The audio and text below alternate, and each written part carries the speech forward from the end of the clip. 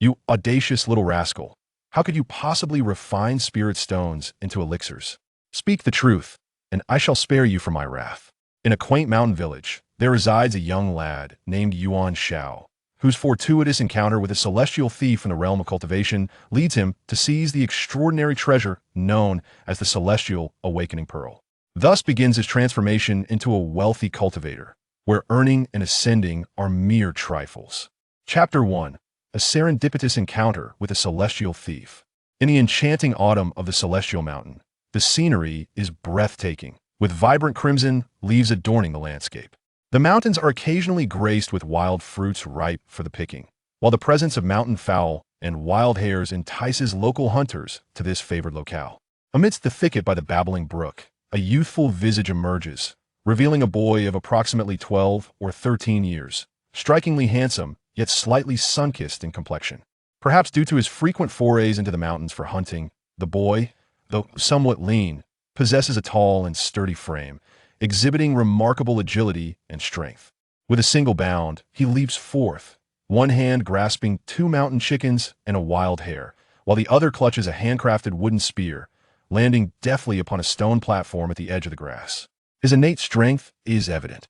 Though his calves bear the marks of jagged stones and branches from the mountains, the lad pays them no heed. Accustomed to such minor injuries from his hunts, he knows they will heal in a matter of days. As noon approaches, hunger gnaws at his belly. Thus, beside the stone platform, he cleanses one of the mountain chickens at the brook, gathers some dry twigs, and upon returning to the platform, produces a fire starter to kindle a blaze for roasting his prize. Another pheasant and a wild rabbit needed to be taken home to present to his parents. Tomorrow, once his father completed the agricultural tasks at hand, they could be sold in town in exchange for some much-needed provisions. The youth lounged on a nearby stone platform with his legs crossed, chewing on a blade of grass, his gaze lost in the clouds above. He mused wistfully that it would be delightful if little Sakura, who lived diagonally across the street, were here with him. She was a paragon of beauty, her visage as delicate as carved jade, and her face would light up with a radiant smile upon seeing him. They both cherished their time spent together in play. However, ever since they had once engaged in a game of house, during which the boy, half seriously, seized the opportunity to kiss Sakura while playing the groom, her father had caught sight of the moment. Since that incident, Sakura's father had taken to guarding his daughter against the youth, seldom allowing them to play together alone, which felt rather unjust. What was that? The boy noticed a dark speck hurtling towards him from the sky, growing larger and faster, leaving him no time to rise and evade it. It struck the nearby stream with a tremendous splash, sending water cascading into the air. Could it be that celestial beings truly existed? The boy had long heard tales surrounding the mystical mountain beneath his feet. Legend had it that 2 celestial beings from the heavenly realm had once dueled at this very location. One was defeated and transformed into the mountain spirit, while the other emerged victorious and returned to the heavens, leaving behind a divine sword plunged into the mountain to suppress the spirit of the vanquished, preventing its resurgence. Yet, legends remained mere tales. At least the inhabitants near the mountain had never witnessed such a celestial battle with their own eyes. The boy, too, treated it as nothing more than a fanciful story. However, I have heard from the elders that far away from here, there indeed exist several sects dedicated to the pursuit of immortality. Most people have generally heard of cultivators, and a select few have even witnessed these celestial beings soaring through the skies. As the splashes of water settled, a dark figure gradually emerged from the depths. The youth thought to himself, "Let not be a monster." Upon closer inspection, the first thing that surfaced was the figure's back, clad in tattered garments that revealed patches of flesh. Then, the head emerged, with hair flowing and drifting upon the water's surface. The boy, wielding a wooden pole with one hand, hesitated momentarily on whether to intervene. Suddenly, he noticed large bubbles rising from the water around the figure's head. The shadow lifted its face, coughing up water, yet it seemed too weak to struggle or swim to safety. Indeed, this was evidently a living person. To classify them as ordinary would be misleading. Who, after all, falls from the sky? To call them a celestial being seemed equally implausible. Can a divine entity truly drown in water? Yet, without a doubt, this was a peculiar individual. Though the youth was no paragon of virtue, he was willing to lend a hand with little effort.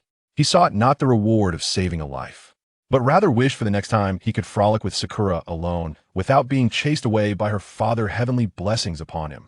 With a wooden pole, he gently hooked the person's collar and pulled them closer. He then dragged the peculiar figure to the edge of a stone platform, propping them up against it. Afterward, the boy retreated a distance of 10 feet, crouching to observe this strange individual. The garments of the peculiar figure resembled those of a Taoist priest, and his appearance was far from flattering, characterized by a sharp, simian visage, a prominent mustache, disheveled hair, and a tattered robe that bore the marks of a whipping, rendering him a pitiful sight indeed. At that moment, the oddity spat out a mouthful of water, finally regaining his composure. "Youngster, you possess some audacity. Today, you have encountered me, and this encounter shall provide you ample tales to boast of for a lifetime." The youth stood bewildered, pondering whether this old Taoist was perhaps a fool. "Lad, why are you at a loss for words? Are you perhaps awestruck by my imposing presence?" The eccentric extended his hand to stroke his mustache, only to inadvertently brush against a wound on his lip, causing him to grimace in pain, momentarily disregarding his dignity. The boy couldn't help but chuckle. This old man was rather amusing. "Old man, how did you tumble down from the heavens?" "What old man?" The Taoist retorted with fury. "I am none other than the illustrious thief of the celestial realm, Sikong Jiayue. Even the leaders of the celestial world must respectfully address me as master of skill upon encountering me. Who does not tremble in my presence?" The Taoist spat as he spoke, his indignation evident in his expression, as if to say one was blind to the true immortal. "Oh, so it is you, the old thief Jiayue. How did you fall from the heavens? Youngster, are you intentionally seeking a fight?" The Taoist's anger intensified. "Old man, my name is Yuan Xiao, not youngster." The boy's temper flared as he raised his wooden staff, pointing it at Sikong Jiayue, leaving the old thief momentarily dumbfounded. "Heh, you have some spirit. You pique my interest. You bear a striking resemblance to my younger self." Jiayue continued to boast unabashedly. "Old man, you ought to cover that gaping hole in your backside before you boast, for your flesh is fully exposed." Yuan Xiao, of course, did not believe the elder's earlier self-aggrandizing claims. Sikong Jiayue glanced down and discovered indeed that the right side of his waist, near his rear, had been struck by the whip of a pursuing Zai Xianwei, tearing his garments and revealing his flesh. He let out a profound sigh towards the heavens, lamenting, "Who would have thought that my illustrious name, Sikong Jiayue, would be tarnished today by a mere callow youth? As for me, I merely sought merriment at the Tianzuan mansion, indulging in the revelry of a banquet. In my inebriated state, I unwittingly wandered into the mansion's storeroom, where I chanced upon a few exquisite treasures and could not resist playing with them for a few days. Fearing that the Tianzuan might discover my intentions and attempt to detain me, I departed without a word. Little did I know that the Tianzuan mansion would prove so petty, dispatching the Zai Xianwei and Heishan Xianwei to pursue me.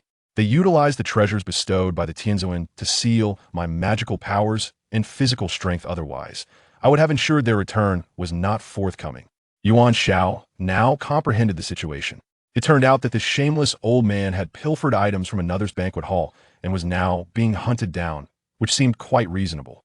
Earlier, he had mentioned how the immortals appeared flustered upon seeing him. Who wouldn't be alarmed by a thief? I am currently unable to wield my powers, and I cannot predict how long this seal shall last. It could be a decade before I regain my abilities, or perhaps merely a few months. Who can fathom the thoughts of the Tianzuan? Truly, it is a bitter plight. Suddenly, Sikong Jiayue sniffed the air and inquired, "Youngster, what are you roasting? It smells delightful. Do share some with me." As the Lantern Festival approached, it dawned upon Yuan Xiao that the mountain chicken had indeed been roasted to perfection. He leaped onto the stone platform, retrieved the succulent fowl, and with little regard for decorum, tore off a leg and began to indulge in it voraciously. This scene left Sikong Jiayue swallowing hard. For having lost his magical abilities and corporeal strength, he found himself akin to an ordinary mortal, in need of sustenance and refreshment. Moreover, even celestial beings, though capable of subsisting on divine energy, still possess a craving for exquisite delicacies. "Old man," Yuan Xiao retorted, "your words are grandiose, but how am I to discern whether you are merely spouting nonsense? You claim to have procured several items from the celestial sovereign's abode. Let us see them now, and perhaps I shall believe you, while I feast on this mountain chicken." His skepticism towards the elder was palpable. Oh, how the world has deteriorated, and how the hearts of men have become ungrateful.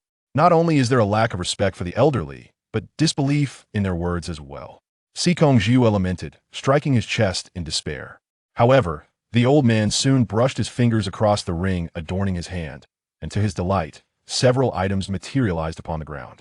He felt a surge of joy, thankful that he possessed this wondrous storage ring that required no magical prowess to access. The first item was a wine cup, which the elder proclaimed to be the cup of the wine god.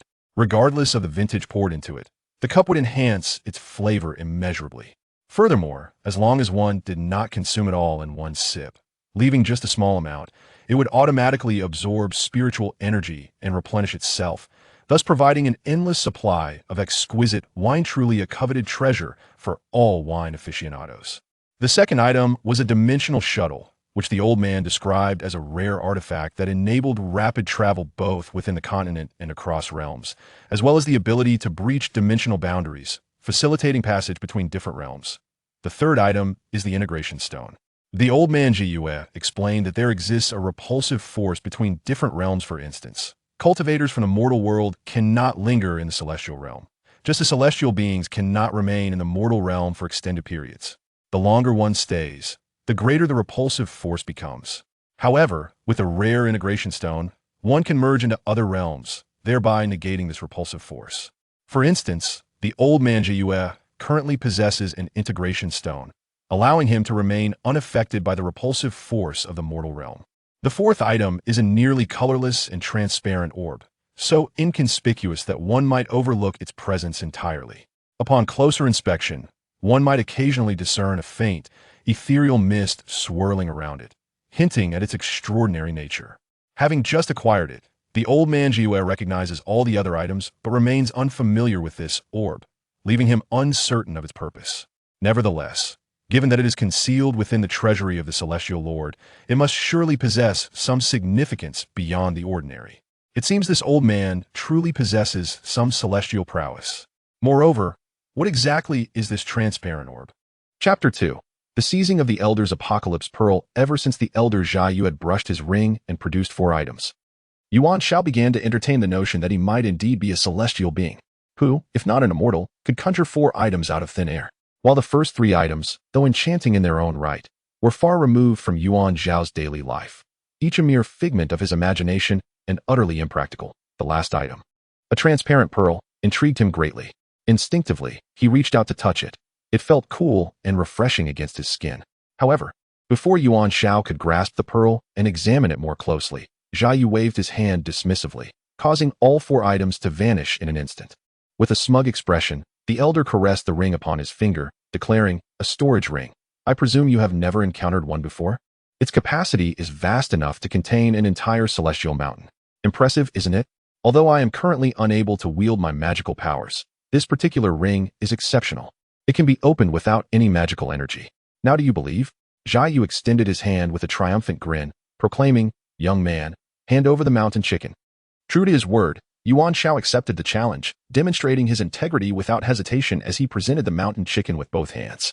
The elder, having been pursued relentlessly throughout the day, was ravenous and weary. He devoured the chicken with an insatiable hunger, shedding any semblance of celestial grace. "Elder, may I play with that pearl once more?" he inquired. Acknowledging the adage that one ought not to bite the hand that feeds, the elder hesitated momentarily before relenting. He reached for the ring once more and retrieved the pearl, reminding Yuan Xiao to return it afterward. As Yuan Xiao received the pearl, a wave of refreshing coolness enveloped him, invigorating every pore of his being. The pearl was remarkably light, barely registering any weight in his hands. The bead is diminutive, slightly smaller than a pigeon's egg, colorless, odorless, and transparent, allowing one to gaze through it and perceive the scenery beyond. Were it not for the faint mist that envelopes it, it would be exceedingly difficult to detect even if it were to fall to the ground. Yuan Xiao observed the bead for a moment, suddenly feeling as though her spirit had become ensnared within it. Abruptly awakening, she discovered that the old man was nearly finished devouring the mountain chicken. He gestured for her to return the bead. "Old man, may we strike a bargain? Could I borrow this bead for a while? Alternatively, I could trade you another mountain chicken. Do you perceive me as someone easily deceived? You think a mere mountain chicken could exchange for a treasure from the Celestial Sovereign's estate? Although I know not the purpose of this bead. Any item from the Celestial Sovereign's collection could fetch at least half a street in the celestial realm." The old man, Ziyu, retorted angrily. "But did you not also borrow from the Celestial Sovereign's estate? Should you refuse to lend me the bead, I doubt you will be able to retain it for yourself." Look up to the heavens if you doubt me. Upon glancing upwards, Sikong Jeyue's demeanor changed to one of alarm. Two long rainbows streaked across the sky, swiftly approaching their location. The old man hastily retrieved a treasure from his ring, instantly enveloping both himself and Yuan Xiao, muttering, "Fortunately, I possess many treasures. I have numerous items that do not require magical energy to activate. Otherwise, this time I would truly be done for. This concealment treasure is versatile, capable of varying in size. The smaller the area it encompasses, the stronger its ability to obscure. External sounds are inaudible, and the internal scene remains unseen. Yet those within can observe and hear the outside world. It is a powerful artifact of one-way concealment." The two individuals who arrived were none other than the celestial guardians of the heavenly sovereign's abode, the ethereal Zai and the formidable Heishan, dressed in flowing white garments. Zai possessed an exquisite beauty, wielding a long whip that had evidently left the old man's attire in tatters, while Yuan Xiao marveled at Zai's celestial grace. The old man seethed with indignation, gritting his teeth in frustration. How could a renowned master thief like himself, if not for the ceiling of his powers, allow these two youthful scamps to have the upper hand? The other, Heishan, was a robust figure clad in armor, with a celestial sword hanging from his waist, exuding an air of authority. It was Yuan Xiao's first encounter with these celestial beings. Oh no, three celestial figures, for the two guardians radiated righteousness, while the old man, Jiayue, appeared rather unsavory in demeanor, with an appearance too disreputable for comfort. Jiayue must have fled to this vicinity, yet now he was entirely undetectable, suggesting that there might be treasures or extraordinary techniques we had yet to consider. Heishan remarked by the edge of the pond. If he could be captured so easily, he would not have attained the fame of a master thief throughout the celestial realm, although Jiayue may lack prowess in combat. When it comes to the art of evasion and concealment, as well as the quantity and quality of magical artifacts, few could rival him. Thus, many sought to apprehend him, yet none succeeded. Zai responded. The old man, upon hearing Zai's remark about his lackluster combat skills, felt a surge of anger. However, when he later heard her acknowledge his concealment abilities and the potency of his artifacts, he became quite self-satisfied, unable to suppress the urge to stroke his mustache, though the whip marks on his lips caused him to grimace in pain. "Old man, do you think if I were to step outside now, they would manage to bind you upon discovery?" Yuan Xiao said suddenly, a mischievous smile gracing his face. "You dare, you little rascal." The old man, Ziyu, was seething with rage as Yuan Xiao remained silent, rising to leave. The old man firmly grasped Yuan Xiao's hand and, suddenly smiling broadly, exclaimed, "My dear brother, seeing you is akin to encountering a beloved kin. It is merely a pearl, nothing to be overly precious about. I can lend it to you for a couple of months. What camaraderie we share." Ziyu's expression shifted as rapidly as turning a page in a book. He spoke these syrupy words without a hint of embarrassment, abandoning the term youngster. "My dear brother, just by looking at your face, one can tell you possess a cold exterior yet a warm heart. When I previously said I wouldn't lend it, I was merely jesting. How could a brother not cherish his younger sibling? It is just a pearl. Surely, I would not regard it as a treasure. Given my affection for you, I could easily gift it without a moment's hesitation. Wouldn't you agree?" Yuan Xiao was nearly convinced by his own words. "Dear brother," the old man called out with heartfelt emotion. Deep down, Ziyu longed to slap this younger brother down, yet his face was still brimming with tears. After all, there were two deathly assassins waiting outside, and this fool was determined to expose himself. "My brother." Yuan Xiao, too, felt a swell of emotion, his eyes reddening. Yet he continued to struggle against the old man's grip until the old man produced the pearl and placed it into his hand. Only then did Yuan Xiao turn and embrace Ziyu's shoulder, wailing in joy. What a splendid display of brotherly affection. Internally, Ziyu lamented, "Brother, I am merely borrowing. But you are outright stealing." Outside, the Black Mountain Guardian carefully sensed Ziyu's aura, finding no abnormalities. Black Mountain turned and inquired, "Do you know what precious treasure was lost from the Heavenly Sovereign's estate this time?" Upon my arrival, the chief steward merely mentioned that a few items were lost, though rare. They were not of extraordinary value. However, there was one item of great significance, a celestial pearl, known for its remarkable properties. The steward indicated that the celestial sovereign had intended to bestow it upon the child of an old acquaintance, and recovering it would be most fortuitous. The primary concern was that the scoundrel Sikong Jeyue had the audacity to thieve during a banquet at the celestial sovereign's residence, bringing disgrace upon the estate, and warranted a slight reprimand, as Zai remarked. "A mere reprimand?" Heishan paused, stroking his chin. "It appears that Sikong Jeyue is not as simple as we presumed. Perhaps he has significant connections that compel the celestial sovereign's residence to tread lightly. Over the years, He has pilfered from various estates within the celestial realm and yet remains sprightly, aside from his exceptional ability to evade capture. There may be other reasons we are unaware of. Suddenly, Heishan's expression shifted, and he declared, Zai, I sense an increasingly palpable repulsion from the mortal realm, one that is becoming exceedingly difficult to suppress. We must return to the celestial realm at once. Here, our cultivation is severely hindered by the forces of this interface. And should we encounter the foremost practitioners of this realm, we could find ourselves in peril. We must exercise caution.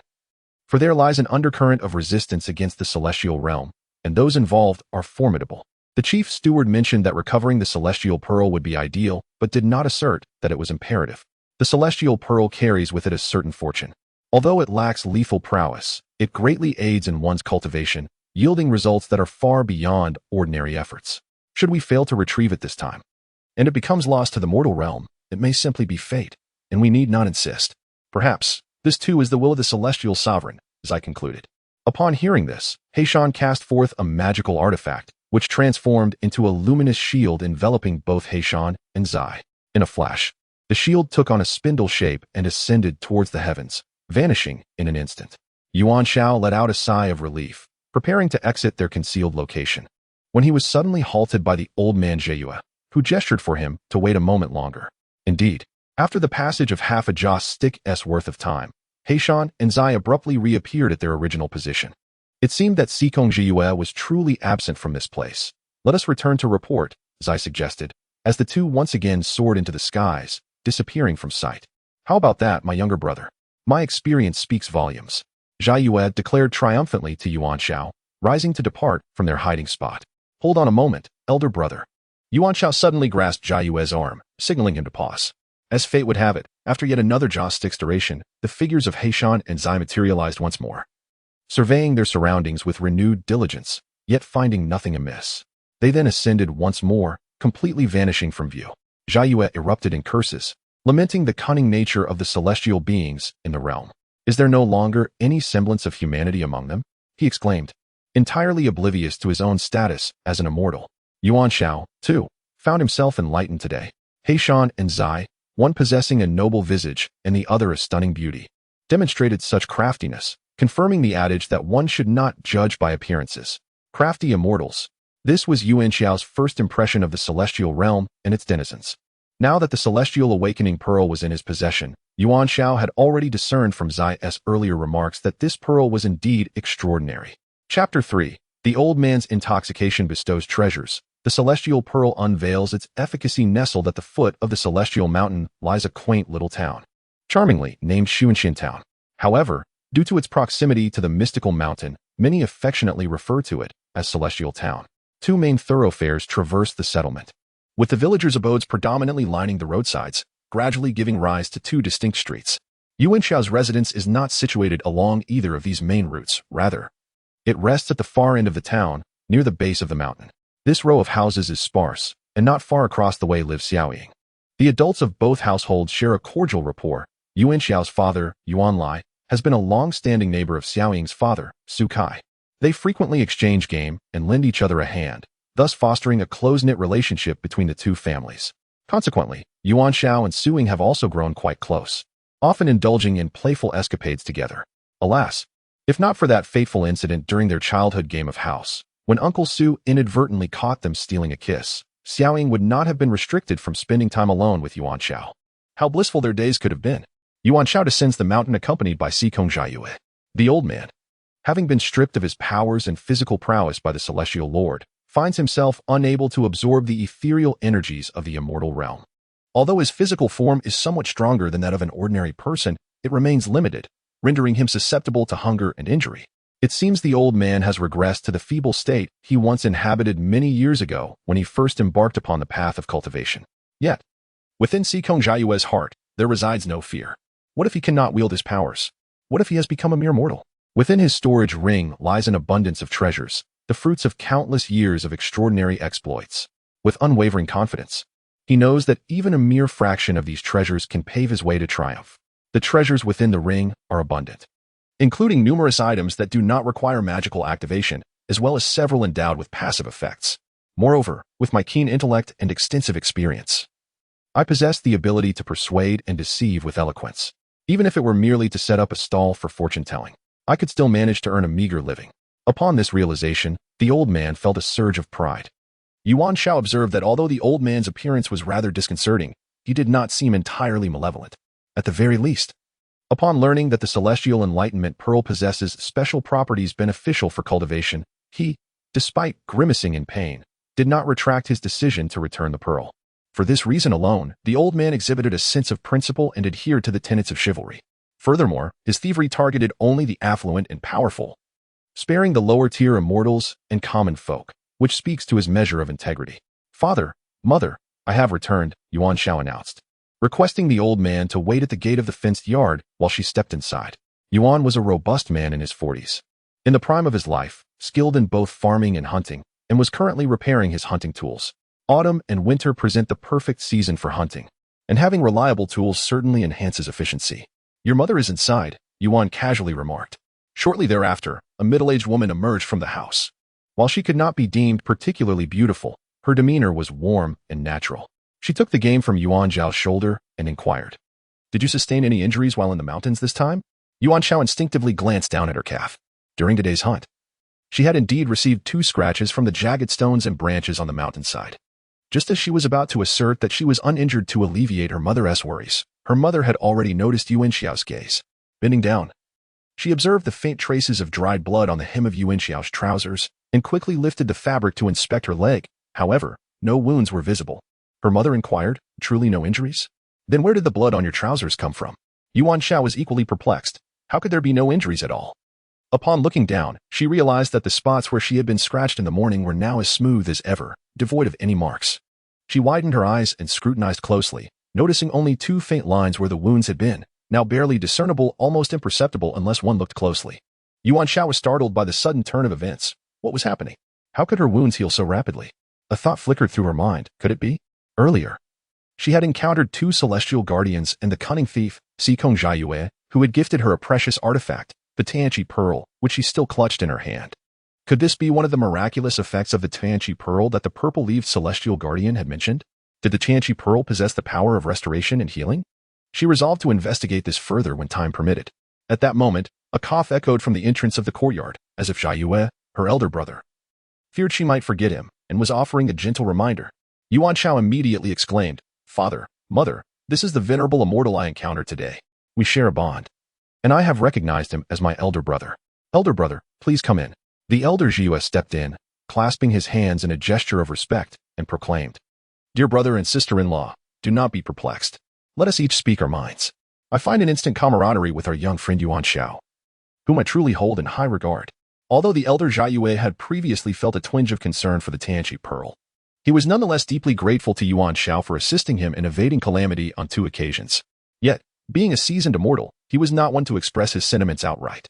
Yuan Xiao's parents, being down-to-earth and warm-hearted individuals, remained unaffected by the Taoist's somewhat lecherous demeanor.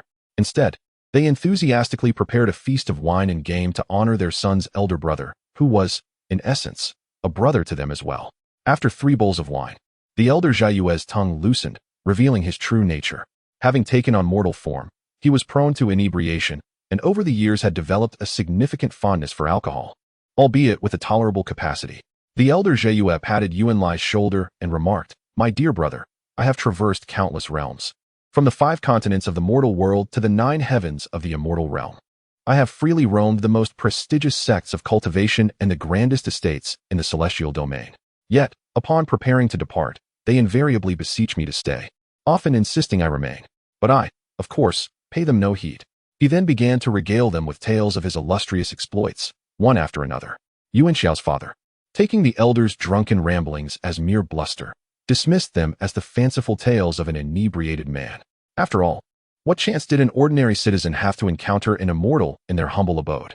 As the night grew progressively cooler, Yuan took a garment and draped it over the old man. Yuan Xiao's mother noticed that the food had cooled and promptly carried it back to the pot to reheat it before returning. Yuan Xiao listened intently as the old man recounted tales of his past, aware that despite the old man's occasional embellishments, much of what he spoke was rooted in truth. After all, they had just escaped from the clutches of Zai and Heishan earlier that day, and the Tianqi Pearl remained securely in Yuan Xiao's palm, evidence of their reality. Suddenly, The old man fell silent for a moment before speaking. Brother, throughout my life, I have felt I lacked nothing. Wealth, treasures, and fame have all been within my grasp. Yet, what I have truly yearned for is a warm home, a sense of care. Today, in your presence, I have experienced the warmth of home and your concern. It has been a millennium since I felt such emotions. How I long for it, how joyous it makes me. The old man then turned to Yuan Xiao, slightly inebriated, and said, Young brother, it is rare for someone to show interest in my tales. All these years, I have roamed in search of treasures, hoping that one day he might learn of my existence, hoping that there would be an opportunity for him to hear my stories. Thank you, young brother. Suddenly, the old man rose unsteadily and staggered to the door, pointing outward as he spoke. Brother, sister-in-law, young brother, your abode is well-oriented. However, being close to the mountain's base, it harbors excessive. With this warm jade talisman, you can harness to nurture the prolonging life and warding off ailments. As he spoke, the old man touched his storage ring, and a jade talisman flew forth, disappearing into the ground. Instantly, everyone felt a wave of warmth envelop them, as a gentle breeze caressed their faces, invigorating their spirits. In the span of a mortal century, one is inevitably confronted with tempests and tribulations. Even though my dear brothers and sisters possess innate goodness, they are not impervious to perilous dangers. This array of defensive formations, activated passively, shall remain here. It can withstand at least 3 fatal assaults from those beneath the great ascension and perfected completion level. The weaker the attack, the greater the number of defenses it can sustain. I hope you never find yourselves in need of such protection. As he spoke, another set of array flags soared from his storage ring, vanishing around the house. Following this, the ground quaked slightly before tranquility returned. Brother Xiao, having completed these arrangements, beheld the astonished couple, feeling a swell of pride. Do you see? This is the essence of divinity. This is treasure. None possess as much as I do. Yuan Xiao was taken aback, realizing that their elder brother became quite generous when intoxicated. He morphed into a veritable benefactor in his inebriation. Had they known this, they wouldn't have gone to such lengths to seize that pearl during the day. Brother, come back inside and have a seat. Let us share a few more bowls. Yuan Xiao urged, grasping the elder's hand to guide him back to his seat, pouring 2 more bowls of wine before him. The elder relished this attention, raising his bowl and downing it in one gulp. My dear child, I have had my fill. Do refrain from pouring more. It would be quite distressing if I were to become inebriated. Yuan Xiao's mother scolded him. How can that be? Our brother is a celestial being. What is there to fear from a modest amount of wine? Yuan Xiao continued to pour, anxious that her elder brother might not drink enough. Chapter 4. Another storage ring for the elder brother. Indeed, my younger brother speaks true. In my youth, I was impervious to intoxication. Do you see me now? Am I inebriated? Not in the slightest. Seizing the opportunity while brother Xiao spoke, Yuan Xiao presented him with another bowl, which he accepted and drained once more. My dear brother, I see that your ring is quite exquisite. Might there be one available for me? Perhaps you could sell it to me. The Lantern Festival is a time for retreat in advance. What? Sell one to you? What kind of relationship do we have that I could take your money? Where would that leave my dignity? In this world, one must maintain their face. As he spoke, he produced a black ring and placed it into Yuan Xiao's hand. Knowing well that my young brother is not a cultivator, lacking both magical and spiritual powers, he would indeed be perplexed were it anyone else.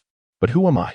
I am the possessor of countless treasures, and I possess a storage ring that requires no magical prowess to activate. Come now, my young brother. Place it on your ring finger. Do you see that small dot on the side? Press it twice in succession, and it shall reveal its space. Upon hearing this, Yuan Xiao donned the storage ring on his left hand's ring finger, locating the concealed black dot on the side. He pressed it twice and immediately sensed the existence of a space within, astonishingly similar in size to the yard in front of his own home. He was indeed taken aback. Yuan Xiao was filled with euphoria. The wealth of this elder brother was truly remarkable. At this moment, the storage space had connected with the ring on his hand and his thoughts. Now, simply touch the item you wish to place inside and observe what transpires. The elder remarked, his expression one of delight as if he had never encountered such wonder before. Yuan Xiao, feeling adventurous, reached for the wine bowl before him and silently willed it to enter the storage space. In an instant, the wine bowl vanished from sight. Then, with another silent command, it reappeared in his hand, truly miraculous. Filled with glee, Yuan Xiao grasped the hand of the moon-plucking elder and shouted for it to enter. Yet the elder remained utterly unmoved. The elder laughed so heartily that tears streamed down his face. Originally, this storage ring could only accommodate inanimate objects, as it was incapable of holding living beings. To store living creatures, one must reach a certain level of cultivation, utilizing spirit beast bags, spirit beast rings, or celestial artifacts possessing secret spatial dimensions, or employ powerful spells to create such spaces. My young friend, now that you possess the celestial pearl, a treasure that aids in cultivation, and given that the people of the heavenly sovereign's residence have attested to its remarkable efficacy, you may take your time to explore its potential. In the realm of mortals, the 5 continents exist, and this particular region belongs to the northern peace continent, specifically its northernmost part, where the level of cultivation is relatively underdeveloped. The eastern sea continent and the western tranquility continent boast superior levels of cultivation, while the central plains continent and the southern embrace continent are home to the most advanced practitioners. Most of the top cultivators in the mortal world reside there. Each continent is vast and expansive. Unless one cultivates to the Yuan stage or beyond, a practitioner might spend their entire life without traversing the entirety of the 5 continents. My young friend, there are several sects in the vicinity, such as the White Wind sect and the Cloud Sea sect, both of which are branches of the distant White Cloud sect. The Sea Breeze sect and the Tide sect are affiliated with the Sea Tide sect, and generally, the higher sects select talent from their subordinate branches. Although these sects may not represent high-level cultivation schools, they offer fundamental cultivation techniques that lay a solid foundation for future endeavors. If you wish to pursue cultivation, you may commence your journey with these similar sections. I intend to return to my homeland in the eastern sea continent, amidst the mountainous islands, to attend to some unfinished matters. At present, the elder finds himself devoid of magical power, and it remains uncertain how long it will take to lift the seal. Staying here poses a considerable risk, as it is unknown whether the disciples of the Celestial Master will come seeking him again. However, it is crucial to remember that even celestial beings descending to the mortal realm are not invincible. They face substantial suppression in this world, which significantly limits their combat prowess. Should they encounter supreme cultivators, the celestial beings may find themselves in peril if they do not retreat. Forcing the exertion of their power in the short term could inflict irreparable damage on their future paths of cultivation. The old man spoke with great enthusiasm tonight, but soon succumbed to slumber under the influence of alcohol. Yuan Xiao assisted the elder to his bed in a side chamber, covering him with a blanket, while she meticulously examined the celestial revelation pearl under the lamp. Yuan Xiao rolled up her pant leg to inspect the 2 wounds on her calf from earlier. They had now smoothed out, appearing even more delicate, with no trace of injury remaining. Could the celestial revelation pearl possess healing and restorative properties? There was only one way to find out. Yuan Xiao procured a small knife and gently made a shallow incision on her fingertip. She was not foolish enough to inflict a substantial wound merely to test the efficacy of the pearl. A mere bead of blood would suffice. The cut was significantly smaller than the wounds on her calf. She then cradled the celestial revelation pearl in the palm of her injured hand. Lo and behold, a transformation occurred. In less than the time it takes for a stick of incense to burn, the tiny wound on her finger healed, scabbed over, fell away, and regenerated, restoring her skin to its original state. A flawless recovery, an extraordinary phenomenon. The Lantern Festival brought an unexpected delight. Whether in hunting or pursuing immortality, encountering peril and sustaining injuries were commonplace. However, with the presence of the Enlightenment Pearl, safety would be significantly assured. Yuan Xiao noticed a thin layer of grime covering his skin. Could it be that he had become so dirty from today's hunt in the mountains? It seemed unlikely. Eventually, fatigue overtook him, and he succumbed to a drowsy slumber upon the table. Upon awakening, he found himself still resting there. Dawn was approaching, and the old man remained asleep in bed. Suddenly, Yuan Xiao felt an uncomfortable sensation coursing through his body. He lifted the hand that grasped the Enlightenment Pearl and discovered it was covered in mud, as was his wrist. After touching his face and inspecting his chest, he found himself entirely soiled. How peculiar. I am filthy. Could this be the work of the Enlightenment Pearl again? Yet, aside from the dirtiness, he felt no other discomfort. In fact, he sensed a surge of vitality within himself. Yuan Xiao quietly slipped out of the yard, seizing the opportunity before dawn to wash himself thoroughly in the creek at the foot of the mountain behind the house. Even though it was autumn and the water should have been somewhat chilly, he felt invigorated, as if the shackles binding his body had been released, and he experienced unparalleled exhilaration, oblivious to the cold. To his astonishment, he noticed that his skin had become noticeably fairer. How miraculous! By the time Yuan Xiao returned to the doorstep, the sun had fully risen. His parents were already awake, and upon glancing at their son, they were momentarily taken aback. Their slightly dark and thin boy appeared remarkably fairer today. Upon further examination, not only had my skin become fairer, but the small blemishes on my body and face had vanished, and the marks of old injuries were completely erased. as if a piece of mixed jade had suddenly transformed into pure and flawless beauty. Were it not for our intimate companionship, my parents would surely suspect that the lantern festival had been replaced by another person. Hearing my parents' astonished exclamations, the old man from the side room, known as the moon picker, rose and stepped outside to scrutinize the lantern festival closely. The moon picker remarked, "Young brother, this condition resembles the effects of the I Ching's marrow washing, purging the body of all impurities and molding a pure and unblemished form. If this is the result of a cultivation technique, it would indeed be quite an impressive one. However, since you have not practiced any such arts, it must be a passive result of external forces, and if I am not mistaken, it is likely due to the influence of that enlightenment pearl in your hand." Oh, the old sage remains insightful, despite having lost his powers. Elder brother, I too suspect that the enlightenment pearl has played a role. I now feel entirely at ease, a warm sensation enveloping me, and I am brimming with vitality. The old man continued, "This suggests that the enlightenment pearl may possess the ability to purify, refine, or eliminate toxic and harmful substances. When you have the opportunity, you might seek out other items to experiment with, as this treasure was intended for gifting by the celestial sovereign and should not be lacking in merits. Moreover, there may be other unexpected new effects or abilities. Take your time to explore them. Today, dear brother, I must take my leave and return to the mountains of Donghaezo. Should fate allow, we shall meet again. Take care." Elder brother. In a swift manner, Yuan quickly dashed into the house and emerged with several bundles: rice, flour, a pot, a stove, and bowls and chopsticks. "I knew, dear brother, that you possess a place to store these items." He referred to the old man having a storage ring, making it convenient to carry these belongings for the journey ahead. The old man was immediately moved, his eyes glistening with emotion. "Brother, there is also this, a small pouch of silver and copper coins for your travels." Yuan's mother presented a small fabric bag filled with mundane currency. The old man's eyes brimmed with tears. "Brother, I will surely miss you. Be cautious on your journey, and do not let those celestial beings hinder you. Your younger brother is eagerly awaiting our next meeting." Yuan, clutching his bedding, handed it over to the old man as well. At last, the old man could no longer contain his tears. "This family has been exceedingly kind to me.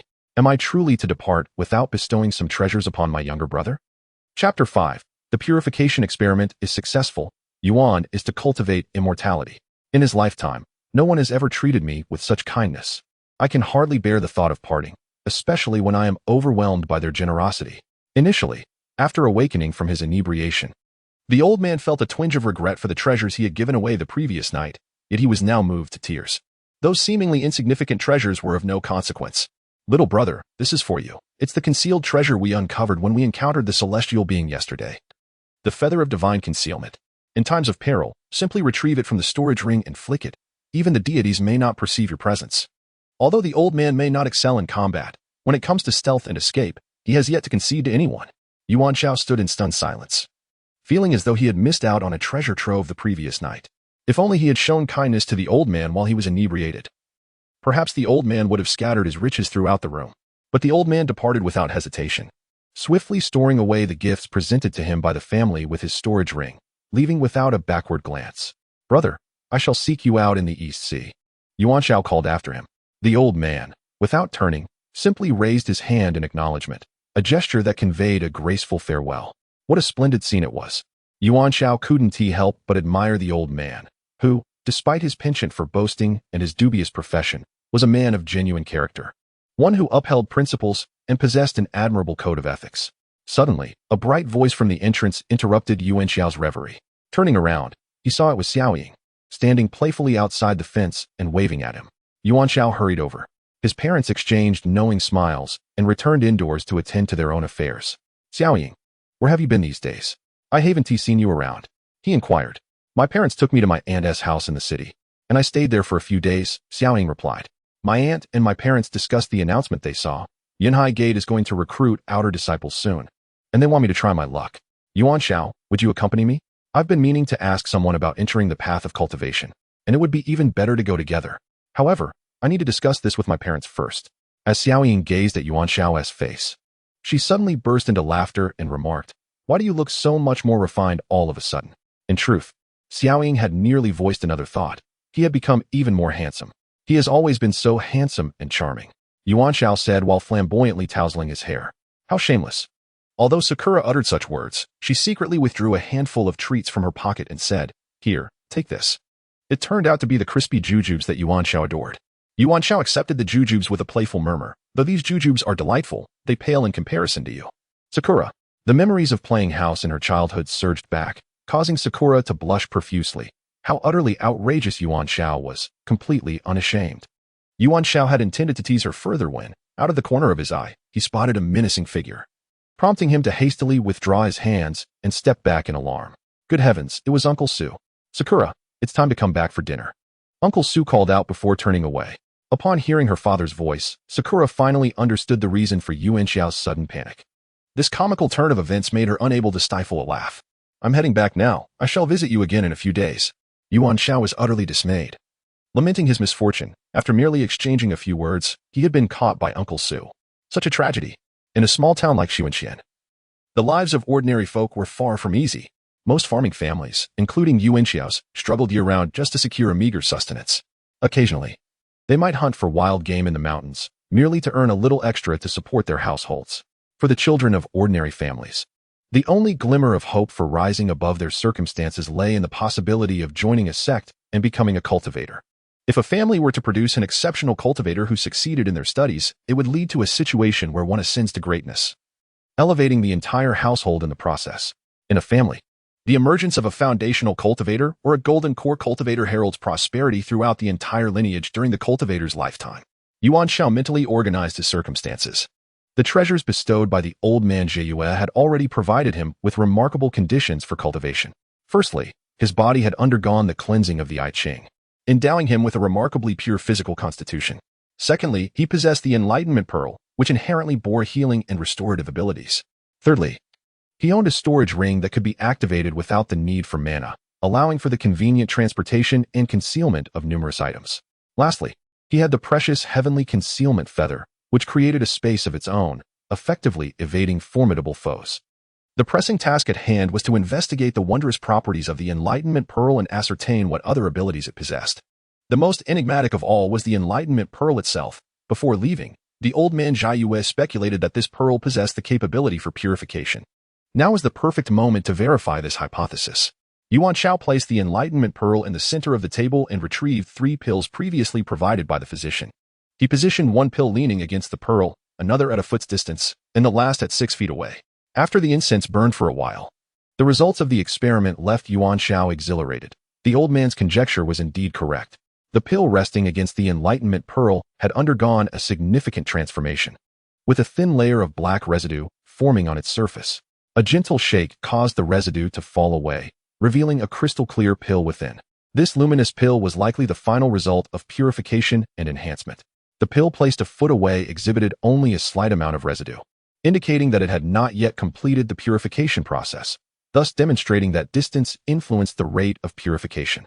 6 feet away the pill lay, nearly imperceptible traces of medicinal residue upon it, exhibiting little to no change. Thus, Yuan Xiao arrived at a conclusion. The Tianqi pearl indeed possesses the ability to purify the pill, with proximity reducing the time required for this process. Conversely, the greater the distance, the longer the time needed. Beyond a certain range, the effect becomes almost negligible. Such an extraordinary treasure, can it be utilized in crowded places? Certainly not. There is a saying, a common man is innocent, possessing a gem is a crime. If outsiders were to discover this treasure, it would be exceedingly difficult for Yuan Xiao, given her current abilities, to safeguard it, potentially even inviting deadly peril upon herself. Aside from her parents, who are already aware of her possession of the Tianqi pearl, it is not prudent to disclose this secret to others for the time being. Even those who care for her should remain oblivious. Ignorance, in this case, serves as the greatest safeguard. How then can the Tianqi pearl be employed safely without exposure? An idea struck Yuan Xiao. She recalled the storage ring given to her by the old man of the moon. She could place the Tianqi pearl alongside the pill intended for purification within the storage space, thus completing the entire process discreetly. Moreover, storing the Tianqi pearl in the storage space would also resolve the issue of concealing it. Without delay, she set about testing this notion, casting both the Tianqi pearl and several pills into the storage ring, positioning them in the same location within the storage space. After the duration of an incense stick, her previous hypothesis was confirmed. Purification could indeed proceed within the storage space, granting her considerable relief. With such a treasure at her disposal, if she were still unable to compete with others, it would be better to find a block of tofu and end it all. Yuan Xiao, though not particularly clever, has spent his childhood hunting in the mountains, enduring hardships and injuries, which has forged a robust physique and a resilient spirit. Even without the enlightenment pearl, he does not consider himself inferior to others. Furthermore, with the aid of this extraordinary gem, he feels even more empowered. His parents wholeheartedly support his aspirations. Since their child possesses dreams and favorable conditions, they see no reason to withhold their encouragement. Should their child succeed in the path of cultivation, he would no longer need to toil under the sun and soil. The path of cultivation beckons, and I, Yuan Xiao, am ready to embark. Chapter 6. The Allure of the Enlightenment Pearl. And Yuan Xiao's aura. Yuan Xiao held the Enlightenment Pearl in his palm, gently rotating and toying with it, when he suddenly sensed something unusual. The pearl was not perfectly spherical. At a certain angle, he detected a slight indentation.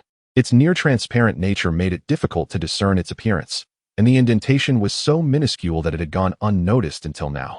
With delicate movements, Yuan Xiao once again located the small depression through the sensitivity of his fingertips. It was significantly smaller than a sesame seed, imperceptible to the eye yet tangible to the touch. Adjusting his position, he focused intently on the site of the indentation and noticed a faint mist occasionally emanating from around the pearl, seemingly arising from that very depression. Could this little gem harbor profound secrets within? What is the nature of this ethereal mist, and from whence does it originate? As he gazed deeper, Yuan Xiao suddenly experienced a wave of dizziness, followed by the sensation that his consciousness was being drawn away, irresistibly attracted to the indentation in the Enlightenment Pearl. Yuan Xiao suddenly experienced a sharp pain in his head, involuntarily letting out a muffled groan, after which the pulling force abruptly ceased. He quickly averted his gaze, unwilling to fixate on the indentation of the jewel any longer. The previous experience was terrifying. What was the source of that allure? Why did his head throb so painfully? And why did it feel as though his consciousness was on the verge of detaching from his body? These questions lingered in his mind. If only his elder brother, Sikong Jiayue, were still around, he would surely provide clarity on this matter. Even if he could not offer answers, he would at least illuminate a path forward.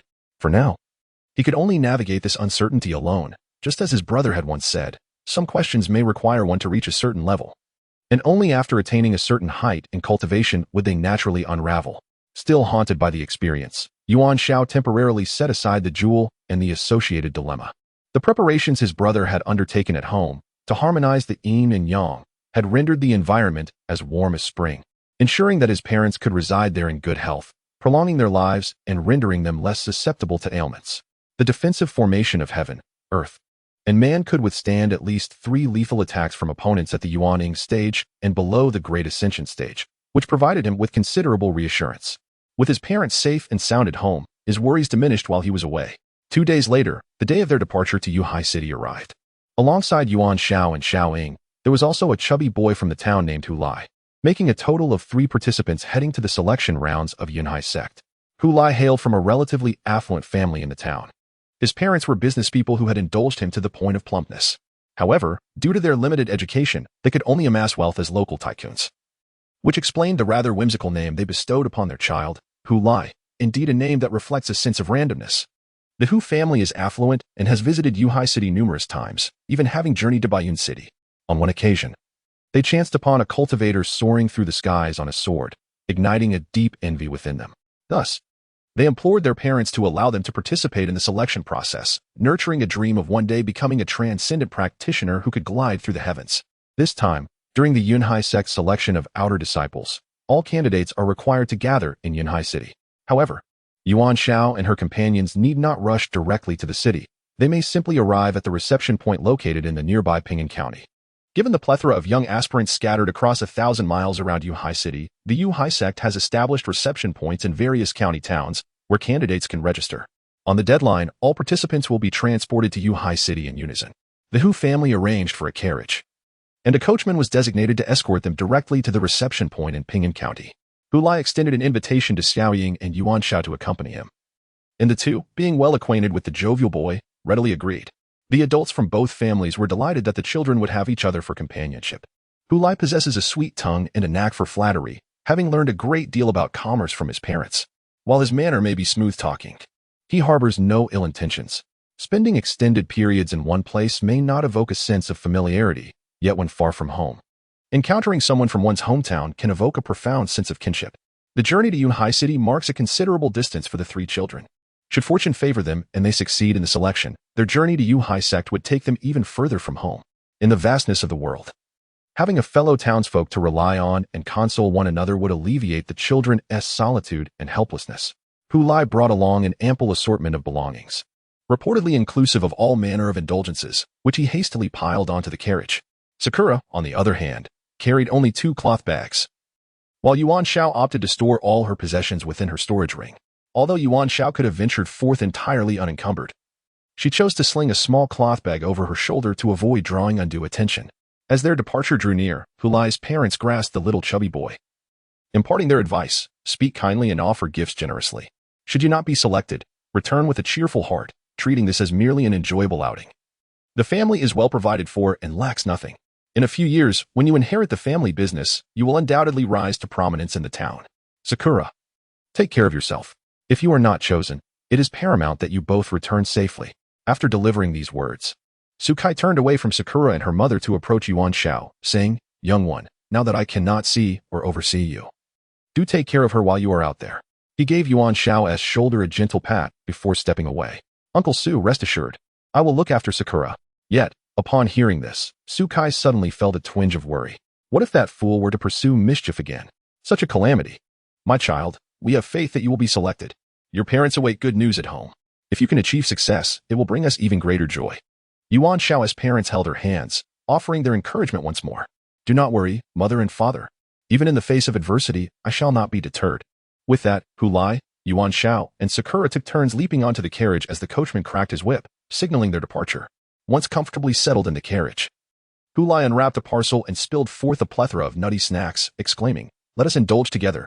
A full stomach ensures a good sleep, and after a restful slumber, we shall arrive. Yuan Xiao teased, no wonder you are so portly. The trio, unfettered by modesty, gathered around the assortment of treats and began to feast. Hulai frequently traversed this route to Ping'an County, rendering it familiar to him. After satisfying his hunger, he reclined to slumber. Conversely, Yuan Xiao and Xiaoying occasionally peered out the window to admire the passing scenery, reveling in the novelty of unvisited locales. Xiaoying, being well acquainted with Yuan Xiao, sensed a significant transformation in him.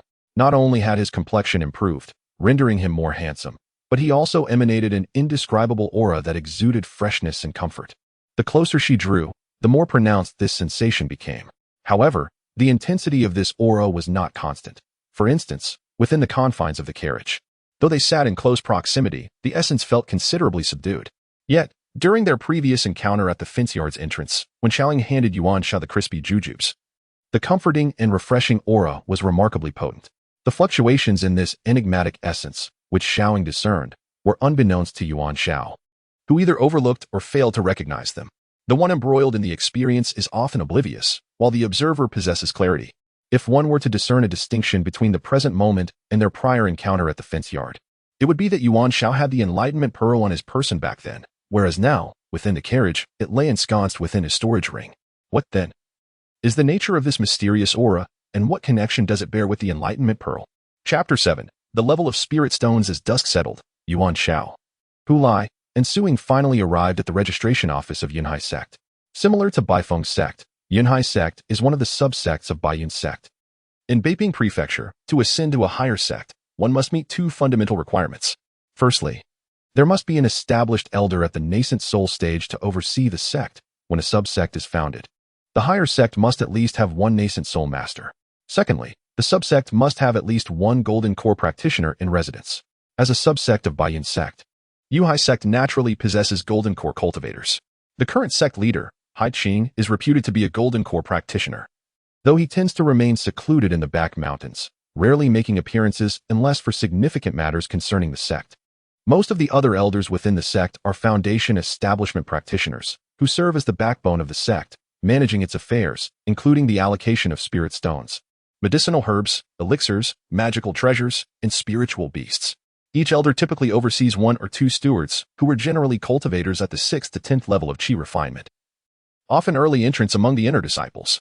In contrast, outer disciples primarily handle various menial tasks within the sect, such as cultivating medicinal herbs, tending to spiritual beasts, cleaning, gathering firewood and water, and cooking.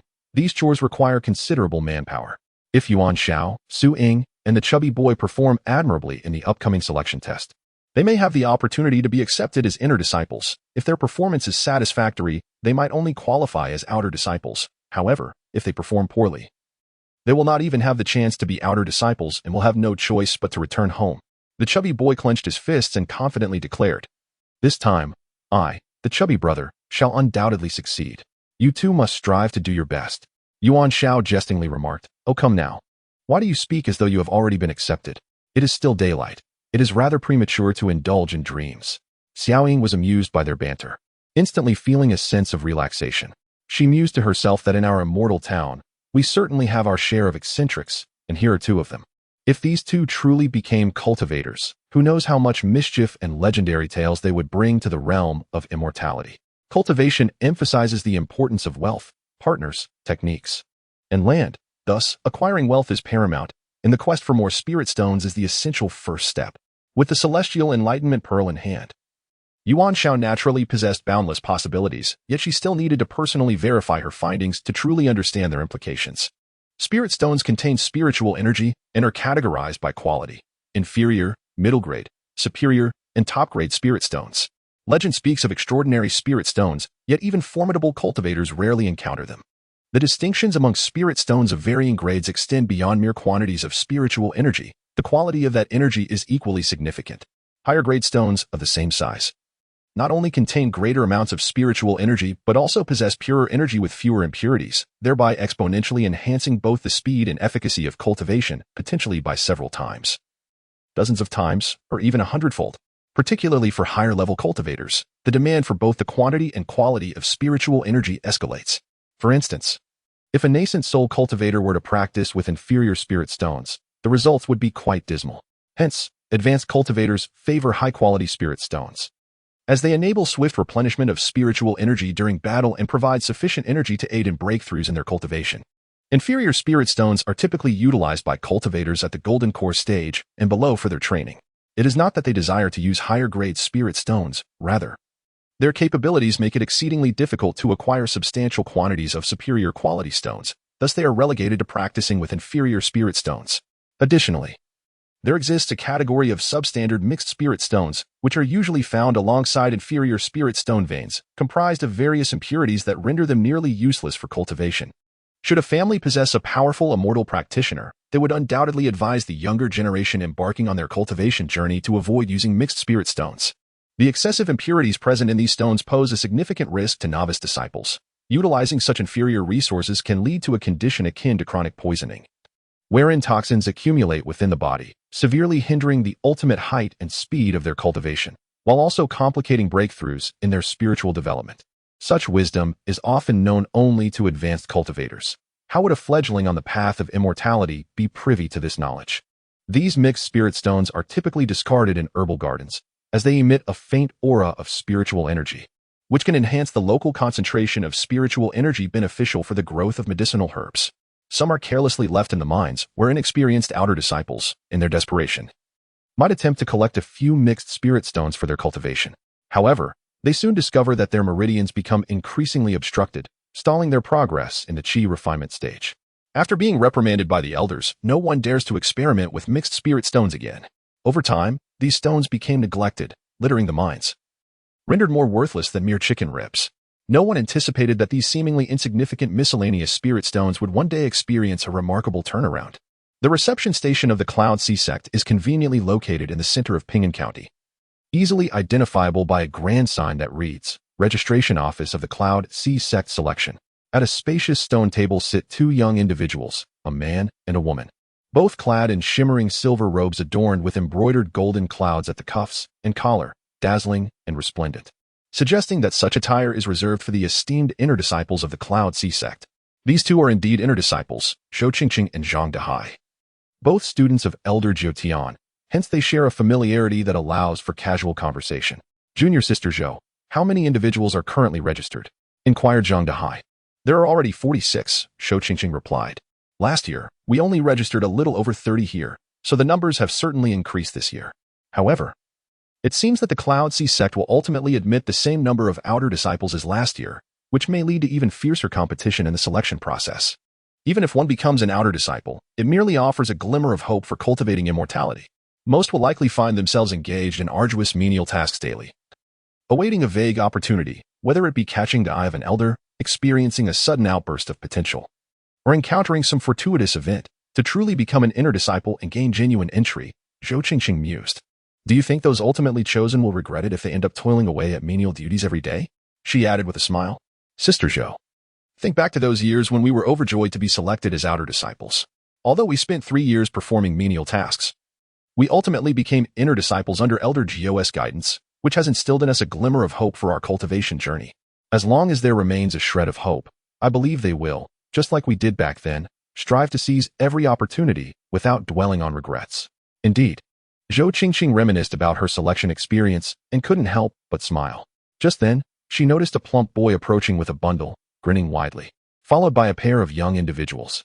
The young man was handsome with fair skin, albeit somewhat comical, with 4 or 5 burdens slung over his shoulders, most of which belonged to the plump boy, with one also belonging to Xiaoying.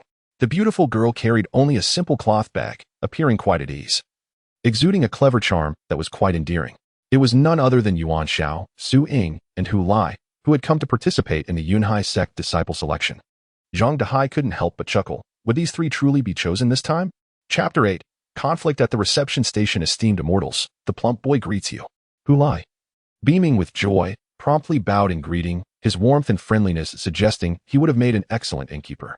Esteemed immortals, you have worked hard. After sitting for a day, you must be quite fatigued, and now you must register us 3. My family possesses a modest amount of tea leaves, while not comparable to celestial tea. They are indeed tribute tea from the court. If you find a moment, esteemed immortals, please do savor it. That would bring me immense satisfaction. With that, he produced 2 exquisite tea boxes, presenting one to both Zhou Qingqing and Zhang Dehai. The chubby one, we, as senior brothers and sisters, are only responsible for registration, not selection. Is it not a bit premature for your gift? If it turns out to be a folly, do not blame us. Moreover, do we truly appear so aged? Is our cultivation genuinely that profound? A celestial master, indeed. Zhang Dehai and Zhou Qingqing were amused by the chubby one and continued to jest with him. Senior brother, senior sister, the chubby one remembers. Just seeing the smiles from you both makes it all worthwhile. Furthermore, senior brothers and sisters are fair-minded individuals. How could they abandon their principles for trivial matters? That would be akin to slandering. Even if they were responsible for the selection, it would be conducted with utmost fairness and equity. The flattery of the chubby one may not have been entirely perfect, yet it succeeded in bringing laughter to all. How does it sound as though you have already been initiated, becoming a formal disciple? Yuan Xiao placed a hand to his forehead. If those in charge of the assessments are as amiable as these 2 senior brothers and sisters, I would indeed feel confident. The chubby one brimmed with assurance. You 3. Please register your names first, Zhou Qingqing suggested. After the chubby one registered his name, he eagerly rushed to Zhang Dehai's side, offering a shoulder massage, leaving Zhang Dehai in a state of bemused amusement. Although Su Ying appeared to be merely a neighborly girl, her eyes sparkled with intelligence, which Zhou Qingqing found quite endearing. As Yuan Xiao approached from a distance, merely a foot or 2 away, both Zhang Dehai and Zhou Qingqing simultaneously sensed a faint aura. Though subtle, it was undeniably present. This aura bore a striking resemblance to the spiritual energy emitted by low-grade spirit stones during their cultivation, yet it felt even more soothing. Once, when the 2 of them visited Master Jiutian, he presented them with a medium-grade spirit stone. The faint aura emanating from Yuan Xiao made their senior siblings feel a closer connection to the spirit stone. At present, Zhang Dehai was at the 8th level of qi refining, while Zhou Qingqing was at the 7th level. If their cultivation were any lower, they might not have sensed that subtle aura at all. Thus, Zhang Dehai perceived it more distinctly. Might I inquire, young brother, do you possess any spirit stones or spirit artifacts? Zhang Dehai asked. What exactly is a spirit stone? I believe I have heard of it, yet I have never seen one. And what is a spirit artifact? Yuan Xiao truly did not know these things, after all. Before encountering Brother Zhaiyue, he was merely an ordinary boy from a mountain village. Observing Yuan Xiao's genuine reaction, Zhang Dehai could only suppress his curiosity for the moment, intending to revisit it later. He had already committed the name Yuan Xiao to memory, knowing he would need to pay extra attention during the upcoming selection tests. As Zhang Dehai reveled in the massage from the chubby boy, he contemplated and suddenly remarked, the selection will commence the day after tomorrow in Yunhai City. As for the various events of the selection, you will naturally learn about them in due course. It is not against the rules for me to share a few words with you in advance. When entering the path of cultivation, while innate talent and aptitude are paramount, perseverance, temperament, and even fate play significant roles. Those with exceptional aptitude may find their progress swift and effortless, which is precisely what sects prefer. However, there are also those of great determination and diligence who ultimately surpass expectations, and then there are the favored by heaven, who, through serendipity, may suddenly ascend like a comet. Therefore, it is evident that everyone possesses their own opportunities. Do not lose heart simply because your innate talent may not seem as remarkable. During the selection of disciples outside the Cloud Sea Gate, although there were several testing components, they primarily assessed various qualifications, talents, and personalities. With a stroke of good fortune, one might even catch the eye of an elder, allowing for acceptance despite not passing other assessments. This privilege belongs to several foundational elders, each permitted to directly accept one or two disciples, though they may choose not to accept any at all, leaving it to chance and circumstance. Thus, until the final moment, you three should not lose hope. It is not mandatory for selected disciples to excel in all tests. Passing merely one could suffice for admission. Today, feeling a connection with the three of you, I wish to share a few more words and extend my best wishes for your success. Thank you, senior brother. Yuan Xiao Xiaoying. And Hulai bowed earnestly, joining the chubby one in exclamations of gratitude. They reflected on how warm-hearted Zhang Dehai truly was. His words not only encouraged the trio but also provided insight into the selection process, revealing him to be a person of great integrity. If only he were truly their senior brother. As dusk approached, you three should first retreat to the Red Maple and across the way for a night's rest. We have reserved 2 large rooms for you, one for each gender. Once you arrive, you will be warmly received. Tomorrow morning, we shall set off back to Cloud Sea City. We will wait until the evening registration concludes before returning. After saying this, Zhou Qingqing gestured toward the inn across the street. Following her, Yuan Xiao and the others indeed spotted the sign for the Red Maple Inn. Thank you, senior sister. Yuan Xiao and Xiaoying echoed her sentiments. Even the chubby one, slightly behind, grumbled in discontent, feeling as though his senior sister was being claimed by another. Upon entering the inn, the three of them separated. Sakura proceeded to the girls' dormitory, while Yuan Xiao and the chubby boy, Hulai, made their way into the boys' quarters. The room was already populated by over 20 individuals of varying ages. The youngest among them appeared to be no less than 10, while the oldest were around 16 or 17. In contrast, those around the ages of 12 or 13, like Yuan Xiao and Hulai, constituted a somewhat larger group. As soon as Yuan Xiao and Hulai stepped inside, they sensed an unsettling atmosphere. A cluster of 5 or 6 older boys had gathered, led by a young man clad in elegant attire, who was seated on the most spacious bedding area. He sat alone, casting a cold gaze upon Yuan Xiao and Hulai. Yet no words were exchanged. The others huddled together on smaller bedding near the entrance, filling every available space, making it impossible to rest comfortably at night. Yuan Xiao and the chubby boy quickly surmised the situation. The group led by the elegantly dressed youth had claimed the larger bedding area, denying others a place to sleep. Under normal circumstances, Yuan Xiao might have tolerated this. A sleepless night wouldn't be of great consequence. However, with the crucial disciple selection taking place the following day, inadequate rest would severely hinder their performance. Thus, it was imperative to assert themselves tonight. Dear brothers, we have arrived late. A modest offering of snacks. A token of our respect, for everyone to enjoy and ease into sleep. With that, the chubby boy rummaged through his pack and produced an assortment of local delicacies, presenting them to the elegant youth's bedding area. He even took out a fan and tossed it towards the young man, knowing well that such fashionable youths relish the opportunity to flaunt their charm. As anticipated, the young man in splendid attire took the fan, flicked it open with a flourish, and then snapped it shut with a satisfying sound, a smug expression gracing his face. It seems you, little chubby one, are quite agreeable. You'll sleep there tonight, he declared, gesturing towards a designated sleeping area with his fan. Although Yuan Xiao found the youth insufferable, the little chubby one had expended considerable effort to resolve the situation. Yuan Xiao refrained from further confrontation, not wishing to embarrass his companion. Just as he was about to join the chubby boy at the sleeping quarters, the young man in fine clothing leaped down, extending his hand to block Yuan Xiao's path. Only the little chubby one may pass to sleep. You, however, are not permitted yet. Do you have any offerings to present? Chapter 9. A clash with Wang Yin. The first battle of cultivation. I only honor my father and mother. You do not possess the merit to receive my respect. Yuan Xiao retorted fearlessly. Having spent years hunting in the mountains, he had engaged in numerous encounters with wild beasts. Honing his formidable skills, injuries were a frequent occurrence, rendering him far from delicate. His physical prowess surpassed that of an ordinary 12 or 13-year-old. His stature and muscularity akin to that of a 15 or 16-year-old. Although his skin had lightened somewhat, his refined physique remained unchanged. After the cleansing of his marrow through the I Ching, he felt an invigorating vitality coursing through him, his movements becoming notably more agile, and his senses, both sight and hearing, sharpened, truly embodying the phrase keen of hearing and sight. Moreover, with the Tianqi pearl now in his possession, he felt little trepidation at the prospect of a scuffle today. Should this young man in splendid attire truly seek trouble, Yuan Xiao was prepared to engage him in combat. "You little troublemaker, feeling defiant, are you?" The youth in fine clothing appeared ready to strike, but Yuan Xiao remained resolute, unwavering in his stance. "I, too, feel indignant.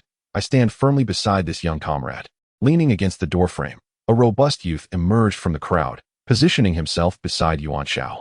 He had been seething with anger moments ago, and now, witnessing someone daring to resist, he could no longer hold back his desire to assist. Some individuals may never wish to be the first to act, yet they possess the courage to be the second. As long as someone takes the initiative, he is willing to follow, perhaps to alleviate his sense of solitude and bolster his resolve. "Strike me." The elegantly attired youth was no mere blusterer. He was a formidable character. He launched a powerful right punch towards Yuan Xiao's nose. Yuan Xiao deftly sidestepped to the left, narrowly avoiding the unexpected blow that grazed his right cheek, merely brushing against his skin without making contact. Seizing the moment, Yuan Xiao grasped the elegantly clad youth's right arm, forcefully pulling him backward while simultaneously tripping him with his right foot. The youth, propelled by his own momentum and Yuan Xiao's swift maneuver, stumbled and fell, crashing face first onto the floor, causing blood to stream from his nose and abrasions to mar his features. A few of his lackeys, eager to assist, attempted to advance but were thwarted by Ma Tao and Hu Lai, who engaged in a shoving match, preventing them from progressing. These lackeys, akin to fickle reeds swaying in the wind, were not genuinely prepared for a fight. Their scuffles with Ma Tao and Hu Lai were merely a display of bravado without true intent to engage. The elegantly attired youth was not one to be easily bested. Rising to his feet, he seized a nearby stool and hurled it towards Yuan Xiao. The Lantern Festival could have been evaded, yet there were others behind, and dodging might inadvertently harm them. Consequently, Yuan Xiao crossed his arms and braced himself to absorb the impact of the bench, an overwhelming wave of searing pain coursing through his limbs. The young man in splendid attire lunged forward with the bench, delivering a kick towards Yuan Xiao's abdomen.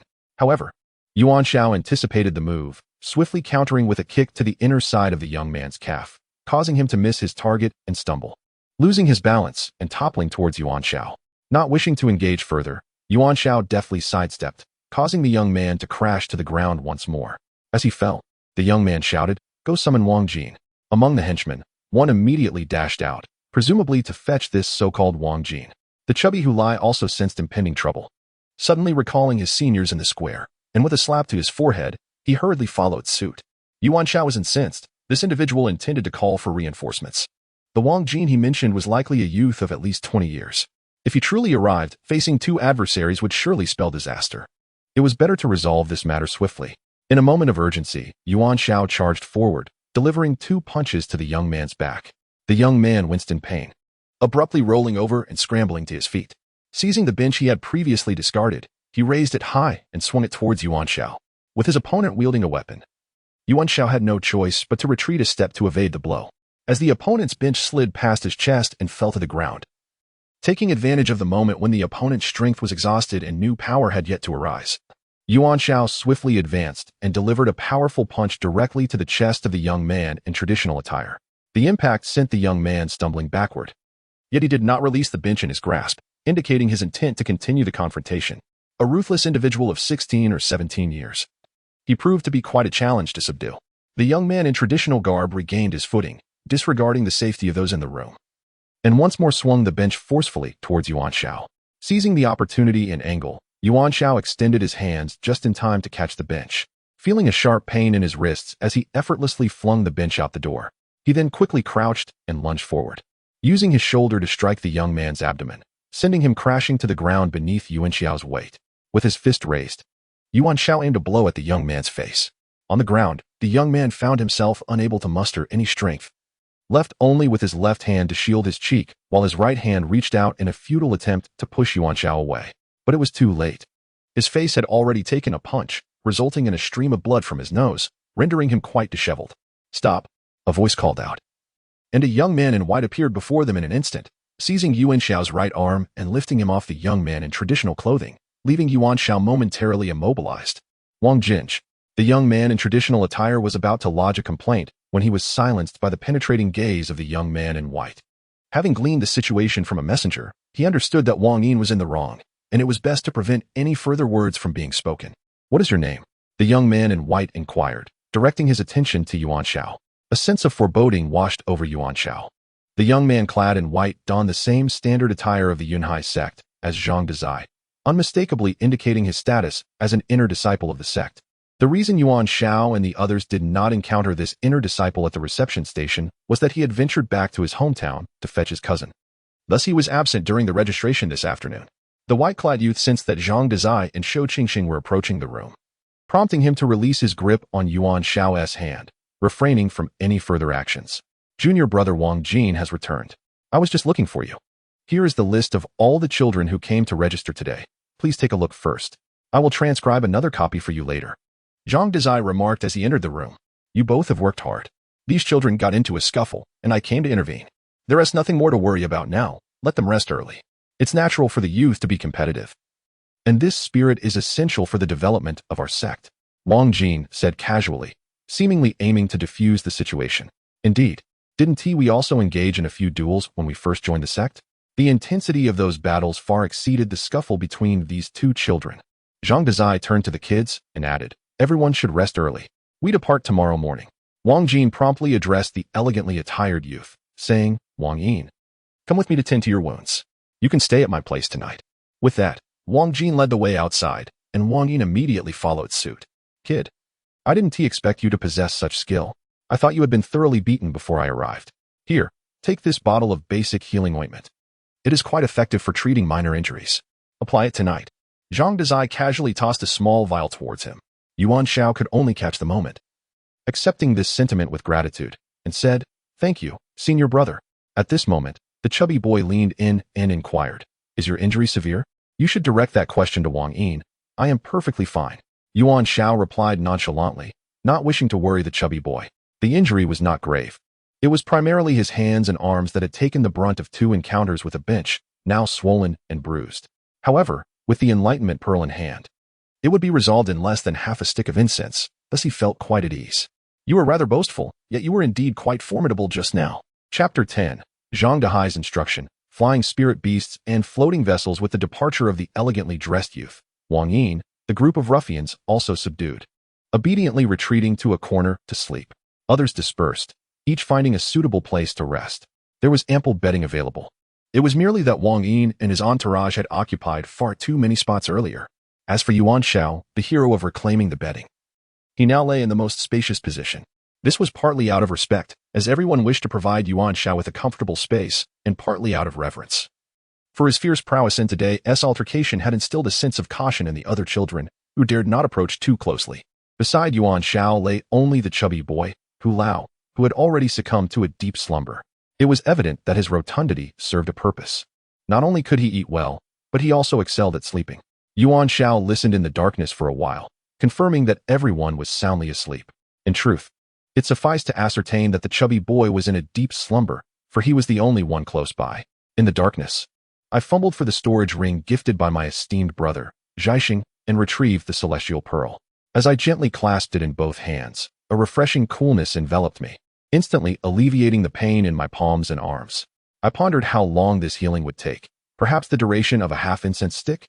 Yet, after only a brief moment, noticeably less than that, I felt an overwhelming sense of comfort wash over me, devoid of any pain. I rubbed the injured areas of my palm and arm, finding no discomfort whatsoever. A question lingered in my mind. Had the healing speed of the celestial pearl accelerated? Or was the duration of healing contingent upon the severity of the injury? This inquiry would have to remain unanswered for now, awaiting further exploration in the future.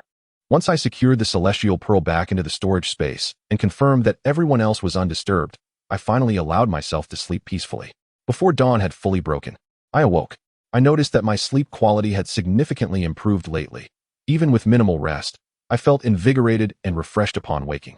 Beside me, my plump companion still slumbered, seemingly lost in delightful dreams, as evidenced by the drool trickling from the corner of his mouth. I donned my shoes and quietly stepped out of the inn, only to discover a figure seated cross-legged in the nearby square, engaged in deep breathing exercises. Clad in white, he bore a striking resemblance to Zhang Dahai, prompting me to approach him cautiously. Zhang Dahai had risen early and had been practicing his breathing for some time. He had sensed my approach long before I drew near but chose to remain silent. Only after completing the final cycle of energy flow within his body did he conclude his practice and open his eyes. The early morning is the most splendid time of day, with nature brimming with vitality, dewdrops glistening like jewels, the night still lingering, and the sun yet to rise. It is a moment of perfect equilibrium between yin and yang, making it an opportune time for cultivation. Zhang Dehai spoke slowly during the Lantern Festival. Most of us are merely ordinary individuals without extraordinary talents. If you truly embark on the path of cultivation, remember that diligence can compensate for lack of innate ability. Although Zhang Dehai had only reached the 8th level of qi refinement, his understanding resonated deeply with Yuan Xiao. While geniuses may progress swiftly, the diligent often journey further. The Yunhai sect is not a sanctum. Where there are people, there exists a world of rivalry and conflict. Should you ultimately gain entry into the Yunhai sect, exercise caution in your words and actions, and quietly amass your fortune. Even the finest seedlings, if not nurtured properly, are susceptible to being stifled before they can flourish. As your strength ascends to a certain height, many challenges may resolve themselves or be addressed by others without your intervention. When you are a qi refinement practitioner, your adversaries may be those at the same level or in the foundation establishment stage. However, upon reaching the nascent soul stage, those former opponents in qi refinement or foundation establishment will vanish from your sphere, as they will no longer regard you as rivals and may even become your allies. The troubles and catastrophes you encountered during the foundation establishment or golden core stages may dissipate into mere anecdotes once you attain the nascent soul level. Let us encourage one another. Thank you, senior brother, for your guidance. Please summon everyone after breakfast. We shall gather in the center of the square and depart for Yunhai City in half an hour. Not long after, the children, having finished their breakfast, began to arrive one after another. Zhou Qingqing commenced the roll call based on yesterday's registration form. There were a total of 52 individuals, with 51 present. The only absence was Wang Yin, who had been beaten the day before, likely disfigured, as his injuries were concentrated on his nose and face. Zhang Dehai was about to return to the inn to call for him, as he was the host for this reception and bore the responsibility for such matters. At that moment, Wang Jin appeared, escorting Wang Yin out of the inn's main entrance. Wang Jin called out from a distance, "Two of you need not worry too much. My master just conveyed a message to me, urging a swift return. Therefore, I shall take Wang Yin ahead. Once we are back, I will ensure Wang Yin reaches the testing square, so you need not fret." "Very well, Brother Wang. Proceed at your convenience," Zhang Dehai replied. Wang Jin then produced a spirit beast pouch, giving it a gentle tap, and a magnificent black eagle materialized before them, capable of bearing 5 or 6 passengers without issue. After ascending onto the eagle's back, Wang Jin and Wang Yin settled cross-legged, grasping the eagle's feathers. With a powerful flap of its wings, the majestic creature soared into the sky, vanishing from sight in an instant. The children gasped in awe, filled with longing. This was a flying spirit beast. Wang Jin's master was the 4th elder, who oversaw the Yunhai sect's spirit beast garden. Thus most inner disciples under the 4th elder possessed a flying spirit beast. Zhang Dehai, lacking a flying spirit beast, instead had a floating vessel at his disposal, a flying artifact specifically allocated by the sect to accommodate the children participating in the sea selection. He tossed the floating vessel forward, and it expanded in the wind, ultimately transforming into a craft measuring 10 zhang in length and 5 zhang in width, capable of comfortably seating around 100 individuals. The children, encountering flying spiritual devices for the first time, joyfully leaped onto the floating vessel, eager to touch and observe everything around them. Their eyes were truly open today, and how splendid it would be if they could pass the sect's examination. Zhou Qingqing and Zhang Dehai also boarded the airship, instructing, "Everyone, please take your seats. Hold on tightly. We are about to set off." Zhang Dehai then retrieved several white crystals from his storage pouch, carefully placing them into the designated slots at the front of the airship. The vessel shuddered momentarily, enveloped by a transparent protective shield. Gradually, the airship ascended, and upon reaching a certain altitude, it suddenly accelerated forward. Zhang Dehai produced another white crystal. Addressing the group, this white crystal is known as a low-grade spirit stone. It powers many spiritual devices and treasures, and is essential for daily cultivation, as it provides the spiritual energy required for our practice. Should you become outer disciples, you will receive 1 low-grade spirit stone for cultivation every 2 months. If fortune smiles upon you, and you ascend to inner disciple status, you will be granted 3 low-grade spirit stones each month. Furthermore, there are numerous tasks within the sect. Performing well may earn you additional spirit stone rewards. Naturally, if you earn your master's approval and delight them, they may occasionally bestow upon you a few extra stones, though that depends on your personal luck. Spirit stones are not merely tools for cultivation. They can also serve as currency within the realm of cultivation, akin to the silver and copper coins used by ordinary folk. In the realm of cultivation, one can engage in the trade of spiritual artifacts and magical treasures, as well as purchase various cultivation techniques. The vast majority of resources for cultivation can be acquired with spiritual stones. If one truly aspires to cultivate, earning more spiritual stones is an indispensable path. Upon hearing this, Yuan Xiao pondered, could I possibly amass a substantial amount of spiritual stones? Chapter 11. Yuan Xiao's initial foray into Yunhai city mortals need to earn a living to support their families. And cultivators must also acquire spiritual stones to refine their skills and procure resources for their cultivation. To borrow a phrase from our mortal world, while spiritual stones are not omnipotent, their absence renders one utterly powerless. Thus, possessing the acumen to conduct business, to buy low and sell high, and to barter for scarce resources remains a valuable skill in the realm of cultivation. As he spoke, Zhang Dehai turned his gaze to Hulai, the chubby fellow, saying, if we are to engage in commerce, I have great confidence in your abilities. Zhang Dehai clearly possessed a warm-hearted disposition. Despite the fact that they had yet to participate in the selection process and were not yet disciples of any sect, he eagerly shared some fundamental knowledge of cultivation along the way. Now, returning to the topic of spiritual stones. The white spiritual stones you observed earlier are merely of the inferior grade. In truth, there exist several higher grades of spiritual stones. The medium-grade stones are green, imbued with a richness of spiritual energy that far surpasses that of inferior stones. The superior-grade stones are blue. I have only glimpsed one from a distance at the Baiyun sect during a sect celebration, where a superior spiritual stone was awarded to a promising new cultivator. As for the legendary top-grade and extraordinary-grade spiritual stones, I have only encountered their descriptions within the sect's ancient texts. I have never beheld them in their physical form. According to the records, top-grade spiritual stones are purple, while extraordinary-grade stones are orange. These two types of spiritual stones are treasures that are fated to be encountered yet remain elusive. Their efficacy is not documented in ancient texts, and we can scarcely imagine their properties. Within this vast world of wonders, fortune favors those who are destined. And should there arise any practitioners who attain mastery in the future, the possibility of encountering such treasures is not entirely out of reach. Luck is, indeed, a facet of one's strength. In this expansive realm, where marvels abound, each individual possesses their own unique opportunities. Consider the legendary figures within our cultivation community. They are often favored by the heavens, encountering numerous fortuitous events along their paths. Each person may have their own chance at destiny. Thus, each may also harbor their own secrets. It is crucial to refrain from envying the fortunes of others and to respect their hidden truths. For this constitutes a fundamental principle. To wisely utilize one's own opportunities and safeguard one's secrets is the duty of a cultivator. And there is no need to feel indebted to others.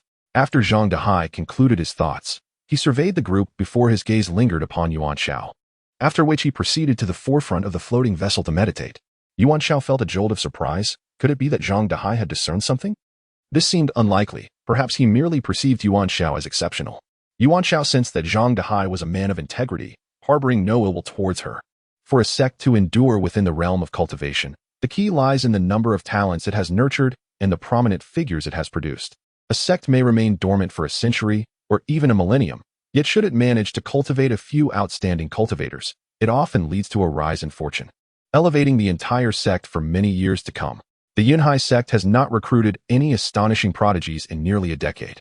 The few disciples with slightly better aptitude can only be categorized as talented individuals. In recent years, the influx of talent into Yunhaimen has significantly dwindled, with its numbers falling far below those of another subsect of Baiyunzong, Beifengmen.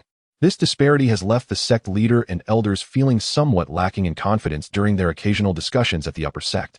Thus, this year, the leader has resolved to expand the registration quota, striving to bring in a greater number of candidates for assessment. The hope is to uncover disciples endowed with potential, talent, and perseverance, initially accepting them as outer disciples. Over the course of 2 to 3 years of nurturing and observation, the most promising among them will be selected for more intensive training as inner disciples. Despite the considerable increase in the number of candidates this year, the final quota for outer disciples remains largely unchanged from previous years, resulting in an even higher elimination rate and intensified competition during this year's selection process.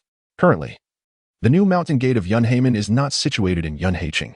All that remains of the old site is the vestige of its former glory. 500 years ago, when Baiyunzong established the subsect Yunhaimen, the first-generation leader chose the location of present-day Yunhaiqing, which at that time was merely Yunhai Town. The primary reason for this choice was the presence of a substantial low-grade spiritual stone mine within the boundaries of the old Yunhaimen site. However, after centuries of extraction, the veins of spiritual stones have been completely depleted, leading to a gradual decline in the area's spiritual energy, rendering it unsuitable for cultivation and incapable of sustaining a sect. Beyond that, the sect's medicinal herb garden, spirit beast enclosure, alchemy chamber, and protective mountain formation all necessitate an environment rich in spiritual energy. Furthermore, with the population growth over the centuries, Yunhai Town has evolved into a populous city, enveloping Yunhaimen and consequently constraining its potential for development.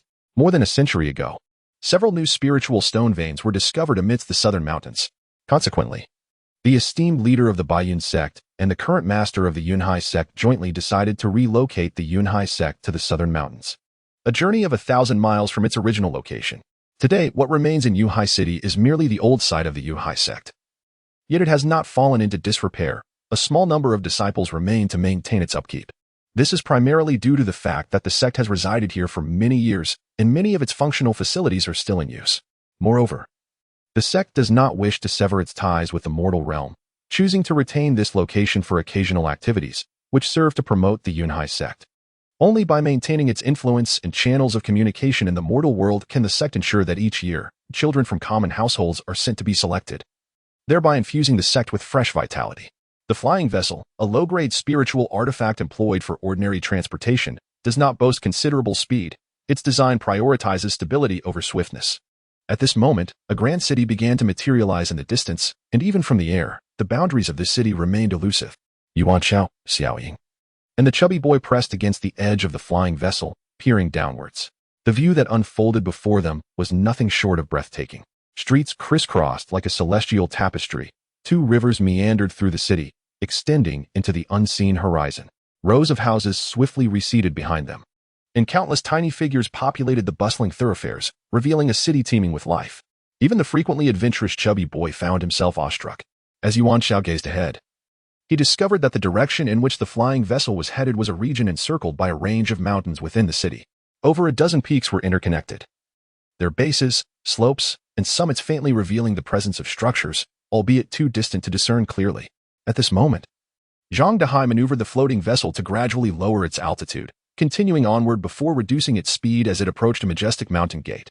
Before them lay the remnants of the Yunhai Gate. This selection test had been deliberately arranged at this historic site, not only to utilize the existing facilities but also to promote Yunhai City, allowing the residents to witness the selection process. Only those who were chosen through the selection would be transported to the new mountain gate of Yunhai Gate in the southern region after the conclusion of the event. Those not selected would be escorted back to the starting point in Ping'an County, resuming their ordinary lives. However, for those wishing to remain, seizing the opportunity and demonstrating their abilities was essential. Zhang Dehai rallied the group, asking, "Are you all prepared?" Chapter 12. Commencement of the Spiritual Energy Circulation Test. The floating vessel passed over the ancient mountain gate of the sect and flew onward for a while, gently coming to a halt near a plaza at the foot of the mountain. Numerous other flying vessels had already landed here, likely having returned from fetching others.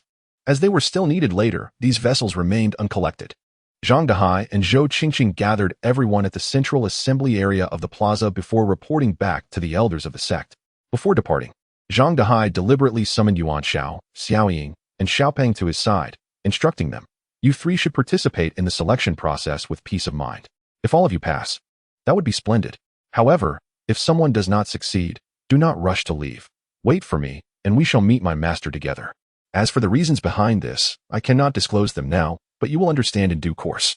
Be sure to wait for me to find you." Although Yuan Xiao and the others were uncertain about Zhang Dehai's motives, they could discern the sincerity in his words and thus acquiesced. In front of the square, a row of prominent seats had been arranged, and some individuals were already seated. Yuan Xiao surmised that these were likely the elders or administrators of the Yunhai sect. Among them, an elderly man clad in black stood out, as a small spirit pet resembling a ferret perched on the platform before him, curiously surveying the crowd. Occasionally, it would lower its head to clutch a piece of low-grade spirit stone, crunching on it audibly. The existence of a spirit beast that consumed spirit stones was a revelation to Yuan Xiao, who marveled at the myriad wonders within the cultivation world, affirming that today was indeed fortuitous. Not far from the main seats, several isolated tables were arranged, each displaying an assortment of unfamiliar objects. presumably related to the forthcoming selection test. At this moment, a middle-aged Taoist with an ethereal demeanor approached and announced, "The selection test for disciples of the Yuan Xiao sect commences now. The first task is to assess the smoothness and circulation speed of your meridians throughout your body. The essence of cultivating immortality lies in the circulation of spiritual energy throughout the meridians, a process that is both cyclical and transformative, refining the physical body. The degree of unobstructed flow and the velocity of this circulation undeniably exert a profound influence on an individual's journey of cultivation. Thus, this initial requirement serves as an unequivocal threshold. Those who successfully pass it may be inducted as outer disciples of the Yuan Xiao sect. Only then shall they be eligible to participate in subsequent supplementary tests. Should any of these additional assessments be successfully completed, the individual will be granted the status of an inner disciple. Conversely, failure to meet this primary criterion precludes participation in any further evaluations, and arrangements will be made to escort those individuals back to the reception point prior to their arrival at the sect. Before you, upon the platform, lies a pair of complementary spiritual artifacts known as the elixirs hammers. By grasping one in your left hand and the other in your right, you shall immediately activate the hammer on your right side, which will channel a surge of spiritual energy into your meridians. After circulating through your body, this energy will ultimately flow into the hammer on your left. The elixirs hammer on the left will gauge the degree of obstruction in your meridians based on the duration of energy reception. A shorter time indicates a smoother flow, reflecting superior aptitude for cultivation. Consequently, the bead atop the left hammer will illuminate in varying colors: black for those with obstructed meridians, yellow for those with moderate flow, and orange for those with optimal circulation. Individuals displaying yellow or orange shall progress to the next stage of testing, while those whose hammers glow black will conclude their assessment and gather at the designated location for departure. The examination commences now. We shall line up in accordance with the arrival sequence of the flying boats to the square, and each will step forth for testing in turn. Yuan Xiao's cohort happens to be the last to reach the square, thus they shall be tested last. The children form an orderly queue, and the first child approaches the stage. Following the middle-aged Taoist's instructions, he grasps a elixirs hammer in each hand. In an instant, his entire body trembles, and he cries out in pain. It appears that his meridians are significantly obstructed, causing the flow of spiritual energy within him to falter, resulting in pervasive discomfort. After a brief moment, the bead of the hammer in his left hand turns black, indicating that the circulation of spiritual energy within him has taken too long, and his meridians are deemed unpassable. Consequently, he is disqualified from participating in the subsequent tests. Not up to standard. Next, the middle-aged Taoist's expression remains impassive, clearly accustomed to such scenes, devoid of any emotional fluctuations. One by one, the children step forward, each displaying black results. Yuan Xiao, along with Xiaoying and the chubby boy, grows increasingly anxious. Indeed, as the Taoist had stated, the first test is the most grueling, for failure results in a complete loss of qualification. Conversely, should one pass the first test, the subsequent assessments do not require a clean sweep. As long as any one of them is passed, selection remains a possibility. Yuan Xiao recalls the words of his elder brother Xiaoyue, who mentioned that he had undergone a transformation through the Tianqi pearl, and since then, he has felt a sense of smoothness and vitality throughout his body, with enhanced acuity and abilities. Logically, he should not be hindered by the first test. As for whether Sakura and the chubby one can pass the first hurdle, I remain uncertain. I have spent the past few days in their company, yet I cannot reveal the presence of the enlightenment pearl. Doing so could jeopardize not only my own safety, but also theirs. Innocent bystanders may suffer due to the possession of valuable items. When the city gates are ablaze, the innocent fish in the pond are often caught in the turmoil. Once I have acquired the means to protect myself, these concerns will be resolved. With the enlightenment pearl, the most formidable aid at my disposal, I am confident that day will arrive swiftly. Currently, the only individuals aware of the enlightenment pearl's existence in my possession are Brother Xiaoyue and my parents. The pearl was indeed a gift from Brother Xiaoyue, so there is no issue on his part. My parents are aware that I possess a pearl, yet they remain oblivious to its purpose and value, thus they do not concern themselves with it. If the matter is not mentioned again, it is likely to fade from their memory in no time. My parents are my closest confidants, and there is no concern here. I must simply guard this secret diligently in the future. My friends can still assist me, but I must ensure that the enlightenment pearl remains concealed. Once I attain greater strength, I shall no longer have to worry so much. Black, unsatisfactory, next. Black, unsatisfactory, next. The unqualified children trudged heavily towards the other side of the square, their eyes rimmed with red, some on the verge of tears. It is essential to remember that before their arrival, their parents harbored immense expectations, even boasting of their potential, leaving them to ponder how to face their families upon returning. It was not until the 16th child that the bead atop the Lingxi hammer emitted a different color for the first time, yellow, symbolizing a smoother flow of meridians. This was a girl of around 10 years, a delicate beauty, unexpectedly displaying such aptitude. Yellow, a passing mark. Next, the qualified candidates were directed to the adjacent resting area. The first qualifying candidate would all be admitted as outer disciples. For the first time, a semblance of emotion graced the middle-aged man's face. Indeed, this year, the registration limit was relaxed, resulting in a considerable increase in candidates compared to previous years. If no more promising disciples could be selected, the future of the sect would be gravely concerning. Everyone understands that those who aspire to cultivate immortality yearn to join esteemed sects, and likewise, these sects long for the inclusion of gifted individuals. With a steady stream of disciples and a continuous emergence of talents, a sect can secure its reputation and longevity in the realm of cultivation, potentially shielding and nurturing its original sect or establishing itself as a prestigious name. Therefore, when the higher-ups of these sects encounter prodigies or individuals gifted in specific areas, particularly if their talents align with the sect's techniques or skills, half of the leadership is bound to be swayed, whether to promote their own martial arts or to ensure the long-term development of their sect. The motivations driving them to embrace prodigies are manifold. However, such exceptional talents are indeed rare and elusive. Chapter 13. The Lantern Festival illuminates with orange. Astonishing all in attendance soon, the first team to arrive at the sect's flying vessel completed their assessment, revealing that only 2 out of 42 had lit up the yellow lamp, qualifying them for the next stage. After evaluating nearly 1,000 participants across the preceding 20 teams, nearly 53 had succeeded, highlighting the remarkably high elimination rate of the first test. At last, it was the turn of the team led by Zhang Dehai, which was the last to reach the square, thus their testing was scheduled last. Surprisingly, Wang Yin was positioned at the forefront of the group. Yuan Xiao observed closely and noted that the injuries on his face had nearly healed. With Wang Jin as an inner sect disciple, he naturally had access to healing herbs, likely applying a soothing ointment that expedited his recovery. At that moment, Wang Yin exuded confidence as he strode forward, seizing a spirit hammer, which promptly illuminated in yellow. A triumphant smile spread across his face, affirming his expectations. Earlier, Wang Jin had visited his home to assist him in channeling his energy, which may have contributed to his improved condition, coupled with Wang Yin's commendable innate talent. In any case, he had now met the required standards, securing his status as an outer sect disciple. As Wang Yin descended from the platform, he radiated triumph, not forgetting to raise an eyebrow in a provocative manner towards Yuan Xiao. Wang Yin, yellow, qualified next. The first candidate from Ping'an County was indeed the one who met the standards, igniting excitement among the other children. Was this a sign of divine favor? However, following this, several others displayed a disappointing black, failing to meet the requirements. It was not until Ma Tao stepped forward that the Lingxi hammer once again illuminated in yellow.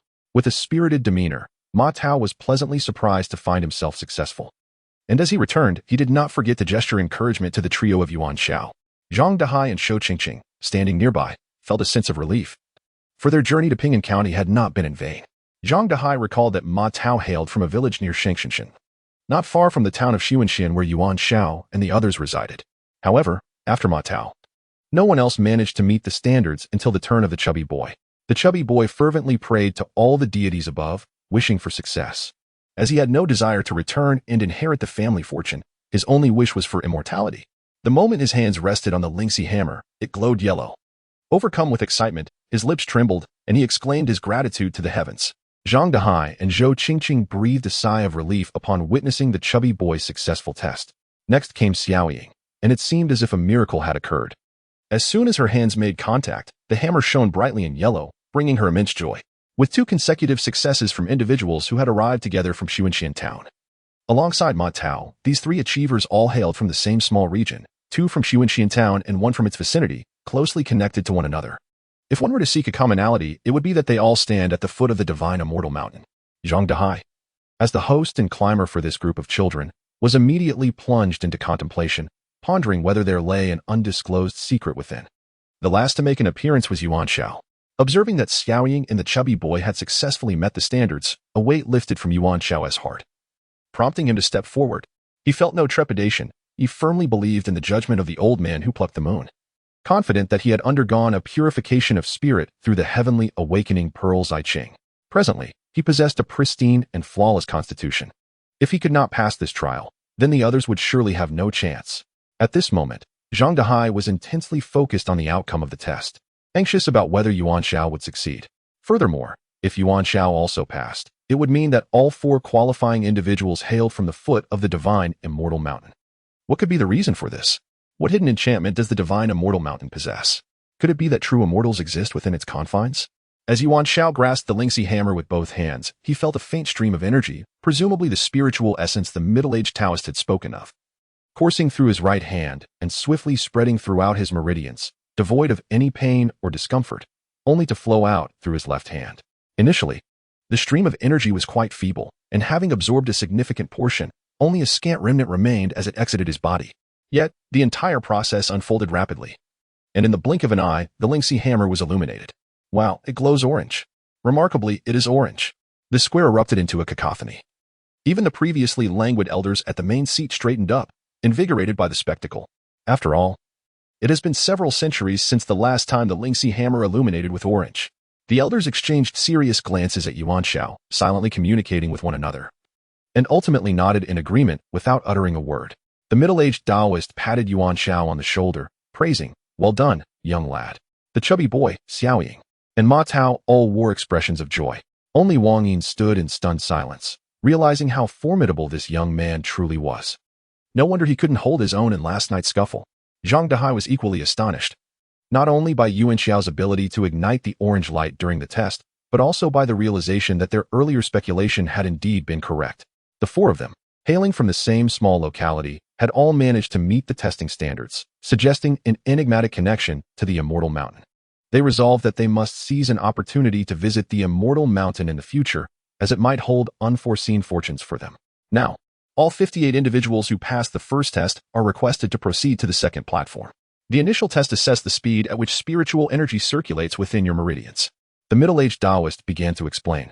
The second test, a continuation of the first, aims to evaluate the quantity of spiritual energy you have absorbed into your bodies. During the first test, the spiritual energy traversed through you, completing a cycle, and a portion of that energy has already been absorbed by your bodies. For those of you encountering spiritual energy for the first time, the amount your body can absorb signifies your receptiveness to it, as well as your compatibility with it. This is of paramount importance for your future cultivation. Our primary objective is to absorb spiritual energy to the utmost extent, and secondly, to store as much of it within our bodies as possible. This way, we can supply ourselves with the necessary energy whenever required. The item upon the second platform is a precious artifact of the Yunhai sect, known as the Spirit Measurement Pillar, which is specifically designed to assess the quantity of spiritual energy within an individual. During the initial test, the amount of spiritual energy released will be regarded as a complete measure, representing 100%. Subsequently, we will utilize the Spirit Measurement Pillar to determine what percentage of that energy remains within your body. This will allow us to ascertain how much spiritual energy your body can absorb from the flowing currents, thereby reflecting both the quantity and velocity at which a person can absorb spiritual energy, ultimately gauging their capacity for absorption. The Spirit Measurement Pillar features 10 stars. The illumination of 1 star signifies the ability to absorb 10% of spiritual energy, while the illumination of all 10 stars indicates the capacity to absorb a full 100%. However, it is important to note that achieving a full 100% is purely theoretical, as there will always be some degree of energy consumption. During the final phase of the initial test, in addition to the portion of energy flowing out from the left hand, a small amount will also evaporate from the body into the air during circulation. Therefore, in practice, if one can absorb 50%, indicated by the illumination of 5 stars, you would be considered exceptional. Those who achieve a rating of 5 stars or more on the Spirit Measurement Pillar may be directly accepted as inner disciples. At the base of the Spirit Measurement Pillar lies a jade slab. You need only place your palm upon it for the pillar to display your rating. Let us commence. Everyone present craned their necks in anticipation, eager not to miss this captivating spectacle. Chapter 14. The Spiritual Pillar Test reaches 10 stars. Yuan Xiao remains cautious of the 4 elders in this first round of testing. The 58 individuals who met the criteria continued to queue in the order established previously. Proceeding with the Spiritual Pillar Test. 3 stars, 2 stars, 1 star, 4 stars. These individuals were destined to become the first qualifiers for the outer sect disciples. However, the subsequent round of the Spiritual Pillar Test proved to be less fortuitous, as the majority lingered between 1 and 4 stars. It was not until a delicate young girl made her appearance that an exceptional score emerged: 6 stars. "What is your name?" inquired the middle-aged Taoist presiding over the test. Murong Shui. The girl replied, "Are you from the Murong family of Songnan?" The girl nodded in affirmation. This revelation clarified matters, as the Murong clan of Songnan was indeed a lineage of cultivators, although it had somewhat declined over the past century, failing to produce any remarkable figures. The foundational practices of a cultivation family remained intact, enabling them to nurture a few individuals with commendable potential. Until Wang Yin took his turn, no other outstanding scores were recorded. At this moment, Wang Yin brimmed with confidence, with the advantage of being an inner disciple of Yuhai sect. Facilitated by his friend Wang Jin, who had previously helped him refine his meridians and discreetly imparted a method for absorbing spiritual energy, Wang Yin had temporarily elevated his physical attributes. Coupled with his own promising innate talent, he faced this selection test with remarkable ease. If one were to assert that luck is a component of strength, then Wang Yin certainly embodied that notion. Connections, resources, and the pursuit of assistance can indeed constitute a facet of one's strength. Although Wang Yin secretly received aid from Wang Jin, the truth remained obscured to others, who could find no fault in him. "I'm Wang Yin," he declared, having achieved a remarkable 6-star rating, a testament to his status as a firmly established inner disciple. Ma Tao, with his 4-star rating, felt no significant disappointment. After all, he had already secured his qualification as an outer disciple of the Yunhai sect. With diligent effort over the coming years, he still harbored hopes of ascending to the inner ranks, especially given that there were numerous instances of outer disciples successfully advancing. The chubby boy also tested at 4 stars. Although slightly regretful, he soon reminded himself that at least he was an outer disciple and should feel content. He mused that he would not have to return to inherit family wealth. With his capabilities, it would be a cinch for him to become an inner disciple in a few years. Enlightened by this thought, he embraced a lighter heart and a fuller figure, pondering how one could be both carefree and corpulent. The middle-aged Taoist observed the boy's shifting expressions, finding admiration in his ability to remain neither overly elated nor despondent. Xiao Ying's 5-star performance brightened everyone's spirits. Given that the Yunhai sect had historically admitted fewer female disciples, and even fewer with exceptional potential, both Xiao Ying and Murong Shui garnered significant attention. With this provisional status as an inner disciple, her path to cultivation within the sect would undoubtedly become considerably more favorable. Yuan Xiao was the last to take the stage. Drawing upon the lingering sensation from his initial test, he perceived that the ethereal energy flowing from his left hand had dwindled to a mere trickle. He estimated that he had absorbed approximately 80% of it. Given his astonishing performance during the first assessment, the onlookers were now invigorated, eager to witness what this prodigy would achieve in the second test. Yuan Xiao stepped forward to the spirit testing pillar and firmly pressed his hand against the jade stone slab. The expression of the middle-aged Taoist presiding over the test, usually composed and unremarkable, transformed into one of astonishment. Could it be? 10 stars. Surely, there must be a malfunction with the testing pillar. It was inconceivable that he absorbed energy without any loss. Moreover, during the first test, it was impossible for no energy to have flowed from his left hand. Otherwise, the luminous orb of the left-hand spirit hammer would not have illuminated. Wang Yin's eyes nearly bulged from their sockets, bewildered by the enigma he had inadvertently encountered. However, Wang Yin, known for his ruthless demeanor, was not intimidated. He reasoned that they were all mere mortals with no cultivation, and there was little distinction among them. Once they became inner disciples, he would devote himself to training, ensuring that his cultivation would surpass Yuan Xiao's. Furthermore, with Wang Jin's assistance, he was confident he could find an opportunity to deal with Yuan Xiao. Of course, if he could secretly eliminate Yuan Xiao, that would be even better. Wang Yin had always been domineering and was not one to accept defeat easily. At this moment, the elders on the stage wore expressions of disbelief. It was not only the newly initiated candidates who were astonished. Even these venerable practitioners, who had cultivated for centuries, could not fathom absorbing energy to such an extent. Do not claim to achieve perfection, for even attaining 90% is a formidable challenge. While others merely find the situation peculiar, the 4th elder, clad in black and accompanied by a spirit weasel, is struck by a thought. Could this young man be harboring a spiritual artifact? Or perhaps he has recently come into contact with one, leaving residual spiritual energy that the testing pillar has detected beyond the ordinary flow of energy, resulting in a score of 10 stars. It is possible that this youth possesses a secret worth uncovering. Once initiated, I shall seize the opportunity to delve deeper. The 4th elder, Tian Chou, possesses mediocre aptitude and, having fortuitously entered the foundational period, has made no progress in his cultivation over the years, remaining stagnant at the initial stage. He is likely the weakest elder in the Yuhai sect. Consequently, Tian Chou harbors a sense of impending crisis. Should another foundational cultivator emerge among the inner disciples, the security of his position as an elder would be uncertain. Moreover, He wields the authority to manage the spirit beast garden, which could also be wrested from him. Since he cannot advance through personal cultivation, he must seek opportunities externally. This youth, whose testing orb has yielded a score of 10 stars, may possess rare treasures, perhaps even the fortune he seeks. However, this endeavor must be conducted covertly. A glint of malice flickers in Yuan Xiao's eyes as he begins to devise his plans. Meanwhile, the onlookers, including Yuan Xiao, are left in a state of bewilderment. If he had merely absorbed 90%, that would be understandable. After all, during Yuan Xiao's initial test, he felt the spiritual energy flowing from his left hand dwindle significantly. Yet, it is inconceivable that he could have absorbed 100%. Unless the spiritual energy already resides within Yuan Xiao's body, rather than being the energy released during their testing. It would only make sense that this inherent energy is what the spirit testing pillar can detect at full capacity. If Yuan Xiao possesses a substantial amount of spiritual energy, it is conceivable that the spirit testing pillar could reveal even more star levels, perhaps showing 13, 14, 18, or even 20 stars. This is due to the possibility that the total amount of spiritual energy stored within Yuan Xiao far exceeds the energy released during the testing. But where does this energy originate? Yuan Xiao remains uncertain. If one were to speculate, it might be connected to the Tianqi pearl. Yuan Xiao often keeps the Tianqi pearl close, and the faint mist surrounding it raises questions. What is its nature? Yuan Xiao has yet to decipher this. Could this mist be related to the spiritual energy? Is it possible that Yuan Xiao has unknowingly absorbed a significant amount of spiritual energy?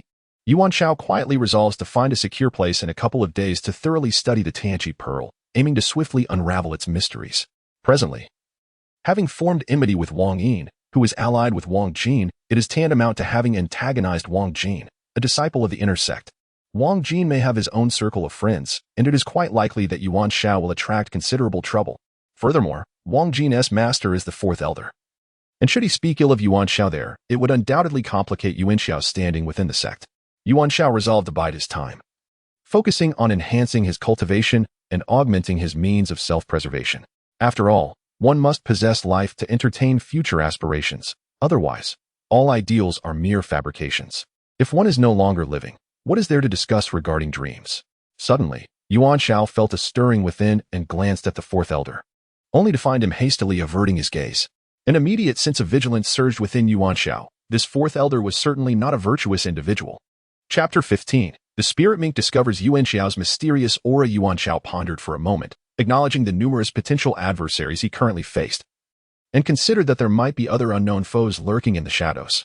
Once the selection process concluded, it would be prudent for him to deliberately maintain distance from the little fatty and little Sakura. The greater the physical separation and the fewer the communications, the better, to avoid endangering them and drawing them into peril. Thus, a decision was made, and Yuan Xiao's gaze grew resolute. On the platform, the ninth elder, Jiutian, who happened to be the master of Zhang Dehai and Shou Qingqing, was in high spirits. His two disciples had already reported on the affairs concerning the trio, and all three had performed admirably, particularly Yuan Xiao, whose promising display suggested he would be quite sought after in the future. Following the conclusion of the first round of assessments, when the elders witnessed Yuan Xiao illuminate the orange hammer bead, they exchanged knowing glances. According to the rules of the Yuhai sect, during the external discipleship training period, no elder could actively compete for Yuan Xiao's favor. Those who successfully passed the tests and were accepted as external disciples would be required to serve in menial roles within the sect for at least 3 years and would be granted the opportunity to explore the foundational breathing techniques on their own, ranging from the first to second levels. 3 years hence, these individuals shall have the opportunity to partake in the sect's annual competition for outer disciples. Those who exhibit exceptional prowess may be granted the chance to enter the inner sanctum. The individuals selected as inner disciples will initially be taken under the wing of a master. However, they shall not immediately commence their training in the inner realm. Instead, akin to their outer disciple counterparts, they must first serve a year in the outer sect, performing menial tasks to hone their skills.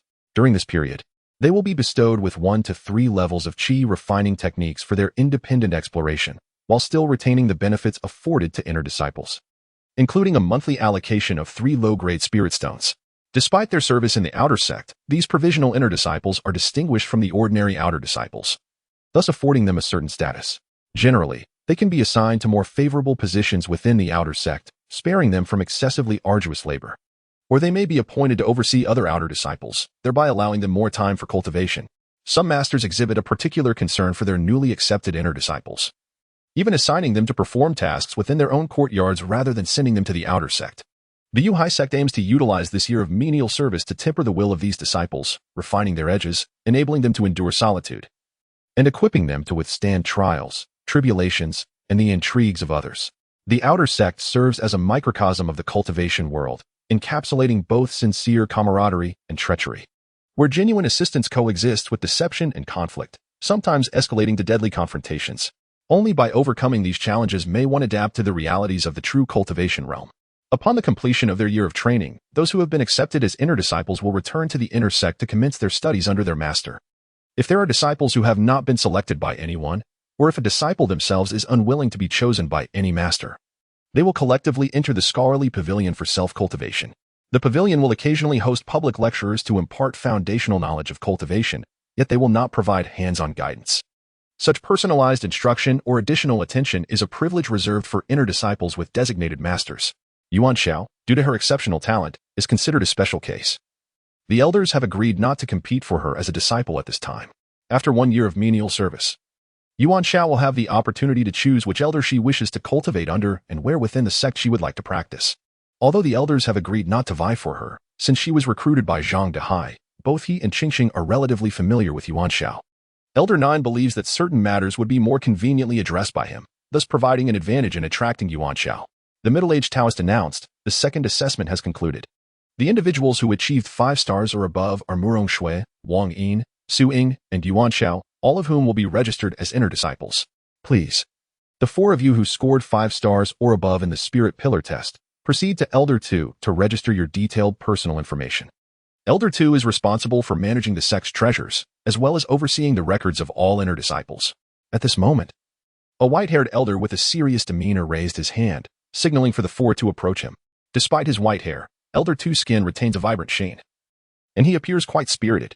It is evident that these aged cultivators can maintain their physical vitality through their cultivation practices. Wang Yin, Murong Shui, Su Ying, and Yuan Xiao queued up in succession, approaching the dais of the second elder. As they passed by the platform of the 4th elder, Tian Xiao, a peculiar sight unfolded. A spirit-eating mongoose, previously engrossed and gnawing on a low-grade spirit stone, suddenly stood upright, clutching the stone in its paws, rendered motionless. Its diminutive head turned slightly in sync with the quartet's movements, its nose twitching as it inhaled the air repeatedly. Wang Yin, Murong Shui, and Su Ying had already passed by. Murong Shui and Su Ying found the mongoose rather endearing and reached out in an attempt to tease it. Yet the creature exhibited no response, remaining utterly indifferent. However, as Yuan Xiao approached the platform, the mongoose sprang forth, leaping onto her shoulder, curiously sniffing her neck, face, and collar, startling Yuan Xiao in the process. The 4th elder called out, "Come back." But the mongoose merely glanced at him, showing no inclination to return. The 4th elder quickly confirmed his earlier suspicion: the young lady must possess either a spiritual artifact or high-grade spirit stones. The spirit-eating mongoose is a unique spirit beast, lacking significant offensive capabilities and offering little utility in combat. However, its innate sensitivity to spiritual energy and fluctuations, coupled with its adeptness at burrowing, renders it invaluable for locating spirit stone veins or treasures rich in spiritual energy, making it a highly beneficial auxiliary spirit beast for any sect. The mongoose subsists primarily on spirit stones and spiritual energy, with a considerable appetite, typically sustained only by sects capable of such provision. Moreover, while the higher-grade spirit-eating weasel possesses enhanced treasure-seeking abilities, it also demands a greater quantity of food, often necessitating the feeding of mid-grade or higher spiritual stones. This consumption poses a considerable challenge, even for sections. Furthermore, the search for mineral veins and treasures largely relies on serendipity. Possessing a spirit-eating weasel does not guarantee the discovery of valuable artifacts or deposits. Coupled with the weasel's poor reproductive capabilities, its population remains exceedingly scarce within the realm of cultivation, and thus, it is not widely prevalent in the sects, with only a handful possessing a couple of low-grade spirit-eating weasels. At this moment, the spirit-eating weasel clung to Yuan Zhao's shoulder, grasping the collar tenaciously. It sniffed around Yuan Zhao's neck, occasionally pausing with an expression of bliss, leaving Yuan Xiao both amused and exasperated. Yuan Xiao was perplexed as to why the spirit-eating weasel had taken such a liking to him, yet the 4th elder was acutely aware of his pet's intentions. The 4th elder surmised that the spirit-eating weasel had detected the aura of spiritual energy emanating from Yuan Xiao, which was of no low grade, prompting it to abandon the low-grade spiritual stone it had been holding to gravitate towards that alluring essence. With a determined mind, Tian Shou resolved that this might be his opportunity to break through, potentially advancing to the mid-stage of foundation establishment. The chance lay with this young man. If such an opportunity truly existed, he must seize it while Yuan Xiao remained unclaimed by any master, without anyone nearby to offer protection. Yuan Xiao, left with no alternative, wrapped his arms around the spirit-eating weasel and forcibly removed it from his shoulder, placing it back on the table before the fourth elder, even kindly returning the half-low-grade spiritual stone to the weasel's tiny paws. The little creature was visibly displeased, having just managed to tear Yuan Xiao's clothing with its tiny claws. Let us meet again if fate allows, for we shall likely encounter each other once more within the same sect. Yuan Xiao, unconcerned with whether the spirit mink comprehends her words, gently patted its head in a comforting manner before making her way to register with the second elder. The spirit mink, eager to follow, attempted to leap back onto Yuan Xiao's shoulder, but at that moment, the fourth elder struck the table with a stick. The spirit mink immediately quieted, deterred from leaving, perhaps a result of its upbringing through strict discipline. In a fit of frustration, it angrily tossed the half-piece of low-grade spirit stone it held onto the table, clearly no longer in the mood to gnaw on the spirit stone. At this moment, all it desired was to be close to Yuan Xiao. Meanwhile, Yuan Xiao had perceptively noted the fourth elder's malevolent gaze, a look tinged with greed. Chapter 16. The search for spirit stones in the mine. We now proceed to the third and final test. We shall escort everyone into an abandoned spirit stone mining cave located beneath the rear mountain of the former site of the Yuhai sect, which had been exhausted by the sect a century ago, began the middle-aged Taoist, his tone steady. A mere century is insufficient for this place to yield new spirit stones. The formation of every vein within the realm of cultivation requires tens of thousands, even hundreds of thousands or millions of years. Thus, it is theoretically improbable for this abandoned mine to produce new spirit stones, and it is exceedingly rare to find any residual low-grade spirit stones. However, nothing is absolute. It is conceivable that previous mining efforts were not exhaustive, leaving behind a few stray low-grade spirit stones, the middle-aged Taoist proclaimed with conviction. Your primary task is to unearth as many inferior spiritual stones as possible within the mines, employing any method or means at your disposal. You may choose to search individually or form teams. Competition and conflict are permitted. We shall not concern ourselves with the process, only the outcome. There are 58 of you in total, and the top 3 individuals who discover the most inferior spiritual stones will be provisionally admitted as inner disciples. Should none of you find any inferior spiritual stones, the 3 slots for inner disciples shall be rendered void. If fewer than 3 individuals successfully locate inferior spiritual stones, admission will be based on the actual number of stones found. If any of the top 3, specifically Wang Yin, Mu Rongxue, Su Ying, or Yuan Xiao, who have already been designated as inner disciples, rank among the top 3, their qualifications shall pass to the next in line, without duplication of counts. However, should these 4 enter the top 3, they will be rewarded with an additional 3 inferior spiritual stones each. There is but one fundamental rule: the taking of life is strictly forbidden. Those who violate this rule will be expelled from the sect. The middle-aged Taoist emphasized this point. The candidates were taken aback by this harsh regulation. In essence, it permits fighting, plundering, deceit, and cunning tactics as long as no one loses their life. It is a test of opportunity and strength, a foretaste of the ruthless nature of the cultivation world. There is a hint of danger. Yuan Xiao could not help but glance towards Wang Yin, resolved to remain cautious of this ruthless individual. Wang Yin, known for his mercilessness, might resort to any means necessary.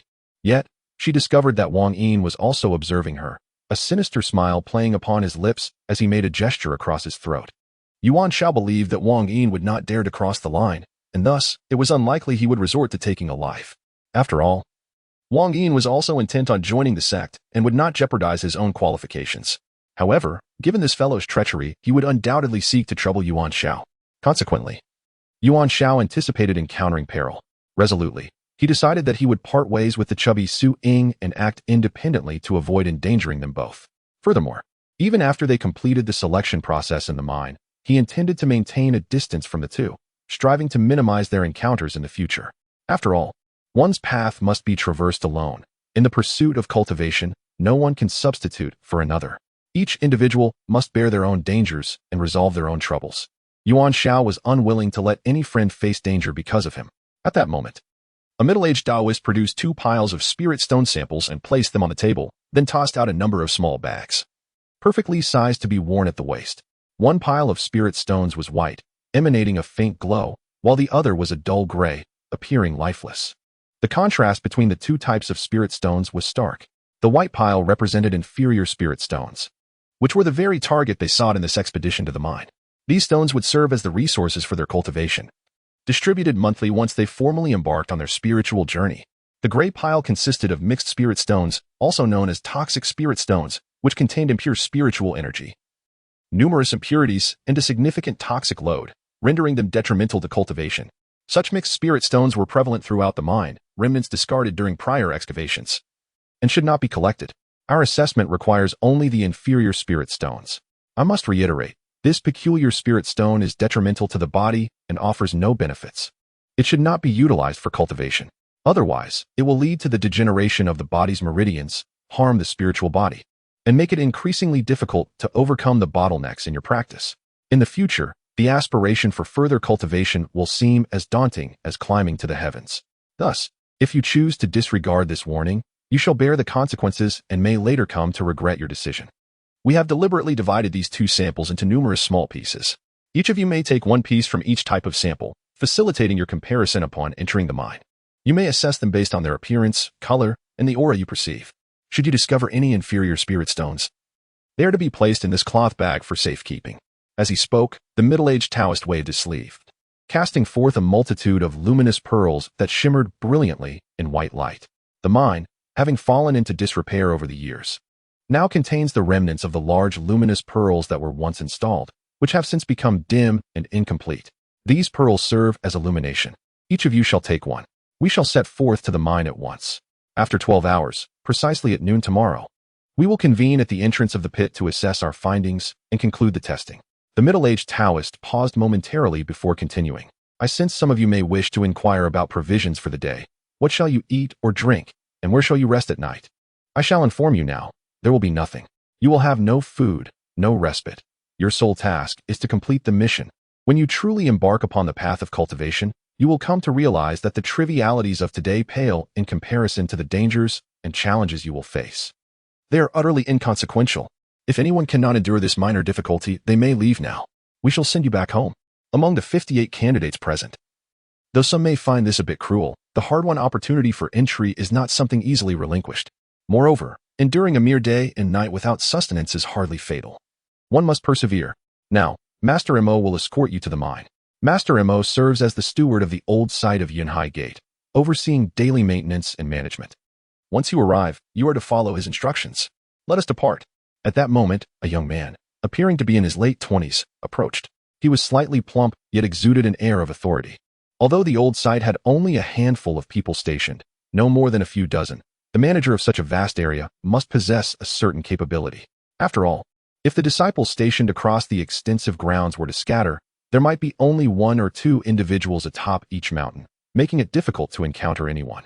Effectively managing patrols, oversight, safety, repairs, and maintenance, while also supervising the remaining disciples, truly tests one's comprehensive abilities.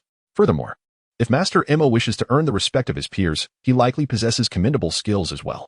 Henceforth, we shall be brothers in the same sect. You may simply refer to me as Brother Mo. Master Mo casually tossed a flying vessel into the nearby open space, which expanded effortlessly in the wind.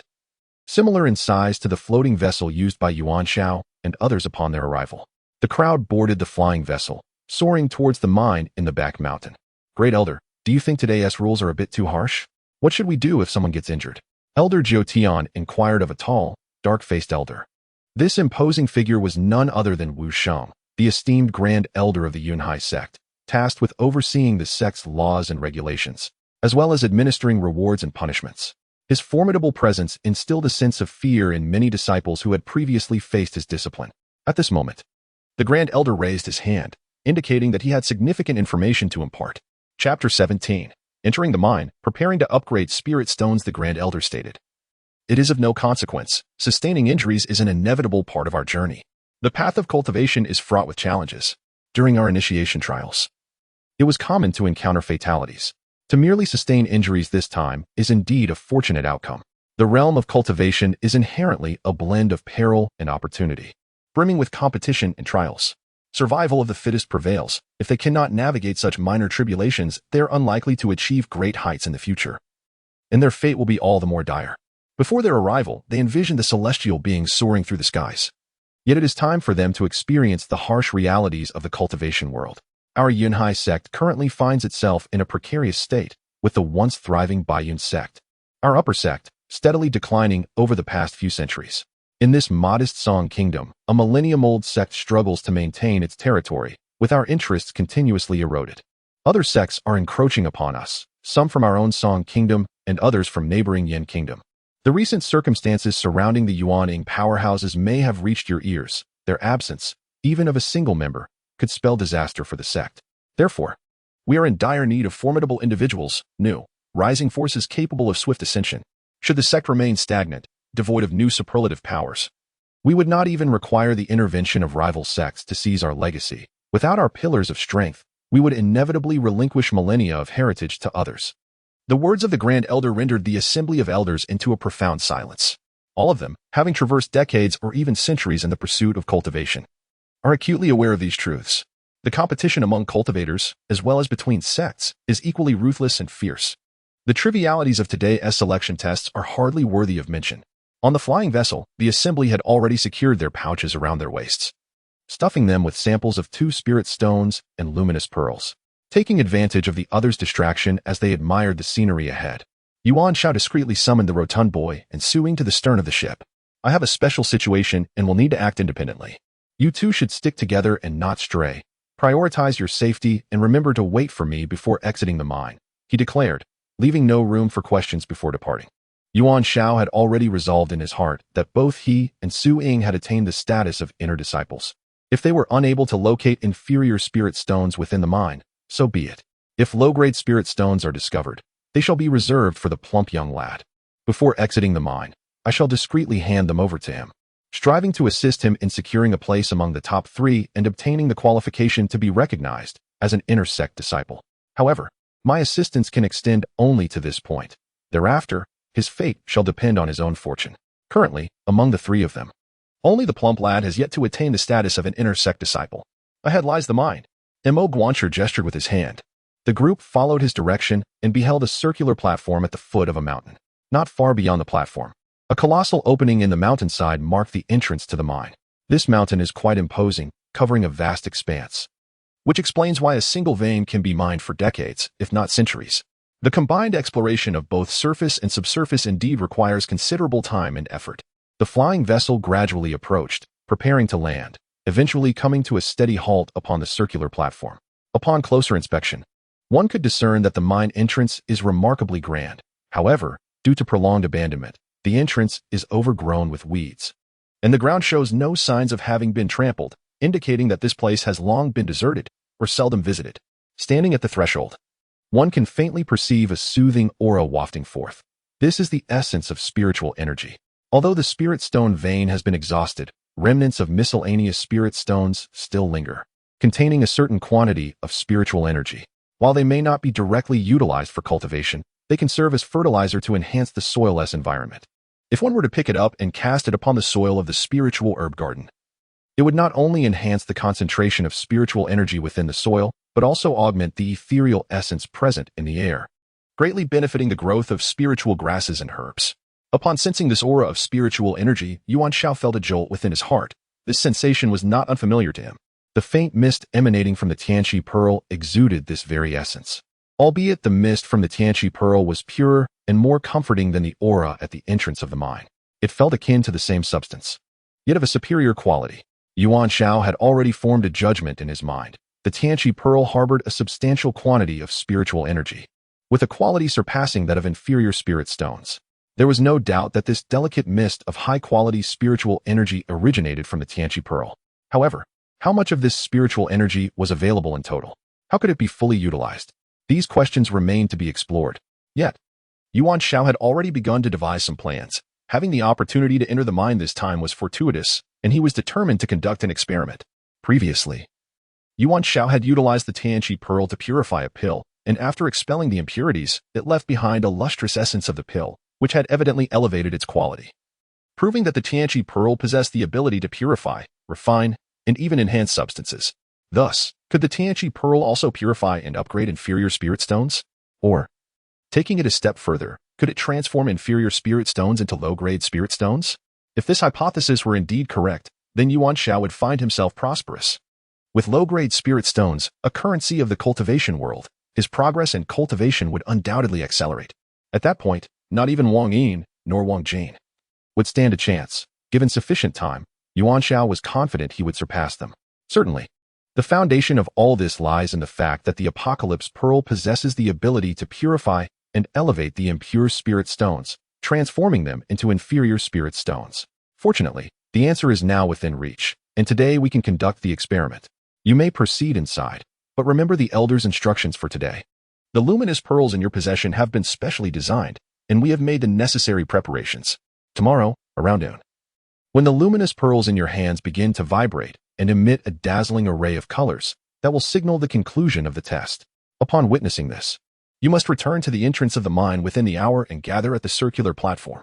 At that time, the luminous pearls will display a pointer, and you are to follow the direction indicated by it to reach the mine's entrance. I shall await your emergence here. Now, enter the mine. Mo Guan raised his hand forward, gesturing for entry. As Yuan Xiao stepped into the mine, he discovered that within lay an expansive platform, its dome adorned with several magnificent luminous pearls.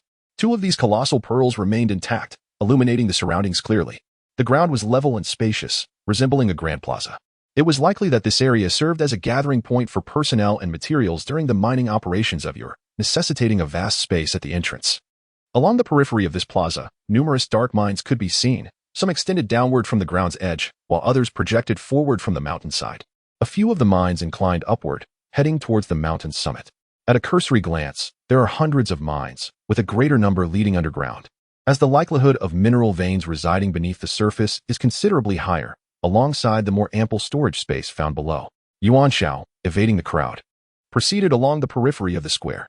This time, he must act independently, with two objectives in mind. Firstly, to guard against Wang Yin's attack while seeking an opportunity to counterstrike. Secondly, to secretly conduct an experiment to purify and upgrade the Apocalypse Pearl with the mixed spirit stone. Chapter 18.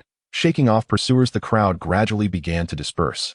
Wang Yin, noticing two fierce-looking youths conversing not far ahead, both robust boys around 15 or 16 years old, one tall and one short, instantly conceived a plan. May I join you too?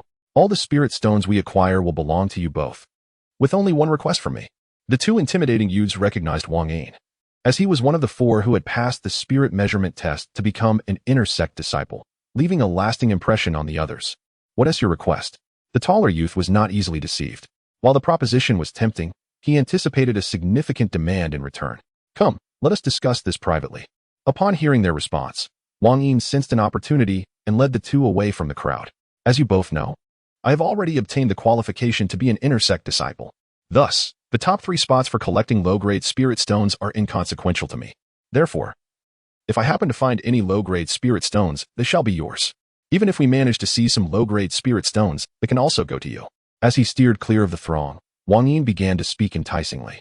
And my target is but one person, Yuan Xiao. Should he discover a low-grade spirit stone, we shall seize it. Even if he fails to find the stone, I am determined to challenge him to a duel. You need only to lend me a modicum of assistance during the confrontation, restraining him slightly. The actual combat shall depend solely on my prowess. Alternatively, if others interfere, simply impede their advances. Your task is straightforward. However, the individual you mentioned is no trifling opponent. He boasts a 10-star rating. The prospect of uncovering a low-grade spirit stone within the mine remains uncertain. Are we truly willing to embark on such a perilous venture for an ambiguous promise? The tall youth, skilled in strategy, spoke slowly, while the shorter youth nodded in agreement. Indeed, it is conceivable that not a single low-grade spirit stone may be found within the entire mine, even in the event of attempting to pilfer from others. They may possess none. Moreover, consider the incantation for the 3rd layer of Qi refinement. As outer disciples, you possess only the 1st and 2nd layer incantations, while we, designated as inner disciples, will soon acquire those for the 1st to 3rd layers.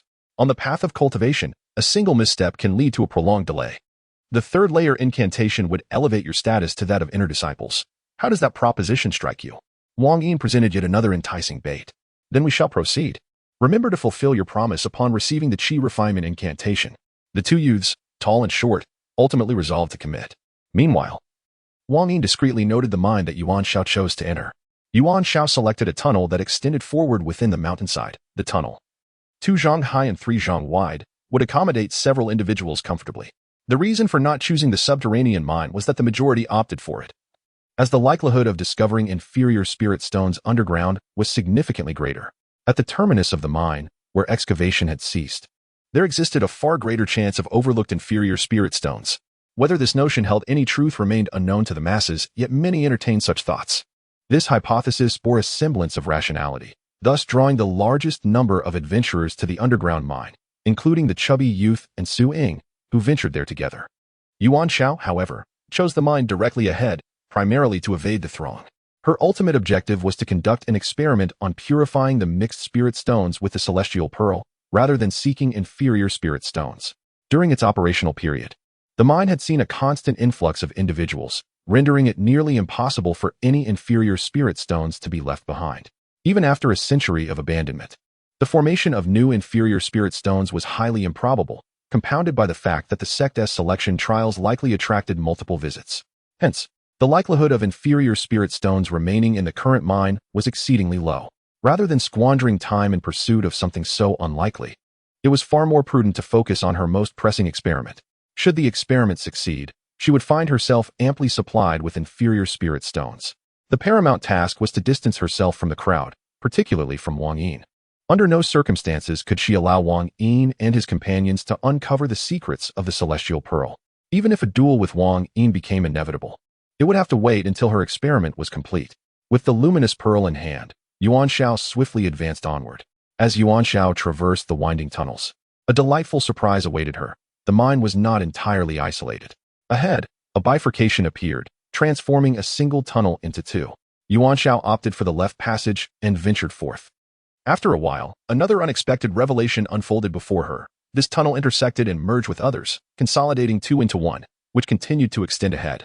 This intricate network of tunnels, akin to a spider's web, posed a challenge for Wang Yin and his companions to track her, as it was laden with numerous branches and intersections. Resembling a labyrinth where they could easily stray into different passages and lose sight of one another. Yuan Xiao gently tapped her storage ring, stowing away the luminous pearl, plunging her surroundings into darkness. This act diminished her chances of exposure, enabling her to conceal herself more effectively while remaining vigilant to any approaching presence. Ever since Yuan Xiao had undergone the transformative cleansing of her senses by the Tianqi pearl, her auditory and visual faculties had been greatly enhanced. Even in obscurity, she could vaguely discern objects ahead, albeit with a lack of clarity. By merely moderating her pace, she encountered no difficulties.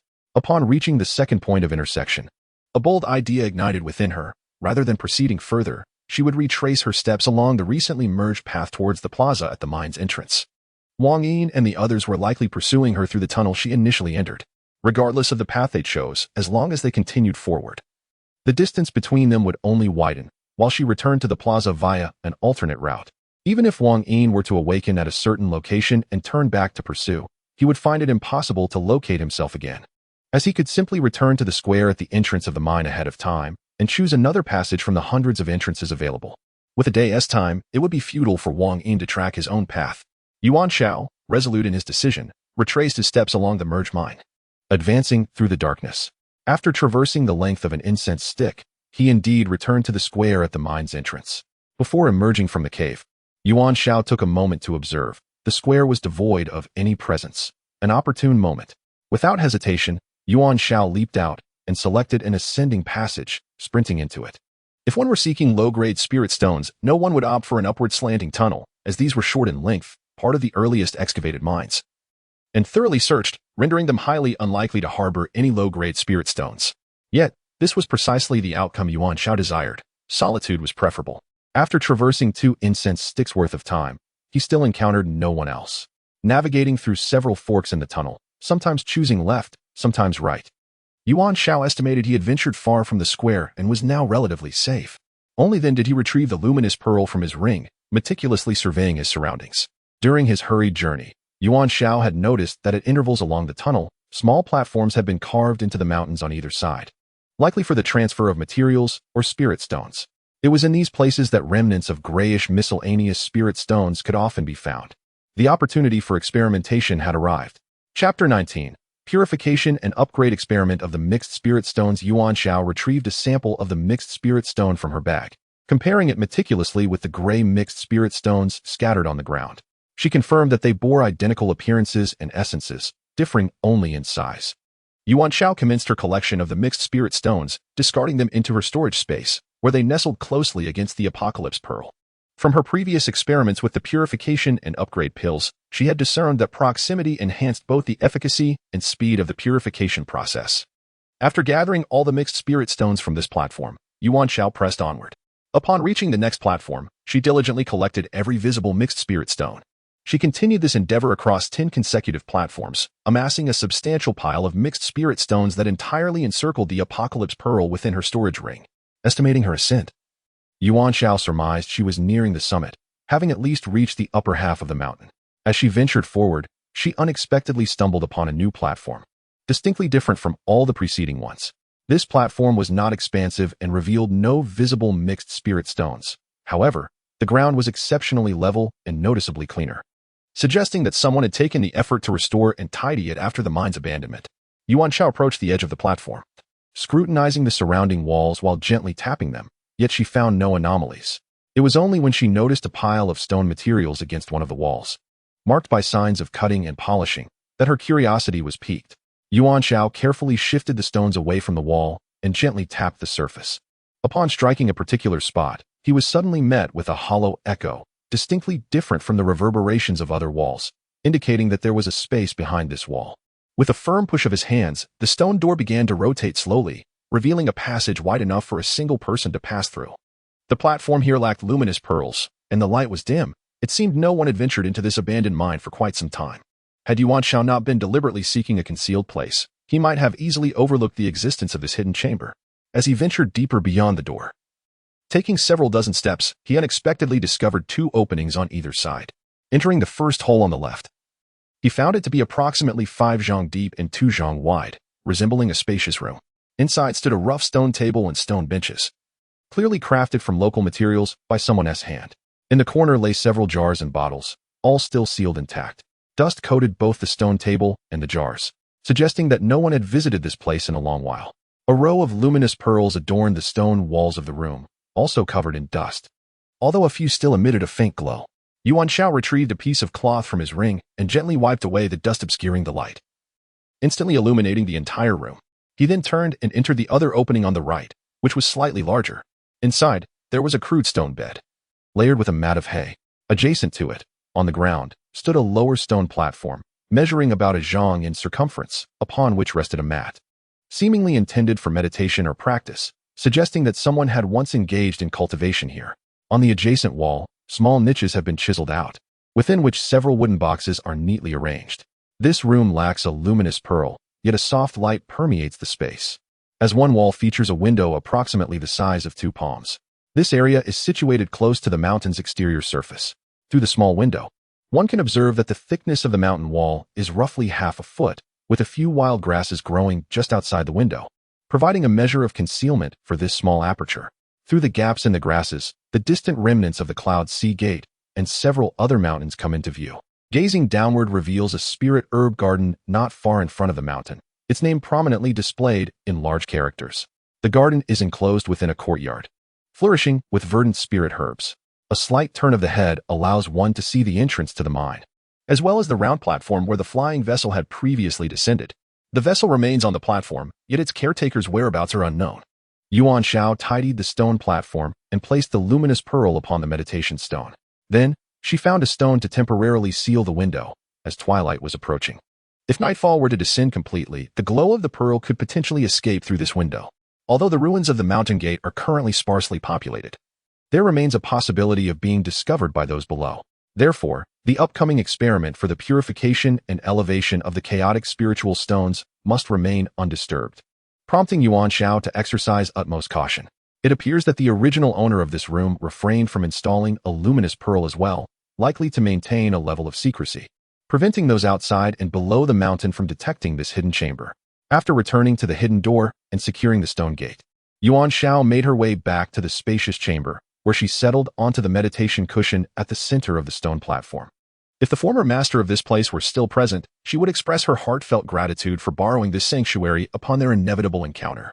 Yuan Xiao opened her storage ring, intending to retrieve the assorted spirit stones and the enlightenment pearl she had previously collected. However, as her consciousness delved into the ring's interior, She was taken aback by the sight of spirit stones piled on the ground. There had been a transformation. The assorted spirit stones were almost entirely coated in a layer of grime, their hues transformed into a dull gray. Only a few stones at the edges, which Yuan Xiao had collected from the last platform, remained relatively unchanged. Having been placed there less than half a joss stick's time ago, and situated far from the Enlightenment Pearl, aside from these few, which exhibited minimal alteration, the majority of the assorted spirit stones had changed color. With a wave of her hand, she extracted all the assorted spirit stones in the Enlightenment Pearls, instantly filling the room with a soothing aura of spiritual energy. Yuan Xiao picked up one of the dull gray spirit stones and wiped away the dirt, revealing the pristine white stone within, which had transformed from its grayish state to a brilliant white. Rising to her feet, she took out a sample of inferior spirit stones provided by the Yuhai sect from her cloth bag with her left hand, while holding the purged and upgraded white spirit stone from the Enlightenment Pearl in her right. She carefully compared the two. The shapes differed, as the sample was cut into small squares, whereas the white spirit stone from the Enlightenment Pearl, having emerged from irregular assorted stones, exhibited varied shapes and sizes. Both were white, yet the white spirit stone from the Enlightenment Pearl was noticeably purer. The sample emitted a faint sheen, while the upgraded white spirit stone gleamed with a more pronounced luster. In terms of essence, the aura emitted by the low-grade spirit stone samples is relatively faint.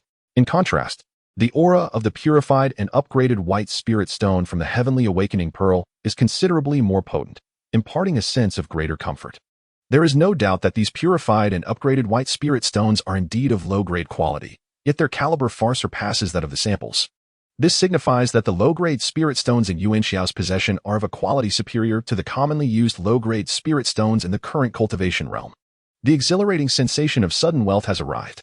In the realm of cultivation, wealth, companionship, law, and land are paramount, with wealth holding the foremost position.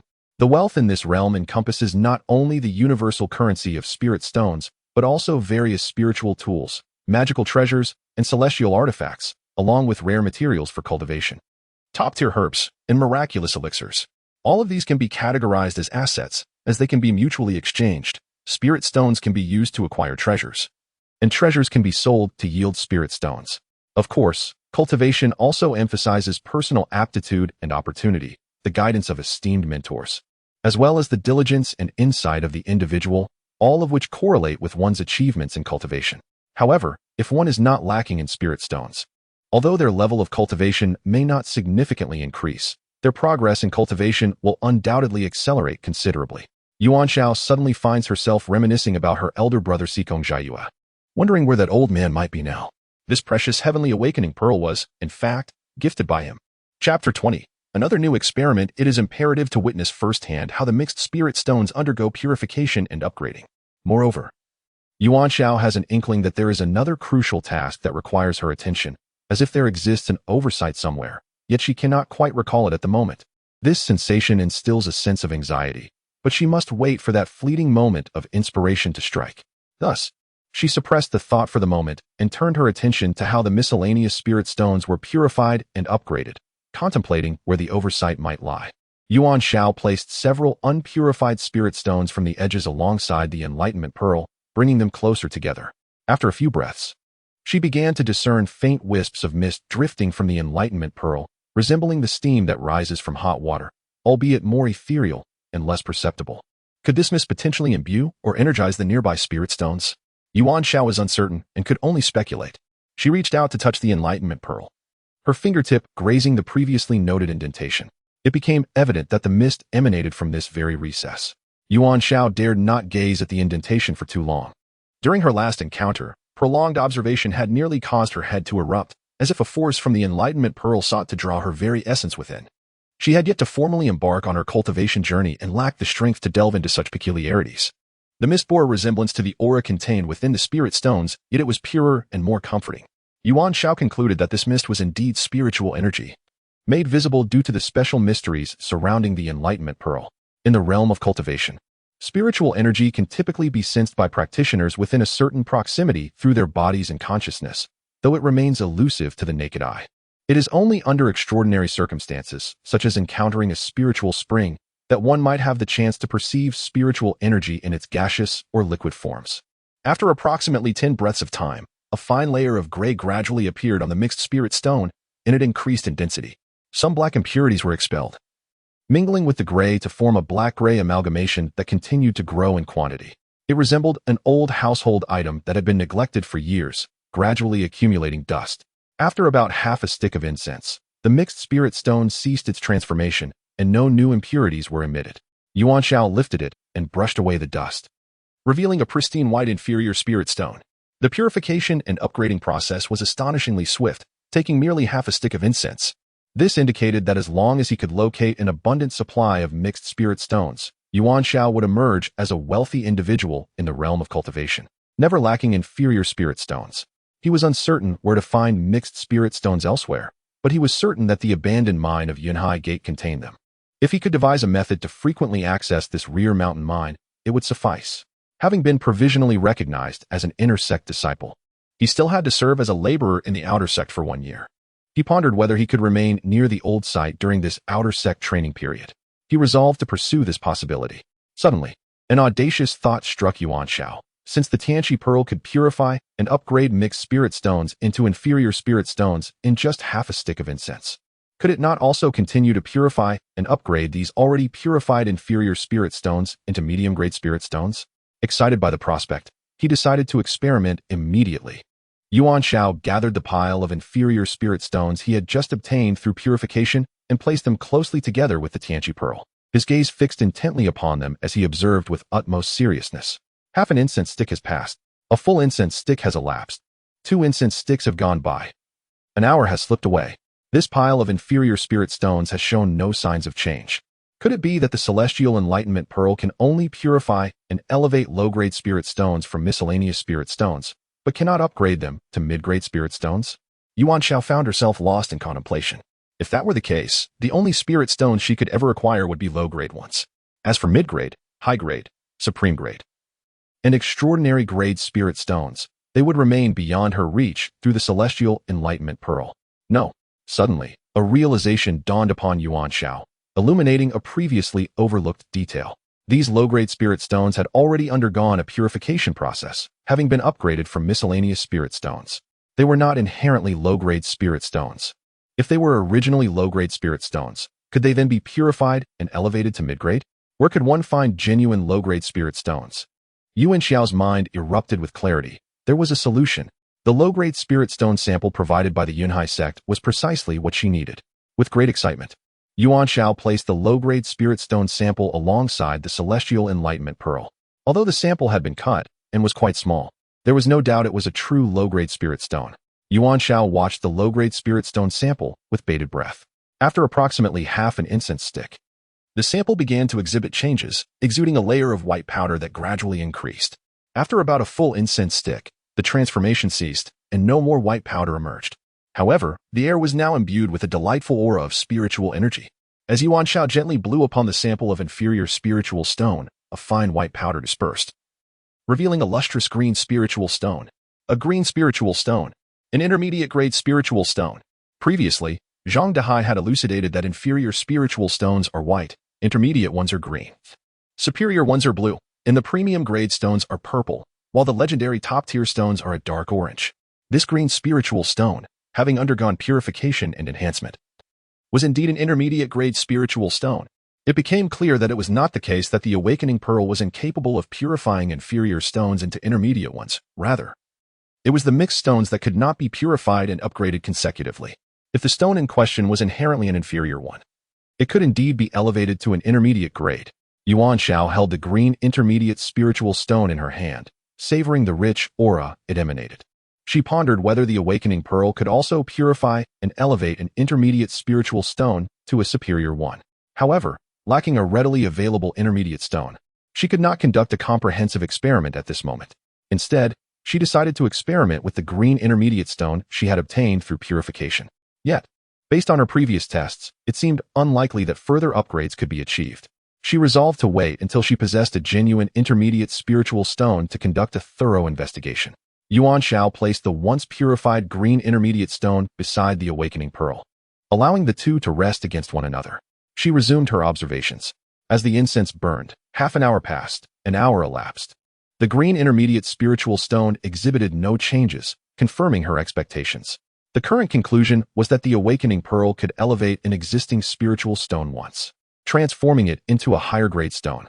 However, one cannot consecutively upgrade twice. A spirit stone that has been upgraded once cannot undergo purification again. Of course, this conclusion may not be entirely accurate. It can only be said that this is the current understanding. And Yuan Xiao deeply feels that the mysteries of the Apocalypse Pearl are manifold. What she comprehends now may merely be the tip of the iceberg, and her current knowledge could indeed be flawed. For instance, the small indentation on the Apocalypse Pearl, when gazed upon for an extended period, induces a sensation of one's soul being drawn in, resulting in a splitting headache. What is this small indentation? What secrets does it conceal? Yuan Xiao, being relatively weak, is far from possessing the qualifications to explore these enigmas. If she does not fall into despair in the future, she might cultivate to a certain level, at which point these questions will be readily resolved. Fortunately, these issues are not pressing. At present, Yuan Xiao has several priorities to attend to. Chapter 21. Wang Yin's conspiracy for revenge against Yuan Xiao. Firstly, she must entrust a few inferior spirit stones to the chubby boy, ensuring that he secures a spot among the top 3 to be admitted as an inner disciple. Secondly, she needs to deal with the nuisance that is Wang Yin. Even at the risk of injury, she intends to give him a sound thrashing, ensuring that he refrains from bothering her in the near future.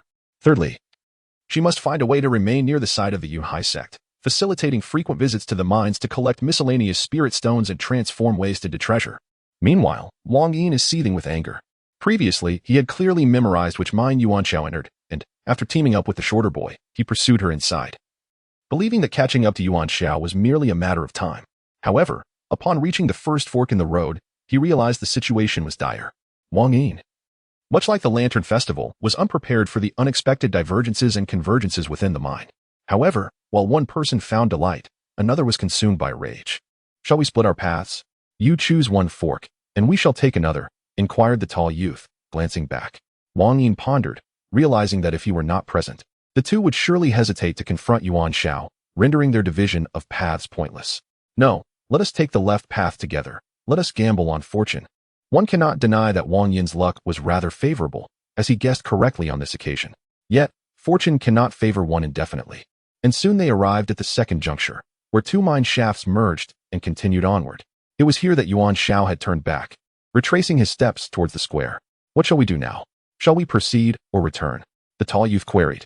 "Let us continue forward," Wang Yin contemplated, recognizing that Yuan Xiao was not one to cower, as evidenced by his audacious public confrontation at the reception station. Moreover, he was unaware of the alliance formed between Wang Yin and the shorter youth, now a trio in number. Though Wang Yin harbored resentment towards this individual, he acknowledged that in a one-on-one confrontation, Yuan Xiao would not shy away from him. Of course, Wang Yin himself was unperturbed, possessing his own hidden trump cards. The reason for bringing along the tall and short youth was to ease their endeavor and to deter others from intervening on behalf of their adversary. Apart from the pursuit of Yuan Xiao, who remains undaunted by his own endeavors, everyone else is also engaged in the quest for inferior spirit stones. Thus, he gambles that Yuan Xiao will continue onward, prioritizing the search for these stones, or perhaps await him at a designated location for their duel. Unfortunately for Wang Yin, fortune does not favor him this time. He has wagered incorrectly. The primary objective of Yuan Xiao is to locate a safe haven to experiment with the Apocalypse Pearl. It is only after the completion of this experiment that he will seek an opportunity to confront Wang Yin in battle. Wang Yin and his companions have chosen to proceed further into the mine, only to encounter 2 more forks along their path. It is not until they reach a platform, where no further passage lies ahead, that they realize they have reached the end of this particular mine tunnel.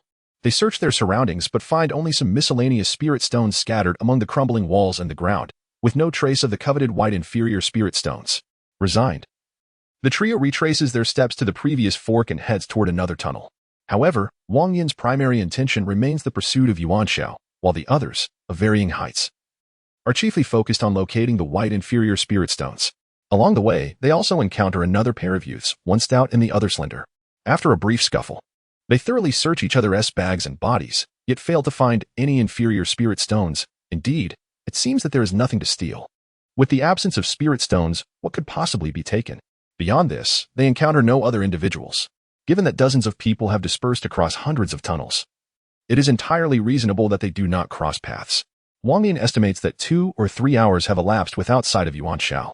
Suddenly, a spark of inspiration ignites in his mind. Could it be that Yuan Xiao has returned to the plaza via the merging cave entrance? It is a possibility.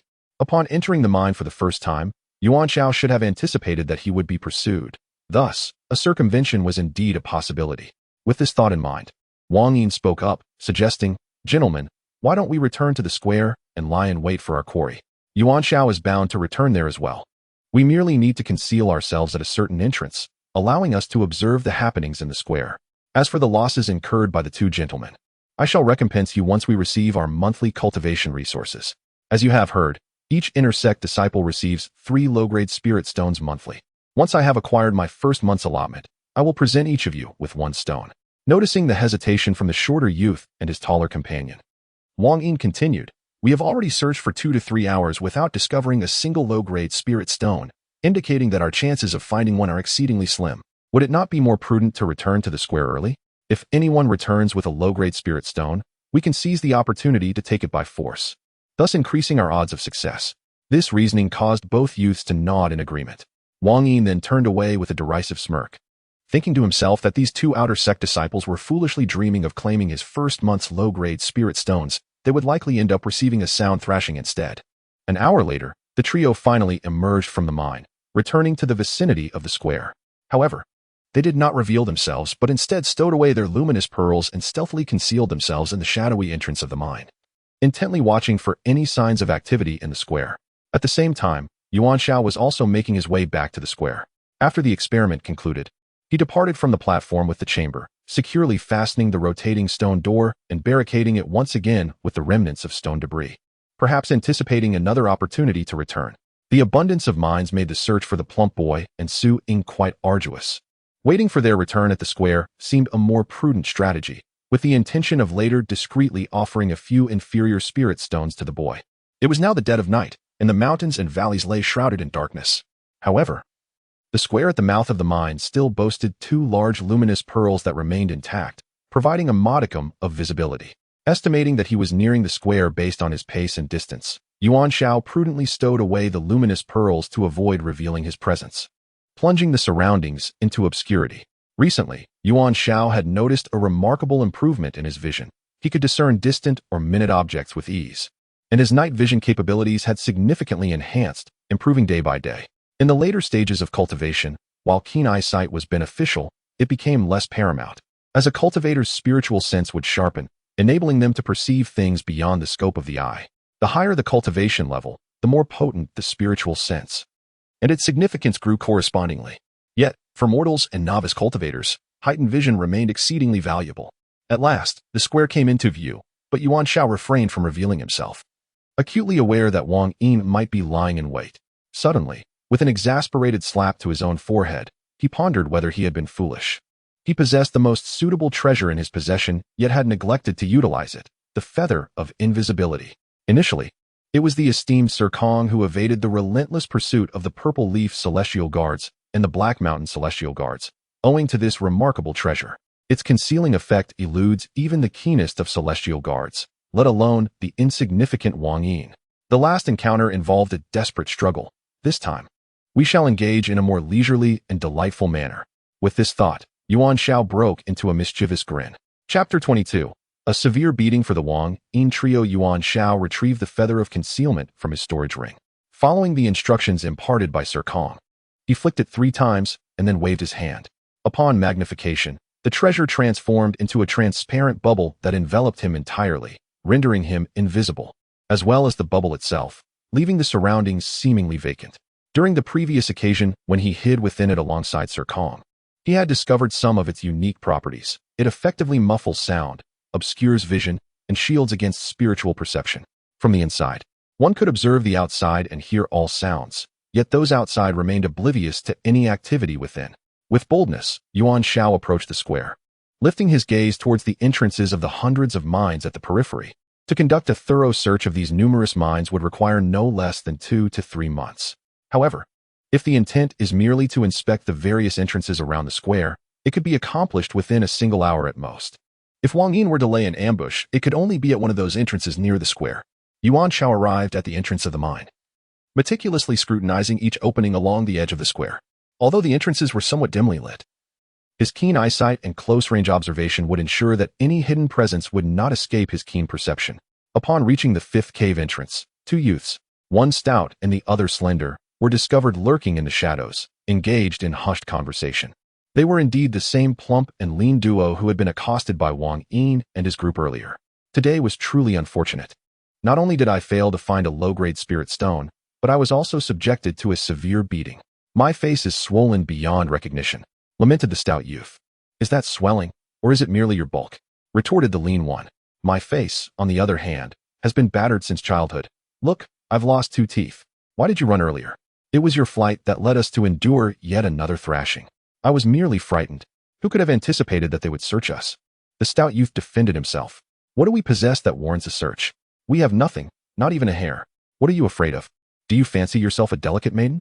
If you truly were a woman of such girth, I would certainly steer clear of you, exclaimed the lean youth, only to wince in pain as he inadvertently aggravated his facial injuries.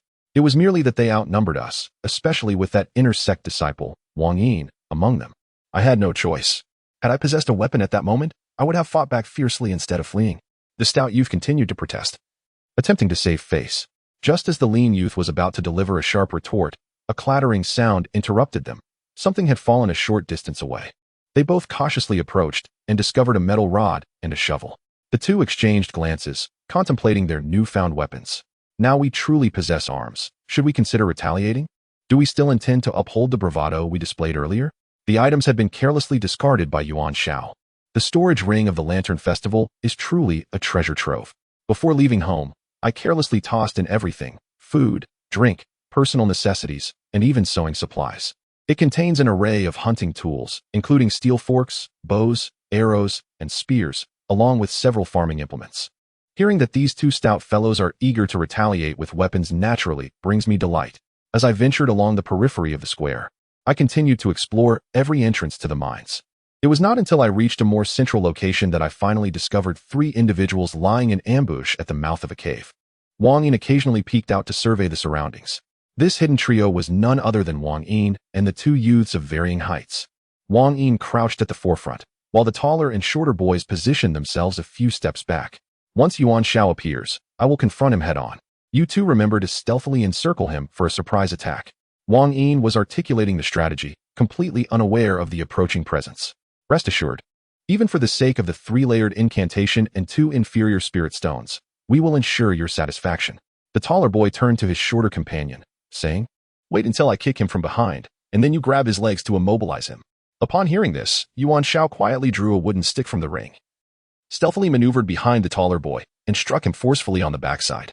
The taller boy was unexpectedly attacked, letting out a cry of dismay as he uncontrollably flew out from the cave entrance and landed on the edge of the square. He rolled on the ground, hands clutching his backside, overwhelmed by both shock and pain. What was that just now? Why did it target such a vulnerable spot? I haven't even relieved myself today. Immediately following was a cry of anguish, as the shorter individual clutched his rear and hurled himself to the edge of the square, utterly terrified. The taller one, upon being ambushed, glanced back only to find nothing in sight before he too fell victim to a treacherous assault. What could this entity be that targets the lower regions? Who can enlighten me on whether I have been struck or not? The shorter man was engulfed in shock, pain, and humiliation at the entrance of another mine. A gaunt figure wielding an iron rod exchanged glances with a portly one brandishing a dung shovel. Should we proceed? If we do not retaliate today, I would feel unworthy of the shovel, declared the stout man, charging forth. Bravo, my hefty brother. I retract my earlier words. Your visage is not merely plump but likely swollen from their blows, remarked the lean man, also rushing out with his iron rod in hand. The unfortunate duo in the square, the tall and the short, had by now lost all combat capability, desperately shielding their posteriors with one hand while protecting their heads with the other, rolling about on the ground as they endured a merciless beating from the stout and lean pair.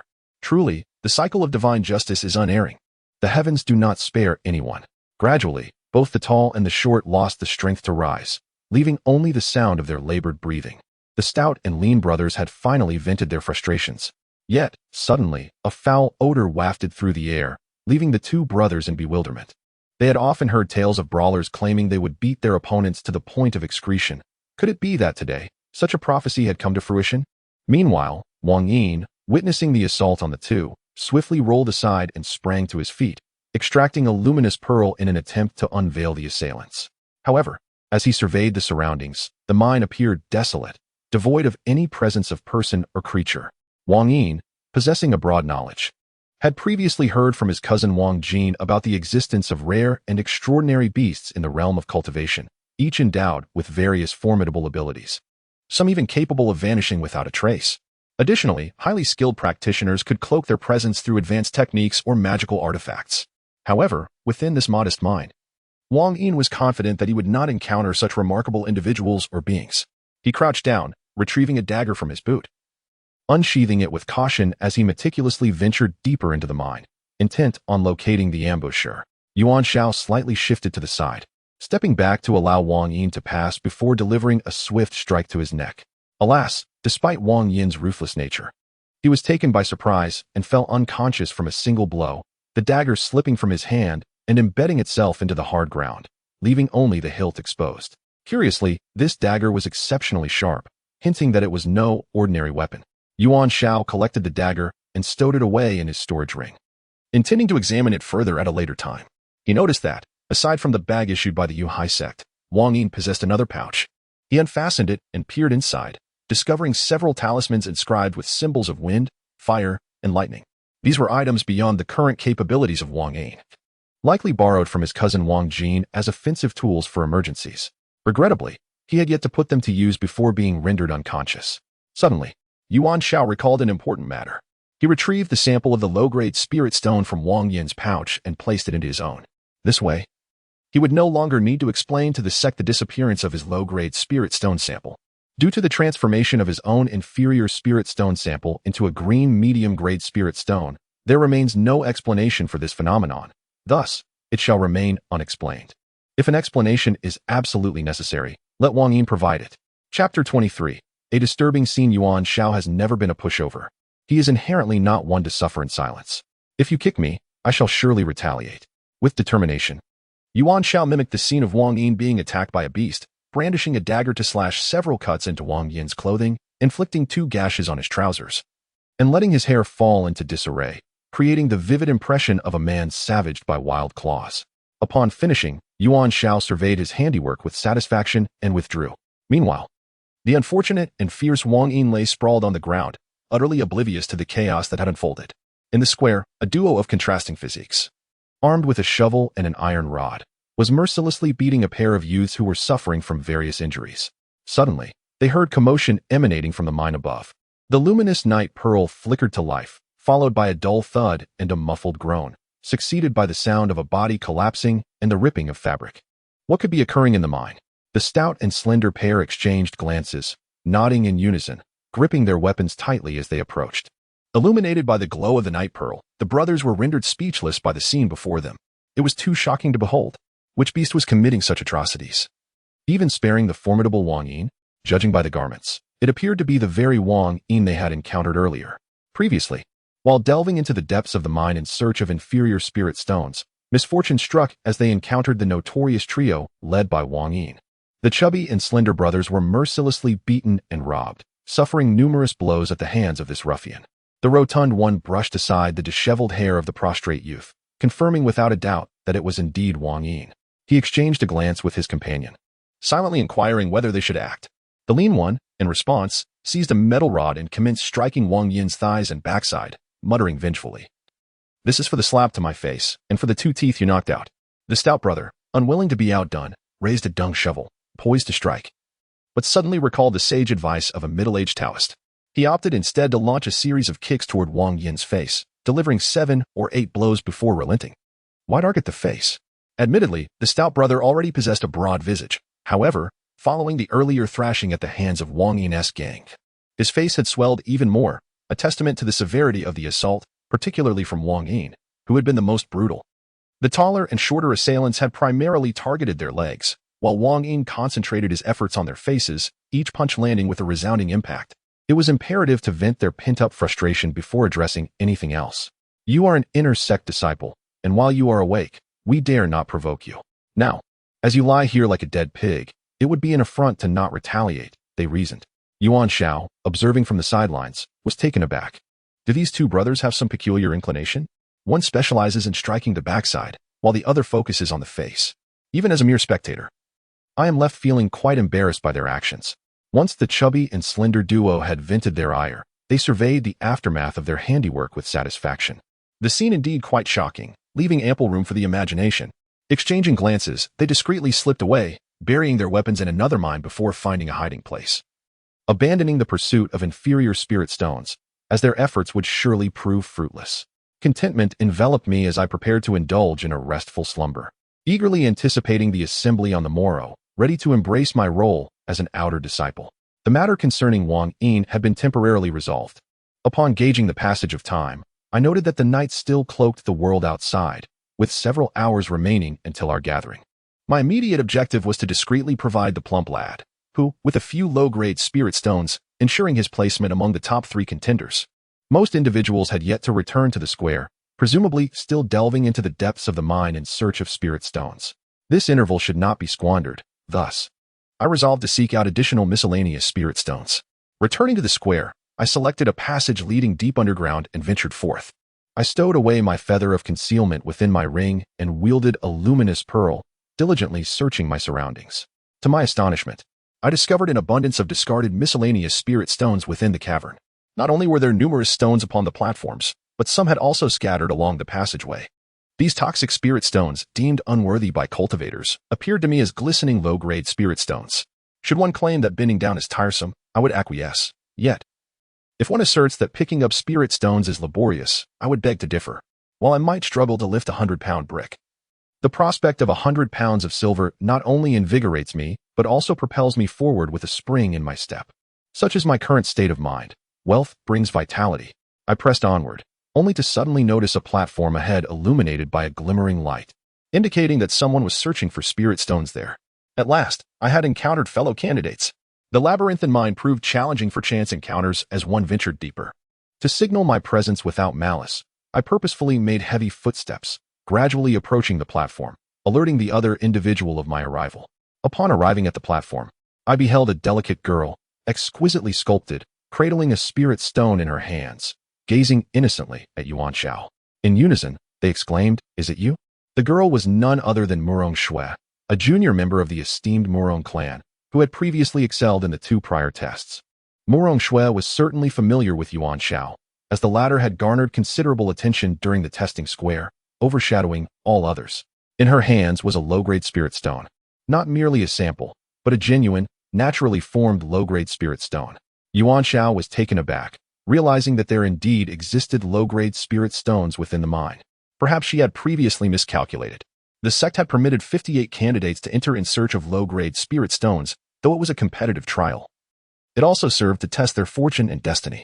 The mine had been thoroughly explored, yet within the vast expanse of the vein, amidst hundreds of tunnels, there were bound to be overlooked treasures, small spirit stones buried and undiscovered, and potentially veins that had not been fully excavated, yielding even greater quantities of low-grade spirit stones. Luck, after all, is a facet of strength. Surely, the sect intended to temper their resolve through the search for spirit stones, while also seeking those blessed with profound fortune. Is it truly possible to find low-grade spirit stones here? Yuan Xiao instinctively inquired. Indeed, did you not find any? Upon hearing this, Yuan Xiao shook her head. In her heart, she mused that while she had not stumbled upon a single low-grade spirit stone, she had purified a multitude of them herself. Thus, Yuan Xiao's shake of the head was not a lie. She had indeed not directly discovered even one low-grade spirit stone. In truth, I have only discovered 2, both of which were found within the confines of the walls, thanks to their assistance. Murong Shui said as she opened her palm, revealing a diminutive compass resting upon it. This was a small token from my grandfather, who, upon learning of my journey to Yunhai Gate, entrusted it to me for use. It possesses no profound abilities. It merely senses the quantity of spiritual energy within a radius of approximately 10 feet, directing the needle towards the location where the energy is slightly more concentrated. It is only suitable for exploring very confined spaces, thus its utility is rather limited. Murong Shui spoke candidly, sharing her thoughts. You would do well to secure the spirit stones in your bag to avoid detection by others. Previously, there have been altercations elsewhere over the theft of spirit stones, and I am certain you would not wish to witness a young girl crying out for her parents in distress, would you? Yuan Xiao chuckled at her own words. Murong Shui, too, found amusement in the situation, yet obediently stored the low-grade spirit stones in her bag. Shall we search together? Murong Shui extended the invitation. Thank you for your kindness, but I prefer to search alone for the 2 individuals. Yuan Xiao politely declined the offer. Chapter 24, Surreptitiously Delivering Spirit Stones and Encountering the Little Golden Weasel. Is it a chubby boy and a girl? Yes, it is Suing. As one of the four initially recorded as inner disciples, Murong Shui naturally recognized Suing. Indeed, where are they? Yuan Xiao inquired eagerly. By a fortunate coincidence. I just encountered the two of them. They ventured down the right fork into the depths and have not been gone long. Murong Shui indicated towards the right. Thank you. Remember to conceal your findings upon returning to the square. Upon concluding the discussion, Yuan Xiao immediately followed the direction indicated by Murong Shui's finger. Fortunately, this particular passage did not diverge, and after a brief yet intense sprint, Yuan Xiao discerned a glimmer of light emanating from a platform ahead, likely belonging to the two portly figures. Consequently, he stowed away the luminous pearl and prepared 4 low-grade spirit stones, deftly casting the feather of invisibility to shroud himself in concealment. The decision to offer only 4 low-grade spirit stones was born from Yuan Xiao's astute judgment. After several hours spent in the mine, he had yet to discover a single stone, and neither had Wang Yin's trio nor the duo of the stout and slender. Even Murong Shui, hailing from a prestigious cultivation family and aided by a treasure compass, had managed to procure merely 2. Moreover, as an inner sect disciple, she did not occupy one of the top 3 positions. Although Yuan Xiao had not witnessed the others, he surmised that most were equally empty-handed. Should he bestow a greater number of stones, it might inadvertently arouse the suspicions of the sect elders. If the rotund figure proved inept at providing explanations, complications could easily ensue. Thus, while it was imperative to offer these spirit stones, they must not be given directly. Should the stout fellow and Xiaoying discern that the spirit stones were from him, it would not necessarily expose his secret, but it would necessitate numerous explanations. In the event that the elders conducted a thorough inquiry, any inability on the stout figure's part to articulate a coherent narrative could lead to unforeseen repercussions. Should the sect decide to investigate this matter further, Yuan Xiao's aspirations to remain at the old site would become exceedingly difficult to realize. Do you think these sect elders are toying with us? We searched for hours, our eyes nearly popping out, and not a single low-grade spirit stone in sight. The stout figure exclaimed in frustration. There should still be 3 or 4 hours left. Let us search a bit more. The middle-aged Taoist presiding over the selection test possesses an ethereal aura, and he does not strike me as someone who would deceive us, remarked Xiaoying. The chubby boy pondered for a moment and recalled that the presiding Taoist was also one of the elders. As he approached, he could faintly detect a herbal fragrance, suggesting that he was accustomed to alchemical substances, exuding an otherworldly temperament that perfectly aligned with the image of an immortal in the chubby boy's mind. Indeed, he did not seem like someone who would mislead others. Well, I suppose I shall content myself with being an outer disciple. After 3 years, the outer disciples can participate in the sect's annual grand competition. Those who perform exceptionally can ascend to the inner sect. As long as I remain, the opportunities are quite abundant.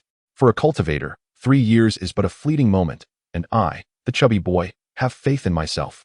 Rarely does Hu Lai become obsessed with trivial matters. He typically maintains a broad perspective on most issues. Oh, Xiaoying, what do you see over there? Suddenly shouted the chubby boy. Xiaoying leaned in for a closer look, and there, at the corner of the platform near the wall, 4 white spirit stones were unmistakably revealed. Half buried in the earth and half exposed, under the illumination of the luminous pearl, they gleamed with a brilliant white luster. The chubby boy was nearly dumbfounded. After searching for so long without a single find, he now stumbled upon 4 at once. He picked them up, cradling them in his hands, and compared them to the sample of inferior spirit stones provided by the sect, confirming without a doubt that they were indeed inferior spirit stones, and perhaps even of superior quality. Here, Xiaoying, let us each take 2. The chubby boy joyfully offered her 2 stones. If we see Yuan Xiao later and he has found any, I shall give him 1. Hu Lai, why have you suddenly turned foolish? Neither of us shall require them any longer. Previously, the presiding elder stated that the 4 of us, who have been admitted as inner disciples, will not occupy any slots even if we secure the top 3 positions in the quest for spirit stones. Moreover, these spirit stones must be surrendered, and the ones discovered do not belong to us. Conversely, you, having acquired these 4 spirit stones, should be able to rank among the top 3, thus attaining the same status as us as inner disciples. Xiaoying is equally delighted. Indeed, among the 3 of us, I am currently the only one recognized as an outer disciple. If I can leverage these 4 inferior spirit stones to secure a position in the top 3 of the test, I too will ascend to the rank of inner disciple. What a splendid opportunity. The prospect of becoming an inner disciple made the chubby boy feel euphoric, and now he need not return to inherit his family's fortune. Without hesitation, he gathered the 4 spirit stones and stowed them in a cloth bag. At that moment, filled with exuberance, he patted his belly and exclaimed, Let us embark on our quest and continue searching. This brought amusement to Xiaoying as they gradually ventured forth. It was then that Yuan Xiao emerged from the shadows, retracting his feather of concealment, having also found humor in the chubby boy's antics. The 4 inferior spirit stones were, of course, placed by Yuan Xiao, who even took care to bury them halfway in the soil to lend an air of authenticity. This ensured that the 2 of them believed they had fortuitously discovered them, allowing them to face any inquiries from the sect elders with unwavering confidence. When the truth is spoken, the expression and tone are most genuine and credible. Having completed this second significant task, only one final matter remained: to devise a means of staying at the ancient site of the Yunhai City sect after the sect's assessment concluded, in order to fully exploit the resources of the mine in the back mountain. Those selected as inner disciples, like Yuan Xiao, each had a 1-year term of service in the outer sect. If one could remain here for a year, the resources in the mine would surely be nearly depleted. Yuan Xiao took out a luminous pearl and chose a different passage than that of Xiaopeng and the others, continuing the search for miscellaneous spirit stones. After 3 hours, Xiaopeng and his companion had not encountered any more wild clusters of spirit stones. In contrast, Yuan Xiao was yielding abundant results, having collected a significant number of miscellaneous spirit stones to stow away in his ring. Estimating that the gathering time was approaching, Yuan Xiao resolved to return to the square via a different tunnel upon reaching the next intersection. Suddenly, a rustling sound emanated from a nearby platform, followed by a series of crunching noises, yet no radiance from the luminous pearl illuminated the area. Was someone present? This was the back mountain of the sect, a place presumed to be quite safe. Yuan Xiao raised the luminous pearl in his hand and, summoning his courage, approached.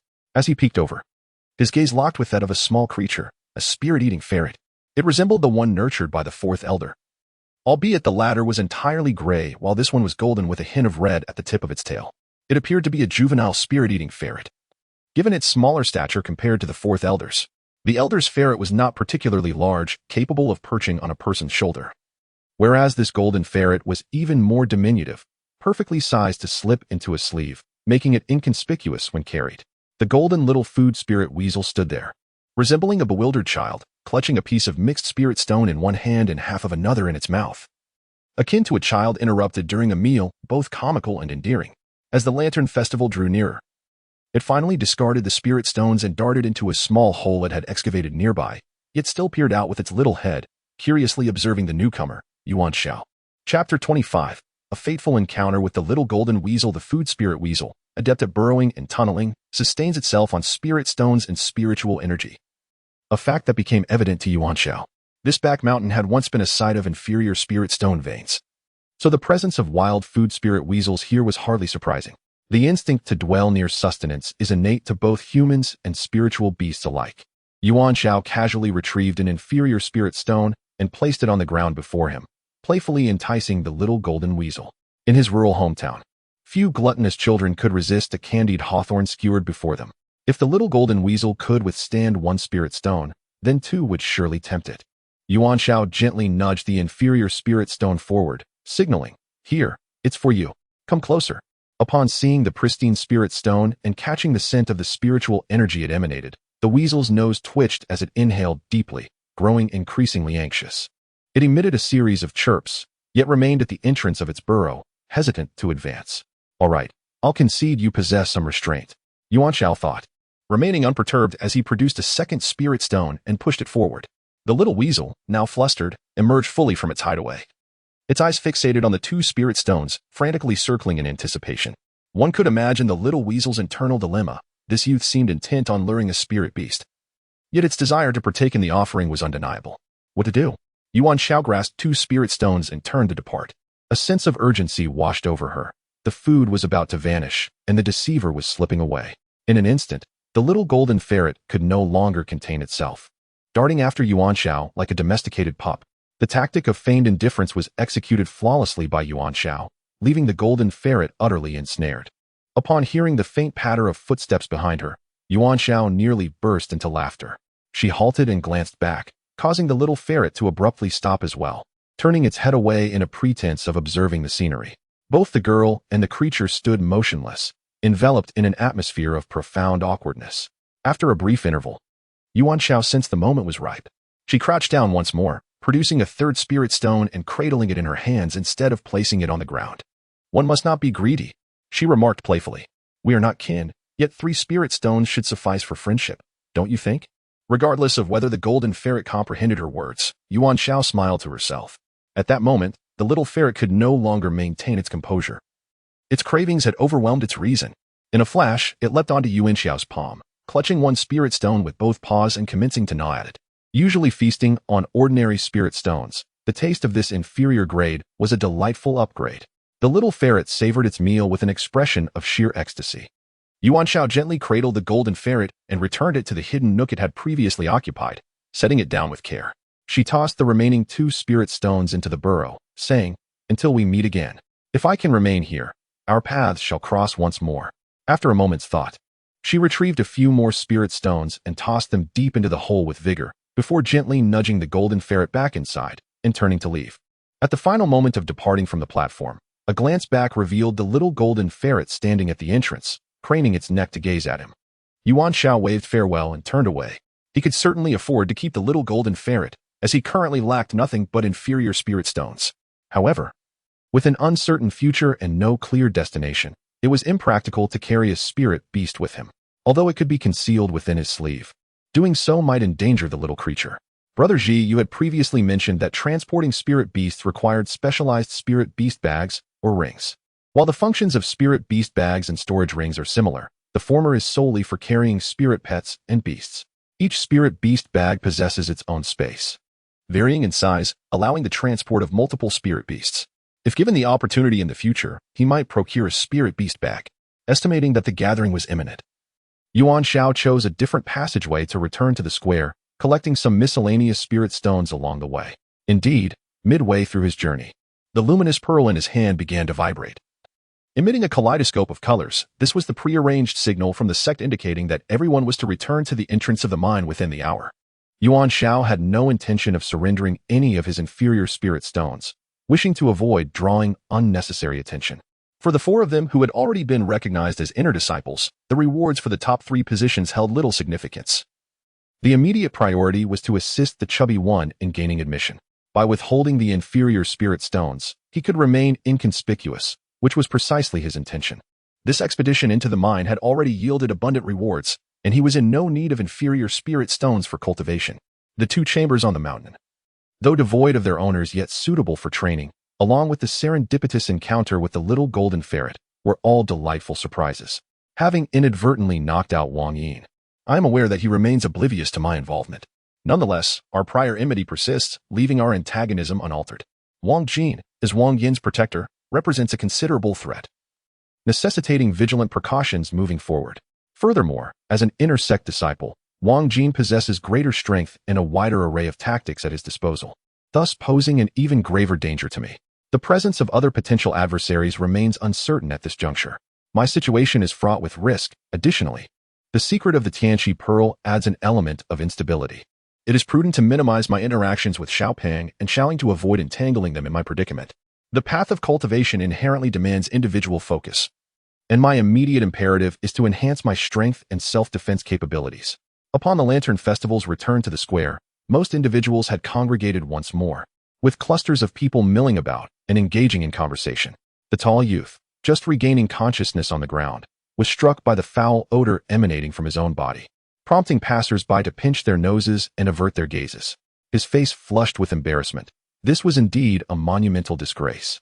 To his astonishment, the rumors proved true. One could actually be beaten to such an extent that it led to such humiliation. The tall youth sprang to his feet, one hand covering his face while the other shielded his backside, hastily fleeing to the cave where he and his companions had previously ambushed. Upon entering the cave, however, he was met with the sight of Wang Yin sprawled on the ground under the illumination of a luminous pearl. In that moment, he momentarily forgot his own anguish, realizing that there were indeed those far worse off than himself, who possesses such a peculiar taste. The scene was too shocking to behold. The short young boy had actually awakened a bit earlier, but upon seeing a crowd of people surrounding 2 individuals lying on the ground, exuding a foul stench, he felt too embarrassed to rise and chose to feign unconsciousness instead. Now, with the tall boy suddenly springing up and fleeing, he felt even more ashamed to remain there alone. Thus, he covered his face with one hand and his backside with the other, hastily escaping into the cave where Wang Yin was situated. Initially believing himself to be the most unfortunate, he soon realized, upon discovering Wang Yin still in a state of unconsciousness, that he was not the most wretched after all. The scene was so absurdly picturesque that it invited boundless imagination. The short boy, who had previously worn a frown, could not help but burst into laughter, prompting the tall boy to join in the mirth. There is no ultimate misery, only varying degrees of it. With the more embarrassing Wang Yin standing before them, both boys suddenly felt their own shame diminish significantly. As the saying goes, those who have only taken 50 steps cannot mock those who have taken 100, and today, this adage was wholly illustrated. Meanwhile, the duo of plump and slender figures squatting at another entrance of the cave, witnessing the two fleeing in disarray across the square, could not contain their laughter. Suddenly, the thin one slapped his thigh and exclaimed, "Wait a minute, how did that iron rod and that dung shovel conveniently appear before us just like that?" Chapter 26, Lantern Festival and everyone's individual paths. As noon approached, a figure could be seen soaring in from a distance, descending directly onto the circular platform at the cave's entrance. It was none other than Manager Imo. "I require everyone to exit the cave and gather here for a head count," Manager Imo declared in a clear voice. The crowd streamed out of the cave's entrance, including Murong Shui, the chubby boy, Su Ying, and others who arrived just in the nick of time. Imo Guanxi conducted a head count and discovered 3 individuals were missing, prompting him to inquire if anyone had seen them. The crowd mostly stifled their laughter. Yuan Xiao raised his hand to signal Imo Guanxi and pointed towards the mine-s square. Understanding his implication, Imo Guanxi instructed the others to wait there while he ventured alone into the mine. Upon witnessing the dire condition of Wang Yin and his companions and the acrid stench that pervaded the air, Imo Guanxi remained unperturbed. He executed a spell with his right hand, pointing at Wang Yin, who subsequently regained consciousness. Imo Guanxi then tossed 3 sets of servant robes from his storage bag and instructed the trio to wash themselves in the pond behind the rockery outside, allowing them a stick of incense's worth of time before gathering at the circular platform. Without waiting for their thanks, Imo Guanxi turned and departed. After the stick of incense had burned, Wang Yin and his companions had cleaned themselves and donned the servant's attire. Even someone as formidable as Wang Yin felt his face flush with embarrassment. The humiliation had been considerable. They opted to return to the selection testing square aboard the same flying vessel from the previous day. The middle-aged Taoist presiding over the proceedings requested reports on their findings. It turned out that only 2 individuals had made any acquisitions. The chubby Hulai had discovered 4 low-grade spirit stones, while Murong Shui had found 2. The others had come up empty-handed. Consequently, it was announced on the spot that the chubby Hulai would also be accepted as an inner sect disciple, bringing the total number of confirmed inner disciples to 5: Murong Shui, Wang Yin, Su Ying, Yuan Xiao, and Hulai. Additionally, Murong Shui was rewarded with 3 low-grade spirit stones. The middle-aged Taoist held a particular appreciation for Hulai, noting that his extraordinary fortune had led him to uncover 4 low-grade spirit stones, indicating his substantial luck. "I am Elder Yao Feng, the 6th elder responsible for alchemy in our sect. Young man, I have high hopes for you. Would you be willing to cultivate under my guidance? Even a year of external training, as long as it is done under my supervision, will still count as a year of servitude," said the middle-aged Taoist. "I am willing, thank you, master." The plump boy, with his sweet tongue, was already addressed as disciple by the master even before formally taking on the apprenticeship. The 6th elder, embodying the essence of an immortal, was precisely the figure the boy revered. And they resonated with one another, indeed a fateful match. Subsequently, Wang Yin was taken under the wing of the 4th elder, Heavenly Revenge, who happened to be the master of Wang Jin. With the recommendation of his disciple, Wang Jin, and the 4th elder's own ruthless dispositions, which found merit in Wang Yin's fierce spirit, the decision was sealed. Murong Shui and Su Ying, on the other hand, were accepted as disciples of the 5th elder, a middle-aged woman whose cultivation methods were particularly suited for female practitioners, resulting in a majority of her disciples being women. "Yuan Xiao, your master has yet to be determined. For the time being, we intend to send you to the scholarly pavilion to serve as a menial for a year, assisting the public lecturers in organizing their materials and archives. What do you think?" inquired the 6th elder, Yao Feng. This task was rather light and devoid of strenuous labor. The 6th elder, having a favorable view of Yuan Xiao, proposed a more leisurely duty, allowing her ample time for cultivation. "Our spirit beast garden also requires individuals for menial duties, assisting in the care of spirit beasts. Yuan Xiao, would you be willing to serve in our spirit beast garden?" The 4th elder, Heavenly Revenge, asked earnestly. Yuan Xiao was acutely aware that the 4th elder's domain was the most perilous for her, particularly in the absence of a clear master to provide protection. After expressing gratitude for the kind intentions of the 2 elders, the disciple mentioned having recently discovered a spiritual herb garden at the entrance of the mine on the back mountain. The disciple, particularly fascinated by the cultivation of spiritual herbs, earnestly requested the elder's permission to remain at the old side of the mountain gate, contributing by performing menial tasks in the herb garden for the sect's benefit. Humph, truly ungrateful, thought the fourth elder, yet found some solace in the notion that the disciples' presence here would pose no interference, granting ample time to investigate further. I believe it is acceptable, said the elder. Though this may be the old side of the mountain gate, it remains a part of the Yuhai sect's heritage. The variety of spiritual herbs cultivated here is limited, as long as a stable monthly supply can be assured. Having Yuan Xiao perform menial tasks here would indeed be a contribution to the sect. What do you think, great elder? Inquired the ninth elder, Jiu Tian, who was supporting Yuan Xiao's case. The great elder pondered for a moment before nodding in agreement, stating, since this is your own decision, we shall not impose our will upon you. As the ninth elder mentioned, both the old and new mountain gates are integral to the Yunhai sect. Although the scale of this herb garden is modest, if you manage it well, it will also serve as a contribution to the sect. However, please note that there are typically no teachings imparted here, so you will need to explore on your own. Should you encounter any uncertainties, you may consult Manager Mo. His cultivation is quite solid, and he stands out among the disciples at the mountain gate. If it were not for his responsibilities here, he might have advanced to the foundation building stage in recent years. Yuan Xiao, upon hearing this, silently committed the information to memory, realizing that Manager Mo had already achieved a high level of cultivation, nearing the threshold of foundation building. It would indeed be wise to seek his guidance frequently in the future. As Yuan Xiao turned, he offered a respectful bow to Master Mo, who, without the slightest pretense, returned the gesture. This individual remained inscrutable in demeanor, executing tasks with methodical precision and treating others with a graciousness that left room for consideration. It is no wonder that he managed the old mountain gate with such commendable order. At present, all the newly admitted disciples gathered to receive their cultivation methods. The outer disciples were initially granted the first to second levels of the Qi refinement technique, along with a modest supply of low-grade spirit stones to facilitate their practice during their free time. However, they must first complete their assigned duties before engaging in cultivation.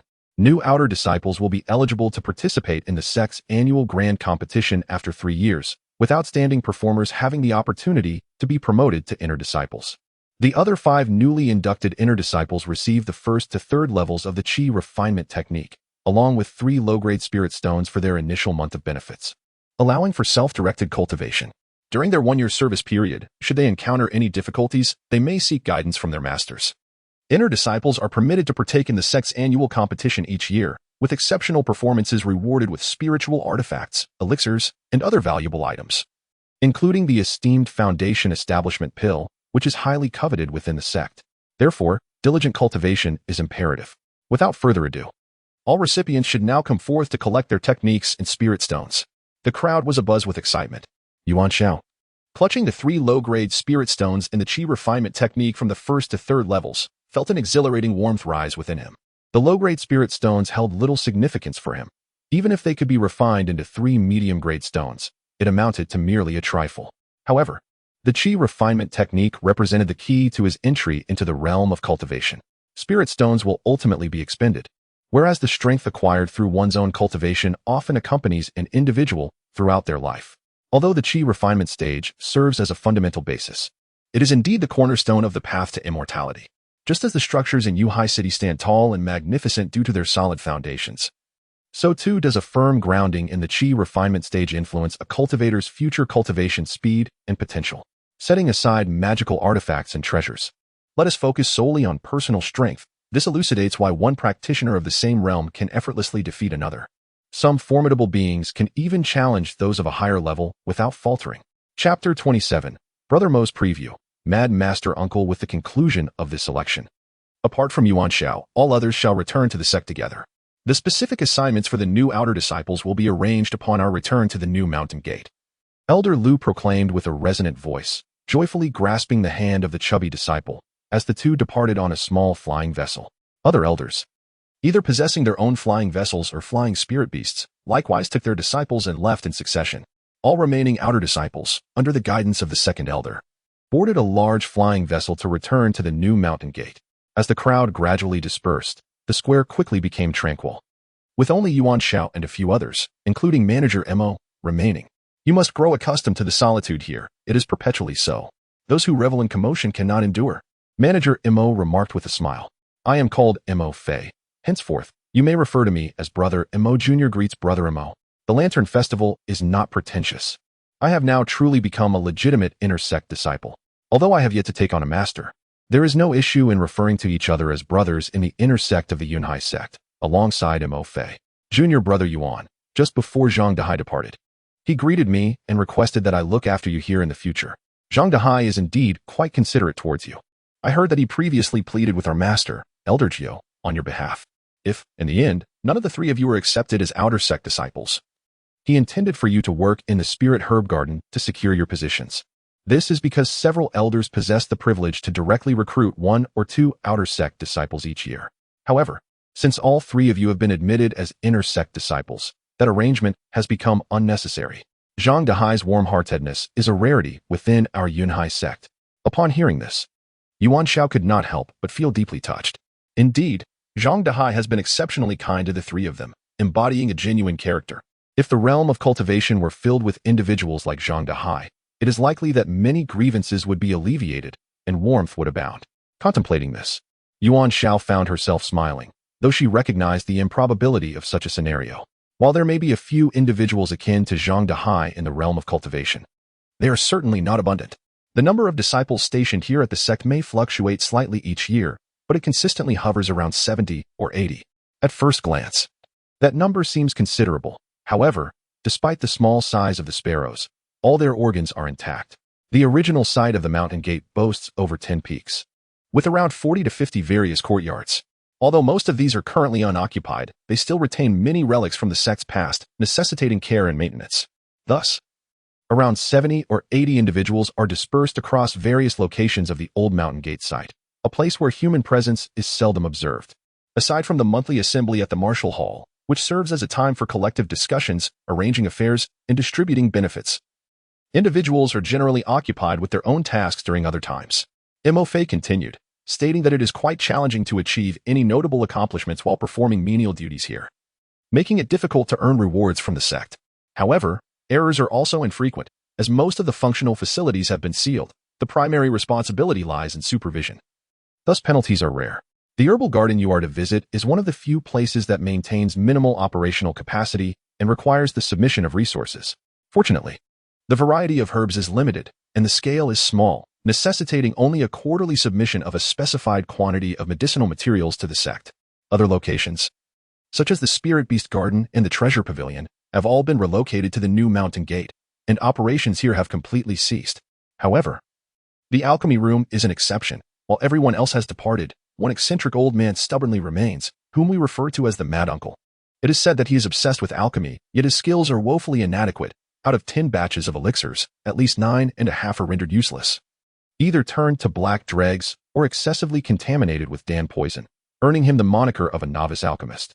During the relocation of the mountain gate, he inexplicably lost his sanity, declaring that he would not leave for the new mountain gate until he successfully produced a qualified foundation establishment pill and golden core pill. As one can imagine, he has remained here for nearly a century since then. The disciples stationed in the sect have changed numerous times. Yet this mad uncle remains steadfastly here. While others may regard him with pity, I find solace in the fact that he exists within his own realm. Although he is obsessed with alchemy and fails to produce quality elixirs, at least he is consistently engaged in the pursuit of his passion. As I ponder this, I cannot help but smile. The mad uncle, in his quest for alchemical ingredients, frequently ventures into the spiritual herb garden, even boldly proclaiming that half of it belongs to him. While others may seldom encounter him, it is likely that he will be a frequent presence. His erratic behavior can lead to moments of frenzy, and he has been known to lash out at others, so one must exercise caution around him. It is said that the mad uncle is of the same generation as the current sect leader, possessing seniority that surpasses even that of the current chief elder in the sect, coupled with his occasional bouts of madness. He often engages in outrageous antics without facing any repercussions. Yuan Xiao scratched his head, left speechless. Even before assuming his duties at the spiritual herb garden, he was aware of this situation, which was far from a cheerful revelation. Furthermore, within the premises of the Spirit Beast Garden, there resides a pair of guests, a middle-aged woman accompanied by a girl. They were brought here personally by the sect leader about a year ago and do not belong to our sect. The leader instructed us not to disturb them and indicated that we need not attend to their needs, as long as they do not dismantle the old mountain gate. They are free to conduct themselves as they please. In truth, they have adhered to the rules quite diligently thus far, having never visited them personally and rarely encountering them. I remain in the dark regarding their circumstances and background. According to the master's instructions, it would be best for you not to disturb them in the future. I appreciate your reminder, Brother Imo. I would like to inquire whether the mine and the mountain behind it are currently under dedicated management. Yuan Xiao pondered for a moment before speaking up. The mine in the back mountain differs from the spiritual herb garden. The herb garden is managed by someone specifically due to the requirement of submitting a certain quantity of spiritual herbs and medicines each quarter. However, the ore veins in the back mountain were largely depleted over a century ago, and the mine has long been abandoned. Aside from the occasional trials for new disciples in recent years, there is little reason for anyone to venture there. Therefore, there is no dedicated management for the mine or the back mountain. Brother Imo, I have heard that collecting miscellaneous spirit stones and placing them in the soil of the herb garden can enhance the spiritual energy concentration, which benefits the growth and quality of the herbs. Even if one merely tosses these stones into the garden, it can still help regulate the spiritual energy in the area, proving advantageous to the herbs. Thus, I wonder if it would be permissible for me to gather some miscellaneous spirit stones from the mine to place in the herb garden during my free time. Yuan Xiao finally discovered a legitimate reason to frequently enter the mine. That is certainly acceptable. If the elders of our sect were to learn of this, they might commend you for your diligence and dedication to nurturing the herbs. However, the elders seldom come here except during the recruitment of new disciples in Yunhai City. So do not expect any rewards. Brother Imo chuckled, then shifted the conversation. Chapter 28. The Herb Garden and the Mad Uncle Master. Let us first head to the herb garden for a handover. Junior Brother Yuan, step forward. Imo Fei elegantly waved his hand, casting forth a flying sword that instantly expanded to a length of 2 zhang, hovering a foot above the ground with remarkable stability. Imo Fei stepped forward first, positioning himself behind, while gesturing for Yuan Xiao to take the lead. As Yuan Xiao steadied himself, Imo Fei placed a reassuring hand on his shoulder, causing the flying sword to tilt slightly upwards and ascend into the air. The wind rushed past their ears, granting them a panoramic view of the surrounding scenery, and Yuan Xiao could not help but feel a pang of envy. Brother Imo, to what level of cultivation must one attain to soar through the skies on a flying sword like you? At the 6th layer of Qi refining, one can achieve prolonged flight on a sword. Upon reaching the foundation establishment stage, one can maintain longer aerial maneuvers with greater speed, agility in dodging, and fluidity in turning. The former pertains to the mastery of objects, while the latter falls within the domain of Qi manipulation. As for the more esoteric ability of teleportation, that is a skill reserved for the transcendent beings of the nascent soul. My brother has seen little of the world and has yet to witness a nascent soul practitioner in action, Imo Fei remarked with a touch of self-deprecation. As they soared over a vast lake, a small island emerged at its center. Imo Fei pointed to it and stated, I reside on that island. Should any urgent matters arise, you may come to find me there. Not far ahead lay the courtyard of the Spirit Beast Garden. To avoid disturbing the mother and daughter visiting there, they took a wide arc, skillfully steering the flying sword to circumvent the area above the garden. Behind the Spirit Beast Garden was the Spirit Herb Garden, modest in size, enclosed by a fence entwined with climbing plants. Resembling a verdant wall that was a delight to behold, a stream meanders down the mountainside, gracefully flowing through a corner of the Spirit Herb Garden, providing both a convenient source of water for daily needs and an efficient means of irrigation for the garden. Yuan Xiao and Imo Fei leapt from their flying swords, landing precisely at the entrance of the courtyard. Lu San, Imo Fei called out. At that moment, a young man emerged from a house around the corner of the garden. Running while responding, Imo Xiao, I'm here. This is our sect's newly initiated inner disciple, Yuan Xiao Shidi, who has demonstrated exceptional performance in this selection test. Haven't you been lamenting here daily?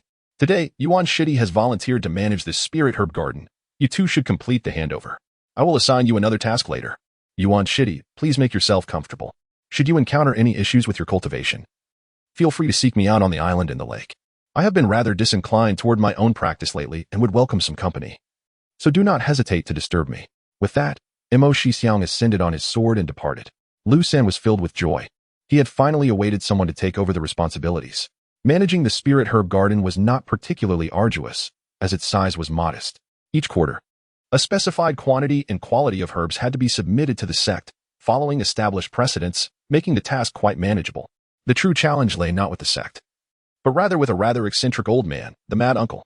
He was unconcerned with food or appearance, yet he relentlessly critiqued the herbs that Lu San nurtured, nitpicking every detail.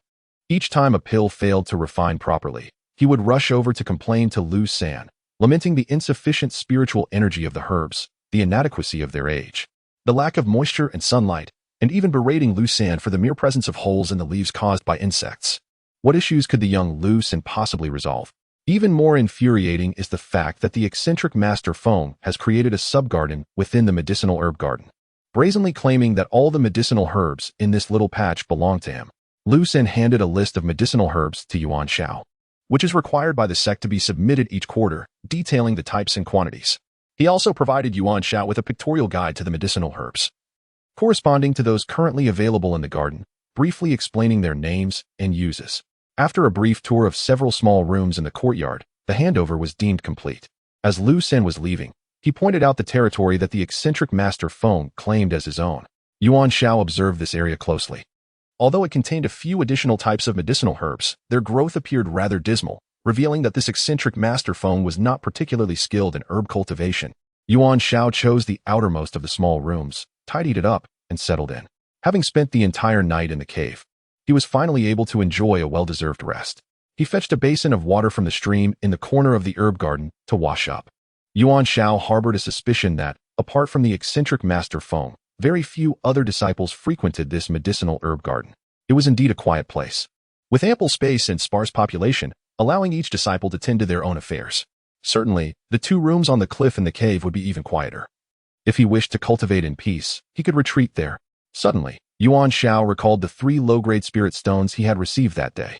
He then closed the door, took out the spirit stones along with the enlightenment pearl, preparing for a purification upgrade. After the passage of a single incense stick, 3 inferior spirit stones transformed into verdant intermediate spirit stones, and the small dwelling was instantly infused with abundant spiritual energy. The aura emitted by the enlightenment pearl became markedly more pronounced, with ethereal wisps of energy swirling about. Aside from engaging in meditation nearby to absorb the energy, how else could one harness it? Yuan Xiao suddenly recalled the autumn mists in the countryside, which were simply numerous tiny water droplets suspended in the air. The white vapor rising from boiling water was also vaporized water droplets. Clouds, mist, water. An epiphany struck Yuan Xiao as he cast the enlightenment pearl into a basin of water. Submerged by the freshly gathered stream water, the pearl ceased to emit its spiritual aura, as if intercepted or dissolved in the water. Gradually, the crystal-clear water in the basin began to take on a hue, transforming into a grayish-white. After the passage of an incense stick, the entire basin of stream water was infused with a mottled gray-white color, releasing a rich aura of spiritual energy that was notably pure. It was a basin of liquid imbued with spiritual essence. However, it was not purely spiritual liquid, for the basin contained a substantial amount of water, classifying it as a diluted spirit liquid. From the emitted gray-white hue and the intensity of its aura, Yuan Xiao deduced that this basin of spirit liquid surpassed the energy of mixed spirit stones significantly, yet fell slightly short of inferior spirit stones, embodying a quality of spiritual energy that lay between mixed spirit stones and inferior spirit stones.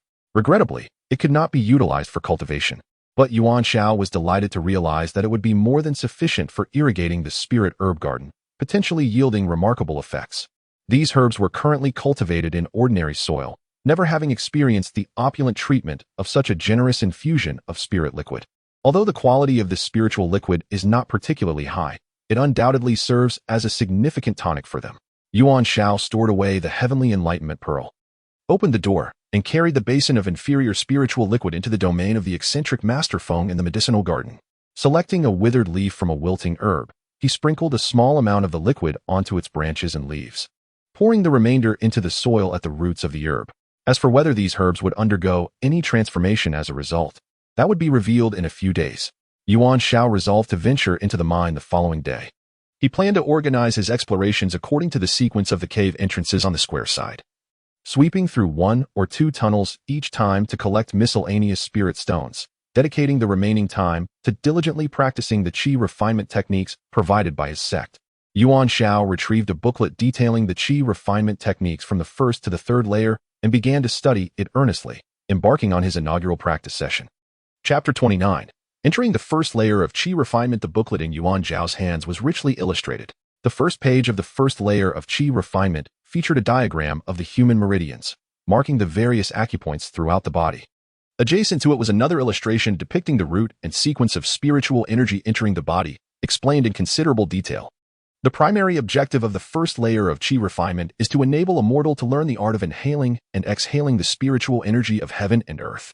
However, in most regions of the mortal realm, spiritual energy is insufficient, rendering the cultivation process exceedingly slow, with success potentially taking years or even decades.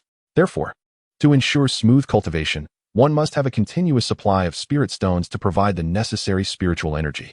Some individuals may progress slowly, not necessarily due to a lack of talent, but rather because they lack sufficient spirit stones, which results in diminished cultivation efficiency and allows others to surpass them. Alternatively, they may encounter cultivation obstacles but lack enough spirit stones to overcome these barriers. For instance, the advancement through each level of qi refinement, from the culmination of the 10th layer, striving to break through to foundation establishment, to the late stages of foundation establishment aiming for golden core, necessitates a substantial influx of spiritual energy. If there exists a sufficient supply of high-quality spirit stones, the likelihood of successfully overcoming these pivotal thresholds naturally increases.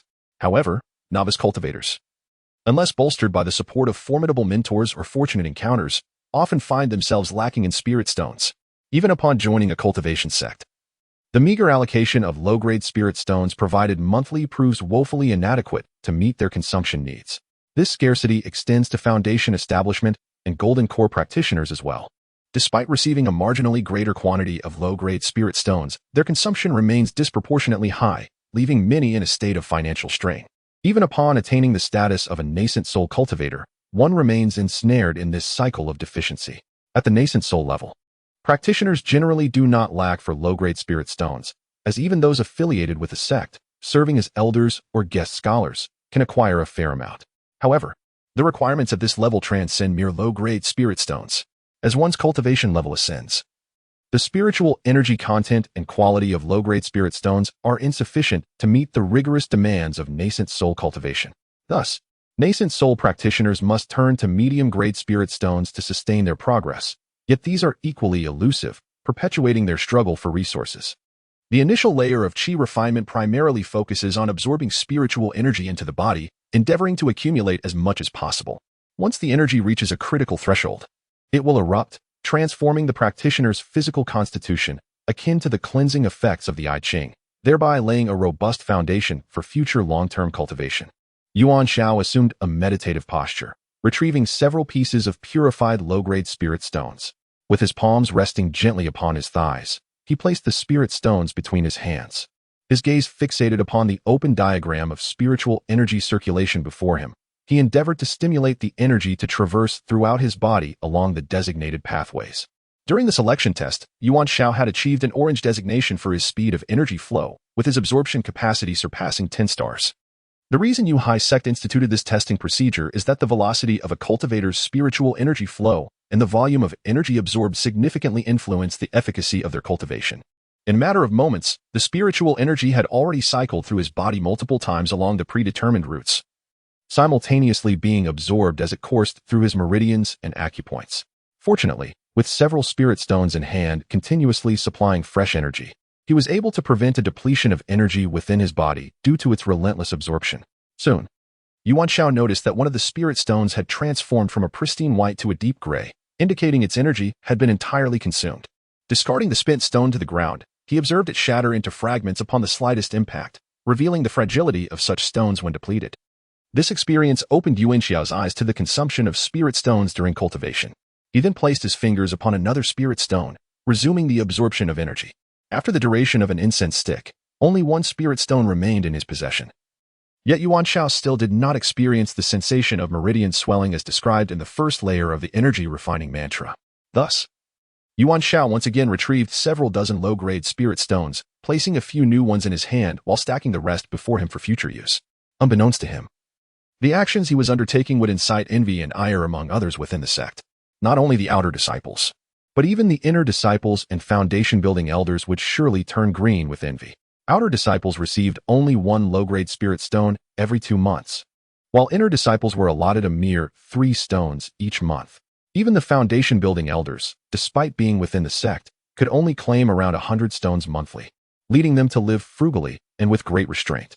The scarcity of spirit stones inevitably slowed their cultivation progress. Although cultivation could proceed without these stones, the spiritual energy in the natural world was generally more sparse, yielding inferior results. Who among them could match Yuan Xiao, who, during his very first cultivation session, could produce dozens of low-grade spirit stones and dare to expend them all at once? If all the disciples of the Yuhai sect were gathered here to witness Yuan Xiao's inaugural cultivation experience, it is likely that more than half would unleash their frustrations upon him, driven by envy and resentment. Such jealousy could distort their very countenances. Furthermore, Yuan Xiao remained oblivious to the effects of the first level of qi refinement's I Ching cleansing, as he was unable to truly appreciate it. The Tianqi Pearl had previously facilitated a perfect I Ching cleansing for him, the results of which far surpassed the transformative effects of the first level of qi refinement. Consequently, throughout his cultivation thus far, Yuan Xiao had not experienced the fracturing of meridians or the excruciating pain that others must endure during their physical transformation. His cultivation physique had already become pure and flawless, awaiting only meticulous refinement in the future. In the present moment, Yuan Xiao merely needed to absorb an adequate amount of spiritual energy. Once the concentration of this energy within his body reached a certain threshold, it would erupt, thereby breaking the shackles of his physical form and allowing him to take the first step on the path of cultivation. After expending 10 spirit stones, Yuan Xiao finally felt a slight fullness within his meridians. Following the consumption of 15 spirit stones, he sensed a profound swelling in his channels. Upon using 20 spirit stones, he experienced an exhilarating pulsation throughout his entire network of meridians, as each acupoint through which the spiritual energy flowed began to expand within him. It was not until the 22nd low-grade spirit stone that Yuan Xiao suddenly felt all his meridians and acupoints begin to throb. In an instant, a resounding boom reverberated within him, akin to a long-imprisoned lock finally being released. Subsequently, the 22nd spirit stone in his hand shattered into fragments. Rising to his feet, Yuan Xiao felt a serene calm envelop him. Clenching his fists, he was immediately aware of a power he had never possessed before. Stepping outside, he effortlessly leaped to a height of 2 zhang, landing 5 zhang away. Casually picking up a stone the size of his fist, he squeezed it with all his might. Although it did not completely shatter, 5 distinct finger imprints were left behind. Remarkably, having just entered the first layer of the qi refining stage, he was already comparable to the formidable practitioners of the mundane world. Furthermore, cultivators had access to various spells and spiritual artifacts, making it exceedingly challenging for ordinary martial artists to compete with them, especially since the potential for cultivators to advance is limitless, while martial artists are often constrained by the limitations of their physical bodies, potentially stagnating upon reaching a certain pinnacle of martial prowess. Thus, most mortals hold cultivators in high regard, and some martial artists may even transition from the path of martial arts to that of cultivation. It is truly astonishing to think that one day I could become an adept in the martial arts world. Chapter 30. The Little Golden Martin's Treasure Hunt. Upon returning to my chamber, I was taken aback by the pile of depleted spirit stones before me. I had not anticipated that my singular session of cultivation would consume such a considerable quantity of spirit stones. Absorbing 22 stones merely allowed me to reach the first layer of qi refinement. Is my constitution truly so different from others? Could it be linked to the Heavenly Enlightenment Pearl's essence cleansing? As an inner disciple of the sect, receiving only 3 inferior spirit stones per month feels rather paltry. If the leader of Yuhai sect, Hai Ching, were to hear such sentiments, he might very well faint from shock. With a sect comprising 1 to 2,000 individuals, including numerous elders and guest disciples, the monthly distribution of spirit stones amounts to 7 or 8,000, culminating in over 100,000 inferior spirit stones annually. Do you think our Yuhai sect operates a mine? Ah, I almost forgot. The new mountain gate of Yuhai sect indeed possesses mining veins. And it was precisely the discovery of these veins that prompted our relocation. However, one cannot comprehend the worth of daily sustenance without being in charge. The inferior spirit stone mines will eventually be exhausted, as they are a non-renewable resource. Should we deplete them all, would we then relocate once more? What I remain unaware of is that other disciples do not cultivate as I do. The majority of disciples practice with far more frugality. Even if they manage to acquire several or a dozen spirit stones at once, they meticulously ration them across multiple sessions. Each time they prepare thoroughly before employing the spirit stones, fearful of wasting even a modicum of spiritual energy. In the absence of spirit stones, while one can still meditate and cultivate, the effects are significantly diminished due to the sparse spiritual energy in the air. Thus, it is only during the monthly allocation of inferior spirit stones that they can truly indulge. A dog of such opulence as Yuan Xiao is beyond their imagination. After a night's rest, Yuan Xiao rose, stretching languidly, feeling invigorated. In truth, those who practice cultivation, upon reaching a certain level, often substitute sleep with meditation. It serves both as a form of spiritual practice and relaxation. Meditating for several hours, or even for 10 days or half a month, is not unusual. For those of great cultivation, it is not uncommon to seclude themselves for several months, years, or even decades in rigorous training.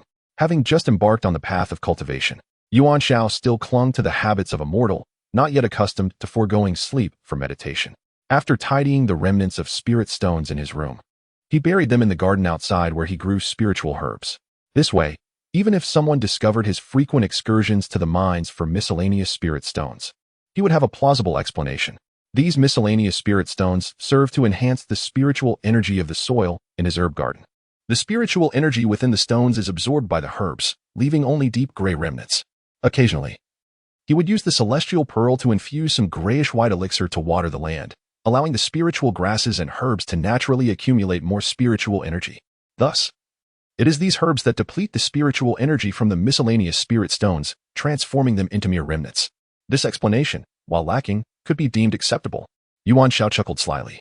It was time to replenish the miscellaneous spirit stones in the mine, as he had expended a considerable amount yesterday. Even for the affluent Yuan Xiao, an unsettling feeling lingered in his heart. One could never predict how many spirit stones might be required for future cultivation. He intended to stay here for at least a year, visiting the mines intermittently, aiming to scour the tunnels thoroughly within that time, making it a significant task alongside his cultivation endeavors. Upon reaching the edge of the mine square, Yuan Xiao discovered that after entering the first layer of gas refining, her vision had remarkably improved. The objects in the darkness appeared clearer than before, allowing her to discern the general outlines of items. Thus, even while navigating through the shadows, she would not stumble or collide with anything. However, in her quest to gather miscellaneous spirit stones, this level of clarity proved insufficient.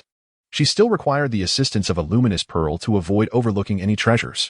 Suddenly, Yuan Xiao recalled the little golden ferret and decided to seek it out first. Having established her base in the spirit herb garden, which was conveniently located near the mine, visiting each other would be exceedingly convenient. Yuan Xiao raised the luminous pearl and ventured into the mine, collecting miscellaneous spirit stones along the way as she advanced toward the platform where she remembered the little golden ferret resided.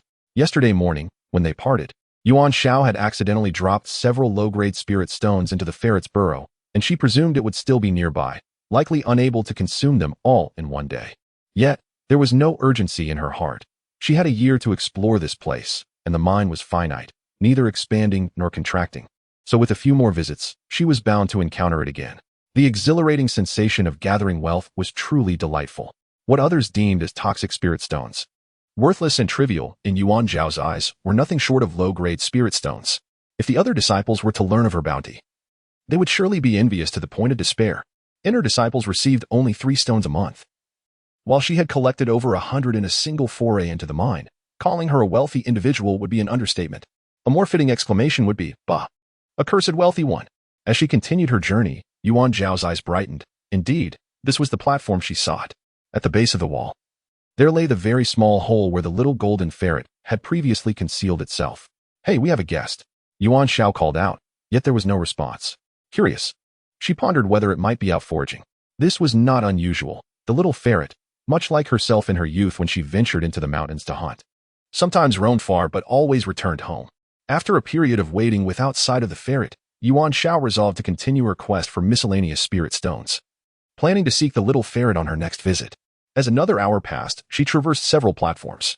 Upon glancing upward, she realized that she had reached the end of the passage, the platform beneath her feet marking the terminus. Just as she was about to depart, she noticed a small hole at waist height in the wall, similar in size to the previous one. Could it be that the little ferret has established a second home here? A cunning ferret's lair? She mused.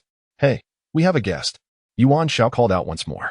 This time, she was met with a swift response. A small head emerged from the hole, leaping to the ground. Its shimmering golden coat, with only the tip of its tail displaying a hint of red, confirmed it was indeed the little golden ferret she had encountered before.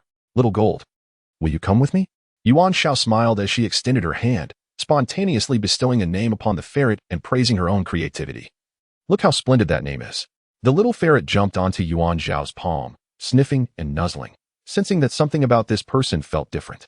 In truth, it was due to Yuan Zhao's recent ascension to the first level of qi refinement, her energy now abundant and the spirit essence flowing within her. Yuan Xiao, clutching a small golden creature, was about to turn back when she noticed it suddenly leaped down and burrowed into a hole, revealing only its head as it chirped insistently at her. Could it be unwilling to part ways? Yuan Xiao then produced several spirit stones, intending to gift them to the little creature before departing. However, she found that it did not approach her. Instead, it retreated into the hole, and soon she heard the sound of tiny movements. After a moment, the creature emerged, clutching a spirit stone in its mouth. A low-grade spirit stone. Yet it was not the same one she had given to the creature the previous day. Her purified low-grade spirit stones were much wider, imbued with a stronger aura, while this one was evidently an ordinary low-grade spirit stone. As Yuan Xiao pondered this, the little creature darted back into the hole, returning once more with another low-grade spirit stone. It stood at the entrance of the hole, alternating its gaze between the inside and Yuan Xiao, chirping anxiously. Could it be that there were overlooked low-grade spirit stones still remaining in this mine? Chapter 31. The little creature's great contribution. Yuan Xiao immediately felt a surge of excitement. She hastily threw aside 6 or 7 farming tools, hoes, machetes, crowbars, hammers, picks, and even a manure shovel, leaving the little creature astounded. Yuan Xiao, afflicted with a mild case of separation anxiety, had packed her storage ring with an assortment of items, including everything she could find in the countryside.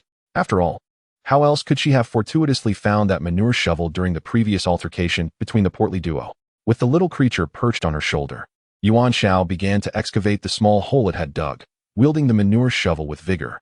When she encountered stubborn rocks, she resorted to the crowbar. Fortunately, having just ascended to the first level of the Qi refinement stage yesterday, she found ample strength to utilize today. Had she discovered this residual mine during her last visit, she might not have had the energy to dig at all. After excavating approximately a yard deep, a glimpse of the white spirit stone mine was revealed through a small opening. Delving another foot in, the spirit stone mine became clearly visible. Yuan Xiao, wielding a hoe, swung it with such fervor that it nearly emitted smoke. With a deft stroke of the hoe, there was no wall too formidable, no spirit stone beyond reach. Gradually, a block of spirit stone, about the height of a person and approximately 3 feet in diameter, came into view. Yuan Xiao first dug out the soil beneath the spirit stone, then inserted a pry bar into the crevice at the top edge and applied force. The entire block of low-grade spirit stone tumbled down. What a sight! It was nearly the size of the stoutest pig from her hometown. If cut into standard-sized low-grade spirit stones, it could yield several hundred pieces. But wait, this was no mere low-grade spirit stone in Yuan Xiao's hands. It was undoubtedly a colossal medium-grade spirit stone of pig-like proportions. Overwhelmed by the prospect of sudden wealth, Yuan Xiao could scarcely contain her excitement. She scooped up little Jean and showered it with kisses, despite uncontrollably drooling all over its head. Little Jean, irritated, pawed at the droplets on its head, shaking them off with disdain. Yuan Xiao reached out to touch the spirit stone mine, and in an instant, the pig-sized stone vanished. Alarmed, little Jean leaped to the spot where the spirit stone had been, searching frantically and even digging at the ground beneath its feet. No need to panic. It's still here, Yuan Xiao reassured as she retrieved the spirit stone from her storage ring and tossed it onto the ground beside her. Little Jean was taken aback. So it hadn't been lost after all? Take a closer look. I merely stored it away, Yuan Xiao explained, irrespective of whether little Jean comprehended her. She repeated the process of storing and retrieving the spirit stone several times, until finally, little Jean grasped the concept. Indeed, nothing has been lost. Just now, it truly startled the little ferret. Yuan Xiao extended a piece of low-grade spirit stone, and the little gold first leaped onto the palm before making its way to the shoulder.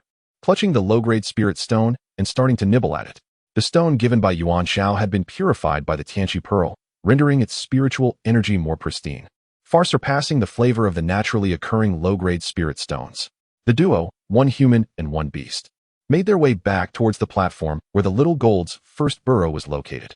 Today's harvest was plentiful, and they decided to conclude their efforts, intending to return another day to gather more miscellaneous spirit stones. However, before they even reached the platform of the first burrow, the little gold had already dashed out ahead. By the time Yuan Xiao arrived at the platform, there were already 6 or 7 spirit stones laid out on the ground, including the one that had just been nibbled on from the shoulder. The little gold then turned back and burrowed into the hole again, soon re-emerging with another spirit stone, one that Yuan Xiao had tossed into its burrow the previous day. After retrieving that stone, it no longer ventured back into the hole, instead cradling one stone in its left hand, another in its right, and still grasping one in its mouth. Yet, there remained several on the ground, far too many to carry all at once. This left the little gold quite flustered, as it clumsily dropped one after another in its attempts to hold them all. Little gold, relocating is quite the hassle for you. Let me show you how it's done, Yuan Xiao declared, effortlessly storing all the spirit stones within her ring, leaving only the one that had been nibbled on. She then deliberately took out the other stones and placed them back on the ground, before collecting them once more. This time, the little gold understood. It dawned on it that nothing had been lost. With that, Yuan Xiao stepped towards the entrance of the mine, and the little gold, clutching the nibbled spirit stone, hurried to catch up. Yuan Xiao brushed off her sleeves, and the little gold swiftly jumped up and burrowed into her sleeve. Having acquired such a substantial low-grade spirit stone mine, it is evident that Xiao Jin is indeed a significant contributor.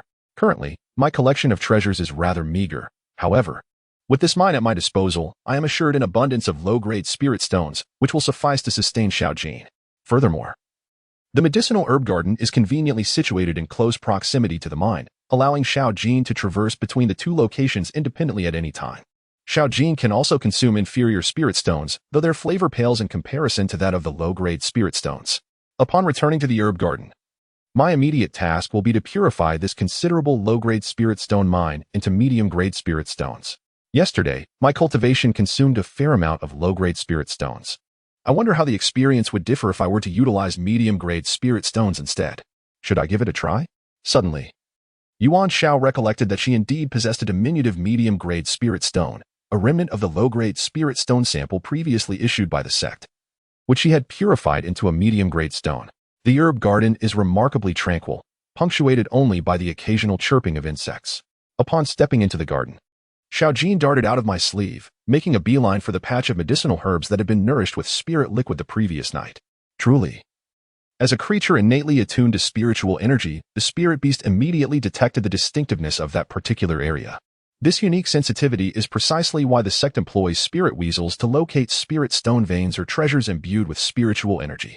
Otherwise, Yuan Xiao would not have the substantial spirit stone mine in her possession today.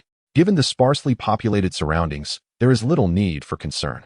I allowed Xiao Jin to frolic in the herb garden while I retreated to my room to shut the door and extract the spirit stone mine. The first order of business is to cut it, as such a large piece is quite unwieldy for use. Having utilized every available tool, from the humble shovel to the sturdy hoe, no discernible damage was inflicted upon the spirit stone mine. It appeared that ordinary farming implements were insufficient to sever the spirit stones. Only after the depletion of their spiritual energy did these stones become vulnerable. Prior to that, they remained remarkably resilient. Suddenly, Yuan Xiao recalled a dagger obtained from the unconscious Wang Yin during their last venture in the cave. It had effortlessly pierced the stone floor upon being dropped, leaving Yuan Xiao in awe of its unparalleled sharpness. Upon retrieving the dagger from her ring and unsheathing it, she observed the inscription Feilu etched upon the blade.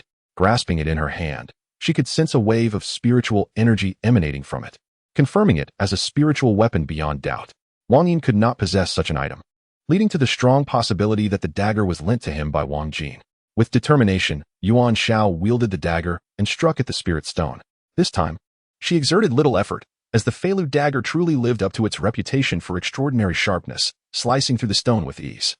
Yuan Xiao casually divided the low-grade spirit stones into smaller fragments without concern for uniformity and shape, as these stones, once purified into mid-grade spirit stones, were not intended for trade, but rather for her personal cultivation.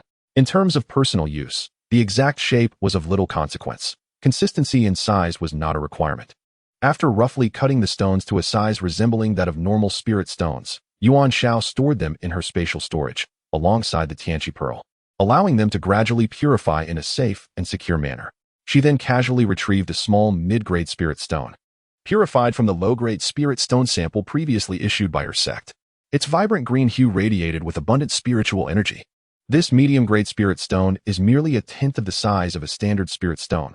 Thus, how many inferior-grade spirit stones can its contained spirit energy rival? Chapter 32. A comparative experiment of medium and inferior spirit stones.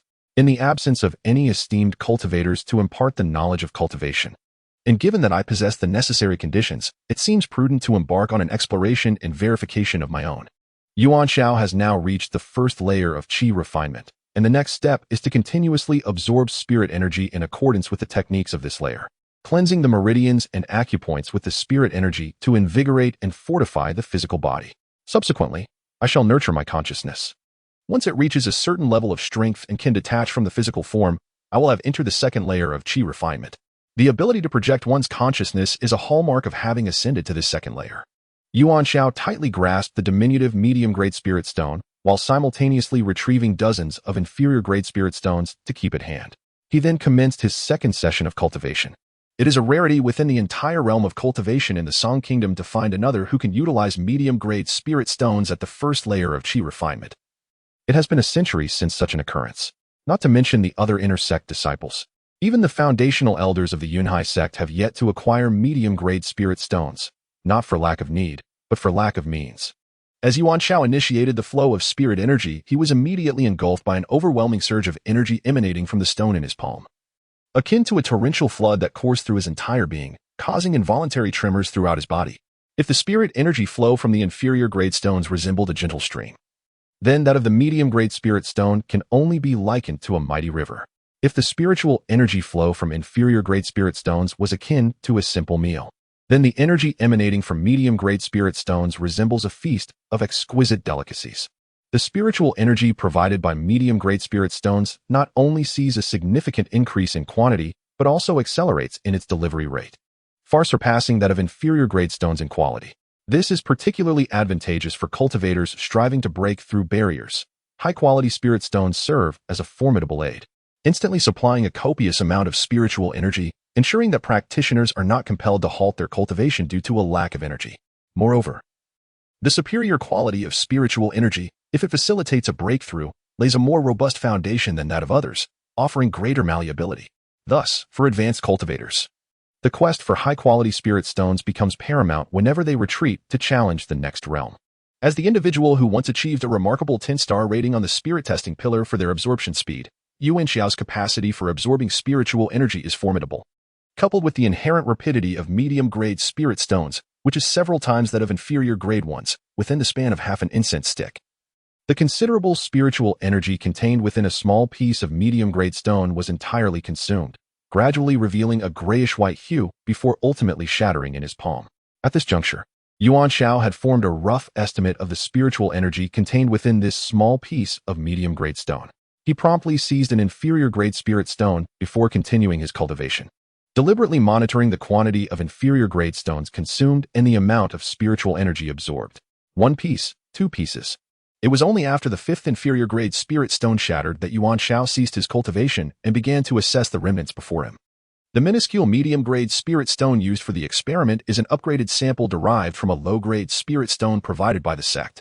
This low-grade spirit stone sample is merely 1/10 the size of a standard spirit stone, thus, the resultant medium-grade spirit stone is also only 1/10 the size of its standard counterpart. In terms of spiritual energy content, this diminutive medium-grade spirit stone roughly equates to the combined essence of 5 low-grade spirit stones. Consequently, if this were a complete medium-grade spirit stone, its spiritual energy content would approximate that of 50 low-grade spirit stones. However, aside from the consideration of spiritual energy content, one must also account for the rapidity and superior quality with which medium-grade spirit stones dispense spiritual energy, as well as their numerous benefits for cultivation.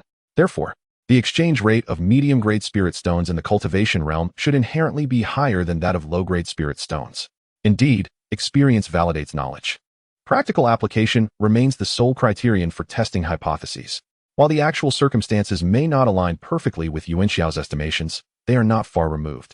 In truth, within the realm of cultivation, the exchange rate stands at 100 low-grade spirit stones for a single medium-grade spirit stone, 100 medium-grade spirit stones for 1 upper-grade spirit stone, and 100 upper-grade spirit stones for 1 exceptional spirit stone. This system reflects a comprehensive consideration of all factors involved in market exchanges. At the level of exceptional spirit stones, these treasures are regarded as precious artifacts, typically held by their possessors for careful collection, reserved for critical moments, or exchanged with fellow cultivators. Rarely do individuals trade exceptional spirit stones for lower-grade upper-grade spirit stones. As for the legendary Supreme Spirit Stone, it is undoubtedly a treasure of immense rarity and seldom engages in exchanges for inferior spirit stones. In the realm of cultivation, the exchangeable and practically usable spirit stones are classified into 3 categories: inferior, medium, and superior. The exceptional and supreme spirit stones exist merely in theory. In practice, they have become treasures. Even if someone possesses them, they tend to keep them for personal use or utilize them as a source of energy to activate formations or mechanisms. Suddenly, Yuan Xiao conceived a new avenue for wealth. Although the miscellaneous spirit stones in the mines of the back mountain are abundant, it is estimated that they will be fully collected within a year. This fortune is not sustainable, even with a small golden ferret at hand. The chance of discovering another spirit stone mine is uncertain. Conversely, the market within the cultivation world is replete with inferior spirit stones. Outer disciples, inner disciples, sect elders, and even wild cultivators possess inferior spirit stones. Our sect has them, and other sects do too. The sources of inferior spirit stones are the most widespread. Yuan Xiao mused that as long as a certain quantity of inferior spirit stones could be obtained, she could purify them into medium spirit stones at a conversion ratio of 1 to 100. Gaining spirit stones could be as simple as that. Although theoretically, it is possible to exchange her current assortment of irregular medium spirit stones for inferior spirit stones. Practically speaking, given Yuan Xiao's modest cultivation level and her obscure identity, any exposure would be akin to a sheep entering a tiger's den, a self-inflicted trap. Thus, such actions must be approached with utmost caution. Profiting is feasible, but one must first ensure their own survival. After clarifying her thoughts, Yuan Xiao tidied up the fragments of spirit stones scattered on the ground and, as before, buried them within the soil beneath the medicinal herbs in her garden. This prudent habit, which Yuan Xiao diligently maintained throughout her subsequent cultivation, involved promptly clearing away the remnants of spiritual stones after each session. She endeavored to keep the secret of her substantial consumption of spiritual stones concealed from others, thus safeguarding the source of her spiritual stones. Suddenly, Yuan Xiao heard a rustling sound emanating from the base of the wall. Turning her gaze, she was astonished to find that it was Xiao Jin, who had burrowed in from outside through a small tunnel. This was fortuitous, as it allowed Xiao Jin to freely enter and exit the house. Even with the door closed, it would have a means of ingress and egress. Yuan Xiao had no intention of confining Xiao Jin. The freedom to come and go would allow her to remain unencumbered. In this desolate old mountain gate and tranquil herb garden, their occasional companionship sufficed. Yuan Xiao laid down a mat in the corner and gently placed Xiao Jin upon it, indicating that this was its nest. However, the moment she released her hold, Xiao Jin sprang up and burrowed into a bamboo tube positioned horizontally against the wall. Xiao Jin, being diminutive in stature, found the space within the tube perfectly suitable for rest. This was the nest that Xiao Jin had chosen for itself. At that moment, Yuan Xiao realized her earlier folly. Xiao Jin was adept at burrowing and had lived in caves for years. The items within the room were only akin to the bamboo tube and the burrow it had created, which explained why it had immediately selected this spot. The bamboo tube was undoubtedly superior to her designated area, and it was remarkably inconspicuous. Aside from her prior knowledge, others would never have suspected that a spirit-eating marten was hidden within the bamboo tube. At that juncture, Yuan Xiao retrieved around 10 spiritual stones and stuffed them into the bamboo tube, proclaiming, "From now on, this shall be your home as well." Chapter 33. Lantern Festival encounters a dilemma of consciousness. Yuan Xiao pondered the resources currently at her disposal and devised a rough plan. The assorted spirit stones in the mine on the back mountain could yield a considerable quantity of low-grade spirit stones over the course of a year, which she intended to utilize for her daily cultivation. The sect would distribute 3 low-grade spirit stones monthly to the inner disciples. With the assistance of the Tianqi Pearl in purifying and upgrading these stones, this would amount to 3 medium-grade spirit stones for Yuan Xiao. As these medium-grade spirit stones are the standard currency within the realm of cultivation, she resolved to save them for future trading purposes. Today, with the help of Xiao Jin, she had acquired a sizable spirit stone mine, akin to the size of a plump pig, which Yuan Xiao had meticulously carved into approximately 300 pieces using the Feilu dagger. These pieces were currently undergoing purification and enhancement within her spatial ring. Yuan Xiao decided to reserve the purified medium-grade spirit stones for moments when she encountered obstacles during her cultivation or when she aimed to break through to a higher level.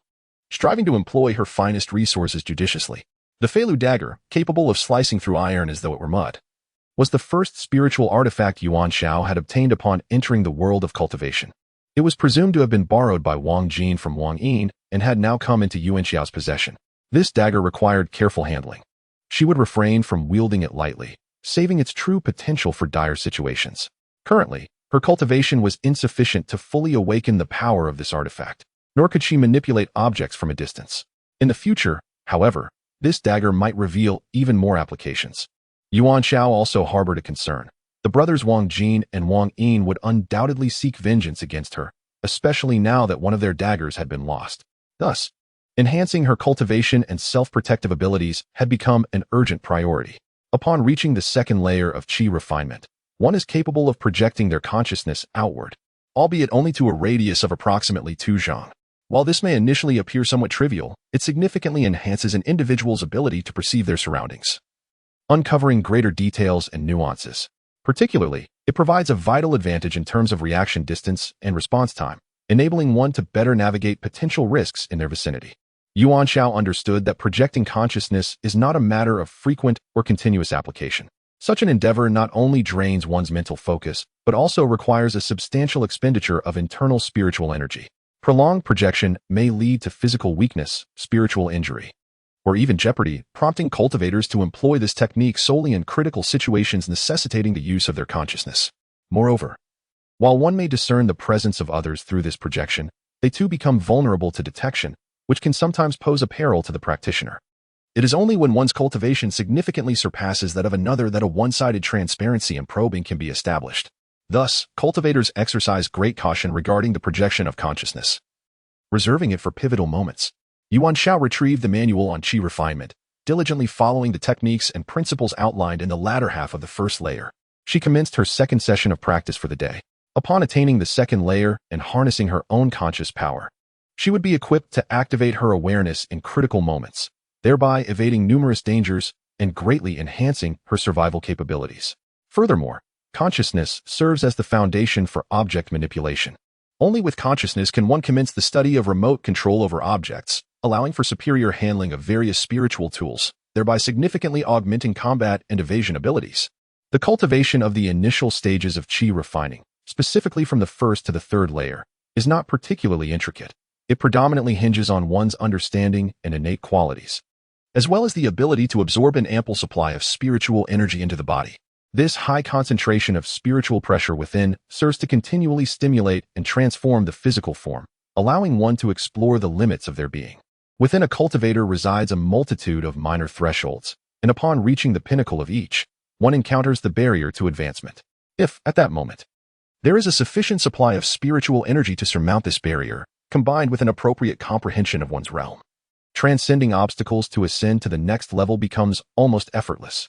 Approximately 2 hours later, a heap of deep, gray fragments of depleted spiritual stones lay before Yuan Xiao. She had absorbed over 20 lower-grade spiritual stones, only then feeling a sense of fullness and pain throughout her body, as if the concentration of spiritual energy within had reached a peak, beyond which she could no longer compress. Previously, to test the quantity of spiritual energy contained within a medium-grade stone, Yuan Xiao had consumed a fragment 1/10 the size of a medium-grade spiritual stone, along with 5 lower-grade stones. Now, after absorbing more than 20 additional pieces, it is roughly calculated that she has taken in the equivalent of over 30 lower-grade spiritual stones worth of energy today. Although the spiritual energy within has reached its zenith, the sheer volume of spiritual stones consumed leaves Yuan Xiao somewhat astonished. To reach the pinnacle of merely the first layer of qi refining, over 30 lower-grade spiritual stones were necessary. One cannot help but ponder how other outer and inner disciples have ascended to their current realms. If Yuan Xiao were to uncover the truth, she might very well reprimand herself for her naivety. Only Yuan Xiao possesses the celestial enlightenment pearl, and only she has undergone the profound transformation of her essence through the meticulous process of the I Ching prior to embarking on her journey of cultivation. The transformative effect far surpasses that of other disciples when they ascend to the first layer of qi refinement, experiencing physical modifications. If one were to liken the results of an ordinary cultivator's transformation at this stage to a meandering stream, then the outcome of the qi washing process through the celestial enlightenment pearl is akin to a vast river. The disparity in the rate of spiritual energy absorption and the proportional differences are monumental, and the capacity for storing spiritual energy post-transformation is incomparable, a chasm apart. Other qi refinement practitioners do not possess such a high spiritual energy threshold and consequently do not require an abundance of spirit stones to reach their zenith. They primarily rely on time as a compensatory measure, utilizing a modest number of spirit stones alongside extensive cultivation periods, which invariably results in a slower pace of advancement. Moreover, within various sects, there exist certain areas abundant in spiritual energy, either situated near spiritual veins or employing gathering formations to concentrate qi. Practicing in these locales alleviates the need for spirit stones, yet not everyone is afforded the opportunity to train in such privileged environments. When meditating in more commonplace settings, although the spiritual energy may be sparse, it is not entirely devoid of effect. It merely prolongs the cultivation process. Yuan Xiao's rather unrefined approach, an extravagant expenditure of spirit stones until spiritual energy is fully amassed, stands as a rarity within the entire realm of cultivation in the Song dynasty. Despite both being at the first layer of qi refinement, Yuan Xiao's methods are evidently distinct. As Yuan Xiao peruses the descriptions pertaining to spiritual awareness within the qi refinement scriptures, he finds himself somewhat perplexed. Now, should he master the technique to harness his spiritual awareness, ascending to the second layer of chi refinement would be within his immediate grasp. It seems that I must find a time to visit Brother Mo, Yuan Xiao muttered to himself, before departing. The Grand Elder instructed him to seek guidance from Mo Fei regarding any perplexing cultivation inquiries, indicating that Mo Fei is indeed a trustworthy mentor. Previously, Brother Mo had suggested that Yuan Xiao visit him for a chat on the islet at the lake whenever he had the chance, and now the opportunity has presented itself. Tomorrow morning, after collecting miscellaneous spirit stones in the back mountain mine, he will head over. Yuan Xiao suddenly recalled that Lu San had mentioned during the handover of the medicinal garden that next month, someone from the new mountain gate would come to collect the spiritual medicine resources, and he must begin preparations. Only by successfully fulfilling the sect's tasks can he remain more securely in the medicinal garden. Yuan Xiao realized it was time to devise a plan. Chapter 34. The Inferior Foundation Establishment Pill Puzzles Brother Mo. As he strolled around the courtyard, he couldn't help but notice that Lu San was indeed quite lazy. The back mountain mine is so close, yet he has not sought any miscellaneous spirit stones to improve the soil, and even basic watering and irrigation have not been carried out in a timely or reasonable manner. Most of the spiritual herbs are withering, suffering from a lack of spiritual energy, and some have already begun to yellow, a clear sign of impending wilting. In the territory proclaimed by Uncle Feng, the condition of the spiritual herbs is even worse, revealing that Uncle Feng possesses no talent for growing herbs aside from alchemy. However, given that Uncle Feng only visits sporadically, the greater blame lies with Lu San. Lu San is inherently lazy, and coupled with being frequently criticized and scolded by Uncle Feng, it is highly likely that he has deliberately neglected this territory that Uncle Feng claims as his own, resulting in even poorer growth conditions for the spiritual herbs. Only the area that had been nourished with spiritual liquid during the last Lantern Festival had seen the medicinal herbs flourish once more, teeming with vibrant spiritual energy. It appeared that this spiritual liquid was remarkably effective for these herbs. Yuan Xiao resolved to soak some more spiritual liquid, intending to saturate all the medicinal plants throughout the garden. Adjacent to Yuan Xiao's dwelling were 2 storage rooms containing 3 large water tanks. Upon entering, Yuan Xiao securely closed the door and cast the Tanchi pearl into one of the tanks for soaking, reserving 1 tank for daily use while transforming the remaining 2 into spiritual liquid. An hour later, 2 substantial tanks of grayish-white spiritual liquid emerged, filling the storage room with an aura of spiritual energy. Yuan Xiao, carrying a wooden bucket, traversed the earthen ditches, diligently watering the roots of the medicinal herbs, leaving no plant unattended, including the territory claimed by the eccentric Master Feng, which was also thoroughly drenched. The 2 large tanks of spiritual liquid were entirely consumed, and the entire medicinal garden was enveloped in a soothing aura of spiritual energy.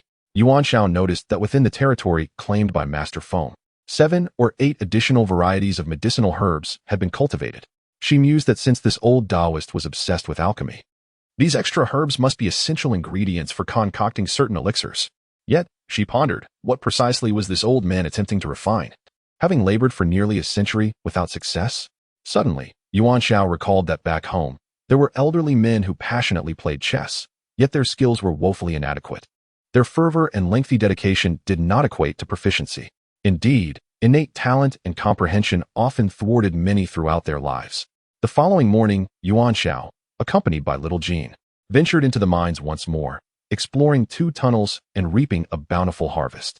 Upon returning, I placed the small golden object into my sleeve, circumnavigated the courtyard of the Spirit Beast Garden, and made my way directly to the small island in the center of Qiao Shui Lake, where Brother Mo resided. The lake, expansive in its reach, glimmered under the sun. The island, known as Qiao Shui Island, was adorned with lush greenery, with only the faint outlines of a few rooftops visible in the distance. The lake's surface was shrouded in mist, rendering Qiao Shui Island a veritable paradise. There were no bridges leading to the island. However, a modest dock was visible up ahead, where several small boats were tethered. As I was not yet capable of flying with a sword, a feat reserved for those at the 6th stage of chi refinement, I had no choice but to approach the dock and take a boat. Surely, Brother Mo must traverse to and from Qiao Shui Island on his sword. After the duration of an incense stick, I finally steered the boat to the shore of Qiao Shui Island, disembarking with grace. As I ascended the steps and walked a few paces forward, the ground suddenly opened up into a flat expanse, turning right past a grove of bamboo. I beheld a quaint little courtyard. Brother Mo, I have come to visit. I called out. Do come in, junior brother Yuan, came the familiar voice of Mo Fei. Mo Fei was the sole inhabitant of the entire island, which served as his home, allowing him the freedom to casually practice his cultivation in the courtyard. I stepped into the courtyard, where I found Mo Fei seated at a stone table, intently examining a small box before him. "Brother Mo, what is this?" I inquired. "Take a look and see if you can guess," he replied, turning the box to face me. I sat beside him at the stone table and observed closely, discovering a black pill exuding a faint medicinal fragrance. Now that I was near, I could sense the pulsating waves of spiritual energy emanating from the pill. Yuan Xiao suddenly recalled the words spoken by the Grand Elder. "Brother Mo," she mused, "I once heard the Grand Elder say that you attained the pinnacle of qi refinement 2 years ago and were poised to break through to the foundation establishment stage. Yet mundane affairs have hindered your progress. Could this pill perhaps be related to your attempt at foundation establishment?" "Indeed, and yet not entirely," Mo Fei replied thoughtfully. "This pill is indeed connected to my endeavor to reach foundation establishment. It is true that 2 years ago, I had the opportunity to attempt the breakthrough. However, it was not merely the trivialities of the old sect that impeded my cultivation. Rather, I had already faced a setback in my initial attempt at foundation establishment. Over the following 2 years, I exhausted my spirit stones and nearly liquidated all my possessions to acquire this second pill. 2 years ago, I participated in the sect's grand competition, where I secured first place among the inner disciples and was awarded the most coveted prize of the year, the foundation establishment pill. Indeed, this very pill within the box is the same. After obtaining the foundation establishment pill, I sought every means to borrow spirit stones and entered seclusion to attempt the breakthrough. As you are aware, that endeavor ended in failure, leaving me with nothing but a wasted effort. Although we inner disciples can participate in the sect's grand competition annually, and there are 12 foundation establishment pills awarded each year as the highest honor, the sect has stipulated that once a disciple has received a foundation establishment pill, any subsequent victories in the annual competition must yield the reward to the next deserving candidate. This ensures that all the exceptional disciples within the sect have a chance to obtain the foundation establishment pill, providing hope and opportunity for every outstanding inner disciple. 2 years have passed, and I once again have exhausted my resources, this time exchanging my treasures at the sect's treasure pavilion for a foundation establishment pill. Yet, I am left uncertain about the probability of successfully breaking through to the foundation establishment stage this time. Is it possible that within my musings lies both hope and apprehension? Brother Mo, with this foundation establishment pill in hand, can we still lack confidence in our success? Yuan Xiao, somewhat perplexed, acknowledges his limited understanding of elixirs. It seems that I should seize the opportunity to converse with Uncle Feng. Despite his apparent madness, his knowledge of medicinal pills surpasses my own. Brother Yuan, you may not be fully aware. The foundation establishment pill, though a sacred elixir in cultivation, capable of enhancing our chances of success, has its limitations. The unseen forces of destiny and fortune remain elusive. Some even assert that consuming a foundation establishment pill is akin to gambling with one's luck. The grades of the foundation establishment pill are categorized as inferior, medium, superior, and legendary. The black foundation establishment pill we have acquired is of inferior grade. The medium grade pill features pill patterns, while the superior grade pill is adorned with pill clouds. The legendary grade, it is said, emits a radiant spectrum of colors. The pinnacle of medicinal elixirs is the legendary pill, distinct from spiritual artifacts, as there exists no supreme grade elixir. The inferior foundation establishment pill merely enhances our success rate by 20. The medium grade increases it by 40, the superior grade by 60, and the fabled legendary grade boasts an 80 success rate. Mo Fei, with a bitter smile, remarked, "Although I have spent over 2 years at the 10th level of qi refinement, my innate talent is rather lacking. One could say that my prolonged diligence has merely solidified my foundation. Without the support of a foundation establishment pill, I sincerely believe I would still stand no chance of succeeding in establishing a foundation. Even with this low-grade foundation establishment pill, I only have at most a 40% chance of success.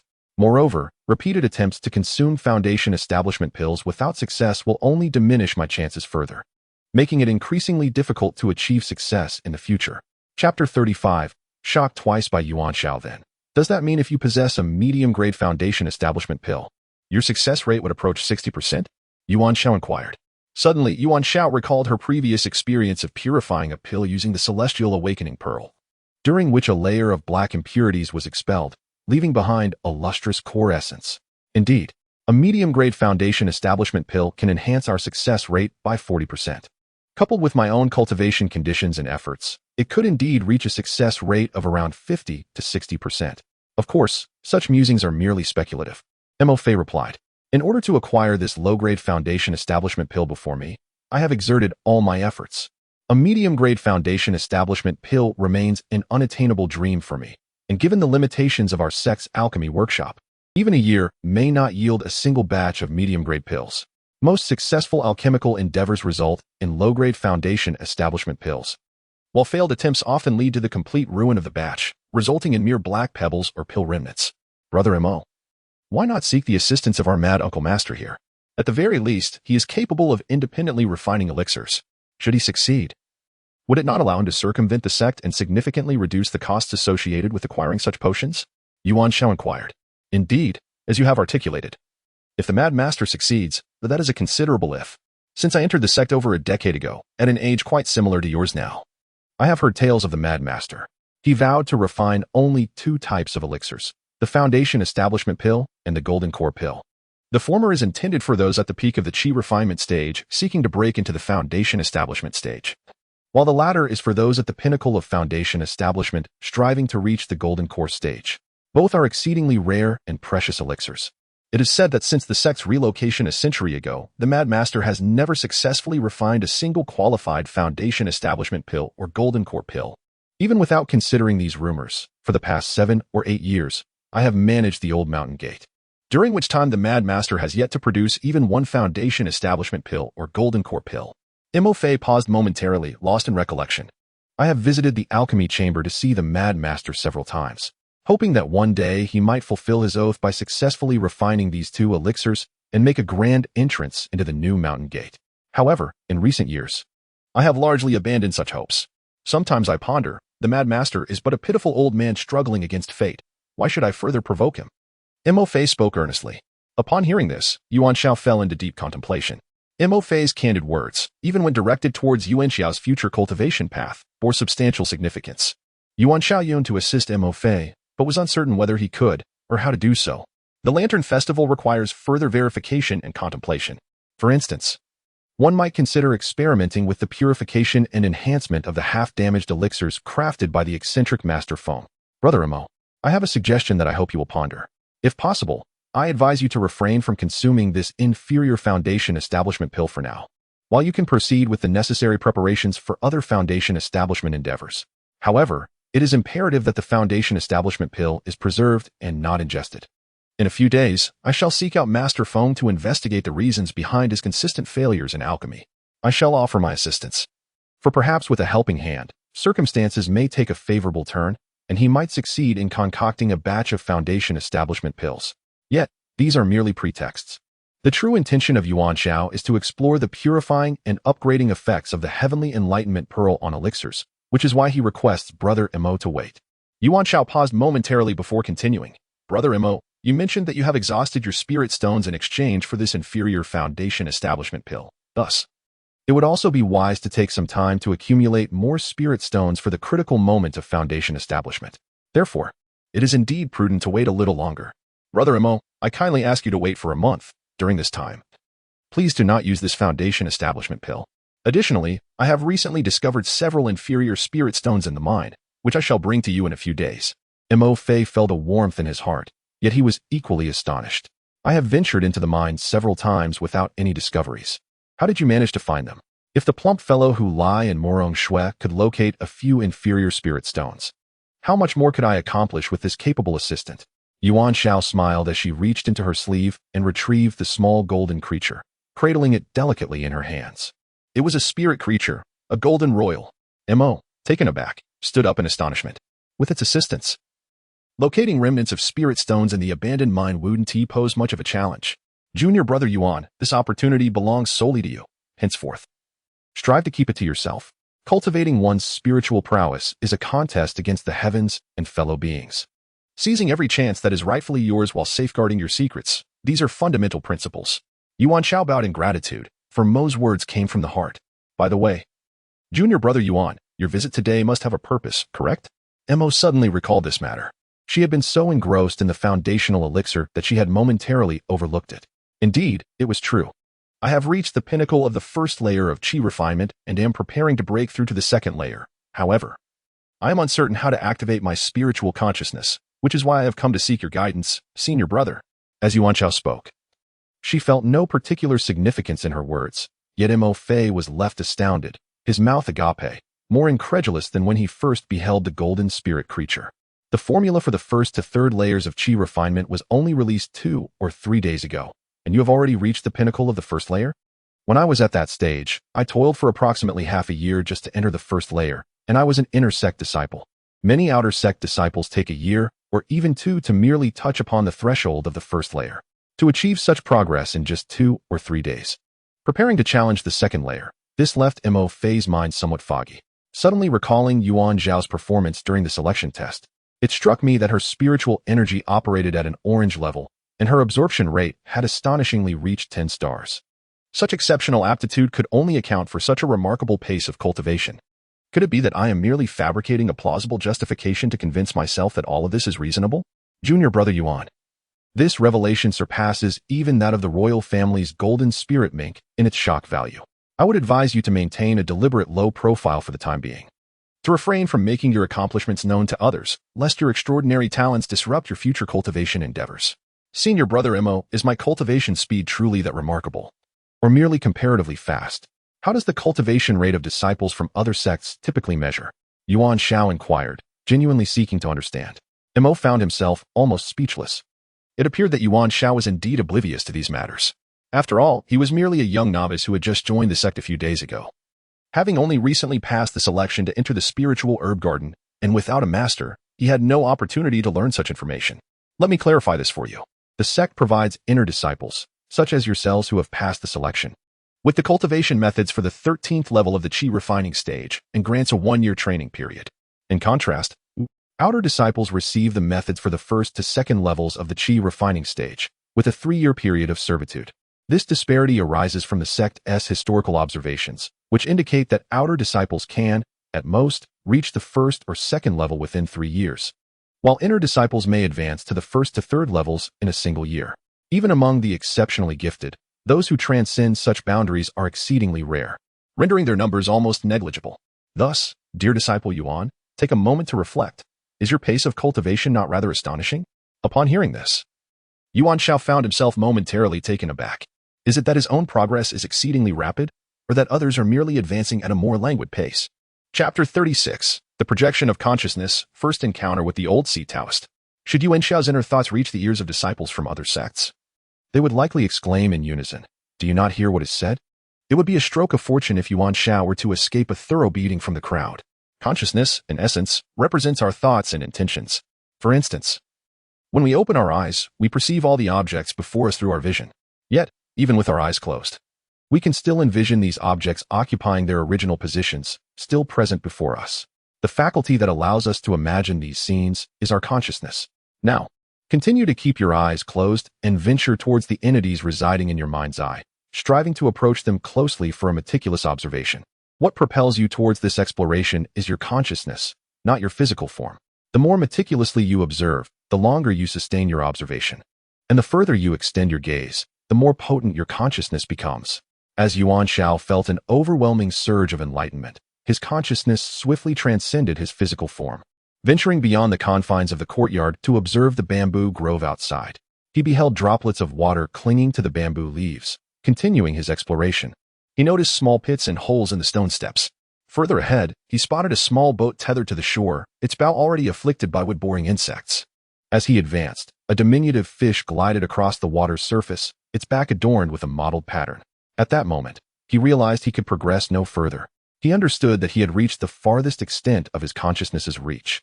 Yuan Xiao deftly maneuvered his awareness along the periphery of this boundary, tracing a grand circle while meticulously observing the scenery along the way. After completing a full circuit, he returned to the location where he had first seen the mottled fish, then retraced his steps back along the boat, stone steps, bamboo grove, and courtyard gate, finally merging once more with his corporeal form. Slowly, Yuan Xiao opened his eyes. His consciousness now expanded, having stepped into the second layer of qi refinement. Brother Mo, do you have a secluded chamber for cultivation? I wish to temporarily borrow it to consolidate my cultivation, Yuan Xiao inquired. Indeed, there is. If you exit through the back door of the courtyard, you will find a small stone hill directly ahead. Many years ago, someone discovered a hidden cave there. I stumbled upon this place several years ago, but have never utilized it for cultivation, as I have grown accustomed to practicing within this courtyard. Hurry and reinforce your realm. I will await your return here. Upon hearing this, Yuan Xiao immediately proceeded towards the rear of the courtyard, where he indeed found a stone door on the small hill. He pushed it open with determination, stepped inside, and closed the door behind him. During the Lantern Festival, Yuan Xiao directly took out a piece of mid-grade spiritual stone, which was one of the purified stones extracted from the spiritual vein in the cave. The initial formation of one's spiritual consciousness is a critical phase, representing a significant threshold in the qi refinement stage. Hence, Yuan Xiao opted for the mid-grade spiritual stone to cultivate and solidify the foundation of her spiritual consciousness. The spiritual energy contained in a mid-grade spiritual stone is equivalent to that of 50 low-grade stones. After the duration of a single incense stick, Yuan Xiao opened her eyes, discovering that the mid-grade spiritual stone in her hand had transformed into fine, dark gray powder. The immense spiritual energy not only consolidated her spiritual consciousness, but also continued to accumulate within her body, reaching an approximate level of mid-stage qi refinement, second layer. In terms of energy accumulation and compression, Yuan Xiao stored the powder of the mid-grade stone in her storage ring, opened the stone door, and stepped outside. Upon returning to the courtyard, she noticed Mo Fei still seated at the stone table. Seeing Yuan Xiao, Mo Fei visibly relaxed. "Senior brother Mo, how long did I just spend exploring with my spiritual consciousness at the stone table for the first time?" Yuan Xiao inquired. It was roughly the duration of a single incense stick. Most individuals cannot sustain their spiritual projection for such an extended period during their first attempt. Otherwise, it risks damaging their soul. This duration is several times longer than that of an ordinary person. "How far did your spiritual consciousness reach?" Mo Fei responded. "I traveled to a point 3 zhang away from the small boat, then circled back," Yuan Xiao replied. "The spot where the small boat is docked is approximately 17 zhang from here, and an additional 3 zhang brings it to about 20 zhang." Mo Fei gasped in astonishment, then remarked, "This probing distance is already comparable to that of a 5th-layer qi refinement practitioner. As most 2nd-layer qi refinement cultivators can only project their consciousness to about 2 zhang, it can only be sustained for a brief moment. Today, having witnessed the cultivation progress of Yuan Xiao, I find myself somewhat persuaded that anything is indeed possible. Perhaps I shall heed the suggestion of junior brother Yuan and refrain from utilizing this low-grade foundation establishment pill for a month." Awaiting further news from Yuan Xiao before making a decision. Does senior brother Mo possess the incantations for the qi refinement stage beyond the 3rd layer? Indeed. If I were to borrow a glimpse of it, would it contravene the sect's regulations? As fellow disciples of the inner sect, it would not be deemed a violation. Typically, after a year of training, you would be granted the incantations for the qi refinement stage up to the 46th layer. Thus, sharing it with you now is merely an advance peek. With that, senior brother Mo produced a jade slip and handed it to Yuan Xiao. Now that you have attained spiritual awareness, you may utilize it to examine the contents of the jade slip, which contains the incantations for the 46th layer of qi refinement. The jade slip can record a greater volume of information and is more convenient to carry. In time, you will discover further applications of spiritual awareness, including the manipulation of objects and the control of sorts. As Mo spoke, he seemed to have recalled something, falling into a reverie. "Thank you, senior brother. I shall await your news," Yuan Xiao said, clasping his hands in farewell, and turned to depart. Mo, evidently still taken aback by the events of the day, remained seated in contemplation, failing to rise and see him off. After a considerable time, he regained his senses, only to realize that Yuan Xiao had vanished. This lad is quite remarkable, though rather enigmatic. Yuan Xiao, having just ascended to the 2nd layer of qi refinement, felt invigorated and in good spirits. Meandering leisurely as he circled the spirit beast garden, making his way back to the herb garden. Wait a moment. The gate to the herb garden is ajar. I distinctly closed it when I left this morning. Yuan Xiao stealthily approached the fence, gradually drawing nearer to it, peering through a minute crevice amidst the intertwining vines. He gazed inside. There, he beheld a gaunt old Taoist with disheveled hair, intently examining the spiritual herbs. The old Taoist robe was grimy, evidently neglected in terms of cleanliness, adorned with patches of dust and smudges, as though it had been subjected to an explosive incident. He ambled along the rows of spiritual herbs, pausing to scrutinize each variety, his face alight with pleasure. Ultimately, he halted at the very area where Yuan Xiao had first watered the herbs, seemingly taken aback. This particular patch was thriving splendidly, a stark contrast to its near-wilted state during his last visit, when it had nearly lost all vitality. Now, it was teeming with life and brimming with spiritual energy. The elixirs of life naturally necessitate herbs imbued with spiritual essence to enhance the likelihood of successful alchemy, and potions crafted from such potent herbs yield superior results. The patch before him, rich with soul-building grass and 7-leaf flowers, constituted the primary ingredients for the foundation-enhancing elixir. The old Taoist had come today to harvest several herbs, preparing once more to ignite the alchemical furnace. After a brief interlude, the old Taoist withdrew his attention from the herbs, casting furtive glances around to ensure that Lu San and any other passers-by were absent. Satisfied with his observation, he retrieved a small spade from his bamboo basket, ready to commence his excavation. Suddenly, he noticed someone lurking outside the fence. Who could it be? What was their purpose? The old Taoist was struck with a mix of shock and anger, realizing he had been caught in the act of thievery, leaving him momentarily flustered. Chapter 37. Mutual Understanding. Hush, keep it down. Like you, I too am here to pilfer herbs. Yuan Xiao pressed a finger to his lips as he spoke, stepping inside. A fellow thief? Who would dare to steal in broad daylight? The old Taoist expressed his disbelief. Aren't you also here to pilfer in the daylight? Yuan Xiao retorted. Indeed, there's no fault in that logic. The old Taoist stroked his chin, sinking into contemplation. Truly, there was no fault in the reasoning. Yuan Xiao had already discerned the identity of the old Taoist before her. It was the Mad Master. It seemed that after centuries of solitary alchemical pursuits, he had become somewhat eccentric.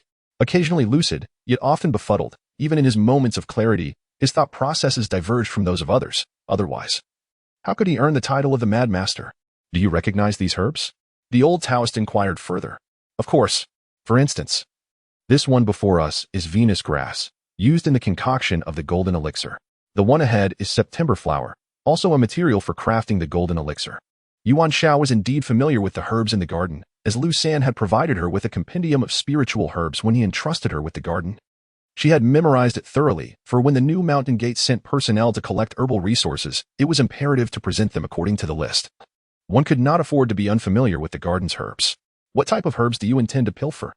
Upon realizing that Yuan Xiao truly recognized these herbs and their uses, the old Taoist suddenly grew anxious. I plan to take a little of everything I see in this garden. Yuan Xiao jested, intending to tease the old Taoist. Absolutely not. The old Taoist erupted in fury, and with a swift motion, he grasped Yuan Xiao, rendering her immobile. Yuan Xiao was taken aback. She had no time to react before her entire being was drawn towards the old Taoist, as if colliding directly into his grasp. This old Taoist was indeed extraordinary. Now, the old Taoist has released his grip, yet I remain as if ensnared by an invisible bind, utterly motionless. Young lad, do you not see? This territory here is mine. None shall encroach upon it. It is filled with treasures I intend to utilize. The old Taoist gestured towards a small herb garden before him. He then pointed to another patch nearby, saying, that area is not mine.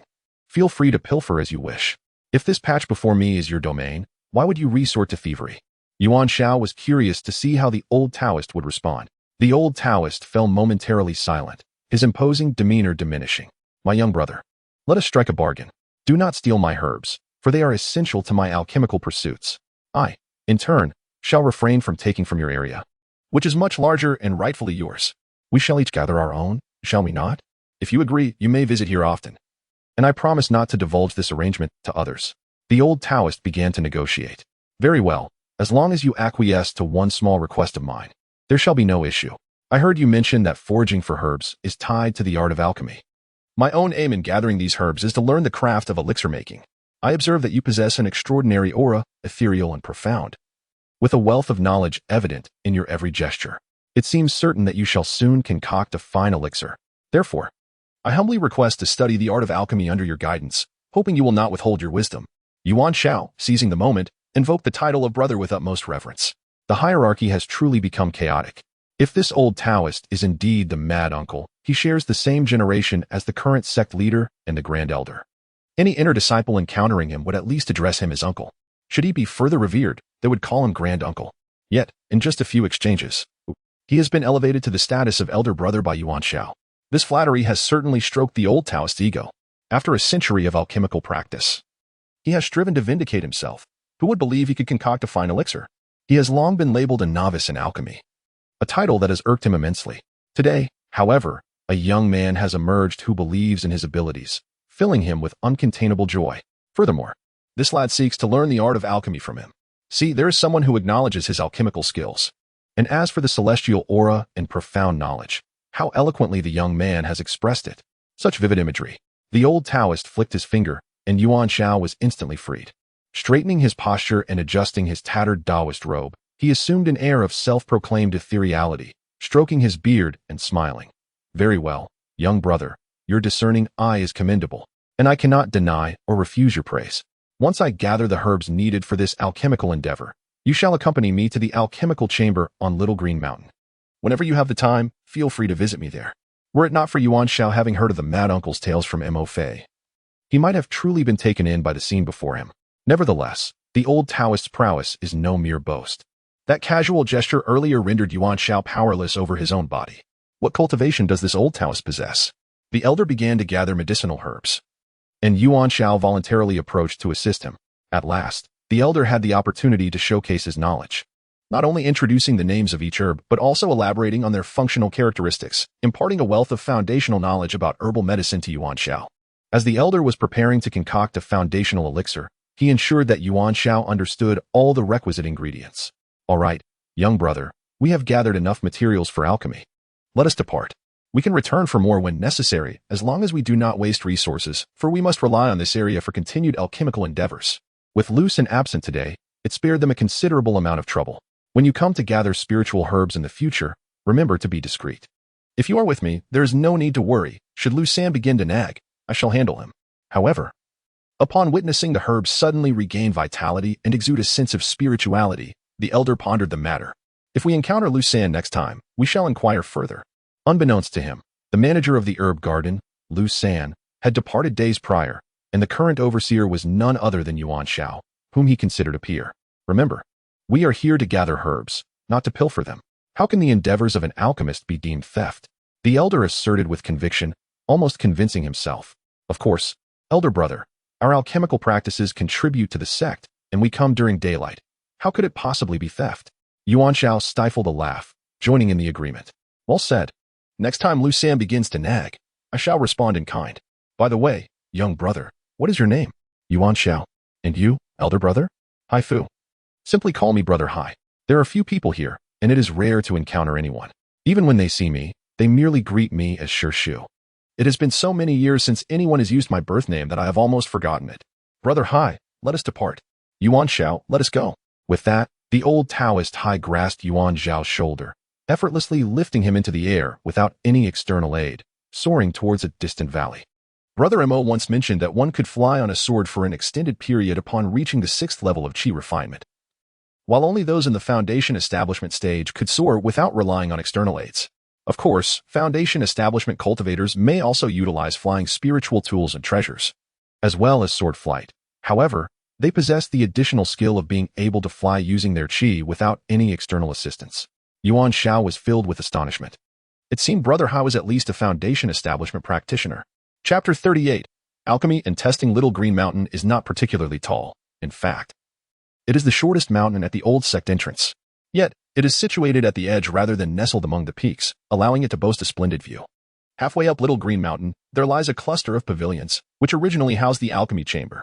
This location was chosen for the alchemy chamber because beneath this mountain flows a fire attribute vein, from which the fiery essence is drawn for the purpose of alchemy. Naturally, higher-level practitioners can substitute the vein fire with other types. For instance, Golden Core practitioners can utilize their own Dan fire, while nascent soul practitioners can employ their own infant fire, albeit with a heightened precision required in controlling the flames. Old Taoist Hai guided Yuan Xiao towards one of the pavilions, landing gracefully outside the main entrance. Here, there is only the elder brother present. Feel free to wander about when you have the time, Hai Lao Dao remarked. As we traversed the grand hall, we soon arrived at a small courtyard. Continuing through the courtyard, we beheld a vast chasm carved into the mountainside, transformed into a grand hall, serving as the alchemical chamber. The moment I crossed the threshold of the alchemical room, a wave of warmth enveloped me. Within the hall stood several alchemical furnaces of varying sizes, with 3 sources of geothermal fire nearby, continuously erupting flames from the ground's fiery apertures. Today, I have gathered 3 sets of all necessary herbs, intending to conduct the alchemical process in 3 sessions, with each set being sufficient to produce 5 foundation establishment pills. Thus, we have 3 opportunities today. The preparatory work for alchemy begins with cleansing the herbs, removing any flawed twigs and withered leaves. Some materials require grinding in advance, along with the necessary auxiliary substances such as cinnabar, which must be prepared beforehand. The alchemical process primarily consists of 3 steps: purification, essence extraction, and fusion into pills. Purification involves utilizing the geothermal fire within the furnace, harnessing one's spiritual consciousness to eliminate impurities and toxins from the herbs. Essence extraction focuses on maximizing the activation of medicinal properties, extracting the most potent parts, and compressing them to enhance the efficacy of the resulting elixirs.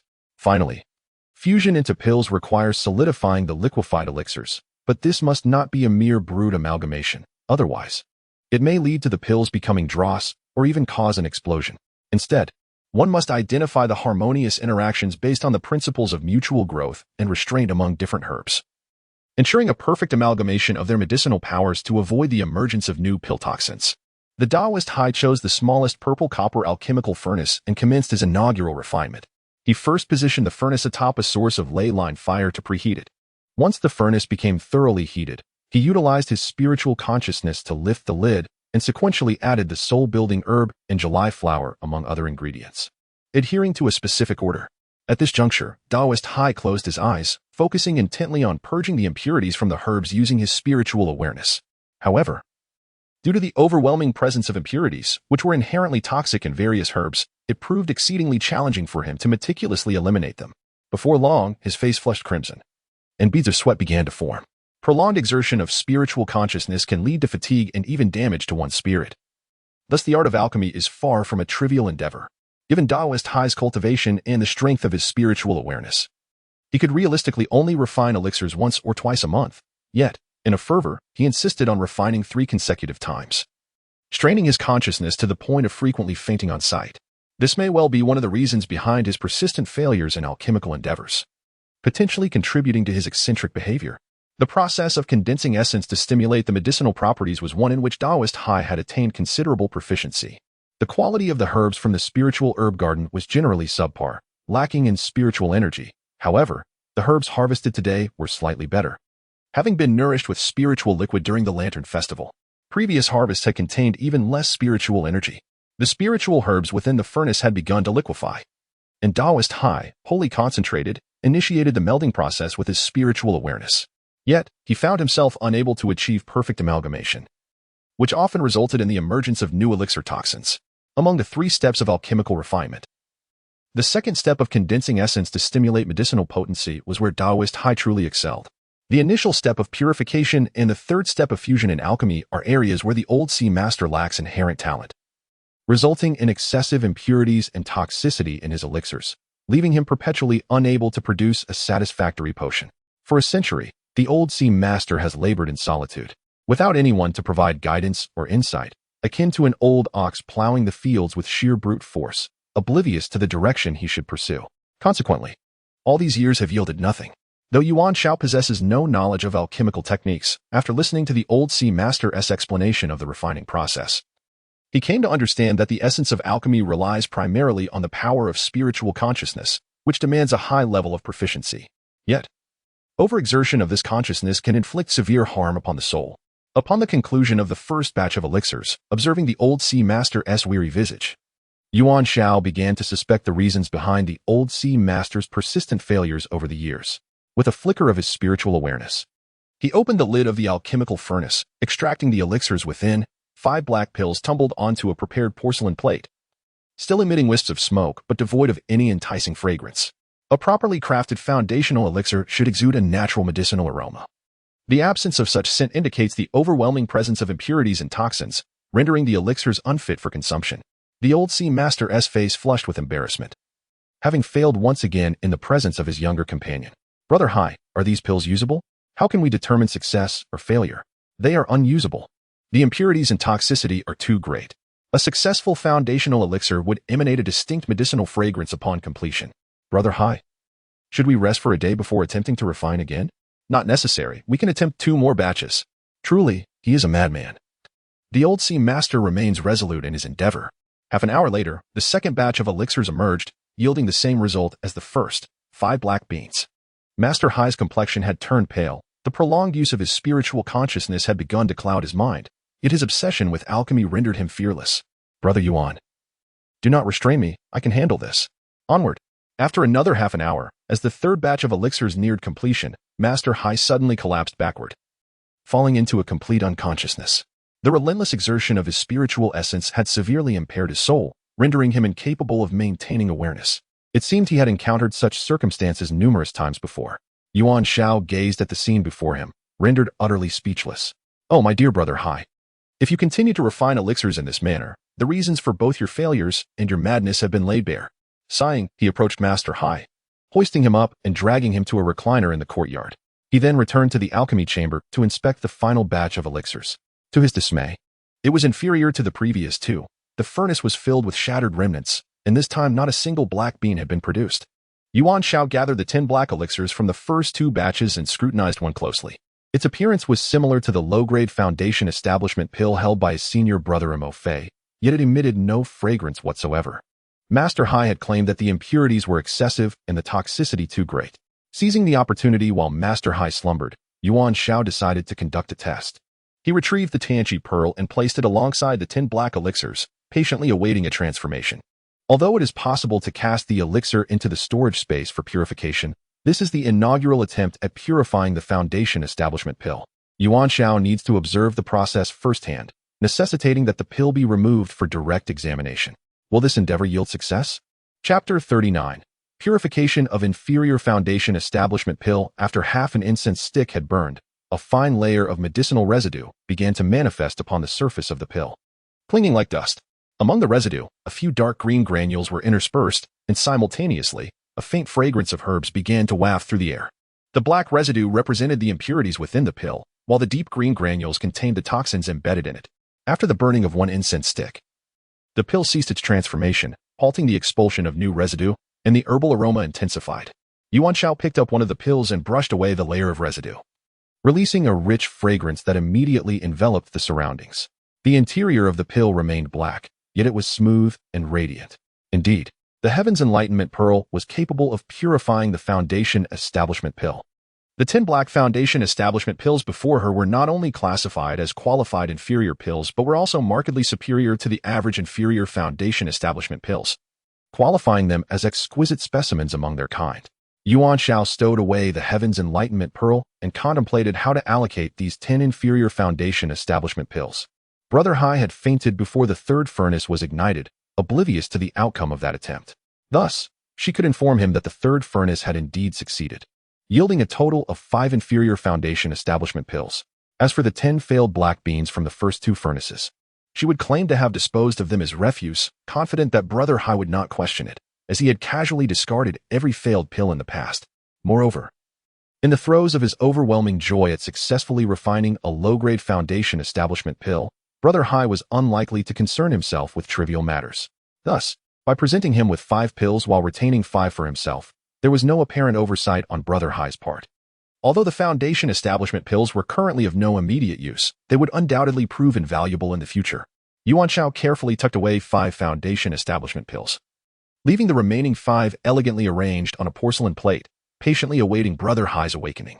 It was evident that the old alchemist was utterly exhausted, having remained unconscious for a full 3 hours before finally regaining consciousness. Upon awakening, his first inquiry was, "Where are my pills? Did they succeed?" Truly, he was a madman for alchemy, placing little value on his own life in pursuit of his craft. Congratulations, Brother Hai. Not only did you succeed, but you also produced a superior product. Brother Hai's exceptional skill was indeed commendable, and Yuan Xiao was generous in his praise, for flattery was a costless endeavor. Furthermore, he had acquired several low-grade Foundation establishment pills himself, while the role of the Heavenly Enlightenment Pearl was crucial. It was Brother Hai who was the true source of the elixirs.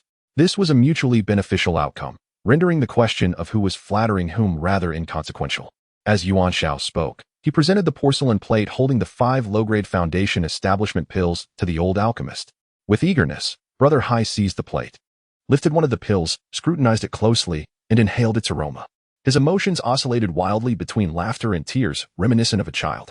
After a century, I have finally produced a qualified Foundation establishment pill. Let us see who dares to call me an inferior alchemist from now on. Let them call me mad. The old alchemist trembled with excitement. Naturally, if anyone dared to speak ill of him again, he would not hesitate to hurl a Foundation establishment pill at their face. Yuan Xiao wholeheartedly supported him. Brother Yuan, my lifelong aspiration has been to refine the Foundation establishment pill and the golden core pill. Now that the Foundation establishment pill has been successfully created, I shall turn my attention to the golden core pill. At this moment, Master Hai is filled with exuberance, rendering Brother Yuan momentarily speechless. He muses, Brother Hai, given your approach, relying solely on brute force rather than skillful techniques, it is likely that even in another 2 centuries, you will not succeed in refining a single batch. Furthermore, you might end up fainting from the strain, if this continues. One day you may lose your sanity and fail to recognize anyone. Although today's alchemical endeavor was successful, it was indeed perilous. Henceforth, let us alter our course to refining once every 3 months or even 6 months and limit ourselves to 1 batch at a time, allowing for more thorough preparation. After all, sharpening the axe does not hinder the work of cutting wood, and perhaps this will enhance our success rate, Brother Yuan suggested. Indeed, I shall contemplate this further. The golden core pill is even more challenging to concoct, yet I am confident, Master Hai replied, albeit without genuine conviction. Noticing that Master Hai seemed dismissive of his counsel, Brother Yuan chose not to press the matter further. Suddenly recalling something, he said, Brother Hai, I would like to request a foundation establishment pill from you. If it is not too much trouble? Of course. You are my lucky star. Your presence today has ensured my success. Master Hai responded with great enthusiasm. I am already a foundation establishment cultivator and do not require the pill for myself. I have been refining it purely for the joy of it and to affirm my abilities. Master Hai extended his hand, offering 2 pills. Here, take these 2. I shall keep only 3 for myself. Thank you, Brother Hai. Brother Yuan replied, graciously accepting both pills without pretense. In the future, anyone fortunate enough to successfully establish their foundation with these few foundation-building pills will undoubtedly remember the contributions of Brother Hai. Upon hearing this, the old Taoist Hai felt a sense of pride and began to feign elegance while stroking his beard. The reason Yuan Xiao sought the foundation-building pills was not without purpose. A portion of the pills he possessed was likely to be gifted to others. Should any discerning individuals trace the origins, he could declare that they were bestowed by the old Taoist Hai, thereby obtaining confirmation from him and sparing himself considerable trouble. Naturally, even if he were to give away some of the foundation-building pills, he would ensure that the recipients kept their lips sealed, preventing any unnecessary complications. This dual approach would provide a greater sense of security. Brother Hai, please take good care of yourself. I shall take my leave. After Yuan Xiao had departed for some time, the old Taoist Hai suddenly remembered that he had forgotten to inquire about Yuan Xiao's residence. He had not anticipated that the younger brother, who had joined him in pilfering the herbs, was the current manager of the spiritual herb garden. After bidding farewell to the old Taoist Hai, Yuan Xiao headed straight to Chiushui Island. However, he did not encounter Brother Emo and was compelled to leave a note at the gate, stating that he would come again on another day. In the following days, Yuan Xiao and his companion, the little gold beast, began to lead a life of routine, shuttling daily between the spiritual herb garden and the mining cave, engaging in cultivation during the evenings. This continued until one day Brother Emo came to visit. Junior Brother Yuan, I have been summoned by the sect and have been away for several days. I just returned today and saw your note. Have you encountered issues with your cultivation? Brother Emo, it concerns the foundation building pills. Some time ago, I met Brother Hai, the mad uncle you mentioned, in a moment of camaraderie. A bond akin to that of brothers was formed, thus rendering our hierarchy quite chaotic. As Yuan Xiao spoke, laughter escaped his lips. You, my dear fellow, should not presume to take advantage. I shall still address you as Brother Yuan. However, we shall each call one another as we please. Should we encounter the eccentric master uncle, I shall still refer to him as such. Brother Mo appeared rather unconcerned. The hierarchy in the realm of cultivation is inherently disordered.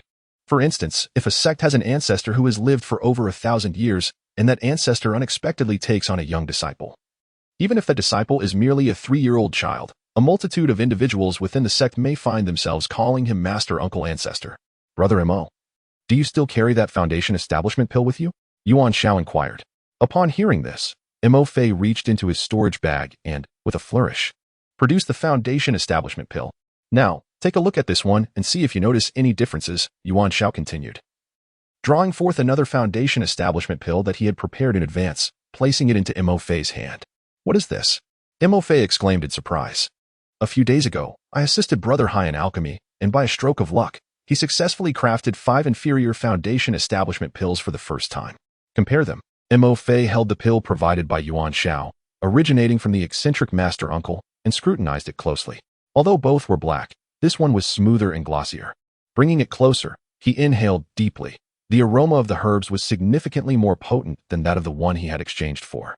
Brother Yuan, this pill is evidently of superior quality, surpassing the one I obtained from the sect. Although both are inferior foundation establishment pills, yours is a gem among the inferior ones. I anticipate that its efficacy will also be enhanced, slightly increasing the likelihood of successful foundation establishment. Could it be that a conclusion has been reached? If so, let us exchange. You shall give me the one you have acquired, and I shall offer you the one I received from Brother Hai, Yuan Xiao proposed. That is not permissible. One should not receive rewards without merit, Brother Mo replied. Brother Mo, you are aware that, firstly, I currently have no use for the foundation building elixir. Secondly, I am not seeking it for free. This is merely an exchange, and your elixir is indeed a genuine low-grade foundation building elixir. Lastly, I have previously taken the Qi cultivation techniques from you, which included levels 4 to 6. There is no need for formalities between us. Accepted, Yuan Xiao insisted. Seizing the low-grade foundation building elixir from Mo Fei's hand and tucking it into his sleeve. Then I shall not be overly coy. Should I successfully establish my foundation in the future, it will be thanks to you, junior brother Yuan. Mo Fei conceded, gratefully accepting the exquisite foundation building elixir. Brother Mo, you mentioned that you went to the new mountain gate of the sect a few days ago. Did anything of note occur? Yuan Xiao inquired. Indeed. We have observed sporadic flashes of light emanating from the Wuming Mountains to the east of Yuhai City. Several nearby sects have dispatched foundation-building cultivators to investigate. As a result, a new entrance to a secret realm has been discovered, with the luminous phenomena seemingly penetrating from within the realm. The collective effort of the sects managed to unlock the secret realm, and upon entering, they found the source of the light within a stone cave, guarded by a spirit beast, the flying tiger. After an intense battle, both the spirit beast and the expedition team suffered heavy losses. Perhaps it was the overwhelming energy fluctuations unleashed by the Foundation establishment cultivators or the inherent fragility of this secret realm that inadvertently disrupted the equilibrium of its protective barrier. Consequently, all Foundation establishment cultivators were abruptly ejected from the secret realm, and they could not re-enter thereafter. Upon testing, it was discovered that Qi refinement cultivators below the Foundation establishment stage could still gain access. However, it was challenging to assemble the esteemed Qi refinement disciples from various sects on short notice. In the spirit of ensuring everyone had an opportunity to participate in the treasure hunt, the Foundation establishment cultivators present agreed to convene 10 days hence. Each sect dispatching 2 Foundation establishment cultivators to lead no more than 30 Qi refinement disciples from their respective sects into the secret realm for another exploration, each relying on their own fortunes to claim treasures. Moreover, aside from the aforementioned treasures, the secret realm harbored a multitude of rare spiritual herbs and medicines that could be collected. Mo Fei elaborated on the situation, mentioning the presence of spirit beasts guarding the area, which could engage in combat with Foundation establishment cultivators. Isn't sending in Qi refinement disciples akin to courting death? Yuan Xiao questioned with perplexity. Mo Fei responded, the sect has contemplated this concern. Although the spirit beast, the flying tiger, is formidable and can contend with Foundation establishment cultivators, it has already sustained significant injuries from the collective assault of the Foundation establishment cultivators. Even if it is not yet deceased, it is gravely weakened.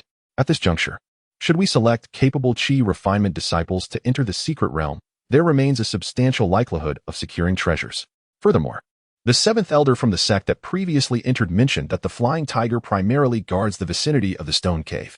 While it may occasionally venture forth to engage in battle, it does not stray far from the cave for extended periods.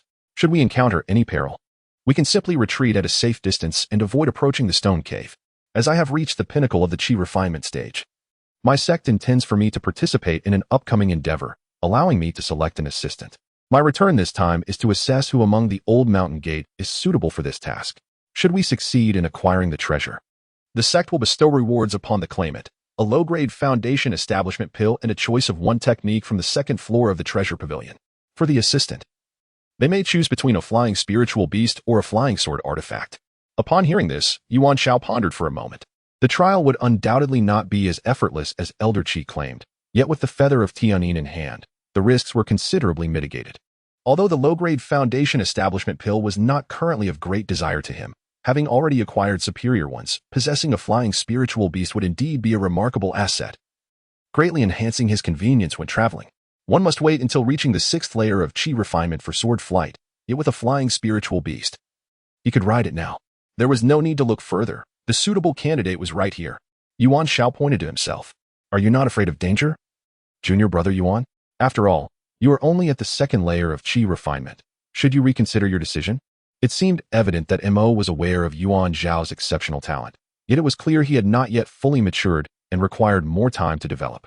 Not to worry, Elder Qi had remarked. the spiritual beast, the flying tiger, will not stray far from the stone cave. When the time comes, you can seize it while I observe from a distance. Once one embarks on the path of cultivation, avoiding danger is no longer an option. It is time to broaden one's horizons. Moreover, if true peril were to arise, would not Brother Mo come to my aid? Yuan Xiao said playfully to Brother Mo. Very well, it is settled then. Starting from today, on the morning of the 9th day, I shall seek you out. Upon my return from this trial, I shall commence preparations for seclusion to strive towards foundation establishment. Mo Fei, having experienced the brutality of combat, comprehends the significance of such trials in the journey of cultivation. Thus, he refrains from further persuasion and turns back to Qiushui Island.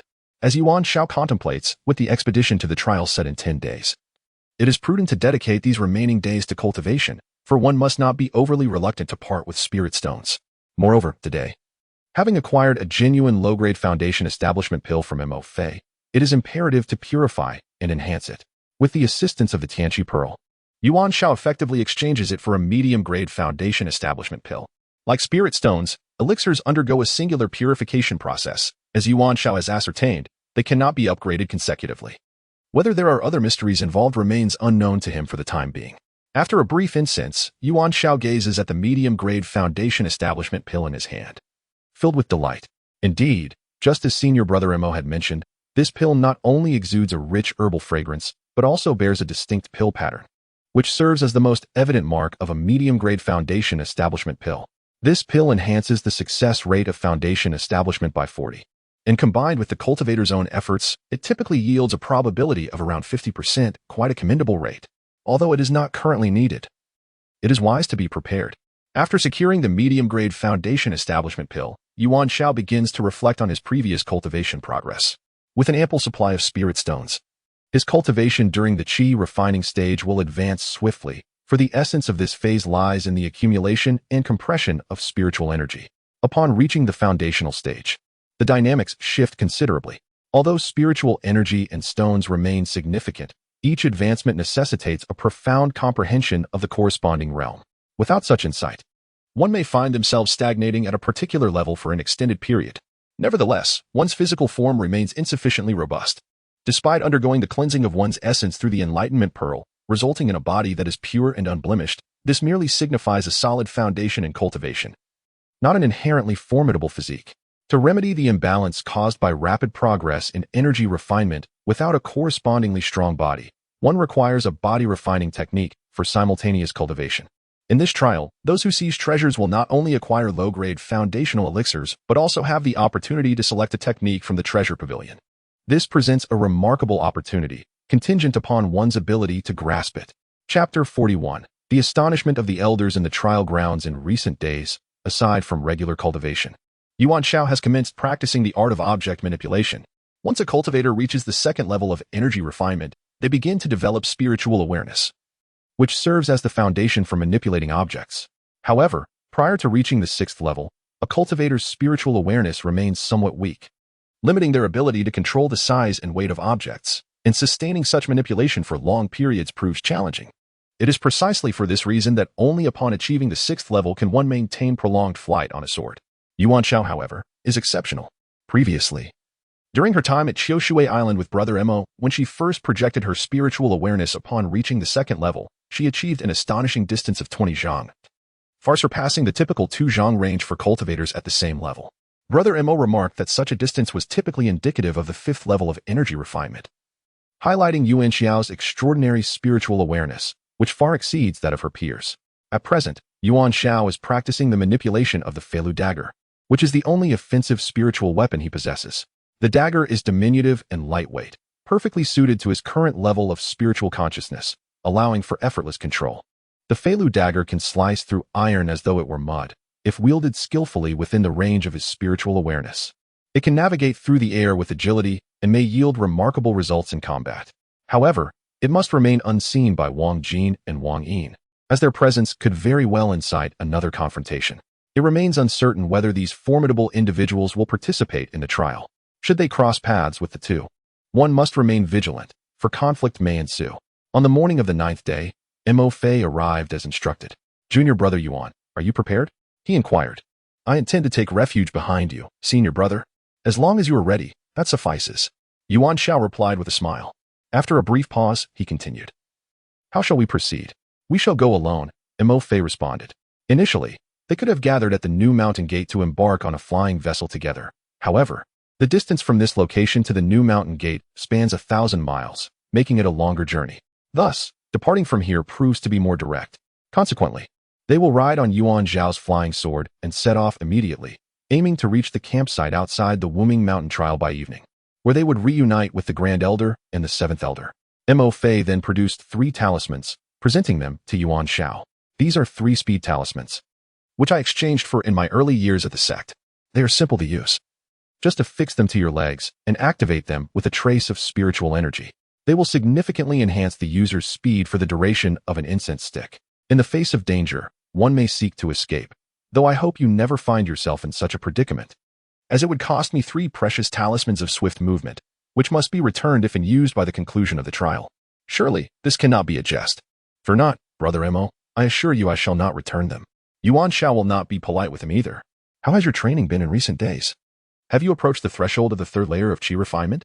Mo Fei inquired, recalling that during their time on Qiushui Island, he was aware that Yuan Xiao had already attained the 2nd layer. I have indeed touched upon it, though not the 3rd layer. Rather, I have approached the threshold of the 4th layer. It feels exceedingly challenging to advance to the 4th layer. I estimate it may take at least 5 or 6 more days, Yuan Xiao humbly replied.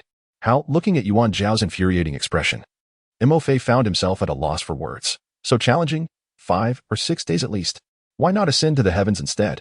Brother, you must realize that such remarks will invite trouble upon yourself. Even if I refrain from striking you, others will surely take it upon themselves to do so. Had I known, I would have claimed it would take 7 or 8 days instead, Yuan Xiao lamented regretfully, unable to endure the display any longer. Mo Fei raised his hand and cast forth his flying sword, which, upon ascending a foot from the ground, instantly expanded to a length of 2 zhang. Mo Fei was the first to leap aboard and sit cross-legged. Yuan Xiao followed suit, settling down behind him. With his peak cultivation at the 3rd layer of qi refinement, Yuan Xiao no longer required Brother Mo's steady grip on his shoulders for balance, as he had previously. With a flourish, Mo Fei urged the flying sword forward, slicing through the air like a radiant rainbow, as they soared toward the eastern Wuming Mountain, the venue for their trial. Brother Mo, after reaching the 6th layer of qi refinement, one may fly upon a sword, he remarked. Furthermore, all cultivators possess the ability to ride flying spirit beasts. Thus, the question arises, should one opt for a flying sword or a flying spirit beast? Both options offer the capability of flight, however. The distinction lies in the fact that a flying sword serves not only as a means of transportation but also as an offensive weapon, suitable for combat. The speed of a flying sword is intricately linked to the cultivator's level of cultivation. As their prowess increases, so too does their speed. In contrast, the flight speed of a spirit beast is largely independent of the cultivator's abilities. Different spirit beasts possess varying innate skills, resulting in significant disparities in their flying speeds. Yet they all possess potential for growth. Moreover, certain spirit beasts may exhibit additional capabilities beyond flight. For instance, the flying tiger, found in this trial location, is renowned for both its aerial prowess and combat strength. Mo Fei pondered for a moment before earnestly declaring, such a choice is exceedingly difficult. Yuan Xiao furrowed her brow and continued, if the decision is so challenging, why not choose both? I interjected, you aren't planning to pocket the sect's reward for yourself, are you? Mo Fei suddenly turned to Yuan Xiao, his face contorted with shock. Yuan Xiao merely smiled in silence. Indeed, Mo Fei no longer required a response from Yuan Xiao. Her smug expression conveyed the answer. Even before reaching the trial site, he was already contemplating the sect's rewards. Was this ally he had chosen truly reliable? As dusk began to settle, the two arrived near Wuming Mountain, having arrived an hour earlier than anticipated. It seemed Mo Fei's strength had recently surged, allowing him to travel at a swifter pace on his flying sword. Could it be that as the sword ascends higher, upon surpassing a mountain peak, it finally uncovers the distant flicker of campfires ahead? Approaching the source, they find the encampments of various sections. Upon locating the encampment of the Cloud Sea sect, the two proceed to report to the Grand Elder. Junior disciples Mo Fei and Yuan Xiao pay their respects to the Grand Elder and the Seventh Elder. The Grand Elder, engaged in conversation with the Seventh Elder, is taken aback upon seeing Mo Fei and Yuan Xiao approach. Is this the ally you summoned? The Grand Elder inquires of Mo Fei. Indeed. Junior brother Yuan volunteered to come, which truly merits my admiration. Mo Fei replies earnestly. The trial's secret realm is filled with opportunities. And I trust junior brother Yuan will achieve his own gains as well. The Grand Elder scrutinizes Yuan Xiao closely upon hearing this. He recalls the young prodigy who topped the selection test at the old sect, a boy who had made quite the impression on that day. He is indeed a promising talent. He muses, yet he has only just joined, and has barely begun his training when. Suddenly, the Grand Elder's words falter, his expression shifting to one of astonishment. You have reached the third level of qi refinement. As a foundation establishment cultivator, he can discern the depth of Yuan Xiao's cultivation with careful observation. It is precisely this realization that leaves him astounded. It is noteworthy that Yuan Xiao has only been with the sect for less than a month, without a dedicated master, having trained solely in the old sect's medicinal herb garden, and yet he has astonishingly attained the pinnacle of the third level of qi refinement. This is indeed a remarkable feat among the same cohort of newcomers, the two most outstanding individuals, Murong Shui and Wang Yin, who have each taken on masters, have only just managed to reach the first level of qi refinement under their master's meticulous guidance and resource support, and they are already regarded by the sect as rare talents. However, when compared to Yuan Xiao, it seems that the talent is not as remarkable. The first elder and the seventh elder exchanged a glance, remaining silent. Chapter 42. Entering the secret realm. Yuan Xiao, your innate ability is commendable, yet you still lack the time for growth. Although we speculate that the risks of this trial's secret realm are not excessively perilous, there remain uncontrollable dangers. Firstly, we are uncertain about the recovery status of the spiritual beast, the flying tiger. Should its injuries heal to any extent, it could pose a lethal threat to you. Secondly, there exists the danger from other sects. Besides our Yu-Hai sect, there are also the Black Moon sect and the High Mountain sect, each sending 30 exceptional disciples to participate in the treasure hunt. During this time, conflicts may arise, even resulting in fatalities, thus there is a risk of falling. I personally recommend that you refrain from participating in this trial and instead join future sect trials once your cultivation has advanced. What do you think? The seventh elder suggested. Rest assured, elders, I will not recklessly engage. Should danger arise, I guarantee I will flee faster than anyone else. Look, these 3 swift movement talismans were borrowed from senior brother Imo, specifically for a quick escape. Yuan Xiao said, displaying the 3 talismans. The 2 elders were amused. Very well. Since you possess such courage, we shall not press further. In truth, I wish to hear your willingness to face the trial of the secret realm. For our sect requires strong individuals, and every strong individual has emerged from the crucible of combat. Should you both manage to secure treasures this time, I shall personally ensure an additional reward for you, the specifics of which we shall discuss when you have acquired the treasures, the first elder said with an approving expression. Speaking loudly, please take your leave and rest. We shall convene at dawn to enter the secret realm, Elder 7 instructed. As Yuan Xiao and Ma Fei stepped outside the large tent, they beheld Wang Jin engaged in conversation with another inner disciple, whose gaunt face resembled that of a monkey. Upon noticing Yuan Xiao, Wang Jin and the monkey-faced youth immediately fell silent. Their gaze shifted to Ma Fei, revealing a look of apprehension. It is worth noting that Ma Fei was far from ordinary. 2 years prior, during a grand sect competition, he had secured first place in the qi refinement stage. Now, 2 years later, one could only speculate about his further advancements in cultivation. Yuan Xiao paid little heed to Wang Jin and the monkey-faced youth scheming and proceeded directly to the camp to rest. Do you have a feud with them? Ma Fei inquired, puzzled. Not quite. I've merely had some previous conflicts with Wang Jin and Wang Yin, Yuan Xiao replied dismissively, wishing to keep Ma Fei's mind clear for the trials ahead. In truth, if it were merely a brawl with Wang Yin at the inn, it would be inconsequential. However, the situation escalated when Wang Yin was ambushed in the mine and lost the spirit tool, the flying Lu dagger, which compelled Wang Jin to investigate.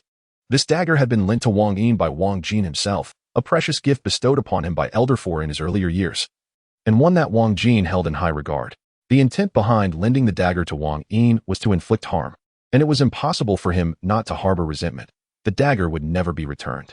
The following morning, the Grand Elder led everyone to the vicinity of the secret realm, where they found 2 teams already awaiting their arrival, yet the entrance to the secret realm remained elusive. One of the teams donned garments of black, adorned with lunar motifs at the collars and cuffs, representing the Black Moon sect. The leading monk was a bald elder, accompanied by a frail old woman. Another team, clad in azure attire, belonged to the High Mountain sect. Among them, the leading elders were one portly and one slender. The stout elder clearly held the position of authority, standing at the forefront, while the gaunt elder, resembling a mere stick, stood slightly behind him. The contingent from the Cloud Sea sect wore garments of white, embellished with clusters of golden clouds at the collars and cuffs, signifying the unified attire of the inner disciples of the Cloud Sea sect. Old Sue, a century ago, when we participated in that trial together, you reaped the benefits while I returned to face the reprimand. Today, I wonder if you will find fortune in the same way. The bald elder remarked with a smile that failed to reach his eyes. Xiao, I have not forgotten the grudge from your ambush all those years ago. It lingers in my heart. Had it not been for my fortuitous survival, I might not be standing here today. Shall we settle this now? The seventh elder of the Cloud Sea sect replied, only then realizing that the elderess' surname was Sue. Back then, I would have conceded to you, old Sue. But now, the tables have turned. Moreover, not even your sect leader, Haiqing, could suppress our Black Moon sect, Xiao retorted with a sneer. Now, shall we not wait until the secret realm's door is opened before engaging in a brawl? If we fight now, one or two of us might fall. And who knows how we would then proceed to open the secret realm's door, interjected the stout elder from the High Mountain sect. Once the secret realm's door is unlocked, you two can fight to your heart's content. I shall place my bets. The portly elder is evidently not a virtuous individual. Humph. Xiao the bald and the seventh elder simultaneously scoffed, falling silent thereafter. Let us commence. Do not keep the disciples waiting any longer, declared the grand elder, as he cast forth a jade token. In the space before them, a swirling vortex of blue and white materialized, revolving gently around a small aperture at its center. This marks the entrance to a secret realm. Upon your entry, you may find yourselves separated at random. Presumably, each of you possesses a guiding jade slip. Should you encounter perilous circumstances, you may shatter the slip, and you will be transported away, but it must be utilized within 24 hours to be effective. The Grand Elder elucidated. After 24 hours, the threshold of this secret realm, which we have established outside, will reach its limit of sustainability, at which point its gravitational pull will dissipate. Should you fail to teleport out by then, you shall remain trapped within the secret realm, and even shattering the guiding jade slip will yield no effect. As for the next opening of this secret realm, no one can predict when it may occur, or if it shall ever open again. You must bear in mind the necessity of escaping within 24 hours. Esteemed colleagues, why do you hesitate? What more are you waiting for? The Grand Elder bellowed. At that moment, Xiao the bald, the old crone, the plump and slender second elders, along with the seventh elder, extended their hands, each casting forth a jade token. The small aperture where the 6 jade tokens landed gradually expanded, ultimately reaching a diameter of 10 feet before stabilizing, an overwhelming aura of chaos emanating forth. All the chi refining disciples hurriedly entered. The 6 of us can only sustain the existence of the portal for 24 hours, so do not delay, the Grand Elder commanded. And the disciples of the Black Moon sect and the High Mountain sect began to swarm towards the teleportation portal, eager to seize the advantage. Yuan Xiao remained unhurried. As the Grand Elder had mentioned earlier, the teleportation was random, and where one ended up was a matter of luck, even if they took a few steps ahead. If they were teleported into a den of beasts, it would be quite a predicament. When it was Yun Heyman's turn, Yuan Xiao and Mo Fei entered one after the other. Just as she stepped into the portal, Yuan Xiao felt a flash before her eyes. The teleportation space was engulfed in blinding white light. Then, the world spun chaotically, and moments later, she was ejected from the vortex. Yuan Xiao staggered a few steps before regaining her balance. Although she and Mo Fei had entered the secret realm in succession, they were, indeed, separated, proof of the random nature of the teleportation. The secret realm was neither vast nor small, with 3 sects, each sending 30 trial disciples. A total of 90 disciples were dispersed throughout this realm, which initially would likely result in fewer encounters. As everyone gradually moved towards the center, where a crimson hill stood, opportunities for meetings would increase. Chapter 43, The Snipe and the Clam Struggle. While the fisherman profits, Yuan Xiao surveyed her surroundings. She found herself in a dense redwood forest, rich with foliage. Through the gaps in the leaves, she could discern a towering peak in the distance. Yuan Xiao retrieved the hand-drawn map distributed by her sect the previous evening from her storage ring. The map was rather rudimentary, as each sect's prior explorations were incomplete, serving only as a rough reference.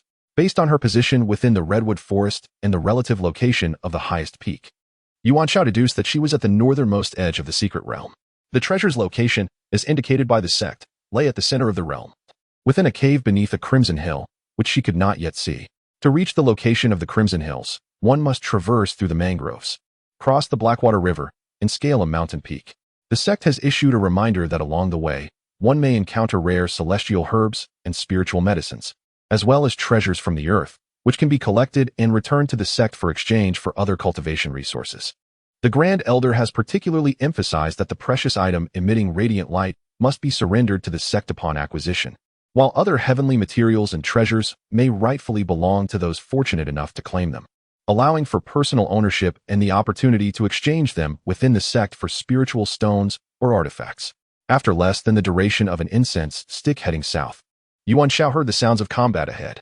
He crouched low and stealthily approached, concealing himself behind two closely grown trees, peering through the gap between their trunks.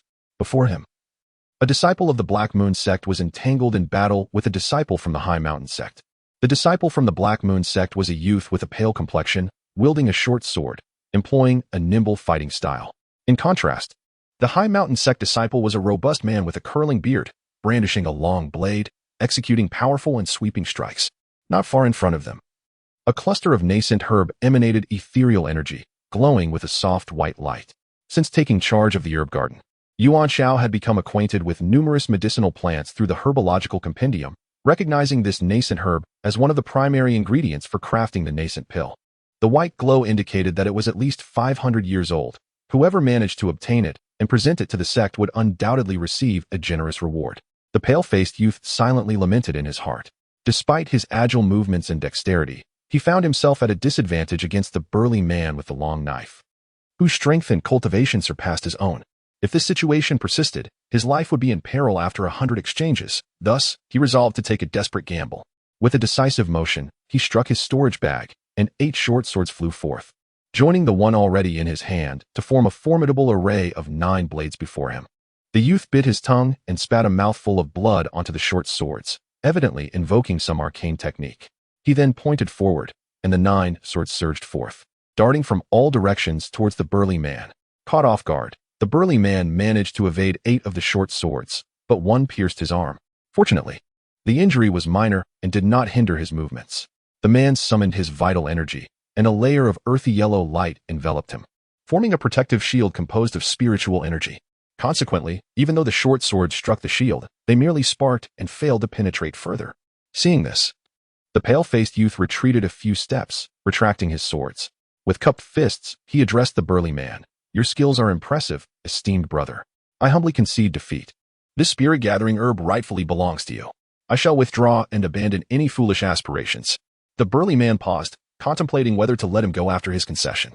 The youth continued, "I am willing to offer you these 3 rejuvenation pills I have collected over the years, hoping you will spare my life. Should you ever visit the Black Moon sect, I shall welcome you with the utmost hospitality." Noticing the burly man's hesitation, the pale-faced youth casually tossed 3 glowing rejuvenation pills before him. The burly man with the twisted beard grasped the object in his hand and spoke, since the young brother voluntarily withdraws. However, before he could finish his sentence, 3 explosive antidote pills suddenly detonated in his palm, releasing a cloud of green powder that enveloped his entire face. In an instant, he became blind, collapsed to the ground, and began to froth at the mouth, clearly having succumbed to a deadly poison. The pale-faced youth waved away the green powder and approached the burly man, plunging his sword into his chest, thus extinguishing the man's life. Indeed, the realm of cultivation is rife with deceit and treachery, where lives are valued as mere weeds. Often, one cannot afford to show mercy. If you do not take a life, your own may be forfeit. The pale-faced youth began to rummage through the burly man's storage bag. Inside, there were a few scattered items, though none were of significant worth, insufficient even to cover the cost of the 3 explosive poisons. It appeared that the precious jiebing grass was necessary to secure a profit. Yet, upon turning back, the youth's expression changed, becoming even paler. Where is the jiebing grass? How could it have vanished? Unbeknownst to him, Yuan Xiao had already taken the jiebing grass and moved far away. Seizing the opportunity while the pale-faced youth was engaged in dispatching the burly man and inspecting his storage bag, Yuan Xiao stealthily extracted the jiebing grass, cloaked in the feathers of concealment, and slipped away quietly. The phrase "when the clam and the heron contend, the fisherman benefits" aptly describes this situation. The pale-faced youth could hardly believe his eyes. If it weren't for the conspicuous depression left on the ground where the jiebing grass had once been, he might have doubted his memory. But the presence of the freshly turned earth confirmed that the 500-year-old jiebing grass had indeed been snatched away amidst the chaos. Who could be so audacious? It is utterly preposterous. As the lantern festival departed, only the young man in white remained, standing in place, overwhelmed with tears and inconsolable grief. Once assured that it had receded into the distance, Yuan Xiao stowed away the feather of invisibility. This feather, renowned for its unmatched concealing capabilities, was a treasured possession of the esteemed Sikong Jiyue, imperceptible even to the Black Mountain Immortals and the Purple Leaf Immortals, let alone the mere Qi refinement disciples before him. However, the feather of invisibility was primarily suited for moments of stillness or normal movement. Its utility diminished in the heat of battle, where its use might inadvertently reveal its existence unless employed for a singular, stealthy assault. The conception grass, a vital ingredient for the conception pill, is essential for those in the later stages of the Golden Core realm striving to ascend to the nascent soul stage. Specimens that emit a luminous white glow and are over 500 years old are exceptionally rare, significantly enhancing the quality of the conception pill and increasing the likelihood of successful conception. The importance of a nascent soul cultivator to a sect is self-evident, which is why even a slight increase in the success rate of conception is worth a fierce contest among sects, particularly among Golden Core practitioners, all vying for the precious conception grass. The decision of whether to retain it for oneself or exchange it for cultivation resources at the Mountain Gate would be postponed for now, to be deliberated upon when the time came to visit the new Mountain Gate. In the realms of secret treasures, there exists a fundamental principle. Exceptionally rare wonders are often guarded by spiritual beasts. This is not due to any deliberate arrangement, but rather a natural occurrence. Treasures of heaven and earth typically arise in areas rich with spiritual energy, and their presence enhances and reciprocates the local aura, gradually establishing an unparalleled cultivation environment. Upon discovering such locales, spiritual beasts are likely to take up residence, ultimately becoming the guardians of these precious sites. Why do the spiritual beasts fervently protect the treasures of heaven and earth? The reason lies in their understanding that these invaluable resources are essential for cultivating in this favorable environment. Consequently, when cultivators seek to claim these treasures, they inevitably find themselves in conflict with the guarding spiritual beasts. Whether or not they can successfully acquire these treasures largely depends on the relative strengths of both parties. Generally speaking, while spiritual beasts may possess somewhat lesser intelligence, they often exhibit unique innate abilities. Thus, if their power is comparable to that of the cultivators, it becomes quite challenging for the latter to gain the upper hand. For instance, not far ahead, two disciples from the Yuhai sect are likely to attract significant trouble. Beneath a grand tree at the edge of a red mangrove forest, Wang Jin and a young man with a monkey-like face are crouched down, fixated on another tree in front of them. Suspended from its branches are three snow-white fruits resembling human figures, known as the spirit fruits, which can substantially enhance a cultivator's spiritual consciousness. These three spirit fruits shimmer with ethereal light, their surfaces enveloped in swirling mist, indicating their full ripeness. Two of the fruits are closely clustered together, while the third hangs solitary on the opposite side.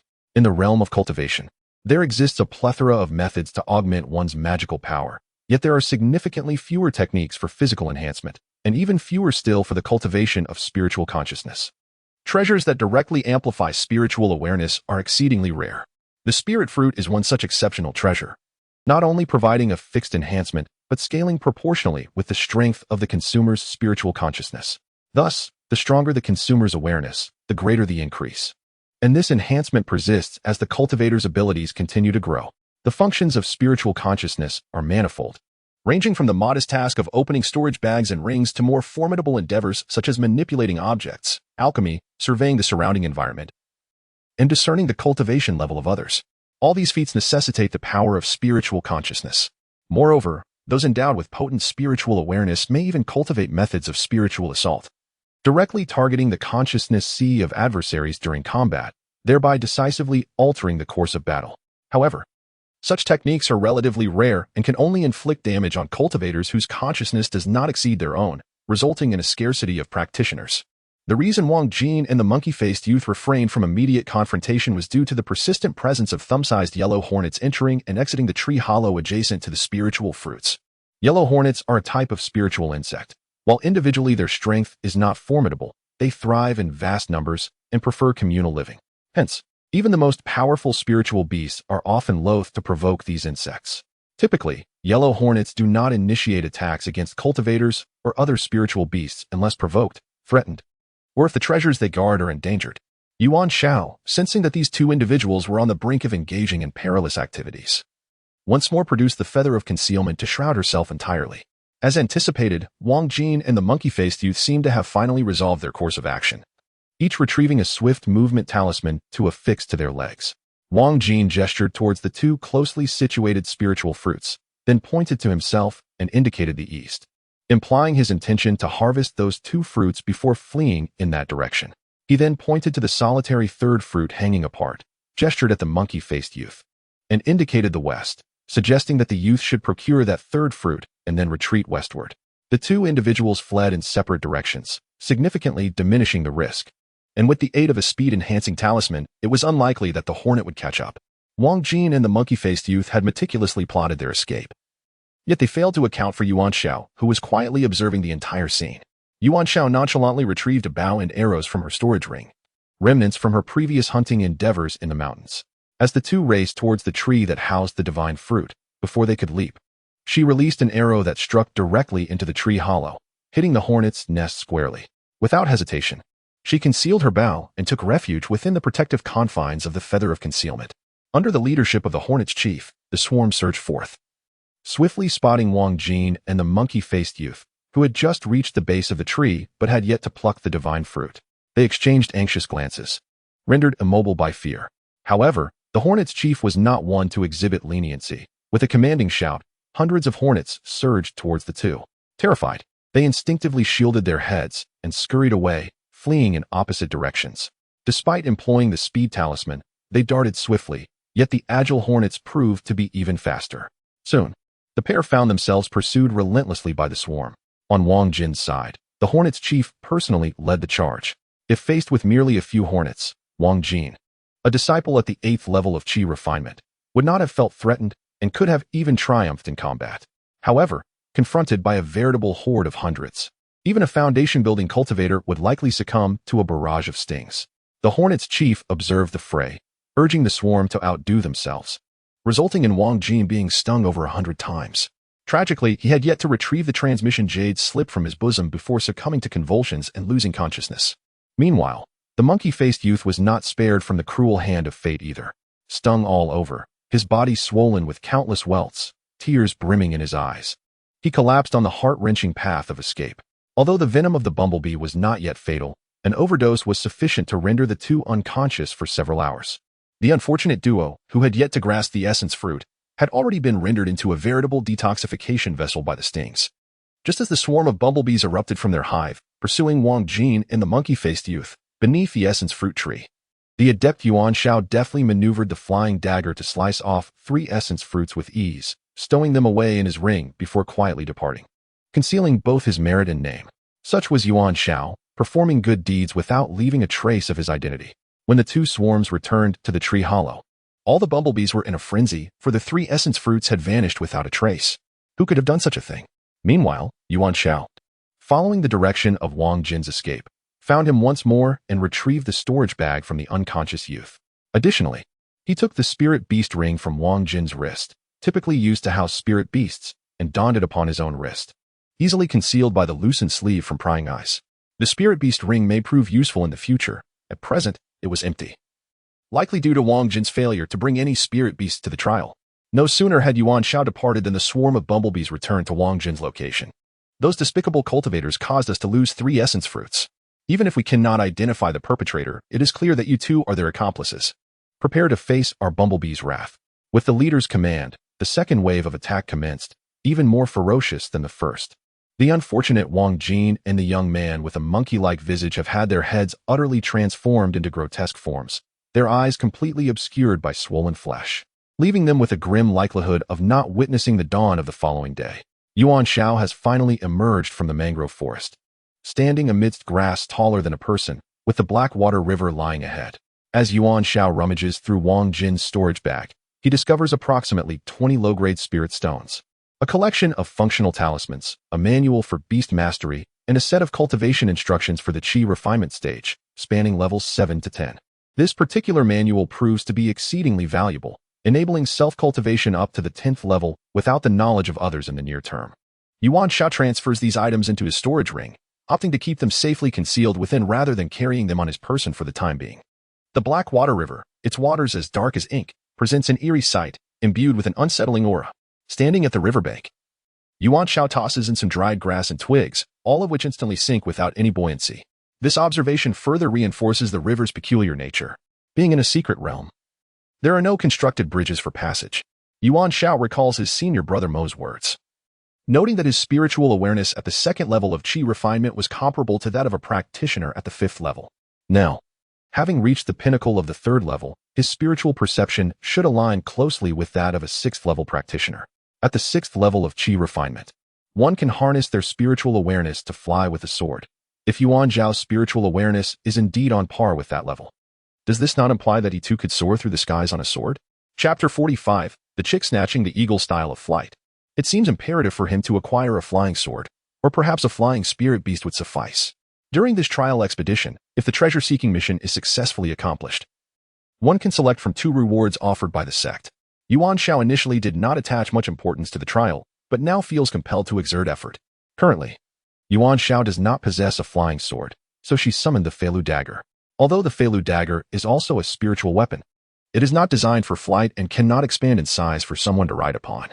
She first attempted to manipulate the dagger to fly across the Heishui River and then return, encountering no issues along the way. Nor did she observe any monsters emerging from the depths of the river. However, Yuan Xiao sensed an underlying menace surrounding the Heishui River. The dark waters appeared abnormal, and even the dry grass and twigs failed to float, exuding a pervasive aura of death. Determined, she resolved not to come into contact with the river's water. Since the dagger could not be enlarged for riding, Yuan Xiao devised an alternative method, who said one must stand or sit atop it like with a flying sword. Grasping the dagger's hilt firmly, she raised it high above her head and activated it with her spiritual sense, attempting to fly the dagger above the grassy bank. Her spiritual sense indeed matched the strength of a sixth-layer qi refinement stage, perhaps even surpassing it. Aside from the somewhat awkward posture, the dagger carried Yuan Xiao steadily through the air, maneuvering with remarkable agility. At that moment, a young disciple from the Black Moon sect happened to pass by, likely following other accomplished disciples into the trial's secret realm for enlightenment, with a cultivation level of only the fifth layer of qi refinement. Thus, this young disciple witnessed a previously unseen mode of flight. A person dangled like a chick seized by an eagle, suspended from a dagger, awkwardly traversing the dark waters of the river, devoid of any grace characteristic of a cultivator. Not to mention cultivators. Even the skilled warriors of the mortal realm glide upon the crests of waves or tread lightly upon blades of grass. Such a wretched display is simply unfathomable. This individual, of course, is Yuan Xiao. After crossing the river, he sheathed his dagger, for even if he felt no embarrassment, the ungainly posture akin to a chick in the clutches of an eagle was undeniably uncomfortable. It was prudent to avoid such a stance whenever possible. Upon glancing back, he noticed the young man from the Black Moon sect. The young man had removed his upper garment, exposing his bare torso as he approached the dark waters, seemingly intent on swimming across. A disciple at the fifth level of qi refinement, despite lacking the ability to fly on a sword, should have no trouble navigating the several dozen zhang of river surface.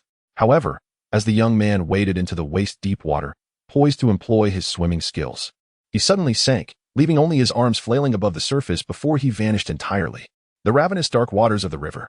Yuan Xiao was taken aback, silently grateful that he had refrained from contact with the river's depths. While the trial secret realm harbored numerous rare treasures, danger lurked at every turn. Moreover, conflicts arose not only between the three major sects, but also amongst fellow disciples, and a moment's negligence could lead to being devoured without a trace. Ahead loomed a verdant mountain densely covered in trees. Beyond this peak lay the Crimson Hill at the heart of the secret realm, the ultimate destination of his journey. According to the sect's introduction, treasures occasionally emanating radiant glimmers are nestled within a stone cave at the foot of the Crimson Hill. Guarding this cave is a flying tiger, a spirit beast at the foundational stage, which has sustained severe injuries from a skirmish with the elders of various sects during a previous exploration. Its current state of recovery remains uncertain. As dusk descends, Yuan Xiao ascends to the summit of the small green hill. From this vantage point, the distant Crimson Hill comes into view, its entire form resembling a burning ember, resplendent and striking. Yuan Xiao is unaware if others have reached the central location, yet feels no urgency to do so. Should the spirit beast, the flying tiger, have regained any vitality, it would undoubtedly be lurking near the cave, and the first to venture forth might face dire consequences. Even if the tiger is as injured as the sect claims, it may prove more manageable for foundational cultivators. Yet for those at the qi refining stage, subduing a wounded tiger is by no means guaranteed. Yuan Xiao resolves to seek a secluded spot to cultivate, intending to set out towards the Crimson Hill at dawn. Unexpectedly, while navigating a dense thicket, Yuan Xiao stumbles, nearly losing balance. To their surprise, this area conceals a natural cave, and standing at its entrance, one can just glimpse the Crimson Hill across the way. Upon entering the cave, it reveals itself to be quite spacious, akin to a karst formation with a further passageway leading into the unknown. In the most expansive part of the cave, Yuan Xiao selects a position against the wall and begins to meditate.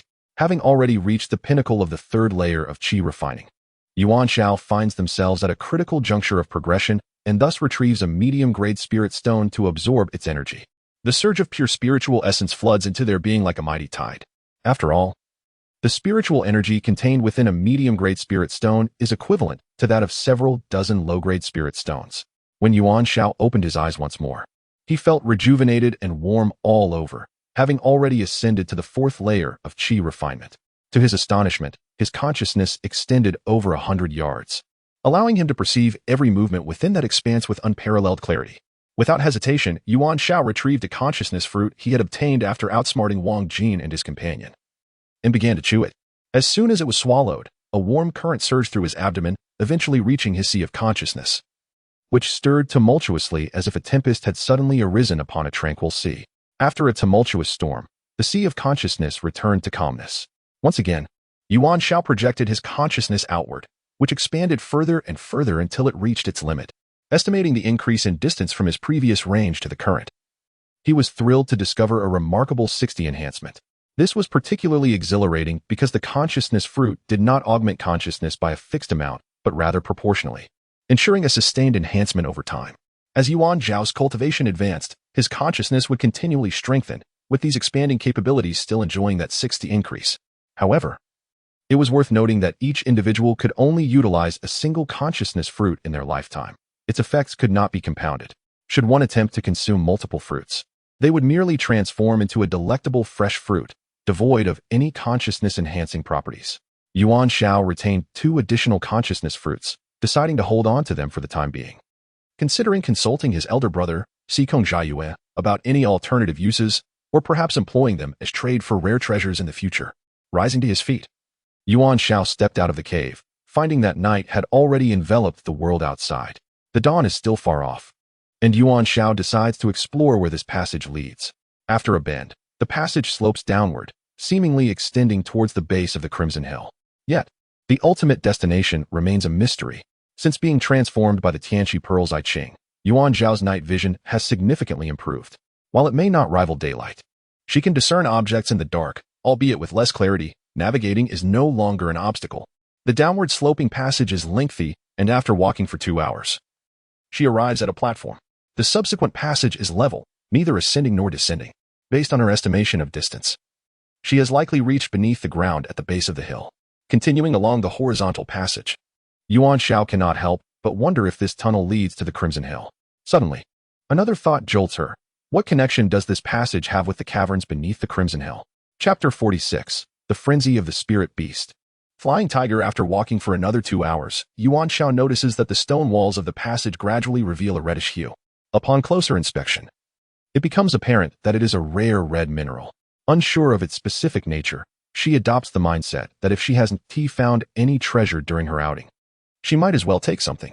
Drawing the Feilu dagger, she carves off a sizable chunk and places it into her storage ring. This crimson stone, whether or not it serves as a precious material for crafting, is undeniably aesthetically pleasing. It seems increasingly likely that this passage indeed leads to the Crimson Hill, as the walls along the way are increasingly tinged with red, indicating proximity to their destination. Yuan Xiao begins to slow her pace, taking the time to observe her surroundings closely. Feeling a lingering sense of unease, she decided to take out the feather of concealment, completely shrouding herself in secrecy. Her caution proved to be wise, for not far ahead, Yuan Xiao stumbled upon a den of spirit beasts. This was a platform within a cave measuring 10 zhang in circumference, and it was unmistakably identified as a spirit beast lair due to the presence of a spirit beast egg nestled within. The egg, roughly the size of a pumpkin and oval in shape, was cradled in Yuan Xiao's hands, illuminated by the crimson glow of the stone walls. She peered inside and discerned a wriggling creature, though its identity remained elusive. Could it be a flying tiger egg? The flying tiger, a novel species endowed with wings, possesses the ability to soar through the skies, distinguishing it from the common mountain forest tiger. Thus, it was entirely plausible that the flying tiger was oviparous. She would ascertain the truth upon hatching. Based on the creature's vigorous movements, Yuan Xiao surmised that it would not be long before it broke free from its shell. Having long desired a spirit beast, she seized the opportunity to acquire it, tucking the egg into the spirit beast ring on her wrist. This very ring had been obtained from the unconscious Wang Jin. Reflecting on it now, she mused that Wang Jin was indeed a veritable benefactor. The first spiritual artifact she possessed, the Flying Lu dagger, belonged to Wang Jin. The very first spirit beast ring capable of housing a spirit beast was also his. Even the 710-layer Qi refinement mantra she wielded was a gift from him. Wang Jin had bestowed upon her such a trove of treasures, while she had given him merely a jar of wasp venom, a grievous imbalance. It was likely that Wang Jin and the monkey-faced youth had regained consciousness by now. Stowing the spirit beast egg securely, Yuan Xiao pressed onward, soon to be astonished once more by the scene before her. At this moment, they arrived at the second platform within the cave, a space measuring merely 5 zhang in circumference. In the center stood a stone altar upon which a withered corpse sat cross-legged. The figure was imposing, suggesting it had once possessed great strength. Yet now it was nothing but skin stretched over bones, as if its flesh had been entirely evaporated. Strangely, a long scarlet sword pierced through its skull, penetrating its entire body and anchoring itself into the stone altar below. The blade shimmered with a swirling red mist, occasionally flickering with crimson sparks, indicating its extraordinary nature. Yuan Xiao approached for a closer inspection. The figure bore no signs of life, devoid of any breath. Nevertheless, it had not decomposed, merely existing as a skin-clad skeleton. A condition that seemed unnatural. Particularly peculiar was the sword, which pierced from the top down into the stone altar, seemingly to bind the corpse, raising suspicions. Additionally, the altar was inscribed with enigmatic runes, resembling a formation that appeared to be intended for controlling the corpse. Suddenly, a radiant glow emanated from the hilt of the sword, startling Yuan Xiao, who realized this sword was the source of the illumination. After 10 breaths, the glow dissipated, and tranquility returned to the chamber. Could this long sword be the ultimate treasure of this trial? Should one immediately withdraw by pulling the sword and retreating through the passage? As Yuan Xiao hesitated, a sudden sound sliced through the air from the passage ahead, followed by the entrance of a colossal creature, measuring 12 feet in length with a wingspan of 20 feet. It towered over Yuan Xiao, standing 2 feet taller than an average man. Its muscles bulged powerfully, exuding an aura of might. The creature resembled a tiger but bore wings on its back, its entire form cloaked in a vivid crimson hue. It was none other than the guardian spirit beast of this place, the flying tiger. It was precisely upon witnessing the radiant glow emanating from within the cave that the spirit beast, the flying tiger, hastened to investigate. Upon discovering the crimson longsword unscathed, the flying tiger seemed to exhale in relief and began to lick its wounds before the sword. Yuan Xiao observed with the naked eye that the beast's injuries were not severe. Surely, the elders of the sect would not utter falsehoods. Thus, it might be that the flying tiger had encountered some extraordinary fortune or harbored other undisclosed reasons for its rapid recovery. After a while, Yuan Xiao faintly heard voices approaching from outside the cave, likely the disciples undergoing trials, drawn by the glow that had recently illuminated the stone chamber. The spirit beast sprang into action, leaping towards the cave entrance, anticipating an impending clash. Indeed, moments later, the sounds of battle erupted outside, accompanied by the roars of the flying tiger and the cries of the wounded. Before long, a figure dashed into the cave, their legs bound with speed-enhancing talismans. It was a disciple from the Black Moon Sect's inner circle, sneaking in while others engaged the flying tiger in combat. However, before he could lay a hand on the crimson longsword, he was swiftly devoured by the returning flying tiger, which then rejoined the fray outside. Seizing the moment, Yuan Xiao resolved to act decisively. She unfurled the feather of concealment and approached the crimson longsword, gripping it firmly. With a commanding shout, she yanked it upward with great force, causing the cave to tremble. The instant the longsword was withdrawn from the head of the corpse, Yuan Xiao was met with a chilling gust, leaving her senses momentarily dazed. In a moment of disorientation, it seemed as though a dark sphere was hurtling towards her face, only to vanish before her eyes. At this instant, Yuan Xiao's consciousness returned to normal, as if everything that had transpired was merely a figment of her imagination. A roar from outside the cave signaled the imminent return of the flying tiger. Without hesitation, Yuan Xiao swiftly stowed her crimson longsword into her storage ring and summoned the feather of concealment, enveloping herself in a shroud of invisibility. She retreated down the passage, fleeing towards the exit of the small Qing mountain cave. If not now, then when? She had no desire to become the flying tiger's next meal. After covering some distance, Yuan Xiao produced a swift movement talisman, affixing it to her leg and infusing it with a trace of spiritual energy, allowing her to move with incredible speed. Unbeknownst to her, the flying tiger had not pursued her from behind. Instead, it remained in place, roaring in anger. For it had failed to detect anyone near the longsword and had no target to pursue. Now that the sword was missing, it needed to vent its rage. Moments later, It burst forth from the cave, launching itself into the fray. Outside the stone cave, dozens of disciples finally scattered in panic. Although the flying tiger had ventured out twice earlier, engaging in combat, its primary concern had been to defend the treasures within the cave. Now that the treasures were lost, the tiger had no reservations left. It leapt towards a disciple of the Gaoshan sect, killing him instantly. Then it turned to attack a disciple of the Yuhai sect, dispatching him with a single claw. With a flick of its tail, another disciple from the Heiyue sect was severed in two. In mere moments, 6 or 7 lives were claimed. The flying tiger, emboldened by its formidable physique, rampaged through the crowd. Among the throng, some recognized the tiger's ferocity and savagery. Earlier, a few audacious disciples of the chi refining stage had been struck down by its powerful paw. Although I have reached the pinnacle of the chi refinement stage, I'm still not a match for my opponent. The sect's intelligence was erroneous. Feihu's recovery has exceeded expectations significantly.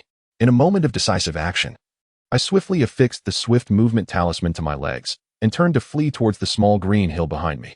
At this juncture, moving close to the ground is indeed safer, as the trees and underbrush serve to obscure Feihu's line of sight. Should I take to the skies on my sword, I might inadvertently become a prime target for Feihu due to my conspicuousness. Anxiously, I pondered the whereabouts of junior brother Yuan. Chapter 47. The collapse of the secret realm and the relation to the crimson long sword. At this moment, everyone was scattering in a frenzied flight, lamenting that their parents had not bestowed upon them 2 additional legs. It was a matter of luck, contingent upon whom Feihu chose to pursue. Naturally, those in closer proximity bore a greater risk of being the first to suffer, as Feihu, possessing limited intelligence, typically targeted the disciples nearest to it. Finally, someone recalled the teleportation jade slip in their storage bag, hurriedly retrieved it, and shattered it. In an instant, a flash of white light enveloped them, and 3 breaths later, they vanished from the spot, having been transported out of the secret realm. While the quest for treasures is indeed significant, preserving one's life takes precedence. With Feihu's current formidable state, only a fool would remain here as sustenance. Yuan Xiao refrained from shattering the teleportation jade slip, wishing to ascertain the location of senior brother Mo, hoping to establish contact and exit the secret realm together, thereby preventing senior brother Mo from recklessly venturing into the stone cave for treasures. The crimson longsword was already in my possession, yet none could fathom that a disciple of the Yunhai sect at the 4th level of chi refinement would seize the treasure.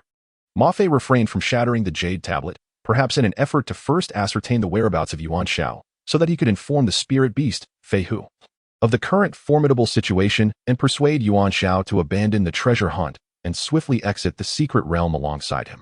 The small azure mountain ahead offered a vantage point from which they might discern Yuan Xiao's trail. As he approached the cave's entrance at the summit of the small azure mountain, a figure emerged with a flash. It was indeed Yuan Xiao. Yuan Xiao, having retracted the hidden feather, stood aloft, gazing towards the distant crimson hill. Suddenly, he spotted a white figure darting through the thicket with the swiftness of a tiger or leopard, racing towards the peak of the small azure mountain. The white attire was characteristic of the inner disciples of Yunhai sect, and the speed of the figure indicated a considerable level of cultivation, suggesting it could very well be senior brother Ma Fei. Unbeknownst to Ma Fei, as he hurried up the mountain, it was challenging for him to notice anyone above. However, from his elevated position, Yuan Xiao easily detected the figure below. Anticipating the path of the white figure, he positioned himself directly ahead to wait. Just as Ma Fei neared the summit and began to breathe a sigh of relief, he caught sight of Yuan Xiao, beaming with a grin, standing there to greet him. "You little rascal. You've been lurking here watching the show for quite some time, haven't you?" Ma Fei, having been anxious for so long, felt a wave of relief wash over him upon seeing Yuan Xiao safe and sound. Yet, witnessing Yuan Xiao's nonchalant demeanor ignited a spark of irritation within him. "Senior brother, I truly did not expect such a spectacle while fleeing at the 10th level of chi refinement. It has certainly broadened my horizons," Yuan Xiao remarked, nodding as if genuinely entertained. "What? Do you wish for your senior brother to become mere morsel caught between the teeth of the Feihu?" Ma Fei retorted angrily. "There seems to be little chance of becoming a delicacy, given the formidable size of the flying tiger, which likely consumes its prey whole. After digestion, it would transform into—" Yuan Xiao analyzed earnestly. Stop. I am truly frightened. Could it be that I must concede defeat, shaking my head in surrender?" Mo paused for a moment and said seriously, "Brother Yuan, the spirit beast flying tiger has now become frenzied and exceedingly fierce. We are unlikely to complete this sect mission. Yet fortunately, we remain unscathed. We should return to report the changes to the sect. I doubt the Grand Elder will blame us. Additionally, I have gathered a 300-year-old spirit mushroom, so the journey was not in vain. Brother Mo, I envy your good fortune. Yuan Xiao remarked with apparent sincerity. I, on the other hand, have only managed to acquire an infant grass with merely 500 years of medicinal age, which is likely only of interest to our sect leader. Hai Qing, a late-stage golden core cultivator. Young man, I have tolerated you for long enough. Mo feigned a kick. Hold on, I have not finished speaking. Allow me to conclude before we engage in any action. All right, go on. What further utterances do you have? The Grand Elder mentioned that we would receive a low-grade foundation establishment pill, the option to select any one technique from the second floor of the treasure pavilion. A flying spirit beast and a flying sword artifact. As your junior, I am experiencing a dilemma in my choices. It is quite challenging and gives me a headache. Could you assist me in deciding which two items would be best? Yuan Xiao expressed his predicament. Very well, I shall take my leave then. Perhaps you might return and spar with the flying tiger, negotiate a bit, and see if it is amenable? Quite intriguingly, prior to the fierce battle at the cave's entrance. I had already conferred with it, and it had consented. Could it be that Mo Fei considers Yuan Xiao to be jesting? Fearing that Yuan Xiao might genuinely seek counsel from Fei Hu, in a swift motion, he grasped Yuan Xiao's shoulder, asserting control over him, and exclaimed with ire, "Produce the teleportation talisman. You shall shatter it and depart first. Only after I witness your exit will I follow." Yuan Xiao felt a warm surge within. Indeed, Brother Mo was genuinely concerned for his safety. Although his demeanor differed from Zhang Dahai's, he was undeniably a companion worthy of deep camaraderie. In the realm of cultivation, where treachery abounds, there exist a few cherished friends who alleviate the disdain for such a world. Brother Mo, you must assist me in deciding which two items to choose, Yuan Xiao said. Clutching the teleportation jade slip, he was about to continue his entreaty when Mo Fei seized his hand, pressing down on his fingers with fierce determination. In an instant, a flash of white light enveloped him, and 3 breaths later, Yuan Xiao vanished from sight, having been teleported away. Suddenly, the secret realm erupted with a thunderous roar. The ground trembled violently as massive boulders cascaded down from the mountaintop, and fissures began to form in the mountainside. Mo Fei, alarmed and aware that a grave incident had transpired within the secret realm, promptly shattered the jade slip in his possession, and 3 breaths later, he too disappeared from the spot. At that moment, outside the entrance of the secret realm, as Yuan Xiao emerged from the teleportation, he had scarcely steadied himself before the portal began to flicker violently. A wave of destructive energy poured forth from the portal. Subsequently, all surviving disciples still within the secret realm, regardless of whether they had shattered their jade slips, were unceremoniously ejected from the teleportation portal, tumbling to the ground. Several disciples of the Swift Guardian were urged to distance themselves from the collapsing secret realm. Gather at the back of the Little Cool Mountain, 20 miles ahead, commanded the Grand Elder. He and the 7th Elder swiftly conjured a defensive energy shield before the teleportation portal, allowing their disciples to escape with haste. The disciples hurriedly fled. But after traversing merely half the distance, an earth-shattering explosion reverberated behind them, the shockwave toppling them to the ground. Moments later, the Grand Elder and 7th Elder arrived, their faces ashen. The earlier explosion had shattered their protective barriers, leaving them both injured, yet striving to maintain an appearance of composure. Elders and disciples from the Black Moon sect and the High Mountain sect also gathered, uncertain of the whereabouts of the treasures amidst the chaos. The previously teleported disciples reported that the spirit beast, the flying tiger, had regained strength beyond expectations, displaying formidable prowess. The elders, disheartened, relinquished their hopes of acquiring the treasures. Had the treasures been successfully retrieved, it might have incited a fierce competition among the elders of the 3 sections. Although the Grand Elder and 7th Elder of the Cloud Sea sect were likely wounded, the absence of any spoils rendered conflict unnecessary.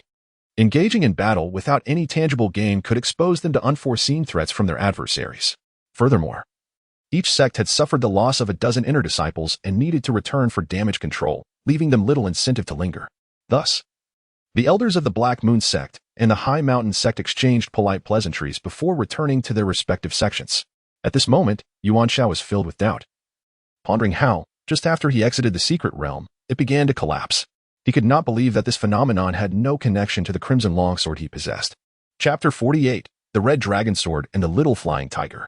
A sword designed specifically to pierce a single individual was indeed peculiar. The fact that the loss of such a sword could trigger the collapse of an entire secret realm was even more astonishing. Either this sword was extraordinary, or its previous owner was beyond extraordinary. Yuan Xiao swiftly resolved to withhold the longsword from the sect. No one else was aware of the treasure in his possession.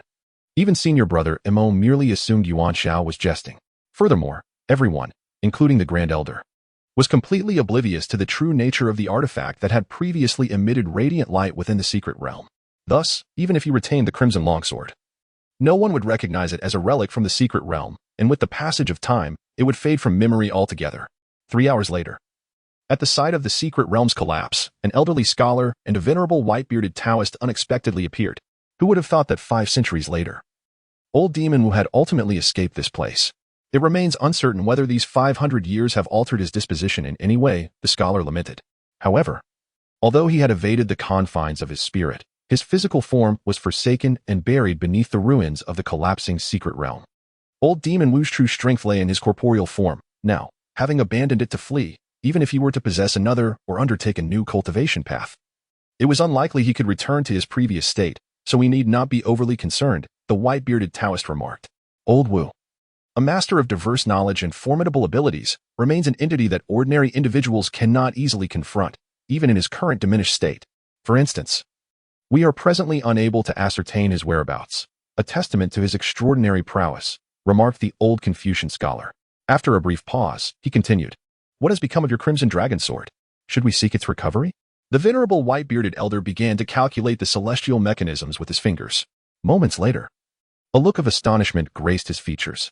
This young man is, in fact, connected to one of our ancestors, Sikong Zheyue, who emerged from our lineage thousands of years ago. And it is a fortuitous connection. The last appearance of ancestor Zheyue was on the mountainous islands of Eastern Sea a millennium ago, during which time I was merely a novice in the realm of cultivation. I had only glimpsed the ancestor once, and I did not expect to sense his lingering aura through this young man today. Given this connection, let this young man safeguard the crimson dragon sword. There is no need for further pursuit. The old scholar nodded, and his figure vanished into thin air. The white-bearded elder casually summoned a fiery red spirit resembling a crimson dragon, which spiraled in the air before him. Seek it out. Your true crimson dragon sword lies in the Cloud Sea City, 1,000 miles to the west, he declared. The dragon-like fiery spirit darted away in an instant, and the elder followed suit, disappearing from sight. The area where the secret realm had collapsed returned to a profound silence, as if no one had ever been there. The disciples of the Cloud Sea sect divided into 2 groups for their return to the sect. The Grand Elder and the 7th Elder led their disciples directly back to the new mountain gate, while Yuan Xiao chose to accompany Mo Fei, hitching a ride back to the old mountain gate of Cloud Sea City. During the journey with the sword, Yuan Xiao suddenly sensed some movement within the spirit beast ring. With a sweep of her divine consciousness, she beheld the spirit beast egg rolling about chaotically inside. She carefully extracted the egg and placed it upon her lap, scrutinizing it intently. The shell had become increasingly transparent, revealing a dark silhouette tumbling within, indicating that the little creature was on the verge of hatching.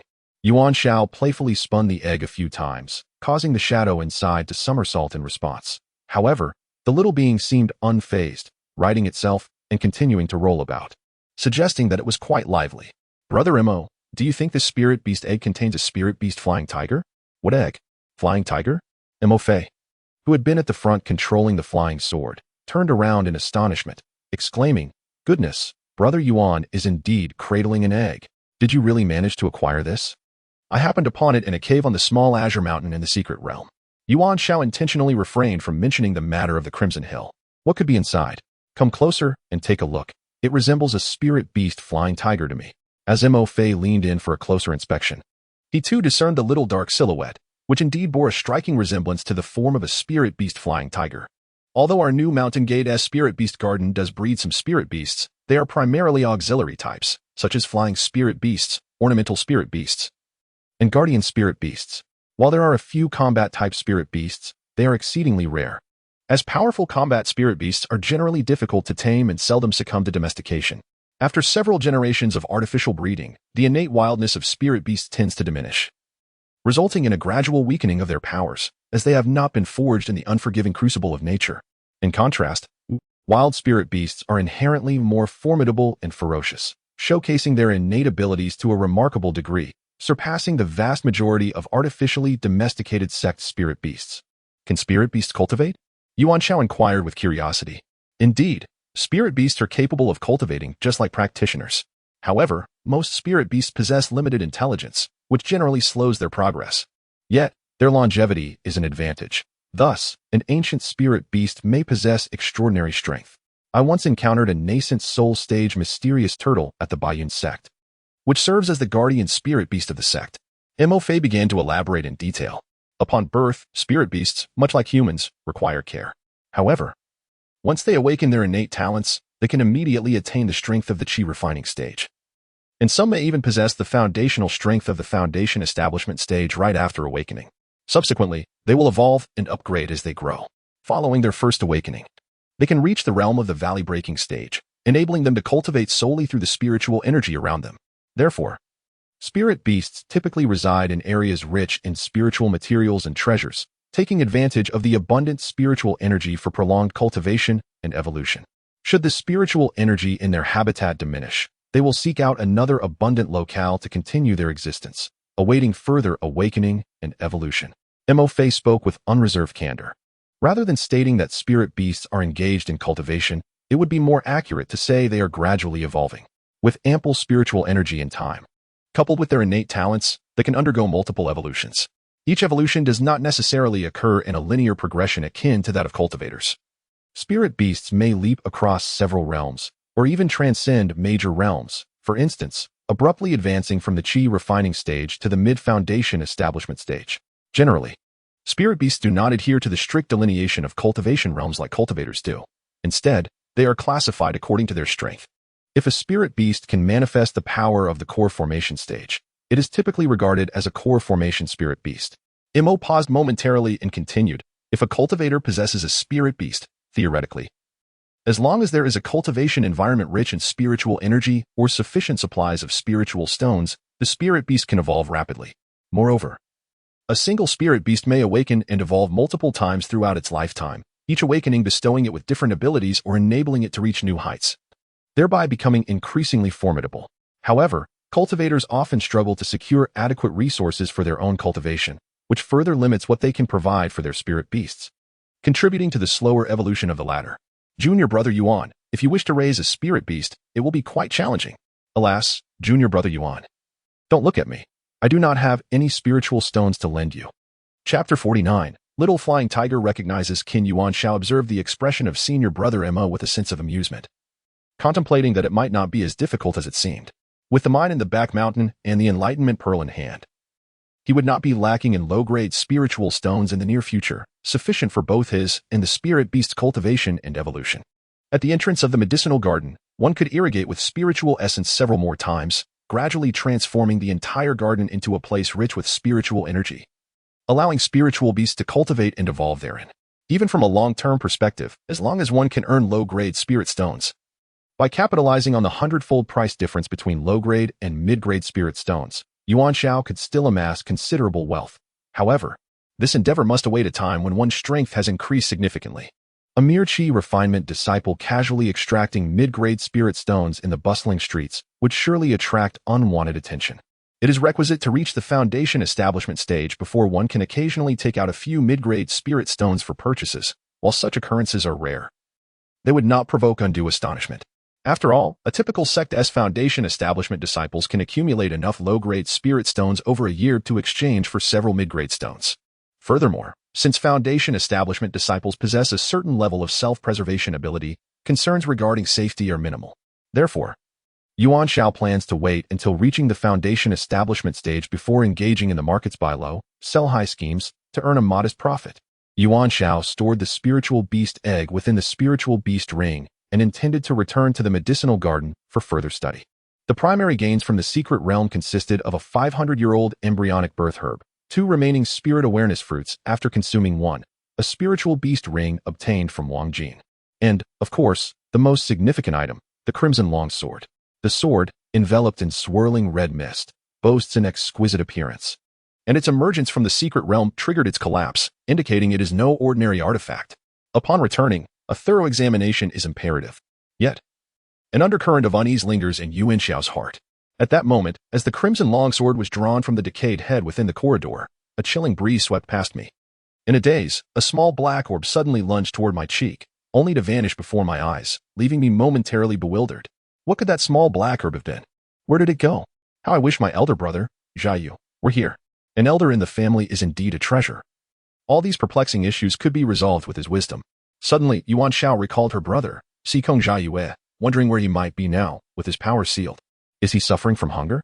I hope he hasn't been foolishly divining fortunes and gotten himself into trouble. After nightfall, the two brothers returned to the old mountain gate of Yanhai City, perhaps after escorting Yuan Xiao to the medicinal garden. They planned to return to Qiushui Island to enter seclusion and strive for the foundational stage. Yuan Xiao envisioned creating a medicinal garden rich in spiritual energy, one that would not only promote the flourishing of spiritual herbs but also provide a delightful and nurturing environment for the soon-to-hatch spiritual beasts to frolic and cultivate. The more abundant the spiritual energy, the more the spiritual beasts would thrive. Thus, Yuan Xiao utilized the Tianqi pearl to infuse 2 large vats with spiritual liquid, thoroughly watering the entire medicinal garden once more. It seemed that the efficacy of the Tianqi pearl in soaking the spiritual liquid had markedly improved, as the concentration of spiritual energy within the garden had significantly increased. Little Jean, who had stayed behind in the medicinal garden for several days, was now exuberant, frolicking about and burrowing joyfully. This was due in part to Yuan Xiao's return and the intensified spiritual energy that made the surroundings feel even more comfortable. Upon seeing Yuan Xiao, Little Jean suddenly produced a spiritual beast egg the size of a watermelon, its face instantly filled with curiosity as it hurriedly approached, its round eyes fixed intently on the rolling figure within the eggshell. What new treasure has my young master brought back this time? Suddenly, with a crack, a tiny paw emerged from within, breaking a small piece of the eggshell and revealing a fuzzy little paw. Instantly, the little golden creature was frightened and hid behind a row of spiritual herbs, peeking out cautiously. Yuan Xiao cradled the spirit beast egg in her arms, intently observing the process of the little one breaking free from its shell. Gradually, the small hole in the eggshell expanded until a tiny head poked out, curiously glancing around. When it looked up, its gaze met Yuan Xiao's. It then vigorously pushed its way out of the shell, clutching Yuan Xiao's collar, and began to nuzzle her passionately, licking her chin and cheeks, leaving her drenched in saliva.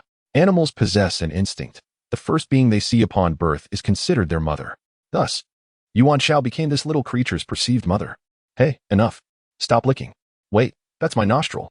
How can you lick that? Yuan Xiao finally grew exasperated, grasping the little one by the belly and pulling it away from her face, extending her arms forward. The little creature could no longer reach Yuan Xiao and, noticing her irritation, appeared momentarily bewildered. Why doesn't he mother like me? Its physique resembled the flying tiger Yuan Xiao had seen in the secret realm of Wumong Mountain, with bright yellow fur adorned with spots and pronounced fleshy wings at its shoulders, although the wings had yet to fully develop. Undoubtedly, it was the spirit beast flying tiger, a relatively rare combat-type spirit beast in the realm of cultivation. Alright, now that everyone is here, let us officially give you a name. Huang Feihu is rather lengthy, so we shall simply call you Xiao Huang. If the little flying tiger could speak, it would undoubtedly protest against the rather perfunctory name given by its mother, Little Yellow. Little Jean, stop hiding and come over to meet your brother. From this moment on, you and Little Yellow shall be one family. Observe this mystical beast ring in my hand. It symbolizes your shared home.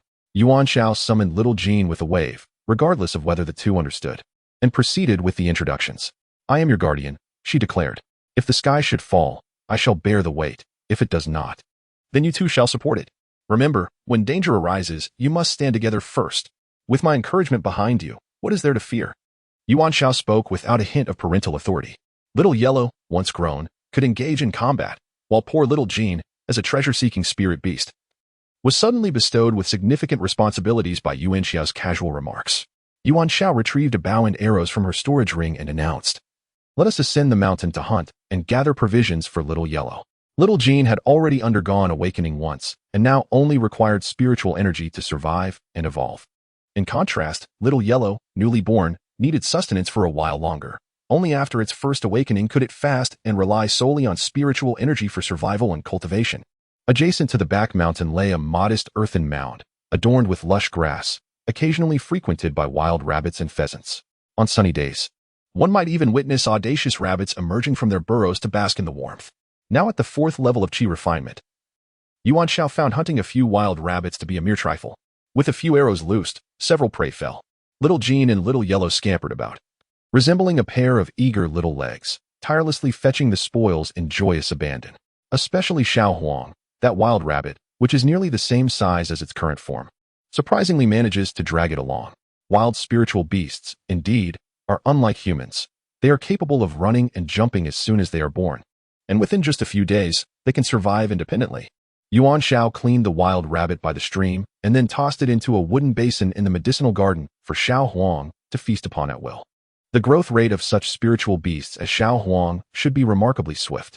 The adult flying tiger encountered in the secret realm was already significantly larger than a rhinoceros. That adult flying tiger measured 12 feet in length and had a wingspan of 20 feet, towering 2 feet above an average adult man when it raised its head.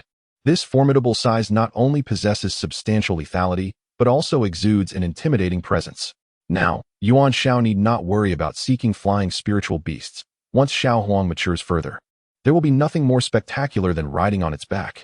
Chapter 50. The black-clad assailants in the night. Moreover, Xiao Huang is not merely a flying spiritual beast. It is also capable of assisting its mother in battle, serving as the most loyal of bodyguards. And there is also this longsword, which now requires a meticulous examination to uncover its mysteries. Yuan Xiao waved her hand to extract the longsword and scrutinized it closely. Upon closer inspection, she noticed 2 carved characters on the hilt, Qi Long. Thus, this sword is named the Qi Long sword. It is indeed fitting, with a blade of crimson hue reminiscent of flames, worthy of the descriptor red. But why the character for dragon? Is there some connection between this sword and dragons? While she pondered this, a fiery red light approached swiftly from a distance, revealing the dragon-shaped spirit previously unleashed by the bearded old Taoist. The dragon spirit circled around Yuan Xiao once before diving into the Qi Long sword, vanishing from sight. Previously, the dragon-shaped spirit had lingered in Yuhai City for an extended period. It was only when Yuan Xiao extracted the crimson dragon sword that it sensed the aura and hurried to this location to fuse with the sword. Yuan Xiao immediately felt as though the sword in his grasp had awakened with consciousness, suddenly animated, resonating with his own essence, as if it could perceive fragments of his intentions. Crimson Dragon Sword, arise.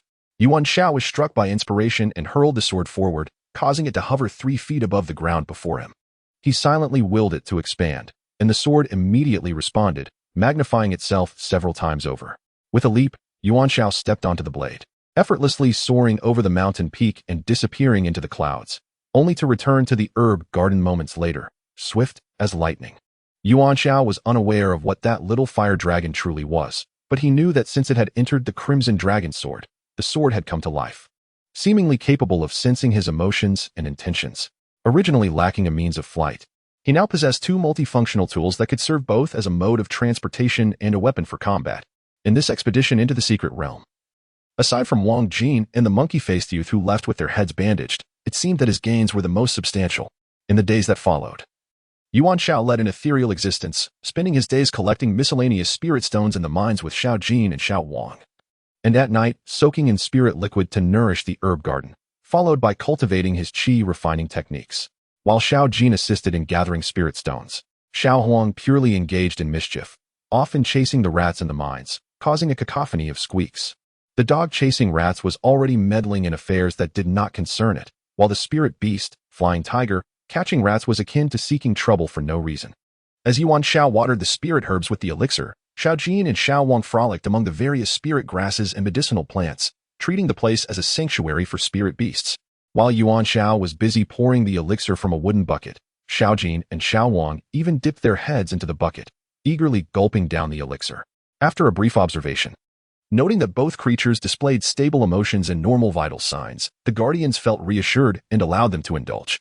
This whimsical habit of treating the elixir as mere water might perhaps yield 2 extraordinary spirit beasts in the future. Yet, who could possibly foresee what lies ahead? Everything remains uncertain. During the evening cultivation session, each individual and their beasts engaged in their own unique practices. Yuan Xiao laid out a collection of inferior spirit stones for cultivation, leaving behind a heap of stone remnants after each session. Xiao Jin nestled against a bamboo tube hanging on the wall, crunching on a spirit stone with a delightful crackling sound. Meanwhile, Xiao Wang lay on the ground, eagerly drinking the elixir, always leaving an empty basin in its wake. Such extravagant cultivation at the qi refinement stage. Where are the laws of the realm? Where is the justice? Who remains to question this? Xiao Wang's physique grew rapidly, evolving from the size of a wild hare to that of a domestic dog, with its wings gradually unfurling. One fine morning, as the door swung open, Xiao Wang leaped from the threshold and soared into the air, then veered towards a nearby hill where it had previously hunted. In no time, it returned triumphantly, clutching a wild hare, the first successful hunt. Yuan Xiao examined Xiao Wang's wings closely and noticed a new golden pattern emerging near the shoulders on both sides.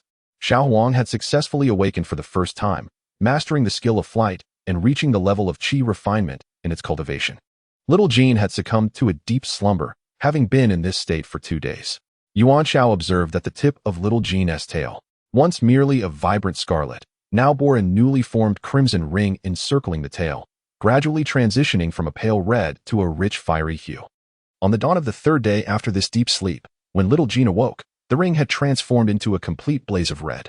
This marked little Jin's second awakening. The first occurred before the encounter with Yuan Xiao, while the second took place in her presence. At this moment, little Huang dashed over, eager to engage in playful pursuits with little Jean as they had done previously. Yet, in the blink of an eye, little Jean vanished. When little Huang finally spotted little Jean perched upon the fence, intent on leaping towards her, she again disappeared in an instant, reappearing on the rooftop.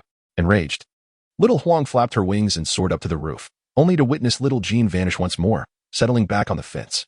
Yuan Xiao closed her eyes, using her spiritual awareness to lock onto little Jean, only to realize that this was not genuine teleportation. Such a feat could only be mastered by those at the nascent soul stage.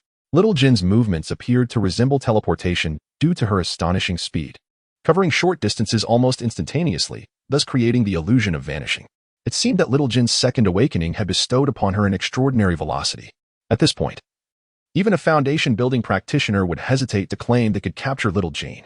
As for whether her treasure-hunting abilities had been enhanced, it remains uncertain. However, given that the ability to seek treasures and spirit stones is the core skill of the Spirit Weasel clan, it is likely that each awakening brings about some augmentation. As the guardians of Xiao Jin and Xiao Huang, Yuan Xiao certainly cannot afford to lose face or remain stagnant. Over the past fortnight, he has ascended to the pinnacle of qi refinement at the 5th level. Should Mo Fei become aware of this, he would likely berate Yuan Xiao, exclaiming that such a method of cultivation would leave him friendless. However, Mo Fei is currently unaware, deeply engrossed into seclusion as he strives to reach the foundation establishment stage. On this particular night, an unexpected visitor arrived at the spiritual herb garden. A cloaked figure, draped in black, gracefully descended upon a flying sword and immediately detected the rich spiritual energy within the garden. Seemingly incredulous, the figure lingered before a row of spiritual herbs for several breaths. Then, wielding his sword, he stealthily approached the door, preparing to burst in and subdue the occupants while searching for what he sought. To him, the inhabitants were merely disciples at the 1st or 2nd level of qi refinement, and he was confident that capturing them would be effortless. However, at the very moment he reached out to push open the door, it swung open unexpectedly. Before him stood a person and a creature, startling the cloaked figure, who instinctively lunged forward, thrusting his sword toward the figure's chest. In truth, Yuan Xiao had already fallen asleep and remained oblivious to the intruder's presence. Yet, the two spirit beasts possessed an innate sensitivity to energy and could instinctively discern between benevolence and malevolence, promptly detecting the intrusion. Consequently, Xiao Huang immediately leaped onto the bed, tugging at Yuan Xiao's clothes and urging him to awaken, while Xiao Jin, utilizing a tunnel he had previously excavated, slipped out to assess the situation. Yuan Xiao, upon sitting up and noticing Xiao Huang's unusual behavior, gently descended from his bed and approached the door, intending to extend his spiritual sense to gauge the surroundings. At that moment, the door had already been pushed open. The masked figure in black and Yuan Xiao simultaneously caught sight of one another, each taken aback by the other's presence. Chapter 51. Repelling Wang Jin, preparing for the 4th elder.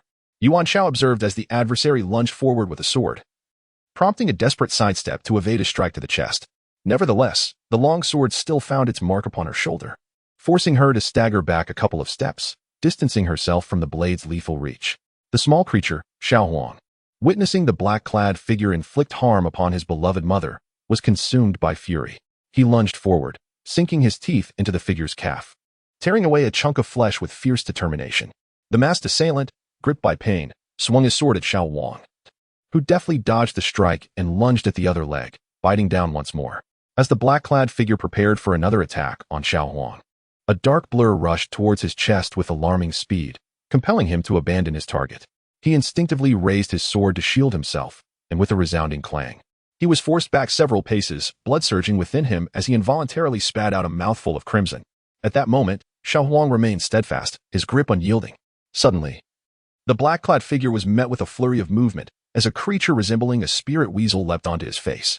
Its 4 sharp claws raked across, leaving his visage a bloody mess and tearing away his mask. Meanwhile, Xiao Huang seized the opportunity to rip another piece of flesh from the figure's other leg. Xiao Jin, adept at burrowing and tunneling, possessed naturally sharp claws. Though not a combat spirit beast, his claws proved effective in inflicting harm. Born for battle, Xiao Huang exhibited unparalleled bravery in his relentless fight. Seizing the moment while Wang Jin was injured, Yuan Xiao leaped forward, wincing in pain as one hand grasped at Wang Jin's waist while the other brandished a dagger, poised to strike. Wang Jin was solely focused on evading the dagger when the storage pouch at his waist was snatched by Yuan Xiao, who held it firmly in hand. It was indeed Wang Jin. Although it was night, Yuan Xiao's night vision was remarkably enhanced after undergoing the cleansing of the I Ching. And having previously formed a vivid impression of Wang Jin, he immediately recognized the masked figure before him. In that moment of peril, the only weapons available to Yuan Xiao were the Feilu dagger and the Qilong sword. However, having recently acquired the Qilong sword from a secret realm, he preferred not to reveal it prematurely. Thus he wielded the Feilu dagger to confront his adversary, unaware that the opponent was Wang Jin, which inadvertently exposed the Feilu dagger's presence in his possession. Wang Jin, oblivious to Yuan Xiao's recognition, felt that his covert investigation had failed as his mask had fallen away. Suppressing the intense pain, he executed a swift backward roll, stepping onto his flying sword as he fled rapidly toward the direction of the spirit beast garden. In that fleeting moment, the dark object that Yuan Xiao had cast was indeed the Feilu dagger, a spiritual artifact that Wang Jin was quite familiar with, allowing him to confirm that the assailant in the mine who had attacked Wang Yin was none other than Yuan Xiao. Should Wang Jin return to report to Elder C, the secrets involving his spirit beasts, Xiao Jin and Xiao Huang, along with the Feilu dagger, could be exposed, leading to potential disaster if Elder C were to confront him directly. Just as Yuan Xiao prepared to summon the Qilong sword to claim Wang Jin's life, a piercing scream echoed from the direction of the spirit beast garden. It was Wang Jin's voice, seemingly wounded severely during his escape. This was followed by the sound of a heavy object crashing to the ground, after which all fell silent. Could it be that someone had attacked Wang Jin? Who could be behind this assault? In the mystical herb garden ahead, Yuan Xiao was only aware of the presence of a middle-aged woman and a young girl. Yet they had yet to encounter one another, remaining oblivious to their true nature. Previously, Brother Imo had specifically cautioned that the sect leader, Hai Ching, forbade any disturbance to these two. Hence, tonight's events were destined to remain shrouded in mystery. Yuan Xiao signaled for Xiao Jin and Xiao Huang to investigate. But after the passage of half an incense stick, the two returned empty-handed. Maintaining a respectful distance, Yuan Xiao circled the spirit beast garden, discovering only a pool of blood on the ground outside, with no further revelations, and thus returned to the medicinal herb garden. Wang Jin had just emitted a cry of despair, his fate unknown. Yuan Xiao surmised that, regardless of whether Wang Jin was alive or deceased, the fourth elder would likely come. If Wang Jin had indeed been slain and failed to report back to the fourth elder, the elder would come personally to investigate. Conversely, if Wang Jin had returned safely to the new mountain gate to relay the circumstances, the fourth elder would still make an appearance. Therefore, Yuan Xiao resolved to prepare for the impending visit of the fourth elder. In the battle that ensued that night, Yuan Xiao, alongside Xiao Jin and Xiao Huang, participated in the fray. With a cultivation level of 5 in Qi refining, Yuan Xiao sustained a wound to the shoulder, while both Xiao Jin and Xiao Huang remained unscathed. Their adversary, Wang Jin, boasting a cultivation level of 9 in Qi refining, represented a significant disparity. However, Wang Jin did not emerge unscathed. Both his legs were ravaged by Xiao Huang, and his face was clawed by Xiao Jin. Though he managed to deflect Yuan Xiao's flying dagger assault, he was nonetheless sent reeling, spitting blood. Overall, the confrontation ended in a stalemate, with Yuan Xiao and his two beasts holding a slight advantage. The collaboration between one individual and two beasts was remarkably effective, instilling confidence in Yuan Xiao. Engaging in battles beyond their level is not an impossibility. The fact that they managed to repel Wang Jin, who was at the 9th level of Qi refinement, serves as a testament to this assertion. Even if the fourth elder, who is in the early stages of foundation establishment, were to arrive, with adequate preparation, there is a feasible chance of victory. The spoils of this encounter were Wang Jin's storage bag, which Yuan Xiao daringly seized. Upon opening it, he discovered a collection of low-grade spirit stones, several low-tier talismans, and a few blank jade slips. Yuan Xiao was elated. He had not anticipated such an unexpected benefit from the skirmish. What belonged to the enemy, once captured, becomes one's own. Yuan Xiao retrieved the heavenly awakening pearl, cradling it in his hand as he commenced his healing. After the duration of an incense stick, his shoulder wound had mended, and his confidence surged. Although the fourth elder's exact arrival time was uncertain, it was likely not far off, within a month at the shortest and 2 at most. Thus, he resolved to seize the days ahead to diligently cultivate and make necessary preparations for battle. Firstly, he aimed to retreat from the spotlight and exert himself in rigorous training. He planned to relocate to the 2 secluded chambers atop the cliff discovered during the selection tests in the mine, where he could focus on his cultivation without disturbance. He committed to tirelessly practicing the chi refinement techniques, sparing no expense on spirit stones, utilizing only mid-grade spirit stones in his trainings, striving to amass an abundance of pure spiritual energy to elevate his cultivation to the 7th or 8th level of chi refinement. Secondly, he sought to familiarize himself with the use of the Crimson Dragon Sword. Although the Feilu dagger was sharp, it was merely a low-grade spirit weapon, and wielding it as a chi refinement disciple against the 4th elder in the early stages of foundation establishment would undoubtedly yield no favorable outcome. In stark contrast, the Crimson Dragon Sword felt alive in his grasp, imparting a sense of invincibility and boundless potential to its wielder. Although the precise grade of the Crimson Dragon Sword remains unknown, it is evident that it surpasses the Feilu dagger by several tiers. Especially since the moment that the small fire dragon penetrated the Crimson Dragon Sword, Yuan Xiao felt a profound connection with the sword, as if it were an extension of his own will. This bond represents his greatest reliance in the impending confrontation against the 4th elder. Furthermore, he resolved to enhance the strength of Xiao Jin and Xiao Huang. He directly fed Xiao Jin mid-tier spirit stones and provided Xiao Huang with a concentrated spirit liquid, diluted with merely a hint of water. A portion of the spirit liquid was also allocated for Xiao Jin's consumption. In due course, Xiao Jin could utilize his exceptional speed to disrupt the 4th elder, while Xiao Huang could withstand the elder's might with his formidable physique. Should they manage to contend with or drive away the 4th elder, even if one of them sustained injuries, Yuan Xiao would remain unperturbed. For with the celestial pearl in his possession, he held confidence that he could swiftly recover from any grievous wounds, as long as death did not claim him. The enhancement of his own cultivation, the might of the Crimson Dragon Sword, the loyalty and ferocity of Xiao Jin and Xiao Huang, combined with the miraculous healing properties of the Celestial Pearl, collectively formed Yuan Xiao's utmost assurance in preparing for a fierce battle against the 4th elder, who was at the initial stage of foundation establishment. Yuan Xiao immediately sprang into action, storing the wooden barrel and 2 large vats of water into his storage ring, leading Xiao Jin and Xiao Huang into the mountain cave. Navigating the passage upwards, he located the platform housing the stone chamber, pushed open the concealed stone door, and stepped inside, ensuring the door was securely closed behind him. Ultimately, he entered the secluded room discovered earlier at the cliff's edge, with the trio fully prepared for battle. The question lingered, would the 4th elder arrive? Only time would tell. Chapter 52, The Lantern Festival. The ascension of Xiao Jin and Xiao Huang. Yuan Xiao meticulously sealed the windows of the stone-floored room with stones to ensure utmost concealment. He opted to cultivate within this windowless chamber, as it provided greater secrecy and was illuminated by a luminous pearl. Yuan Xiao retrieved a half-bucket of water and immersed the Tianqi pearl within it. This time, he did not submerge the pearl in a large vat of spiritual liquid. Instead, he soaked it directly in the smaller bucket, aiming to expedite the creation of a high-concentration, minimally diluted spiritual liquid for Xiao Jin and Xiao Huang to consume, thereby facilitating their rapid evolution. He then produced several medium-grade spirit stones, preparing to commence his own cultivation. Additionally, he tossed a dozen medium-grade spirit stones to Xiao Jin for sustenance. It is worth noting that this quantity of spirit stones was nearly equivalent to the annual salary of a foundation-building elder. Thus began the fervent training of one individual and 2 beasts. Xiao Jin had never experienced such a bountiful feast before. In his previous days of hardship, he had merely nibbled on inferior spirit stones found in the mining caves. However, since joining Yuan Xiao, his diet had significantly improved, and he had begun to savor lower-grade spirit stones. To his astonishment, today brought the unexpected delight of medium-grade spirit stones.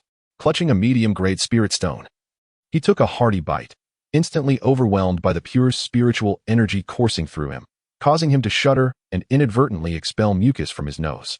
Xiao Jin was taken aback, exclaiming in his mind, "Good heavens, the potency of this medium-grade spirit stone is astonishing. Just look. Even the mucus I expelled is infused with spiritual energy." After several days of consuming medium-grade spirit stones, Xiao Jin's eyes glimmered with vitality. He occasionally ventured to the bucket to sip the spiritual liquid, and by the end, even his flatulence radiated with spiritual energy. Upon observing Xiao Huang once more, one cannot help but marvel at the transformation brought about by a daily consumption of a barrel filled with highly concentrated spiritual liquid. Even in the rustic setting of pig farming, such remarkable vigor is scarcely witnessed. The visible musculature of Xiao Huang has burgeoned, escalating from the size of a mere domestic canine to that of a porcine creature. Should Xiao Huang comprehend this analogy, a protest would surely ensue. For pigs are known for their corpulence, while he embodies strength. Just look at these biceps. Moreover, Xiao Huang's wings have undergone a secondary metamorphosis, expanding in breadth and resilience, with the second golden stripe on his wings beginning to subtly reveal itself. Recently, he has been experiencing an increased need to urinate, necessitating frequent excursions through the stone gateway into the cavern for relief. It is no wonder, for with a hefty barrel of concentrated spiritual liquid consumed daily, who could withstand such a burden? Just observe, the urine he expels is imbued with spiritual essence, so vibrant that other unacquainted spirit beasts would surely vie to partake in it. Xiao Huang feels a profound sense of gratitude lately, recognizing the boundless affection from his mother, who provides him with nourishing spiritual liquid each day. Even if it threatens to stretch him beyond his limits, it is nonetheless a testament to a mother's love. Half a month later, having just finished another barrel of the concentrated spiritual liquid, Xiao Huang dashed towards the cavern to alleviate himself, only to inadvertently collide with a protruding rock face yet again, an irksome encounter he had faced multiple times before. In a fit of irritation, he flapped his wings vigorously, only to discover that this time he had severed the rock at its base. Overjoyed, he enthusiastically waved his wings towards a distant stone wall, only to realize that a fierce yet intangible blade of wind emanated from the tips of his wings, striking the wall ahead and leaving behind two profound indentations, an undeniable wind blade attack. Upon inspecting his claws, he noticed they now radiated a metallic sheen. Little Huang immediately scampered back to share the joyous news with Yuan Xiao, completely forgetting even to relieve himself. After 2 days had passed, little Jean once again succumbed to a deep slumber, this time sinking into an even more profound sleep. Were it not for the occasional release of a few ethereal farts, little Huang might have thought that little Jean had departed this world ahead of him. In his deep sleep, little Jin's eyes glowed a fierce crimson, reminiscent of a mortal who had indulged in a millennium of ginseng, with blood streaming from his nose. If this continued unabated, one could only dread the day when little Jean might burst apart from overindulgence. Little Huang fretted needlessly. 3 days later, little Jean awakened once more, and to his astonishment, he noticed that another fiery ring of fur had appeared adjacent to the previous one on his tail, with the tail tip glowing a brilliant red and 2 crimson rings. This marked little Jin's third awakening. His formerly black claws had transformed into a radiant yellow, glistening as if sheathed in armor. The few white whiskers on his nose had also turned yellow, undoubtedly enhancing his abilities to burrow and cinch treasures. At this moment, little Jean kicked off lightly with his hind legs, his body flattening as he soared into the air, darting through the passage in a frenzy without ever touching the ground. In this third awakening, in addition to a significant enhancement in his innate treasure-seeking abilities, he had astonishingly acquired the power of flight.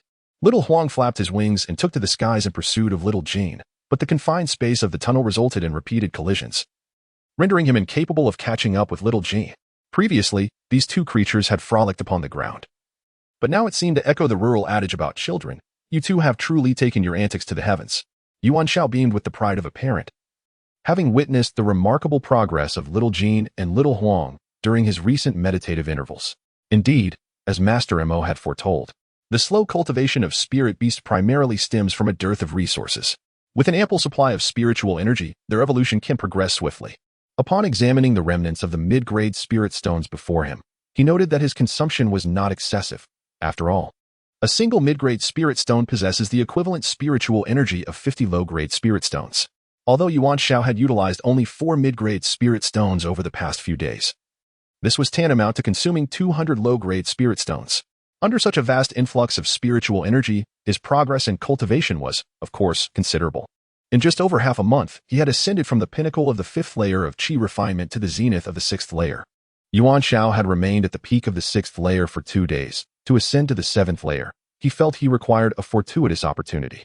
Once this opportunity presented itself, the transition to the 7th layer would occur effortlessly. Thus, Yuan Xiao rose to his feet and tidied the remnants of the spirit stones. Next, he intended to familiarize himself with the use of the red dragon sword. With a wave of his hand, he summoned the sword, instantly bathing the stone chamber in a fiery crimson hue. The entire blade appeared enveloped in a swirling red mist, while within the sword, flickering flames seemed to dance, circulating through various joints of the blade. Wherever they moved, they ignited, causing the red dragon's sword to shimmer with radiant brilliance. Unbeknownst to Yuan Xiao, the moving entity was the small fire dragon that had previously merged with the sword's essence. This fire dragon was, in fact, the spirit of the sword. At that moment, Yuan Xiao was entirely unaware of the concept of a weapon spirit, let alone the significance it holds for a treasured artifact. Typically, only exceptional magical artifacts possess the potential to nurture corresponding spirit entities. Inferior, average, and superior artifacts seldom exhibit the presence of such spirits. Conversely, if a magical artifact gives rise to a spirit, it can at least be regarded as extraordinary or near exceptional. More importantly, once a magical artifact has a spirit, it embodies infinite possibilities.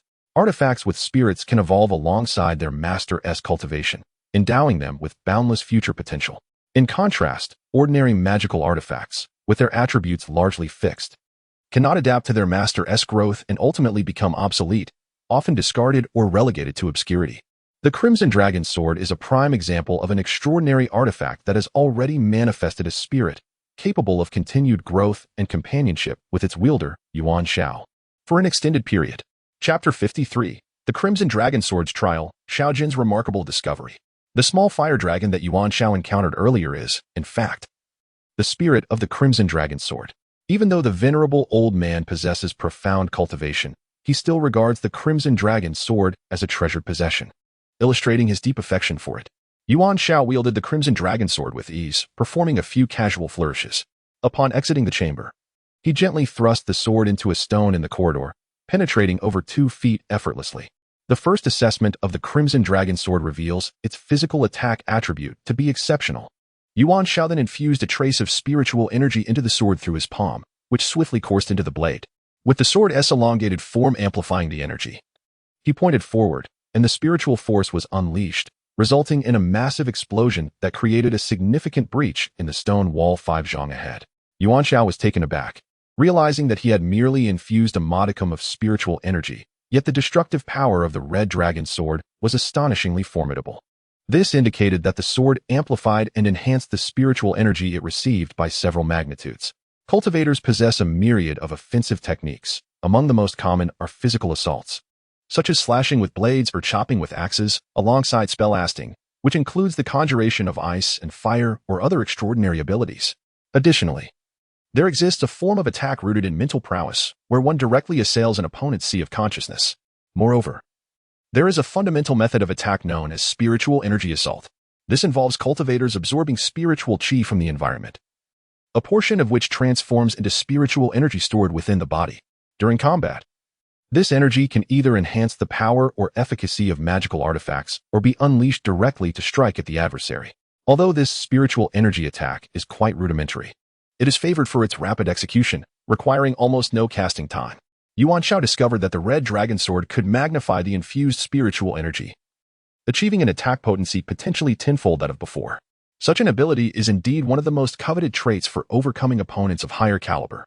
The second characteristic of the Red Dragon Sword is its spiritual energy attack attribute, which is exceptional.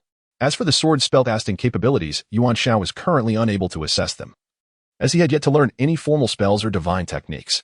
The incantations of the Qi refinement stage consisted solely of basic manipulation skills and lacked a systematic, comprehensive combat training.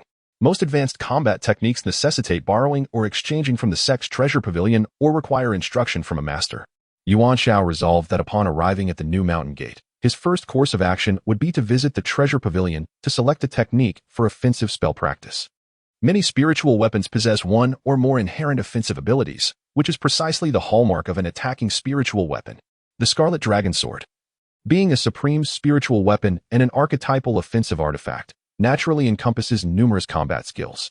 However, Yuan Xiao is merely a half-master at present and has yet to fully comprehend the intricacies of the Scarlet Dragon Sword, necessitating a gradual exploration. In truth, with the assistance of the spirit, the Fire Dragon, Yuan Xiao could swiftly master these skills. The issue lies in the fact that Yuan Xiao is currently unfamiliar with the spirit concealed within the Scarlet Dragon Sword, rendering the prospect of receiving assistance from the Fire Dragon rather remote. As a spirit, the Fire Dragon possesses the intellect of a few-year-old child, and since Yuan Xiao has only recently acquired the Scarlet Dragon Sword, she can only be considered a half-master at this stage. Thus, both parties will inevitably require time to harmonize. Yuan Xiao has previously experienced the flight attribute of the Scarlet Dragon Sword, soaring high into the clouds and returning in an instant. This remarkable speed of flight proves invaluable for both pursuit and escape, provided one possesses sufficient mental acuity and spiritual power to sustain the flight. Regarding the third aspect, the flight attribute of the Scarlet Dragon Sword is unparalleled. Yuan Xiao has decided to stow away the Scarlet Dragon Sword, contemplating the need to prioritize a fire-based spell that resonates with the sword for her cultivation. Given that the primary attribute of the Scarlet Dragon Sword is fire, pairing it with fire-based spells would undoubtedly yield extraordinary results. Yuan Xiao began to reflect on the outcomes of this secluded training alongside two beasts. aiming for a deeper understanding of both herself and her companions. The little golden beast has undergone an evolution during this training, achieving its third awakening. In addition to significantly enhancing its innate skills of tunneling and treasure-seeking, it has also awakened a flight ability. Furthermore, with the previously awakened ultra-fast movement skill, one can now harass and launch surprise attacks both in the skies and on the ground, making it challenging to be captured. Xiao Huang has also undergone a transformation during this period of cultivation, achieving a second awakening, in addition to a further enhancement of its combat attributes. It has awakened the Wind Blade skill, which enables it to launch wind blade attacks against adversaries using its dual wings. This marks the first offensive skill Xiao Huang has comprehended, classified within the realm of wind. As the ancients wisely stated, clouds follow the dragon, winds follow the tiger, which indeed holds profound truth. During this retreat of nearly half a month, I expended 4 medium-grade spirit stones. Ascending from the pinnacle of the 5th layer of Qi refinement to the zenith of the 6th layer, an impressive advancement. I feel an overwhelming surge of spiritual energy within me, as if it is inexhaustible, signifying that I can endure longer in combat. Moreover, my spiritual perception range has significantly expanded, particularly after consuming a spiritual fruit that enhanced my perception by an additional 60. Currently, my awareness is likely superior even to that of senior brother Mo, who is at the 10th layer of Qi refinement. However, when confronted with the 4th elder at the early foundation establishment stage, Yuan Xiao still finds himself at a disadvantage in terms of spiritual awareness. Previously, I tested the physical attack attributes, spiritual attack properties, and flight capabilities of the Red Dragon Sword, all demonstrating exceptional performance. Moving forward, I must judiciously employ these known strengths of the Red Dragon Sword during combat. With my thoughts organized, I have resolved to refrain from returning to the Spirit Herb Garden for the next few nights. Should the 4th elder come to investigate, it is likely to occur at night, as he would prefer not to attract undue attention while seeking trouble with me. The 4th elder may be probing for treasures, searching for opportunities for cultivation, or perhaps concerning himself with disciples Wang Jin and Wang Yin, or even all 3 motives combined. However, the 4th elder cannot exert complete control over the Yunhai sect, as he is overshadowed by the Grand Elder and the sect master. Moreover, among the Foundation establishment elders, the 4th elder currently stands as the weakest, being merely at the initial stage of Foundation establishment. It is precisely due to his stagnation in cultivation over the years that he harbors an intense desire for treasures and opportunities. If he cannot obtain them himself, he will resort to seizing them from others.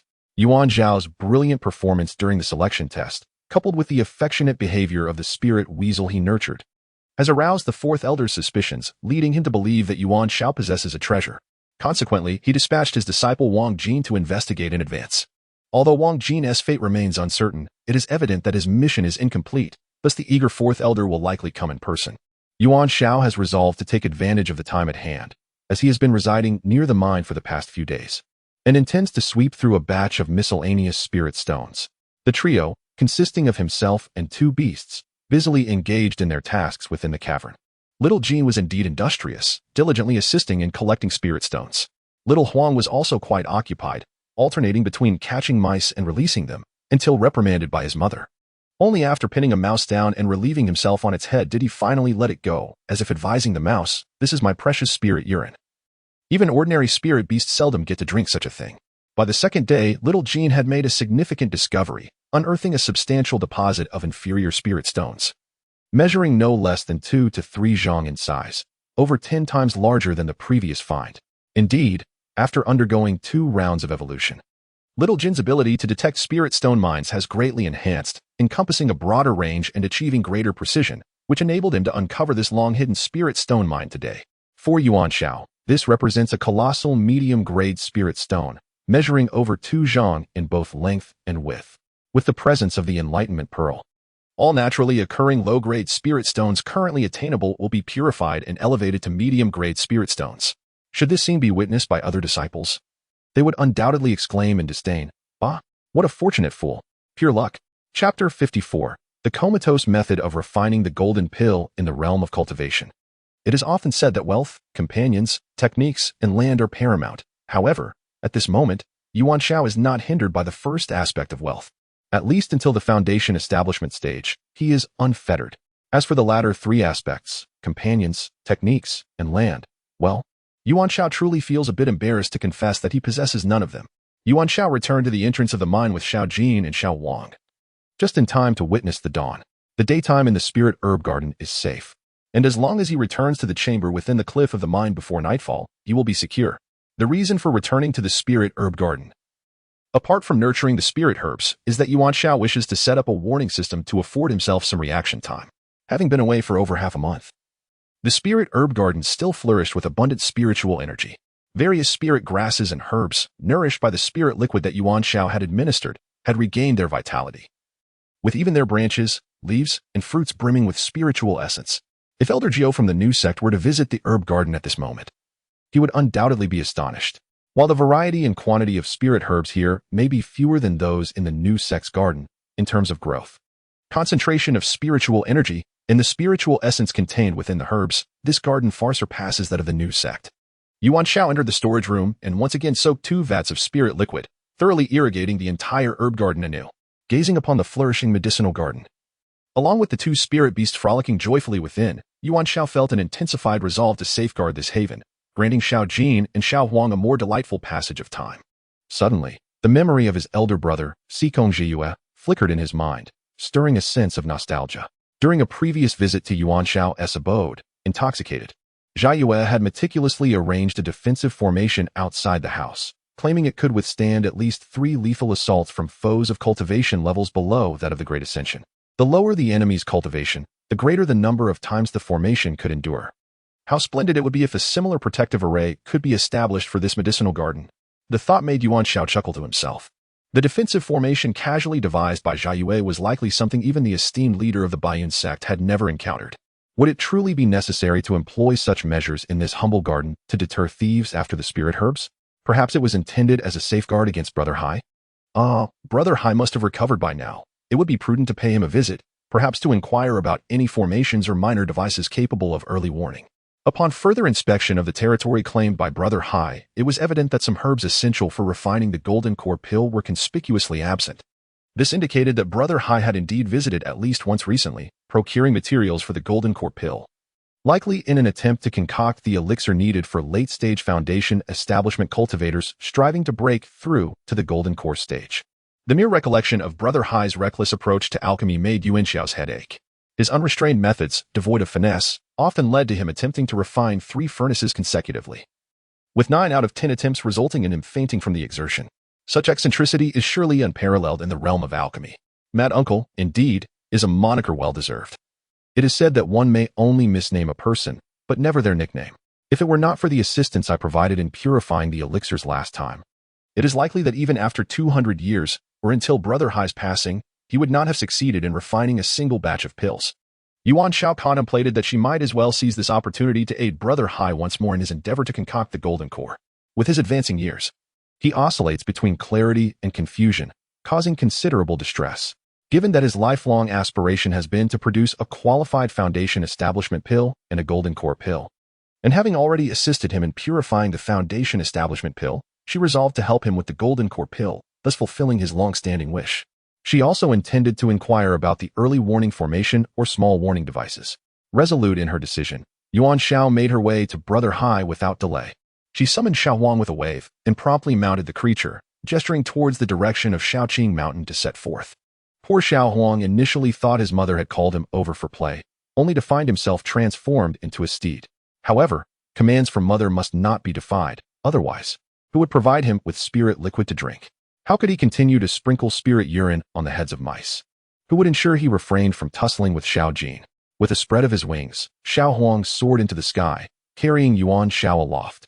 Despite Xiao Jin's ability to fly, he chose to be lazy and sat upon Xiao Huang's back alongside Yuan Xiao, which infuriated Xiao Huang. Just you wait, Xiao Jin. Yuan Xiao directed Xiao Huang to steer clear of the area above the Spirit Beast Garden, making a half-circle flight towards Shaoqing Mountain, where the Pill Refinement Pavilion is situated halfway up the slope. Upon landing at the entrance of the Grand Hall of the Pill Refinement Pavilion, as Yuan Xiao dismounted from Xiao Huang, a playful skirmish ensued between Xiao Huang and Xiao Jin, with one chasing the other on the ground and then in the air. In matters of combat, even Tin Xiao Jin would not stand a chance against Xiao Huang. However, when it comes to evasion and movement, Little Yellow is utterly unable to touch a single hair of Little Gold. Yuan Xiao pays no heed to their antics, practicing their skills in advance is beneficial, as they will soon need them for combat. Brother Hai, I have arrived. Yuan Xiao called out. "Come in quickly. I am in the alchemy chamber on the back mountain," came the response. Indeed, Brother Hai was engrossed in alchemy. Yuan Xiao traversed the grand hall and passed through the small courtyard, arriving at the stone cave on the back mountain. There, Brother Hai remained in tattered garments, seated before a fiery aperture of the earth's veins, skillfully manipulating the smallest purple-copper alchemical furnace with his spiritual awareness. Evidently at the stage of essence concentration. Among the 3 stages of alchemy, it is the essence concentration phase that Brother Hai is most familiar with and adept at, allowing him to engage in conversation with Yuan Xiao. However, he struggles with the purification and fusion stages, resulting in each batch of elixirs being rife with impurities, excessive toxicity, and even the emergence of new alchemical poison due to conflicting properties of the various herbs. 10 days ago, I attempted to refine 2 batches of golden core elixirs, but both resulted in mere dregs. Today, with you here, I feel fortune has returned. Brother Hai expressed his delight upon seeing Yuan Xiao, for it was indeed the last encounter with Yuan Xiao that had enabled him to successfully produce a foundation establishment pill. But why only 2 batches were attempted 10 days ago? This is because refining the golden core elixir demands a greater expenditure of spiritual awareness than when crafting the foundation establishment pill. Brother Hai initially intended to refine 3 batches. Yet after completing the second, he succumbed to unconsciousness. After the passage of a short time, Master Hai finally completed the alchemical process, using his spiritual awareness to lift the lid of the furnace. To his dismay, 5 irregular black pellets emerged, exuding nothing but a burnt aroma, devoid of any medicinal fragrance. The first batch of golden elixirs had failed. However, Master Hai displayed no signs of discouragement. Instead, he appeared quite pleased, exclaiming, "There is progress. Last time, I ended up with mere medicinal residue, but this time, at least I have formed pills. Indeed, Brother Yuan, your presence brings me luck. Wait a moment, and I shall commence the second batch." Ignoring Yuan Zhao's attempts to dissuade him, Master Hai resolutely proceeded with the second round of alchemy, embodying the quintessential obsession with the craft. Yet, history has a tendency to repeat itself. Master Hai's spiritual capacity was limited, and the strain of alchemical endeavors weighed heavily on his mind. The successive attempts to refine the golden elixir had stretched his abilities to their limits. Consequently, as the second batch concluded, and before he could unveil the results, Master Hai collapsed once more, plunging into unconsciousness. The root of his occasional madness lay in this very circumstance. Yuan Xiao hastily took control of the alchemical furnace, guiding it away from the earth's fire with his spiritual awareness, then opened the lid to retrieve 5 black pellets. A pungent odor filled the air, lacking any trace of medicinal essence. Yet, this batch was a slight improvement, as the pellets were somewhat smoother. Was that not a sign of progress? It seemed the Enlightenment Pearl would once again be summoned. Chapter 55. Arranging the spirit-searching array and awaiting the 4th elder, seizing the opportunity while Master Hai lay unconscious. Yuan Xiao skillfully transported him to the courtyard, placing him on a recliner to rest. He turned and walked back to the alchemy chamber, depositing 10 black bean-shaped golden core pills into his ring, and proceeded to purify them using the celestial pearl. After a stick of incense had burned, he brushed away the black impurities and toxic residues that had emerged from the purification process. Before him lay 10 gray golden core pills, exuding a fragrant aroma, distinctly superior in quality to foundation establishment pills. The inferior golden core pills were not black but gray, imbued with a hint of spiritual essence, clearly indicating their elevated rank. Yuan Xiao collected the first batch of 5 slightly misshapen inferior golden core pills, ensuring they were safely stowed away. As these were witnessed by Brother Hai during their unsuccessful creation, he could only claim to have disposed of them as waste. The second batch of 5 inferior golden core pills would be presented to Brother Hai once he awoke. 2 hours later, the elderly Taoist Hai, upon regaining consciousness, beheld the 5 inferior golden core pills before him, his face lighting up with surprise. Yuan Xiao still requested one of them for future reference, to safeguard against any inquiries regarding the origin of the inferior golden core pills in his possession. Having fulfilled a lifelong aspiration, Elder Hai felt a surge of joy, his demeanor brightening with traces of a foundation establishment cultivator's vigor. "Little brother Yuan, what brings you here today to seek out your elder brother?" "Indeed, Brother Hai, I wish to inquire whether it is possible to establish a warning formation around the house, one that could alert me in the event of any intruders." "You've come to the right place. I happen to possess a small formation, one I learned from Elder Lu years ago, intended to prevent disturbances during alchemical endeavors." Brother Hai began to recount the details with great enthusiasm. However, it was later discovered that this minor formation possessed no offensive capabilities whatsoever. It merely served to alert the presence of any intruding cultivators, thus rendering it less remarkable than initially perceived. This small formation is known as the Spirit Detection Array. which can be established with a mere low-grade spirit stone, arranged according to specific orientations. The principle lies in the fact that cultivators, through their prolonged absorption of spiritual energy, inevitably emit a trace of spiritual aura, which varies from individual to individual. The spirit detection array functions by detecting unfamiliar spiritual auras within its coverage, thereby notifying the array's creator.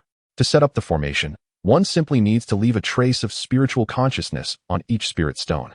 Brother Hai, with his vast knowledge, patiently guided Yuan Xiao on how to arrange the spirit detection array. By the way, my dear brother Yuan, where do you intend to deploy this spirit detection array? Brother Hai casually inquired. Right in the medicinal herb garden. It suffices to encompass just that area. The medicinal herb garden? Isn't that under Lusan's management? Brother Hai's eyes nearly bulged with surprise. As for Lusan, he departed long ago. The new steward of the medicinal herb garden is none other than my little brother. I had previously refrained from mentioning it while joking with you, brother. Otherwise, under such circumstances, how could you have continued to pilfer the herbs? Yuan Xiao chuckled, pinching his nose. Indeed, it is my brother who truly knows me. I had my suspicions about that lazy Lusan. How could he have cultivated the herbs so splendidly during this period? Furthermore, the garden's spiritual energy is so abundant that it nearly rivals the cultivation sanctuaries of typical sections. It is likely that, in the future, the local fauna will frequently make their way to your medicinal herb garden. Brother Hai paused for a moment before continuing. Younger brother Yuan, it seems that in the future, I may find it somewhat difficult to pilfer the medicinal herbs. What shall I do about that? The elder brother's sentiment was misplaced. The affairs of an alchemist should never be deemed as thievery. What Brother Hai is doing is assisting in nurturing the spirit herbs, contributing to the grand endeavor of alchemical practices for our sect. To refrain from taking them would be akin to slapping the face of a junior disciple. How could the entire sect possibly face Brother Hai thereafter? Yuan Xiao spoke with such conviction that he nearly convinced himself. With your level of understanding, Lusan wouldn't he even be worthy of holding your shoes? Brother Hai was so flattered by these words that he felt an overwhelming urge to rush to the sect leader, Hai Qing, to commend Yuan Xiao. By the way, you mentioned wanting to learn the art of alchemy last time. Here are a few jade slips for you. They contain the alchemical knowledge passed down by our sect. It's always beneficial to have more skills, so do take the time to study them. Yuan Xiao, not one to be overly modest, accepted the jade slips and stowed them away in his ring. With the Tianqi pearl in hand, the prospect of learning alchemy in the future was certainly not out of reach. At that moment, Xiao Huang and Xiao Jin had finished their scuffle and, for reasons unknown, had reconciled. They flew in one after the other, vying for Yuan Xiao's attention, seeking affection. The golden food spirit weasel, the spirit beast flying tiger. Brother Hai gazed at the two rare spirit beasts vying for his affection with such adorableness that his eyes nearly popped out. Brother Hai, do rain in those eyes of yours. You wouldn't want them to fall upon the ground and be devoured by them, Yuan Xiao remarked, showing no respect for age as he observed Brother Hai's expression. It was indeed not a mere illusion. They were truly present. Elder Hai began to introduce them. Dear Brother Yuan, you may be unaware that the golden spirit ferret is a member of the royal lineage among spirit ferrets. Not only does it possess exceptional treasure hunting abilities, but it also exerts a natural bloodline suppression over ordinary spirit ferrets that are not of royal descent, often becoming the object of their allegiance and submission. Furthermore, the royal spirit ferrets are endowed with superior innate talents and greater potential. Historical records from the sect's spirit beast garden suggest that they can undergo multiple evolutions, with a certain likelihood of ultimately evolving into a sacred beast. When it comes to personal spirit companions, their value is typically assessed based on their demonstrated combat prowess, which helps estimate their realm. My elder brother once encountered a spirit beast, the flying tiger, during his early trials alongside his fellow disciples. They faced a flying tiger that had just awakened for the third time, which forced our trio of foundation establishment cultivators and one core formation cultivator into a state of utter disarray. This clearly demonstrates that the combat capabilities of a spirit beast, such as the flying tiger, can far surpass those of us cultivators at comparable realms. The flying tiger we encountered bore 3 golden stripes on its wings, signifying its third awakening, and it possessed strength comparable to that of a core formation cultivator. The one at your feet, adorned with 2 golden stripes on its wings, has undoubtedly undergone 2 awakenings and is likely capable of exhibiting strength akin to that of an early foundation establishment cultivator, if not even greater. Is little Huang truly this formidable? Is little Jean really this impressive? Listening to Brother Hai's account, Yuan Xiao felt a wave of astonishment. The 2 adorable creatures at his feet, one sleeping and releasing spirit gas, and the other playfully urinating spirit essence, hardly seemed to embody royal lineage or possess the strength of an early foundation establishment cultivator. Do not believe me? Just take a look. The so-called royal spirit weasel, Little Gold, is currently using its claws to dig into its nostrils. Where's the semblance of royalty in that? And then there's the legendary combat powerhouse, Little Yellow the Flying Tiger, who moments ago was turning around to sniff its own rear, only to come over now and lick its pant leg. Is there even a hint of a master in that behavior? Truly an eyesore. You two disgraceful creatures, this shameless display is quite embarrassing for me as a guardian. Do you not understand? Yuan Xiao, facing the two beasts who have no sense of decorum, swiftly delivered a light tap to their foreheads, commanding them to leave. Yet, as if they had conspired beforehand, the two rascals flopped onto their backs, refusing to budge, displaying an even greater stubbornness than their own. Can such audacity be learned from guardians? After bidding farewell to Brother Hai, Yuan Xiao returned to the spirit herb garden and began to arrange the spirit detection array.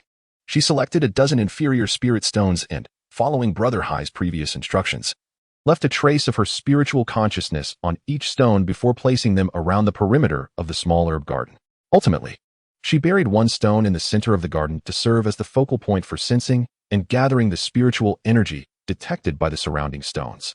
Should any unfamiliar cultivators intrude, Yuan Xiao, as the array's creator, would immediately sense the breach through the trace of her spiritual consciousness left upon the stone. Elder 4, will you come? Chapter 56. The initial encounter with the willful bun head having completed the arrangement of the spirit detection array, the day was still young. Thus, Yuan Xiao allowed the two beasts to frolic at their leisure while she found a reclining chair, taking advantage of the afternoon sun to indulge in a rare moment of rest. In a state of drowsiness, Yuan Xiao felt the return of the little gold weasel, which had playfully jumped on her. However, she was too lethargic to pay it any mind and continued to doze. Suddenly, her consciousness was jolted by an unfamiliar intrusion alert from the spirit detection array. Startled, she hastily rose to her feet and beheld a young girl in green standing at the entrance of the courtyard. The girl appeared to be of a similar age to her, with her hair fashioned in a bun, and her expression was tinged with irritation. "Excuse me. Have you seen a little gold weasel come in here?" the girl inquired, her brow furrowed.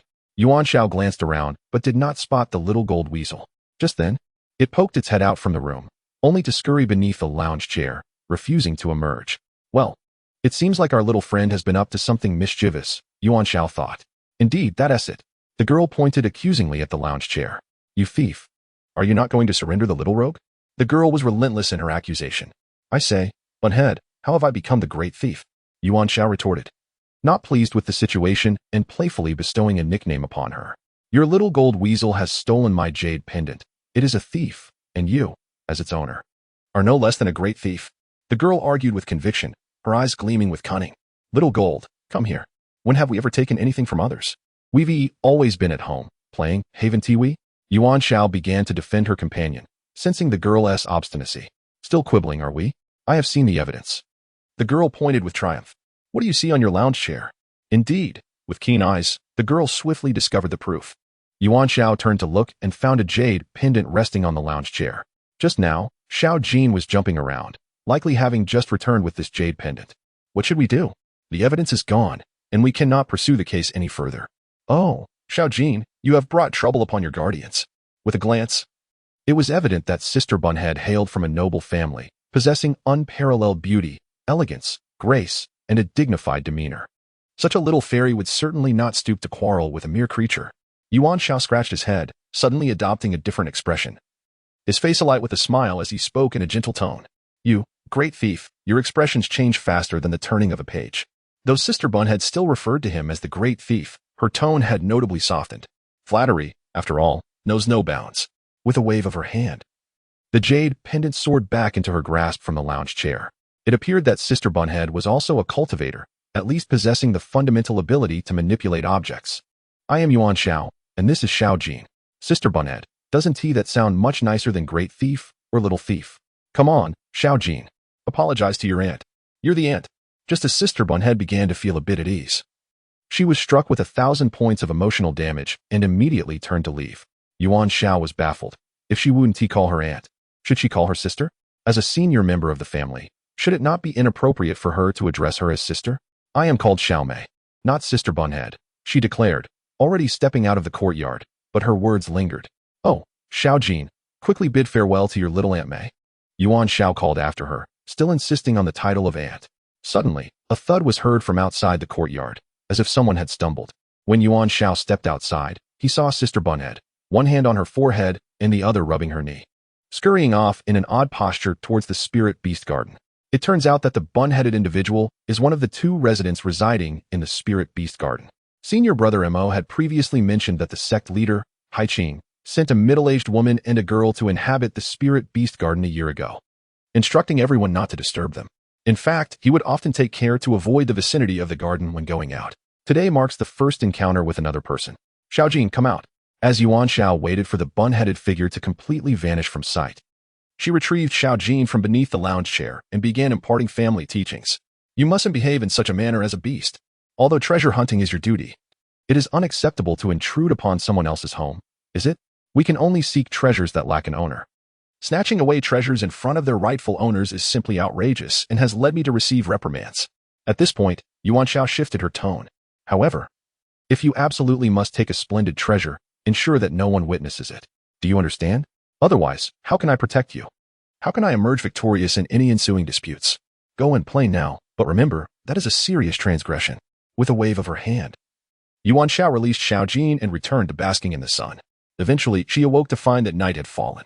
Well, there's no need to hide in the mine anymore. What is destined cannot be avoided. Given the existing spirit detection array, I only need a moment to react. Moreover, even if Elder 4 comes to investigate, it is likely that he would first assess the situation rather than act immediately. Even if he were to strike directly, both I and my two beasts have undergone a series of enhancements, thus we may still have a chance to contend with him. Yuan Xiao allowed Xiaojin to slip into the tunnel connecting the courtyard and the room, while instructing Xiao Wang to head directly to the woodshed. During this period, the three of them separated at night to avoid simultaneous capture and to facilitate mutual support. Xiaojin and Xiao Wang were his hidden assets, and if utilized properly, they could yield extraordinary results. After a couple of tranquil days, on the third night, a cloaked figure stealthily soared through the air outside the medicinal garden. The figure had evidently employed a minor enchantment to obscure his appearance. His visage was rendered indistinct, shrouded in mystery. Dressed in a flowing black robe, he would remain unrecognized unless one possessed a cultivation level surpassing his by a significant margin. This individual was none other than the fourth elder. Previously, his disciple Wang Jin had come to investigate, but had vanished for over half a month, leaving the elder in the dark regarding recent events. After searching the mountain gate for several days without success, he chose to abandon his pursuit of Wang Jin. Although Wang Jin was his apprentice, he was not irreplaceable. The elder had plenty of disciples and grandchildren, none of whom were indispensable. From beyond the fence, the fourth elder sensed the rich spiritual energy wafting from within the courtyard, confirming his suspicion that something unusual was afoot. The last time he visited this medicinal garden, it was devoid of any vitality. Now, less than 2 months after Yuan Xiao's arrival, the spiritual energy was comparable to that of a sacred cultivation ground, undoubtedly for a reason. In truth, the fourth elder's conjecture was accurate. The enhancement of spiritual energy was indeed intentional. Yuan Xiao frequently watered the area with the elixir soaked in the awakening pearl, striving to transform this place into a sanctuary for the two spirit beasts, thereby naturally increasing the density of spiritual energy. The fourth elder resolved to subdue Yuan Xiao upon entering the room, intent on interrogating her about the treasures. Should the treasure remain undiscovered in the end, it would be prudent to allow the other party to depart unscathed, biding time for a future opportunity. However, if fortune were to favor the quest and the treasure is indeed found, one must act decisively, silencing any witnesses.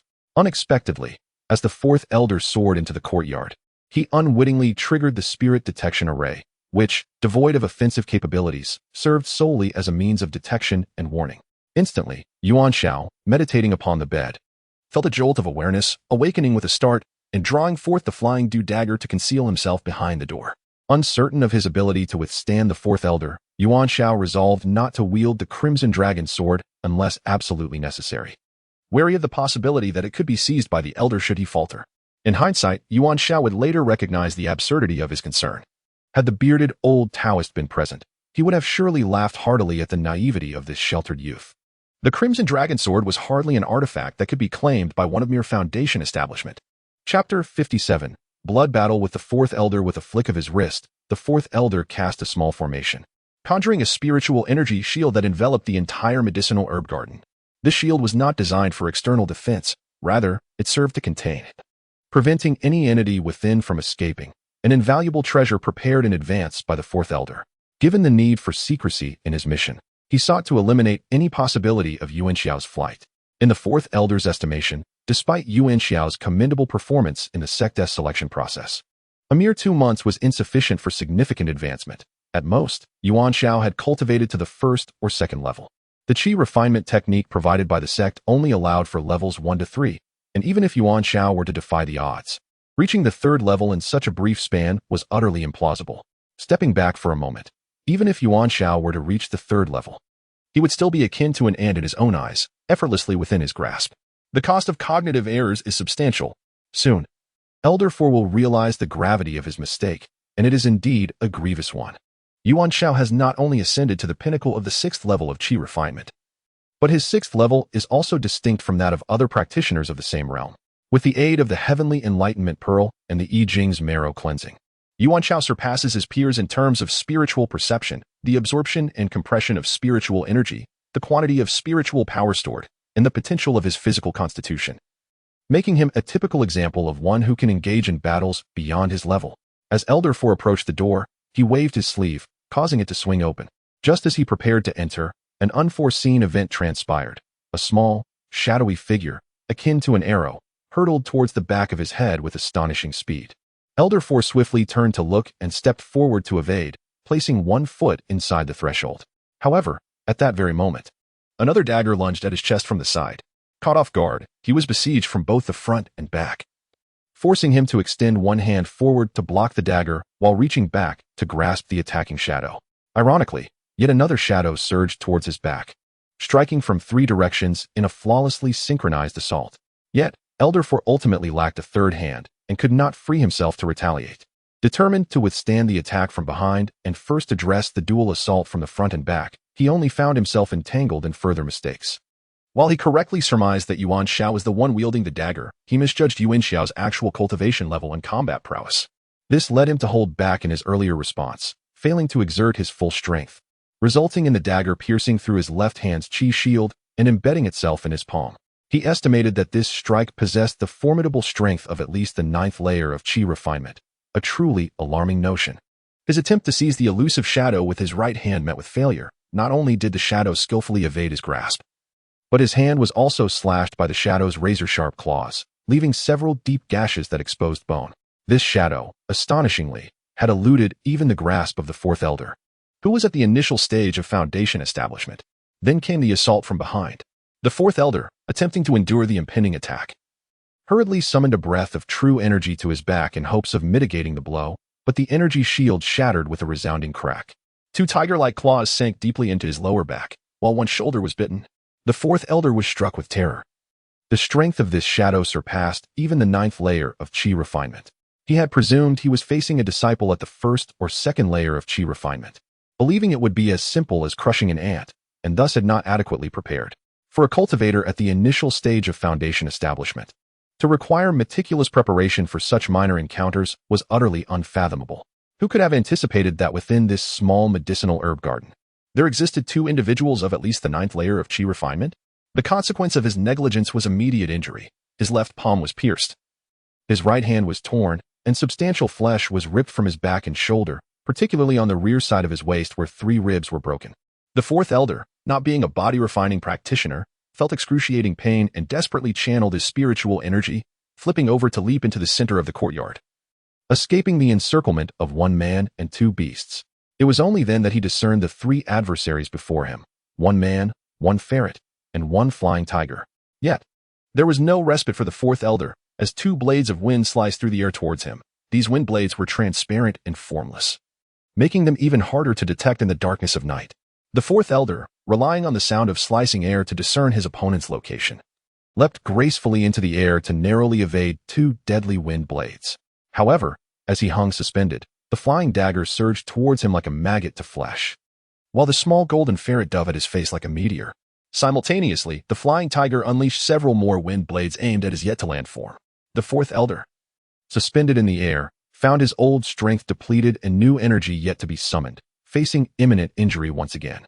In this critical moment, he expelled a mouthful of vital blood, transforming it into a protective shield, which resonated with a cacophony of clashing metal. The shield ultimately shattered. Yet the 4th elder landed safely.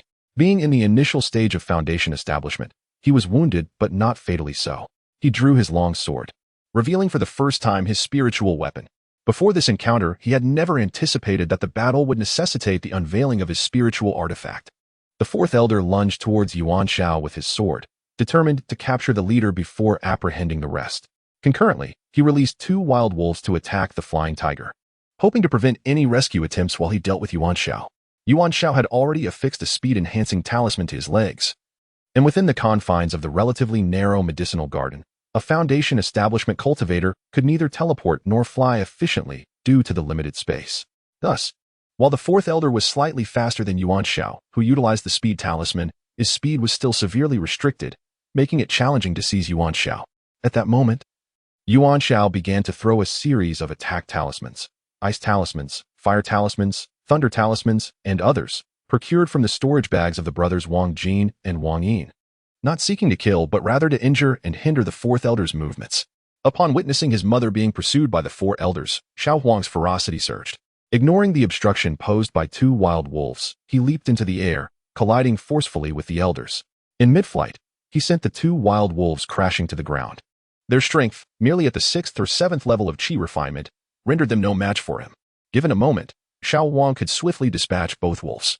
However, his priority was to protect his mother from the elders, leaving him no opportunity to spare. In this critical moment, Xiao Jin struck again, darting toward one wild wolf's face with remarkable speed, extending his sharp claws. With a howl, the wolf was blinded, transforming into a headless fly, no longer a threat. The other wild wolf, turning to attack Xiao Jin, suddenly lost sight of him. Moments later, a shadow flitted past, and that wolf too was left sightless. Xiao Jin's speed was astounding, surpassing even the foundational level elder, let alone these 2 wild wolves at the 6th or 7th level of qi refinement. With both wolves incapacitated, the elder found himself facing 3 opponents alone.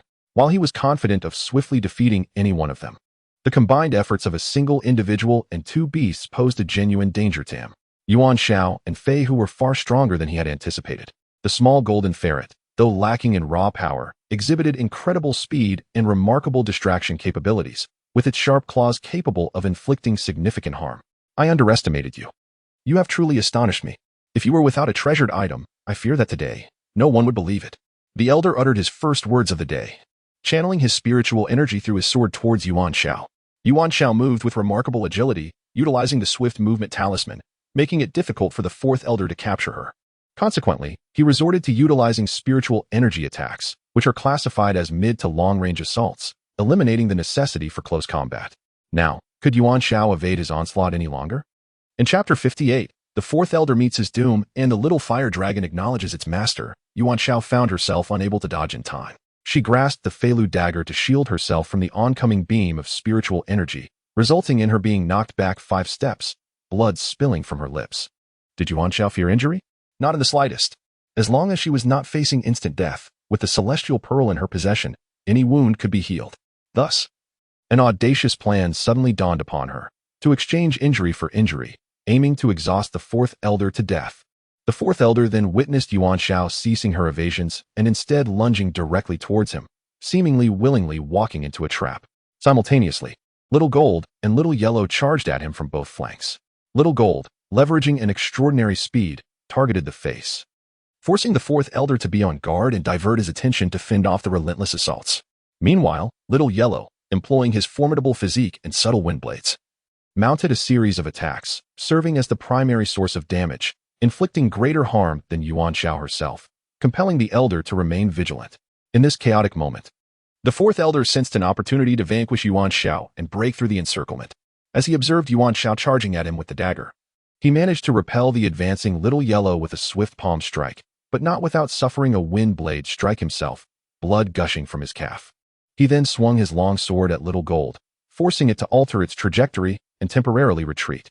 Taking advantage of the precious time secured by Xiao Jin and Xiao Huang, Yuan Xiao surged forward towards the 4th elder, slightly bending to thrust at his lower body. In response, the 4th elder raised his longsword and pierced Yuan Xiao's shoulder. The injury forced Yuan Xiao to lower his stance, prompting him to redirect his attack towards the 4th elder's legs. The Feilu dagger, capable of slicing through iron as if it were mud, found its mark, piercing the 4th elder's thigh, causing him to falter. Yuan Xiao too suffered from the wound to his left shoulder, shattering his scapula and rendering his left arm ineffective in battle. Initially, the 4th elder anticipated that after this exchange of blows, Yuan Xiao would retreat. However, Yuan Xiao remained undeterred, withdrawing the Feilu dagger and viciously stabbing the other thigh of the fourth elder, carving a circle into it. The fourth elder lost his balance completely. Filled with rage and fear, he thrust his sword towards Yuan Xiao's abdomen, which struck true. The fourth elder was genuinely frightened. Yuan Xiao was employing a reckless fighting style, trading wounds for wounds. At that moment, despite being pierced in the abdomen, Yuan Xiao seized the fourth elder's hand, refusing to retreat. Instead, he stepped forward, driving the long sword deeper into his body, which penetrated through his back, completely impaling him. Simultaneously, Yuan Xiao plunged his dagger into the fourth elder's belly.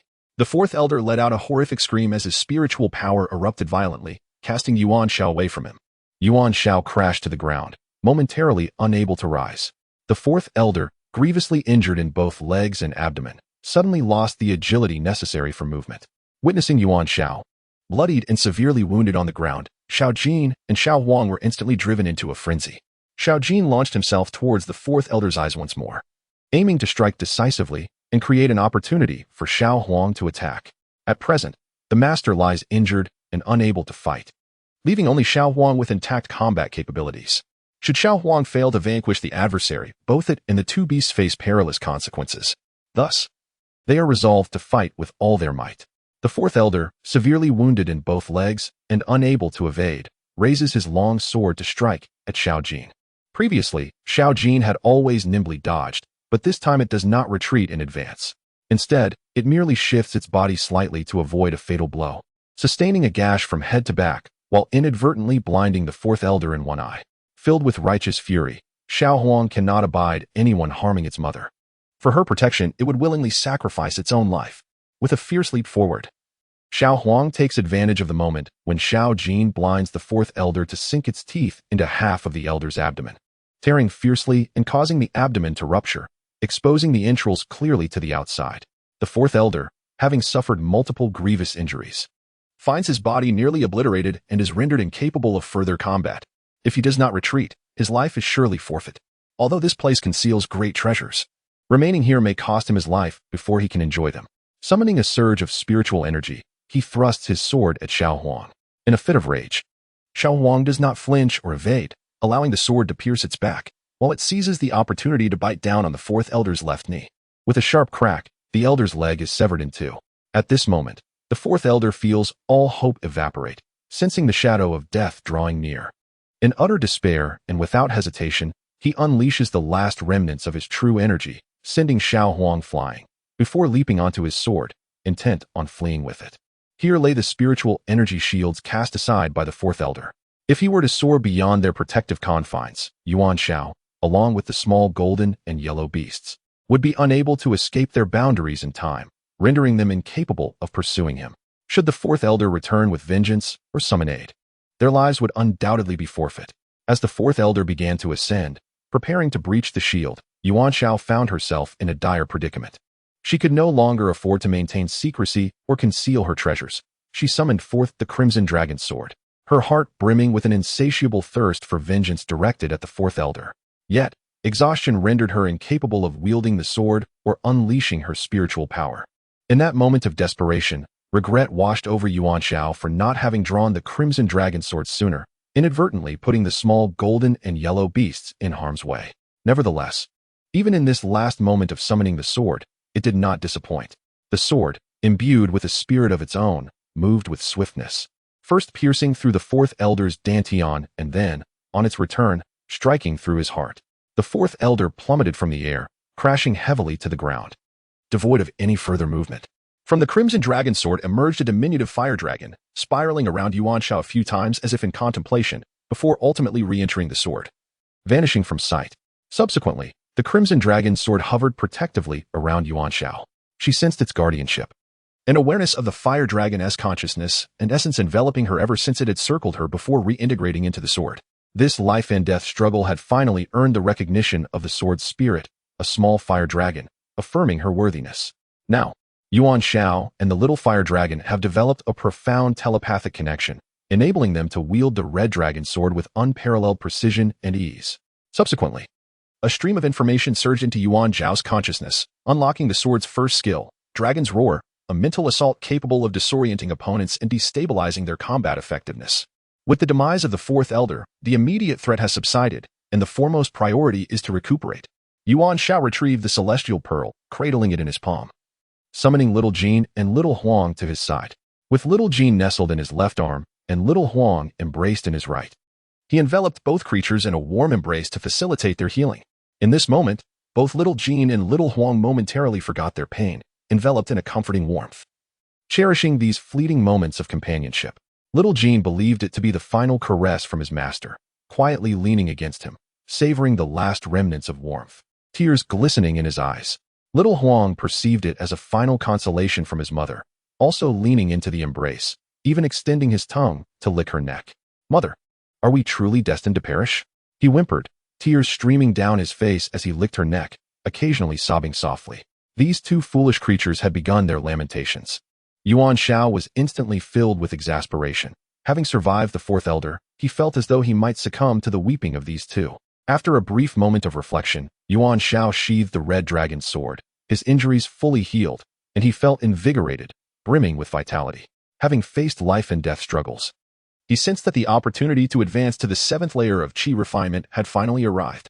The first thing Yuan Xiao did was to deliver a swift reprimand to the back of little Jean and little Huang's heads, his hands arcing simultaneously to administer a slap to each, declaring, "Enough of this wailing." Chapter 59, Brother Mo, despised by the two beasts unexpectedly after enduring a beating. The two creatures became exhilarated. "Wow, our master still has the strength to strike. Just listen, my head is buzzing now. Oh, Mother's hand is still so powerful. Look, I have a handprint on the back of my head." The two beasts were entirely oblivious to the fact that their own injuries had completely healed. The celestial pearl was held in Yuan Xiao's hand, and as they embraced, the energies of the celestial pearl intertwined, healing all their wounds within a close range. "Get lost. Next time, cry for me only when I'm dead." Although Yuan Xiao felt a surge of emotion in her heart for the selfless protection shown by Xiaojin and Xiaowang, as a guardian of the two beasts, she had to maintain an authoritative demeanor, or else they would surely ascend to the heavens. Yet, the two thick-skinned creatures did not heed her words. Instead, they burrowed even closer to Yuan Xiao. Just when it seemed that she might perish under their weight after escaping the elder's wrath, Yuan Xiao, in a fit of anger, cast the two beasts aside. As Xiaojin and Xiaowang landed on the ground, they suddenly realized that all their injuries had vanished. Not only were their wounds gone, but there wasn't even a scar to be found. Turning to look at Yuan Xiao, who stood robustly, apart from a few bloodstains on her clothes, she radiated vitality. Xiaojin gazed at her with admiration. While others followed their leaders and often went hungry, they were fortunate to be with their master, who ensured a steady supply of spirit stones and healed them with a mere embrace. It was a life of luxury. Xiaowang looked at their mother, brimming with excitement. "Observe the remarkable strength of my mother. Merely an incense stick's duration ago, she was akin to a mere puddle, unable to rise. Yet now, with a single slap, she has rendered my occiput swollen. Behold the might of her hand. Not only has she invigorated herself, standing tall, but she also embraced us both, healing our wounds in the process. Who would believe such a tale? My mother is truly extraordinary." Yuan Xiao first stowed away the long sword left by the fourth elder, followed by the storage ring and pouch. Upon opening them, to his astonishment, he discovered over 400 lower-grade spirit stones. This was an unexpected delight, for to Yuan Xiao, it represented a substantial fortune equivalent to more than 400 mid-grade spirit stones. What bliss! At this moment, Yuan Xiao wished fervently for the fourth elder to resurrect, just to strike him once more and claim another storage pouch. After a thorough search, he found only an empty spirit beast pouch, likely containing the two wolves previously encountered. The absence of other spirit beasts indicated the fourth elder's negligence, as he had clearly underestimated Yuan Xiao. In a gesture of finality, Yuan Xiao cast a blazing fire talisman upon the fourth elder's remains, and within the span of an incense stick, he was reduced to mere ashes, as if he had never existed. The spirit barrier previously conjured by the fourth elder dissipated along with his life force, leaving no trace behind. With the fourth elder's demise, the fate of Wang Jin, who was at the 9th level of qi refinement, remained uncertain, while Wang Yin was likely still a mere 2nd-level disciple. Thus, for the foreseeable future, the two cousins, Wang Jin and Wang Yin, would be powerless to trouble him again, unless they too stumbled upon fortuitous encounters that might allow them to return. Yuan Xiao has sensed the opportunity to ascend to the 7th layer of qi refinement. Leaving the two beasts to guard the garden, he promptly turned and entered the house to begin his cultivation. Previously, he had been stuck at the pinnacle of the 6th layer for several days, hindered by the absence of this crucial opportunity, a life-and-death struggle that would serve as invaluable experience. After the fierce battle with the fourth elder, where he fought for survival and ultimately emerged victorious, his understanding of the sixth layer reached perfection, making the transition to the seventh layer a natural progression. Yuan Xiao retrieved several mid-grade spirit stones to break through the barrier. Typically, he used low-grade spirit stones for daily cultivation, reserving mid-grade stones for breakthroughs, thereby establishing a more solid foundation with each advancement compared to others. An hour later, Yuan Xiao opened the door. Having successfully entered the seventh layer of qi refinement, with his aura now restrained, genuinely mastering the art of control. As dawn broke, Yuan Xiao, accompanied by Little Gold and Little Yellow, headed to the mine to collect miscellaneous spirit stones. Initially, it was anticipated that it would take nearly a year to scour the hundreds of tunnels in the entire mine. However, with Little Gold's assistance, the pace has significantly accelerated, and it is estimated that they could finish in less than 6 months. Even if there were days when he was too busy to collect stones, the remaining days would suffice. When the trio emerged from the mine, their harvest abundant, Yuan Xiao suddenly felt a jolt in his spiritual sense, as the spirit detection array alerted him to the presence of unfamiliar cultivators intruding. Who would come during the day? Who could it be this time? Having just engaged in battle at the early foundation establishment stage, Yuan Xiao's spirits were high, and he unhesitatingly made his way to the medicinal garden. To his surprise, the door of the garden was ajar, and upon closer inspection, he saw Brother Mo reclining in a chair with his eyes closed. Brother Mo certainly knows how to enjoy life, basking in the sun even in the medicinal garden. What is this? Am I not welcome? Are you displeased that I did not bring a gift? What need is there for gifts between us? Such notions only serve to mar our bond. However, there are 2 little ones here. Perhaps you could offer a modest token of greeting? What 2 little ones? Brother Mo, still half asleep, suddenly opened his eyes and leapt from the lounge chair in surprise. The cause of his alarm was none other than a spirit beast, the flying tiger, which had just thrust its head into his face. To awaken and find a tiger's head nearly touching his own was enough to startle anyone into a fit of exclamation. Little Huang, unimpressed, turned away, thinking to himself that this person lacked courage, far inferior to his mother. He merely glanced at me and then jumped up, surely not a formidable figure. Little did he know that Brother Mo's reaction stemmed from a recent encounter with the flying tiger in the trial realm, where he had come to appreciate the creature's formidable nature. To suddenly behold a tiger's head so close upon waking would frighten even a powerful being at the nascent soul stage. Where did this flying tiger come from? Mo pondered, addressing Little Huang. Have you forgotten the spirit beast egg I discovered in the secret realm? I had suspected it was a flying tiger. It hatched on the same day I brought it back to the herbal garden, and now we call it Little Huang. Yuan Xiao, at this juncture, turned and called out, Little Huang, come greet your Uncle Mo. He is a master, you know. But Little Huang paid no heed, thinking, what master? He just jumped up in fright, as if he were 3 feet high. Beasts have their pride, just as humans do. Such greetings are unworthy of his attention. Little Jean, come over and greet your Uncle Mo. Yuan Xiao continued, yet Little Jean was nowhere to be found. Allow me to remind you once more, dear friends. Uncle Mo has arrived bearing gifts. Whoever greets him shall receive a token. No sooner had he spoken than Xiao Jin and Xiao Wang swiftly approached, positioning themselves before Brother Mo, eagerly awaiting their presence. Indeed, you've truly learned from the wrongdoers, just like you. Brother Mo chuckled, albeit with a hint of exasperation. However, he was compelled to rummage through his storage bag, for the 2 little beasts remained poised on the ground, expecting something in return. It would be quite embarrassing if he failed to present them with a gift. Before long, beads of sweat began to form on Brother Mo's brow. His storage bag contained an array of items, yet none were suitable for spiritual beasts, as he had never raised such creatures before and possessed no relevant items. With no other options, he reluctantly fished out a few low-grade spirit stones, offering 3 to each beast. Xiao Jin and Xiao Huang regarded the stones with disdain. Xiao Jin, having never lacked for low-grade spirit stones, and even having dined on mid-grade ones, found little value in such offerings. Is this truly a gift? Xiao Huang, who indulged daily in highly concentrated spiritual elixirs, his very urine being a form of elixir, would surely cause a commotion among other little beasts if they learned of this. How could these 3 low-grade spirit stones be deemed a gift? How about this? Brother Mo proposed. You 2, consider this gift as a promise for now. Next time, when I find something more suitable, I shall present it to you. Observing Brother Mo's awkward demeanor, Yuan Xiao felt a surge of delight. Brother Mo managed a sheepish smile, realizing that today he had inadvertently earned the disdain of 2 spiritual beasts. Throughout his life, he had owed debts to others, But to owe something to spiritual beasts was a first. Just imagine the scornful expressions of those two little creatures, if they had many friends in the spirit beast realm. He could very well find himself disgraced by dawn. How very like you too, Yuan Xiao. Chapter 60. The Serpent King of the Cold Pool and the Treasures. Yuan Xiao. Although your behavior today is rather uncharacteristic, your two spiritual beasts are even more so. Look, they must be over there gossiping about me. As Brother Emo spoke, he gestured towards the little golden and little yellow creatures, who were huddled together in whispers. Upon noticing Brother Mo's pointing, the little golden and little yellow immediately looked up at the sky, then pretended to nonchalantly walk away, clearly caught in the act. Junior Brother Yuan, I truly must thank you this time. I have successfully established my foundation. Brother Emo suddenly became serious. Now that you are a foundational cultivator, stand still for a moment. Let me take a good look at what a foundational cultivator looks like. Handsome and dashing, charming and talented, unparalleled in the world. Yes, this is precisely it. No need to look further. Brother Emo chuckled, amused despite the situation. While he indeed fit the description, such praise should come from others.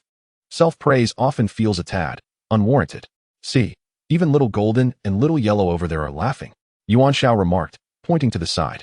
At that moment, the little golden and little yellow had once again gathered together, and upon seeing Yuan Xiao's gesture, they promptly looked up at the sky, feigning indifference as they strolled away, evidently having been whispering something untoward just moments prior. You are not much better than them, Brother Emo lamented. Look at this, in such a short time. The three of you can't seem to find a single good person or beast. Brother Emo, is there something on your mind? You missed our monthly meeting at the martial arts hall last time. After the meeting, a disciple named Jiang Wu approached me, recounting an adventure he had with a friend from the Baifeng sect. They ventured into the dense forests of the southern Wuming Mountains in search of spiritual herbs and stumbled upon a frigid pool, where they noticed a faint glow beneath the water, suggesting the presence of treasure. However, a serpent king guarded the pool, and the two were unable to defeat it, ultimately fleeing in disarray. Fortunately, the serpent king remained near the pool and did not pursue them further. Thus, they sought my assistance in retrieving the treasure, proposing that if successful, we would split the spoils equally. Should one of them claim it entirely, that individual would compensate the other. How skilled are Jiang Wu and his companion? Yuan Xiao inquired. Jiang Wu is currently at the 8th level of qi refinement, while it is said that his friend from the Baifeng sect has reached the 9th level. The last time they invited me, I was at the 10th level of qi refinement, likely believing my involvement would bolster their chances. Unbeknownst to them, I have since successfully established my foundation, Emo Shixiang noted. The human heart is inscrutable. I advise you, Emo Shixiang, to keep your advancement a secret. When the time comes to seek the treasure, you may adapt as needed. Of course, he replied. I wonder if you, Yuan Shitty, would be interested? My purpose in coming here was to inquire if you would like to join us. Based on Jiang Wu's earlier description, I surmise the Serpent King's cultivation level is likely at the peak of qi refinement. If it were at the foundation establishment stage, they would not have escaped previously. Now that I have established my foundation, I believe concerns for your safety are minimal. If we embark on this journey together, we may encounter unforeseen opportunities. Historically, no trial has ever occurred without yielding extraordinary adventures, essential to the path of cultivation. Furthermore, I shall attempt to communicate with them, suggesting that should we succeed in our treasure-seeking endeavor, a portion shall be allocated to you. If we fail, then so be it. Even if the depths of the pond yield no treasures, the Serpent King itself is a veritable trove, for its skin and sinews are exquisite materials for crafting, while its gallbladder serves as a potent alchemical ingredient, all of which can fetch a handsome price or be exchanged for other materials essential to our cultivation. Thus, this journey guarantees that we shall not return empty-handed. Very well, Brother Emo, let us embark on this venture together. When shall we set forth? Yuan Xiao inquired. Tomorrow marks the convening of this month's meeting at the Old Mountain Gate. Once the martial arts assembly concludes, we shall depart. We shall gather at the martial hall at dawn's first light. You may proceed directly there. I almost forgot, your companions, Xiao Jin and Xiao Huang. These two little ones are invaluable, one adept at treasure hunting and the other skilled in combat. It would be prudent to bring them along, as they may prove to be of great assistance. With that, Brother Emo soared away on his sword. Fortunately, he did not inquire further or extend his divine sense to probe Yuan Zhao's cultivation level. Otherwise, he would have been quite astonished. The following morning, Yuan Xiao stored Xiao Jin and Xiao Huang in the spirit beast ring, stepping onto the flying Lu dagger to arrive at the martial hall. Initially, she contemplated replicating the previous escapade across the Blackwater River, soaring with the dagger clutched in both hands. However, upon reflection, that posture seemed rather ungraceful. She imagined the laughter it would provoke if seen by others. Thus, she squeezed her feet together, making a valiant effort to balance on the dagger as she flew over. Had she ridden Xiao Huang, it would have been quite the spectacle, likely making her the center of attention within the entire Yunhai sect, evoking envy among her peers. Conversely, if she had approached atop the red dragon's sword, it would have been an extraordinary sight, should she encounter someone discerning. Word would spread throughout the Yunhai sect within 3 days, and perhaps even the sect master would come to inquire. However, it is likely that most individuals, much like himself, lack discernment. Even upon encountering the Crimson Dragon Sword, they would merely find it visually appealing, ethereal, and rare, yet fail to grasp that it is a premier spiritual weapon already imbued with a spirit. The entrance to the martial arts hall remained open today, and voices could be heard from 100 paces away. Upon entering, Yuan Xiao discovered Brother Mo seated at the head, discussing the management of various courtyards with everyone. The affairs at the old mountain gate were minimal, primarily revolving around oversight and maintenance, ensuring that it could be readily activated should the sect decide to resume its use in the future. In the end, Brother Mo produced a storage pouch and poured out a heap of lower-grade spirit stones, declaring them to be the monthly stipends for all present, who then began to queue for their share. The stationed disciples at the old mountain gate were mostly from the inner sect, with a few from the outer sect, as the management of the sect's facilities necessitated the presence of capable inner sect disciples to maintain order. For instance, Brother Mo had been recommended for this position not only for his managerial skills, but also due to his cultivation at the 10th level of Qi refinement, allowing him to command respect at the old mountain gate.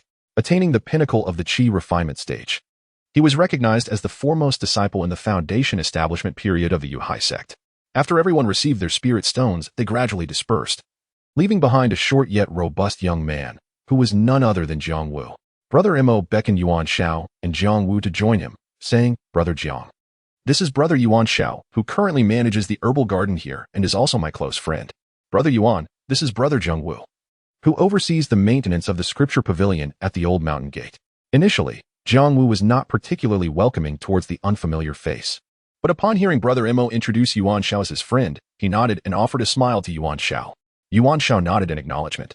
Although junior brother Yuan had not been in the sect for long and his cultivation was currently modest, he possessed boundless potential and was accompanied by a treasure-seeking spirit beast, which would undoubtedly be advantageous to our treasure hunt. Therefore, I propose we include junior brother Yuan in our expedition for the sake of his experience and growth. Remarked Brother Mo. Brother Mo, with the addition of Baiyu from the Baifeng sect, we now have 3 members, which should suffice to confront the Cold Pool Serpent King. However, junior brother Yuan's cultivation is still in its infancy. Should we encounter danger, it might prove challenging for us to ensure his safety, potentially putting him at risk, replied Jiang Wu. Clearly, Jiang Wu was reluctant to bring Yuan Xiao along, fearing he would be an encumbrance. Moreover, if we were to discover treasures, would that not mean dividing the spoils further? Fear not. I shall take full responsibility for junior brother Yuan's safety. Jiang brother, you and Baiyu need only focus on the treasure hunt, leaving any concerns regarding junior brother Yuan to me. Furthermore, should we uncover any treasure within the cold pool, consider my share forfeited in favor of junior brother Yuan. As for other fortuitous finds, let them be claimed by whoever lays eyes upon them first, declared Mo Fei. Brother Mo was well aware of Jiang Wu's sentiments and spoke candidly. The issue of safety would no longer rest upon Jiang Wu's shoulders, and he would not be deprived of any benefits. Surely this arrangement would be agreeable? Very well, I shall acquiesce to Brother Mo's proposal. Jiang Wu conceded, recognizing that this arrangement bore no negative implications for himself. Why should he assume the role of a villain over such matters? After all, refusing might provoke Brother Mo, complicating future dealings at the old sect. Without further ado, let us set forth now to rendezvous with Baiyu at the edge of the dense forest in the southern region of Wumong Mountain, ensuring our arrival just before dusk, proposed Brother Mo. Thus, Brother Mo continued to soar through the skies on his sword alongside Yuan Xiao, who remained merely a passenger, while Jiang Wu opted for solitary flight. Observing Yuan Xiao's reliance on the sword, Jiang Wu could not help but regard him with a hint of disdain, concluding that Yuan Xiao's cultivation was indeed lacking, as he was unable to fly independently on a sword. It appeared that he had yet to reach the 6th level of Qi refinement, for typically, cultivators at that stage would be capable of flying solo. Meanwhile, Brother Mo maintained his usual speed, intentionally slowing down to accommodate Jiang Wu. Had it been just himself and Yuan Xiao, with his current foundational cultivation, he could have easily left Jiang Wu far behind in an instant. Unbeknownst to Jiang Wu, he remained ensnared in his own imaginative world. As evening approached, they indeed arrived at the edge of the dense forest in the southern region of Wumong Mountain, just as Brother Mo had predicted. Look, Bai from the White Wind sect is approaching. Jiang Wu pointed ahead, observing a young man clad in white, gracefully soaring on his sword, striking an elegant figure. Both the White Wind sect and the Cloud Sea sect are branches of the Baiyun sect. Hence, disciples from these sects occasionally recognize one another due to shared trials or participation in grand competitions. Baiyu, recognizing Brother Mo, greeted him with familiarity. Brother Mo. Jiang Shi, who is this friend? Baiyu, displaying a sense of worldly wisdom, revealed no signs of displeasure. This is my junior brother Yuan Xiao. Also a dear friend of mine, Brother Mo introduced. This time, our primary objective is to gain experience. If we ultimately acquire the treasures within the cold pond, we shall not covet any additional resources. I shall relinquish my share to junior brother Yuan. As for other rare materials, they shall be claimed by those who are destined to possess them. Whoever obtains them may keep them for themselves. What do you think, junior brother Bai? Brother Mo inquired. Brother Mo is known for his fairness, and Baiyu had long been aware of his reputation. Thus, he felt compelled to comply. This junior brother Yuan, despite his youth, was invited by Brother Mo, indicating he possesses exceptional talents. Should he contribute to our success in acquiring the treasures from the cold pond, he certainly deserves his due reward. Baiyu spoke with a newfound eloquence, reasoned and articulate. Hearing this, Jiang Wu appeared somewhat displeased. However, recognizing that he was outmatched in cultivation by Baiyu and Mo Fei, he refrained from interjecting, neither expressing dissent nor agreement. His thoughts were that it remained uncertain whether the treasures could even be found, and it would be prudent to voice his opinions only once there were tangible results. If, in the end, the treasures elude them, expressing disagreement now would only invite discontent. As night had fallen, with venomous creatures prowling the dense woods and a greater fog of toxin shrouding the night, Baiyu suggested that everyone should camp here for the night and venture into the depths to investigate at dawn. Having previously accompanied Jiang Wu on an expedition, Baiyu was naturally more informed about the circumstances. Therefore, Brother Mo waved his hand to establish a protective barrier of spiritual energy, safeguarding them from ordinary beasts and poisonous creatures, allowing everyone to rest peacefully. While this barrier might not withstand a fierce attack from a powerful spirit beast for long, it would at least provide a brief warning and buffer time. Moreover, being at the edge of the dense forest, it was unlikely that any formidable beasts would be present. As the night passed, tranquility prevailed. The following morning, the four set forth into the dense forest. Although dawn had arrived, the noxious miasma lingered.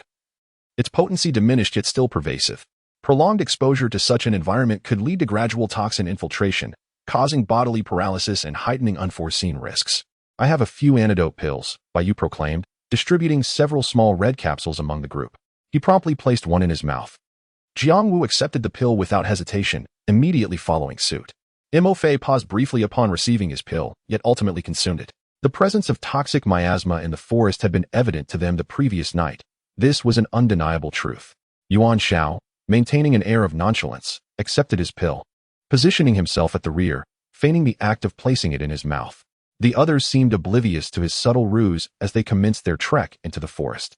Yuan Xiao discreetly released Xiao Jin, bestowing a faint trace of mental imprint upon the creature, allowing it to roam freely, albeit with the instruction not to wander too far. In such a natural setting, Xiao Jin thrived, having undergone 3 awakenings. It soared with lightning speed, eluding even those in the foundational stage of cultivation. Should it stray too far, Yuan Zhao's residual mental bond would enable Xiao Jin to return swiftly to his side. Our destination was a frigid pool nestled beneath a cliff at the heart of the forest. This cliff boasted a waterfall of indeterminate age, its relentless flow having sculpted the deep pool below.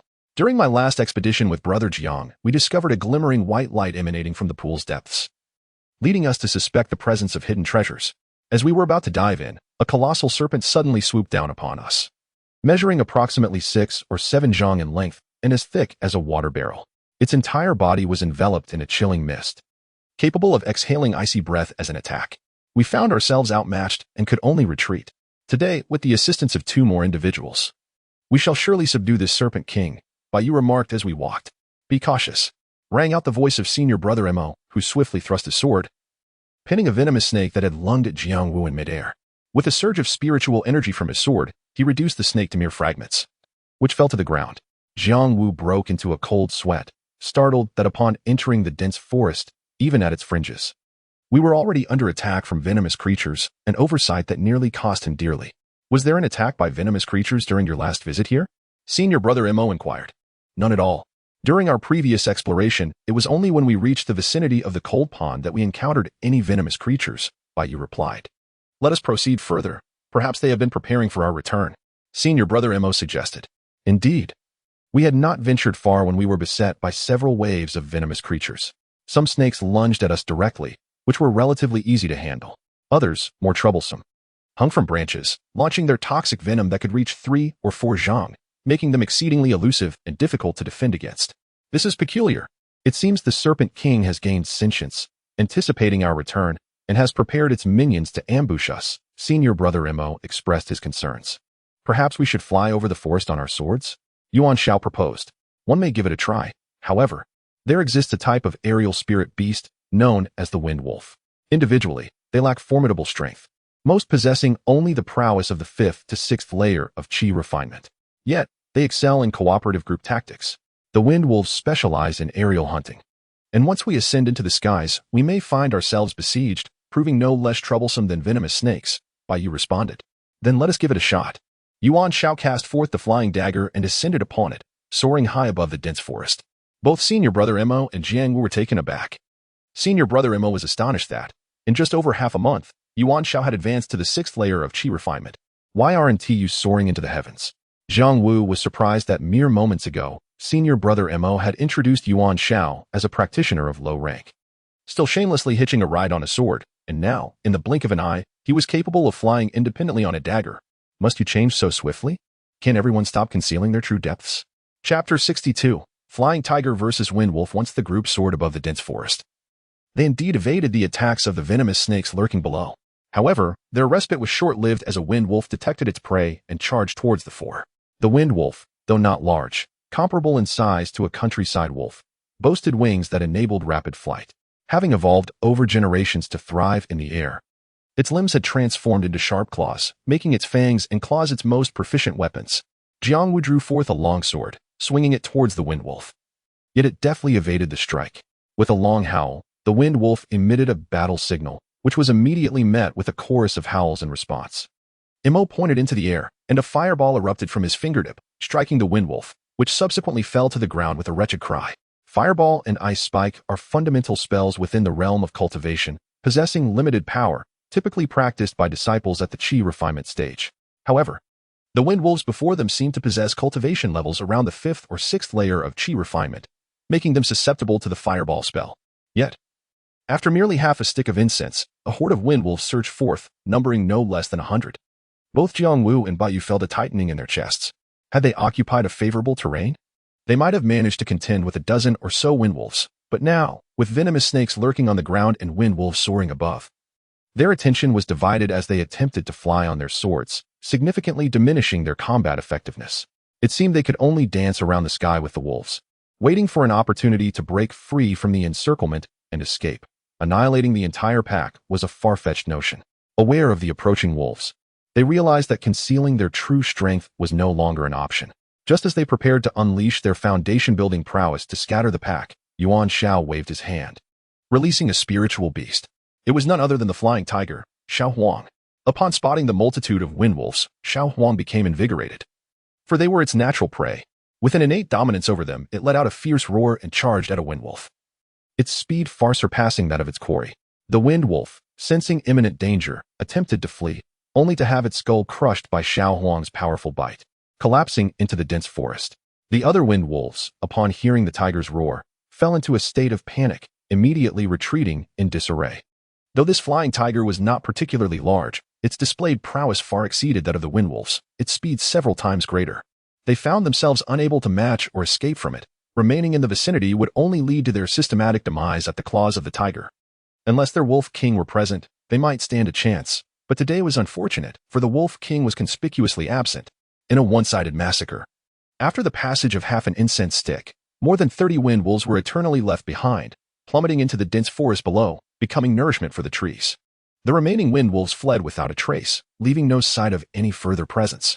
Yuan Xiao called back Xiao Wang, mounted the spirited creature, sheathed her Feilu dagger, and continued soaring forward. This steed exuded an undeniable charm. Bai Yu and Jiang Wu were taken aback, astonished that despite Yuan Zhao's modest strength, she possessed such a formidable spiritual beast, the flying tiger. While it may have occupied an advantageous position in the food chain, the prowess of the flying tiger was indisputable. Brother Mo, though initially shocked, soon felt a wave of relief wash over him. With such a powerful companion as Xiao Huang by Yuan Xiao's side, her safety was assured, alleviating his concerns of inadequate protection. Since their acquaintance, Yuan Xiao had continuously amazed him. One could only wonder what would astonish him next. Perhaps it wouldn't be long before that moment arrived. Having dispersed the windwolves, they flew safely to a low rocky hill, devoid of trees but adorned with scattered climbing weeds, providing the perfect setting for rest and pre-battle preparations. Yuan Xiao intended to await the return of Xiao Jin here. She sensed that Xiao Jin was not far away, though the reason for the delay was unknown. Moreover, with Xiao Jin's extraordinary speed, there was little risk of encountering danger in this area, thus she remained untroubled. After the passage of half an incense stick, Xiao Jin returned in a flash, landing on Yuan Xiao's shoulder, and opened its mouth to release two spiritual herbs, a conception grass and a vibrant orange spiritual mushroom enveloped in mist. The herb known as the conception grass serves as the principal ingredient in the conception pill, a highly coveted elixir for those striving to attain the Yuaning realm. Its rarity incites fierce competition among golden elixir cultivators whenever it becomes available, while the Lingji mushroom may not be particularly valued. The discovery of an orange Lingji enveloped by ethereal mist, boasting at least a millennium of medicinal age, is truly a treasure of unparalleled worth.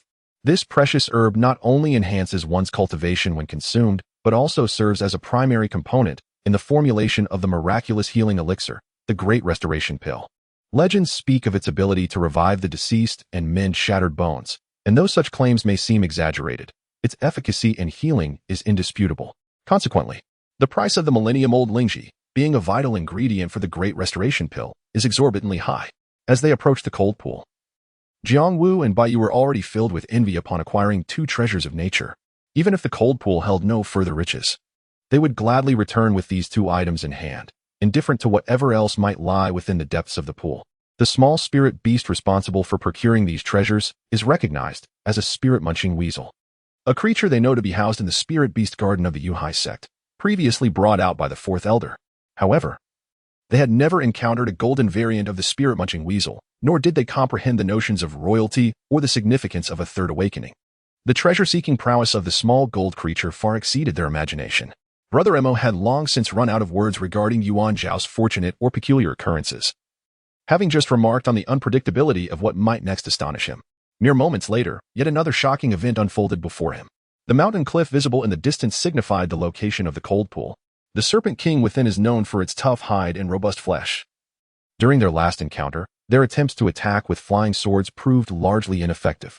Instead, they found that using fire talismans was a more effective means of restraining it. The Serpent King, as observed, appears to possess ice-based attacks. The frigid air it exhales impedes our movements. During our last encounter, it merely struck our flying sword. Yet it resulted in a noticeable reduction in its speed, even inflicting some damage to our mental control. Bai Yu remarked, "Let us first employ the fireball technique to gauge its efficacy." Jiang Wu turned to the others, echoing Bai Yu's sentiments. "I have yet to master the fireball technique, so I shall have to watch your performance," Yuan Xiao awkwardly admitted. Since arriving at the mountain gate, he had not visited the treasure pavilion even once and had not learned any spells. Thus far, all battles relied solely on spiritual energy and physical prowess, which he found rather amusing. How could anyone believe that Yuan Xiao had not learned any spells? Since his arrival at the Spirit Herb Garden, he had not even been to the new mountain gate, unaware of the direction to the treasure pavilion. However, Jiang Wu and Bai Yu found this utterly absurd. Typically, disciples at the third level of Qi refinement would have learned basic spells such as Fireball and Ice Bullet. How could Yuan Xiao's spirit beast be so formidable while he himself lacked even the fireball technique? It was simply outrageous. Little did they know that Yuan Xiao had been at the mountain gate for less than 2 months. Though Yuan Xiao was unfamiliar with the fireball technique, he certainly possessed fire-based attacks. The red dragon sword represented a pinnacle of fire-infused offense. However, were he to brandish the red dragon sword, it was uncertain how they would perceive it. Since ancient times, water and fire have been incompatible, and there exists a reciprocal relationship among fire, ice, and water attacks. Ultimately, the victor hinges not only on these elemental interactions but also on the sheer strength of the energies involved. For instance, sufficiently powerful fire can melt ice and evaporate water entirely. In the grand tapestry of existence, every entity is met with a counterpart, often resulting in a delicate balance of power. Yuan Xiao stepped beyond the periphery of the crowd, gesturing towards the direction of the cold pool, instructing Xiao Jin to proceed ahead, either to conceal himself or to scout the area before rejoining the group. Brother Emo distributed 2 swift movement talismans to each individual, urging them to affix them to their legs, ready to harness their spiritual energy at a moment's notice. thereby diminishing the likelihood of succumbing to the icy breath of the Serpent King. Yet, who could ascertain that the Serpent King had not undergone some transformation since their last encounter? Chapter 63. The Great Battle Against the Serpent King. The group meticulously prepared their fire talismans, life-saving elixirs, and weapons in hand. The final stretch of their journey would be traversed cautiously, utilizing the terrain to obscure their presence from the Serpent King, allowing them to remain concealed for a longer duration as they approached the cold pool. In the open air, they risked detection from a considerable distance. Yuan Xiao secured Xiao Huang within the spirit beast ring and proceeded alongside the others. However, midway through their journey, a sudden tremor emanated from the direction of the cold pool, accompanied by the tumult of flying stones, reminiscent of a ferocious battle or a beast in a frenzy. The group exchanged glances, questioning who had provoked the Serpent King. Clearly, their attempts at stealth were futile. The commotion was too pronounced, and if the Serpent King was present, he would undoubtedly have been roused, perhaps even responsible for the disturbance himself. As they stealthily approached the vicinity of the cold pool, they found no sign of the Serpent King, nor any other demonic beasts. It appeared that tranquility had returned. Gaining courage, they cautiously approached the cold pool, only to be met with astonishment by Bai Yu and Jiang Wu. The radiant light that had once illuminated the pool's depths had vanished, leaving the water shrouded in darkness, rendering them utterly bewildered. After preparing for a long time and inviting Brother Emo to join, one would have thought success was certain. Yet the suspected treasure in the cold pond had vanished. Was the journey in vain once more? Yuan Xiao did not pay attention to the pond, but instead scrutinized the surroundings. The ground was strewn with stones, and a significant area of grass and trees had been flattened, clearly indicating a recent upheaval. Yuan Xiao gently tapped Brother Mo's arm, gesturing towards the stones and the trampled vegetation, to which he nodded in acknowledgement. Yuan Xiao then pointed towards the back of the waterfall, and upon closer inspection, they discovered a cave hidden behind the curtain of water. During the previous visit of Jiang Wu and Bai Yu, their focus had solely been on the luminous treasures in the pond and their confrontation with the Serpent King, entirely overlooking the cave concealed by the waterfall. The group cautiously approached the cave along the edge of the pond. The entrance was approximately 10 feet high and wide, allowing only for walking, not flying. It was spacious enough for several individuals to pass through without feeling cramped, yet not particularly expansive. Since the shimmering treasures were no longer visible in the cold pond, and the Serpent King had not been sighted, the group decided not to waste their trip and ventured into the cave, hoping for unexpected discoveries. After walking for a while, the cave still showed no signs of an end. Yuan Xiao noticed distinct crawling marks in areas where the ground was slightly loose, suggesting the presence of the Serpent King. As they moved deeper, the cave split into two paths, and the group chose the right passage to continue their exploration. Unfortunately, they encountered no extraordinary treasures until they reached the end of this fork, where they stumbled upon a pile of serpent skins. Evidently, this fork in the road serves as the lair of the Serpent King. The snake shed found here is remarkably fresh, likely discarded merely days ago. Yuan Xiao approached and gently touched the shed skin, offering a cautionary remark. This indicates that the Serpent King may have undergone yet another evolution, suggesting a potential enhancement in its strength. Brother Emo expressed his concern. Previously, the Serpent King had effortlessly defeated Jiang Wu and Bai Yu, indicating a formidable prowess of at least the 10th layer of qi refinement. Now, with its recent shedding, what level of power could it have attained? Perhaps the initial stage of foundation establishment? Bai Yu and Jiang Wu felt a pang of anxiety. They had witnessed the Serpent King's terrifying capabilities firsthand.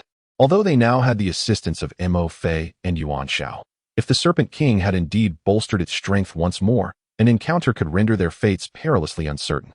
Bai Yu silently resolved that should danger arise, it would be prudent to prioritize her own safety.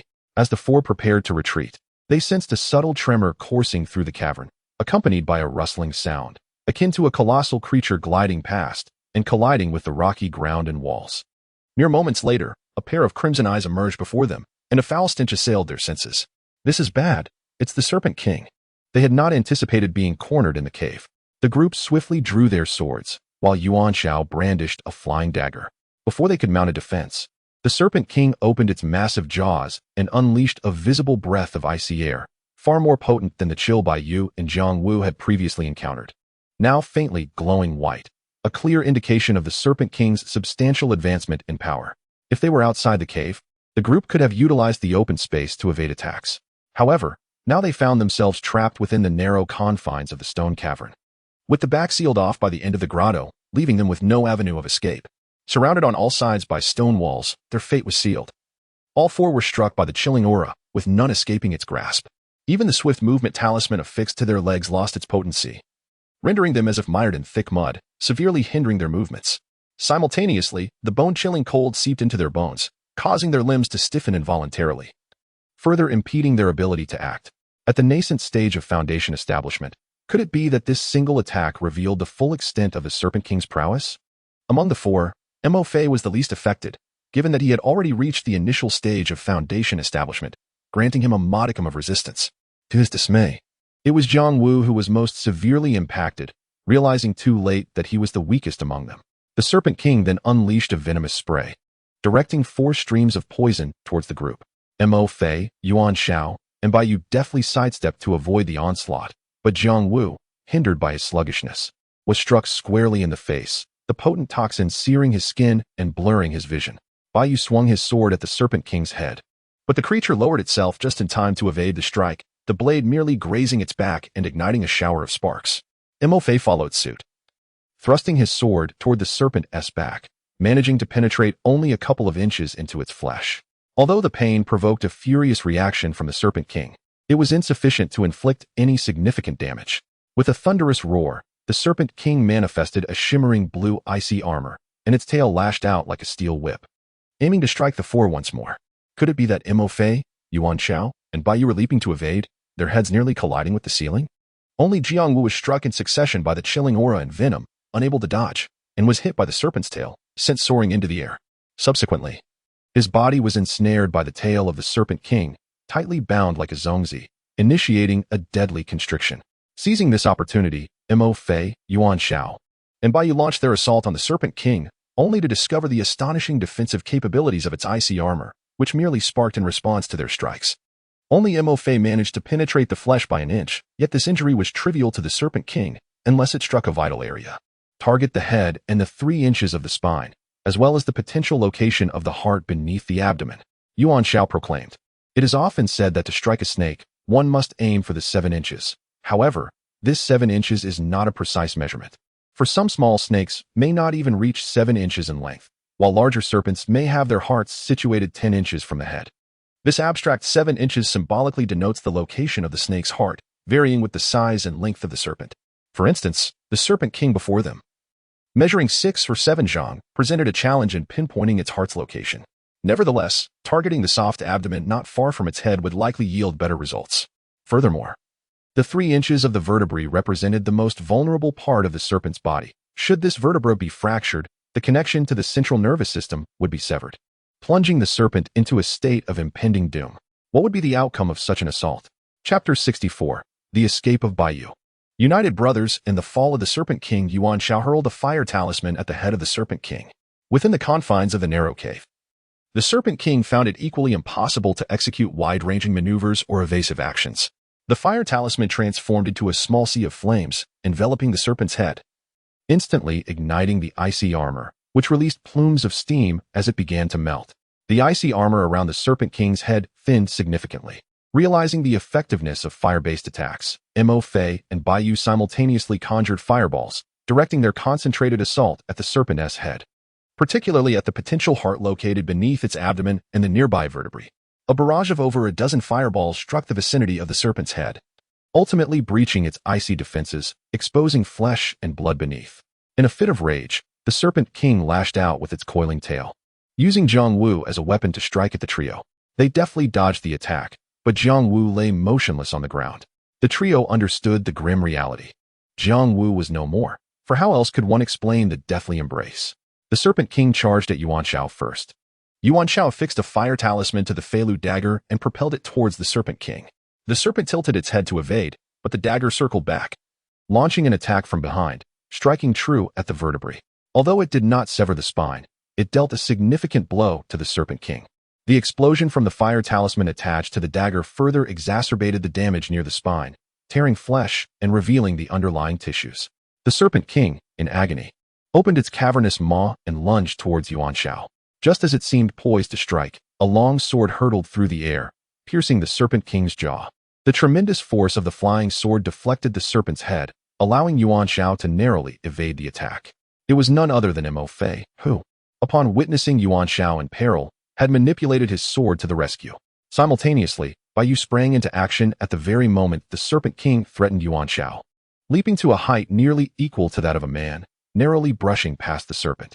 Upon landing, he immediately dashed towards the cave's exit, seemingly indifferent to the plights of Yuan Xiao and Mo Fei, prioritizing his own escape. Yuan Xiao felt no surprise at this betrayal. Rather, it was Mo Fei who was left speechless and filled with concern. With Jiang Wu deceased and only 3 individuals remaining, their chances against the Serpent King had already been slim. Yu's selfish flight further diminished their numbers, escalating the danger. It was clear that they could only fight to the death. Mo Fei resolved internally that this would be his first battle since establishing his foundation. Retreat was not an option. To do so would jeopardize his mental state and hinder his future cultivation. With only Yuan Xiao and himself left in the cave, there was no longer a need to conceal his strength. Suddenly, Mo Fei unleashed his foundational aura, significantly amplifying his presence, which drew the Serpent King's attention away from Yuan Xiao and towards him. Mo Fei unleashed a beam of spiritual energy through his sword, targeting the Serpent King's abdomen, precisely at the location where its icy armor had been breached. The attack penetrated deep, eliciting a pained cry from the Serpent King, which retaliated by swinging its tail towards the two. As Yuan Xiao appeared to be in imminent danger of being struck by the serpent's tail, Mo Fei leapt in front of him, wielding his sword to cleave the tail. Though the long sword had mitigated the onslaught of the serpent's tail, Mo Fei was still struck.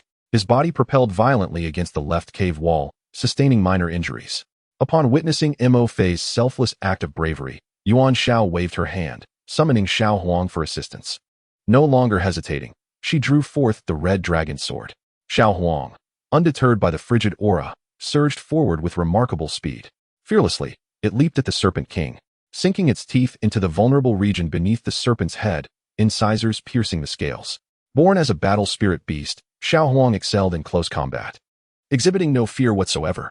The Serpent King, momentarily taken aback by the sudden appearance of a flying tiger clinging to its neck, instinctively lowered its head to strike at the creature's back. In that critical moment, a resounding dragon's roar echoed, rendering the Serpent King momentarily stupefied, its focus faltering, and even its assault on the flying tiger ceased. This was the first time Yuan Xiao employed the skill, Dragon's Roar, derived from her understanding of the Red Dragon Sword. Launching a mental assault on the Serpent King, the Red Dragon Sword possessed numerous abilities, and Dragon's Roar was the first skill Yuan Xiao grasped after recognizing the spirit of the sword, the little fire dragon. Simultaneously, Mo Fei and Yuan Xiao felt a sudden lightness, the chilling influence of the icy aura nearly vanishing. With the Serpent King momentarily disoriented from the mental attack, its magical defenses were significantly weakened. Seizing the opportunity, Yuan Xiao leapt onto the Serpent King's back, gripping the handle of the Fei Lu dagger and thrusting it forcefully, severing the spinal column halfway. Concurrently, Mo Fei rushed forward, plunging his sword into the Serpent King's vulnerable left eye, the blade penetrating effortlessly. Suddenly, the Serpent King let out a wail, regaining its senses, indicating that the effects of the mental assault had worn off. The Serpent King felt as though its spine was on the verge of breaking, and its left eye had succumbed to blindness. Imbued with an excruciating pain that penetrated to the bone, in a sudden surge of ferocity, it coiled its body fiercely, casting off the Yuan Xiao that had been perched upon its back. Mo Fei was also thrown aside, his long sword slipping from his grasp and remaining lodged within the Serpent King's left eye socket. Only Xiao Huang, though tossed away from the Serpent King's neck, managed to tear off 2 large chunks of flesh, revealing the trachea of the Serpent King's abdomen in stark clarity. Xiao Huang somersaulted through the air, returning to land where the Yuan Xiao had lodged the flying Lu dagger, and from its back, it seized the opportunity to bite down on the Serpent King's spine, continuing its relentless tugging.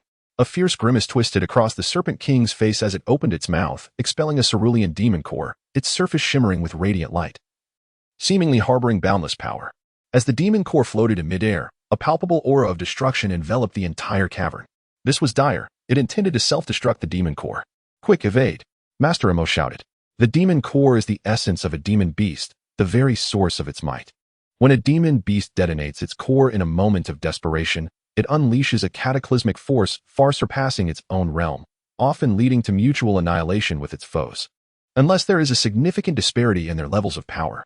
Yet, Yuan Xiao did not choose to flee. Instead, he wielded the Qidlong sword once more, launching a second mental assault.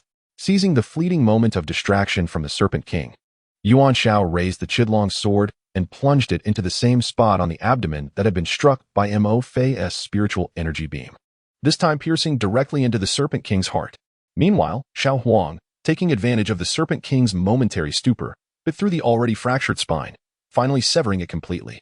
Could it be that while Mo Fei reminded Yuan Xiao to evade, he himself did not retreat, but instead leaped once more towards the Serpent King, drawing forth the long sword from its left eye socket and plunging it into the Serpent King's right eye?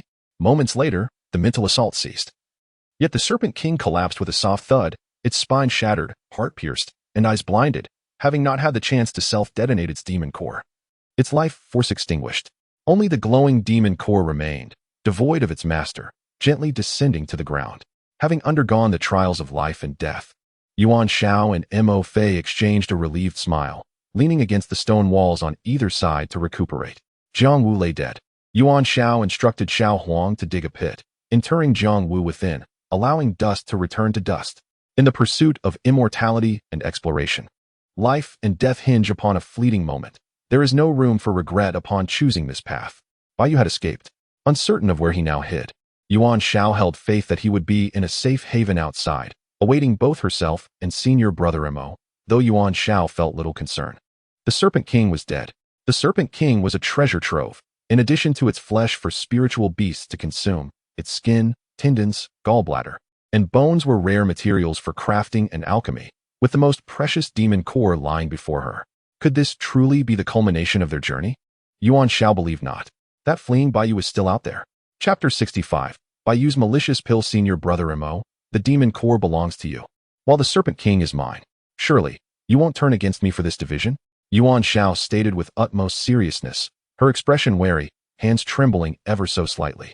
How audacious to dare offer me such a meager share, unaware that I am a Foundation establishment cultivator. Mo Fei, filled with rage, abruptly stood up and with a swift gesture, directed his sword towards Yuan Xiao. Witnessing this sudden aggression towards his mother, Xiao Huang, though incredulous, instinctively sprang from Yuan Xiao's embrace, poised to leap at Mo Fei.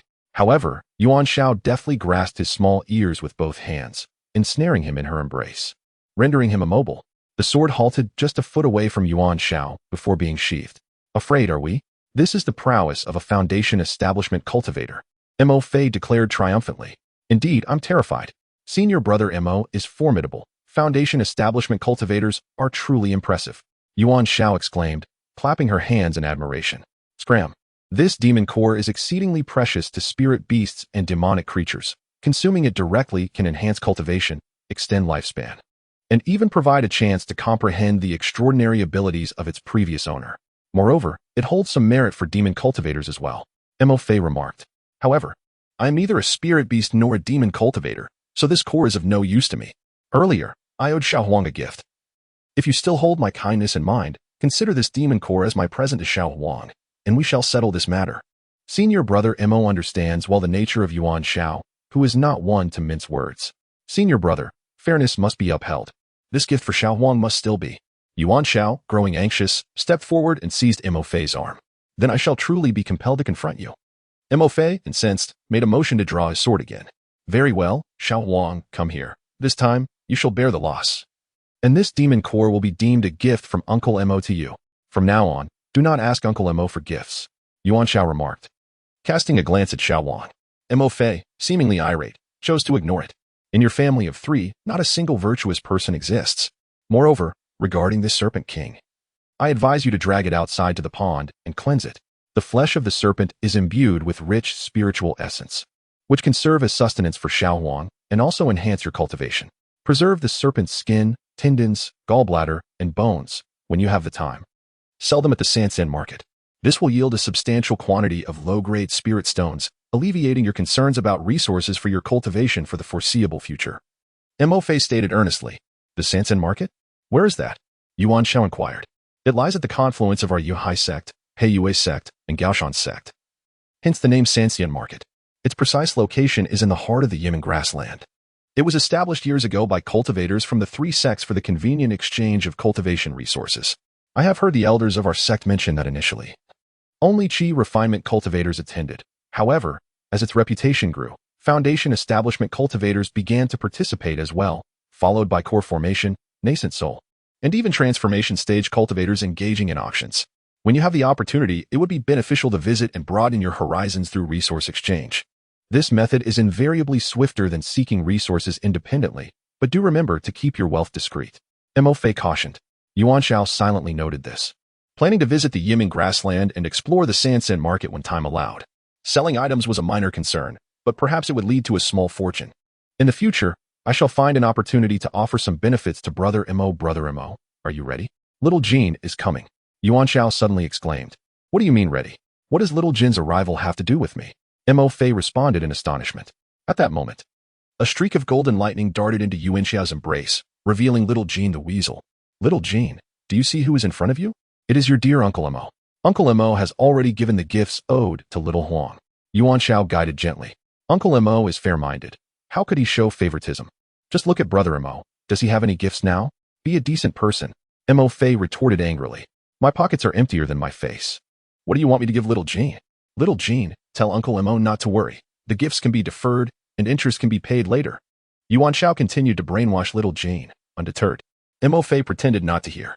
This family of three simply cannot owe anyone anything, truly, like father, like son, and like man. Like beast. As a result, little Jean opened his mouth and released a treasure, radiant and chilling. Yuan Xiao cradled the treasure in his palm, its icy touch piercing to the bone. It was an ice pearl, the size of an egg, semi-transparent, through which one could see a small bird resembling a phoenix swimming within. The bird was deep blue, and merely gazing upon it invoked a sense of coldness. It appeared to be an ice wand, a legendary ice-type divine beast. It was known to be exceedingly rare and immensely powerful, though I cannot elaborate further. Perhaps in the future, we could inquire with our second elder, who has presided over the treasure pavilion of Yunhai sect for many years and possesses vast knowledge. He might know more. Mo Fei remarked. Ice wand? Yuan Xiao silently committed this to memory, yet she would not easily approach the second elder for answers. Since the ice phoenix may indeed be a rare divine beast, Yuan Xiao intends to keep it hidden from the second elder, given her limited understanding of him. Moreover, in her heart, she already has a suitable person to consult, and she will discuss it upon their return to the mountain gate. Brother Mo, you didn't actually swallow the red pill that Bai Yu gave you, did you? Yuan Xiao suddenly inquired of Mo Fei. Junior brother Yuan, I may not be the sharpest tool in the shed, but you certainly underestimate my intelligence. Mo Fei replied. At that moment, I enveloped the pill in my vital energy and kept it in my mouth to reassure Bai Yu. Before we passed through the waterfall into this cave, I discreetly expelled the pill and stored it in my storage bag. There is no connection between Bai Yu and me. We do not know each other well enough to place our lives in each other's hands. When Bai Yu abandoned us and fled alone, I was relieved that I hadn't ingested the pill. Mo Fei expressed his relief. I have my own pill here as well. If my assumptions are correct, this pill will either be lethal or render one incapable of resistance, designed to control others after seizing treasure, allowing for the solo acquisition of riches. Yuan Xiao declared, producing a red pill to show Mo Fei. I knew you hadn't consumed it. Otherwise, you wouldn't be asking if I had. Mo Fei retorted, half amused. Brother Mo, if I am not mistaken, the ice phoenix pearl that Xiao Jin brought is the luminous treasure that was previously hidden within the cold pool. I had Xiao Jin enter ahead to investigate the cold pool, and it is likely that the ice phoenix pearl was taken by him at that time. Which is why we did not see the luminous treasure in the cold pool afterwards, Yuan Xiao continued. Afterwards, the earth trembled violently, likely due to the Serpent King discovering the absence of the ice wand pearl, driving him into a frenzy that shattered the surrounding stones and foliage. When we venture outside, should we encounter Bai Yu, let us feign having consumed the pills. Mo Fei nodded, believing this to be the likely scenario. In truth, Yuan Xiao was indeed correct. Yuan Xiao had stored the demon pill, ice wand pearl, and Qi Long sword within a spatial ring. Subsequently, he enlisted Xiao Wok as a laborer, dragging the deceased Serpent King towards the cave's exit, intending to cleanse the Serpent King by the waterside. Outside, the sun shone brilliantly. Yuan Xiao instructed the laborer Xiao Huang to cast the Serpent King by the water's edge, and then allowed Xiao Jin and Xiao Huang to frolic freely. Soon thereafter vanishing from sight, Yuan Xiao seized the Feilu dagger and began to dissect the Serpent King by the water, extracting the serpent's bones, cleansing them, and storing them in the spatial ring. Just as he was about to retrieve the serpent's gallbladder, he heard hurried footsteps approaching from a distance. A voice boomed with laughter. Mo Shixiang, Yuan Shidi, congratulations on slaying the Serpent King. Chapter 66. By Yu's reckoning, I am no match for the Serpent King. It was Mo Shixiang who fought valiantly to save me, allowing me to escape with my life. Now, Mo Shixiang has sustained grave injuries. It seems unlikely that he will emerge from this dense forest today, Yuan Xiao said with a desolate expression. Hearing this, Mo Fei, who was in the midst of meditative recovery, cooperatively spat out a mouthful of blood. inwardly cursing Yuan Xiao for his lack of foresight in scripting this scene without prior notice. What has happened to Mo Xiao? Bai Yu inquired with concern. Mo Xiao, Fei Hu, and I fought desperately against the Serpent King, resulting in mutual devastation. The heavily injured Fei Hu has now sought a place for recuperation. Brother Mo, already grievously wounded, just moments ago faced the self-detonation of the Serpent King. In an act of valor to shield me, Brother Mo placed himself before the onslaught, sustaining injuries that have compromised his very foundation. It is likely he can barely muster even a fraction of his strength, Yuan Xiao expressed with concern. I am reluctant to take him outside now. We shall wait until tomorrow when their wounds have mended somewhat before returning to the sect. Upon hearing this, Mo Fei's complexion paled further, and he coughed up blood thrice, a stark contrast to Yuan Xiao's description of his injuries. Mo Fei felt the weight of his own affliction. Bai Yu, upon hearing this, felt a flicker of hope. What a fortunate opportunity. Yet, he replied, Brother Mo, being at the pinnacle of the Qi refinement stage, you will undoubtedly recover swiftly. Now that the Serpent King has been vanquished, you can rest assuredly. However, I fear the beasts may attack tonight. If Brother Bai could assist in keeping watch, we would be most grateful if you could escort us back to the mountain gate at dawn. My brother and Brother Mo would certainly offer a token of appreciation, Yuan Xiao implored. Initially, Bai Yu harbored suspicions, hesitating in his decision. Yet, upon hearing Yuan Xiao's earnest plea for protection, coupled with Mo Fei's evident state, he became convinced of their dire conditions and felt a surge of confidence. It was not only Mo Fei who had attained the pinnacle of the Qi refinement stage. Bai Yu himself had recently made a breakthrough, achieving the same level. Albeit he had previously concealed his true strength, deliberately presenting himself as a mere 9th-level practitioner for this very moment. Since you have mentioned protection, I shall oblige. As for the token of appreciation, we need not wait until we return to the mountain gate. Let us consider the Serpent King as part of the reward. What say you, Brother Yin? Bai Yu began to adopt a more forthright demeanor. Yuan Xiao appeared noticeably flustered, glancing back at Mo Fei, who remained as pale as ever, devoid of any reaction, leading her to lose all hope. Bai Yu, however, remained unperturbed, leisurely awaiting Yuan Xiao's response. This Serpent King was favored by Brother Bai. He was welcome to take it. Earlier, Brother Bai had mentioned it as one of the rewards, suggesting there must be another, though its nature remained a mystery. This second reward is none other than your little golden marten. Hand over these 2 items, and I shall ensure your safe return to the mountain gate. Bai Yu, do not take advantage of us too much. Mo has not been completely stripped of his fighting spirit. Mo Fei suddenly interjected, attempting to rise but collapsing back to the ground, unable even to stand. Yuan Xiao looked on in astonishment. Brother Mo, I merely asked you to imitate, not to surpass. Your performance is so convincing that I fear for your very life. Fighting spirit, allow me to awaken you. Bai Yu suddenly pinched his fingers, casting a minor spell and then waiting in silence. Brother Mo, Junior Brother Yuan, do you now feel that you possess the strength for a battle? Bai Yu inquired with a teasing tone. His earlier spell had triggered the red pills previously given to the 3, which, upon activation, would render the consumer devoid of all magical power for a brief period, making them utterly vulnerable. The potency of this pill was formidable against Foundation Establishment or Golden Core Masters, yet it posed little challenge to mere Qi refinement disciples. Having successfully employed it several times before, all Qi refinement disciples who ingested the pill had met with dire consequences. This was the source of Bai Yu's confidence. Suddenly, Yuan Xiao also collapsed to the ground, appearing utterly drained, reluctantly stating, Brother Bai, I offer you the little golden marten. The junior disciple merely sought clarification. Why did he now feel utterly drained, as if his spiritual energy had been entirely depleted? With no further information to offer, the response was left to speculation. Bai Yu, disinterested in idle chatter, was about to advance and collect the materials from the Serpent King's corpse when he suddenly guessed the answer. Is it this? Yuan Xiao abruptly rose once more, holding a crimson pill in his hand. You haven't taken it? Bai Yu exclaimed in astonishment, quickly turning to glance at Mo Fei, relieved to find him still slumped on the ground, unable to rise. Although Bai Yu had not witnessed Yuan Xiao consume the pill, he had indeed seen Mo Fei take it, which allowed him to regain his composure after a brief moment of panic. As long as Mo Fei remained poisoned and unhealed, the immediate threat posed by Yuan Xiao appeared minimal. Bai Yu suddenly summoned his flying sword, directing it toward Yuan Xiao with the intent to strike. Yuan Xiao deftly deflected the sword with his flying dagger, sidling closer to Bai Yu, eager for close combat. Bai Yu maneuvered the sword to strike at Yuan Xiao's back. But Yuan Xiao had already extended his consciousness, attuned to every movement around him. Without turning, he accurately blocked the flying sword with his dagger. In that moment, Bai Yu recognized the formidable nature of Yuan Xiao and shed his earlier underestimation, adopting a more serious demeanor. He unleashed fireball spells and ice projectiles upon Yuan Xiao, who chose to evade with his speed rather than retaliate, yet he drew ever nearer to Baiyu. Realizing the distance was closing, Baiyu retracted his airborne sword, grasped it firmly, and prepared for a hand-to-hand confrontation with Yuan Xiao. The white jade sword sliced towards Yuan Xiao's shoulder, yet Yuan Xiao remained steadfast, thrusting the dagger directly at his own chest in a reckless exchange of injury for injury. Baiyu, taken aback by such a perilous tactic, found himself momentarily bewildered. While Yuan Xiao chose not to save himself, Baiyu had no choice but to defend, swiftly retracting his long sword to shield his chest. Unfortunately, he was a moment too late, and the dagger left a small but bloody mark on his chest. Though shallow, it still drew blood. Baiyu leaped backward, re-establishing some distance, and scrutinized Yuan Xiao closely.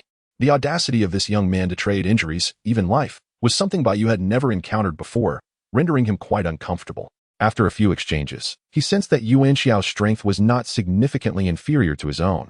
This young man was indeed well concealed. Should he engage further or retreat? Just as Baiyu grappled with his indecision, he realized escape was no longer an option. Xiao Huang and Xiao Jin, sensing the skirmish, had already returned and now hovered not far behind Baiyu. As Baiyu prepared to take flight on his sword, intending to escape once more, he found the endeavor far more challenging this time. With a flick of his wings, Xiao Huang unleashed 2 blades of wind aimed at Baiyu's chest. These wind blades were transparent and formless, making them exceedingly difficult to detect. By the time Baiyu noticed, it was too late to evade. He managed to sidestep one blade, but the other struck him squarely in the chest, leaving him bloodied and battered. In retaliation, Baiyu hurled several fire talismans at Xiao Huang, but they were deftly dodged. Then, Xiao Huang swooped down, colliding forcefully with Baiyu. After the white jade fell to the ground, a sword swept out in an attempt to fend off the small yellow creature. However, in an unexpected turn of events, a flash caught the eye, and the face was swiftly clawed by the small golden beast, leaving blood to blur the vision. Consequently, the flying sword lost its aim and was struck by the small yellow creature, causing the long sword to slip from the grip and sending the white jade tumbling several feet away, landing beside Mo Fei.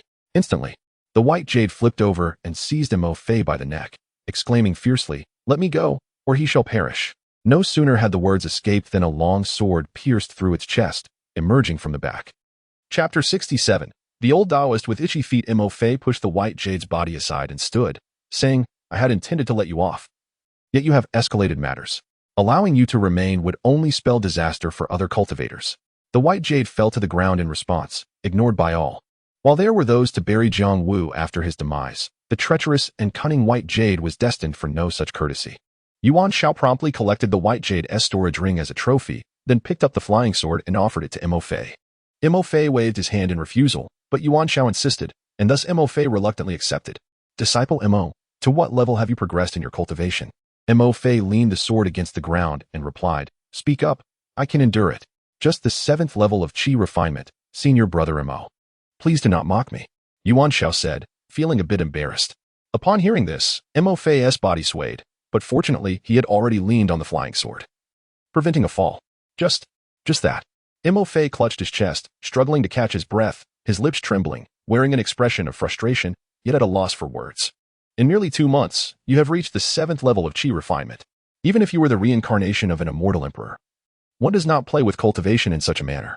What about the rest of us? Brother Mo, please do not be angry. I will certainly strive to improve from now on. I will find a way to enter the 8th level soon and will no longer be so lazy," Yuan Xiao lamented. "Get lost. None of you 3 should speak to me today." Mo Fei immediately lost his temper and stormed off to sulk in a corner. Beside them, Xiao Jin and Xiao Huang were bewildered. "What does your conversation have to do with us?" Yuan Xiao paid them no heed. Humming a tune, he picked up the Feilu dagger and assumed the role of a butcher. He meticulously cleaned and stored the snake's gall, tendons, skin, and bones within his storage ring, leaving only a few pieces of snake meat outside for Xiao Huang to consume on the spot, while the rest was also cleaned and stored away for later use. This was the flesh of a foundational period snake king, already infused with spiritual essence. After consumption, not only would Xiao Huang enhance his cultivation, but, notably, it would also fortify his physical strength, which was particularly beneficial for the close combat-oriented Xiao Huang.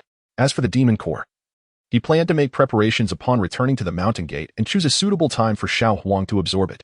Faced with foundational period cultivators, Xiao Jin could adequately protect himself with his speed. Although Xiao Huang's attacks were fierce, he still faced danger against foundational cultivators.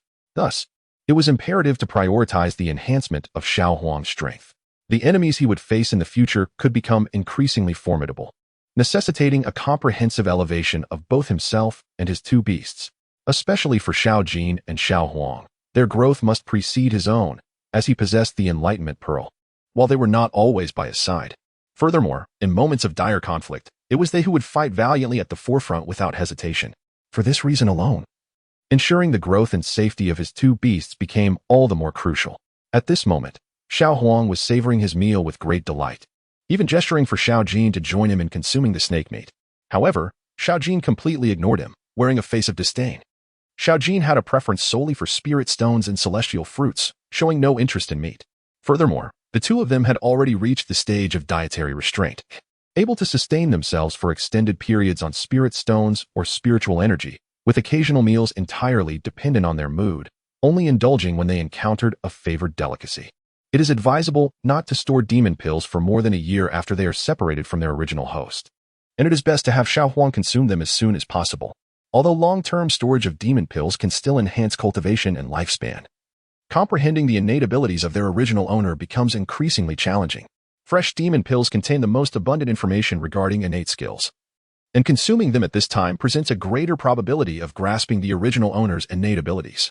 For instance, this Serpent King possesses an innate skill that can slow down the movement speed of enemies, known as the Chilling Aura. If Xiao Huang were to consume it soon, he would have a certain chance of comprehending this Chilling Aura skill. Could it be that you possess a sharp tongue but a tender heart? He pondered aloud. Brother Mo, did you not instruct our family of three not to speak to you today? Yuan Xiao inquired. I did say not to speak to me, but I never claimed I would not speak to you. Brother Mo retorted angrily. Brother Mo, your logic is impeccable. It was my misunderstanding. Please do not be upset, Yuan Xiao said, flattering as she began to massage Brother Mo's shoulders. Brother Mo, not refusing her attentions, allowed Yuan Xiao to fawn over him. As evening descended, Yuan Xiao and Brother Mo commenced their journey back to the old mountain gate of Yuhai City. Yuan Xiao stored Xiao Jin and Xiao Huang within her spirit beast ring, while she continued to hitch a ride on the sword, provoking eye rolls from Brother Mo. In the past, one could disregard the inability to wield a sword, but now that one has mastered the art of swordsmanship, it is rather audacious to seek to borrow a blade. How about imposing a modest fee for such borrowing? Perhaps a mere 10 or 8 low-grade spirit stones, enough to evoke tears. Little do they know, Yuan Xiao is not intimidated by such trivialities. Does Yuan Xiao truly lack low-grade spirit stones? In fact, she would relish the opportunity to find a reason to bestow some upon them. As dawn broke, she returned to the mountain gate. Could it be that she would land her flying sword directly on Xiushui Island, evidently still harboring some resentment? Deliberately withholding her return to the medicinal garden, Yuan Xiao suppressed her laughter, feigning ignorance. She intended to visit the alchemy chamber to seek out Brother Hai and inquire about the matter of Bingwan. Thus summoning Xiao Wang and riding towards the alchemy chamber nestled halfway up the small green mountain. Today, Brother Hai was not engaged in alchemy. Instead, he lay barefoot in the yard basking in the sunlight, occasionally tending to his feet. Upon entering the courtyard, Yuan Xiao observed Brother Hai just as he finished inspecting his feet, bringing his hand to his nose for a whiff. To her astonishment, he stretched his neck, puffed out his cheeks, and nearly retched at his own aroma. Yuan Xiao was left dumbfounded. Could the elixirs produced by Brother Hai's foot-picking hands still be consumable? Is this not a form of poisoning? No wonder the potions he crafted over the years were laden with toxins. Just from that hand, one could surmise the toxicity was beyond acceptable limits. Recalling the few foundation-building and golden elixirs in her possession, she felt fortunate to have the Tianqi Pearl, which had purified and enhanced these potions.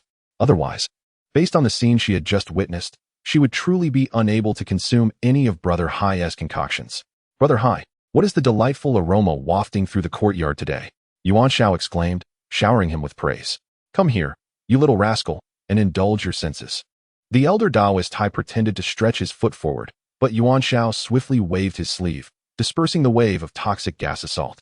Finally, the elder Taoist donned his shoes, for he had nearly succumbed to the noxious fumes moments prior and could not endure any further provocation. Brother Hai, what is the Ice Phoenix? Yuan Xiao inquired as he settled down. You rascal, what prompted this question? The elder replied, I have perused ancient texts. The Ice Phoenix is a mythical beast of the ice element, existing one tier above spirit beasts. It is inherently endowed with ice-related supernatural abilities, possessing an inexhaustible power of frost. Legends speak of its ability to instantly encase a person in ice, rendering even those of equal cultivation in a semi-frozen state, moving as if trapped in a quagmire. Thus, ordinary practitioners, unless their cultivation vastly exceeds that of the ice phoenix, dare not provoke it. Elder Taoist Hai indeed possessed knowledge of the ice phoenix, and Yuan Xiao felt a surge of delight. Is the ice phoenix truly like this? He suddenly produced the ice phoenix pearl, cradling it in his palm for the elder to behold. Elder Taoist Hai's eyes widened in astonishment, instinctively reaching out to grasp the ice phoenix pearl. However, before his hand could make contact, the pearl leapt away, landing instead in Yuan Xiao's other hand. Brother Hai, I suppose only I can tolerate your foot-scratching hands. Look now, even the ice phoenix seems to disdain you, having lived for several centuries. Elder Hai was taken aback by the scorn of a divine beast.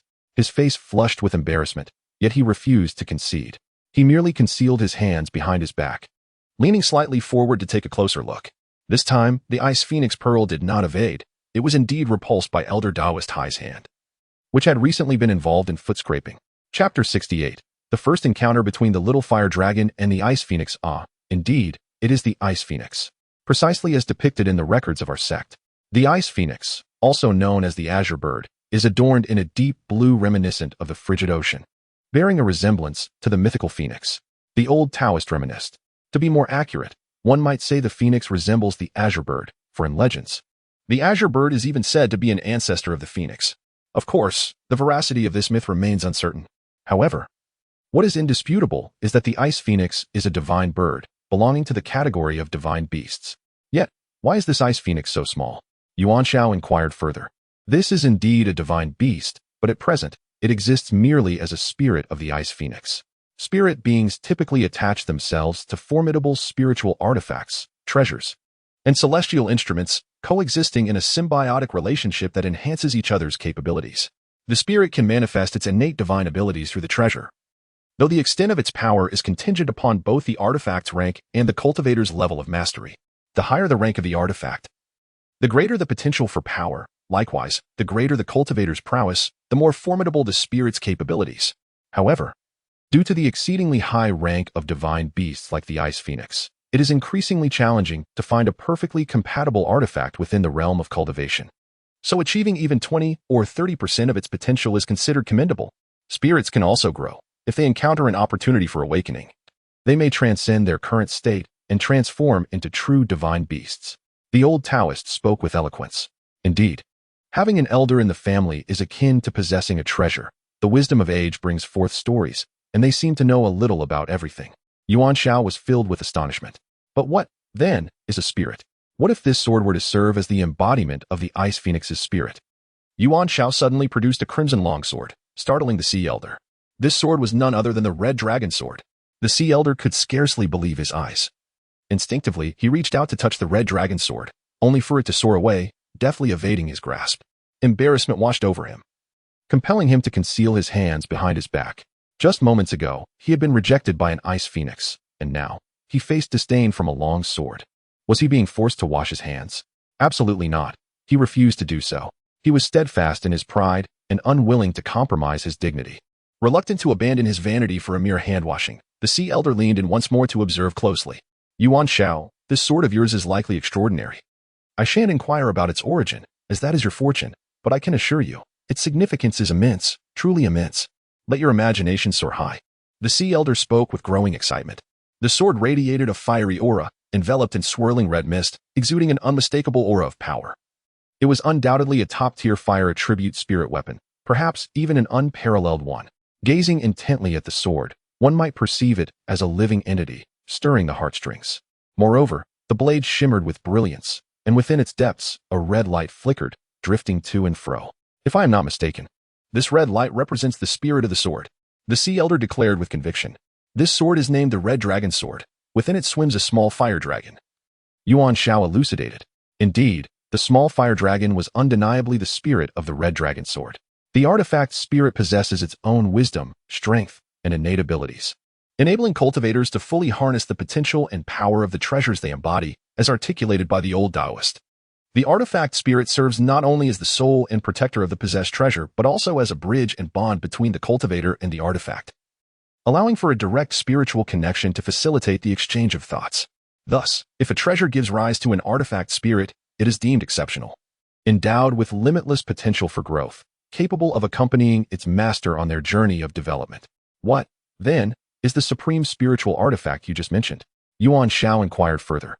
The spiritual artifacts utilized by cultivators are generally categorized into inferior, medium, superior, and exceptional spiritual artifacts. In fact, beyond exceptional artifacts, there exists an even higher echelon known as supreme spiritual artifacts. However, due to their rarity in the world, they are almost exclusively found in legends, leading cultivators to overlook and forget about them. Supreme spiritual artifacts are rarer than exceptional ones, possessing greater power, enhanced offensive and defensive capabilities, and typically featuring a broader array of special skills. Most importantly, supreme spiritual artifacts, due to their more powerful and wiser artifact spirits, can significantly elevate the combat prowess of their masters. The relationship between supreme spiritual artifacts and their spirits is mutually reinforcing. The strength of the artifact spirit, to a considerable extent, determines the potency and rank of the spiritual artifact itself. Conversely, the level of the spiritual artifact constrains the expression of the artifact spirit's innate abilities. The old Taoist spoke with candor. Yuan Xiao, could you summon that little fire dragon for your elder brother to see? He said, his eagerness palpable. Having just witnessed the ice phoenix spirit beast, I have now discovered the presence of the fire dragon spirit. How could one possibly let such a rare opportunity slip away? It is vital to remember that the fire dragon is also among the divine beasts. The fire dragon spirit, of which I have only read in texts but never beheld with my own eyes, presents a unique chance. Should I encounter two types of divine beast spirits today, I could boast with greater confidence when I eventually confront those old geezers at the new sect. Having recently endured a life and death struggle with the fourth elder, my little fire spirit has already recognized me as its master, and now there exists a profound connection between us and the Lantern Festival. As I gently caressed the sword's blade, my consciousness resonated, summoning forth a small fire dragon that soared from the red dragon's sword, hovering before me in midair. Suddenly, the little fire dragon trembled, darting towards the ice phoenix pearl in my hand, emitting a slender tongue of flame 3 feet long, aimed directly at the pearl. Elder Hai was so engrossed in observing the small fire dragon that he leaned in a bit too close, resulting in his beard and eyebrows igniting, prompting a panicked response as he swatted and struck at the flames to extinguish them.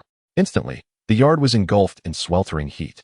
The ice phoenix pearl, equally startled, did not remain passive. Instead, it soared into the air, unleashing a blue ice spear that shot forth from the pearl, heading straight for the small fire dragon. The other half of the yard was suddenly enveloped in a bone-chilling cold, causing Elder Hai to shiver uncontrollably. The crimson flames and the blue ice spear finally collided, releasing a ferocious aura that enveloped the surroundings. Foreseeing impending disaster, Elder Hai urgently conjured a protective barrier of spiritual energy to envelop the flames and ice spikes. Simultaneously, he unleashed a bell-shaped magical artifact, further shrouding the barrier. After establishing this dual-layered defense, he expelled a surge of spiritual energy, sending the bell-shaped artifact hurtling into a distant valley. Moments later, a resounding explosion echoed from the valley, shaking the very earth, causing tremors that were felt even at the far-off alchemy pavilion. The thatch on the roofs was dislodged, falling directly upon Elder Hai's head. Yuan Xiao realized the gravity of the situation and hastily urged the little fire dragon to return to the red dragon's sword, albeit reluctantly. The little fire dragon begrudgingly complied. Meanwhile, Iceland continued to press against the outer shell of the orb, seemingly eager to re-enter the fray. What a calamity! The first encounter between the little fire dragon and Iceland had escalated into a confrontation. Each was clearly unwilling to yield, both exuding an air that this matter was far from settled. Elder Hai seized Yuan Xiao and flew toward the valley, arriving at the site of the explosion and gasping in astonishment. In the aftermath of the blast, the previously launched bell-shaped artifact lay shattered into several pieces, emitting wisps of smoke. The protective barrier of spiritual energy had long since dissipated into nothingness. In the center of the valley, a freshly formed crater, several yards deep, released tendrils of smoke from the disturbed earth. Most remarkably, the explosion had even unearthed underground water, causing clear streams to flow forth, suggesting that in no time, this area would transform into a small lake. It was indeed a lapse in judgment on the Elder's part. Since ancient times, fire and ice have been irreconcilable opposites. One is the fire dragon spirit, while the other is the ice phoenix spirit. When these two strangers meet, a clash is inevitable, especially given their fundamentally contradictory natures. Both occupy lofty positions, yet have only just begun to awaken their intelligence, making their playful skirmishes quite unavoidable. Elder Hai awkwardly peeled away the straw stuck to his forehead as he spoke. Young Master Yuan, the ice phoenix spirit you possess has evidently yet to recognize its master, hence its untamed demeanor. If it were to break free at this moment, it could cause uncontrollable destruction. You must quickly drop a few drops of your blood to establish a spiritual connection. Noticing the ice phoenix continuously battering against the orb, Elder Hai urged with urgency. Without hesitation, Yuan Xiao drew forth a Feilu dagger, sliced his index finger, and let forth over 20 drops of his essence into the ice phoenix orb. To an uninformed observer, it might have appeared as though he were preparing a blood sausage. Elder Hai suggested only a few drops were necessary. Yet Yuan Xiao was remarkably generous, fearing he might lose control of the ice phoenix. He thus poured in more than 20 drops, staining the entire orb crimson, a rather harsh act towards himself. As the vibrant blood seeped in, the ice phoenix took a few sips and gradually calmed. After a while, it was clear that the ice phoenix had succumbed to slumber. Once the ice phoenix orb absorbed Yuan Xiao's essence, it slowly reverted to its original azure hue. A wondrous telepathic connection was established. Yuan Xiao suddenly felt an extraordinary harmony with the ice phoenix orb, finding the spirit within to be endearingly familiar. Perhaps this was the experience of the ice phoenix recognizing its master. Elder Hai, standing at the edge of the large pit, picked up several fragments of the bell-shaped artifact. Utterly astonished. In his lifetime, Hai Laodao possessed but a few cherished treasures, and today, the strongest of them met its untimely demise simply because he wished to boast about witnessing two divine beasts. He was filled with regret. Indeed, not only can boasting lead to peril, but the mere desire to boast can also bring calamity. Brother Hai, this is a millennium-old Ganoderma I procured from the dense forests of the southern Wuming Mountains. As you know, I lack the skills in alchemy, and possessing it would be a waste. Since I have the fortune of meeting you today, I shall bestow it upon you. If you can concoct a resurrection pill, it would indeed be a splendid tale. Upon witnessing Hai Laodao's comical expression, Yuan Xiao promptly produced the ancient Ganoderma, eager to invigorate Hai Laodao. Enough of this. Today, I merely seek to broaden my horizons, so I may boast before those old geezers. The consequences of my own actions, I shall bear alone. Such treasures are not rare to me, for I possess at least 8 or 10 of them. Now, let us return to bask in the sunlight. With such words, does it mean I shall no longer accompany you in alchemy, brother? Yuan Xiao feigned disappointment. That cannot be. Though you may not desire the Ganoderma, you must still accompany me next time for my alchemical endeavors. I have noticed that your presence brings me good fortune, after a century of alchemy. Only during your 2 visits have I succeeded in refining 2 batches of elixirs. Hai Laodao grasped Yuan Xiao's arm tightly, as if fearful that he would flee and never return. Brother, if you do not release me soon, my arm may indeed break, and I shall be of no assistance to you in the future. Yuan Xiao exclaimed in pain. Only then did Hai Laodao realize he had applied too much force, and he awkwardly loosened his grip. Brother Hai, may I inquire about your level of cultivation? Suddenly, Yuan Xiao inquired. Originally, this was the late stage of foundation establishment, but that is no longer the case. Previously, you accompanied me in alchemy, and we successfully concocted 2 batches, one of foundation establishment pills and one of golden core pills. This allowed me to unlock my heart's restraints, and in an instant, enlightenment dawned upon me. After years of stagnation in my cultivation, the shackles have suddenly been released, and I have now achieved the pinnacle of foundation establishment. Speaking of which, dear brother, you are indeed my fortunate star. I am preparing to challenge the golden core stage soon, utilizing the pills we refined together last time. Should I succeed, I shall venture to the new sect to boast to those old geezers. If I do not succeed, you can come back to assist me in refining a few more golden core pills, with you by my side. I have no doubt we shall succeed in crafting the golden core. Old Master Hai suddenly brimmed with enthusiasm.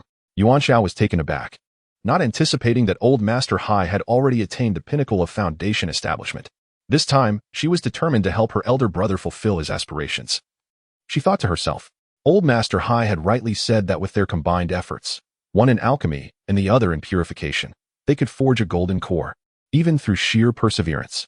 Moreover, now that Old Master Hai's heart is unburdened, he is at a peak moment of confidence, significantly increasing his chances of breaking through to the golden core stage. After bidding farewell to Old Master Hai, Yuan Xiao rode back to the small medicinal garden on her little yellow steed. Seizing the opportunity of a leisurely day, she brewed 2 vats of spiritual liquid to nourish the garden. Observing the lush and vibrant spiritual herbs, her mood naturally brightened, filled with a profound sense of accomplishment. She took out the demon core of the Serpent King and examined it. The core shimmered with a green hue, chilling to the bone, its surface radiating brilliance that conveyed an overwhelming power within.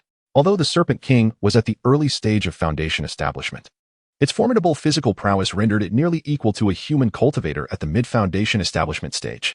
Xiao Huang has now attained a cultivation level of approximately the 10th layer of qi refinement. What transformations might Xiao Huang undergo after consuming this demon core? Brother Mo once mentioned that it is advisable for Xiao Huang to ingest the demon core as early as possible, for the fresher the core, the more likely it is to enable the consumer to comprehend the innate skills of its original master. Without further ado, let us proceed to the mountain's rear cave, where Xiao Huang will consume the demon core of the Serpent King. Yuan Xiao called upon Xiao Jin and Xiao Huang to first gather spirit stones from the mine. After collecting from 2 caves, they hurried directly to the 2 hidden chambers within the cliff. Upon entering the room, Yuan Xiao first took out the Celestial Enlightenment Pearl, attempting to purify the Serpent King's demon core. Yuan Xiao approached this endeavor with a spirit of experimentation, uncertain whether the pearl could indeed purify the core. However, to their delight, after the passage of a fragrant incense, upon touching the demon core, a layer of gelatinous exterior seemed to peel away, revealing the radiant core within. This step was, in fact, a fortunate stroke of serendipity. Spirit beasts can directly consume demon cores from other beasts, and purification prior to consumption generally facilitates a swifter integration. Nevertheless, even without purification, consumption poses no issues. Yuan Xiao gently patted Xiao Huang's head and remarked, "This demon core is a gift from your Uncle Mo, so be sure not to waste it. Soon, we shall elevate our strength to the foundation establishment stage and give your Uncle Mo quite the surprise." Yuan Xiao envisioned the astonished expression on Mo Fei's face, nearly grinning from ear to ear. Now open wide. Yuan Xiao, much like a caring mother, grasped Xiao Huang's cheeks, gently prying open its jaw to insert the demon core, akin to coaxing a child to take medicine. Xiao Huang was left utterly bewildered. "Mother, what is the matter with you today? I can eat by myself. Your actions are quite embarrassing for me. I am no longer a mere child." "Oh, wait. It seems I'm not a child at all." However, upon consuming the demon core of the foundational stage Serpent King, Little Huang immediately sensed something amiss within his abdomen. Chapter 70. Little Huang causes trouble and faces consequences first came in intense heat, as if a great fireball was igniting within. After enduring that, a bone-chilling cold followed, as if he were on the verge of freezing solid. Simultaneously, the twin wings upon Little Huang's shoulders began to emanate a verdant hue, gradually transforming from their original yellow into a rich green, becoming broader and more robust, exuding a piercingly cold aura. Little Huang's muscles started to swell, and his claws elongated, gleaming with a terrifying brilliance. Within the span of an hour, he surged from the size of a plump pig to that of a yellow cow, his body a tapestry of sinewy strength, brimming with explosive power. Yuan Xiao couldn't help but marvel. Such muscle on Little Huang would be a pity if not employed for plowing the fields. Suddenly, with a low growl, Little Huang lunged toward Xiao Jin. Naturally, Xiao Jin would not remain passive. He swiftly darted toward the mine. In the past, Little Huang had pursued Xiao Jin countless times, yet had never succeeded. Little Huang, filled with enthusiasm, chased after him, soaring through the air and thrusting his green wings to attack. Each strike left a deep groove in the rocky walls, emanating an icy chill. Remarkably, Little Huang's assaults consistently targeted the very spots where Xiao Jin had previously flickered and lingered, displaying an extraordinary mastery over the icy wind blades. Xiao Jin began to panic.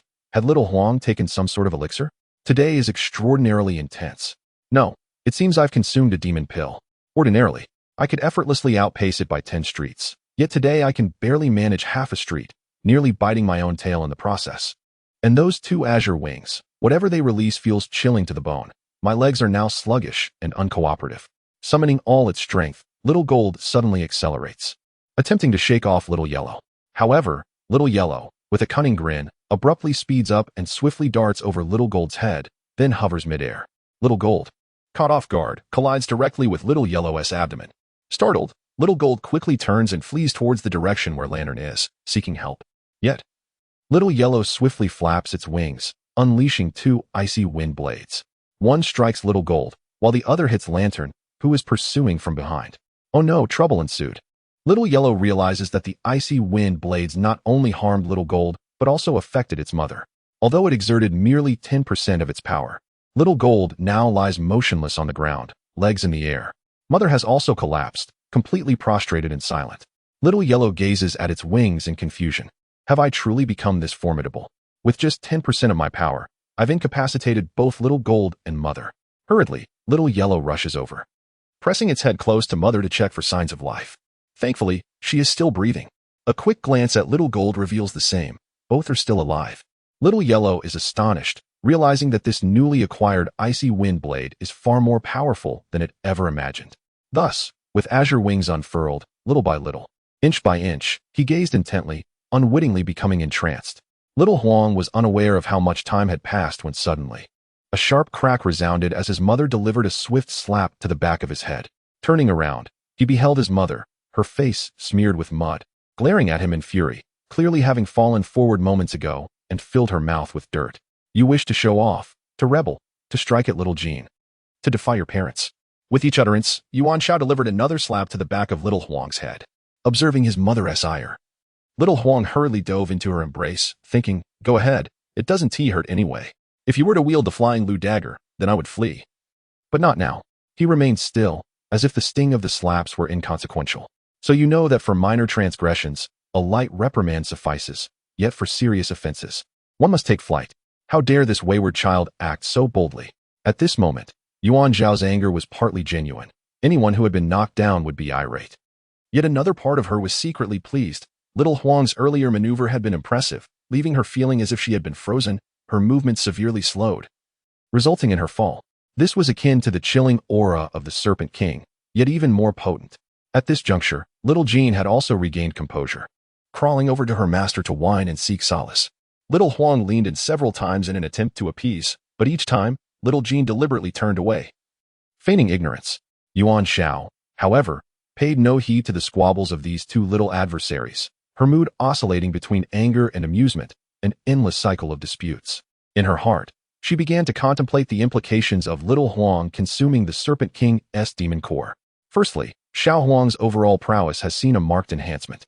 Both its offensive capabilities and speed have significantly improved, with a particularly notable increase in velocity, allowing it to keep pace with Xiao Jin. This ensures that it can effectively pursue or evade as necessary. Secondly, Xiao Huang's physique has undergone a remarkable transformation. It has grown larger and more robust, capable of tilling 100 acres without breaking a sweat. Its physical strength has evidently escalated, leading to a proportional boost in defensive capabilities. Moreover, Xiao Huang's wings have experienced a dramatic metamorphosis, now adorned in a striking azure hue, and have undergone a fusion of skills, resulting in a unique evolution. The original wind blade skill has merged with the frost breath of the Serpent King, culminating in the creation of the frost wind blade, which boasts enhanced offensive power and a more pronounced freezing and slowing effect.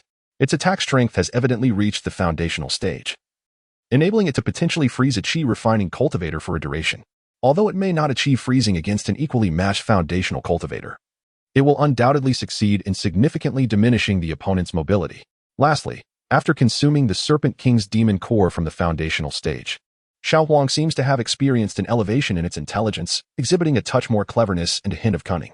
Furthermore, it is widely acknowledged within the realm of cultivation that spiritual beasts that consume the demon cores of other beasts can directly prolong their lifespan, a fact that is indisputable.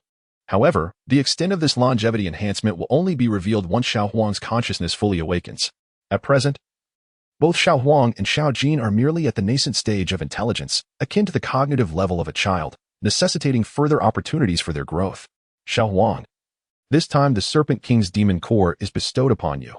However, should you encounter any treasures in the future, remember to reserve them for Xiao Jin. Do you understand? Yuan Xiao firmly grasped Xiao Huang's ear, admonishing him directly. Xiao Huang nodded eagerly, prioritizing the release of his ear over the words being spoken. Xiao Jin, let us not emulate that foolish brute. What else can he do besides fighting?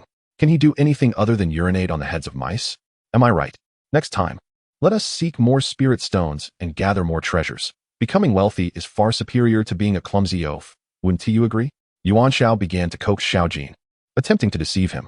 Approximately 2 months prior, when they first encountered Xiao Jin in the mine, he had used spirit stones to entice the greedy child. And today he resorted to the same tactic. To his surprise, Xiao Jin genuinely believed this ploy and scampered off in search of spirit stones. Observing this scene, Xiao Huang chuckled slyly, only to suddenly notice his mother watching him, prompting him to quickly compose himself and feign innocence. Scram, go keep an eye on Xiao Jin, and ensure he doesn't get into trouble. You both must return to the medicinal garden later. Yuan Xiao delivered a sharp slap to the back of Xiao Huang's head, issuing her command, and in an instant, Xiao Huang vanished from sight. Such speed truly rendered him unafraid of any Qi Foundation stage cultivator. Chapter 71. Peril on the Yiming Prairie. Yuan Xiao contemplated that if he were alone and refrained from wielding the red dragon sword, he could only hold his own against a Qi refinement level 10 opponent.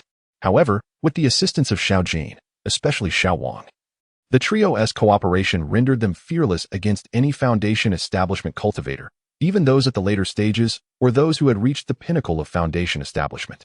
Of course, if the adversary possessed formidable treasures, the situation would be entirely different. Indeed, as the saying goes, horses do not grow fat without grazing at night, and humans do not prosper without external wealth. One must make a concerted effort to venture outdoors more often, to engage in trials, seek treasures, partake in battles, and explore transactions. Perhaps within these pursuits lie abundant opportunities. It seems a visit to the Sanxian market is in order. Through observing the changing dynamics between Xiaojin and Xiao Huang, Yuan Xiao has come to appreciate the significance of mobility. Initially, Xiaojin exhibited remarkable speed, evading Xiao Huang's attacks without sustaining any harm. Though its combat prowess paled in comparison to Xi Huang's, it could retreat and dodge at will. Now, however, Xiao Huang possesses great swiftness, able to not only keep pace with Xiaojin but also to launch attacks at any moment, leaving Xiaojin in a dire predicament where it can only endure the onslaught. The crux of the matter lies in their relative speeds. As long as I maintain a greater velocity than you, I can almost ensure my invulnerability. Even if I cannot defeat you, I can at the very least escape with ease. Cultivators inevitably face numerous perils throughout their lives. Sometimes, the ability to slip away effortlessly is a remarkable skill. Due to the transformative influence of the Tianqi Pearl and the I Ching, Yuan Xiao possesses exceptional physical attributes, although it surpasses its peers in agility and speed. This is far from sufficient. Yuan Xiao does not merely aim to compete with cultivators of the same level, but rather with those of greater strength and formidable foes. Thus, the journey to the Sanxian market serves a dual purpose: to broaden one's horizons and gain insights, and to seek out suitable techniques for enhancing mobility and speed, as well as to explore opportunities for modest financial gain. Brother Mo previously mentioned that the Sanxian small market is located in the heart of the Yiming Prairie, precisely at the junction of the three sects, Heiyue, Gaoshan, and Yuhai. Yuan Xiao has decided to venture there alone. Although she is uncertain of the exact location of the Sanxian small market, she possesses a general sense of the direction of the Yiming Prairie. She plans to inquire along the way, even if it takes her an extra couple of days. That night, Yuan Xiao purified all her miscellaneous spirit stones into low-grade spirit stones and transformed her original low-grade spirit stones into middle-grade ones, preparing for her inaugural trade after embarking on her cultivation journey. Yuan Xiao's greatest asset lies in the 2 piles of middle-grade spirit stones within her storage ring, which were purified from the spirit stone mines discovered by Xiaojin on 2 separate occasions in the cavern. The first time, she found a low-grade spirit stone mine the size of a plump pig, which was subsequently refined into middle-grade spirit stones, now divided into numerous pieces, with only a small portion utilized thus far. The second discovery was a low-grade spirit stone mine measuring approximately 3 zhang in diameter, which has also been refined into middle-grade spirit stones, but remains a single, substantial block. In terms of resources, Yuan Xiao is well equipped. It would not be an exaggeration to claim that her assets could rival even those of a Yuanian cultivator. In addition to the materials from the Snake King that Yuan Xiao intends to sell, she is open to parting with the millennium-old spiritual mushroom if a favorable price is offered. Other resources such as the mined fruit and conception grass are strategic assets that she intends to retain for future use. Moreover, she possesses 7 Foundation Establishment pills and 6 Golden Core pills. If safety can be assured, she may consider selling 1 Foundation Establishment pill to test the waters. However, if the situation appears precarious or the price is unsatisfactory, she will refrain from offering it. The following morning, Xiao Huang resumed his laborious role, not only serving as a mode of transportation but also as a shared vehicle for both man and beast.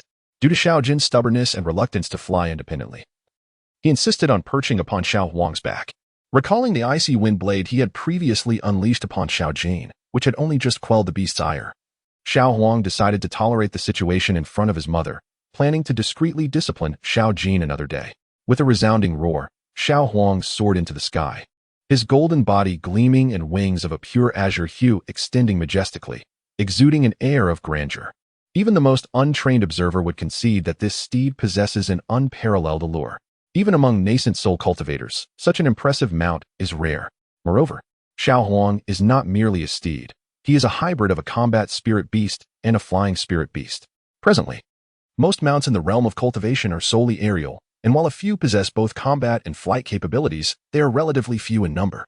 Some spirit beasts may exhibit a modicum of offensive ability, yet they are often deemed inadequate as combat spirit beasts.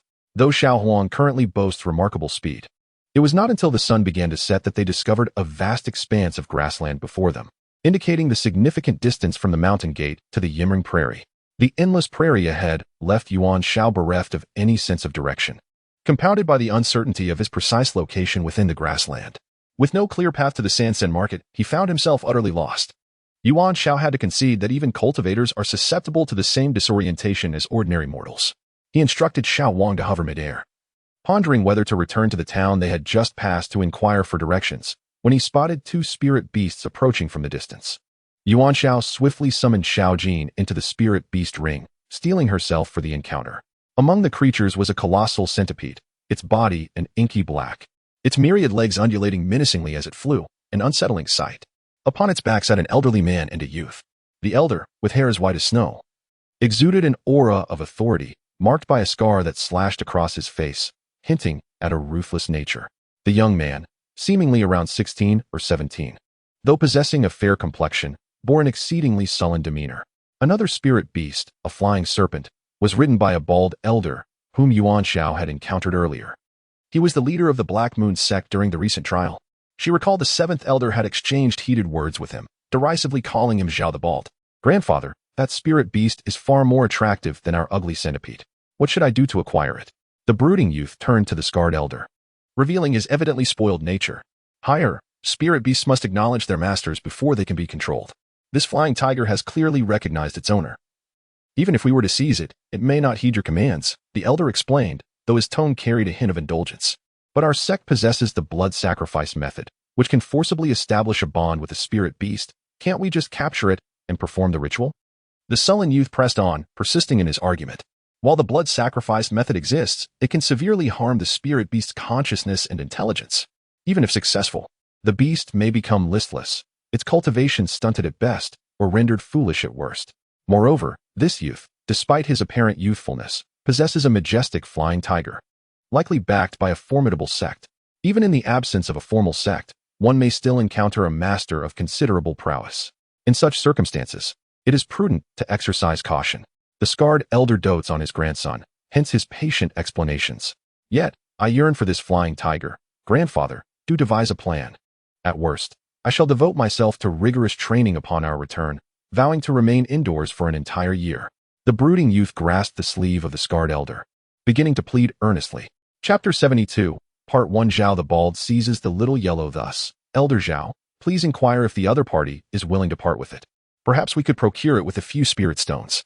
Remember to ascertain their lineage and sect beforehand." The scarred elder, unable to resist his grandson's pleas and wishing for him to focus on his cultivation, instructed Elder Zhao accordingly. Elder Zhao, known as Zhao the Bald, was currently riding a flying serpent. Meanwhile, upon the centipede were two figures, the brooding youth, Li Hai, the young master of the Black Moon sect, and behind him, the scarred elder, Li Hen, who is also one of the revered ancestors of the Black Moon sect. This outing was specifically intended for Li Hai's training. Having completed their visit to the Sanxian market, they were preparing to return to the Black Moon sect. "Yes, rest assured, ancestor," Zhao the Bald responded. The earlier directive from Ancestor Li Hen was unequivocal. He emphasized the necessity of first understanding the other party's lineage and sect. The implication was clear.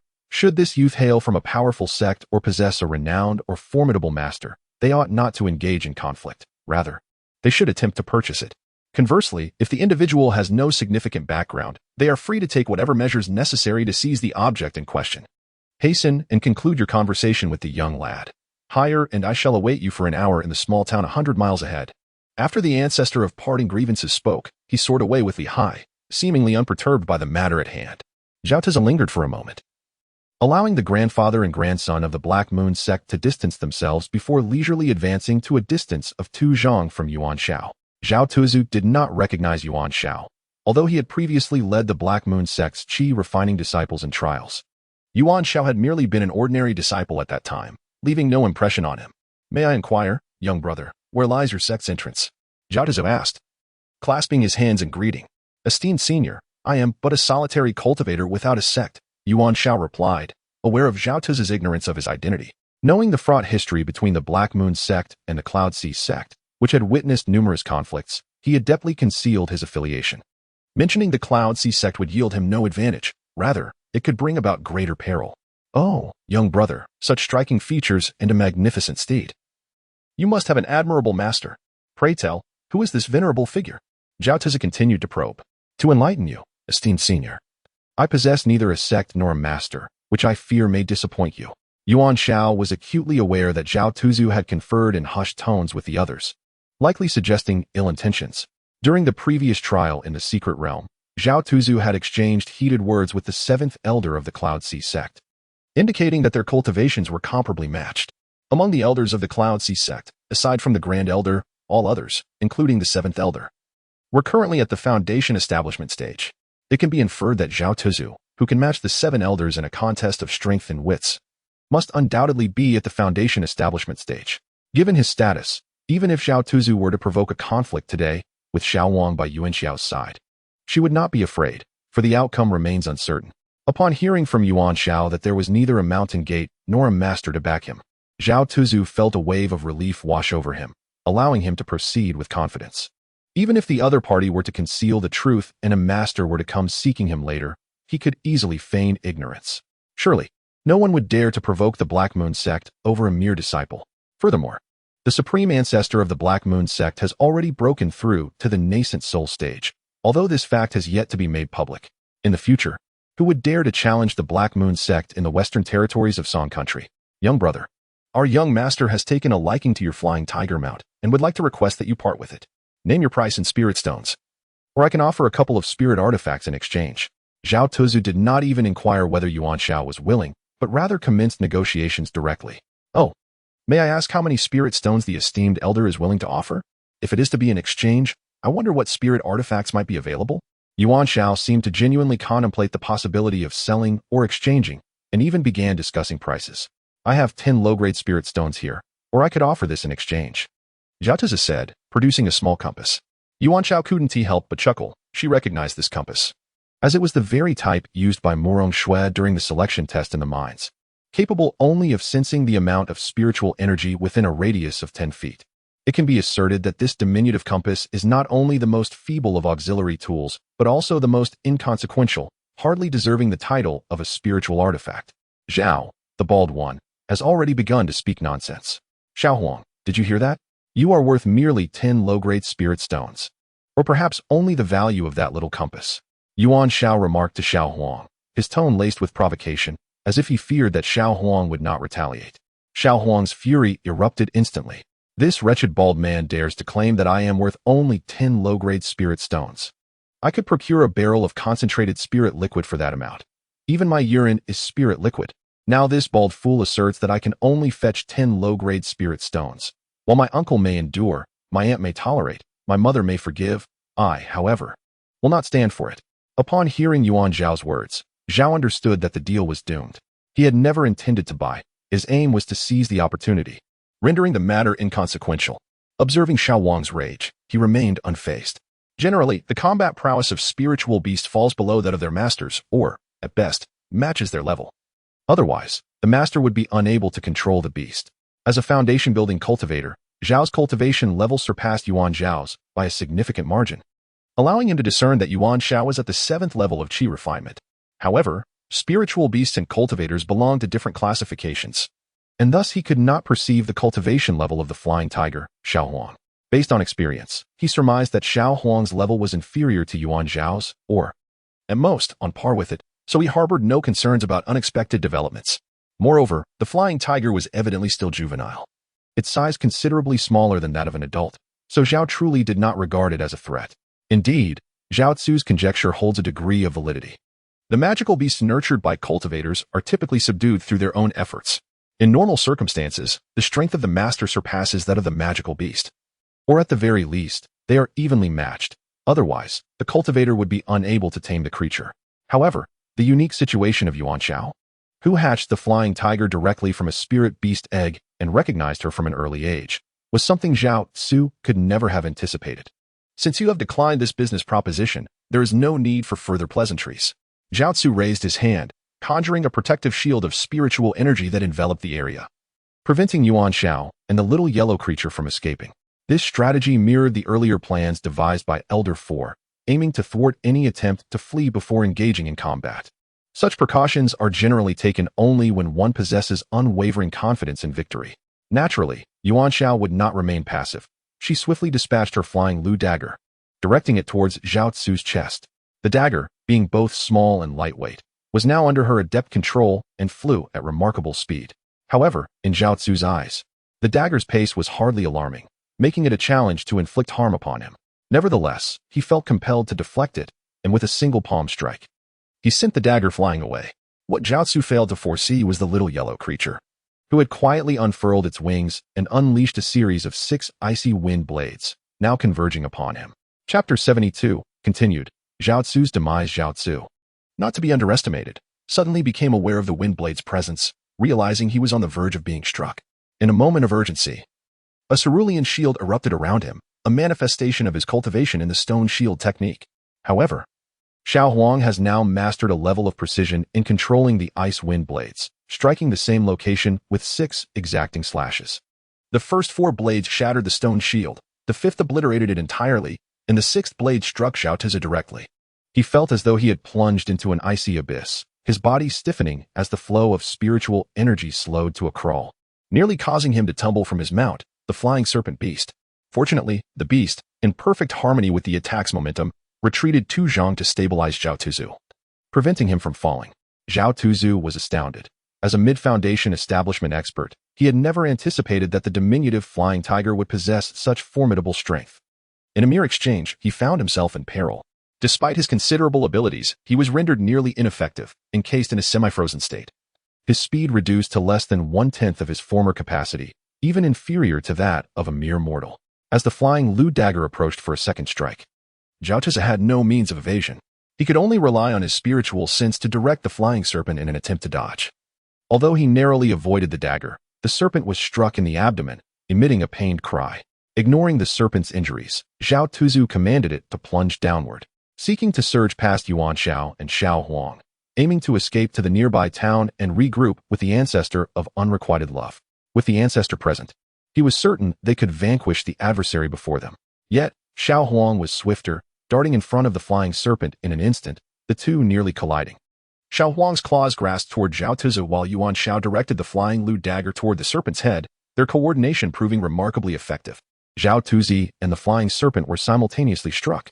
Zhao Tzu was pierced through the heart and back by the claws of the little yellow beast, and was then sent flying by a powerful blow from the tiger's body.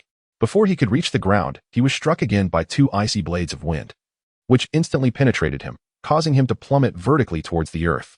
The flying serpent was impaled through the head by a dagger, yet continued to fly forward for more than 10 zhang, ultimately crashing to the ground, rendered motionless. Amidst this chaos, Zhao Tzu struggled to retrieve a jade slip with his right hand, poised to shatter it, when the dagger from Yuan Xiao flew in and severed his hand. At that moment, the little yellow beast unleashed another 2 icy blades, definitively ending Zhao Tzu's life. Yuan Xiao then reached down to snatch the storage bag from Zhao Tzu's person. Upon opening it, he was astonished to find over 1,000 low-grade spirit stones within, an equivalent to over 1,000 mid-grade spirit stones for him, alongside a plethora of assorted materials. Yuan Xiao was instantly elated, realizing that the adage, killing and looting brings fortune, held true. Subsequently, Yuan Xiao mounted the little yellow beast and soared into the sky, hastily venturing deeper into the vast grasslands of Yiming. Even if he had erred in his direction, he had no choice but to proceed immediately. Otherwise, if he did not return within an hour, the ancestor of grievance would undoubtedly come looking for Zhao Tzu, and at that point, escape would be impossible. In Yuan Zhao's view, the entity capable of prompting a mid-foundation establishment Zhao Tzu to refer to them as ancestor was likely at the golden core stage. Or perhaps even some sect ancestors might possess nascent soul cultivation, which was equally plausible. The icy blades of the little yellow beast were particularly lethal against foundation establishment cultivators, boasting excellent freezing and slowing effects. However, should they confront a golden core cultivator, it would likely be the little yellow beast and Yuan Xiao who would be obliterated, making escape exceedingly difficult. Only by forming a bond as golden core companions can we truly be considered part of the fraternity. In the realm of cultivation, a saying has long been circulated, for many practitioners believe that the formation of the golden core marks the true commencement of one's journey in cultivation. The transition from foundation establishment to golden core represents the first qualitative transformation for a cultivator, while the progression from golden core to nascent soul signifies the second. Moreover, the more profound the cultivation, the greater the acknowledgement of this perspective among esteemed masters. Thus, It is evident that golden core cultivators and those at the foundation establishment stage are not to be compared on the same level. After a brief hour, a colossal centipede, bearing an elderly man and a young boy, soared across the prairie from the nearby town. The duo perched atop the centipede was none other than Li Hin and his grandson Li Hai.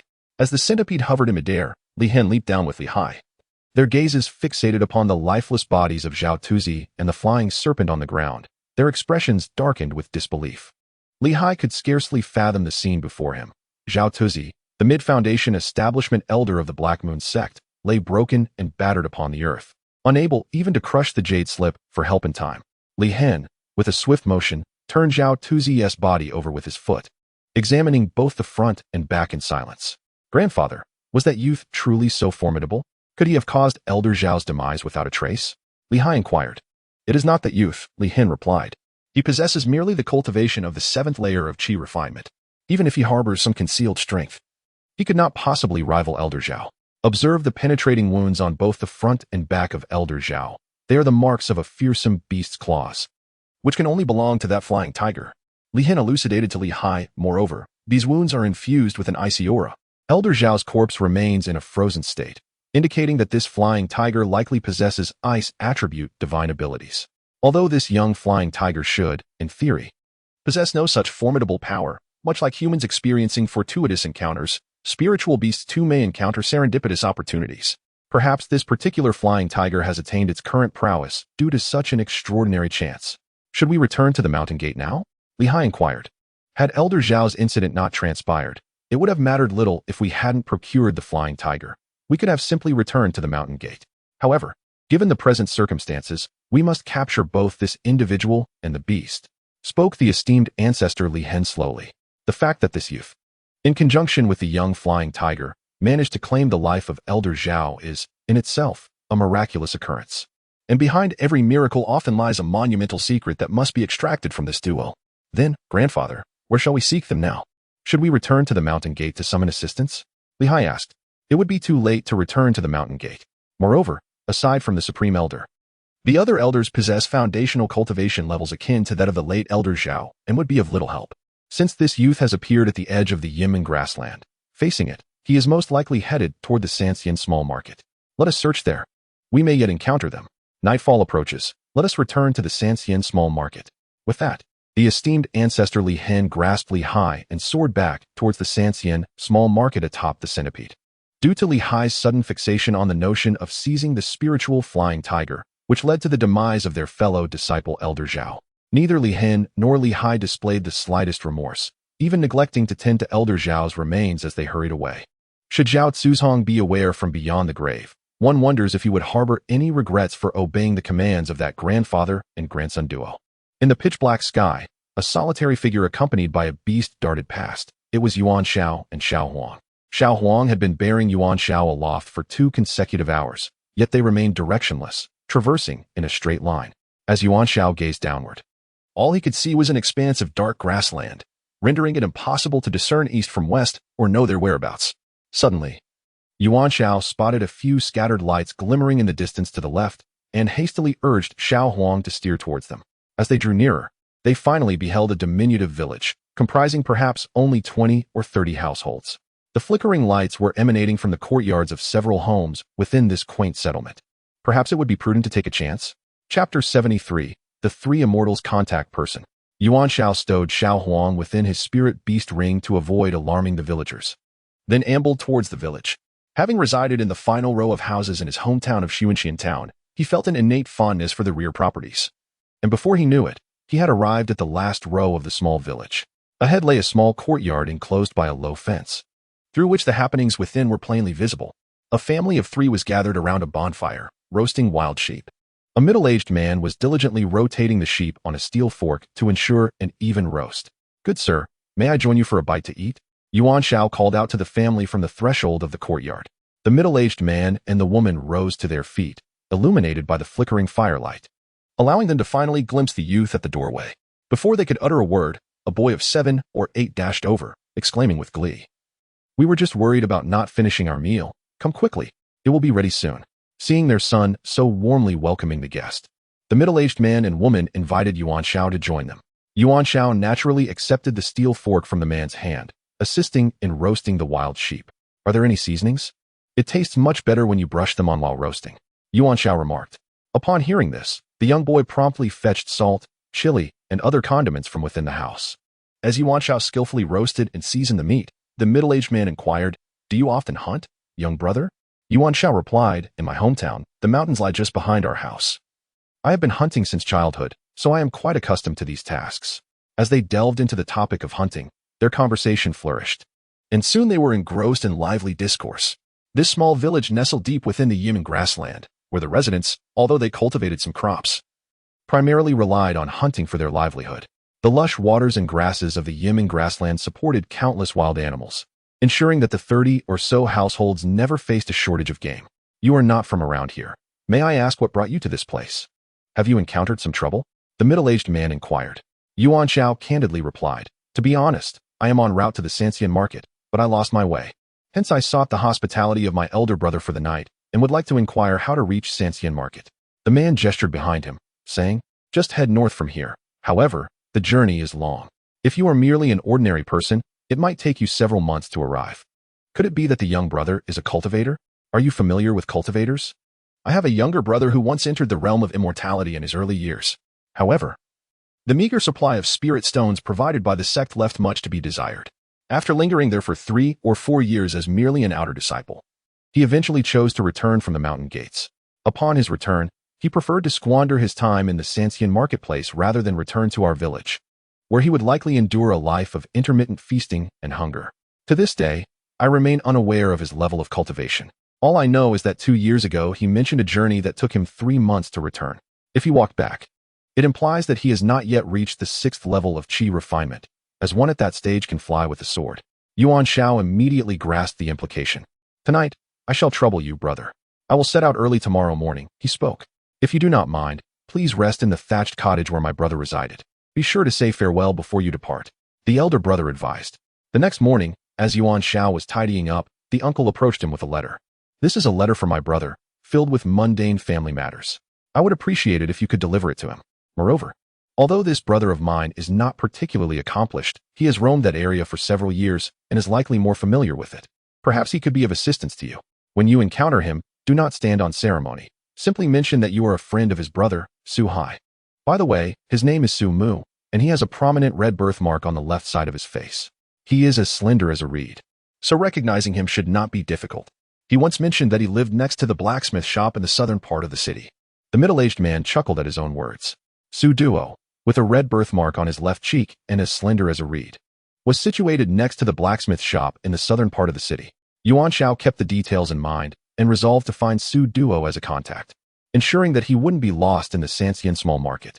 He gifted Su Hai a complete set of hunting gear and a fishing kit, which deeply moved Su Hai.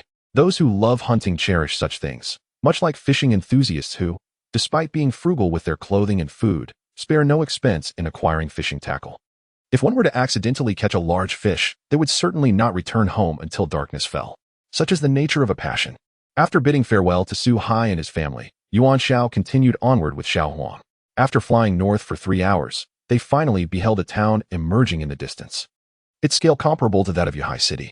Yuan Xiao was taken aback. Was it not referred to as the Sanxian Small Market? How could it be a city? In truth, Sanxian Small Market was merely a name established centuries ago, and through the passage of time, it had grown into a city. However, the name had persisted for hundreds of years, and no one was inclined to change it.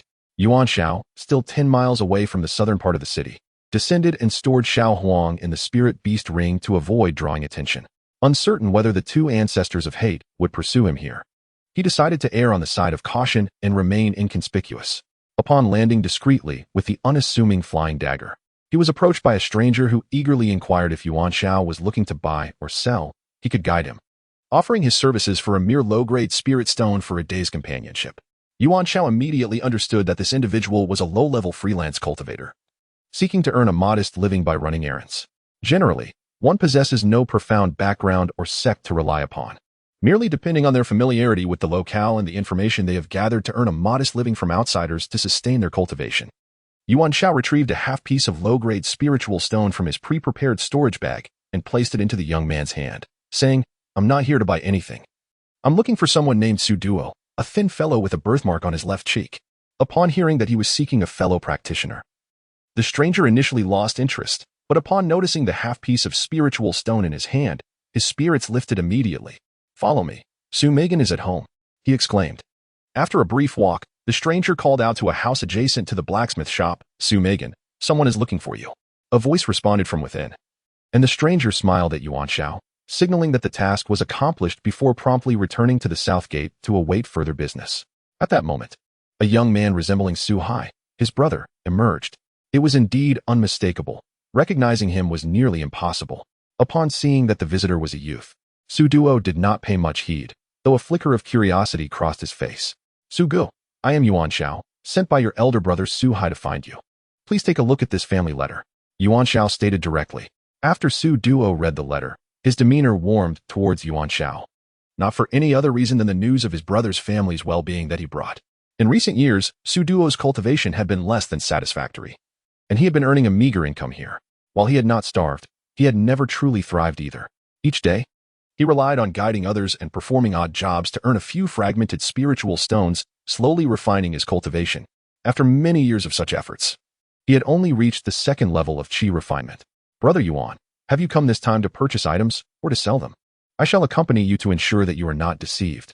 I possess some materials from foundational period demon beasts that I intend to sell, but there is no urgency. Primarily, I wish to explore the market and broaden my horizons. Should I happen upon something that captivates my interest, then I shall contemplate a purchase. As Yuan Xiao spoke, he presented the materials from the Serpent King for Su Duo to examine. Su Duo's eyes immediately sparkled with excitement, exclaiming, "What splendid items! Just wait and see which shopkeeper dares to obstruct my entry to the second floor of the refinement pavilion." Chapter 74. Scouring the stalls for hidden treasures. Su Gu, I am aware that you are not motivated by spirit stones, but let us establish a mutual understanding. If you refuse to accept these few spirit stones, I shall wander the market alone and not impose upon you any longer, Yuan Xiao declared as he produced 5 low-grade spirit stones and pressed them into Su Duo's hands. Su Duo had never encountered someone so generous before. Although he desperately needed spirit stones for his cultivation, he felt that since it was his brother Su Hai who had sent Yuan Xiao to him, he could not accept the stones. Just as he was about to decline, Yuan Xiao turned to leave, stating, "There is no need for Su Gu to accompany me." Su Duo hurriedly pocketed the spirit stones and chased after Yuan Xiao, grasping his arm to convey that he would indeed accept them. Su Duo thought to himself that he must endeavor to assist brother Yuan in selling for a greater profit or saving some money, so he could repay Yuan Xiao for the 5 low-grade spirit stones. As they continued on their way, they soon encountered several roadside stalls, where pieces of cloth were laid out, displaying various assorted items. This was Yuan Xiao's first encounter with such a scene, and he found it quite intriguing. He glanced over one stall, where a delicately crafted object resembling a bell caught his eye. The elderly vendor, keenly observant, immediately remarked, "Young sir, you possess remarkable discernment. This bell is extraordinary. It is said to have been worn by the jade rabbit from the heavens. Carrying it wards off malevolent spirits and instills tranquility of mind. Old Ma, today this is my own brother. Spare us your shabby bell trickery." Su Duo interjected, addressing Old Ma. "Ah, you, Su Megan, dismantling my platform. You can forget about this month's settlement." Old Ma retorted, his anger palpable. "You owe me several months already. Are you seeking yet another excuse to delay payment?" Su Duo countered. "Previously, you didn't settle even when I didn't disrupt your business, did you, Old Ma? The King of Hell does not owe debts to mere specters. Next time you bring someone capable of settling their dues, I shall promptly clear all my outstanding accounts." Old Ma, incited, begrudgingly made the promise. Hearing this, Yuan Xiao inquired, "Su Gu, how much does he owe you in spirit stones?" "He has owed me 3 spirit stones for half a year without repayment," Su Duo replied. "That's easily resolved." Yuan Xiao chuckled, casually picking up a low-grade recovery pill from Old Ma's stall. "How much for this pill?" 3 spirit stones each, Old Ma responded, perplexed by Yuan Xiao's intentions, but nonetheless providing the price. "Very well, I shall purchase this low-grade recovery pill," Yuan Xiao declared, retrieving 3 low-grade spirit stones from a specially prepared storage bag for Old Ma, simultaneously signaling Su Duo with a knowing glance. Su Duo promptly understood, swiftly snatching the 3 low-grade spirit stones from Old Ma's hands, and stated, "Excellent, Old Ma. You truly are a man of your word. Today, you have settled my account. Rest assured, from this day forth, I shall prioritize bringing my guests to your establishment for a leisurely stroll." Old Man Ma had just acquired 3 inferior spirit stones. Still warm from his grasp, Yet he swiftly relinquished them, his beard trembling in frustration. Alas, he found himself powerless, for he had just made a promise. Thus today, the old man resigned himself to his fate. Su Megan, you must truly exert yourself to assist me next time. It has been over 10 days since I last made a profit, and my plight is no better than yours. Do you truly believe I relish being in debt? It is merely due to my financial constraints, lamented old man Ma. Had I not fortuitously witnessed you persuading someone to part with a string of sandalwood beads for 4 spirit stones yesterday, I might have believed your claims. Is that not true, old man Ma? Su Megan. Surely it cannot be that 3 spirit stones warrant you to fixate on me all day without attending to your own affairs. Old man Ma, exposed, wore a countenance of disbelief. Su departed, leaving old man Ma behind. However, Yuan Xiao suddenly had an epiphany. Cultivators, much like mortals, exist in various strata. Without descending to the lowest tier, one remains oblivious to the harsh truths of the underbelly. Each individual endeavors to the best of their abilities within their respective environments, striving to survive, to struggle, and to seek transformation. Yuan Xiao summoned little Jean, intending to have it assist in procuring treasures. Little Jean, small and exquisite, could easily be concealed within her sleeve. Unfamiliar with the spirit weasel, Yuan Xiao referred to it as a talisman of good fortune, capable of aiding in finding hidden gems. Previously, Su had elucidated that while the wares at roadside stalls are inexpensive, most are counterfeit or genuine yet of low quality. Nevertheless, there remains a possibility of discovering a true treasure amidst the fray. Xiao Jin possesses an innate sensitivity towards treasures. Whenever something piques his interest, he purchases it without hesitation, merely contemplating the potential profit margins. During the Lantern Festival, he meandered through the market stalls, making only 2 notable acquisitions. The first was a miniature shield, for which he expended 10 low-grade spirit stones. The second was a short sword, costing him 20 low-grade spirit stones. Both items were promptly stored in Yuan Xiao's ring, to be examined at leisure upon their return. Yuan Xiao herself made a purchase, acquiring what others deemed a worthless pill, an inferior fetal pill that had emerged from an alchemy chamber. The stall owner claimed it was obtained from a disciple of a prestigious sect. Although this fetal pill was unfit for consumption, it offered insights into the alchemical techniques employed. Yuan Xiao, presenting herself as a novice, expressed her intent to study it. In truth, with the presence of the Enlightenment Pearl, a mere purification would render it a qualified low-grade fetal pill, making this transaction a hidden windfall. While one might find treasures at market stalls to procure conventional high-quality items, it is prudent to explore established shops. After all, shops do not vanish. They often uphold a reputation for reliability and quality. Consequently, though their goods may come at a premium, they typically offer greater assurance of quality, unlike the stalls where the buyer's discernment is paramount. Since Yuan Xiao had previously mentioned her desire to sell materials from the Foundation establishment period Serpent King, she led the way to one of the city's renowned forging pavilions, the Huiyuan Forging Pavilion. This establishment is a subsidiary of the Huiyuan Merchants Association, which boasts a considerable reputation within the entire realm of the Song Nation's cultivation community, with a business legacy spanning several centuries. Although the Chamber of Commerce does not formally establish sects, its founders are often prominent figures of cultivation in their respective regions, for it is unlikely that one could maintain dominance in a locality for hundreds or even thousands of years without such prowess. Typically, each chamber possesses its own supervising elders or guest officials, tasked with overseeing the chamber's industries and ensuring order and security. Generally, these chambers do not overtly engage in the conflicts among sects, yet whether they covertly support a particular sect remains uncertain. Furthermore, abstaining from conflict does not imply the absence of formidable experts within the chamber. Su Megan, why have you brought such a young guest? Surely you haven't deceived him? A familiar aide at the entrance of the refining pavilion jested upon seeing Su leading a young boy. In response, Yuan Xiao waved his sleeve, releasing a gentle surge of spiritual energy that effortlessly pushed the aide aside from a distance of 10 paces. The aide staggered several steps before regaining his balance, his expression one of disbelief. Did you see that, Li Goyan? This is the consequence of your petty judgments. Cultivation is about innate talent. On the path of cultivation, the adept take precedence, and strength commands respect. Do you think everyone evaluates others solely by age, as you do? Yuan Xiao felt a sense of satisfaction witnessing Li Goyan, who often bullied him, being humiliated today. Li Goyan's cultivation level was merely at the second layer of qi refinement, comparable to many others. Except he took pride in his role as a laborer at the Huiyuan refining pavilion, considering himself superior to those who idled about the city. Now, having been effortlessly pushed back by an unassuming boy, he resembled a deflated balloon, no longer daring to flaunt his arrogance. Who would have thought that this young man possessed such remarkable abilities? If one continues to speak thoughtlessly, it is oneself who will ultimately suffer the consequences. Li Guoyan promptly made way, bowing slightly while gesturing courteously for the young man to enter.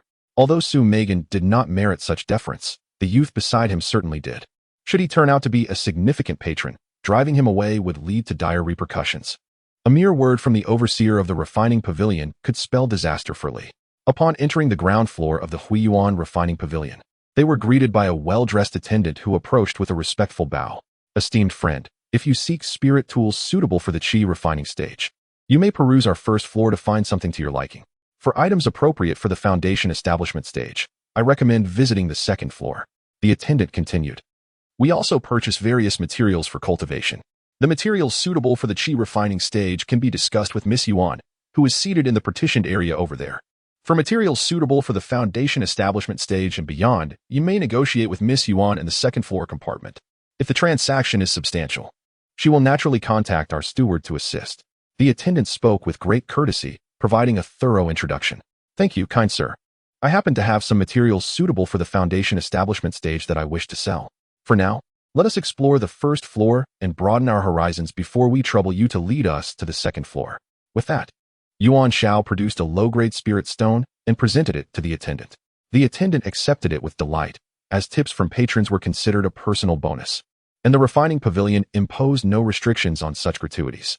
The shop assistant, having received a generous tip, often exhibits heightened enthusiasm, leaving a more favorable impression of service on the clients.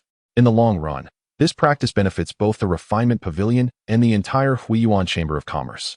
Although Yuan Xiao is merely at the 7th level of qi refinement, he does not intend to purchase items on the first floor, which caters primarily to disciples in the qi refinement stage. Yuan Xiao perceives his competitors as formidable adversaries. Thus, acquiring items suitable for the foundation establishment stage would be far more advantageous for him. Firstly, he possesses a vast and potent reservoir of spiritual energy, enabling him to harness the majority of the capabilities inherent in foundation establishment treasures. Secondly, he anticipates not lingering long in the qi refinement stage, as there may be opportunities within a year or two to advance to foundation establishment. The exact timeline remains uncertain, to be revealed as he progresses.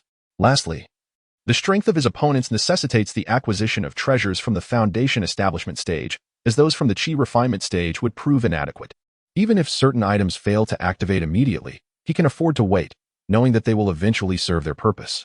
The shop assistant, in high spirits, accompanied Yuan Xiao and several others in a thorough exploration of the first floor, elucidating the unique characteristics of various treasures. The first floor showcases not only an array of flying swords, but also an assortment of offensive magical artifacts, defensive talismans, and auxiliary tools. Additionally, there are displays of magical seals, charms, spiritual beast rings, and defensive shields. Through the assistant's detailed explanations, Yuan Xiao finally shed his Navi image, gaining a foundational understanding of the mystical tools and artifacts associated with cultivation. After completing their tour of the first floor, Yuan Xiao expressed his desire to ascend to the second floor to seek out treasures that might be suitable for purchase. The shop assistant hurried to the adjacent compartment to inform the ethereal Yuan fairy. Soon, a refreshing young woman clad in red gracefully approached to guide the two to the second floor, exuding an aura of celestial grace that truly befits the title of Yuan fairy. Many who boldly stepped into the second floor for the first time felt a surge of joy, as they could now boast a little louder when encountering the likes of Old Man Ma and his entourage. Dear fellow cultivator, do you wish to peruse at your leisure? Or would you prefer my recommendations? Are you inclined to purchase the most expensive and finest items, or seek what is most suitable for you? Yuan fairy inquired directly, playfully smiling at Yuan Xiao. What do you mean by that? Yuan Xiao sensed the depth in Yuan fairy's words and was eager to learn. It was evident that this was your first visit to the refining pavilion. The pavilion welcomes countless guests daily. Some, with abundant spirit stones, opt for the most expensive items, only to find they do not suit them, wasting their resources. Others, constrained by their finances, may find a desirable treasure but cannot afford it, ultimately settling for the cheapest option and leaving with a trinket of little value. Yuan fairy continued her discourse. Yuan Zhao's eyes sparkled with enlightenment. This Yuan fairy, with just a few words, had dispelled the fog surrounding the selection of treasures. Truly remarkable. Therefore, dear fellow cultivator, even if you possess ample spirit stones, do not merely seek the priciest, and if your resources are limited, refrain from opting for the cheapest. It is far better to hold off on a purchase until you have accumulated enough spirit stones to acquire what is truly best suited for you. The words spoken by the celestial being were like a sudden revelation, illuminating my mind. Hearing them was worth countless spirit stones.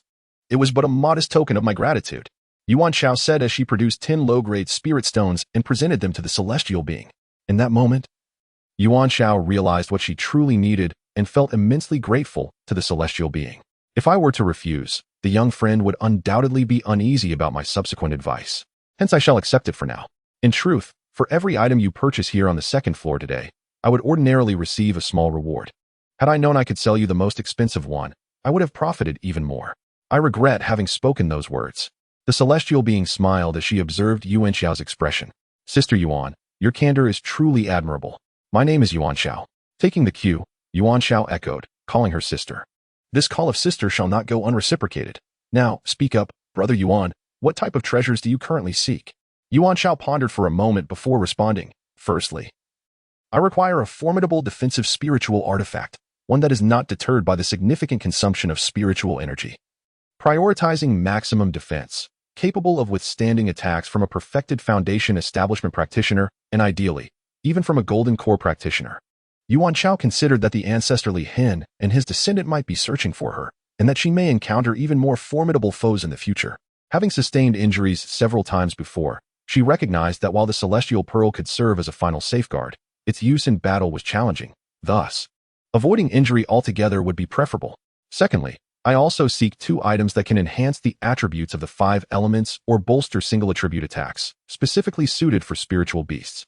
Moreover, there exists a fire attribute attack sword, poised for the fusion with an ice attribute spirit, necessitating a treasure capable of harmonizing the dual attributes of ice and fire.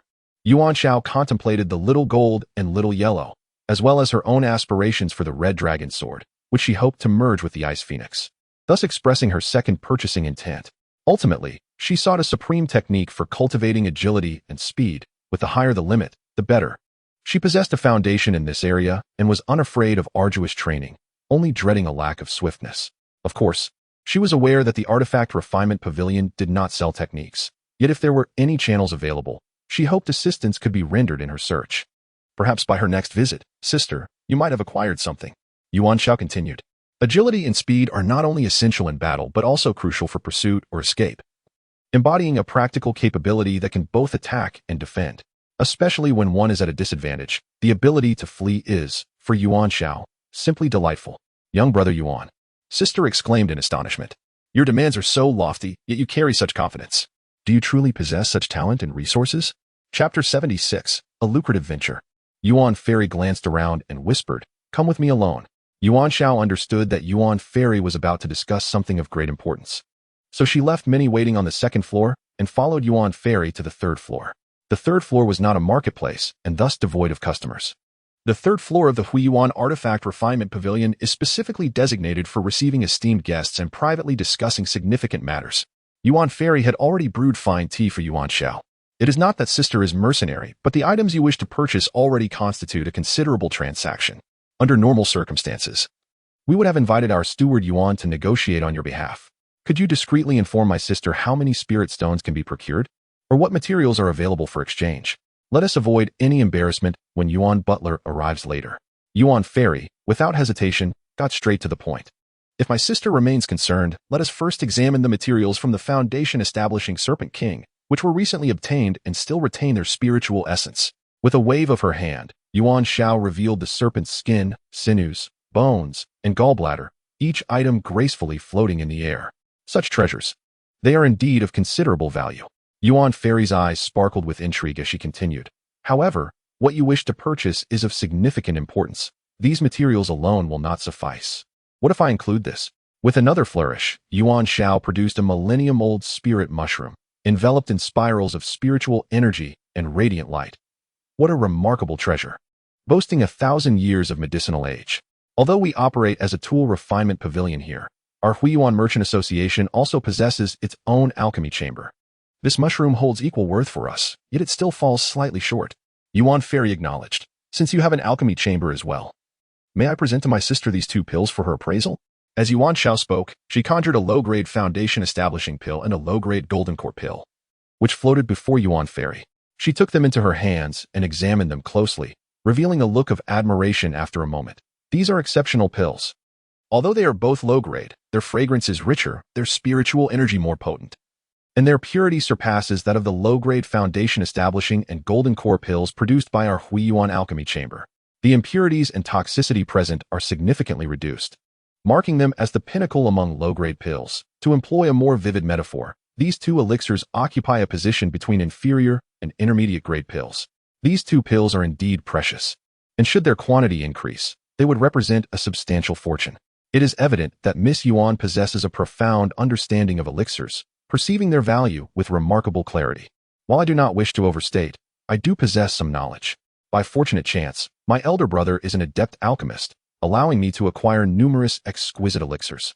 However, my primary focus does not lie with these inferior-grade pills, but rather with the potential availability of intermediate-grade foundational and golden elixirs, which I wish to sell through your esteemed alchemy pavilion, essentially entrusting you with their sale. As for the division of profits, it is entirely dependent upon your negotiation skills.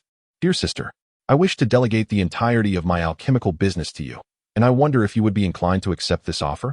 Yuan Xiao gazed at Miss Yuan, cautiously inquiring. The elder brother Yuan Xiao referred to, of course, is the venerable Hai Lao Dao. However, it remains uncertain how he would react to this matter, whether to laugh or to weep. Dare I say, dear sister, what is there to fear? When there is profit to be made, I fear not even the loss of my head. Yet, I implore you, let us keep our discussions of elixirs private. Firstly, to avoid attracting unwanted attention, and, secondly, to prevent others from encroaching upon my profitable venture. Miss Yuan's words, though laced with jest, are rooted in reason. Given your current standing and the elixirs you have presented, should there be a few more, we would likely be nearing an adequate quantity. Furthermore, there exists an even more lucrative opportunity. I wonder if you would dare to partake in it? Yuan Xiao smiled.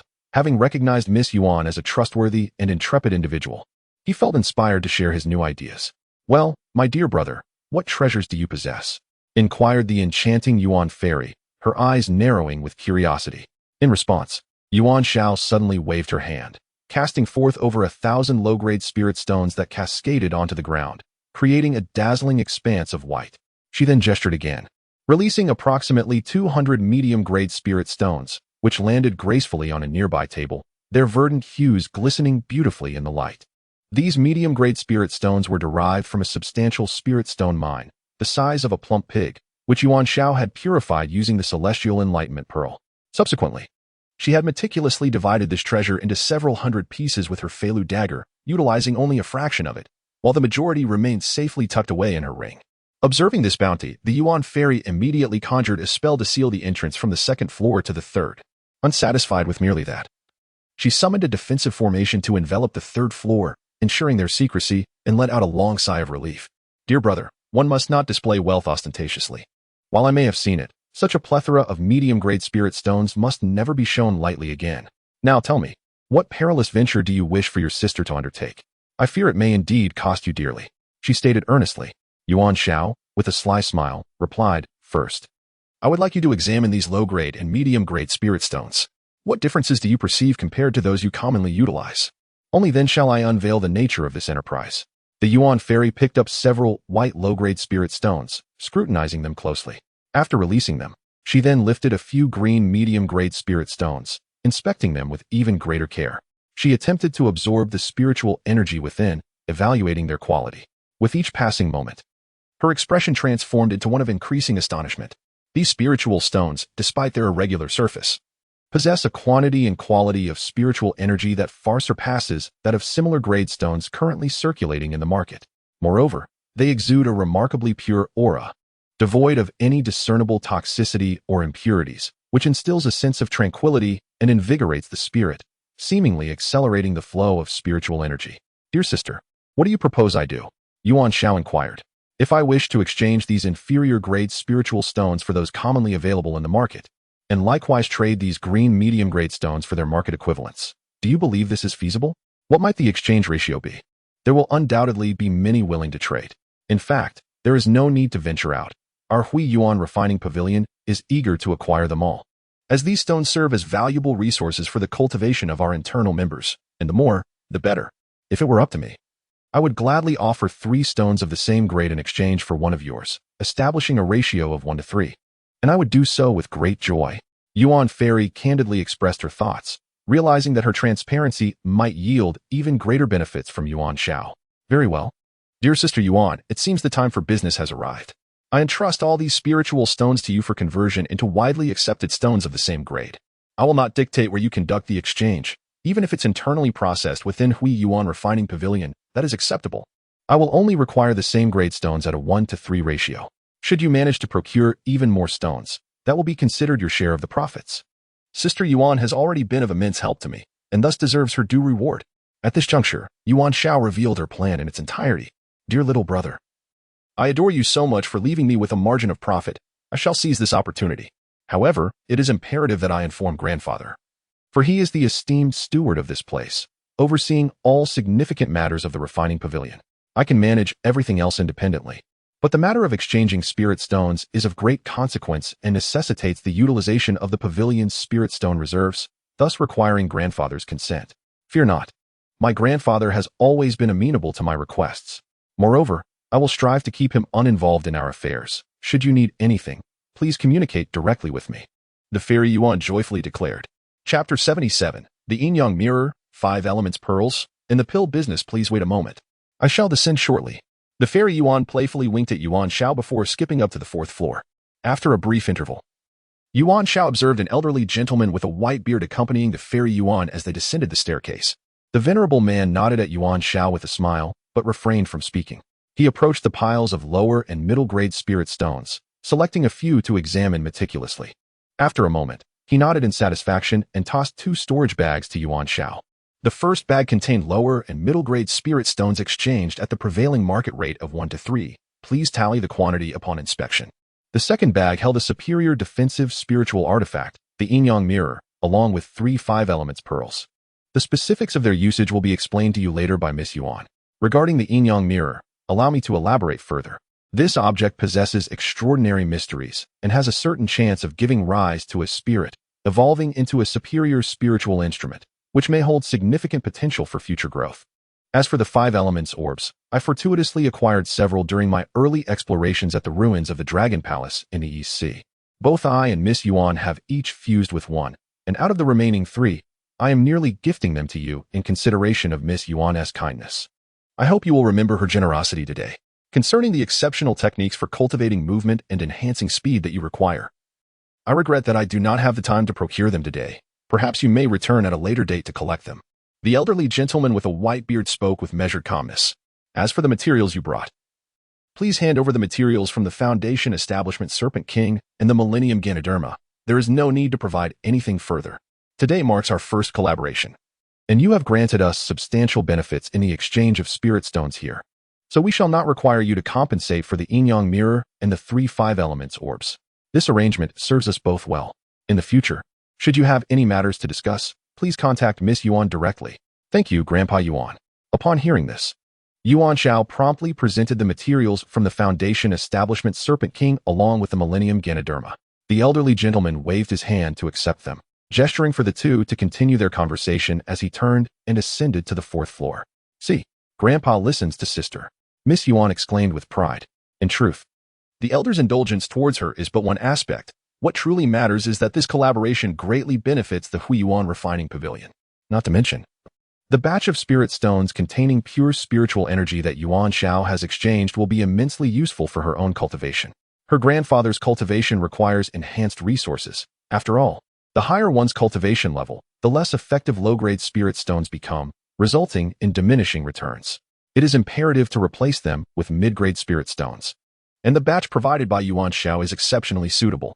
There is no urgency. I will exchange with my sister once I acquire the next batch of mid-grade spirit stones. Yes, sister, I shall await your return. Upon hearing that there would be another batch, Yuan Xianzi's heart soared with joy. This matter not only pertains to her financial gain, but also affects her grandfather's standing within the Commerce Guild. If this year's Hui Yuan Alchemy Pavilion ranks among the top earners in the guild, her grandfather's position could significantly improve next year. Let us also confirm the other lucrative venture we discussed earlier, the high-grade elixirs, Yuan Xiao remarked.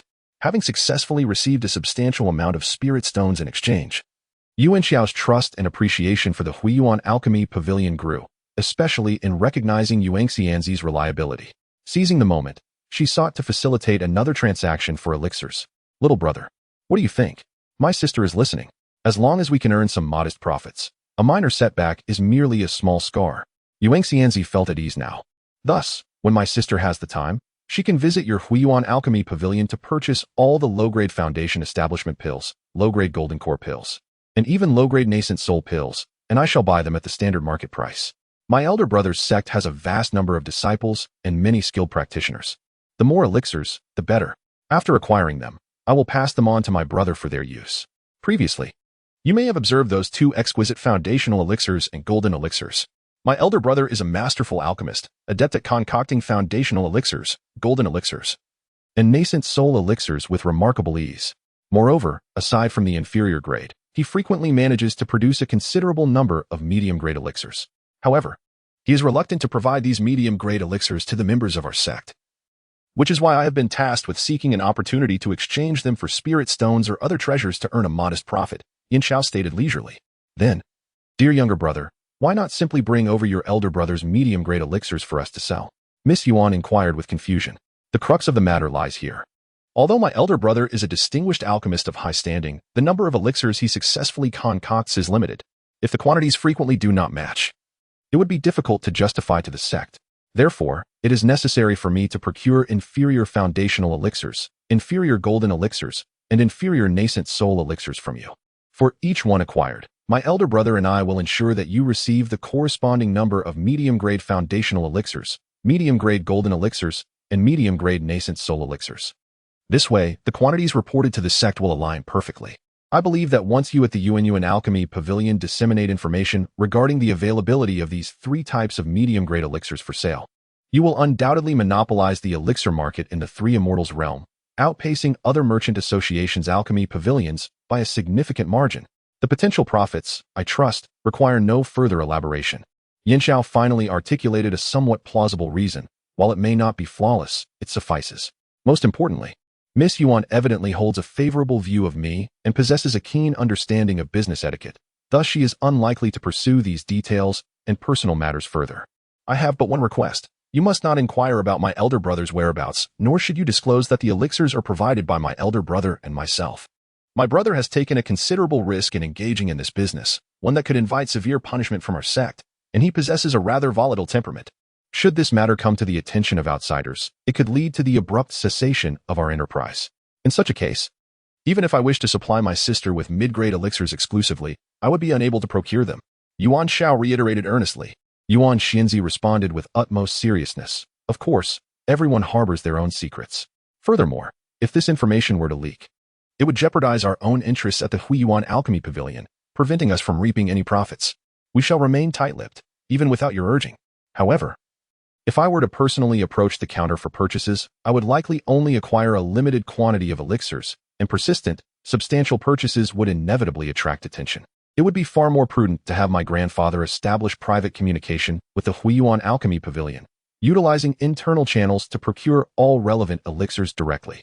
This would ensure a seamless transaction, given that my grandfather's status is sufficient to facilitate such an arrangement.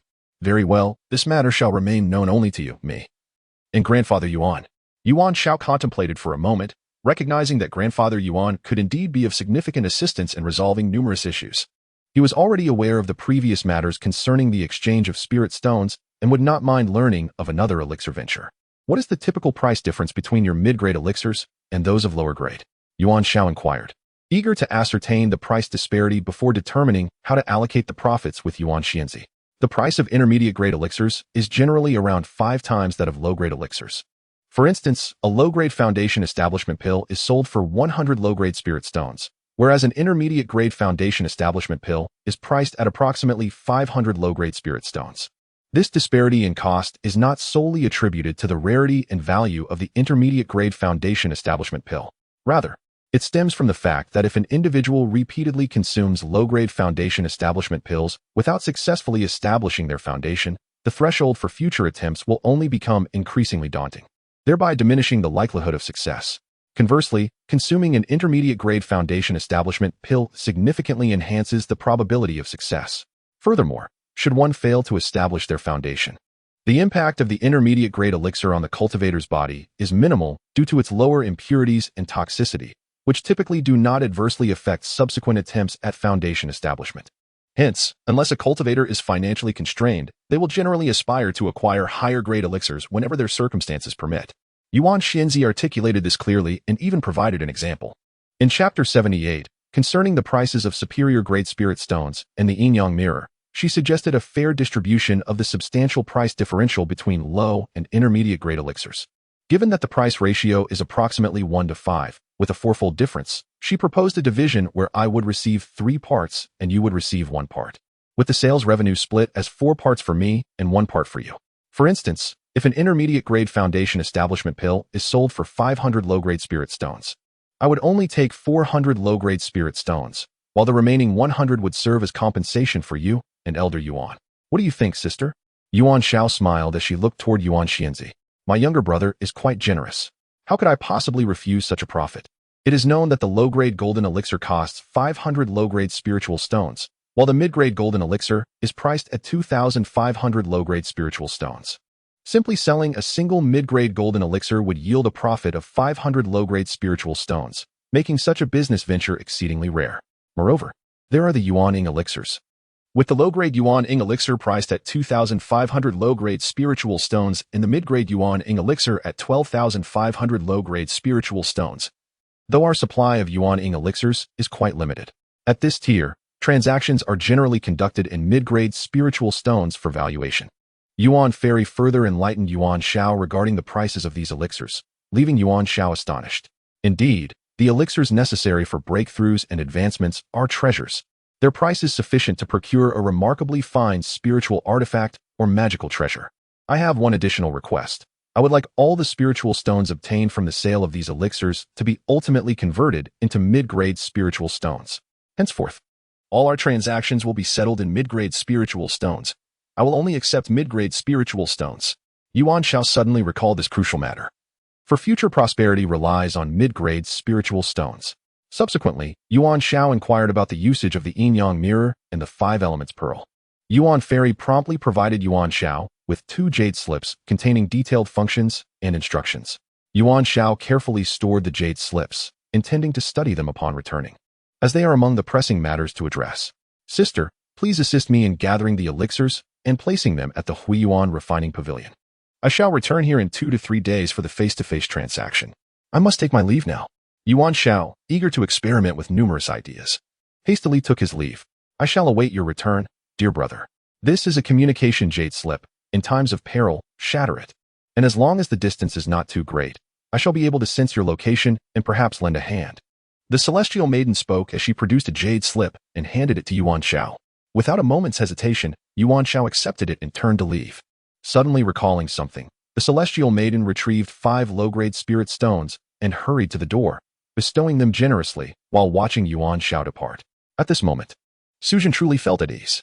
Look, having followed his elder brother's introduction to Yuan Xiao, he had earned some spirit stones, gained entry to the 2nd floor of the Huiyuan refining pavilion, and even received a rare farewell from the ethereal Yuan Xiao herself. Such a privilege was truly celestial.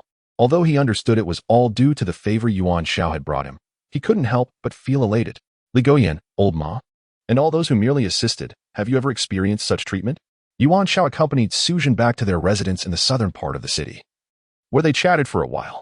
Then he took out the short sword he had acquired today and, with a swift motion, soared southward towards the vast grasslands of Yimrong on his sword. Upon returning to the house, Suzhen discovered that the table had been adorned with 10 additional low-grade spirit stones, a recovery pill, and a jade slip replicating the cultivation techniques from the 1st to the 6th layer of the qi refinement stage. Overcome with emotion, he found himself at a loss for words. Aside from the warmth he experienced at his brother Suhai's home, it had been many years since he felt such comfort.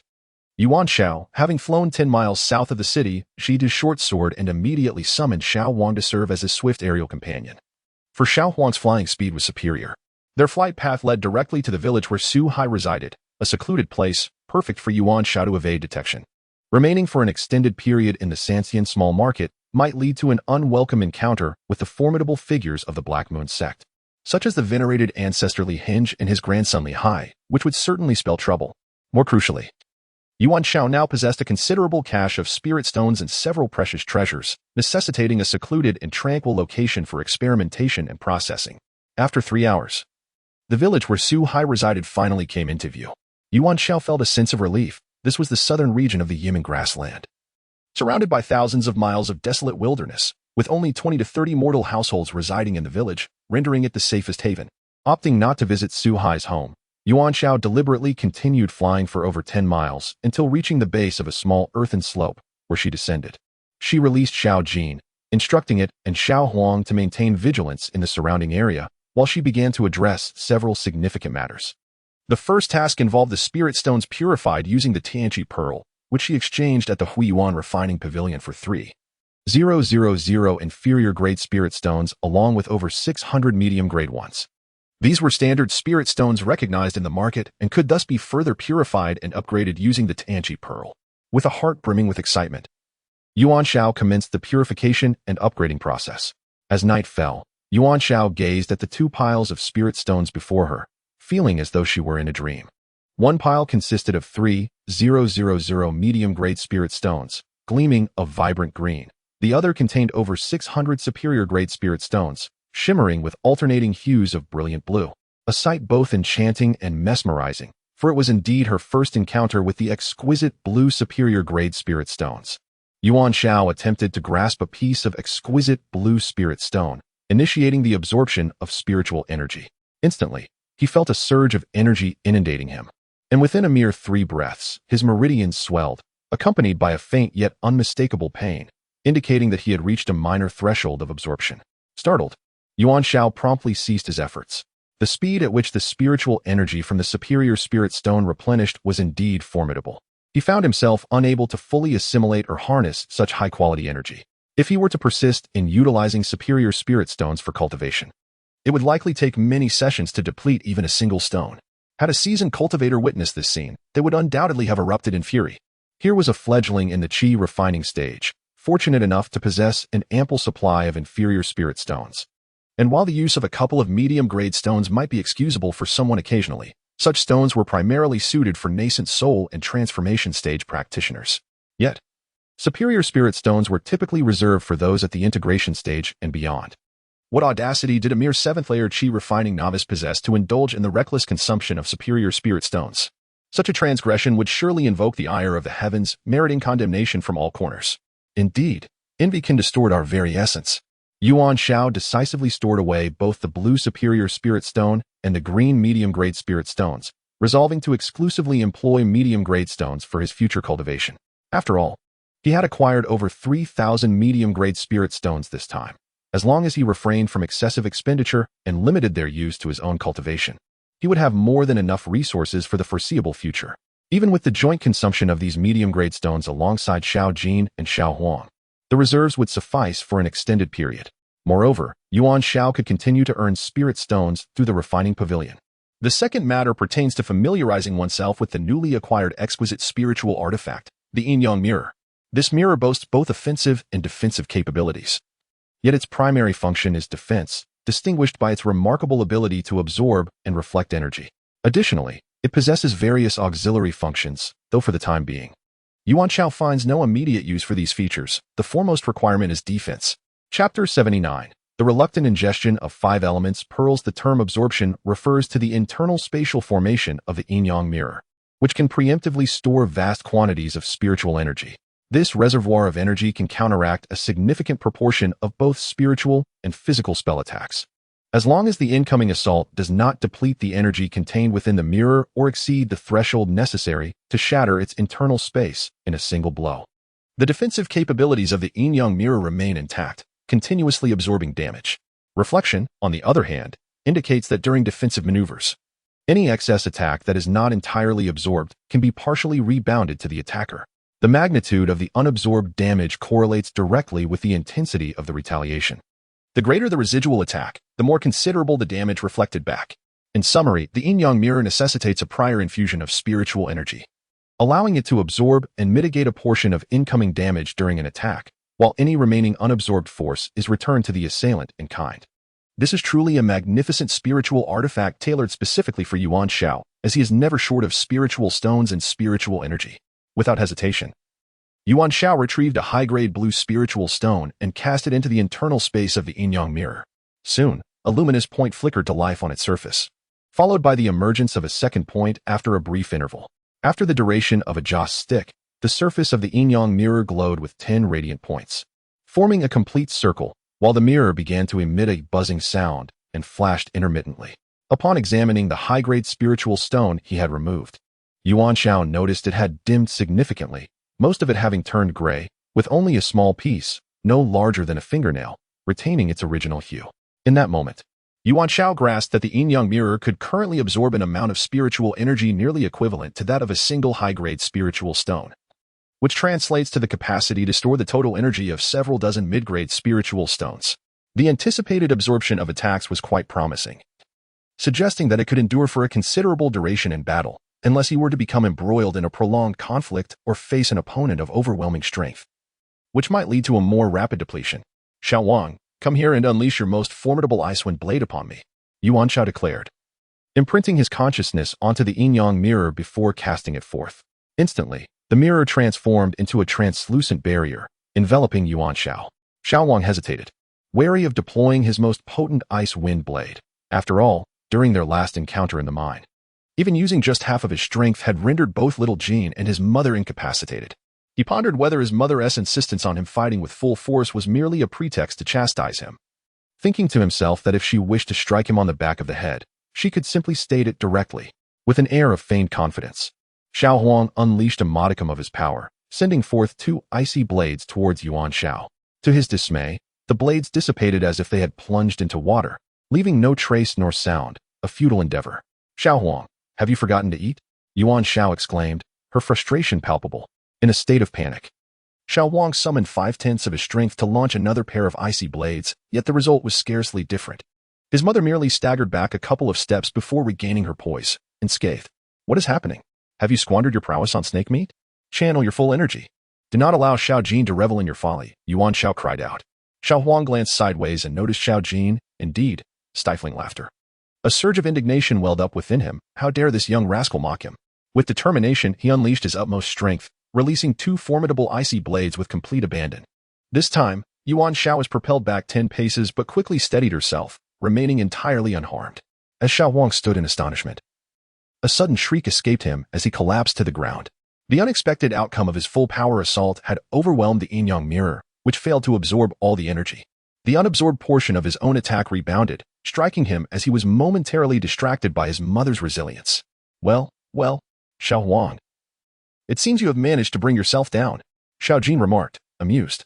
"Let us consider the previous incident settled. Look at Xiao Wang, now resorting to self-inflicted punishment as an apology." Yuan Xiao was exceedingly pleased with the efficacy of the yin-yang mirror, contemplating that perhaps the next encounter with the old ancestor of Linghen would allow for some measure of defense, at the very least sparing him a rather undignified demise. He mused that he might even have the opportunity to utter a few parting words, such as, "In 18 years, I shall still be a valiant man." Meanwhile, Xiao Wang reclined on the ground, having truly witnessed Xiao Jin smiling this time. "Ah, you mischievous Xiao Jin, reveling in misfortune, our friendship is at its end." The third matter at hand involved the 3 5 elements pearls, which must be fused and utilized effectively. The 5 elements pearls possess the capability to absorb the spiritual essence of the natural world. Although this process is gradual, it is incessant. Thus, individuals who have integrated the 5 elements pearls into their being often experience a slightly accelerated cultivation pace compared to those who have not, benefiting from the accumulation over years. Moreover, the key feature of the 5 elements pearls lies in their ability to absorb the practitioner's internal spiritual energy and subsequently convert this energy into any of the 5 elemental attributes: metal, wood, water, fire, and earth required by the owner. This transformation facilitates the more efficient release of various elemental attacks, amplifying their potency. The conversion of spiritual energy attributes is the quintessence of the 5 elements pearls. Metal, wood, water, fire, and earth are the 5 fundamental attributes, while elemental attacks such as wind, thunder, lightning, ice, light, and darkness are extensions and variations of these primary attributes, allowing for mutual conversion among them. Additionally, the 5 elements pearls can provide the owner with a final layer of personal protection. Upon complete fusion, they generate a 5 elements shield that closely guards the owner. Passively activated, with the earth attribute playing a crucial role in passive defense, thereby significantly mitigating the damage sustained by the owner. Yuan Xiao reached out to grasp Xiaojin, pulling him into an embrace, and with a tone reminiscent of soothing a child, he said, "Be good, Xiaojin, come and have some candy." Seizing the opportunity, Xiaojin opened his mouth to receive the candy, and in an instant, a 5 elements pearl, the size of a pigeon egg, was tossed into his throat. Xiaojin had barely registered what had happened when the pearl slipped down into his belly. Bewildered, he wondered what had just entered his stomach. Was his master now feeding him without allowing him to savor the taste? Hastily, he enveloped the 5 elements pearl with his spiritual energy, ensuring it absorbed ample energy from within him at its first encounter, taking root within his being. Yuan Xiao reached out and placed several medium-grade spirit stones into Xiaojin's hands. Simultaneously, he employed the method recorded in the jade slip of the 5 elements pearl by his ancestor, casting a seal that struck Xiaojin. The seal promptly burrowed into Xiaojin's body, initiating the first activation of the 5 elements pearl. The pearl began to rotate slowly, drawing in the spiritual energy from within Xiaojin. Sensing the pearl's demand for energy, Xiaojin immediately began to gnaw on the spirit stones to replenish his energy. An hour later, the 5 elements pearl had sufficiently absorbed the spiritual energy, beginning to nourish its master's physical form by gradually transforming the absorbed energy into the 3 elemental attributes required by Xiaojin: metal, earth, and wind. The enhancement of the metal attribute sharpened Xiaojin's already formidable teeth, while the enhancement of the earth attribute improved his tunneling abilities and boosted his physical defense. The enhancement of the wind attribute granted Xiaojin greater agility and increased speed in the future. Now it was Xiao Huang's turn. Yuan Xiao pinched Xiao Huang's ear and swiftly brought him over, delivering a sudden slap to the back of his head. Unable to restrain himself, Xiao Huang opened his mouth wide, and thus, the 5 elements pearl entered his belly. With a face full of grievance, Xiao Huang lamented, "Mother, I am also a baby. I wish to be pampered too." However, he received another slap to the back of his head. "Quickly circulate your spiritual energy. Why are you dawdling?" Yuan Xiao scolded, casually tossing out a bucket of highly concentrated spiritual liquid that had previously soaked the enlightenment pearl. Xiao Huang quickly composed himself and began to gulp down the spiritual liquid. Alas, his mother had seen through his ruse. The earlier performance had failed, so he decided to abandon it. But where had he slipped up? Was it that my expression of grievance lacked authenticity? Chapter 80. The fusion of Fire Dragon and Ice Phoenix. A supreme treasure comes to light just as Xiao Huang had consumed half of the liquid. He felt a discomfort in his stomach. Why did drinking this concentrated spiritual liquid make him want to relieve himself? Where would he find a mouse? Was he really going to waste such a precious substance? As he glanced around, searching for a mouse, a sharp slap landed on the back of his head. "What are you looking at? Quickly circulate your internal spiritual energy." Yuan Xiao bellowed, then raised a hand to unleash a seal that struck Xiao Huang and burrowed into his body. Subsequently, the 5 elements pearl within Xiao Huang began to rotate slowly. Gradually, the azure hue of his wings deepened, ultimately transforming into a blue reminiscent of the frigid depths of the ocean, with the tips of his wings fluttering autonomously, emitting swirling vortices that spiraled upward. An hour later, having fully absorbed the energies, the 5 elements pearl began to nourish Xiao Huang. He felt the infusion of ice and wind attributes saturating his entire being. With a gentle flap of his wings, he vanished from sight, only to reappear moments later, his flying speed remarkably enhanced. Yuan Xiao was quite pleased with Xiao Huang's aerial display, so she instructed him and Xiaojin to compete in a flight contest and shooed the 2 beasts away. Yuan Xiao then sat cross-legged, retrieving the last of the 5 elements pearls and placing the Qi dragon sword upon her lap. Since the last time I learned about the Ice Phoenix from the Sea Old Dao, Yuan Xiao has conceived a bold idea to merge the Ice Phoenix spirit into the Red Dragon sword. Now, with a superior spiritual artifact, the Yin-Yang mirror, in hand, Grandpa Yuan has mentioned that this enigmatic mirror possesses the potential to evolve into a top-tier spiritual artifact. However, Yuan Xiao is reluctant to fuse the Ice Phoenix with the Yin-Yang mirror, as the latter is primarily a defensive artifact, while the Ice Phoenix is distinctly an ice attribute offensive divine beast. To truly harness its value, it should be integrated into an offensive spiritual weapon. Presently, the finest offensive artifact at Yuan Xiao's disposal is undoubtedly the exquisite Red Dragon sword, which even Sea Old Dao suspects is nearing the status of a supreme spiritual artifact. Yet, the Red Dragon sword is already inhabited by the Fire Dragon spirit, making it somewhat challenging to incorporate the Ice Phoenix spirit once more. During their initial encounter at Sea Old Dao's place, the 2 entities clashed fiercely, shattering Dao's bell-shaped treasure and leaving a considerable crater in the valley. It appears that only I, as their common guardian, can mediate this matter. Yuan Xiao tossed the 5 elements pearl into her abdomen, inscribing a mark to initiate its slow rotation. Then, she retrieved the Ice Phoenix pearl. Since the last occasion when the Ice Phoenix consumed Yuan Xiao's essence blood, it has acknowledged her as its master, and upon seeing Yuan Xiao now, it immediately became animated. Yuan Xiao exhaled her spiritual energy, melting the shell of the Ice Phoenix pearl from the outside. Once freed, the Azure Ice Phoenix began to spiral in her palm before eventually settling there. Grasping the Ice Phoenix firmly, Yuan Xiao began to chide. Little Ice, when you meet Little Dragon later, you must refrain from using your powers. Last time, when you two blew up the Grand Clock on Sea Old Road, you still haven't compensated for the damage, and yet it all falls upon my shoulders. Ice Yuan turned away, declaring it impossible, absolutely impossible. Yuan Xiao then summoned the little fire dragon from the red dragon sword, holding it in the palm of his left hand, perfectly balancing it with Ice Yuan in his right. Little dragon, this is your little ice brother, come. Give a smile and greet him. As soon as Yuan Xiao finished speaking, he felt a tumultuous stir in both palms. Neither creature showed any regard, seemingly eager to break free yet reluctant to tear apart their master's hands. Connected by Yuan Xiao's consciousness, both spirits conveyed their sentiments. Today, a contest must ensue to determine who reigns supreme. Yuan Xiao swiftly tightened his grip, fearing that one might escape. Just as he was about to employ his silver tongue to sway both sides, he suddenly sensed an intense surge of fiery spiritual energy emanating from his left hand, coursing throughout his body, while simultaneously an equally potent icy energy spread from his right. The little dragon and little ice had unwittingly turned Yuan Xiao's body into a battlefield, each unleashing their energies to overpower the other.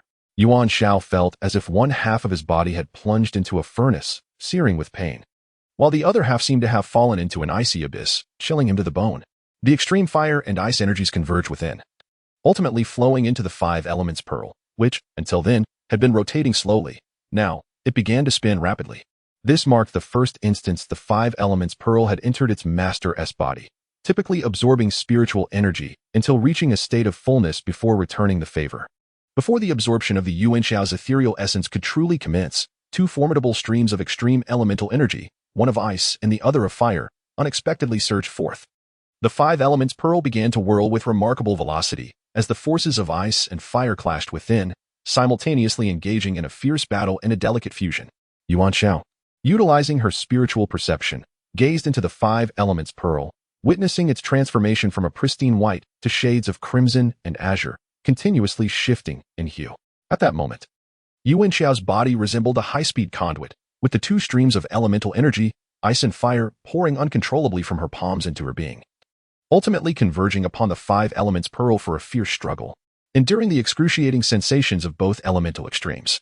Yuan Xiao gritted her teeth and summoned a surge of energy to merge with the pearl, recognizing that this endeavor was crucial not only for the pearl's integration within her but also for harmonizing the opposing elemental forces.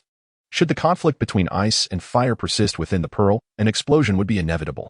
Gradually, Yuan Xiao's energy intertwined with the fiery and icy essences, leading to a cessation of their tumultuous opposition within the 5 elements pearl, which began to wane in intensity. Success was achieved. After all, the entities of the fire dragon and the ice phoenix were both bound to Yuan Xiao. As her energy merged with the elemental forces, they coalesced into a singular, harmonious entity, eliminating the elemental discord and birthing an extraordinarily potent 5 elements pearl. Ultimately, the pearl stabilized in a resplendent purple, a hue born from the fusion of extreme ice and fire. Yuan Xiao sensed that the 5 elements pearl had reached a state of consummate absorption, now emanating waves of powerful dual elemental energy of ice and fire. In the future, should Yuan Xiao employ ice or fire-based divine abilities, or utilize spiritual artifacts imbued with ice or fire attributes, their potency will be significantly amplified, and one can surely expect an enhancement in the effects of passive protection. Although the rotation speed of the 5 elements orb within him has somewhat diminished compared to earlier, it still surpasses the rotational velocity of the 5 elements orbs within Xiao Jin and Xiao Huang, indicating that the purple 5 elements orb within Yuan Xiao has undergone a transformation. At this moment, both the rate at which it absorbs spiritual energy from the natural world and the speed at which it converts internal spiritual energy into other elemental forms have seen marked improvement. Yuan Xiao then exhaled a breath of relief, loosening his grip as he addressed the little fire dragon and the ice phoenix. All right. The rest is for you to discuss at your leisure. You may engage in combat, just remember not to knock the other's brains out.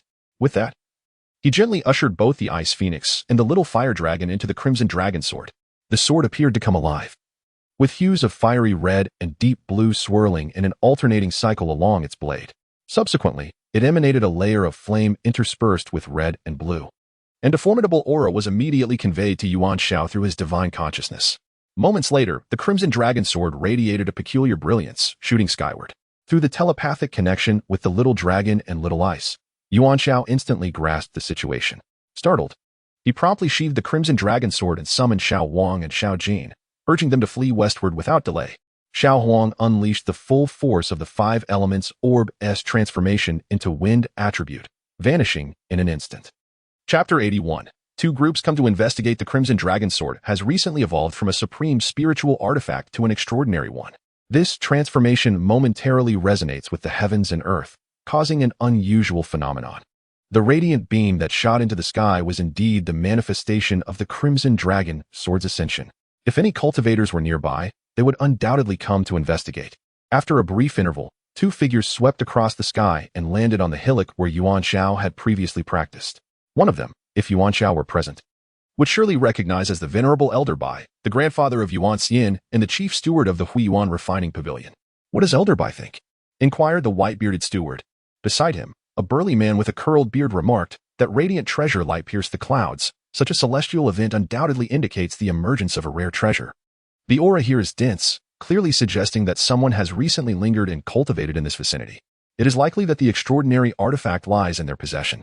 However, this individual departed with remarkable swiftness. We have only been here for a brief moment, yet we can sense nothing of their presence now. Their cultivation level must be considerable, at least with an exceptionally rapid flight speed. The burly man was none other than Elder Bai, as referred to by the steward. While rare treasures may indeed occur naturally, many are crafted by skilled artisans. I suspect that the radiant treasure light we just witnessed could have resulted from a master successfully refining a precious item for the first time. Or perhaps an artifact encountered fortuitous circumstances, allowing it to evolve into a supreme or extraordinary form, Elder Bai thoughtfully remarked. Regardless of the scenario, this treasure undoubtedly belongs to someone, and by the nature of possessing such a valuable item, it is reasonable to assume that its owner may not be weaker than the two of us. In fact, they might even surpass our own cultivation levels. What the steward Yuan said holds great truth. However, what if a young cultivator possesses a formidable treasure? Elder Bai also proposed another possibility. Even if it were a young cultivator capable of wielding such a treasure, they would hardly be an individual devoid of influence. They could either be a prodigy from a powerful sect or a distinguished disciple of a renowned master. Otherwise, it would be improbable for them to possess such a treasure. Moreover, as you previously mentioned, the opponent's cultivation level may not be trivial. At the very least, their speed of escape is exceptionally swift. Coupled with the possession of a formidable treasure, should we inadvertently encounter them and misunderstand the situation, it would not only be I who suffers, but even Brother Bai may find himself at a disadvantage. There is a chance that after dealing with the lesser threats, greater ones may emerge, potentially overturning the several centuries of foundation we have established in the Sansen minor market. The steward Yuan articulated this analysis with reason and evidence. If that is the case, let us return, Elder Bai remarked with a smile. We merely came to gain some insight and assess the situation, not to seize any treasure. Indeed, the steward Yuan also smiled in agreement. Thus, the two of them soared back to the Sanxian minor market. In truth, the steward Yuan had already uncovered numerous secrets. Yet he refrained from disclosing them to Elder Bai, as they pertained to himself and his granddaughter, Miss Yuan. Just as the steward Yuan reached the earthen slope, he sensed two familiar auras. One was the residual essence of the five elements pearl, of which he had recently dispatched 3, and he himself had integrated one into his being, making him particularly attuned to the lingering presence of the five elements pearl in this area. It is highly likely that this is related to the Yuan Xiao who exchanged spirit stones with him. Moreover, this place bears the residual aura of the yin-yang mirror, a defensive artifact previously entrusted to Yuan Xiao by steward Yuan. The steward, well versed in the workings of the yin-yang mirror, immediately discerned the traces left by its invocation upon arriving here. In light of these two revelations, it is evident that Yuan Xiao had recently engaged in a transaction with Yuan Ya. According to the information provided to him by Yuan Ya, Yuan Xiao is supported by a formidable alchemist elder brother, who is affiliated with a powerful sect and has cautioned both him and Yuan Ya against probing into this matter. Furthermore, Yuan Xiao possesses an abundance of exquisite spirit stones and has agreed to continue exchanges in the future. Additionally, he holds a considerable stock of mid-grade elixirs, intended for the Huiyuan refining pavilion, ultimately for the benefit of Yuan Ya and himself, thus closely intertwining their interests. As a result, he is intent on safeguarding this secret. Moreover, Steward Yuan indeed perceives Yuan Xiao's origins to be extraordinary. A disciple at the 7th level of qi refinement capable of producing over 100 mid-grade spirit stones, particularly of the rare premium quality, as well as a substantial supply of mid-grade elixirs, possesses a level of capability and energy that even a nascent soul cultivator might find challenging to match. Without a formidable background, such feats would be entirely implausible. It must be noted that Steward Yuan's deductions are both reasonable and logical. Any misjudgment cannot be attributed to him. The crux of the matter lies in Yuan Xiao's somewhat unorthodox nature, as a single celestial pearl has disrupted all reasoning. After another hour, 2 individuals arrived at the hillside where Yuan Xiao had been cultivating on the vast Yimin grassland. Descending from the centipede was an elderly man and a young one, none other than the ancestor of parting sorrows and his grandson, Li Hai. The 2 individuals searched in vain for Yuan Xiao at the Sansan market and subsequently returned to the grasslands to continue their quest. Along the way, they beheld a radiant light soaring into the heavens and approached to investigate. Naturally, the grandfather and grandson's perception paled in comparison to that of elder by and Steward Yuan. After a thorough search yielding no treasures, they departed atop a centipede, resolutely continuing their pursuit of Yuan Xiao and Fei Hu. The entire Yimin grassland, including the Sansan market, lay within their search parameters. In the western expanse of the Yimin grassland, Yuan Xiao rode the little yellow steed at breakneck speed for 3 hours, arriving at the edge of a small lake where he paused to rest. Now, the little yellow's speed had doubled, covering in 3 hours what had previously taken 6, demonstrating remarkable efficacy in evading pursuit. Yuan Xiao quietly compared the current flight speeds of the little yellow and the little gold to that of foundational cultivators, concluding that foundational cultivators were utterly outmatched in speed and less cornered. In the face of little gold and little yellow, they existed in a realm of visibility yet untouchable. When further comparing the two, although both possessed extraordinary swiftness, the little yellow excelled in long-distance flight with an emphasis on endurance. In contrast, the little gold was adept at close-range maneuvers, specializing in swift evasions and rapid repositioning, emphasizing explosive bursts of speed and agility. Yuan Xiao contemplated returning to the Sansan market, eager to engage in further transactions with Fairy Yuan. Recognizing the rarity of his visit and the necessity to amass more spirit stones before returning to the sect and settling in as a prosperous landowner, uncertain of when he might next return. No one could predict whether the grandfather and grandson would remain here long-term awaiting his return or send other cultivators from their sect to seek him out. Upon her return to the Sansan market, Yuan Xiao resolved to head directly to the Huiyuan Refinement Pavilion, choosing to stay in its vicinity and refraining from aimless wandering. After concluding her transactions, she planned to depart, thereby minimizing the chances of unforeseen incidents. She examined the jade slip of distress given by her grandfather, pondering whether they would truly come if she had shattered it. After resting until the late hours, Yuan Xiao summoned her companion, Xiao Huang, and, guided by the previous day's flight trajectory, confirmed the direction towards the Sansan market, setting off once more towards the southern gate of the city. 4 hours later, she finally beheld the familiar southern gate, now illuminated by the morning light. This time, Yuan Xiao did not enlist any aids nor call out to numerous people. Instead, she made a beeline for the Huiyuan Refinement Pavilion. The attendant on the first floor evidently recognized Yuan Xiao and promptly reported her arrival to Yuan Xiao. Yesterday you mentioned returning in 2 or 3 days, yet here you are today. Thankfully, my sister did not venture out. Otherwise, we would have missed this modest profit. Yuan Xiao's eyes sparkled with excitement at the mention of small coins. Has my sister brought the elixirs? Yuan Xiao inquired directly. 40 inferior foundation establishment pills, 20 inferior gold core pills, and 4 inferior infant transformation pills. Will you be able to consume them? Yuan Xiao asked with a smile. My sister may doubt my younger brother, yet she must place her trust in my extraordinarily skilled elder brother in alchemy. Even if my sister does not believe in my brother, she must certainly have faith in the spirit stones I possess. As she spoke, Yuan Xiao produced a storage bag and placed it upon the table.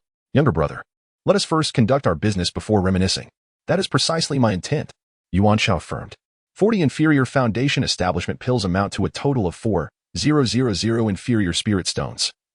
20 inferior gold transformation pills total 10,000 inferior spirit stones, and 4 inferior infant transformation pills also sum to 10,000 inferior spirit stones. Altogether, these 3 types of pills require 24,000 inferior spirit stones, which translates to 240 medium-grade spirit stones. Can you muster such a sum today? Or shall I extend a line of credit to you, dear sister? Yuan Xiao casually extracted a medium-grade spirit stone mine, approximately half a zhang in size, from her storage bag and presented it to the astonished Yuan fairy. Sister, should we summon Grandpa to appraise this medium-grade spirit stone mine? Yuan Xiao found amusement in the sight before her. Even a wealthy young lady, upon encountering someone casually displaying a spirit stone mine, exhibited an expression of sheer naivety. This sizable spirit stone mine, roughly half a zhang in dimension, had been purified into medium-grade spirit stones using the celestial enlightenment pearl. It was precisely the fragment cut from a larger mine, originally discovered by Yuan Xiao in a cave, which had measured 3 zhang across. Had she carelessly unveiled the entire 3 zhang mine, the Yuan fairy would surely have been left utterly speechless. After a brief tea session, the Yuan fairy summoned Grandpa Yuan, who, as though nothing had transpired the previous day, greeted Yuan Xiao with a warm smile and a nod. Grandpa Yuan extended his hand, meticulously examining various sections of the medium-grade spirit stone mine, occasionally reaching out to absorb and verify the quality of the spiritual energy. Young Sir Yuan, this medium-grade spirit stone mine is akin to the last batch of medium-grade spirit stones you exchanged with us. Both are of exceptional quality, and each section radiates a remarkably rich, pure, and flawless spiritual essence, truly a rare find. According to our previous agreement, we should exchange standard mid-grade spirit stones for the young hero at a ratio of 1:3. This pristine mid-grade spirit stone mine can yield approximately 2,000 mid-grade spirit stones. Thus, we ought to provide the young hero with 6,000 commonly traded mid-grade spirit stones. I wonder if the young hero has any objections? Old Master Yuan inquired. This transaction is substantial, and Old Master Yuan's personal wealth is insufficient for the exchange. It is imperative to utilize the reserves of the Hui Yuan refining pavilion. Old Master Yuan is honest and fair. I will follow your arrangements without question. As long as the exchange is successful, I will not quibble over trivial matters. Very well, since young Master Yuan is so agreeable, I must also uphold the dignity of the Hui Yuan refining pavilion and my own reputation. The elixirs that Miss Yuan previously presented to you amounted to a total of 240 mid-grade spirit stones. I shall generously waive any charges, gifting them to you. As for the compensation due to the alchemy pavilion, I will handle that discreetly, provided you adhere to our earlier agreement. Simply deliver the corresponding number of mid-grade elixirs to Miss Yuan, without the need for resale. To facilitate the timely receipt of spirit stones, after deducting our share, Miss Yuan can directly purchase at the previously agreed price, allowing our trading company to sell gradually thereafter. Please wait a moment. After speaking, Old Master Yuan ascended to the 4th floor, yet he did not take the spirit stone mine, clearly demonstrating his understanding of commercial etiquette. After the burning of an incense stick, Old Master Yuan returned downstairs and tossed a storage bag to Yuan Xiao, saying, "Inside are 6,000 commonly traded mid-grade spirit stones. Please count them." The young man places his trust in Grandfather Yuan. Just moments ago, he received a plethora of free elixirs from his grandfather. If he were to count the spirit stones one by one now, not only would his grandfather scold him, but Sister Yuan would surely berate him to no end. Yuan Xiao merely glanced into the bag before storing it away in her ring. "You certainly have a way with words." Grandfather Yuan chuckled, then continued.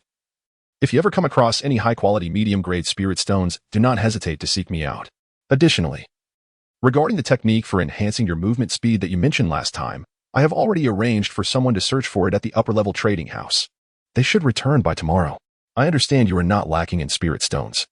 So I specifically instructed them to prioritize effectiveness over the consumption of spirit stones and spiritual energy. This technique is tailored for affluent cultivators. I hope my instructions align with your expectations." Yuan Xiao beamed with delight, grasping Grandfather Yuan's hand, exclaiming, "I never imagined that you would be my confidant, Grandfather. Well then, I shall begin my cultivation. You all continue your conversation." After finishing, the white-bearded Grandfather Yuan rose and ascended to the 4th floor.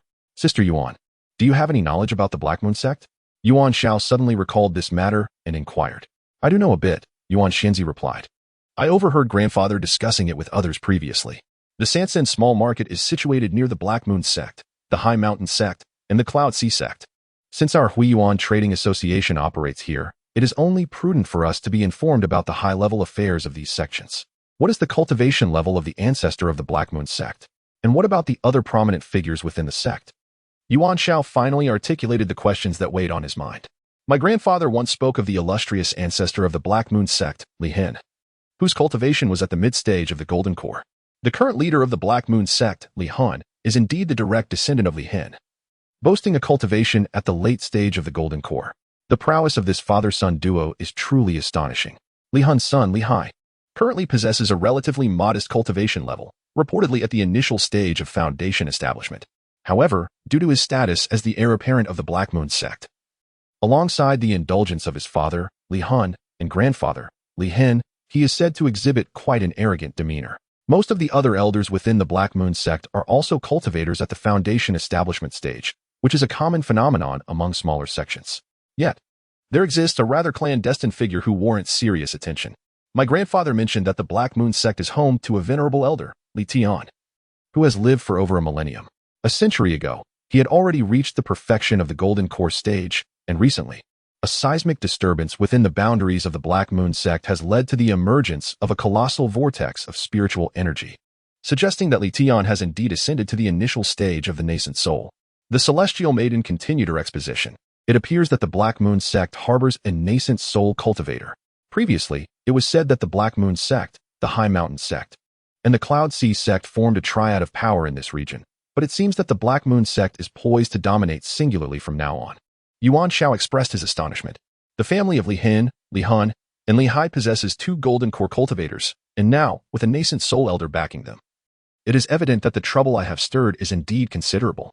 Although the Cloud Sea sect currently lacks the strength of the Black Moon sect, it still has the Baiyun sect as its higher affiliation, which also boasts a nascent soul cultivator. Thus, it is not entirely susceptible to being utterly suppressed. However, in the competition for resources in the vicinity, the Cloud Sea sect is likely to face some setbacks. The celestial maiden remarked.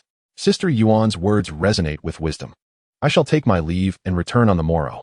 After departing from the Huiyuan refining pavilion and reaching the southern city gate, Yuan Xiao unsheathed his short sword and soared eastward. Once he found himself in solitude, he summoned little Huang to continue their flight eastward. 3 hours later, they arrived deep within the Yemen grassland, where a grand tree beckoned them to land, serving as their resting place for the day. Yuan Xiao stored the abundant mid-grade spirit stones he had acquired into his ring, placing them alongside the Tianqi pearl for purification in batches. After 3 hours, all had been refined into exquisite blue high-grade spirit stones. Subsequently, he placed the low-grade foundation establishment pills, Golden Core pills, and nascent soul pills into the Tianqi pearl for purification. After the time it takes to burn a stick of incense, he was rewarded with 40 mid-grade foundation establishment pills, 20 mid-grade Golden Core pills, and 4 mid-grade nascent soul pills. A night of unexpected fortune. The spirit stones could be utilized gradually for cultivation. Yet how should he allocate these mid-grade elixirs? In Chapter 83, the 3-layered turtle shell, Little Huang causes trouble. Yuan Xiao ultimately resolved to retain half of the elixirs for his future needs, particularly the mid-grade Golden Core and nascent soul pills, which might prove invaluable down the line.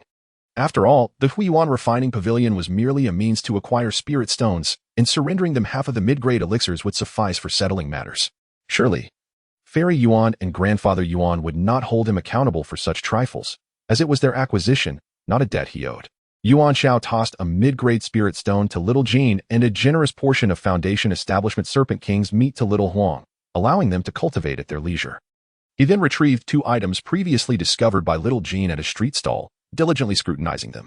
Among the treasures, one was a palm-sized shield, while the other was a short sword that had previously been used during the Lantern Festival's sword-flying event. Yuan Xiao had unshakable faith in Xiaojin's discerning eye and intuition. With an innate talent for treasure hunting, whatever caught Xiaojin's fancy may not have been exceedingly precious, yet it undoubtedly held some merit.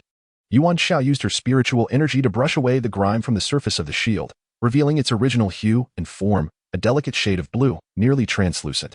She attempted to channel a stream of spiritual energy into the palm-sized transparent shield, but it remained unresponsive. After examining it from various angles, she found no discernible mechanism to activate it. How could it be initiated? A thought struck her as she noticed the faint blue tint. Drawing upon the purple 5 elements pearl within her, she transformed a surge of ice attribute spiritual energy and infused it into the transparent shield. To her astonishment, upon contact with the ice attribute energy, the shield instantly morphed into a liquid state, flowing within her palm. After completely merging with the ice energy, it seeped into Yuan Xiao's body, vanishing from sight. Though her hands felt empty, she sensed an ethereal aura enveloping her, akin to an invisible barrier safeguarding her presence. This shield was undoubtedly an ice attribute spiritual barrier. Yuan Xiao endeavored to circulate the ice attribute energy throughout her body, instantly feeling the defense of the ice spirit shield amplify further. The invisible ice spirit shield's defensive strength was remarkably correlated with the practitioner's reserve of ice attribute energy. Yuan Xiao was elated. With the purple 5 elements pearl possessing both ice and fire attributes, she would never lack for ice attribute energy. The more turtle shell she bore, the better. Survival and evasion were the true marks of strength, and as long as she lived, she could yield results. Death would mean a finality to all endeavors. At present, Yuan Xiao, fortified by the 5 elements pearl within, has acquired a protective shield of elemental energy, complemented by an additional layer of an ice spirit shield. With the newly obtained yin-yang mirror, these 3 formidable layers resemble a tortoise shell, likely leaving many in awe. Yuan Xiao envisioned the astonished expressions of onlookers, unable to suppress a chuckle, gazing at the flying sword in hand, measuring 3 feet in length and 3 inches in width. Yuan Xiao channeled a surge of spiritual energy to cleanse the blade of rust and grime. Upon closer inspection, 2 characters inscribed in seal script, Lihua, revealed the sword's name, the Lihua sword. Yuan Xiao waved it casually, noting its sharpness and agility, yet could not discern anything exceptionally remarkable about it. Surely, the treasure that Xiao Jin coveted could not be so ordinary. Lihua, Yuan Xiao pondered. Suddenly grasping the meaning, it was a flying sword with a singular fire attribute, channeling a surge of fiery spiritual energy through the ice and fire 5 elements pearl within. The Lihua sword immediately emanated a crimson glow, akin to a ferocious beast awakening from slumber. With a swift stroke, a fiery serpent shot forth, striking a nearby tree, which promptly splintered in 2 and ignited, burning until reduced to ashes. Yuan Xiao, emboldened, unleashed several more strikes toward the base of the tree, where the fiery serpents intertwined to create a sea of flames. In mere moments, the ground blazed a vibrant red, extinguishing only after the passage of an incense stick's worth of time. The Lihua sword not only inflicted direct damage, but also exhibited area of effect harm, most significantly with its ability to sustain burning. Yuan Xiao realized the persistent flames could erode and damage an enemy's protective shields, drastically diminishing their defenses. Yet, the precise grade of the Lihua sword remained a mystery to Yuan Xiao. Although it pales in comparison to the Crimson Dragon sword, it is unobtrusive and can be readily utilized at any moment. Yuan Xiao believes its power to be quite commendable, surpassing her initial expectations. Moreover, being a fire attribute flying sword, it harmonizes perfectly with the fire attribute's spiritual energy within Yuan Xiao, amplifying its destructive capacity. The Crimson Dragon sword is now an extraordinary spiritual artifact, coveted even by seasoned cultivators. Thus, Yuan Xiao would not easily wield it unless faced with life and death circumstances. In contrast, the Lihua sword poses no such concerns, allowing for its fearless and bold use. As its unassuming appearance belies its lethal potential, the Lihua sword is not lacking in strength, rather, it is the Crimson Dragon sword that is so formidable that it overshadows the Lihua sword. Yuan Xiao has witnessed the flying swords of Elder C and Brother Mo during the Foundation establishment stage, both of which are significantly inferior to the Lihua sword. It can be said that the Crimson Dragon sword outclasses the Lihua sword by leaps and bounds.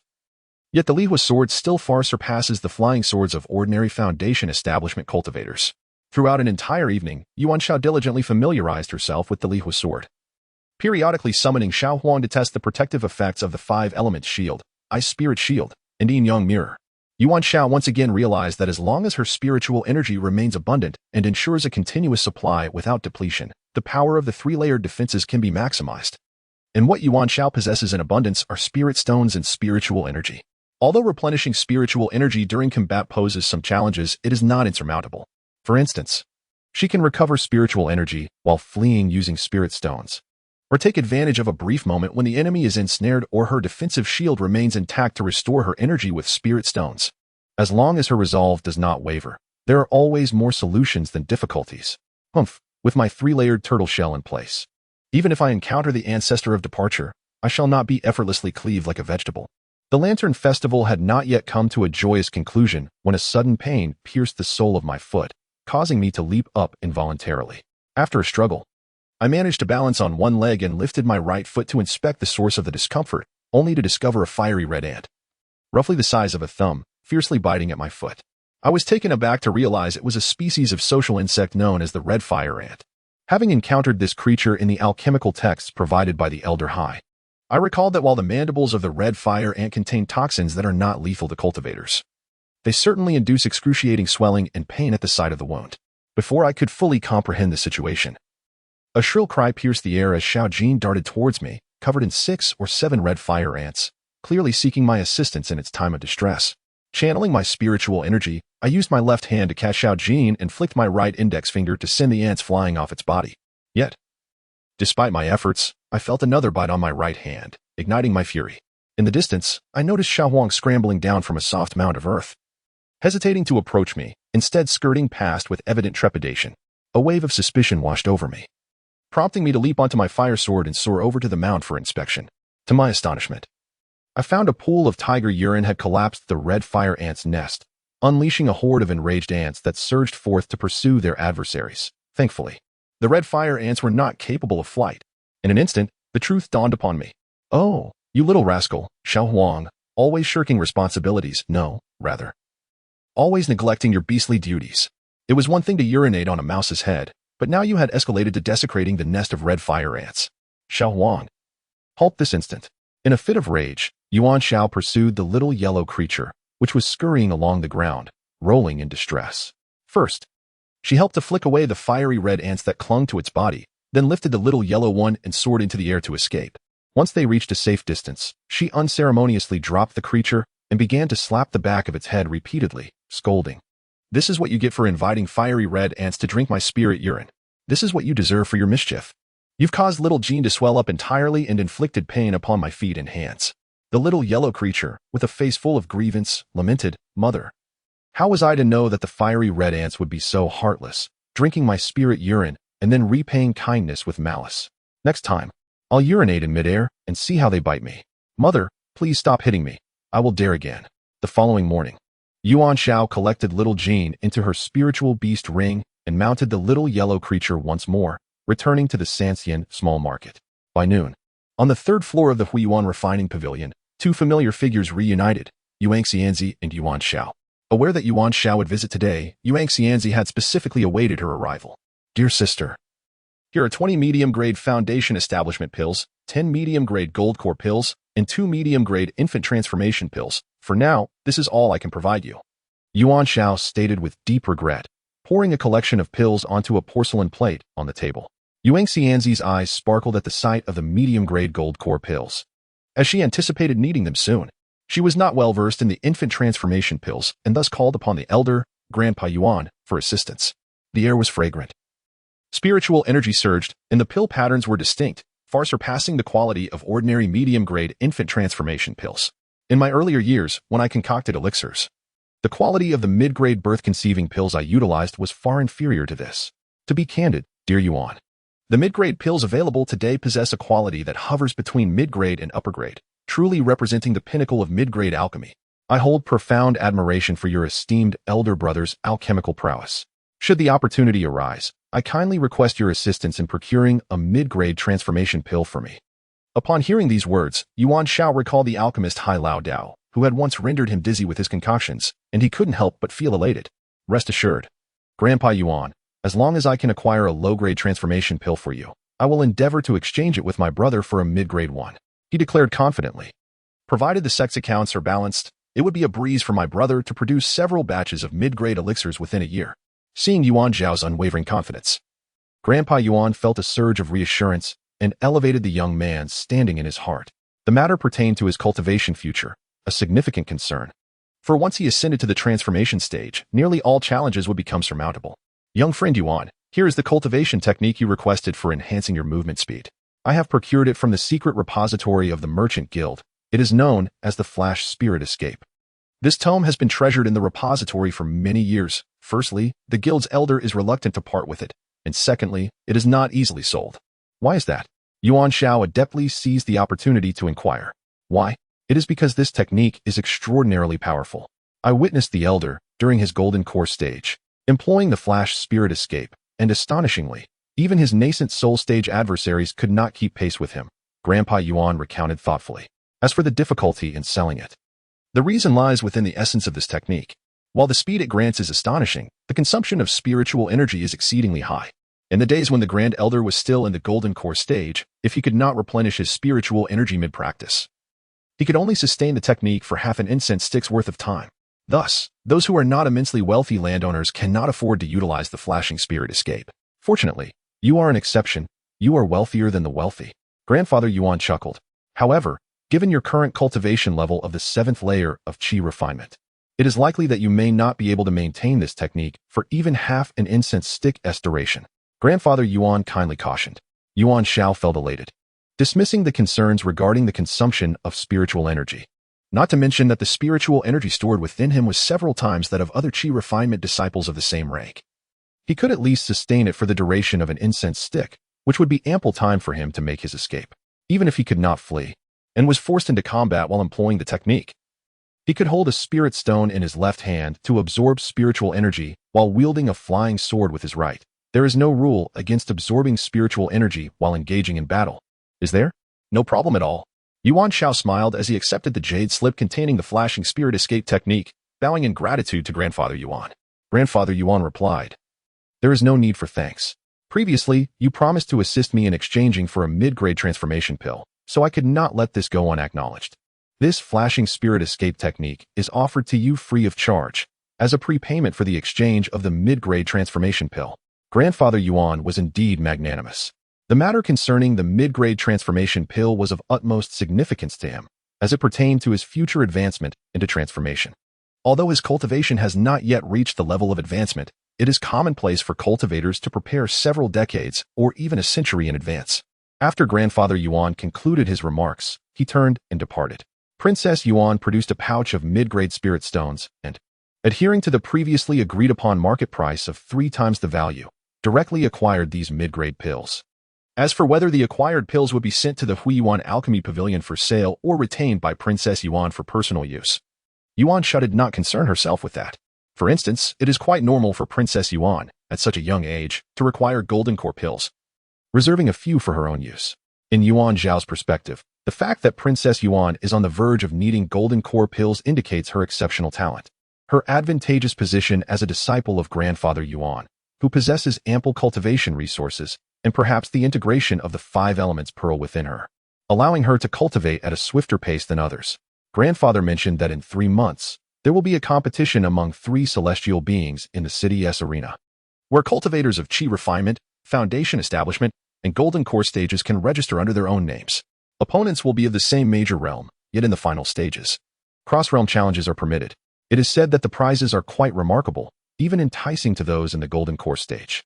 This competition is primarily organized by several major merchant associations to promote the 3 celestial market, aiming to attract cultivators from distant regions to purchase here. You should come as well. Let us participate together. Princess Yuan extended the invitation. Would treasures that even golden core cultivators find enticing? Very well, I shall remember this matter, though I cannot guarantee my attendance. If I do come, I will seek out my sister at the earliest opportunity.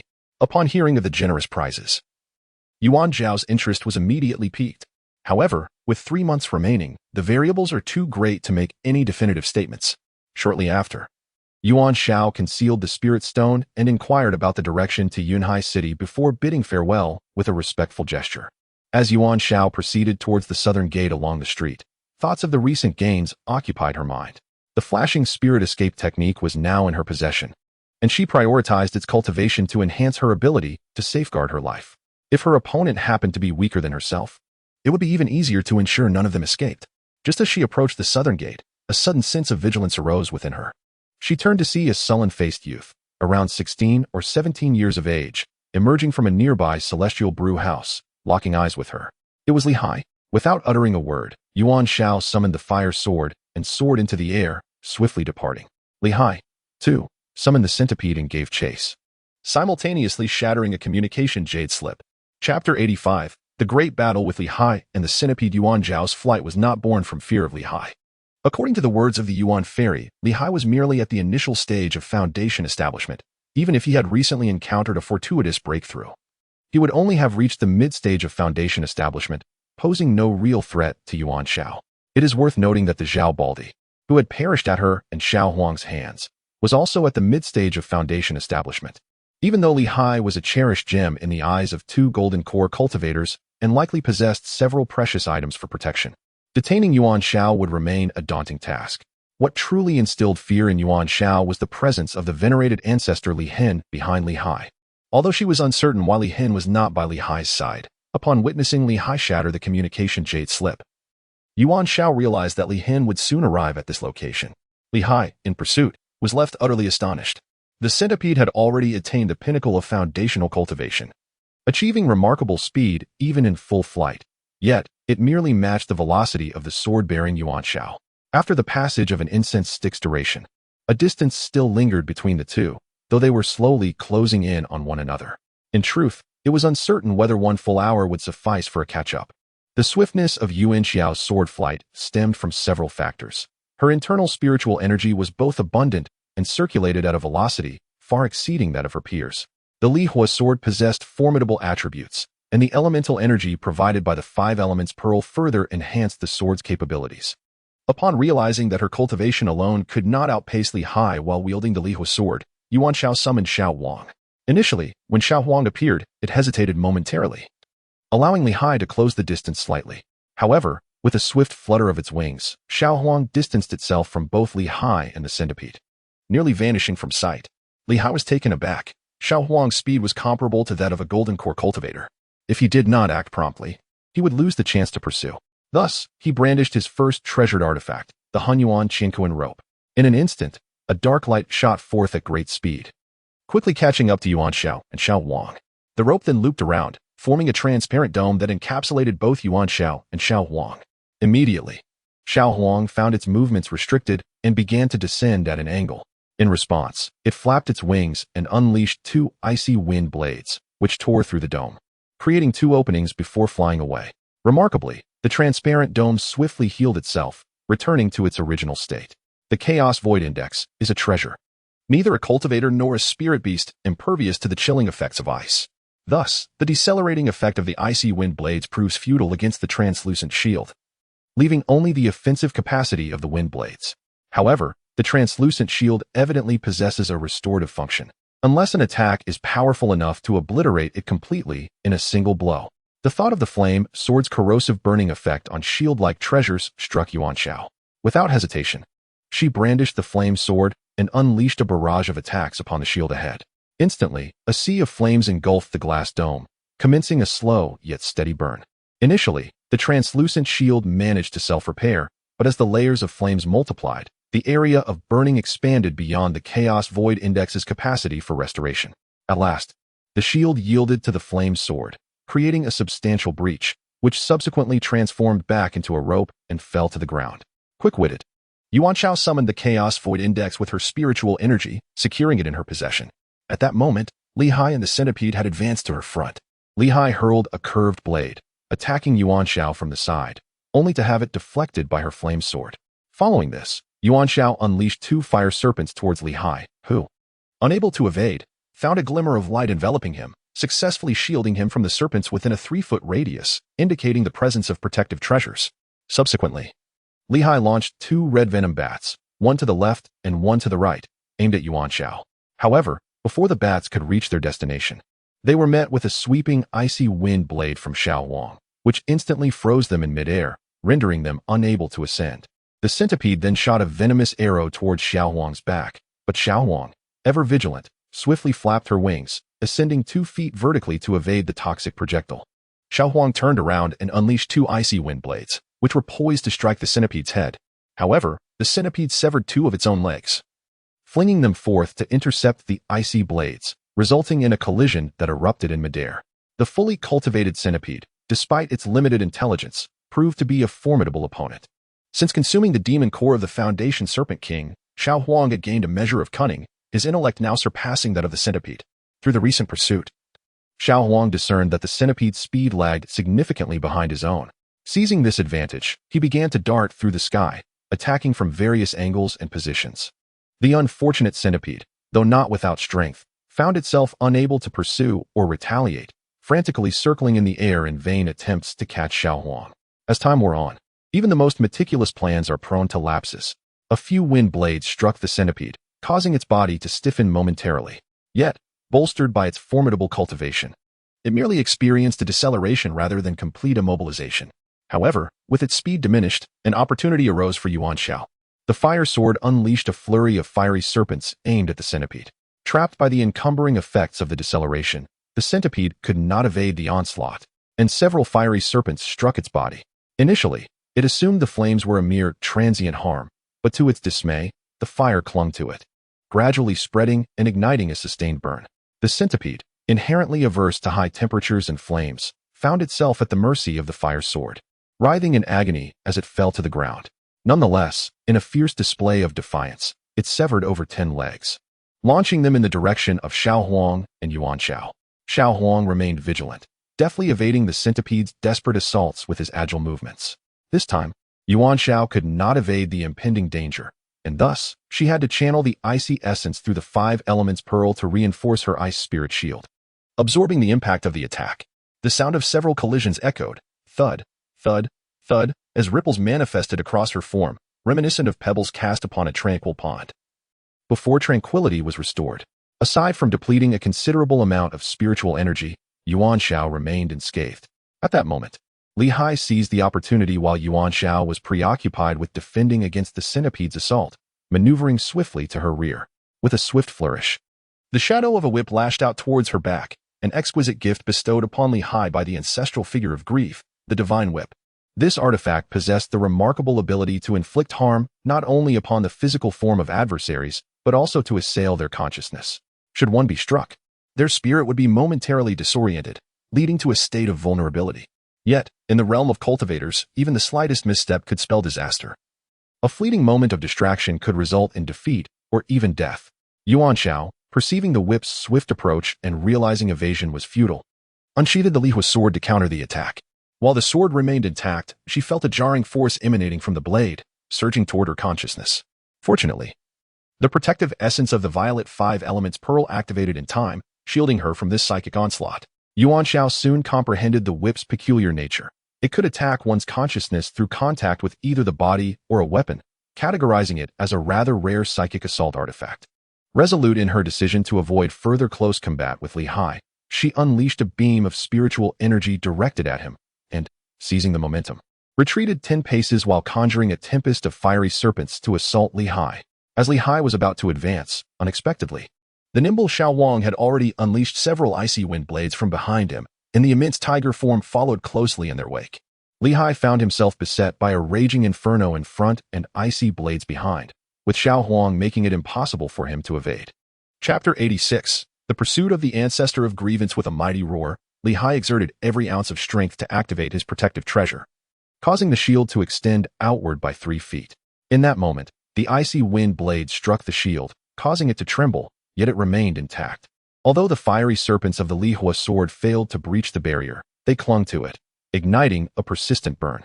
Upon witnessing this, Yuan Xiao swiftly descended beside the severely scorched centipede and, with a single strike, severed its head, stowing the creature's body into his storage pouch. Meanwhile, Xiao Huang relentlessly slashed at the protective shield with its claws, leaving Li Hai in a state of alarm. He could see the shield gradually being burned through by the fiery serpents, small holes merging to form a larger breach.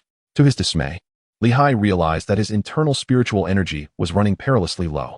The previous battles, compounded by the continuous drain of the shield, had depleted his reserves by more than half, rendering his spells significantly less effective.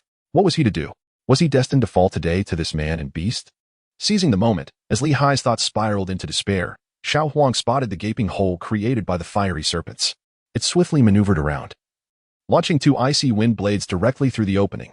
Li Hai had no means to evade. The blade struck him squarely in the abdomen, instantly rendering his body rigid as he collapsed to the ground. Xiao Huang struck with 2 sharp blades, precisely hitting Li Hai's rear as he fell, leaving it a mangled mess of flesh and blood. Subsequently, Li Hai clutched his abdomen with one hand and his backside with the other, convulsing on the ground. Xiao Huang, as if he had stumbled upon a new world, realized the effectiveness of his icy blades against the posterior was quite commendable. It seemed he would need to devise a specialized technique for targeting the behinds of scoundrels like Li Hai in the future. Just as Xiao Huang and Yuan Xiao were preparing to launch another attack, 2 beams of spiritual energy suddenly shot toward them from a distance. While Li Hai was swept away by a surge of spiritual power, one of the beams struck Xiao Huang, sending him tumbling through the air several times. Fortunately, having recently fortified himself with snake meat, and with the protective energies of the 5 elements pearl activated within him, he sustained no severe injuries. Though he felt the rush of blood within him and noticed a wound from the impact, Yuan Xiao, upon being hit, staggered back 5 paces, engulfed in excruciating pain, and tasted blood in his mouth, indicating he had likely suffered an injury. Merely a single ordinary beam of spiritual energy had penetrated Yuan Xiao's ice spirit shield. Although it had mitigated much of the force, a small portion still managed to breach the innermost 5 elements pearl shield. The violet pearl began to spin rapidly, not entirely repelling the energy beam, but instead absorbing it. Fortunately, thanks to the protection afforded by these 2 formidable shields, he emerged with only minor injuries. The ancestor of grudges had arrived. Yuan Xiao immediately exchanged a knowing glance with Xiao Wang, signaling him to flee. Yuan Xiao promptly ascended upon the fire sword, soaring forth, while Xiao Wang swiftly followed in the same direction. Just as he reached Yuan Xiao's feet, they seamlessly connected. Yuan Xiao settled upon Xiao Wang's back, wielding the fire sword with one hand. And then Xiao Wang suddenly accelerated, vanishing in an instant. Meanwhile, the venerable Li Hen grasped Li Hai with one hand and instantly returned to the scene of the earlier battle. There lay the decapitated head of the centipede, a grim testament to the preceding carnage. Li Hen's heart surged with fury. A spirit beast of pinnacle foundation establishment, nurtured by the sect for centuries, had met such a gruesome fate. Turning his gaze to his grandson, Li Hai, who was frozen and nearly immobile, he noted the grievous wounds marring his abdomen, particularly the 2 strikes that had torn through his trousers, exposing bloodied flesh. For one as proud as Li Hai, this was not merely a physical assault, but also a magical and psychological affront, an utter humiliation. Ignoring the remains of the centipede on the ground, Li Hen seized Li Hai's shoulder and pursued like a swift arrow.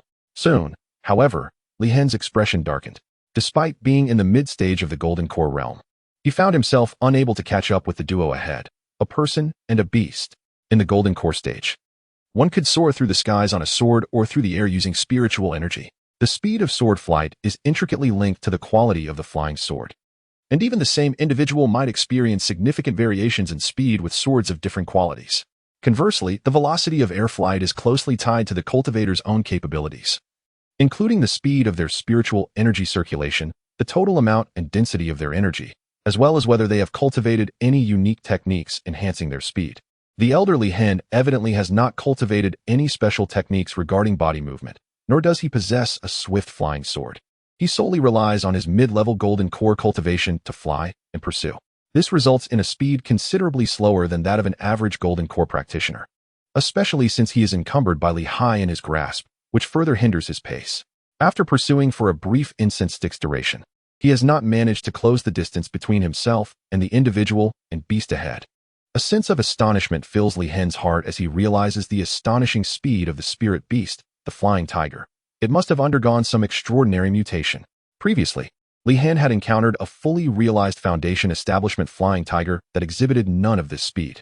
Little does he know, the flying tiger, Xiao Huang, has awakened twice, first by consuming the demon core of a Foundation establishment serpent king, which greatly amplified its power, and later by integrating with the 5 elements pearl, elevating its strength further while significantly enhancing both its ice and wind attributes. Thus, it inflicts greater damage and moves with remarkable swiftness. Xiao Huang, trailing beside Yuan Xiao, is truly a being of fortuitous anomalies, defying conventional reasoning. In fact, both Xiao Huang and Yuan Xiao, ahead, are equally astonished. Xiao Huang's current speed could indeed be described as lightning fast, yet despite exerting itself to the utmost, it still cannot shake off elderly Hen. One must not forget that elderly Hen is still burdened by Li Hai, whose injuries undoubtedly impede and affect Li Hen's ability to fly. Nevertheless, the flying speeds of both parties remain closely matched, indicating that should elderly Hen abandon the encumbrance of Li Hai, he could very well catch up to Yuan Xiao and Xiao Huang. However, it is not so simple to discard Li Hai, given his current severe injuries. Abandoning him now would likely lead to peril. 2 hours later, the elder of Li Hen had still not caught up with Xiao Wang and Yuan Xiao. If it were a normal journey, the consumption of spiritual energy would not be so significant. However, he had been flying at full power the entire time, and holding on to Li Hai had drained a considerable amount of his energy. Li Hen realized that if he continued at this pace for another hour or two, his spiritual energy would gradually deplete, and he could not ascertain how much combat power he would retain. Even if he managed to catch up, there was no guarantee he could subdue the pair ahead. Those two were clearly quite cunning. Finally, Li Hen made a bold decision. He tilted downward, releasing Li Hai, and pursued Yuan Xiao and Xiao Wang alone. Without the burden of Li Hai, Li Hen's speed surged, and he slowly drew nearer to Xiao Wang and Yuan Xiao. Upon seeing Li Hen abandon Li Hai, Yuan Xiao sensed the impending danger. She immediately leaned down and instructed Xiao Wang, "I will hold off elder Li Hen for a moment. You circle back and attack Li Hai. When Li Hen returns to rescue Li Hai, We will make our escape to the east together." Xiao Huang nodded in agreement. Shortly after, the solitary Li Hin finally approached Xiao Huang and Yuan Xiao, entering an optimal range for attack. With a swift motion, Elder Li Hin unleashed a green dagger towards Yuan Xiao, while simultaneously sending a fire scorpion flying towards Xiao Huang. In a thrilling moment of escape, Yuan Xiao and Xiao Huang suddenly separated. Yuan Xiao stood firm on the Li Hua's sword, propelling herself forward while her right hand summoned the yin-yang mirror, channeling her spiritual energy into it. The mirror expanded, enveloping her in a protective barrier, while her left hand retrieved a mid-grade spirit stone to replenish her energy, escaping while simultaneously restoring her strength. Xiao Huang unleashed several icy wind blades towards the fire scorpion.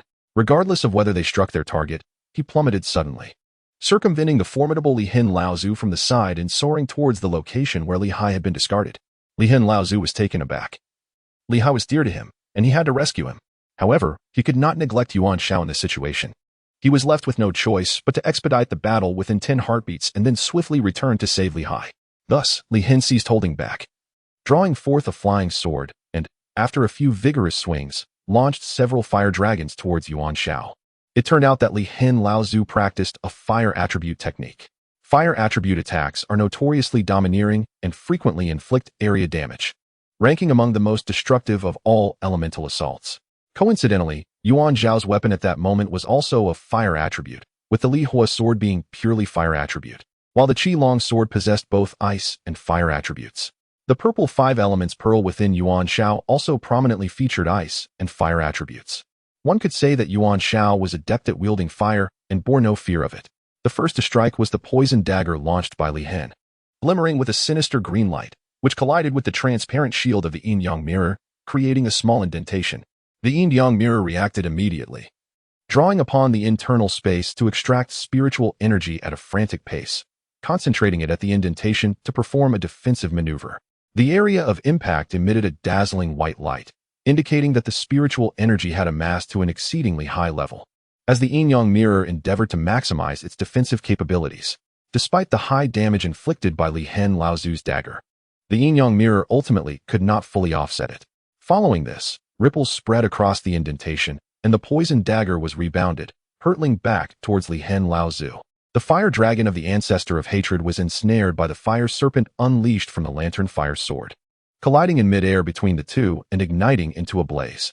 Although the flying sword of the ancestor of hatred was of mediocre quality, the fire dragon it conjured was massive, yet the lantern fire sword displayed superior craftsmanship, resulting in a fire serpent of even greater caliber. Furthermore, as both belonged to the fire attribute, their mutual damage was minimal, transforming the encounter into a languid war of attrition.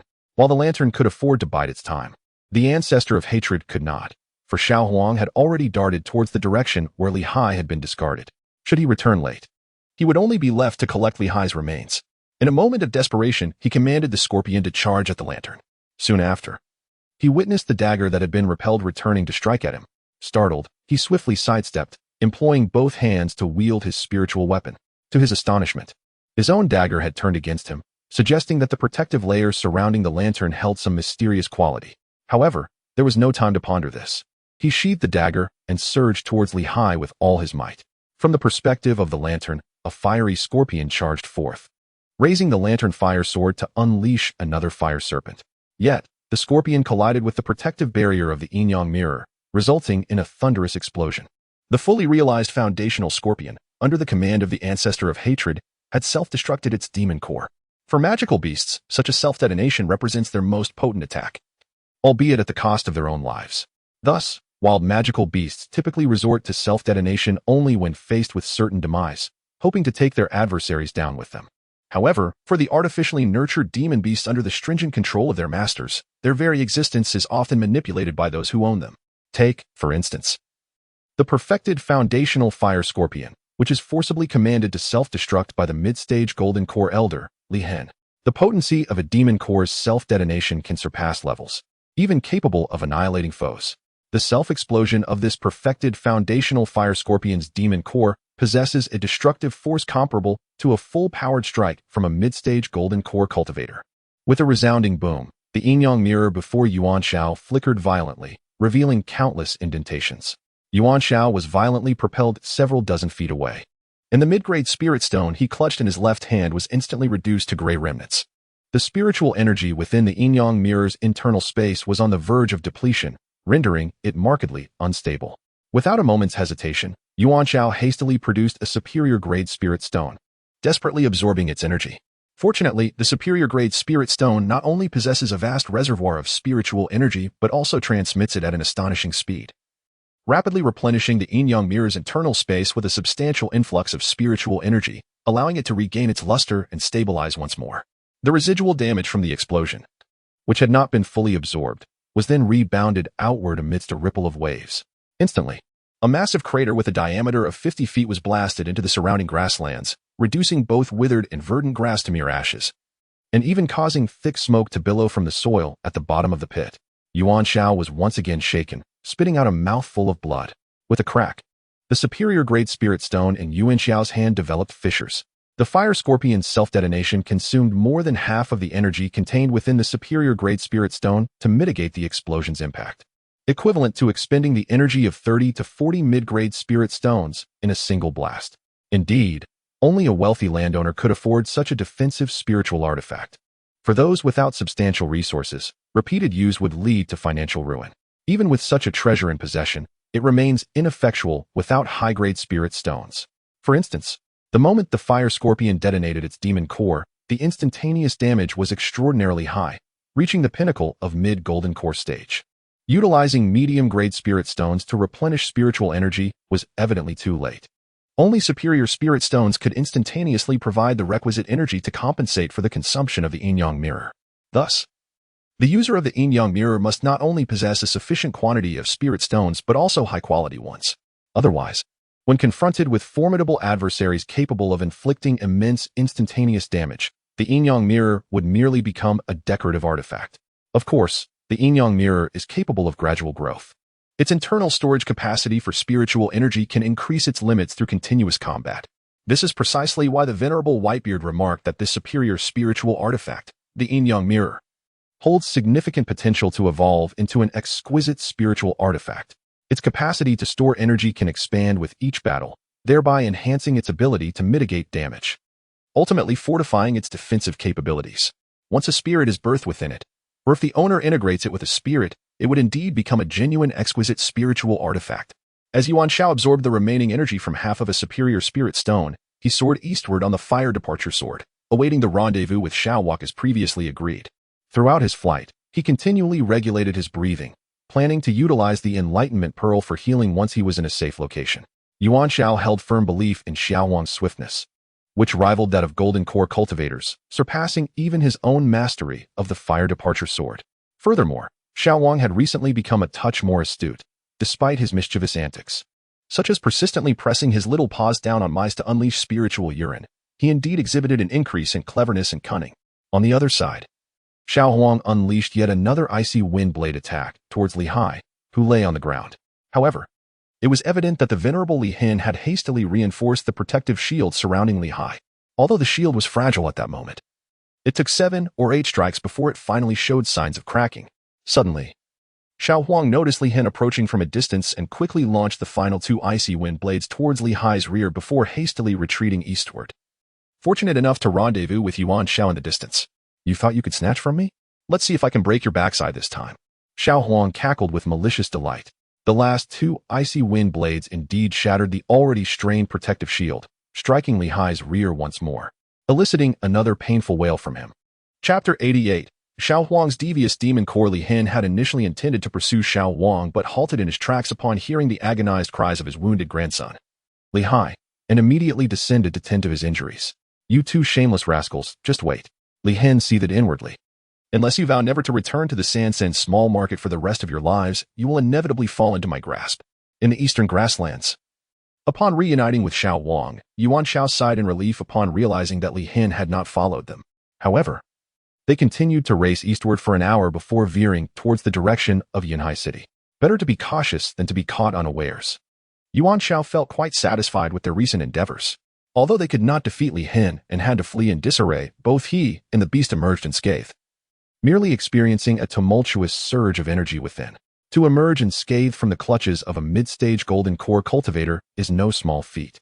although the need to safeguard Li Hai deterred Li Hin from pursuing with fervor. It is evident that the survival capabilities of both the individual and their beast have been significantly enhanced. Recognizing the precariousness of the situation, the ability to retreat swiftly is indeed a commendable skill. Moreover, this battle has severely injured Li Hai, who possesses several precious artifacts, perhaps more than his father and grandfather combined. With the bolstering of such treasures, his true combat prowess far exceeds that of a typical early-stage Foundation establishment cultivator. Additionally, this confrontation resulted in the demise of the fully realized Foundation establishment demon beast, the centipede. Currently, aside from its severed head, the remainder of its formidable body resides within Yuan Xiao's storage pouch. It is worth noting that the centipede possesses a demon core, specifically one of the Foundation establishment pinnacle grade, which is significantly superior to the previous early-stage Snake King's core. Both Xiao Huang and Xiao Jin have now acquired speeds comparable to those of Golden Core cultivators. While they may not stand a chance in direct combat, their chances of escape remain viable. Nevertheless, Yuan Xiao's own sword control speed requires further refinement. The Red Dragon sword is undoubtedly swift, attributed to its extraordinary attributes. However, it is not utilized lightly.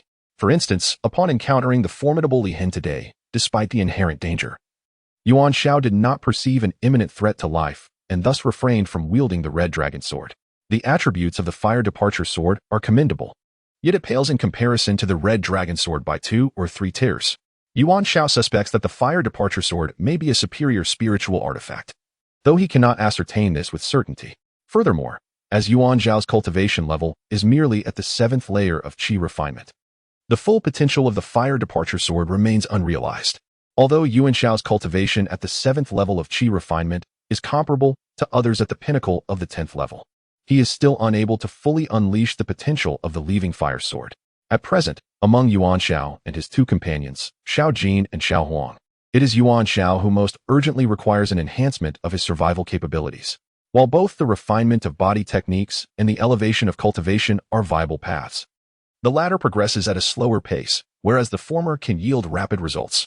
Currently, Yuan Xiao possesses the treasured technique Flash Spirit Escape, gifted by the venerable white-bearded grandpa, which should naturally take precedence in his training. After soaring through the skies for 2 hours, Yuan Xiao ascertained that the ancestor of Leaving Hate could no longer trace him. Thus, he and Xiao Huang descended by a tranquil lake nestled in the Yiming grasslands for a much-needed respite. Yuan Xiao retrieved the body of the centipede demon and cast it aside by the water's edge. He then drew forth the Feilu dagger to excavate the demon core. The centipede demon lay lifeless, yet the fiery red demon core pulsated with relentless vigor, seemingly brimming with inexhaustible power. Releasing Xiao Jin from the spirit beast ring, Yuan Xiao convened a family discussion among the trio. Xiao Huang, should this demon core from the centipede demon be bestowed upon you, or Xiao Jin? Previously, you consumed the demon core of a foundation-building Serpent King, which greatly benefited you. I had mentioned that the next reward would preferentially go to Xiao Jin. But considering your significant contribution in defeating this centipede demon, whom should this core rightfully belong to? Yuan Xiao inquired, maintaining an air of transparency and a harmonious atmosphere.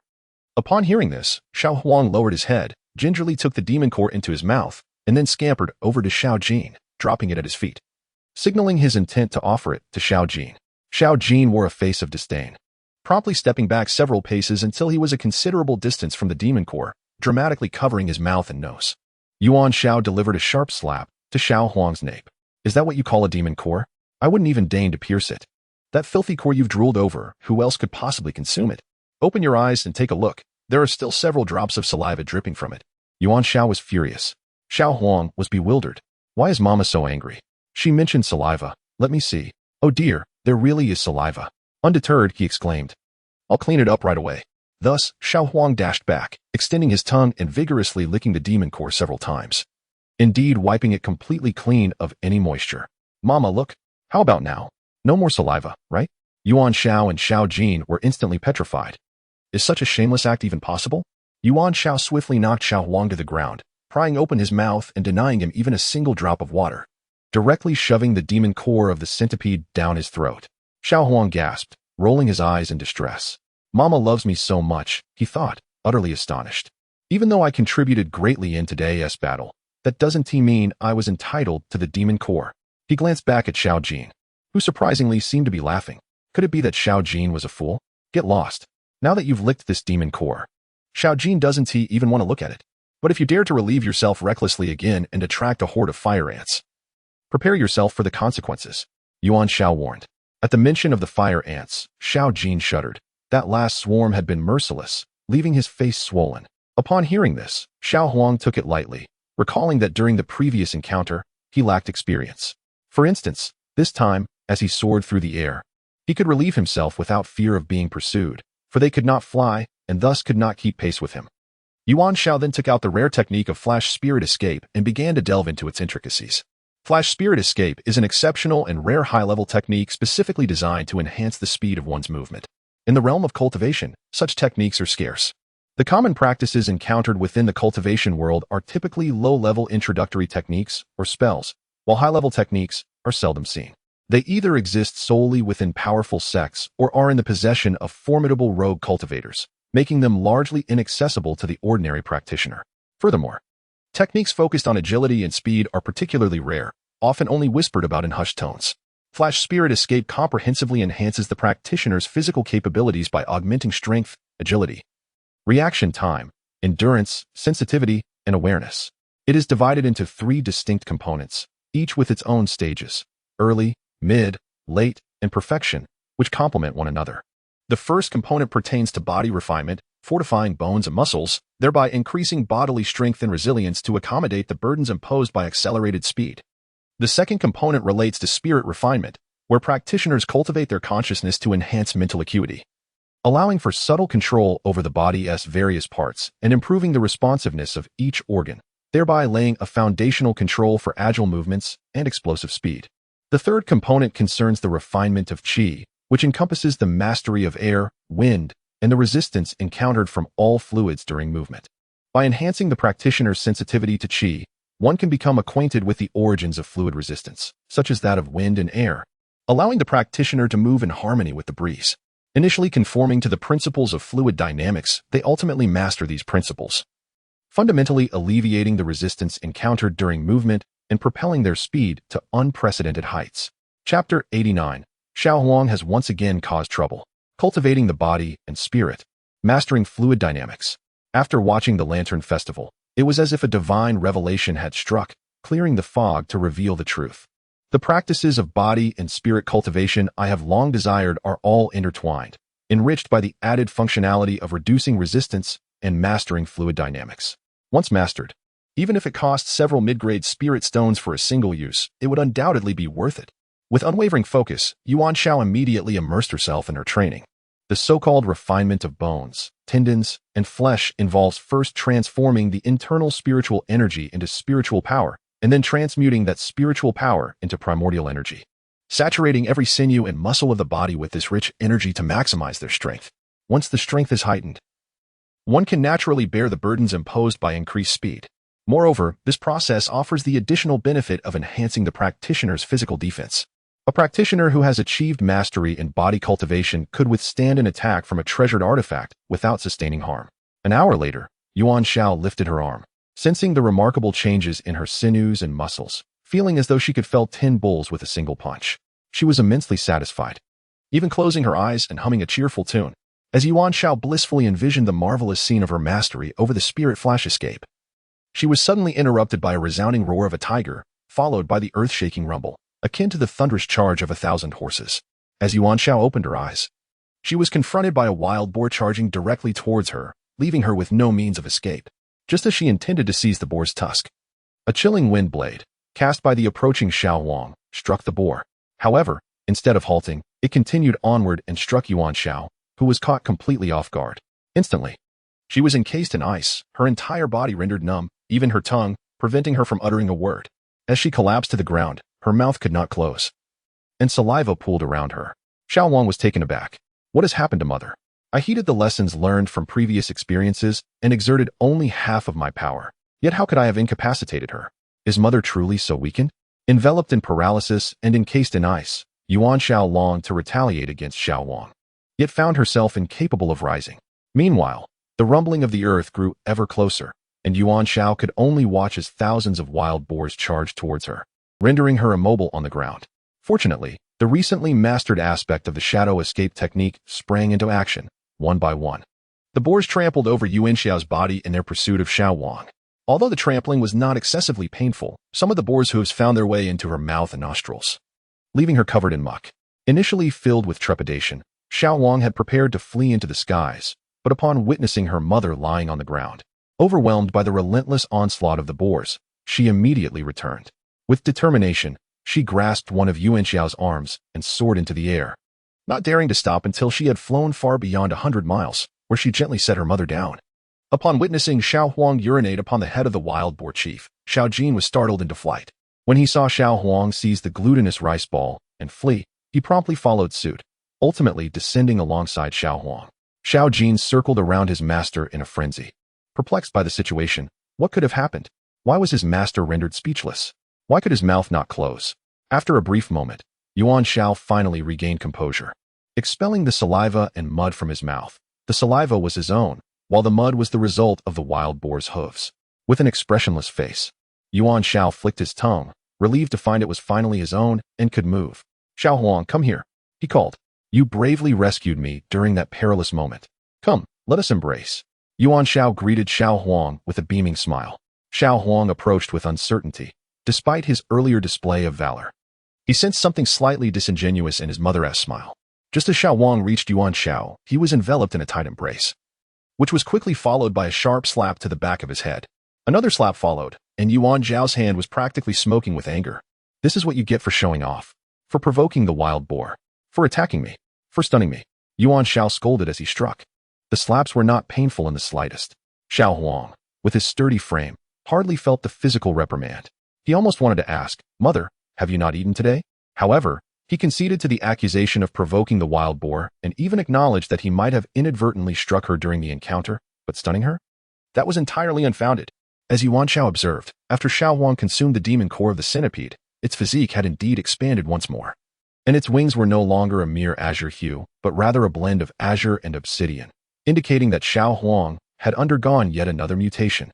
From a young age, Yuan Xiao was aware that the sting of a centipede could induce paralysis, and this particular centipede, at the pinnacle of foundational cultivation, possessed an even more potent venom, prolonging the duration of paralysis.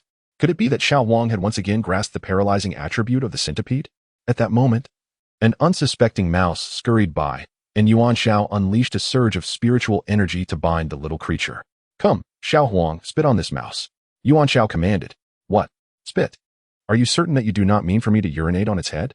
Mother, are you sure? Hurry up. Yuan Xiao swiftly delivered a light slap to the back of Xiao Huang's head. Promptly, Xiao Huang directed a glob of saliva towards the innocent mouse, after which Yuan Xiao released the binding spell. However, the little mouse, as if under a freezing spell, lay rigid on the ground, unable to flee, not even moving an inch. Indeed, after consuming the centipede's demon core, Xiao Huang had comprehended the paralyzing skill of the centipede, and any skill or attack it unleashed carried an inherent paralyzing effect. As anticipated, after the passage of an incense stick's duration, the paralysis on the mouse lifted, and it scurried away in an instant. Just as Yuan Xiao had conjectured, the duration of Xiao Huang's paralyzing effect was directly correlated to the adversary's cultivation level. The higher the cultivation, the shorter the duration and lesser the impact. Conversely, the lower the cultivation, the longer the duration and greater the impact. This was akin to the slowing effect of the ice wind blade, varying from person to person and dependent on the opponent's cultivation level, with one inducing freezing slow and the other causing brief paralysis. Indeed, fortune favors the bold. Without fierce battles, where would the demonic elixirs come from? Without these elixirs, how could Xiao Huang undergo mutation and grow stronger? Reflecting on the recent confrontation with the formidable duo of Li and Hai, the spoils have been substantial. Firstly, I acquired the demonic elixir from the centipede, which has enabled Xiao Huang to enhance all attributes once more, additionally mastering the paralysis skill. Secondly, during the skirmish, I seized the treasured artifact, the primordial qi chain, from Li Hai, clearly a superior spiritual instrument. Coupled with my recent practice of the flashing spirit escape, I have completed the initial stage of body refinement, and I now perceive a significant increase in my physical strength. I could likely withstand the formidable sword attacks previously unleashed by you using mere flesh. This excursion to the Sanxian market has yielded considerable rewards. I have amassed spiritual stones, including not only medium-grade stones, but also a fair number of high-grade ones.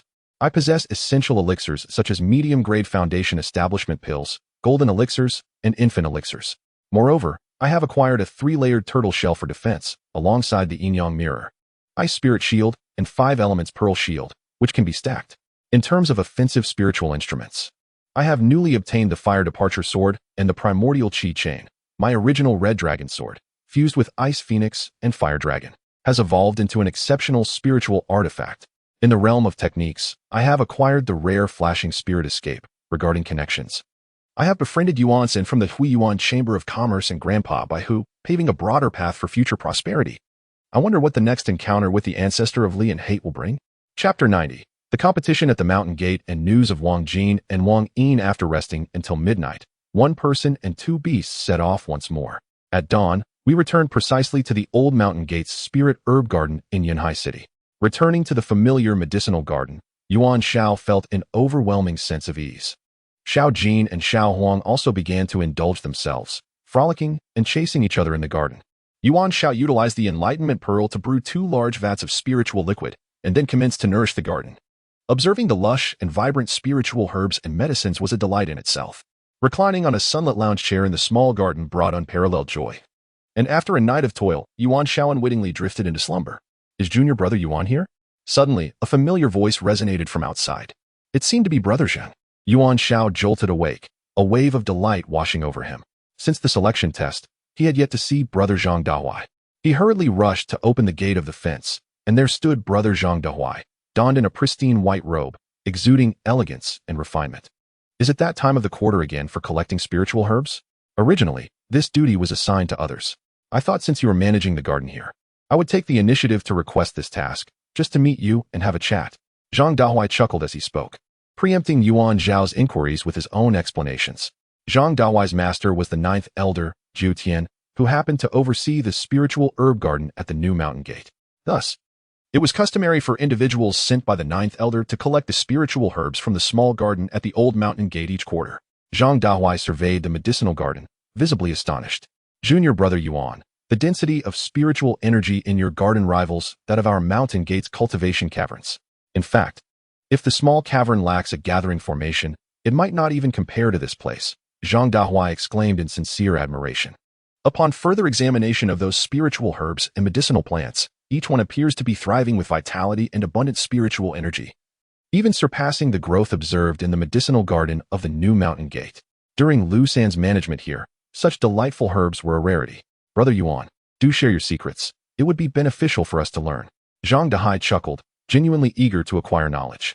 Should we apply your methods to the medicinal garden at the new mountain gate, the enhancement in the quality of the herbs would undoubtedly elevate Elder Gio's prestige and status. I have collected several miscellaneous spirit stones from the abandoned mine and buried them in the soil of the medicinal garden. As the spiritual energy permeates the soil, the environment transforms, leading to a corresponding change in the spiritual herbs and plants. Upon returning, Brother Zhang, you might also consider having some miscellaneous spirit stones buried in your medicinal garden. It may prove equally effective, Yuan Xiao remarked, simultaneously excavating a portion of soil to reveal the remnants of spirit stones within. Indeed, while collecting miscellaneous spirit stones to enhance the spiritual environment of the medicinal garden is effective for the robust growth of the herbs, the results are not instantaneous or overtly apparent.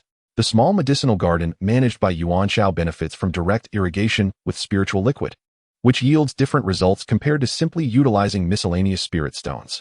Brother Yuan's contribution is significant. Upon our return, I shall report to Master and see if I can commend you for your efforts. If a few spirit stones can be rewarded, it would be a considerable boon for you. Zhang Dahuai, being a person of integrity, began to contemplate how to secure benefits for Brother Yuan. Although Yuan Xiao is not currently in need of spirit stones, the gesture still touched him. Brother Yuan, shall we first attend to the important matters assigned by the mountain gate, and then engage in further conversation? Zhang Dahuai spoke as he produced a list of spiritual herbs, and together they began to gather the ingredients. Junior brother Yuan, I actually came to share some news with you. In 7 days, the annual competition at the sect will commence, and all Qi refinement stage cultivators below the foundation establishment level are eligible to participate, including outer disciples. I would like to suggest that you consider joining, as it would be a valuable opportunity for practical training. Whether or not you win a prize is secondary. If you're interested in participating, I can assist you with the registration once I return. Zhang Dahuai conveyed this piece of information. The annual sect competition?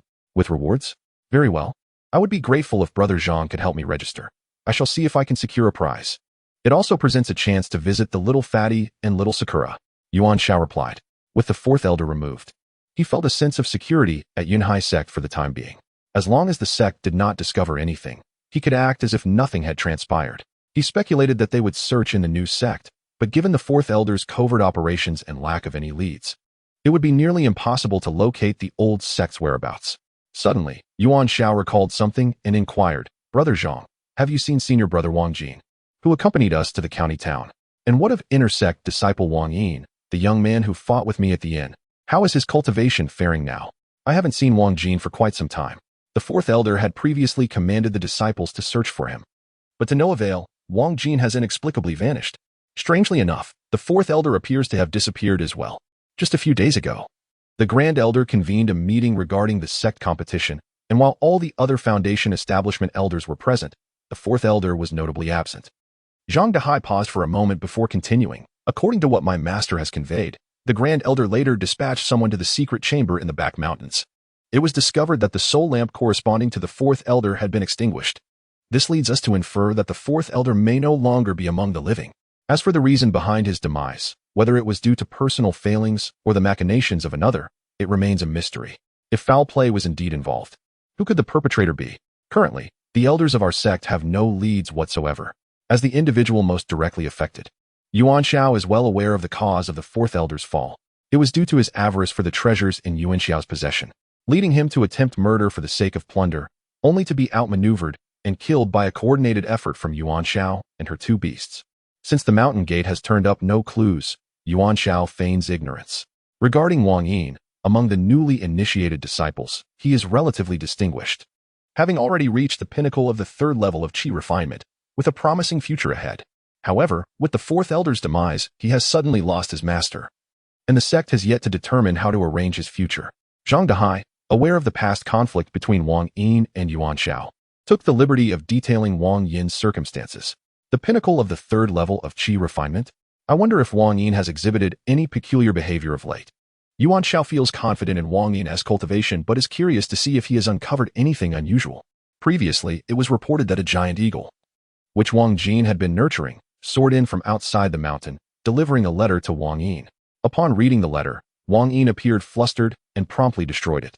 The contents of the letter remain unknown, but it is likely a missive from Wang Jin, given that the eagle was his spiritual beast. Thus, we deduce that Wang Jin is not deceased. He has merely concealed himself away. Finally, Zhang Dehai divulged a piece of valuable information. With a sense of trepidation, Yuan Xiao realized that Wang Jin was, in fact, alive. Previously, when Wang Jin had fled to the vicinity of the Spirit Beast Garden, Yuan Xiao had heard a piercing scream. This suggested that perhaps, during his passage, someone had intervened to teach him a lesson without taking his life, which would explain why Yuan Xiao found no trace of him upon investigation later.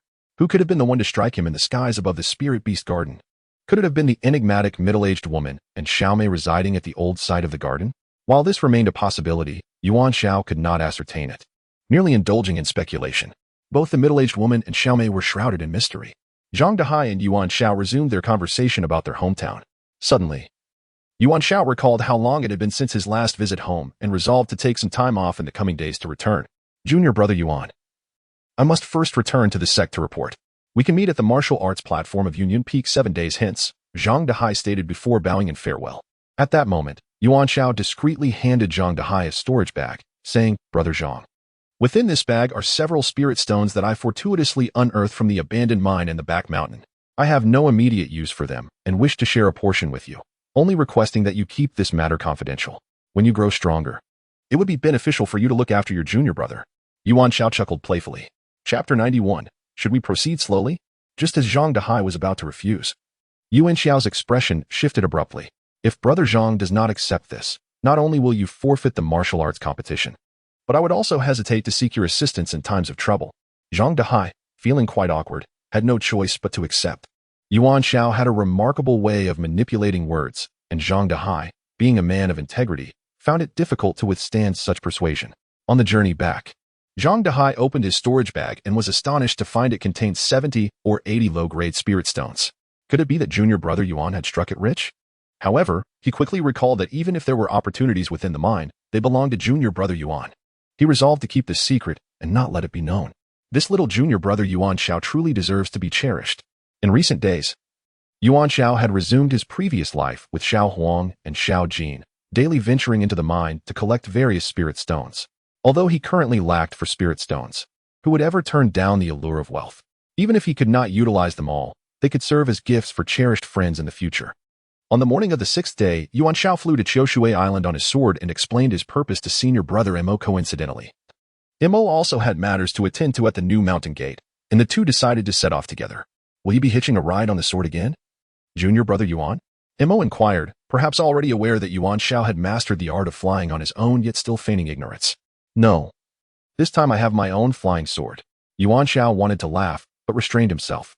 He then produced his Lihua's sword, which, aside from its ancient appearance, appeared unremarkable. Only when infused with spiritual energy would it emit a red light and flickering flames, revealing its extraordinary nature. Seeing Yuan Xiao's seemingly ordinary sword, Mo thought to himself that he would need to fly particularly slowly to avoid leaving junior brother Yuan behind. Once both had mounted their flying swords, Yuan Xiao smiled and asked, "Would you like me to slow down?" Mo nodded and replied, "Rest assured, junior brother Yuan, I will intentionally reduce my flying speed and wait for you. I won't leave you behind." Senior brother Mo, I meant, should I slow down? What? You must fly with all your might. If you continue to dawdle, we shall not reach the new mountain gate before dawn. Confused, he wondered how this young lad could dare to ask him if he needed to slow down. Shouldn't it have been the other way around? Suddenly, Yuan Xiao infused spiritual energy into the Lihua sword, which instantly radiated a brilliant red light. Its blade even adorned with a flickering layer of flames. With a swift whoosh, it shot forth like a bolt of lightning. Mo Fei was taken aback and hastily pursued on his own sword. As he watched Yuan Xiao begin to fade from sight, panic surged within him, compelling him to unleash his spiritual energy and accelerate to maximum speed. Yet, even after an hour, he still failed to catch up to Yuan Xiao. Mo Fei could hardly believe his eyes when had a mere Qi refinement stage 7 practitioner appeared, capable of outpacing a foundational stage cultivator. Although his flying sword was not the finest, it was at least a low-grade spiritual artifact, far from an ordinary iron blade. With his current foundational stage cultivation, he should have been able to fully harness the capabilities of this low-grade spiritual tool. However, the stark reality before him was that this Qi refinement stage 7 lad had left him in the dust. Feeling a wave of frustration, Mo Fei finally understood why Yuan Xiao had asked if he wanted him to slow down. It was indeed the opposite. Mo Fei had assumed Yuan Xiao was imploring him to fly more slowly, when in fact, Yuan Xiao was inquiring if Mo Fei wished for him to fly at a more leisurely pace. What a misunderstanding. A foundational stage cultivator exerting his utmost effort could not catch up to a Qi refinement stage 7 practitioner. Who would believe such a tale? Yet, there were those who would. Such as the ancestor Li Hen, who had recently been outpaced by Xiao Huang and Yuan Xiao. If even a mid-level golden core cultivator could believe it, what could possibly be implausible for you? A mere foundational stage cultivator. Another hour passed, and Mo Fei's face turned pale with exhaustion. If it were a normal speed flight, enduring for a day would be manageable. However, they were currently exerting their full spiritual power to fly, which was unsustainable for anyone for long. Suddenly, Yuan Xiao came to a halt ahead of him, and after a moment, Mo Fei finally caught up. "Brother Mo, should we take a break?" Yuan Xiao said earnestly. Mo Fei longed to reply that it was unnecessary and to utter a few bravado-laden words, but with the majority of his spiritual power depleted, he indeed required rest to replenish his energy and could not afford to be defiant. At that moment, Yuan Xiao handed a storage bag to Mo Fei, saying, "Brother Mo, here are a few inferior spirit stones. Use them to restore your spiritual energy. The remainder will serve you well in your usual cultivation." "Where did you acquire so many inferior spirit stones?" Mo Fei was astonished to find 70 or 80 stones within the bag, experiencing shock for the second time that day. "Thanks to you, I visited the Sanxian market, where I sold materials for the Foundation establishment Serpent King and a millennium-old Ganoderma, earning a fair sum. Last time in the treasure hunt in the dense forest, Brother Mo took nothing. Today, please do not be polite with your junior." Yuan Xiao spoke the truth. "I won't be polite with you." Mo Fei thought indignantly. This lad managed to astonish him every time they met. What was there to be polite about? He thus stored the spirit stones away, though deep down, he felt genuinely touched. As an inner sect disciple, he currently received only 3 inferior spirit stones each month. And with his position as an old sect manager, he could barely obtain an additional 3, which was wholly inadequate for cultivation. It was only by advancing to the position of a Foundation establishment elder that he might be able to receive a greater allocation of inferior spirit stones each month. The Lantern Festival this time bestowed upon me 7 or 80 low-grade spirit stones, which is equivalent to my harvest over more than a year. Although I feel touched, I shall not be overly courteous, especially today. But what is the story behind this sword? It certainly does not appear to be an ordinary object. Mo Fei inquired. It is thanks to you that I ventured to the Sanxian market. I found this fire departure sword at a stall there, and I estimate it to be at least a mid-grade spiritual weapon, if not a high-grade one. Indeed, it is at least a mid-grade spiritual weapon, possibly even a high-grade. Mo Fei was left speechless. Could it be that junior brother Yuan is a celestial being sent to constantly astonish and shock me? After a decade of cultivation, I possess only this low-grade spiritual weapon, yet Yuan Xiao, who has only been initiated for a little over 2 months, already wields a high-grade one. Truly, comparison brings despair, and one must discard the inferior. Fortunately, Mo Fei was unaware that the scarlet dragon sword possessed by Yuan Xiao had already evolved into a superior grade spiritual weapon. Otherwise, he might have been utterly shattered. Junior brother Yuan, during the martial arts competition at the Mountain Gate, you must refrain from using this spiritual weapon and opt for a lesser one. Mo Fei said earnestly. We would want to accidentally slay the opponent, and besides, Elder Zhuji might grow envious. Unfortunately, among the offensive weapons I currently possess, this fire departure sword is the most inferior, though I also have a Feilu dagger. It was seized from Wang Yin, so I cannot use it in front of him during our trip to the new Mountain Gate. I shall have to make do with this fire departure sword, treating it merely as a kitchen knife. Yuan Xiao remarked. Given your tone, do you possess even better spiritual weapons? If memory serves me right, indeed I do, but there is no need to show them to me. I find myself unwilling to be astonished today.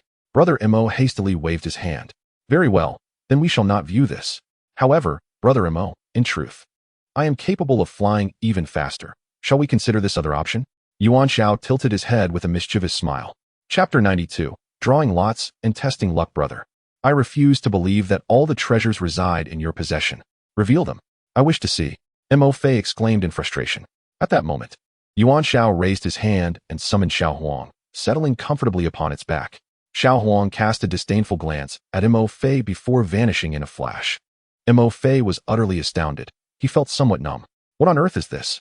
Even a golden core cultivator could hardly move with such swiftness. Ultimately, Mo Fei willingly allowed Yuan Xiao to ride the sword, merely requesting that Yuan Xiao stow away the Lihua sword and Xiao Huang, preferring not to see them. The following day, as dawn broke, the two had already soared into the territory of the Yunhai sect, a vast expanse of towering mountains. Within the sect's domain lay more than 20 peaks, with the 9 central summits forming a faint circular pattern, seemingly aligned with some arcane formation. The aura of spiritual energy in Yunhai sect was palpably more abundant than in the old Mountain Gate, likely due to the presence of spiritual stone veins beneath several peaks. Only the concentration of spiritual energy in Yuan Xiao's medicinal herb garden could rival this. Unlike the old Mountain Gate situated within the confines of Yunhai City, the new Mountain Gate of Yunhai sect was entirely nestled among the undulating mountains, devoid of any mundane towns in close proximity. The entrance of Yunhai sect was built within a valley formed by 2 towering peaks, with the plaque inscribed with the 3 majestic characters Yunhai Men.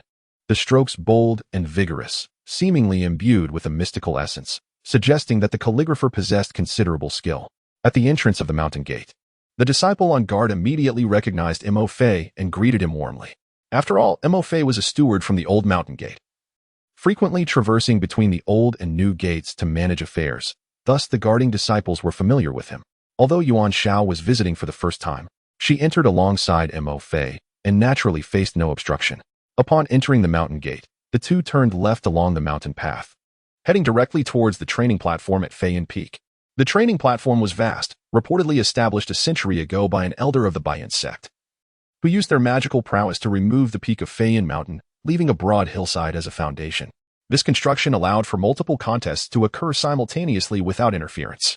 Approaching the training platform, one could discern that it featured 20 small circular platforms at its center, each elevated half a zhang above the ground, measuring 6 zhang in diameter, ample space for 2 individuals to maneuver and engage in combat.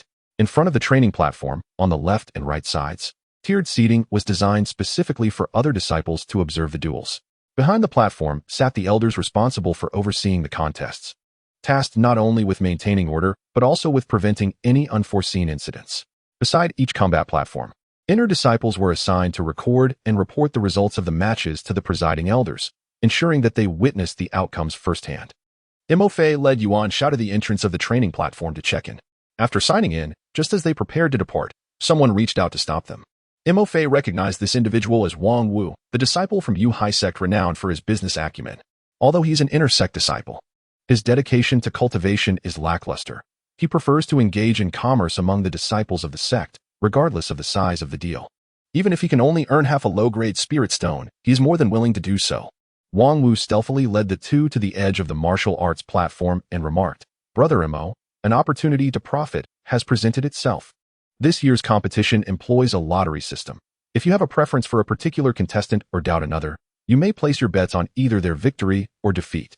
"Oh, junior brother Wang, who is favored this year?" Mo Fei inquired.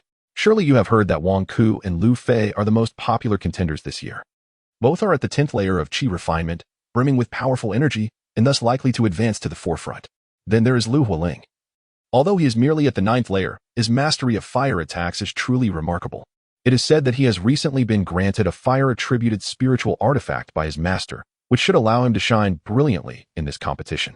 Of course, Brother Mo, you have also participated in the sex competitions and even claimed first place 2 or 3 years ago. Let us speak plainly. We must not discount the possibility of a dark horse emerging."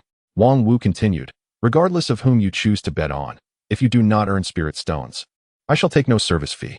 However, if you place a successful bet and earn spirit stones, I will only take a 10% share of the profits. Others, I take a 15% share from. If you doubt my words, you may inquire now." "Very well, after the draw later, come find me to place my bet. I happen to have no shortage of spirit stones today." Mo Fei replied. "Is there any need to ponder on whom to bet? There is an oddity right beside us.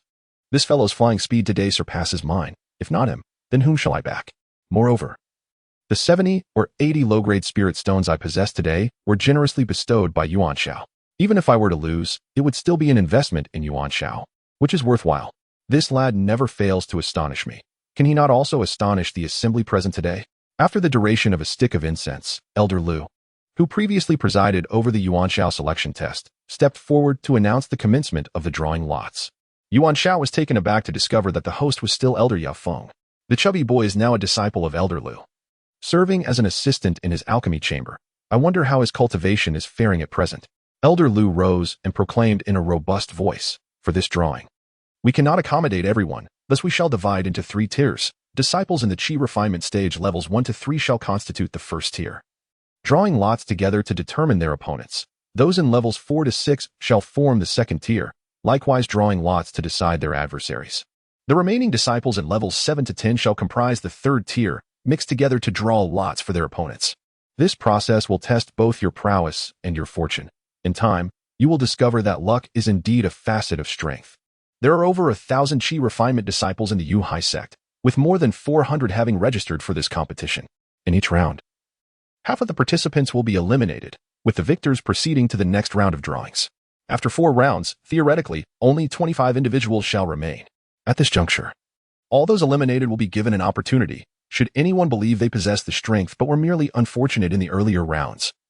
They may challenge one of the remaining 25 on stage. However, challenges are only permitted against those of equal or higher cultivation levels. Challenges against those of a lower cultivation level are strictly forbidden. As long as the challenge is successful, one shall take the place of the challenged. Ultimately, the 25 individuals remaining on stage shall receive a reward of 100 low-grade spirit stones. The 6th elder articulated the rules with utmost clarity. Upon hearing this, some disciples were exhilarated, eagerly rubbing their hands together, as if the 100 spirit stones were already within their grasp. It is no jest. 100 low-grade spirit stones represent nearly the total amount an inner sect disciple could accumulate over 3 years.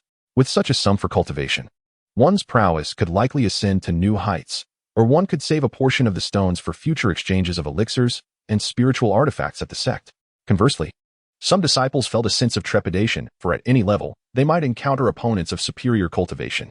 For instance, a disciple of the 4th layer of Qi refinement could draw lots for opponents ranging from the 4th to the 6th layer. If they were to face a peak 6th layer disciple, would that not spell disaster for them? Although there are instances of successful challenges against stronger foes, how many such exceptional individuals truly exist? Certainly, I'm not one of them. Chapter 93. The most lackluster combat in the history of cultivation. Seeing the crowd below engaged in fervent discussions, yet overall quite animated, the 6th elder continued. Once the 25 individuals are selected, the competitions for the 1st to 3rd layers and the 4th to 6th layers shall conclude. Those in the 7th to 10th layers, regardless of how many remain, will draw lots for another duel, further eliminating half of the participants.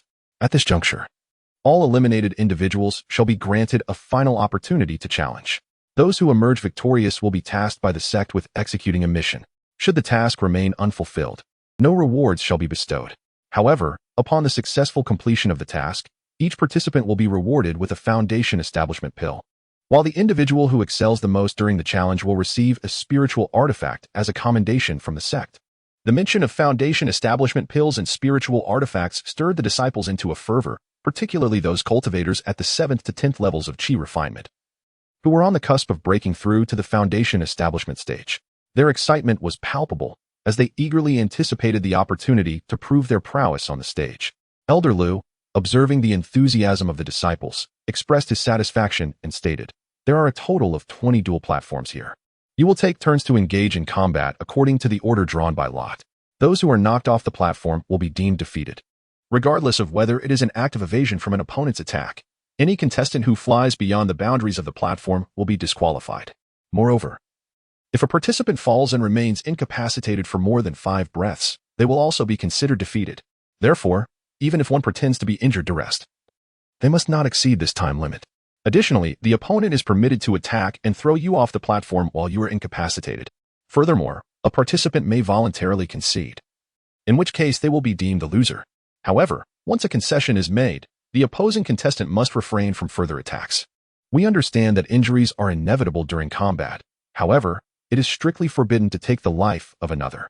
Violators will face disciplinary actions according to sect rules, which include disqualification from the competition. Those who unintentionally cause the death of another will face a minimum of 5 years of confinement, while those who deliberately end a life will be expelled from the sect. With that said, let us commence the drawing of lots. We will begin with the Chi refinement disciples from levels 1 to 3, and it is these initial tier disciples who will first engage in the competition, Elder Lu continued. Thus, the first group of around 100 individuals took the stage, forming a queue to draw lots, all of whom were disciples at the Chi refining stages 1 to 3. Once the line was established, Yuan Xiao noticed the chubby Hulai, who was standing 5th in line, awaiting his turn to draw.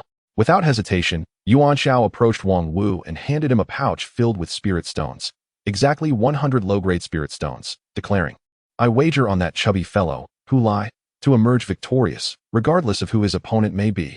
Although Wang Wu was accustomed to handling betting on wins and losses, such a substantial wager of 100 spirit stones was exceedingly rare, representing a significant opportunity for him, and he blushed with excitement. However, he cautioned, "Junior brother, would it not be prudent to wait and see who the chubby fellow's opponent is before deciding on your bet and the amount?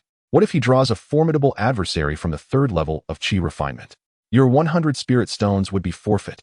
It was unusual for Wang Wu to act with such integrity. Upon hearing Wang Wu's advice, Yuan Xiao felt a surge of admiration for him. Although this fellow was intent on making spirit stones, he maintained his principles, suggesting that he would likely thrive in future business endeavors. Yuan Xiao replied, "No matter. This chubby fellow is my friend. Regardless of his opponent, I shall bet on his victory.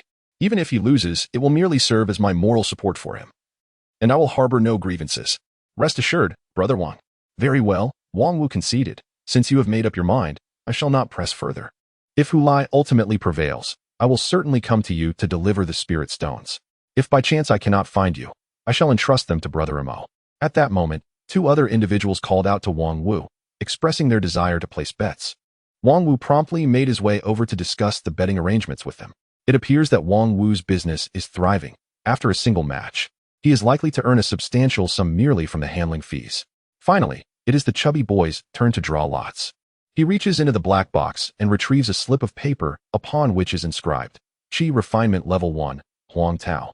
The chubby boy rejoices, expressing gratitude to the heavens, relieved that he has not drawn an opponent of Chi Refinement Level 3. After all, he himself is merely at the beginning of Chi Refinement Level 1, having only recently entered this stage.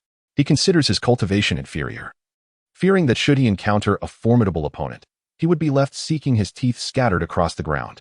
Now, facing Huang Tao, who is at the same level, there is still hope for a fair contest. Even if he cannot prevail, he is unlikely to suffer too much punishment. How delightful! As the chubby boy revels in his fortunate draw, someone unexpectedly taps him on the shoulder, handing him another slip of paper. Upon opening it, he reads, "Dear chubby brother, someone has wagered 100 low-grade spirit stones on your victory. You must hold firm. We must not betray this trust." The chubby boy is taken aback. With my chi refinement level 1 prowess, there are those who dare to bet on my triumph. Such faith in me surpasses even that of my own mother. This note, of course, was sent by the seasoned gambler Wang Wu, who was deeply invested, even employing techniques of mental encouragement to bolster the chubby boy's spirits. Once all participants at the first level have completed their draws, reactions vary. Some laugh heartily, others lament, and still others express their apprehensions. The laughter erupted from a practitioner at the third level of chi refinement who had drawn an opponent at the first level, confident that a single strike could send the latter flying. Conversely, there was a sense of sorrow for those at the first level who faced opponents at the third level. Should they refuse to concede, they might endure a severe thrashing, ultimately leading to defeat. The most concerning scenario involved those who found themselves matched against opponents of similar cultivation. The outcome was uncertain, and a fierce battle could ensue. At this juncture, the inner disciples responsible for each platform began to announce the duel roster. On Platform 5, Hu Lai, a first-level chi refinement practitioner, was set to face Huang Tao, also a first-level practitioner. The host for today's event was none other than Hu Lai's master. Elder Lu, who nodded at Hu Lai and gestured towards his abdomen. The chubby disciple understood. His master, fearing that he might not withstand the pain of a beating, had provided him with a piece of armor discreetly worn beneath his clothing, imperceptible at first glance yet remarkably effective in mitigating damage during the bout. With a leap, the portly Hu Lai ascended to the platform, setting his gaze upon Huang Tao. Huang Tao, an outer disciple in his 20s, despite lacking innate talent, had diligently cultivated himself to the pinnacle of the first level of chi refinement. He was both tall and stout. The two stood momentarily stunned. An amusing sight of a chubby individual facing another of considerable girth. Begin. With that command, all disciples across the platforms commenced their battles. Some matches concluded astonishingly quickly, resolved within mere exchanges due to vast disparities in strength. Others, however, such as the clash between the plump Hu Lai and the robust Huang Tao, persisted for half an hour without a decisive victor, as their strengths were closely matched, resulting in a chaotic yet evenly contested struggle. Other platforms have already commenced their third match, while these two have yet to conclude their first bout. These two rotund figures bear no resemblance to cultivators. Observers shook their heads in disbelief. It resembled a brawl among ruffians from the countryside, with one clutching the other's waist while the other squeezed his head. You twist my arm, I pinch your thigh. You strike my backside, I kick your face. You poke my nostrils, I jab your eyes. Among all the contests on the stage, this battle was undoubtedly the least refined in terms of cultivation. Chapter 94. Ingenious tactics yield victory for the little fatty. The other disciples on the viewing platform erupted into laughter, for this resembled nothing more than a scuffle between hooligans. Even the elders in the mountain gates stands, including the usually stern Grand Elder, struggled to suppress their amusement. These two little rascals truly were well matched, akin to the harmonious meeting of high mountains and flowing waters. Even the sixth elder, seasoned as he was, found himself captivated by the spectacle. My little disciple Hu Lai lacks the requisite insight. Just moments ago, he was struck in the groin by his opponent's knee. Why did he not retaliate with a clever counter? It is utterly infuriating. Wang Wu, amidst the crowd, could not help but wipe the sweat from his brow. It was a sight too embarrassing to behold. This struggle had persisted for nearly an hour, with both combatants still rolling on the ground. The time they spent standing and fighting barely amounted to a single cup of tea, while the remainder was consumed by their writhing on the ground. Look, the little fatty Hu Lai has even lost one of his shoes, and the hefty Huang Tao has loosened his belt. Yuan Xiao washed with a hand to his forehead, finding the scene somewhat painful to behold. He mused that if the little fatty had a partner, the absurdity of this display would undoubtedly send them fleeing.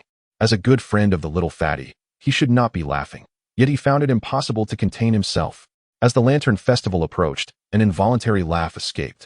The chubby boy exclaimed, "Look, the monkey has resorted to thievery." Suddenly, the hefty Huang Tao let out a wail, rising to seize Hu Lai's feet, intending to hoist him upside down. In a moment of quick thinking, the small boy inserted his toes into Huang Tao's nostrils, effectively blocking his airways. Instantly, Huang Tao's eyes widened in distress, and he dropped Hu Lai to the ground, succumbing to nausea. "How many days has it been since you washed your feet? Surely, they have never seen water since your birth. You've made me retch." Taking advantage of Huang Tao's moment of weakness, Hu Lai swiftly wrapped his arms around the hefty boy's neck. Huang Tao choked, instinctively throwing back his elbows to strike Hu Lai's abdomen. However, unbeknownst to him, Hu Lai wore a layer of spiritual armor beneath his clothing, which, while devoid of offensive power, offered considerable protection. Huang Tao's relentless elbows struck Hu Lai 30 or 40 times, gradually sapping his strength. In a final desperate attempt, he propelled himself forward, causing both himself and Hu Lai to tumble backward, finally dislodging Hu Lai from his grasp. Huang Tao, merely an outer disciple without a master or any spiritual artifacts, relied solely on his brute strength. His meager spiritual energy had long been depleted during their prolonged struggle, and after this last exertion, he collapsed onto the ground, panting. Suddenly, he noticed Hu Lai retrieving a healing pill from his pocket and placing it into his mouth. Let us not forget Hu Lai's true identity, a disciple of the alchemy room. Possessing several healing pills was entirely within the realm of normalcy. However, Huang Tao did not return the spirit pill, and being devoid of spirit stones, he could only watch helplessly as Hu Lai replenished his energy. After a brief moment, the rejuvenated Hu Lai bounded over, intent on seizing Huang Tao's belt. The belt had already slipped partially to the ground, resembling a serpent. Huang Tao gasped in horror, wondering if this lad would truly stoop to such base behavior. Indeed, he would. Having already engaged in such antics as eye-picking, nose-picking, and petty theft, what depravity could he possibly shun? Thus, the corpulent Huang Tao clasped his hands tightly around his belt, conceding defeat, with a multitude of eyes upon him. How could he ever hope to maintain his standing at the sect? Not only were there female disciples present, but also numerous esteemed elders. If he were to be exposed today, which master would ever dare to accept him as a disciple in the future? On platform number 5, Huang Tao surrendered, and Hu Lai emerged victorious.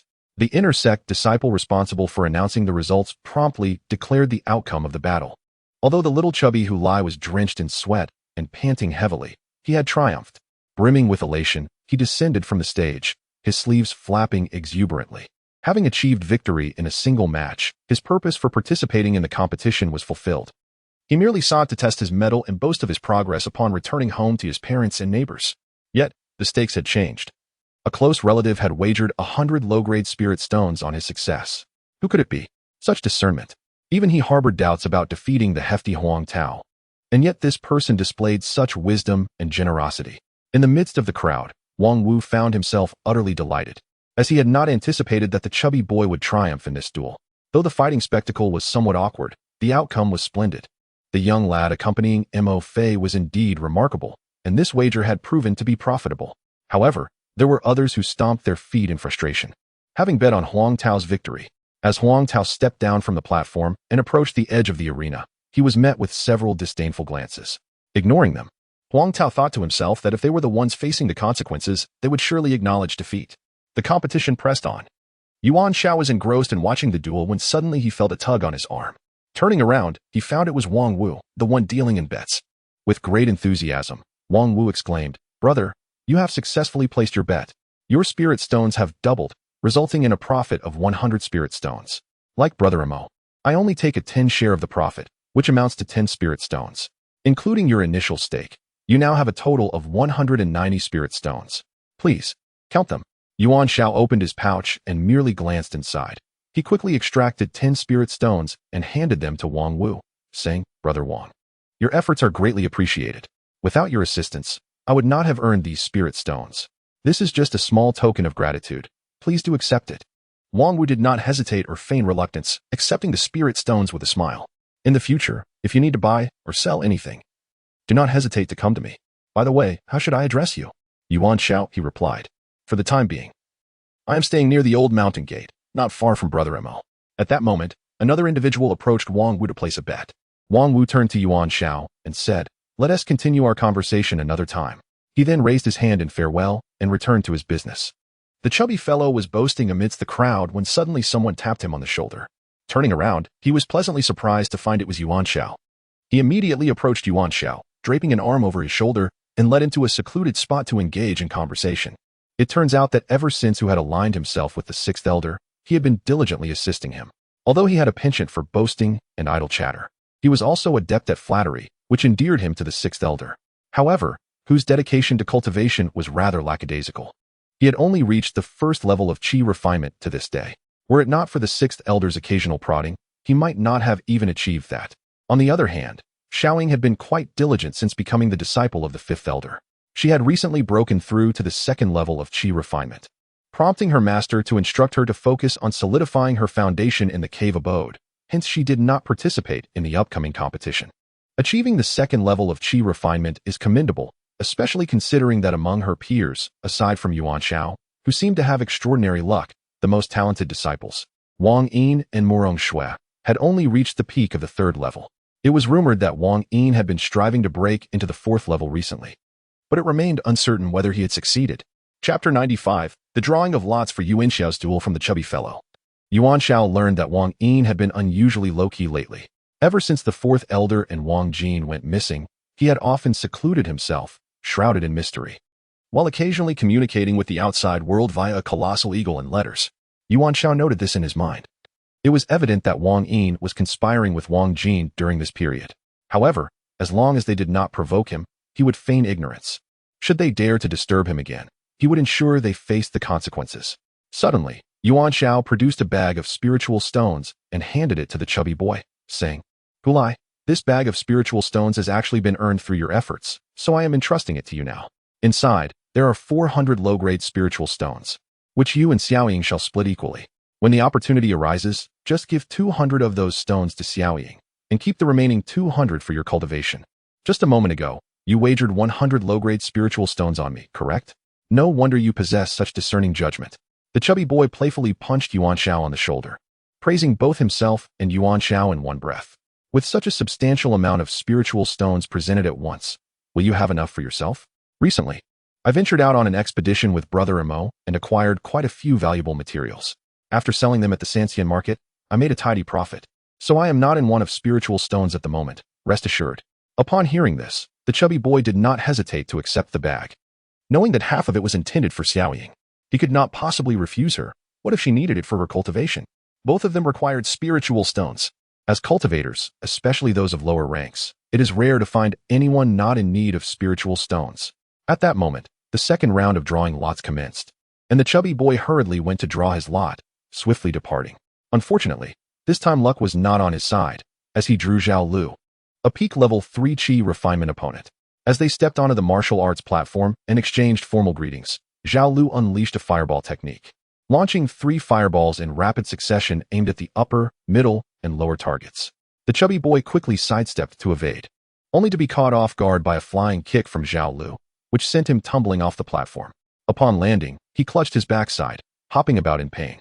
The plump fellow possessed only an ethereal armor for his upper body, leaving his posterior vulnerable to genuine pain. He contemplated. Perhaps it would be best to remain a mere spectator. To aspire for a place among the top 25 while at the first level of qi refinement seemed nothing short of a fool's dream. With a portion of spirit stones now in his possession, he decided to reserve the 200 stones belonging to Sakura, while he might as well wager the remaining 200 on a competitor, hoping to earn a profit. Yet, whom should he bet on? In the duel between Zhao Lu and Hu Lai, Zhao Lu emerged victorious. An inner sect disciple nearby promptly reported the outcome.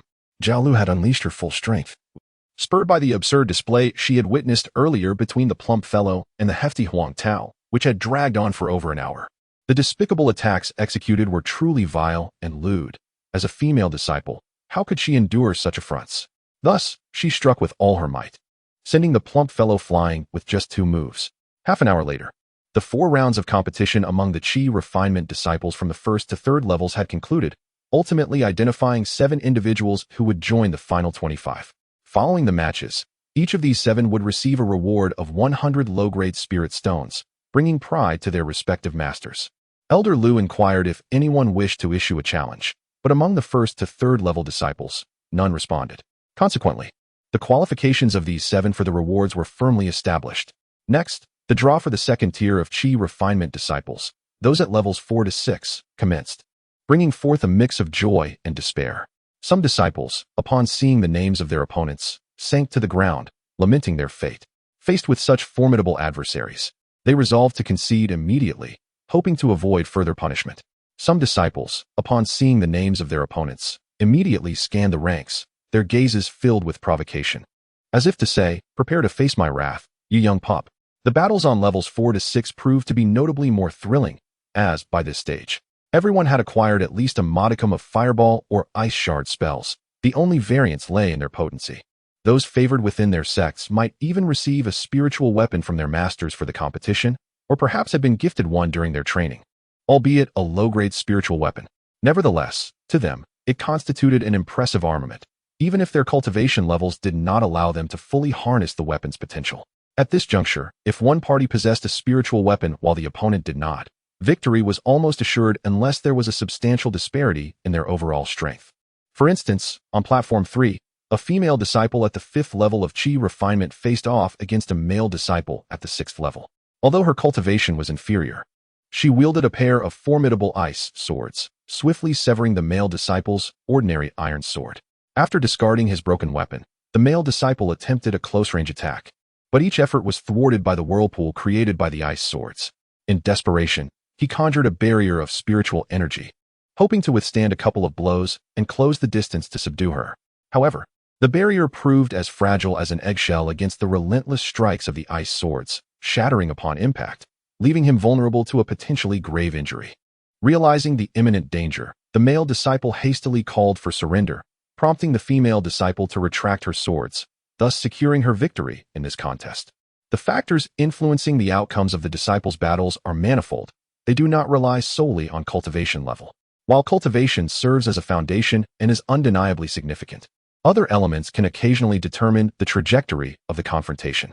For instance, the existence of mutually restraining techniques, the potency of the spiritual weapons and treasures wielded by each party, the quality of the cultivation methods employed, and even the availability of elixirs or spirit stones capable of rapidly replenishing spiritual energy. All of these aspects can profoundly affect the battle's outcome. Additionally, the swiftness of each party's reactions, the speed of their movements, and the on-the-spot manifestation of will and intelligence, as well as prior collaborations with spiritual beasts or demonic creatures, all contribute to the final result. Hence, the reason why Yuan Xiao, despite having a relatively low cultivation level, possesses considerable combat prowess lies in these factors. After an hour, the results of the contests among the disciples at the 4th to 6th levels of Qi refinement were announced. After 4 rounds of competition, 8 individuals were selected. Elder Lu inquired if there were any disciples at the 4th to 6th levels wishing to challenge one of these 8 individuals, who were required to be of equal or superior cultivation level. Yet, no one stepped forward to contest. Thus, the draw for the battles among the 7th to 10th levels of Qi refinement disciples commenced. Yuan Xiao, being at the 7th level of Qi refinement, was perfectly positioned for this round. Previously, when he registered at the entrance of the training grounds alongside Mo Fei, his cultivation level had already been documented. Suddenly, amidst the crowd of waiting participants, Yuan Xiao spotted his senior brother, Zhang Dehai, who, upon noticing Yuan Xiao, exchanged a nod and a smile. To his surprise, Zhang Dehai had also registered for the competition, though Yuan Xiao was uncertain about the current state of his senior brother's cultivation. Previously, Zhang Dehai and Shou Qingqing went to the reception station in Ping'an County to register the candidates for the Lantern Festival. At that time, his cultivation level was at the pinnacle of the 8th layer of Qi refinement. Zhang Dehai has always emphasized the importance of diligent practice, believing that hard work can compensate for lack of talent. I wonder how his cultivation has progressed since then. In truth, although Zhang Dehai is not exceptionally gifted, he is the type of cultivator with a solid foundation, making steady progress over time, which greatly increases the possibility of a sudden breakthrough. Coincidentally, Yuan Xiao was positioned at the forefront of the line, specifically the 6th place, when it was his turn to draw lots. He reached into the black box and pulled out a slip of paper that read, Qi Refinement 9th Layer, Han Fei. Chapter 96, Battle Against Han Fei's Lightning Gun. At this moment, inner disciples had already begun to compile the list of matchups. Simultaneously, betting started outside the arena. Mo Fei had previously approached Wang Wu and wagered all his savings, a total of 120 low-grade spirit stones, on Yuan Xiao's victory, regardless of his opponent's cultivation level. Wang Wu couldn't help but murmur, "Why do you all prefer to go all in like this? Don't you want to keep some seeds for yourself? He is the one I brought, so if I don't bet on him, who should I bet on?" Mo Fei replied nonchalantly, "If he loses, it will just be a return of his spirit stones. I won't feel any pity. I naturally trust Brother Mo's judgment." Wang Wu responded, "However, this Han Fei has risen like a comet over the past 2 years and is indeed formidable. I heard he has privately challenged others, and even the Qi Refinement 10th layer cultivator, Xiao Xiangzi, was no match for him. Though I cannot verify the truth of this information, as I have not witnessed it myself. Shouldn't Brother Mo consider betting only half? Perhaps starting with 60 spirit stones as a test?" Wang Wu expressed his concerns, saying, "Wang Shidi, you may focus on your business. I am untroubled by the extraction of spirit stones. What could possibly worry you?" Mo Fei replied. Wang Wu, realizing the absurdity, said, "Indeed, I shall take a look over there, as some individuals are beckoning me to place a bet." With that, he departed. Among those who beckoned was the chubby Hulai. No need for pleasantries. I am wagering all 200 spirit stones on Yuan Xiao's victory. The chubby boy abruptly slapped the pouch of spirit stones into Wang Wu's hands. Why does everyone here favor such reckless bets? Wang Wu lamented. Yuan Xiao and Mo Fei, both making bold and unreserved wagers, suggested that this group was indeed affluent and impetuous. On the small platform number 6, the match pitted the 7th layer of Qi refinement, Yuan Xiao, against Han Fei of the 9th layer. The disciple responsible for recording the match announced, and both Yuan Xiao and Han Fei leaped onto the platform, taking their positions at opposite ends. Yet, before the duel commenced, an unexpected commotion erupted. The elders on the platform widened their eyes in disbelief, followed by a flurry of chatter. They distinctly remembered Yuan Xiao, the victor of the selection test at the old mountain gate in Yunhai City just 2 or 3 months prior. At that time, Yuan Xiao had activated the Lingxi hammer to emit an orange glow, causing the spirit testing pillar to explode with a remarkable 10-star rating, an event firmly etched in their memories. After that, Yuan Xiao had chosen to remain at the old mountain gate's herbal garden, serving as a laborer for a year. And only a brief period of 2 or 3 months had elapsed since then. Who could have anticipated that in just over 2 months, Yuan Xiao had already reached the 7th layer of Qi refinement? Not only the elders of the mountain gate, but even Hai Qing, the master of Yunhai Gate, and the leaders and esteemed elders of the Baiyun sect had not possessed such innate talent or rapid cultivation speed. Do not claim that they have never seen it. Today, they have finally encountered it. While the other elders were taken aback, the 9th elder was filled with joy. This lantern festival was particularly special as it was his disciple, Zhang Dezai, who had recruited the talented Yuan Xiao from Ping'an County, naturally forging a deep connection with their side. Moreover, with Zhang Dezai bringing such an exceptional talent, the sect leader, Hai Qing, would undoubtedly remember the contributions of both Zhang Dezai and himself. Yuan Xiao, your disciple Zhang Dezai brought you here. Am I right? Where's your hometown? Inquired the Grand Elder. Xuanxian Town, at the foot of the Immortal Mountain, replied the 9th elder, recalling that Zhang Dezai had previously elaborated on the circumstances of Yuan Xiao. The plump one, ensuing. After the competition concludes, 9th elder, send 2 disciples to the Immortal Mountain to investigate whether there are any auspicious locations or fantastical legends in the area, and report back to me, instructed the Grand Elder. 9th elder, we only provided Yuan Xiao with cultivation techniques from levels 1 to 3, yet he has already reached level 7 in Qi refinement. Where did he acquire such prowess? Questioned the 2nd elder, puzzled. The Grand Elder pondered for a moment and replied, before I departed, I instructed him to seek assistance from Mo Fei if he encountered any perplexing cultivation issues. Perhaps it was Mo Fei who imparted the subsequent techniques to him. After the competition, we shall inquire with Mo Fei for clarification. The 2nd elder nodded in agreement. Consequently, the assembly quelled their astonishment and turned their attention to the competition. Indeed, Mo Fei's earlier prediction proved accurate. This young man consistently astonished him, Mo Fei, and surely would not fail to astonish these venerable elders at the mountain gate. With a swift motion, Han Fei drew a long spear from his storage bag, its pristine white surface glimmering, with faint flashes of lightning swirling along the shaft. The 2nd elder stroked his beard and chuckled, for the lightning spear in question was a gift he had bestowed upon his disciple, Han Fei, who was indeed the most promising among his apprentices. Over the past 2 years, Han Fei had experienced meteoric growth and rapid advancement. Having overseen the sect's treasure pavilion for many years, the 2nd elder possessed an abundance of spiritual artifacts. This mid-grade spiritual weapon, the lightning spear, had previously served as his personal armament, now entrusted to his disciple Han Fei, a testament to the 2nd elder's esteem for him. On the other hand, Yuan Xiao retrieved the fire separation sword from his storage pouch, yet refrained from channeling spiritual energy to activate it, presenting it merely as an antiquated ordinary flying sword. Yuan Xiao had intended to use it solely as a kitchen knife, and without activating the fire separation sword, it was simply a sturdy blade. The assembled elders, upon observing Yuan Xiao's sword, felt a profound sense of antiquity, recognizing it as an old relic, yet they assumed its power to be rather ordinary. Han Fei stepped forward, clasped his fists, and declared, Junior brother, let us commence. I beg your pardon. With that, he lunged forward, thrusting the spear directly at Yuan Xiao.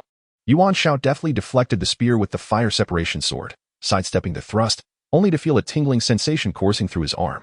In that instant, Yuan Xiao grasped a crucial insight. The lightning coursing along the spear's shaft was not merely an illusion. True arcs of electricity existed, and upon contact, they would transmit a portion of their energy to the opponent, inducing a degree of paralysis. Should this disrupt the opponent's movements, victory could swiftly be determined.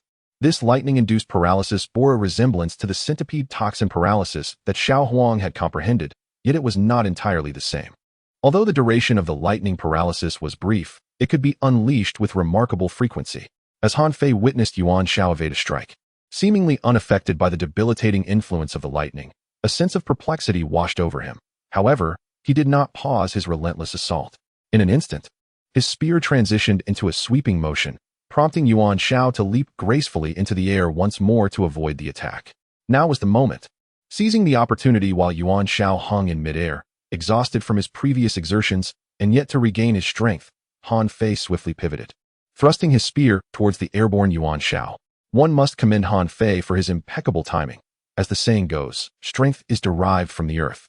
Though one can maneuver while airborne, such movements are invariably delayed compared to those executed on solid ground.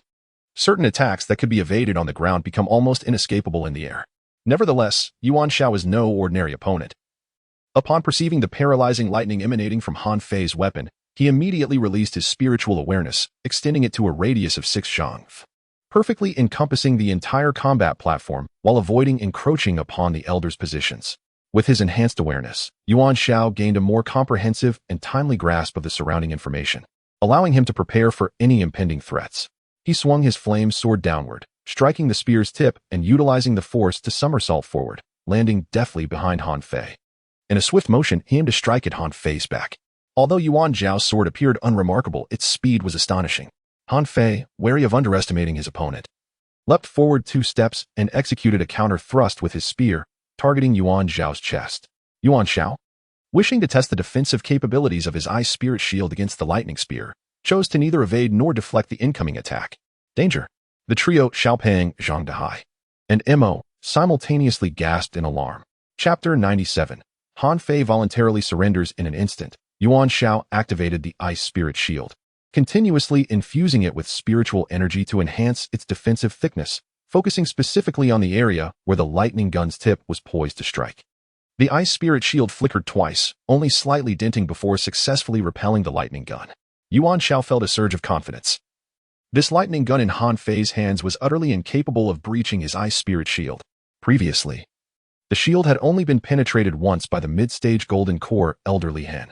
Although Han Fei possessed commendable strength, having reached the 9th level of qi refining and attained the pinnacle of the 10th level, it was essential to consider the context. Even foundation-building cultivators could not breach the ice spirit shield, let alone Han Fei, who was merely at the 9th level of qi refining. Yuan Xiao contemplated the situation. Despite both being at the 9th level of qi refining, Han Fei was significantly stronger than Bai Yu from the Baifeng sect, with whom he had explored the cold pool in the dense forest of Wuming Mountain. He was also far more formidable than Wang Jin, who was at the same level. It could be said that Han Fei, with his cultivation and the formidable lightning gun, had positioned himself among the apex of qi refining cultivators, with combat prowess that nearly rivaled early-stage foundation builders. Of course, Yuan Xiao was an exception, even without any powerful weapons or the assistance of Xiao Wang. He could contend against any qi refining cultivator at the peak of their level without falling behind. This was due to his possession of the ice spirit shield, the 5 elements pearl shield, a foundation-building level of spiritual awareness, and an astonishingly vast reservoir of spiritual energy, coupled with an exceptionally high rate of energy circulation. Moreover, it was of paramount importance that he had already completed the preliminary stage of the flash spirit escape technique, having made significant progress in body refinement, and was beginning to mimic and comprehend the realms of spirit refinement and fluid manipulation.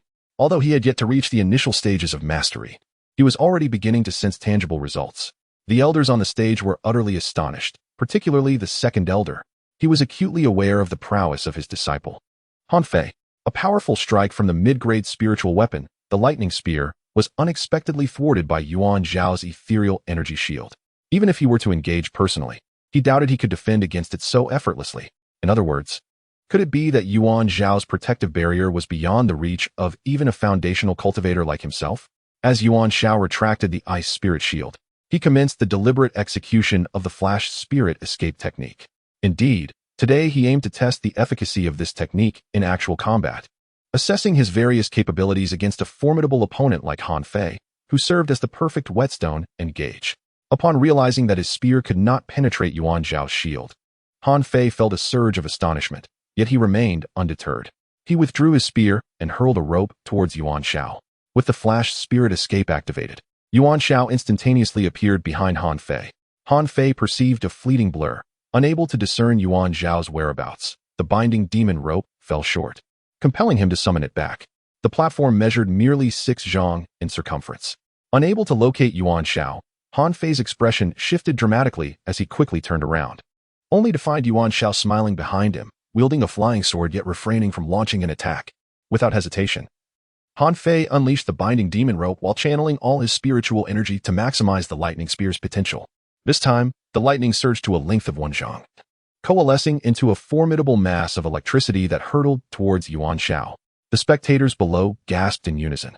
If struck, even if one were not rendered unconscious, the convulsions would be severe, lasting at least the duration of an incense stick. However, the anticipated event did not transpire. Han Fei once again found himself devoid of purpose, gazing into the emptiness before him. On the stage, the second elder appeared even more anxious than Han Fei, his lips quivering in tension as his gaze fixated intently behind Han Fei. Casting a glance at his master atop the platform, Han Fei discerned his master's watchful eyes. Slowly turning his head, he indeed beheld Yuan Xiao standing poised with his sword, still refraining from launching an attack upon his back. This junior brother Yuan was truly formidable, prompting Han Fei to concede defeat graciously. As a paragon of the sect, Han Fei possessed his own pride and tenacity. Yet, having been circumvented by Yuan Xiao not once, but twice, without awareness of his opponent's approach, the outcome was patently clear. Although Han Fei still had some techniques yet to employ, considering Yuan Xiao's enigmatic agility, it was evident that even his full arsenal might not suffice. Today, he realized that within the realm of strength, there are always those who surpass, and there are higher mountains yet to climb. Han Fei, being a magnanimous individual, sheathed his spear and descended the stage with a respectful gesture. Yuan Xiao immediately regarded Han Fei with newfound admiration. Based on today's performance, had Han Fei not met an untimely demise, he would undoubtedly become a formidable figure in the future. The second elder also exhaled a sigh of relief, acknowledging that there is merit in knowing one's limitations and rising again. Today served to temper Han Fei's edges, and in due time, he would surely ascend to greater heights. As for Yuan Xiao, the second elder could not help but praise him. This young man indeed displayed exceptional prowess today. In a match between Yuan Xiao, at the 7th level of Qi refinement, and Han Fei, at the 9th level, Yuan Xiao emerged victorious. The inner disciples responsible for recording the event promptly announced the latest results. The chubby Hu Lai and Mo Fei were instantly beaming with joy, exclaiming, "See, this is the reward for unconditional trust." Could it be that by surpassing his own speed, Yuan Xiao has deduced his formidable prowess? Meanwhile, the chubby fellow, with his sheer blind faith, often finds himself fortuitous. Before long, Wang Wu, who engages in betting, approached with a countenance brimming with excitement. This time, more individuals wagered on Han Fei in the match against Yuan Xiao, as Han Fei's prowess, being at the 9th level of Qi refinement, appeared superior on paper. However, in the end, Yuan Xiao triumphed over Han Fei, resulting in those who bet on Yuan Xiao reaping greater rewards, receiving quadruple the spirit stones. Even after deducting a 10% transaction fee, the remaining gains in spirit stones left the chubby fellow and Mo Fei elated. Zhang Dehai, a man of integrity, refrained from participating in such wagers, yet he felt immense joy witnessing Yuan Xiao's victory.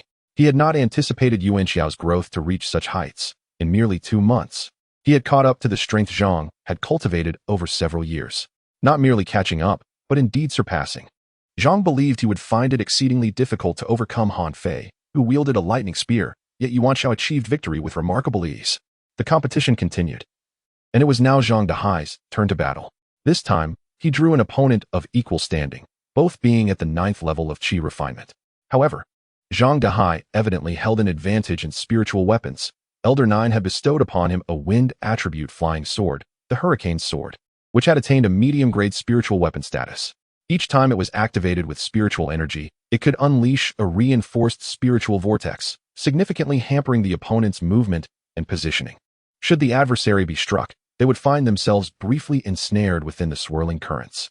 And if they were subsequently subjected to further attacks without the ability to evade or retaliate in time, defeat would ensue. Zhang Dehai, armed with a solid foundation honed over many years and the formidable power of the Hurricane Sword, triumphed over several opponents in succession, ultimately securing his place among the top 25, much like Yuan Xiao. After 4 rounds of combat, only 10 cultivators from the Qi refinement stage, levels 7 to 10, remained, including Yuan Xiao, Zhang Dehai, Wang Ku, Lu Fei, Lu Huling, and Bai Shui among the distinguished 10. Wang Ku and Lu Fei were already regarded as the most promising qi refinement practitioners at level 10 prior to this competition, while Bai Shui emerged as a dark horse. Previously unremarkable, but now astonishing, all by breaking into the top 10. At this juncture, Elder 6 stepped forward, poised to announce the selection method for the final 5-member task group, and the crowd awaited with bated breath. Chapter 98. The final 5-member task list. Elder 6 began to proclaim the ultimate results with a resounding voice. The list of 25 participants has been finalized. Among them, 7 practitioners from levels 1 to 3 of the Qi refinement stage, 8 from levels 4 to 6, and 10 from levels 7 to 10, totaling 25 individuals, will each receive a reward of 100 low-grade spirit stones. The contests for the first and second levels are now concluded. The remaining 10 from the third level will now commence the final round of drawing lots to select 5 victors who will partake in the 6 tasks. Upon the emergence of these 5 champions, all other eliminated participants will have one last opportunity to challenge any of the 5, but only those of a higher level than themselves, with the victor taking the place of the defeated. The 6th elder surveyed the audience gathered at the martial arts platform and then turned his gaze to the 10 candidates present. He announced, "The final round of the draw is about to commence." Yuan Xiao approached the black box and drew forth a slip of paper. Upon unfolding it, he was taken aback to find the name inscribed, Qi Refinement Level 9, Zhang Dehai. Yuan Xiao was caught between laughter and tears, incredulous that he had to face Brother Zhang. What a predicament! Zhang Dehai, upon realizing that his opponent was Yuan Xiao, also displayed a sense of helplessness. How was he to engage in battle? It would be best to let Yuan Xiao take the lead in this endeavor. Zhang Dehai resolved firmly. The first match of the 5-person task selection began, with Yuan Xiao at Qi Refinement Level 7 pitted against Zhang Dehai at Qi Refinement Level 9. The disciple responsible for recording the match called out, as Zhang Dehai stepped onto the competition platform and prepared to bow and speak.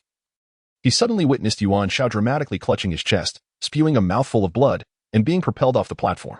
As he flew through the air, he exclaimed, "I did not anticipate Brother Zhang's formidable prowess. I, the junior disciple, am utterly outmatched." Zhang Dehai stood there in stunned disbelief. What did he mean by formidable prowess? I merely intended to exchange a few words. I had yet to utter a sound or even make a move, and yet he was already injured. His acting was overly theatrical. The audience, witnessing this scene, was left perplexed. Those who did not comprehend the situation believed Zhang Dehai to be genuinely impressive, capable of inflicting harm from afar. Meanwhile, those who understood were thoroughly amused by Yuan Xiao's antics. The elders, too, were baffled by Yuan Xiao's nonsensical display, and they could not help but chuckle, with the 9th elder laughing the hardest. In the remaining 4 matches, the competitors exhibited no semblance of concession, engaging in fierce and tumultuous battles. The 4 champions who emerged victorious were Lu Huling, Wang Ku, Lu Fei, and Bai Shui, along with the seemingly fortuitous Zhang Dehai, making a total of 5. The time for challenges had arrived. Now, everyone in the audience had one last chance to challenge any of the 5 individuals on stage, but could only challenge someone of a higher cultivation level and could not challenge the same individual twice. The victor would take their place. Who wishes to challenge? Inquired the 6th elder. At this moment, the 5 individuals on stage were devoid of any weaklings. Under the intense scrutiny of the 4, only 2 among the audience responded, Yuan Xiao and Han Fei. "I challenge Lu Fei of the 10th layer of Qi Refinement," declared Yuan Xiao. "I challenge Wang Ku of the 10th layer of Qi Refinement," stated Han Fei. Understanding dawned on Zhang Dehai.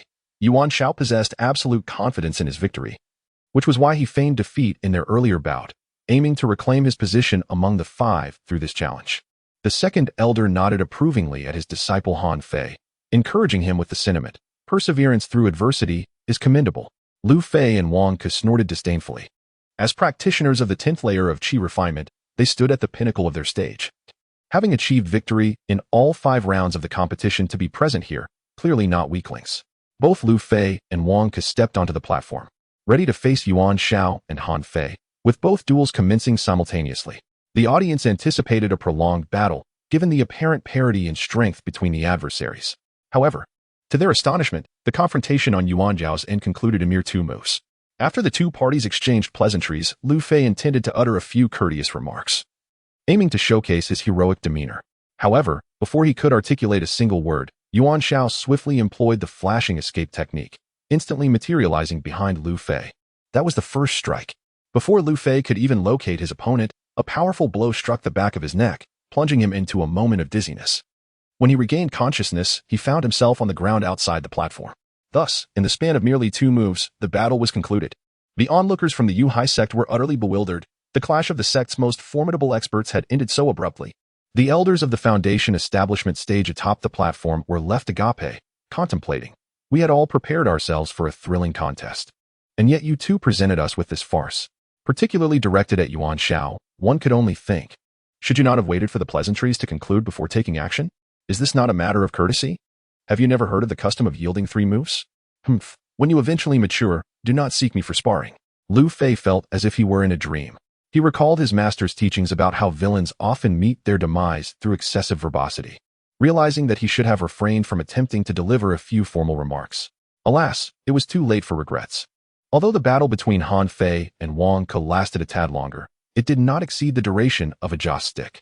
Ultimately, Han Fei unleashed a powerful lightning sphere that enveloped the entire platform, rendering Wang Ke unable to evade.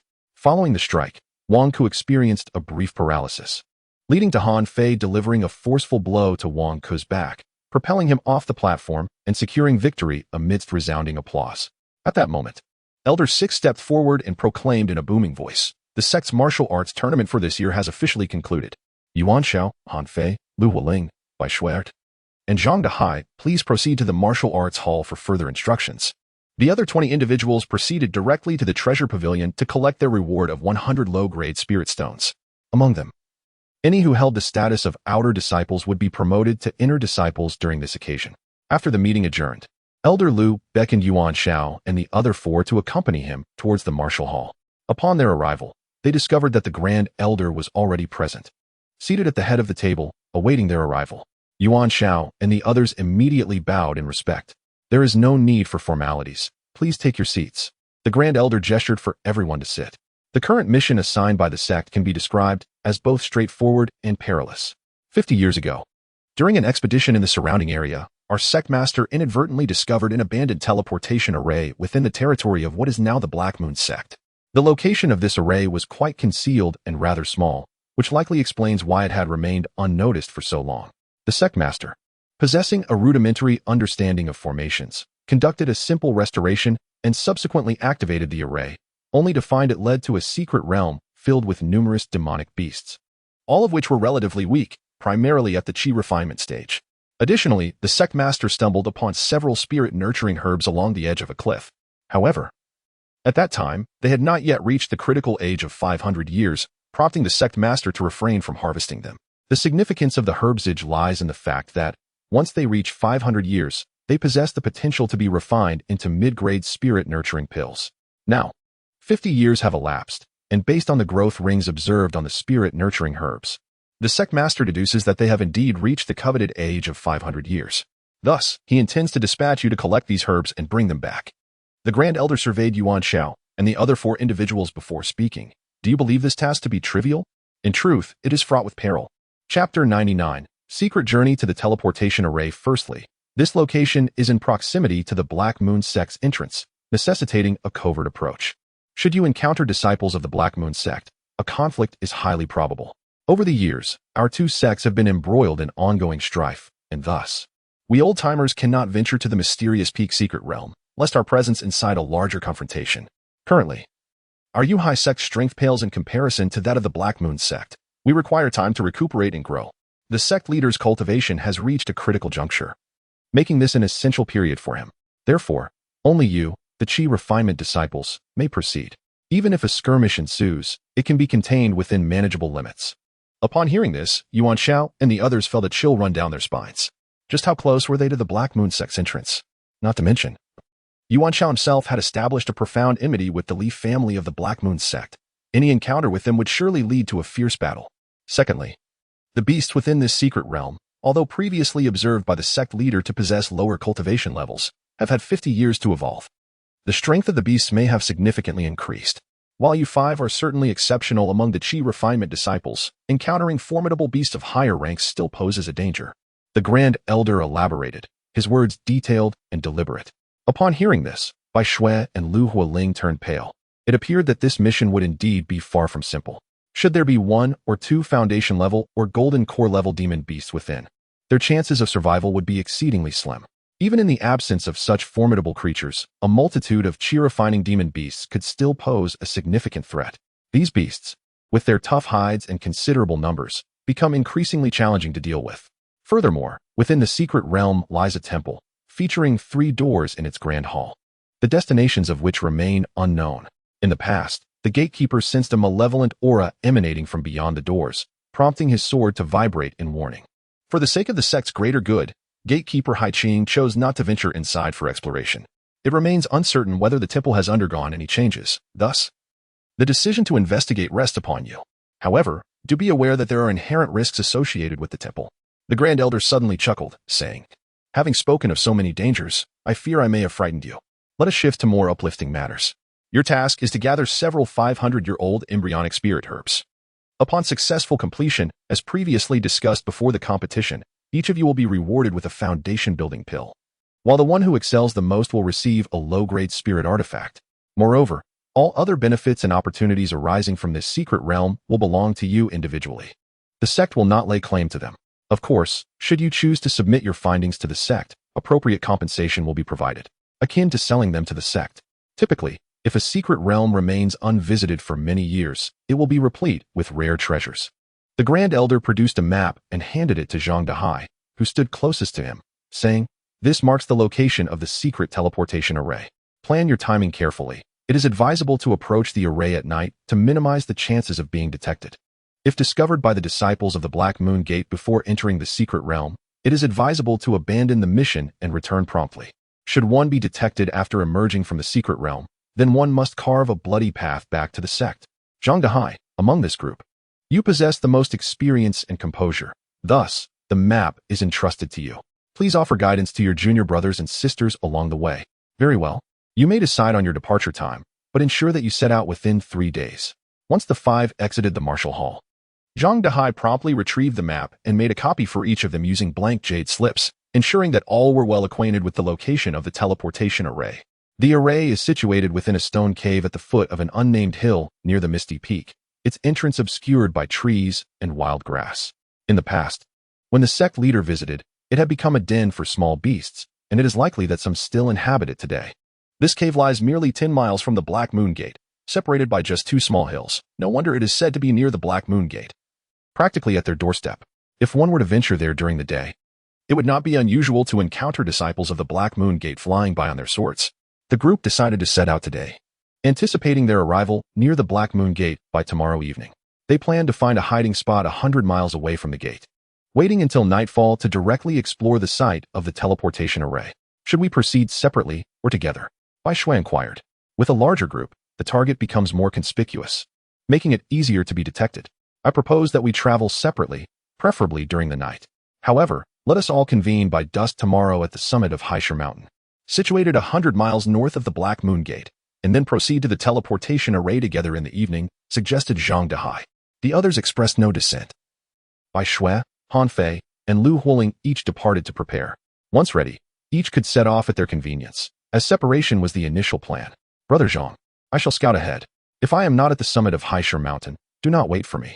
I may have already ventured to the cave where the teleportation array resides.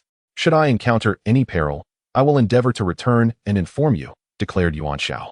"Junior brother Yuan, is it not perilous for you to explore the cave alone?" Zhang Dahai inquired with concern. "Have you forgotten how Lu Fei soared away just moments ago?" Yuan Xiao replied with a smile. Indeed, after a moment's contemplation, Zhang Dahai recognized that with Yuan Xiao's agility and swiftness, there was little cause for concern. With all his belongings on his person, Yuan Xiao required no further preparation. He bid farewell to Zhang Dahai and set forth. Upon exiting the bounds of Yanhai Gate, he promptly summoned Xiao Huang, stowed away his departing fire sword, and mounted Xiao Huang's back, hastening his journey. The speed of Xiao Huang far surpassed that of the departing fire sword, significantly reducing travel time.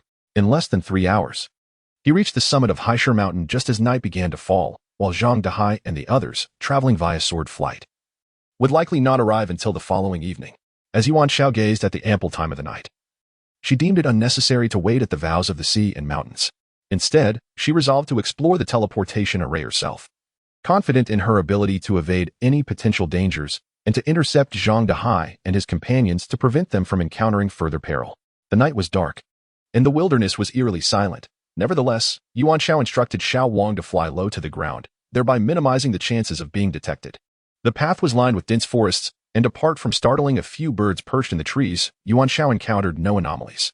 Upon reaching a point 10 miles from the mysterious peak, she descended early, stowing Xiao Huang within her spirit beast ring before releasing Xiao Jin. When it came to exploring secret realms or treasure hunting, Xiao Jin was undoubtedly her most reliable ally. With Xiao Jin perched upon her shoulder, Yuan Xiao employed the technique of swift spirit escape to navigate swiftly through the underbrush. Her night vision had become remarkably adept, allowing her to see clearly, save for the inability to discern colors. Before her lay a small hill, resembling a reclining yellow ox, which matched the location indicated on her map for the teleportation array without a doubt. Yuan Xiao tucked away the map and began her careful search for the stone cave at the foot of the hill. The base was overgrown with trees and weeds. A truly desolate place. If a stone cave were to exist here, it would likely remain concealed by the vegetation and shunned by the mountain paths, accessible only to small creatures that might discover and occupy it. Where could the teleportation array be? Chapter 100. Xiao Jin attacked by bats after searching for half an hour. Just as Yuan Xiao leaped over a patch of grass, Xiao Jin suddenly jumped down from her shoulder and made its way towards a stone wall at the base of the hill, pausing intermittently to sniff the air. Upon receiving the reminder from Xiao Jin, Yuan Xiao immediately extended his consciousness, sweeping the surroundings within a radius of 10 zhang. Indeed, he discovered a small stone cave hidden behind the thicket, measuring only 5 feet in height and 3 feet in width, necessitating a stooped posture to enter. The passage was not a straight line, but rather meandered with several turns. However, after 5 zhang inside the cave, the space expanded significantly, revealing a chamber approximately 3 zhang high and 10 zhang in diameter, ample enough to accommodate dozens of individuals comfortably. Yuan Xiao's consciousness scanned the area, finding only a few nests of mice that had made their home within the cave. After confirming the absence of danger, Yuan Xiao crouched and entered the cavern. Upon traversing 5 zhang, the space opened up before him. He instructed Xiao Jin to charge forward, effectively driving away all the nests of mice to prevent any disturbances while he studied the teleportation array. From his ring, Yuan Xiao retrieved a luminous pearl, instantly illuminating the cave. Due to the winding nature of the passage, the light from the pearl would not escape, rendering it undetectable to anyone outside. Yuan Xiao first examined the walls, noticing a series of symbols resembling writing on one side, yet their meaning eluded him. Intrigued, he took out a jade slip to record the symbols, regardless of their potential future application. Gradually, he inspected the ground and finally spotted a small teleportation array, approximately 1 zhang in diameter, which was now covered in debris and dust, indicating it had been abandoned for quite some time. The last recorded use by the master of Yunhai sect, Hai Qing, was 50 years ago. If no one had visited since then, it meant the array had remained untouched for half a century. Yuan Xiao summoned a burst of spiritual energy to clear away the rubble and dust, revealing the array's true form. The teleportation array is shaped like a pentagram, with each of its 5 points featuring a recess, evidently meant for the placement of spirit stones. The central area formed by the 5 corners is a small circle, from which 5 lines extend to connect with each point. If Yuan Xiao's intuition serves him well, this circular region is indeed the teleportation zone, appearing capable of accommodating approximately 10 individuals at once. He produced 5 inferior spirit stones and inserted them into the recesses at the array's points, only to witness a momentary flicker of light before it swiftly dimmed. The 5 inferior spirit stones had been reduced to nothing but gray fragments. How extravagant the array is with its consumption of spirit stones. The 5 inferior stones proved insufficient to activate it. Yuan Xiao retrieved another set of 5 inferior spirit stones and attempted once more to insert them into the recesses. This time, although there was a brief flash, it soon extinguished again. Could it be that the teleportation array had fallen into disrepair over the years? No, the sect leader, Hai Qing, had repaired it 50 years ago and had successfully utilized it since. Logically, it should not be so easily damaged. A sudden realization struck Yuan Xiao. Was it possible that the spirit stones were of inadequate quality? Thus, he took out 5 medium-grade spirit stones and embedded them into the recesses of the array. Instantly, the teleportation array shimmered with radiance. The lines connecting the 5 points to the central circle illuminated, and ultimately, the circle itself glowed, enveloped by a gentle luminescent veil that encased the entire array. Indeed, it required higher-grade spirit stones to be activated. Fortunately, he possessed medium-grade stones. Otherwise, the 5 of them might have made the journey in vain. The Grand Elder had failed to mention the necessity of medium-grade spirit stones for activation. Perhaps he had forgotten, or maybe Hai Qing had overlooked it as well. After all, Hai Qing arrived 50 years ago, and with the passage of so many years, it is entirely conceivable that such details may have been forgotten. Today, Yuan Xiao has just begun to comprehend that the more advanced the magical treasures, formations, or mechanisms are, the higher the quality of spirit stones required to activate or initiate them. High-grade spirit stones have transcended their traditional roles of mere cultivation or transactional commodities. They now serve as vital sources of power and energy for various artifacts. Concerned about any unforeseen circumstances during the teleportation, Yuan Xiao first stowed away the little gold into the spirit beast ring before stepping into the teleportation array. As the light screen of the teleportation array began to whirl, after a brief moment, Yuan Xiao found herself enveloped in a blinding white light, feeling slightly dizzy. And then she materialized beneath a prominent cliff. This was indeed the secret realm of the Miao Peak. Hastily, Yuan Xiao placed mid-grade spirit stones into the 5 recesses at the corners of the teleportation array to preemptively activate it, ensuring she was well prepared to flee if necessary. The current plan was to first fulfill the sect's tasks by gathering several sprigs of the embryonic spirit grass before venturing to explore the temple. Summoning Little Gold and Little Huang, Yuan Xiao commenced her exploration. After merely a stick of incense's worth of time, she felt the ground tremble, sensing that something colossal was charging through the thicket ahead. Without delay, Yuan Xiao mounted Little Huang, and together with Little Gold, they soared into the sky, only to behold a herd of silver-horned rhinoceroses rushing towards their previous position. Upon discovering that Yuan Xiao and her companions had taken flight, the rhinoceroses could only circle in place, as they lacked the ability to ascend. Just as Yuan Xiao believed she was safe, she noticed that the horns atop the heads of these rhinoceroses began to emit a radiant white light. Moments later, beams of light were shot forth from their horns, directly aimed at her and her 2 beasts.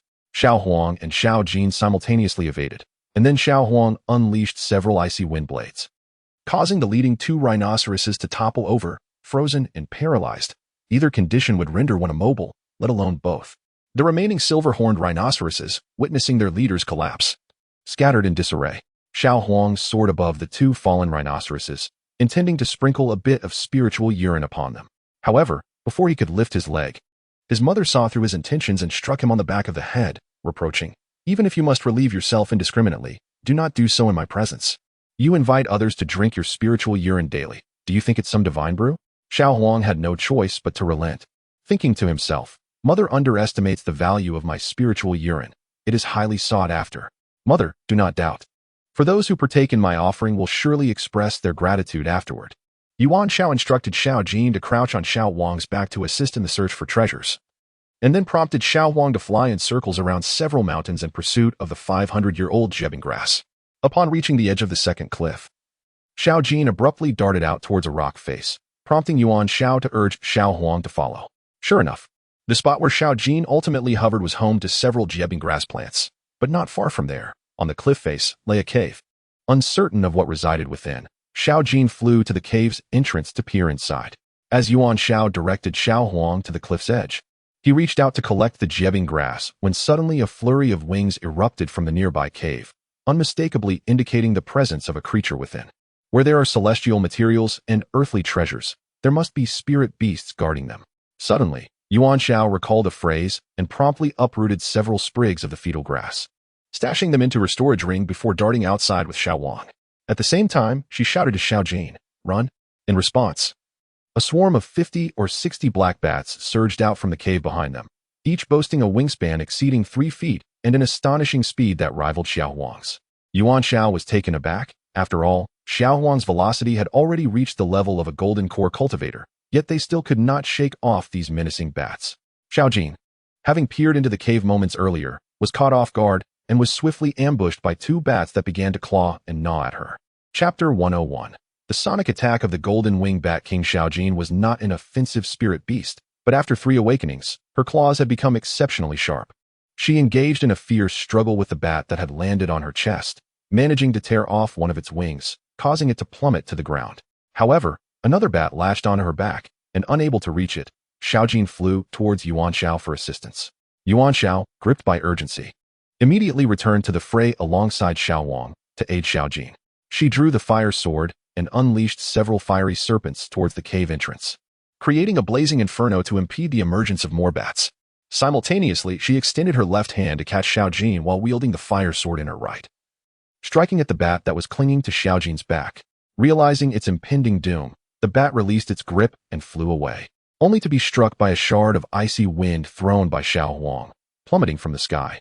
At that moment, a piercing shriek erupted from the cave entrance, leaving Yuan Xiao momentarily dazed, her mind swirling in confusion. As the spiritual beasts, Xiao Huang and Xiao Jin fared slightly better than Yuan Xiao. Yet the overwhelming sound still pounded painfully against their heads, causing them to plummet 2 zhang before regaining their composure in midair. At that moment, a flash of purple light emanated from the 5 elements pearl within Yuan Xiao, activating a protective shield that mitigated the onslaught of mental damage. Similarly, the 5 elements pearls within Xiao Jin and Xiao Huang manifested their own protective barriers, absorbing the residual waves of harm to their consciousness. Just as Yuan Xiao regained awareness, a colossal golden bat emerged from the cave, its shimmering golden wings spanning over a zhang, exuding an imposing presence as it represented the sovereign of its kind, the golden-winged bat king.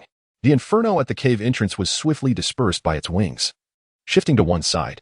As a sentient beast, the golden-winged bat king had awakened its innate ability, soundwave attack. This skill transmitted vibrations through the air, specifically targeting the opponent's mind and consciousness.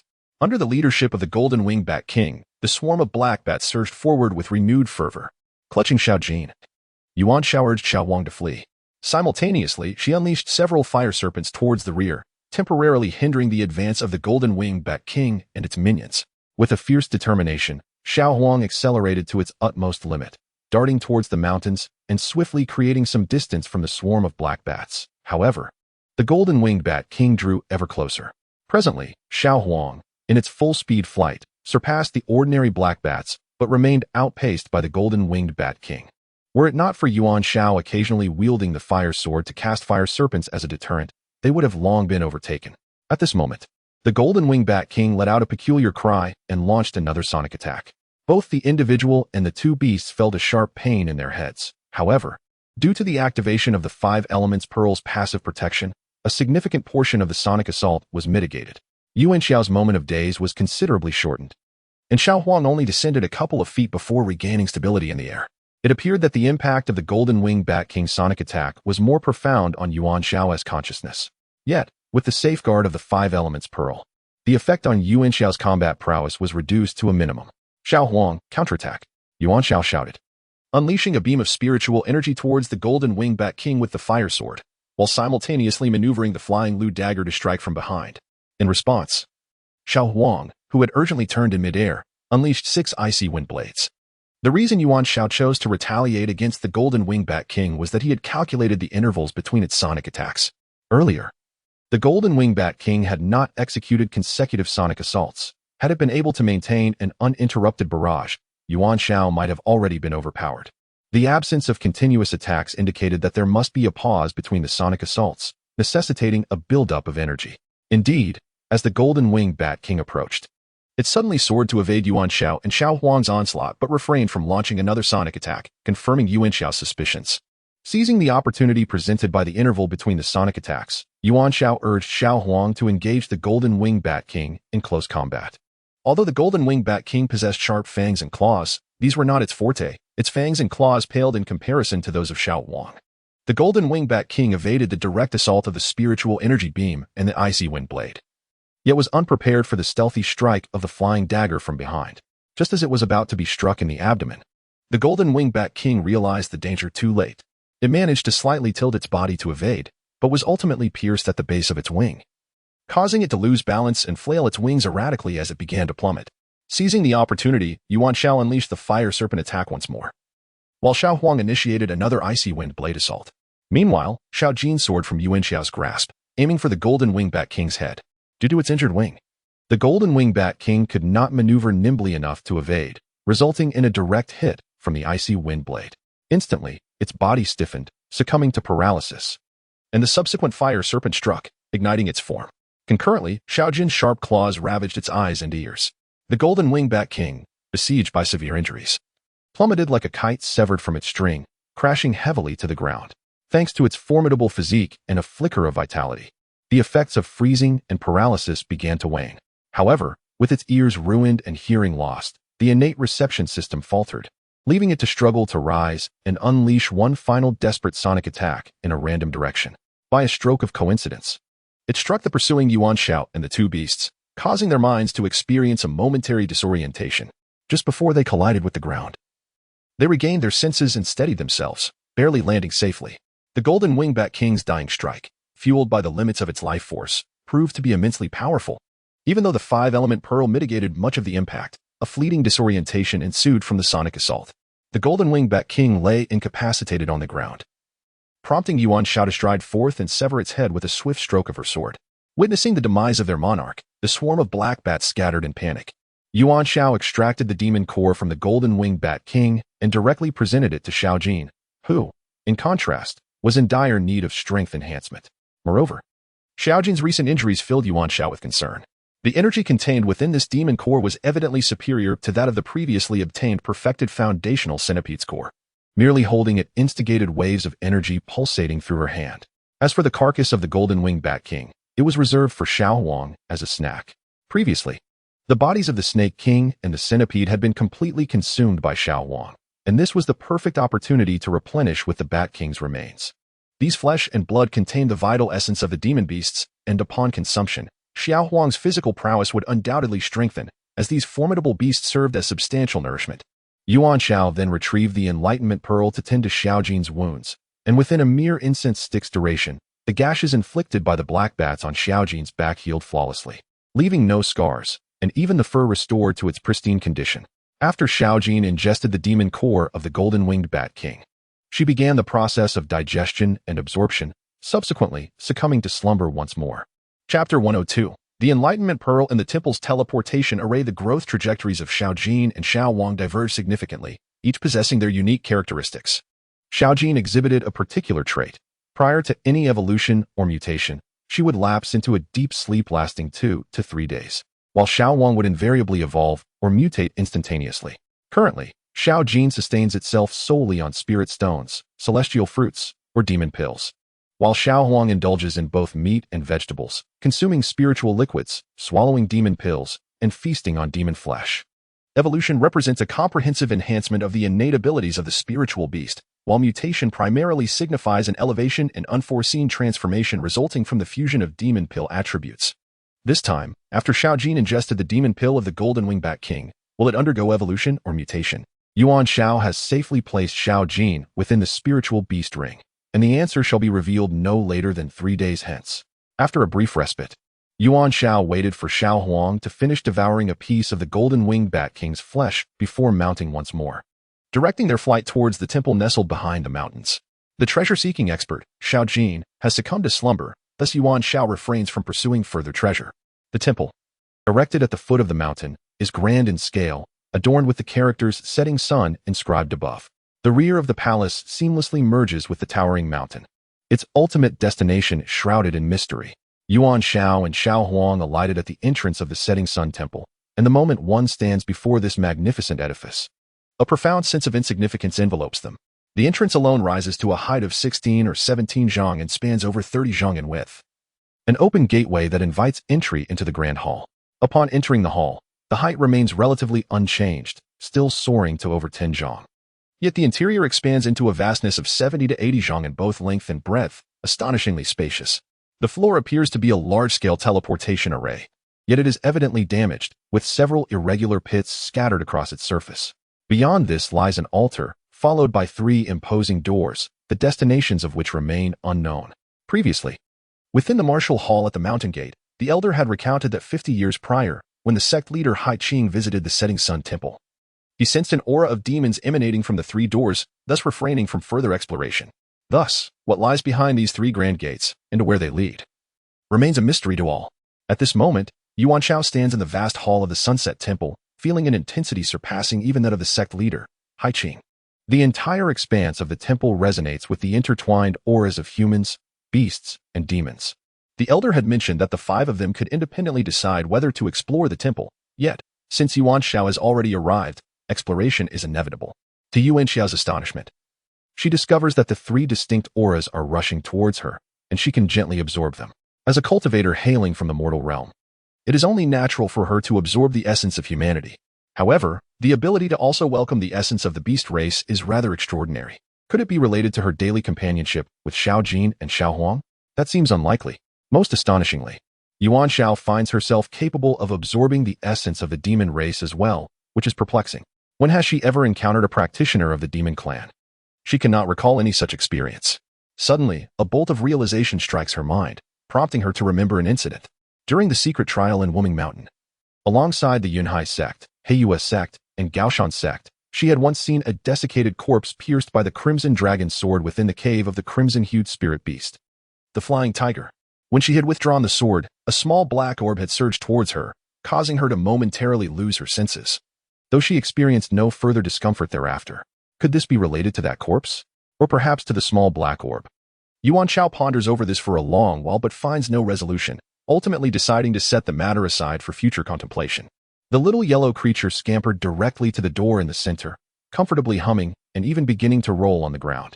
Little Yellow, refrain from relieving yourself here, warned Yuan Xiao. I have already scanned the area with my spiritual perception. There are no mice or other small creatures around. Do not use the excuse of inviting them for a drink of spiritual urine later. Little Yellow seemed either oblivious to the warning or indifferent, continuing to roll about with no sign of acknowledgement. Yuan Xiao decided to ignore it and proceeded towards the first door on the left. Little Yellow may not have heard the warning, but it was undoubtedly feigning ignorance. Mother is far too strict. How can I establish this as my territory without leaving a mark? It mused. Besides, while there may be no small creatures within the temple, there were plenty outside, like the rhino and the bat from earlier. Capturing one to bring inside would solve the problem. How else could it ensure future promotional opportunities? As Yuan Xiao entered the first grand door, he discovered a lengthy corridor ahead.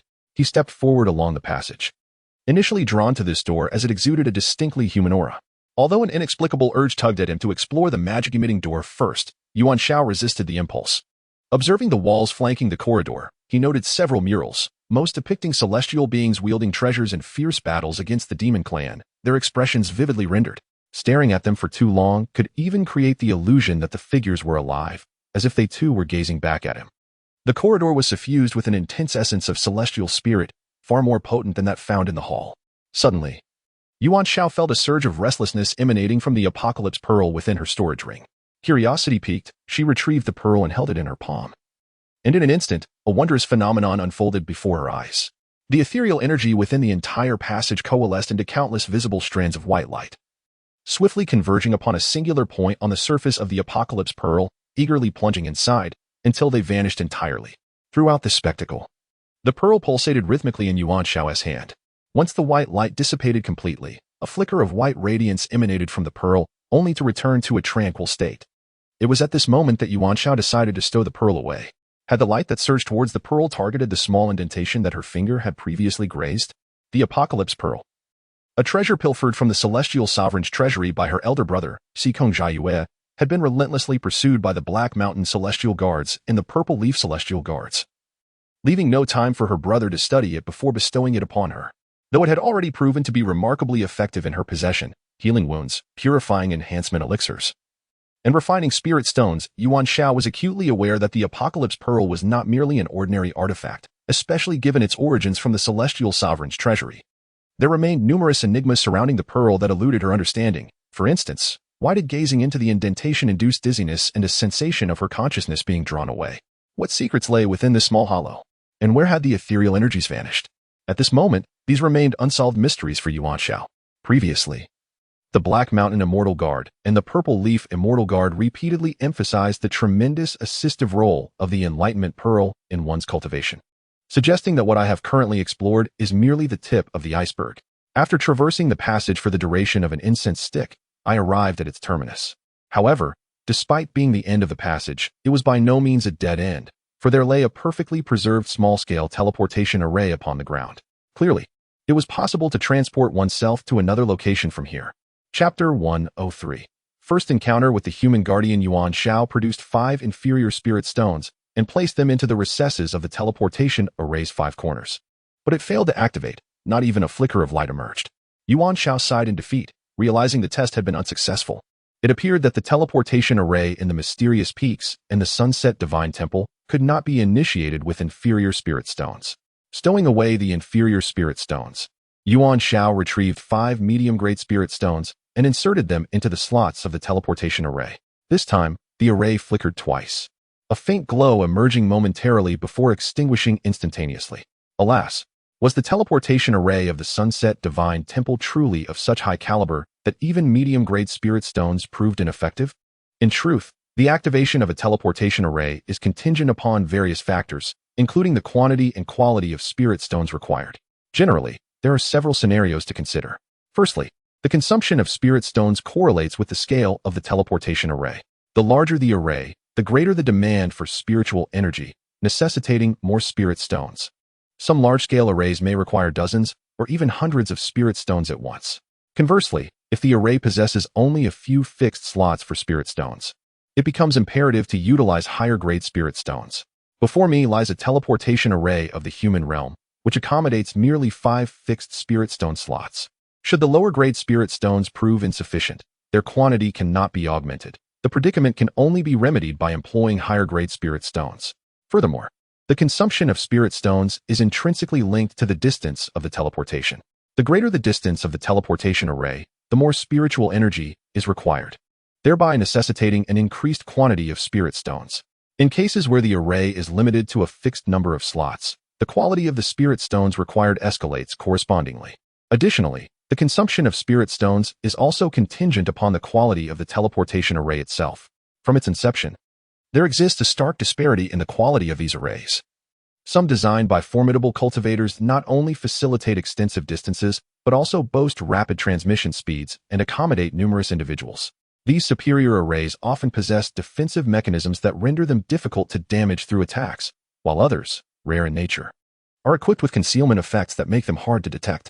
Typically, these high-quality arrays necessitate spirit stones of a correspondingly superior grade for activation.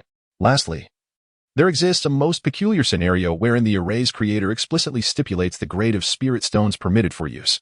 As the architect of the teleportation array, for various reasons, they may impose a restriction on the grade of spirit stones required for activation, thereby fulfilling particular objectives.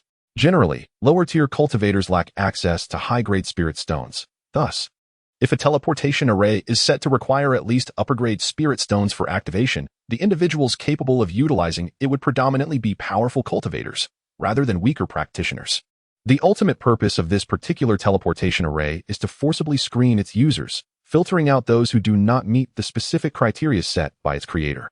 Fortunately, although Yuan Xiao currently presents as a weak cultivator, he is no ordinary individual. He is, in fact, a rare anomaly. He is not lacking in wealth, possessing an abundance of high-grade spirit stones. During a previous excursion to the Sanxian marketplace, Yuan Xiao earned a significant sum of middle-grade spirit stones at the Huiyuan refining pavilion, which he subsequently purified and upgraded into high-grade spirit stones using the Tianqi pearl. With a sense of reluctance, Yuan Xiao extracted 5 high-grade spirit stones from his pocket and placed them meticulously into the slots of the teleportation array. In an instant, the array illuminated with a brilliant glow, enveloped by a radiant spectrum of colors, indicating that this was no ordinary teleportation array. Without further hesitation, Yuan Xiao stepped into the array, and after a brief moment, he was transported to an unfamiliar space. Before him stood a grand door radiating white light, beyond which lay a blinding expanse, obscuring any view of what lay within. At the half-circular platform before the door sat a young man clad in white, one hand holding a wine jug while the other was engaged in a game of chess. Indeed, he was playing against himself. As the white-clad youth lifted his gaze to meet Yuan Xiao's, his expression shifted dramatically, first revealing astonishment, then frustration and dissatisfaction, before ultimately transforming into unexpected joy. There was something peculiar about this situation. Not only was the door enigmatic, but the interior beyond it was equally strange, and this young man in white was particularly bizarre. Yuan Xiao immediately became alert. Although this youth was of the human race, was it not uncommon for the world of cultivation to witness cannibalistic tendencies among its practitioners? The young man in white set aside his wine jug and chess pieces, approaching the edge of the semicircular platform with a warm invitation. "Young hero, come up and share a moment." Yuan Xiao, upon seeing the young man, did not descend the steps, nor would he take the initiative to ascend them. 7th layer of Qi refining. Tell me, do you know the lowest cultivation level of those who previously arrived here through this teleportation array? A glint of mischief flickered in the young man's eyes. The highest cultivation level I am aware of is the nascent soul stage, as our sect's leader is at that level. Beyond the nascent soul, I am entirely in the dark. I humbly ask for your guidance, esteemed senior. Yuan Xiao responded modestly. He indeed sought to inquire further, as he wished to understand the realms that lie beyond the nascent soul stage. Although his own cultivation was currently low, Broadening his perspective would greatly benefit his practice. Moreover, gaining clarity on the specific cultivation levels would sharpen his goals in the pursuit of immortality, leading to subtle adjustments and enhancements in his cultivation plan. The nascent soul stage. Ha! How did you know I am a senior? Do I appear very old? The young man in white queried with surprise. Yuan Xiao chuckled, well aware that in the realm of cultivation, one cannot solely judge age by appearance. Only disciples in the qi refining stage display features that align with their chronological age.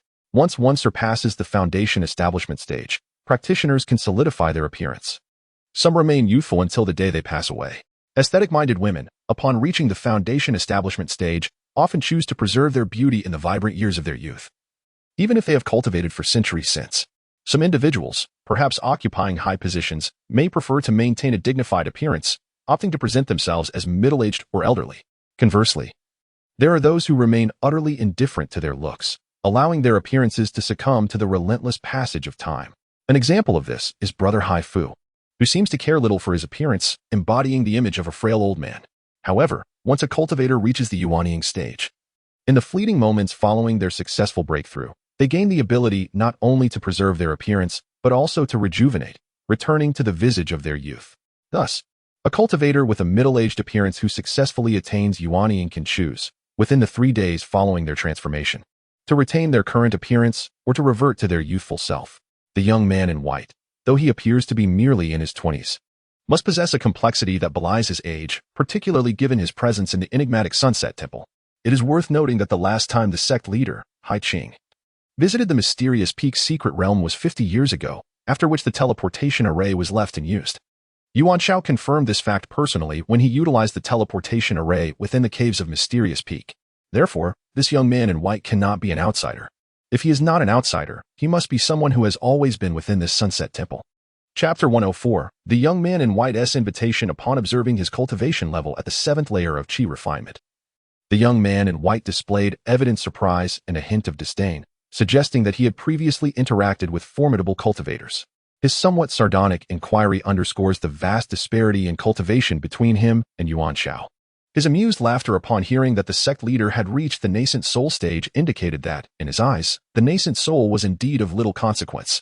Thus, Yuan Xiao deduced that this young man was not only a senior, but also someone who was at least above the nascent soul level. The senior was not merely a skilled individual, but rather a high-ranking expert beyond the nascent soul. Yuan Xiao spoke calmly. Ah, young hero, you are indeed remarkable. Why not take another guess at what I am currently thinking? The young man in white was genuinely intrigued and began to inquire further. I cannot ascertain your present thoughts, esteemed senior, but I do have a vague understanding of your previous musings, Yuan Xiao replied, adopting a teasing tone like that of the young man in white. Oh, do enlighten me. The youth in white wore an expression of excitement, perhaps due to the prolonged silence in this place without anyone to converse with. Initially, esteemed senior was quite astonished, likely not expecting that a mere 7th-level Qi refinement cultivator could teleport here. Yuan Xiao gazed into the eyes of the young man in white and spoke slowly. Indeed, you are correct. I did not intend to refute you out of spite. This intricate, multicolored teleportation array requires at least high-grade spirit stones to activate. Typically, the possessors of such stones are either dominant figures in the cultivation world or formidable rogue cultivators. It is truly astonishing that a mere 7th-level Qi refinement novice like you could possess high-grade spirit stones and reach this place. The young man in white nodded in admiration. Subsequently, the esteemed senior felt somewhat disheartened and dissatisfied, stemming from the realization that the younger generation, being merely at the 7th level of Qi refinement, fell short of his expectations, or perhaps those of another individual. Uncertain if this time I have spoken correctly, Yuan Xiao proceeded to express a second judgment, casting a cheerful glance at the young man in white. Splendid. What an eloquent articulation. The reason our esteemed envoy has established this multicolored teleportation array, which requires at least superior-grade spirit stones to activate, is precisely to filter out those whose cultivation is insufficient, permitting only those of formidable prowess to arrive here. Of course, you are an exception, having shattered the close correlation between high-grade spirit stones and advanced cultivators. The young man in white still concurred with Yuan Xiao's second assessment. Suddenly, the elder appeared to be in high spirits, and from the perspective of the younger generation, there could be 2 reasons for this. One might be that the elder harbors intentions regarding the superior-grade spirit stones possessed by the younger, yet I believe the elder is not that kind of person. The other reason could be that, despite my humble cultivation, I might still contribute to the numbers, thus providing the elder with an opportunity to fulfill his obligations. I wonder what has caused the elder sudden joy? The elder, with his dignified bearing, hardly seems like one who covets spirit stones. Therefore, I am inclined to believe that the elder is elated for the second reason. Elder, am I correct? As Yuan Xiao spoke, he scrutinized every movement of the young man in white. Clap, clap, clap. The young man in white could not help but applaud, exclaiming repeatedly, "Excellent, excellent, excellent." What if I were to say it is the first reason? Who does not cherish superior great spirit stones? The expression of the young man in white shifted dramatically. Yet, Yuan Xiao remained utterly unfazed, not betraying even a trace of fear. Why are you not afraid in the slightest? Do you believe I cannot best you? A mere 7th-layer chi refinement cultivator? The young man in white seethed with anger. The junior does not doubt the senior's prowess. Rather, it is the firm belief that the senior is not a superficial individual who covets the trifles of the younger generation. Yuan Xiao remarked with a smile. While this reasoning holds merit, it is still insufficient. Do not merely adorn me with flattery. The young man in white relaxed his expression slightly, yet remained relentless. Moreover, there exists another rationale. I am convinced that the senior cannot detach from this semicircular stone platform beneath our feet. Yuan Xiao fixed his gaze upon the young man's eyes and asserted resolutely. Clap, clap, clap. The young man in white applauded once more, this time with a mix of surprise and delight. The astonishment stemmed from the fact that Yuan Xiao's deductions were remarkably accurate, aligning closely with the truth, which was indeed astonishing. The delight arose from the recognition that, despite Yuan Xiao's insufficient cultivation, his capacity for thought and deduction was truly commendable. Having reached a level that could overshadow his lack of skill, you are the first to articulate that I cannot leave this platform.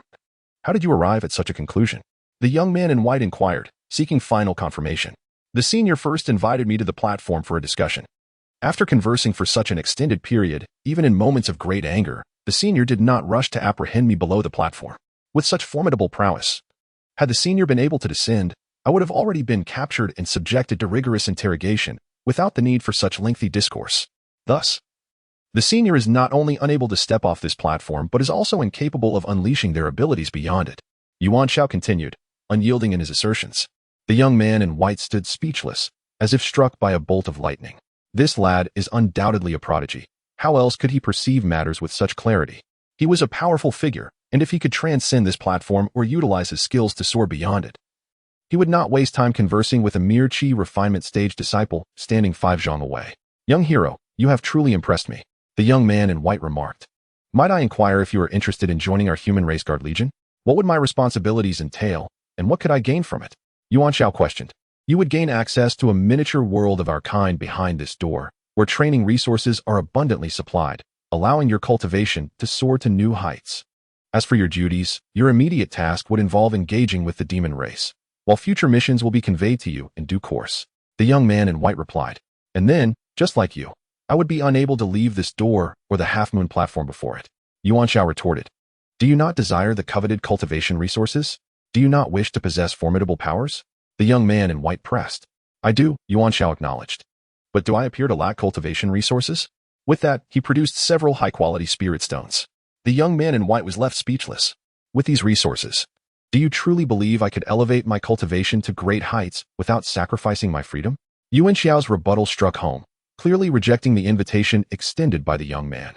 Loss of freedom? The young man in white was momentarily taken aback, unsure of how to respond or counter. I have many unfinished matters in the mortal realm, and familial ties that remain unbroken. I must respectfully decline your offer to enter the miniature world for cultivation, Yuan Xiao stated firmly, without any hesitation. In truth, the esteemed envoy does not seek to restrict our freedoms, but rather aims to safeguard us more effectively, for our adversaries are formidable. Only by reaching a certain level of cultivation can one truly protect oneself in the face of such foes. Should one's cultivation surpass this threshold after training in the small world, one may apply to leave it for a time, remarked the young man in white. Reaching a certain level of cultivation? That level must surely be at least as high as the esteemed elder's current prowess, Yuan Xiao interjected. The young man in white hesitated to deny this, but ultimately nodded and asked, How do you know this? Given that the elder cannot leave with his current cultivation, it stands to reason that others with lesser abilities would find it even more impossible to emerge from the human world beyond that door, Yuan Xiao asserted confidently. Do you not desire my level of cultivation? Queried the young man in white. I do, but I wish to cultivate at my own pace in the outside world. Yuan Xiao reiterated his stance. Very well, each person has their own aspirations. Should you ever change your mind, I would personally welcome your return. I presume you intend to visit the other two gates. The guardians of the demon realm may not be as patient. I advise you to carefully consider their invitations and think twice before proceeding, the young man in white cautioned. Thank you for your wise counsel, esteemed elder. I shall take my leave. Yuan Xiao responded without hesitation, turning away to return through the vibrant teleportation array. Making his way back to the human passage and ultimately to the grand hall of the setting sun temple. Little Huang lay on its back at the entrance of the demon tribe's passage, basking in the ambient demon energy, relishing the comforting sensation it provided. Since the opportunity to visit the sacred temple had presented itself, it seemed only fitting to explore all three passages.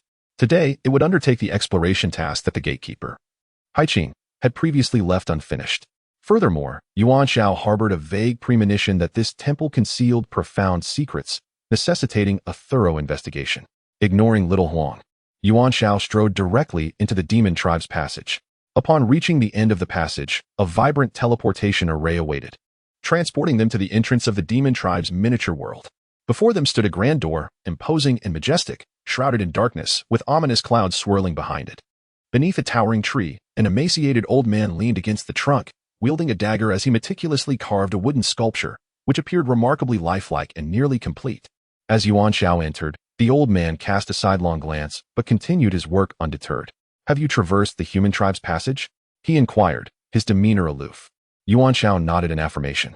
That old man must have persuaded you to decline my invitation, or perhaps even dissuaded you from coming here at all, correct? The old man remarked nonchalantly. The mere fact that you are here suggests you have likely rejected the human tribe's invitation. For one typically does not venture into our domain otherwise. However, do not misconstrue this. It does not imply I shall welcome you. On the contrary, we have no need for the weak. As a mere 7th level Qi refinement practitioner, to put it bluntly, you are not worthy of my attention. Certainly, your prowess as a nascent cultivator has brought you to the very threshold of the demon realm, far surpassing your peers. However, the conclusion remains unchanged. You are still ineligible for recruitment. The emaciated elder continued nonchalantly. Excuse me, old man, did I ever express a desire for your recruitment? Yuan Xiao retorted with a smile. Given the elder's brusque demeanor, Yuan Xiao felt no obligation to respond with courtesy. The elder was momentarily at a loss for words. Indeed, it appeared that this brash youth had not uttered such a request prior, let alone any words of submission. Ah, young lad, you possess spirit, the elder declared, giving Yuan Xiao a thumbs up. A mere 7th layer Qi refinement practitioner daring to stand his ground against him. Such audacity eclipsed that of many others. Do you know my cultivation level? The elder inquired. Since both you and the youth and white are gatekeepers here, your cultivation must be quite similar. The white-clad youth's prowess surpasses that of the nascent soul. And I presume yours is of comparable stature, Yuan Xiao replied, maintaining an expression devoid of surprise.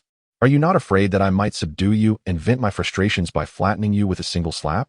The elder pressed on. Old man, there's no need for further probing.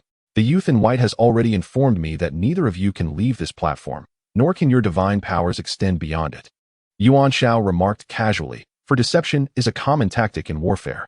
The elder's countenance gradually darkened. Did he mention that if we are willing to sacrifice a century of our lifespan, we could briefly step beyond this platform for a short while? The elder's expression turned icy as he tucked the wooden sculpture into his robe and rose to his feet. The emaciated old man strode directly towards Yuan Xiao, his body bursting with vitality. At the very moment he reached the edge of the platform, he spat out blood, and his hair, which had once been dark, turned noticeably grayer. It was evident that stepping off the platform had come at a considerable cost, instantly consuming a century of his lifespan. The imminent threat of death loomed large. The old man, undeterred by the toll on his life force, was determined to seize Yuan Xiao, no longer hesitating. Yuan Xiao brandished his most formidable weapon, the exquisite spirit artifact, the Crimson Dragon Sword, with the dual spirits of the Fire Dragon and the Ice Phoenix. The sword had begun to exhibit a nascent intelligence. Upon its emergence, it soared from Yuan Xiao's grasp, unleashing a dual onslaught of ice arrows and fire dragons towards the old man, while the sword itself lunged forward, aiming directly at the old man's chest. The old man's expression shifted dramatically. It was already remarkable for a mere 7th level Qi refining practitioner to possess a low-grade spirit artifact. Yet this youth wielded a supreme grade 1. What was his true origin? The old man swiftly conjured a protective shield of spiritual energy to block the ice arrows and fire dragons. But the body of the Crimson Dragon Sword pierced through the barrier, relentlessly heading for his chest. In just 10 breaths, the ice arrows and fire dragons also breached the shield, surging towards him. The old man was struck with terror. He hastily summoned a devouring treasure to absorb the incoming ice arrows and fire dragons. Simultaneously, he conjured a bubble of spiritual energy that enveloped the body of the Crimson Dragon sword, halting it just 3 feet in front of him. Finally managing to restrain the sword, the old man let out a long sigh of relief. If the master of the Crimson Dragon sword were not this diminutive lad at the 7th layer of chi refinement, I would surely find myself in dire straits today. The emaciated old man once again unleashed a new shield of spiritual energy, enveloping the previous bubble of energy, thereby ensnaring the Crimson Dragon sword within a double barrier, which provided him with a modicum of reassurance. The old man, with a sinister grin, advanced toward Yuan Xiao, extending his right hand with fingers splayed, preparing to draw Yuan Xiao closer for interrogation. Just as Yuan Xiao was about to summon Little Jean and the Li Hua sword for a desperate fight, he suddenly felt an overwhelming darkness engulf him, rendering him unconscious. Yet, the old man abruptly recoiled as if he had seen a ghost, taking several steps back, his face awash with panic. Before him, Yuan Xiao was suddenly engulfed in a torrent of demonic energy, malevolent aura radiating outward, the intensity of his murderous intent surpassing any fiend the old man had previously encountered. Yuan Xiao gradually opened his eyes, casting a glance at the gaunt old man, who immediately averted his gaze to the ground, unable to meet Yuan Xiao's eyes. In my younger days, had I encountered a scoundrel like you, I would have swiftly dispatched you with a single slap, draining your essence completely. Yuan Xiao remarked coldly. May I inquire, esteemed elder, what is your name? Forgive my ignorance, for I truly cannot recognize you. The emaciated old man stammered, bowing deeply and exhibiting utmost deference. Esteemed elder? Perhaps not. A waste like you may have cultivated for 3 or 4 millennia. I may not be your senior after all. Yuan Xiao suddenly chuckled. You are indeed an elder. For in our demonic clan, strength reigns supreme, and the worthy are held in high regard. As long as your cultivation surpasses mine, you are the elder. The old man, labeled as a waste, dared not dispute this and cautiously replied, Would you care to test your strength? Perhaps I am not your match.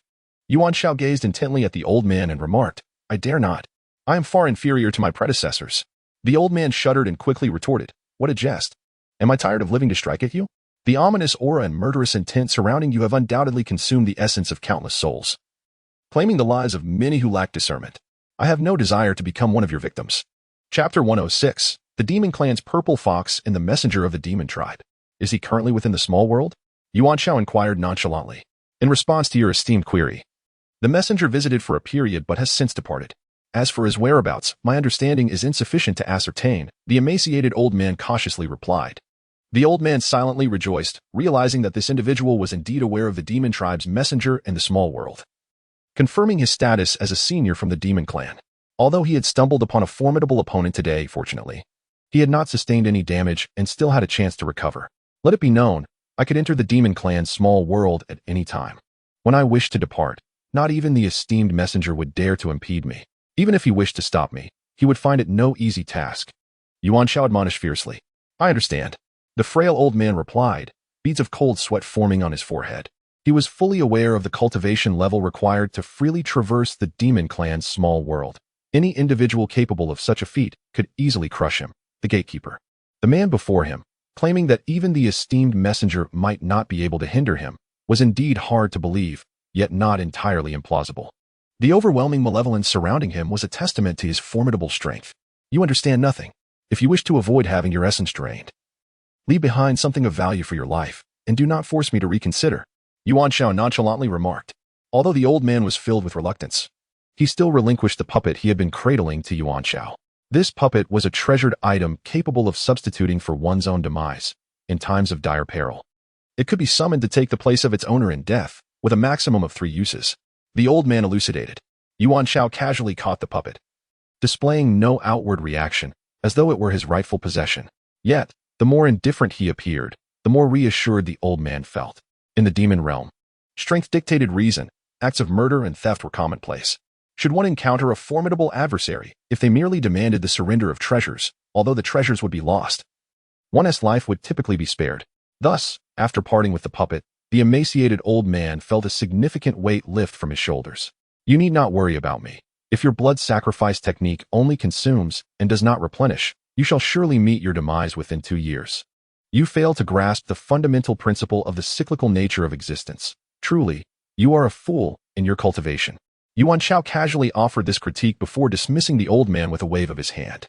Simultaneously, he effortlessly shattered the dual seals binding the red dragon sword, summoning it back into his grasp. The old man hurriedly nodded, overwhelmed with gratitude.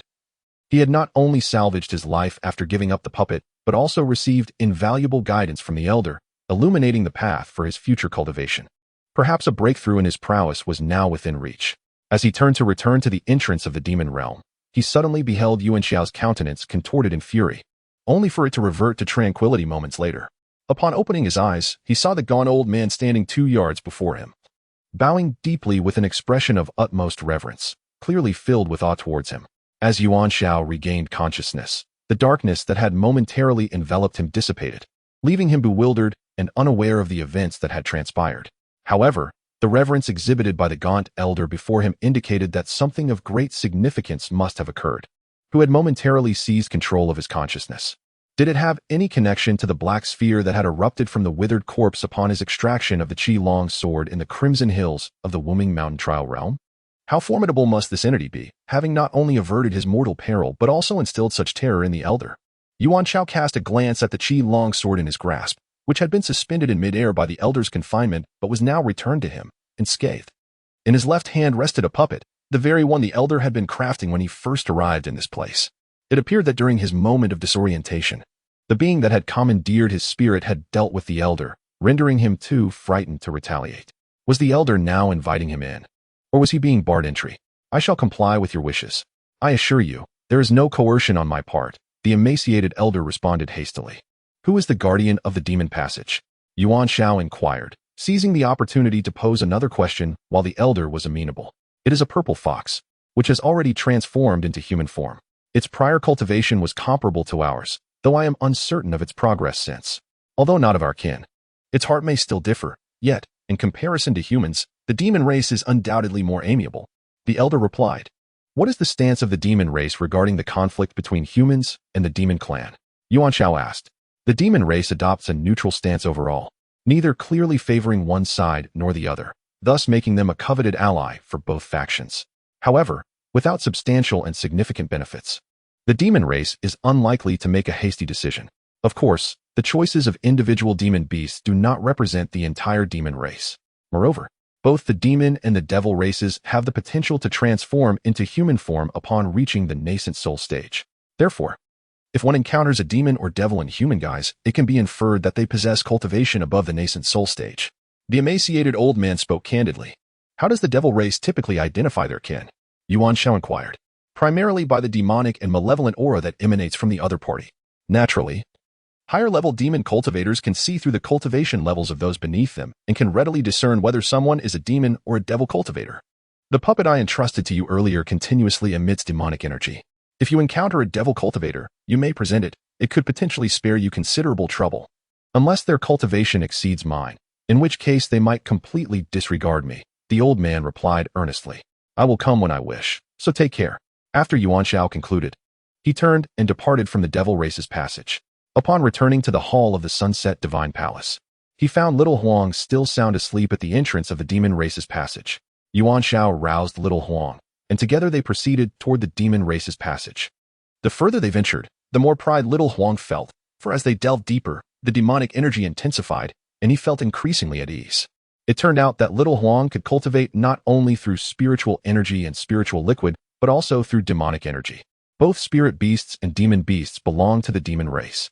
Yuan Xiao extracted 5 exquisite spirit stones and activated the vibrant teleportation array leading to the entrance of the demon clan's small world. This time, Yuan Xiao did not stow away Xiao Huang. Instead, both human and beast stepped into the colorful teleportation array simultaneously. A radiant glow enveloped them, and after a brief moment, Yuan Xiao and Xiao Huang found themselves at the threshold of the demon clan's small world. At the steps, a young woman clad in purple, with flowing violet hair, was playfully cradling a small black rabbit. Upon noticing Yuan Xiao and Xiao Huang, her eyes sparkled with curiosity. Dear sister, do you have any guidance for us? Yuan Xiao inquired with a respectful gesture. The spirit beast beside you, the flying tiger, is quite remarkable. In merely a few months since its birth, it has undergone 2 awakenings and 2 mutations, truly a testament to extraordinary fortune. Clearly, during its growth, it has not lacked in spiritual energy, combat experience, or the consumption of demon course. For a cultivator at the 7th level of Qi refinement to achieve this, it is evident that you are no ordinary person. Such opportunities and luck are rare indeed, the violet-haired woman remarked. Yuan Xiao was taken aback. Indeed, the prowess of the demon clan was evident, as she could discern so many secrets about Xiao Huang with just a glance. What of this one? Might you also provide insight? Yuan Xiao asked, presenting the slumbering Xiao Jin. The golden royal spirit soul Martin, our clan's foremost treasure hunting expert. The violet-haired woman exclaimed in astonishment. Is my Xiao Jin truly precious within the demon clan? Yuan Xiao inquired. Compared to the human and demon races, our demon kin possess the fewest spiritual artifacts, as only those among us who have fully transformed into their true forms can begin the crafting of such treasures. Consequently, while our race boasts formidable individual strength, resilient physiques, and the ability to wield illusionary powers, we are severely lacking in offensive treasures. Additionally, lower-tier demon beasts generally possess limited intellect, rarely encountering opportunities to obtain such offensive artifacts. Thus, when confronted in battle against humans or demons, we inevitably find ourselves at a disadvantage regarding spiritual treasures, as the purple-haired woman candidly expressed. It is precisely for this reason that the spirit-devouring mongoose, a creature specialized in treasure hunting, holds a position of rarity and esteem within our demon race. Despite its relatively low combat prowess, most demon beasts prefer to associate with the spirit-devouring mongoose. The golden spirit-devouring mongoose, being of royal lineage, is particularly esteemed, often sustained by powerful clans or acting as companions to influential demon lords, mutually assisting and achieving greatness together. Such lords are typically those who wield the power to dominate their realms. You, a youth at the 7th level of Qi refinement, not only have the battle master spirit beast, the flying tiger, by your side, but also the treasure-seeking royal golden spirit-devouring mongoose. It is likely that even a top-tier demon lord may not possess such an extraordinary combination, one for offense, the other for support, in perfect harmony. The purple-haired woman exclaimed. As little Jean now slumbers, is there anything I should be mindful of? Yuan Xiao inquired earnestly, stroking little Jin's fur. If my deductions are correct, it should be due to the ingestion of other demon beasts' demon cores. The fluctuations of spiritual energy emanating from it are indeed a result of the digestion and absorption of these cores. At present, the spirit ferret lies in slumber. If you inscribe a mark upon its soul during this moment, it shall remain eternally loyal to you, forsaking all others. Do you require assistance in understanding the method of this soul imbuement? Inquired the violet-haired maiden, her gaze fixed upon Yuan Xiao's eyes. No. My family is free to come and go as they please. Should there come a day when little gold or little yellow choose to depart, I may feel a pang of reluctance, but I shall never attempt to retain them, nor will I impose any constraints upon their will. They shall follow their own desires. Yuan Xiao asserted with conviction. Initially, I felt sorrow for their choices, yet if this is your sentiment, then their decisions may indeed be the right ones. In the brief time spent following you, they have encountered so many fortuitous adventures, indicating that your fortune is not to be underestimated. As the guardian of the small world of the demon clan, I wholeheartedly welcome you both to enter this realm. Although our realm is primarily designed for the growth of spirit beasts and demon creatures, we do not reject their masters. The violet-haired maiden spoke eloquently. Thank you, elder sister, for your candid advice. Although little gold and little yellow may face dangers by my side, their growth should not lag behind what they would have experienced in the demon clan's small world, for I, too, possess ample resources for cultivation, Yuan Xiao replied confidently. This golden spirit ferret, whom you refer to as Little Gold, is currently undergoing a process of transformation. Just ensure its protection. I possess 2 enlightenment pills, crafted by the great powers of the demon clan, which I shall bestow upon Little Gold and Little Yellow. They may very well become more astute, benefiting both themselves and you. By the way, my name is Zihua. The violet-haired maiden approached the edge of the steps, offering a token of their meeting. Thank you, Sister Ziyu. My name is Yuan Xiao. As Yuan Xiao approached the edge of the steps, he reached out to accept 2 wisdom pills without the slightest hesitation. Not to mention these 2 pills bestowed by Sister Zihu, Yuan Xiao had unwavering faith in their safety, even if the pills were indeed flawed or poisonous. The purifying power of the celestial pearl would eradicate any trace of toxin. Although Yuan Xiao may harbor doubts about Ziyu, he firmly believed in the miraculous abilities of the celestial pearl. Sister Zihu, the 3 small worlds here not only encompass the conflicts among the 3 factions of the human realm, but also delve into deeper struggles above. Your choice to refrain from entering any of these small worlds is indeed a wise one. By steering clear of discord, one can live a more carefree and liberated existence. Sister Zia spoke earnestly, gesturing towards the sky. As expected, Yuan Xiao's suspicions regarding the existence of conflicts in these three small worlds grew stronger after encountering the young man in white and the emaciated old man, particularly concerning the strife between the human and demon races. He had not anticipated that battles would also rage in the heavens.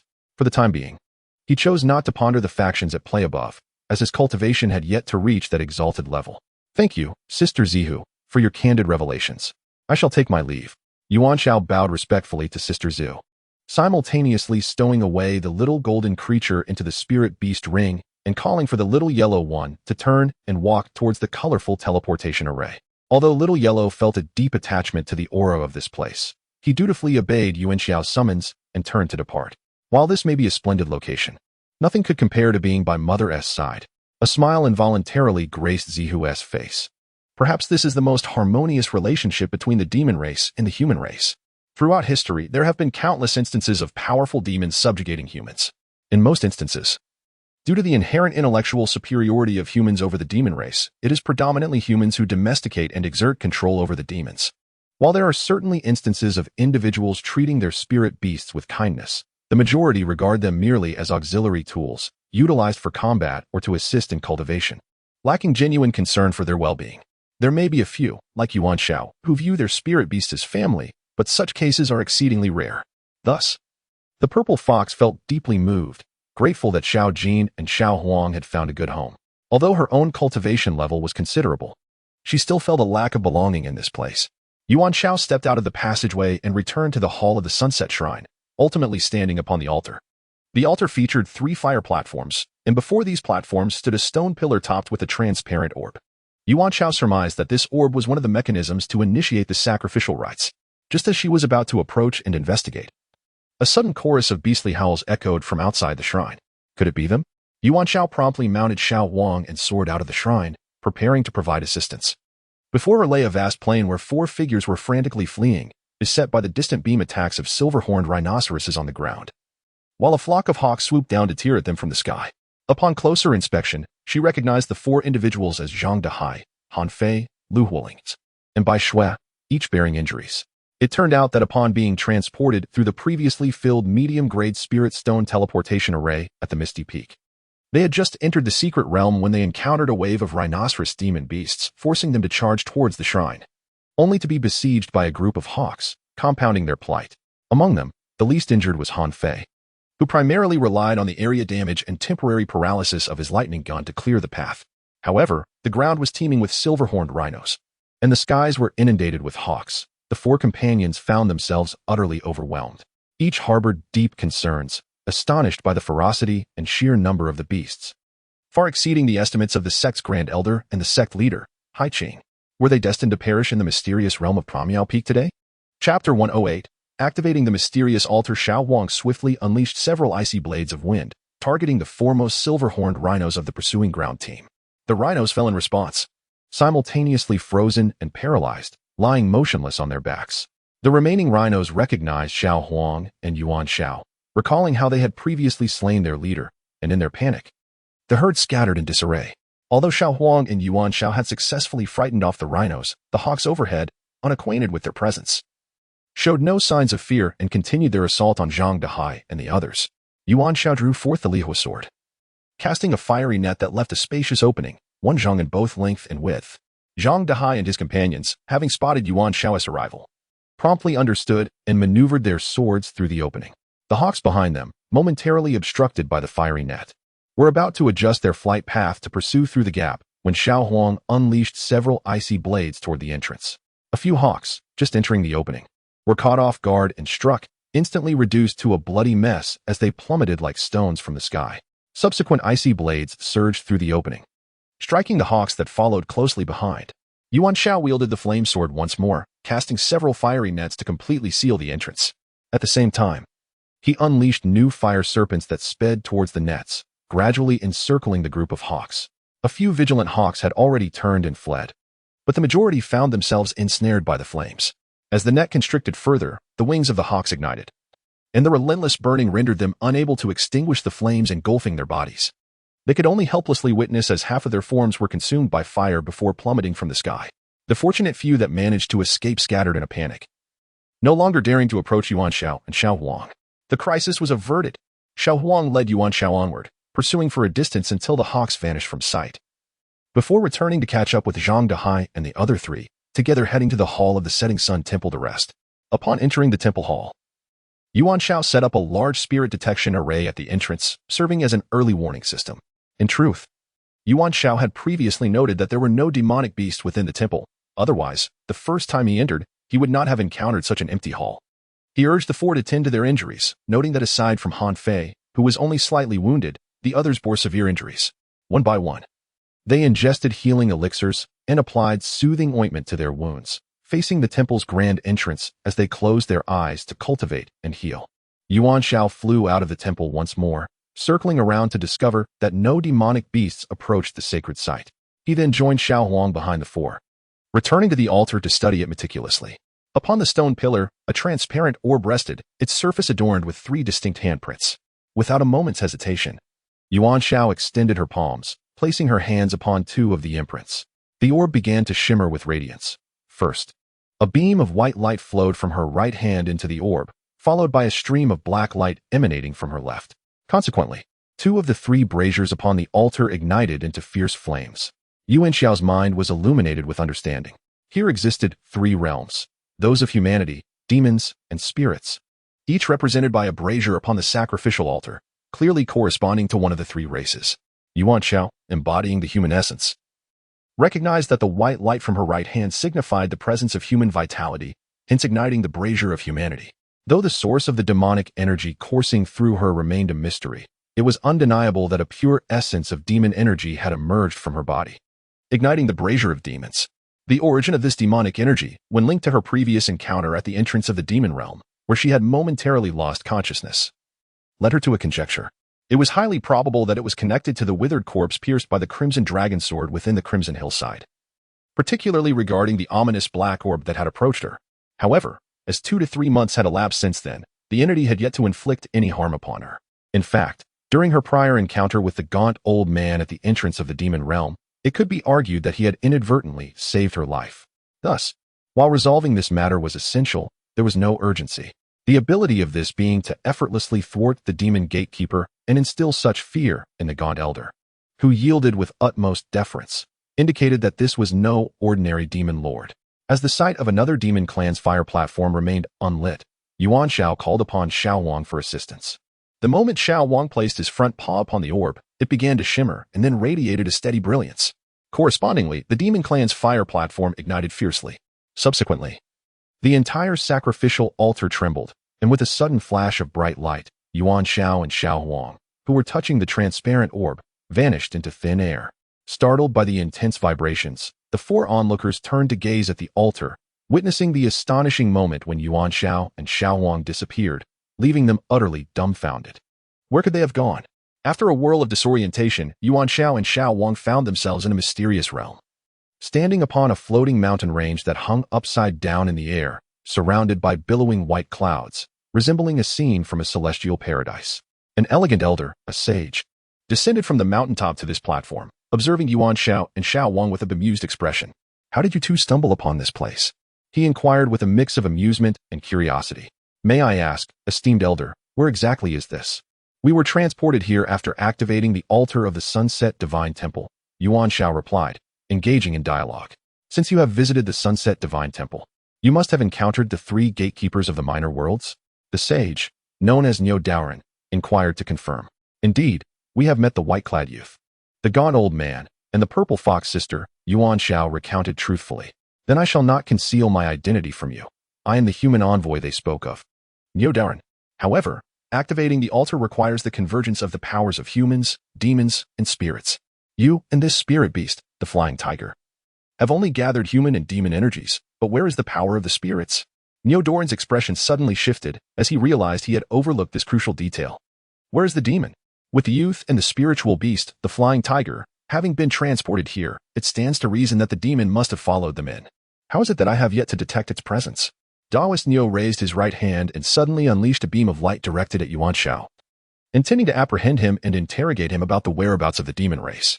In response, a surge of pure demonic energy erupted explosively from Yuan Xiao, colliding with the beam of light shot by Daoist Niu, resulting in a thunderous explosion in midair. after which both forces vanished without a trace. Daoist Niu, how have you fared? Yuan Xiao spoke suddenly, though his tone was markedly unlike his usual self. Old Demon Wu, I never expected it to be you. Daoist Niu exclaimed. I heard you fell into the trap set by the old Confucian and Daoist Sikong on the mountainous islands of the East Sea, and have been confined in a secret realm for centuries. How have you managed to conceal yourself within this youth? Daoist Niu clearly regarded old Demon Wu with a sense of trepidation. Were it not for my initial misstep into the trap laid by the old Confucian and Daoist Sikong of the East Sea, I would have been able to withstand them. They are no match for me, especially after being pinned down for centuries by the Crimson Dragon Sword. Old Demon Wu, currently occupying Yuan Xiao's physical form, boasted arrogantly. Chapter 109. The Crimson Dragon Sword and Old Demon Wu's hand. Humans and demons cannot coexist. I acknowledge your formidable powers, Old Demon Wu. Yet it is evident that you have merely escaped with your spirit. This body, while possessing remarkable potential, is currently only at the 7th level of Qi refinement. I surmise that you can hardly exert more than 20 to 30% of your abilities. Should I capture you now? The messenger of the demon race would surely be unable to come to your aid. Daoist Niu prepared to act. You may certainly give it a try. Throughout my life, Old Demon Wu has never feared anyone. Even if the venerable Confucian scholars and ancient Taoists of the Eastern Sea were to join forces here today, they would be unable to restrain me. How much less can a mere bull Taoist like yourself? The notorious Wu Laoimo, far from being daunted, exuded an air of unwavering confidence, his disdain palpable. Though you, Wu Laoimo, may possess an extensive repertoire of arcane spells and cunning techniques, it is ultimately your formidable physical form that stands out. Now that your corporeal body is lost, you exist solely as a primordial spirit tethered to another's vessel. I am acutely aware that you might still elude capture, yet I shall not squander this once-in-a-thousand-years opportunity, declared the bull Taoist. With that, the bull Taoist cast forth his whisk, which morphed in midair into a white cage, descending upon Wu Laoimo. With a mere flick of his hand, Wu Laoimo propelled the small yellow figure to a secure distance of several hundred zhang and enveloped it within a protective shield, drawing forth the scarlet dragon sword. A subtle flourish sent the white cage conjured by the bull Taoist crashing aside. In a swift motion, the scarlet dragon sword was brandished again, unleashing a torrent akin to a roaring river. A conflagration of fire and ice arrows that surged towards the bull Taoist with an intensity surpassing that of the Lantern Festival by 100-fold. The bull Taoist hastily summoned the whisk back to his side for protection, but within mere moments, the cage formed by the whisk was riddled with sparks and gaping holes. In a moment of urgency, he reluctantly withdrew the whisk, for if he did not act quickly, this cherished treasure of his would face utter destruction. As soon as the dust was settled, the fire dragon and ice sword struck the arms of the bull Taoist, instantly igniting one half of his body in fiery red while the other half turned a deep blue. He found himself caught in a duality of ice and fire, provoking one side of his nose to exhale flames while the other half of his teeth chattered from the cold. In a flurry, he hurled a wind-attribute flying sword towards the old Demon Wu, all the while channeling his energy to expel the opposing forces from his body. Old Demon Wu, wielding the Crimson Dragon Sword, released a surge of spiritual energy that, amplified by the sword's power, grew to over 100 times its original strength. A formidable and sharp beam of spiritual energy shot directly towards the bull Taoist. With a swift motion, he drew in the bull Taoist's wind-attribute flying sword, effortlessly stowing it away in his storage pouch. The bull Taoist felt utterly despondent. It was not that he lacked strength. Rather, the old demon Wu was in a league of his own. Indeed, he was not merely human, but a formidable figure of demonic lore who had instilled fear in both humans and demons for over a millennium. As the bull Taoist faced imminent defeat, he marveled at the unparalleled power unleashed by the Crimson Dragon Sword in Wu's hands. It was no wonder that, in the past, Wu's primordial spirit had been pinned down by this very sword for centuries. In a moment of desperation, the bull Taoist resolved to draw upon the power of the human realm to subdue the old demon Wu. As an envoy of the human realm, he possessed the means to harness its strength. No matter how formidable Wu might be, he would likely struggle against the might of an entire realm. The Neo Taoist withdrew a glass bead with his left hand, while his right hand formed a gesture, uttering incantations under his breath. Soon, an overwhelming force emanated from the glass bead, enveloping the old demon Wu. Despite his formidable strength, Wu was instantly ensnared. As if trapped in quicksand, his movements severely hindered. Witnessing the effectiveness of harnessing the power of the miniature world, the Neo Taoist felt a surge of elation. He was about to unleash a devastating thunderous spell to strike down the old demon when Wu casually touched the storage ring on his hand, retrieving the celestial pearl and clutching it tightly. Instantly, the essence and power flowing from the glass bead into Wu were entirely absorbed by the celestial pearl. Not only did the celestial pearl drain the miniature world's power from the vicinity, but it also firmly seized control of the glass bead, establishing a new connection. One end linked to the celestial pearl, while the other connected to the glass bead of the human miniature world. The celestial pearl began voraciously absorbing the essence and power of the miniature world, akin to a river breaching its dam, surging uncontrollably towards the celestial pearl. The neo-Taoist was struck with terror. Had the old demon, Wu, truly transcended the realm of mortals? Even the power of the human miniature world could not restrain him, and he could absorb its strength as well. If that were the case, how many in the mortal realm could withstand the old demon Wu? The neo-Taoist did not perceive the celestial pearl in Wu's grasp, mistakenly believing that Wu had cultivated an unparalleled demonic art. When he attempted to retract the glass bead, he found it seemingly glued in place, resisting his control. As the human miniature world began to tremble, he had no choice but to spit a mouthful of blood, forcibly severing the link between the celestial pearl and the glass bead at the cost of his own injury. After stowing away the blood-stained glass bead, the neo-Taoist's complexion turned pale, and he appeared utterly drained. Old demon Wu stored the apocalypse pearl in his storage ring, not resorting to kicking a man when he was down, but instead regarding Taoist Neo with disdain.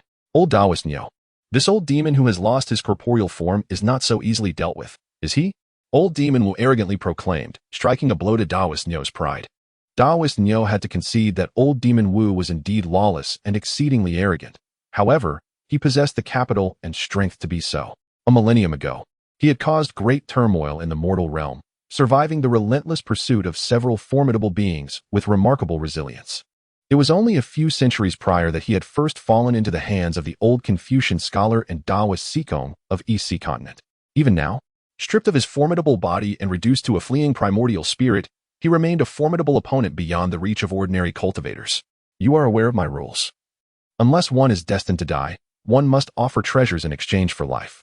That wind spirit sword you wielded earlier was commendable, but you must present another item. Old demon Wu declared, extending his hand forward. Taoist Neo yearned to assert his defiance, yet as he opened his mouth to speak, a sharp pain seared through his chest. Reluctantly, he waved his hand and tossed forth a token, which soared directly into old demon Wu's grasp. This token, when activated, can summon a powerful shield, capable of enduring for at least 3 hours or more. It will only falter under the assault of mighty cultivators like ourselves. I believe it will be more than sufficient for the young cheer-refining boy you currently inhabit. Furthermore, it serves as a token for leaving this secret realm and as a means for future access to the human realm. Taoist Neo elucidated. Old demon Wu accepted the token, casually dismissing it with a wave of his hand, signaling his indifference, for only the master of this body would hold it in high regard. Wu Laoma raised his hand and summoned Xiao Huang to his side. Xiao Huang felt the overwhelming presence of a formidable demon, yet was not afraid. His instincts assured him that this great demon harbored no malevolence towards him, as he was entwined with his mother's spirit, making it difficult to distinguish between them. After all, he had just rescued her. If only he would return her to him. Xiao Huang believed that his mother would undoubtedly find a way to resolve this predicament. At that moment, the demonic aura surrounding Yuan Xiao receded, and the world was instantly restored to clarity. Yuan Xiao opened his eyes and regained his composure. He noticed the neo-Daoran, who had previously unleashed a radiant attack against him, now standing at a distance, spitting blood and looking pallid. Yuan Xiao understood that neo-Daoran had suffered a significant loss. This hidden great demon within him was evidently not an adversary to be trifled with. Observing the token in his hand and scanning his storage ring with his spiritual sense, he discovered that it contained an additional sword, another trophy from this great demon's recent conquest. The original owner of the token and sword was undoubtedly neo-Daoran. Yet both items now belonged to Yuan Xiao. Do you still wish to keep me here, my friend? If not, I shall take my leave. Yuan Xiao ventured to inquire. Neo-Daoran, upon hearing this, fell silent, contemplating. You may indeed be a mere 7th-layer Qi refinement cultivator, but I suspect that if I were to unleash my anger, you might revert to Wu Laoma, and I would then find myself duped out of 2 precious artifacts. I shall not fall for that trick. My young friend, I hope you will visit the human realm's small world in the future. I shall refrain from further comments. Previously, Wu Laoma drained a considerable amount of the source power from the human world, and I need to attend to that matter. The Cao Daoist exchanged a few words with Yuan Xiao before taking his leave with a respectful gesture. Yuan Xiao summoned Little Huang back to his side, channeling a surge of spiritual energy to activate the token in his hand. In an instant, the token radiated a kaleidoscope of colors, enveloping both Little Huang and Yuan Xiao. And moments later, the two vanished from sight. Although the old devil who had temporarily occupied the body, he retained a vague memory of certain conversations, thus grasping the function of the teleportation token. When Yuan Xiao and Little Huang reappeared, it was not at the altar of the Sunset Divine Temple, but rather at the entrance of the human world, where the young man in white, whom they had encountered before, gazed at them in astonishment. "Have you seen our human race emissaries?" the gatekeeper inquired. "Not only have we seen them, but we have also fought against them," Yuan Xiao exclaimed, his youthful exuberance igniting as he began to feign dramatics. "And you emerged victorious?" the white-clad youth asserted with unwavering conviction. "This human race teleportation token cannot be activated without defeating an emissary. Yet, how could a mere Qi refinement stage 7 youth possibly contend with our esteemed emissary?" The white youth was nearly driven to madness by the absurdity of the situation. Yuan Xiao remained silent, clasping his hands behind his back, discreetly withdrawing the Destiny Pearl to investigate the connection between the Pearl and the 3 small worlds. As the gatekeeper of the human world, the youth was bound to this platform, prompting Yuan Xiao to decide that now was the opportune moment for his examination. As Yuan Xiao tightly grasped the celestial pearl in his palm, a vortex materialized out of thin air at the entrance to the small world, gradually coalescing into a tubular shape, one end connected to the small world, the other to the celestial pearl. The power and essence of the small world surged forth from the doorway, rushing towards the celestial pearl through the conduit. Within the span of a mere incense stick's burn, the entrance to the human realm began to tremble, and the seemingly dense mist within began to dissipate. The young man in white was taken aback, drawing a flying sword to cleave at the vortex, yet it yielded no effect, failing to impede the outflow of the small world's energy and essence. "Young friend, cease your actions," a thunderous voice echoed from afar, followed by a figure swiftly appearing at the small world's entrance. It was the Taoist Niao. The Taoist, on the verge of tears, realized it was too late to dissuade him. He could only strike his chest fiercely, expelling several mouthfuls of blood upon the glass bead, thereby severing the connection between the small world and the celestial pearl. The Taoist's complexion turned ashen, clearly suffering another grievous blow, and notably, both instances of harm were linked to Yuan Xiao, with the intervals alarmingly brief. Yuan Xiao, with his hands clasped behind his back, inconspicuously stowed away the celestial pearl, awaiting the Taoist's words. "Esteemed young friend, I do not know what method you have employed to absorb the primordial power of the human realm, but I implore you, out of our shared humanity, to desist. I express my gratitude on behalf of the myriad beings within the small world. The realm has suffered a loss of its primordial essence and has sustained damage. It may take decades, if not a century, for the small world to regain its normal state. As for the primordial power that has already been absorbed, we shall not dwell on it. We only request that the young friend cease here." The Taoist Niao spoke with sincerity. The young man in white nearly had his eyes pop out. The esteemed envoy of the human realm, a genuine master of cultivation, was humbling himself before a mere Qi refinement stage 7 youth. Has the world gone mad? Even if the world has not lost its sanity, how could a Qi refinement stage 7 individual possibly absorb the primordial power of a small world? Even the envoy himself could not achieve such a feat at present. "Very well, since Taoist Niao has expressed this, I shall not act recklessly," the young man declared. Upon hearing this, Taoist Niao visibly exhaled in relief. "However, do you think I should also venture to the gates of the demon and beast races and undertake a similar endeavor?" The young man feigned sincerity as he inquired. "Excellent. Excellent. Excellent. What a splendid idea," Taoist Niao exclaimed joyfully. "The human realm has already suffered significant damage. How can we allow the demon and beast races to fare any better? It would be best if all 3 small worlds were equally weakened, allowing us to start from the same line, unperturbed by who surpasses whom. Even if we are held accountable above, the burden would be lighter if all 3 worlds share the same plight. Let us proceed with this plan. Young friend, I, old Niao, wholeheartedly support you. Those 2 gatekeepers cannot leave the platform either, so rest assured and boldly absorb the primordial power." Taoist Niao even divulged secrets, fearing that the young man might hesitate. He bore an expression that conveyed, "If I am to suffer, none shall enjoy peace." "Very well, since Taoist Niao has offered his counsel and unwavering support, I shall make a round of visits," the young man declared as he activated the teleportation array and departed. "What? I, the old ox, earnestly advise and wholeheartedly support this young man in his quest to absorb the primordial energies from the realms of the demon and monster tribes. When have I ever offered such counsel?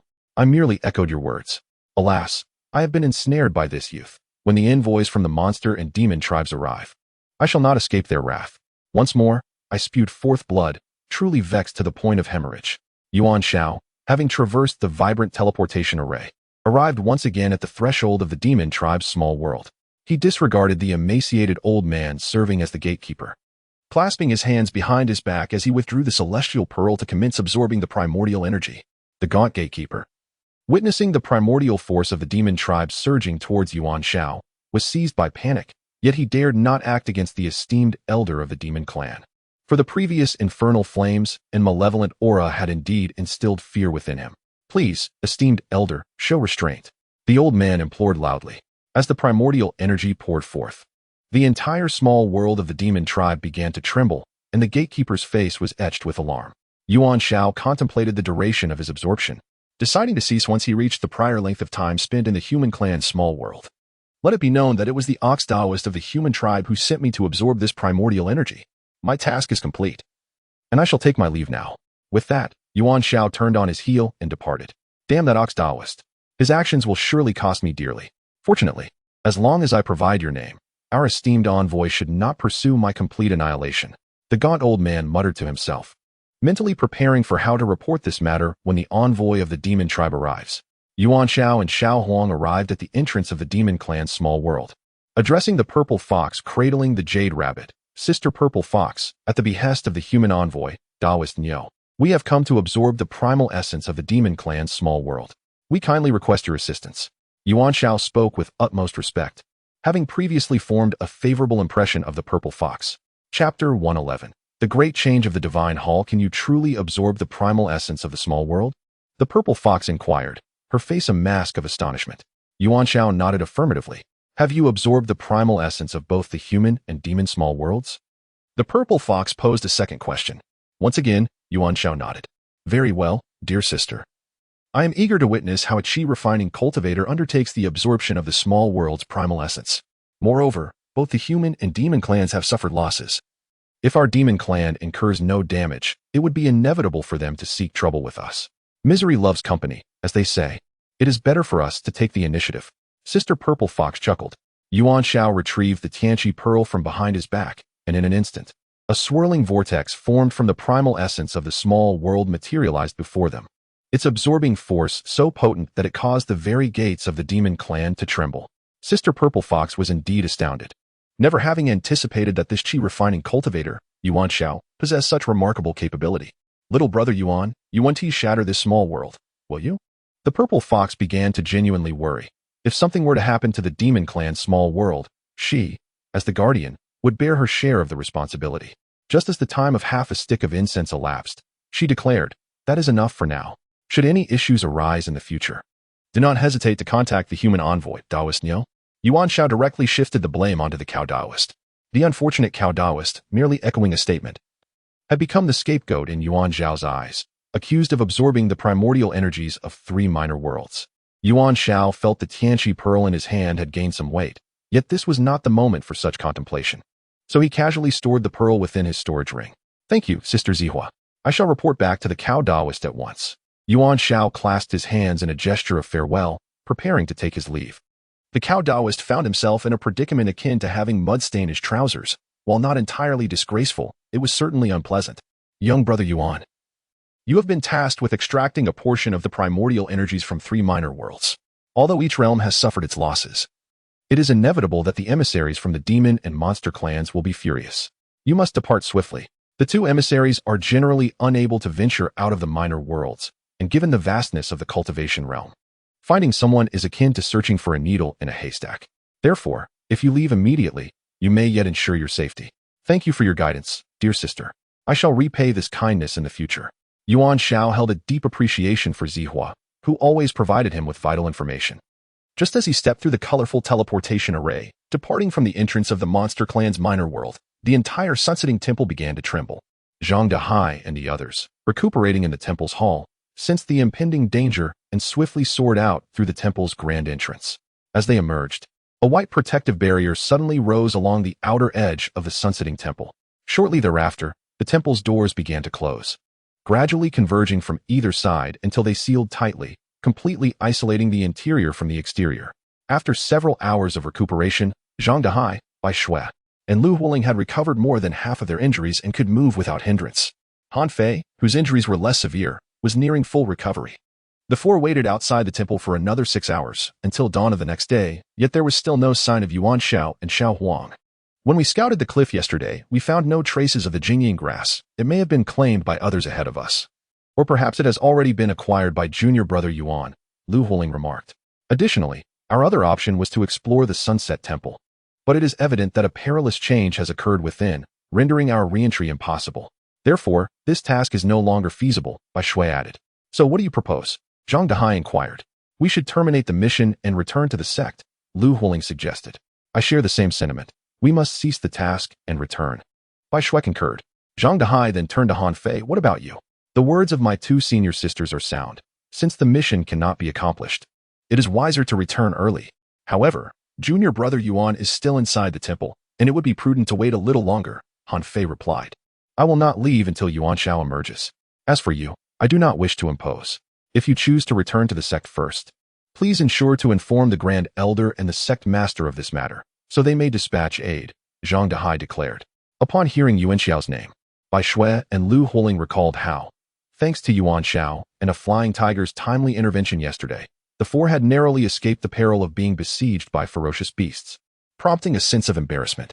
Upon our return, we shall promptly report to the Grand Elder and request their assistance, Lu Huling stated, with Bai Shui nodding in agreement. What about you, Han Fei? Zhang Dehai inquired. I shall remain here to await junior brother Yuan, in case of unforeseen circumstances. It is prudent for us to support one another, Han Fei replied to Zhang Dehai. Very well. Then I shall stay with junior brother Han to await junior brother Yuan. Zhang Dehai concurred. Lu Huling and Bai Shui hastened back to the sect to report the situation, but you two must remain vigilant. The path to the teleportation array may still harbor spirit beasts such as silver-horned rhinos and hawks. Are you both prepared? Zhang Dehai questioned, noticing their silence. He generously supplied Lu Huling and Bai Shui with an assortment of disposable attack talismans and several speed talismans from his storage bag, while Han Fei offered a few lightning talismans. Although you are eager to depart, and it is imperative to report on junior brother Yuan's situation, you both have yet to fully recover from your injuries. I recommend that you take a few more hours to heal, and set out once you have regained most of your strength, Zhang Dehai advised. Then we shall delay our departure for a while and devote ourselves to healing. We shall rely on junior brother Han and senior brother Zhang during this time, Lu Huling replied. Immediately, Lu Huling and Bai Shui began to meditate and cultivate to mend their injuries, while Zhang Dehai and Han Fei stood guard against any approaching beasts. After another hour had passed, aided by healing elixirs, Lu Huling and Bai Shui had nearly recovered, regaining much of their combat prowess. At that moment, as Yuan Xiao and Xiao Huang had yet to emerge, Lu Huling and Bai Shui decided to set off together. Within the Temple of the Setting Sun, Yuan Xiao and Xiao Huang traversed the passageway of the demon realm, returning to the grand hall of the temple, only to discover that the main entrance had been sealed. The four individuals, including Zhang Dehai, who had previously been recuperating in the hall, were no longer present. Yuan Xiao surmised that they had departed from the Temple of the Setting Sun, especially after the temple began to tremble, indicating imminent danger. It seemed logical for the four to escape through the main entrance. Yuan Xiao commenced the search for an exit. In the center of the grand hall lay a large teleportation array. However, it was damaged and currently inoperative, and its destination remained unknown. 3 corridors led to vibrant teleportation arrays, each capable of transporting one to the entrances of the realms of humanity, demons, and spirits. Furthermore, the previously open door was now sealed, leaving no visible alternative exits. After circling the hall, Yuan Xiao found no means of escape. Concluding that assistance would be necessary to leave this place, a mischievous smile crept upon Yuan Xiao's face. Apologies, Taoist Niu, but it seems you must bear the brunt of this once again. Chapter 112. Taoist Niu takes the blame again resolute. Yuan Xiao decided to first stow Xiao Huang within the spirit beast ring, then return to the human passageway, intending to teleport once more to the entrance of the human realm. Taoist Niu's expression shifted dramatically as he exclaimed, "Why are you still here? The emissaries of the demon and magic realms are furious and have jointly sealed the temple. It will be difficult for you to leave now. Since Senior Niu states that it is merely difficult to exit, rather than impossible, it suggests that a way remains." Yuan Xiao replied with a smile. "However, if I, old bull, let you go, the 2 envoys from the demon and monster clans will surely not rest until they settle accounts with me. This matter is beyond my control." Old Bull shook his head in dismay. "Very well, let us see how much vital essence you, Old Bull, can expel." Yuan Xiao replied with a smile. his hands clasped behind his back as he surreptitiously retrieved the celestial enlightenment pearl. The yet-to-be-repaired primal force of the miniature world surged forth once more, rushing towards the celestial enlightenment pearl that Yuan Xiao held concealed. Regardless of whether you are the old demon Wu or not, cease at once. Please, stop, Old Bull exclaimed, a mix of alarm and fear evident in his voice, feeling utterly constrained. Yuan Xiao, of course, heard this but feigned ignorance, thinking to himself that as long as Old Bull did not acquiesce, he would extract a bit more of the primal force from the miniature world. Stop, stop, stop. I will allow you to leave. Old Bull was compelled to relent, for if he permitted the other party to drain the primal essence entirely, it would be a fate worse than death for him. Upon hearing this, Yuan Xiao immediately halted, concealing the celestial enlightenment pearl within his storage ring, and cheerfully responded. Thank you, esteemed Elder Bull. Old Bull remained silent and produced a token from his possession, activating it to establish a connection with the token on Yuan Xiao's person. In an instant, a flash of white light enveloped them, and Yuan Xiao found himself standing outside the grand entrance of the Setting Sun Temple. Junior brother Yuan, we have finally awaited your return. Where have you been? Zhang Dehai inquired with concern, his face lighting up with joy. Behind him, Han Fei exhaled a sigh of relief and clasped his fists in greeting to Yuan Xiao. Zhang senior brother, Han senior brother, this place is perilous. Let us converse elsewhere. We must hasten back to the teleportation array and depart from the mysterious peak, Yuan Xiao declared, summoning Xiao Huang. There is no time to waste. Both of you, quickly ascend onto Xiao Huang, Yuan Xiao exclaimed as she was the first to mount Xiao Huang's back. Upon hearing this, Zhang Dehai and Han Fei hesitated no longer, swiftly leaping onto Xiao Huang's rear and channeling their spiritual energy to stabilize their stance. With a powerful flap of its wings, Xiao Huang soared into the sky, racing towards the teleportation array at the misty peak. The sheer speed of its flight left both Zhang Dehai and Han Fei utterly astounded. Previously, when the five of them had journeyed from the sect to this location, they had come separately, thus missing the spectacle of full-speed flight. The fastest pace they had witnessed was that of the foundation-building elders within the sect. However, compared to Xiao Huang's velocity, theirs felt like a mere crawl. Indeed, Xiao Huang was soaring above, while the foundation-building elders were grounded. The sonic booms caused by Xiao Huang's supersonic flight had already occurred, yet due to the incredible speed, Yuan Xiao and the others atop its back were oblivious to these sounds. The short-distance teleportation and long-range flight capabilities akin to those of Golden Core cultivators were undeniably beyond the reach of foundation-building practitioners, making the astonishment of Zhang Dehai and Han Fei quite understandable. At that moment, Yuan Xiao sensed a stir within the spirit beast ring. Xiao Jin had awakened. She hastily summoned Xiao Jin into her hands. Glimmering with radiant golden light, Xiao Jin could no longer remain inconspicuous, as a pair of golden bony wings had sprouted from its back, dazzling all who beheld it. Just then, a flock of hawks appeared in the distance, densely packed, numbering in the hundreds. As Yuan Xiao and the other two prepared for battle, they suddenly witnessed Xiao Jin darting forth with astonishing speed, outpacing even Xiao Huang by several folds. This left not only Zhang Dehai and Han Fei bewildered, but also caught Yuan Xiao and Xiao Huang off guard. Xiao Huang mused to himself, well done, Xiao Jin. We agreed to face the challenges together. Have you been secretly honing your skills without me? At this rate, how am I supposed to bully you in the future? No. Wait, how will I assist you? Yuan Xiao reflected, Xiao Jin, your transformation is remarkably ostentatious. Not only have you sprouted a pair of bony wings, but you've also conjured a dazzling golden aura. What will you manifest next? Flames enveloping your entire being. Your flying speed rivals that of a nascent soul cultivator. Indeed, the impact of the Golden Wing Bat King's demon core after mutation is astounding.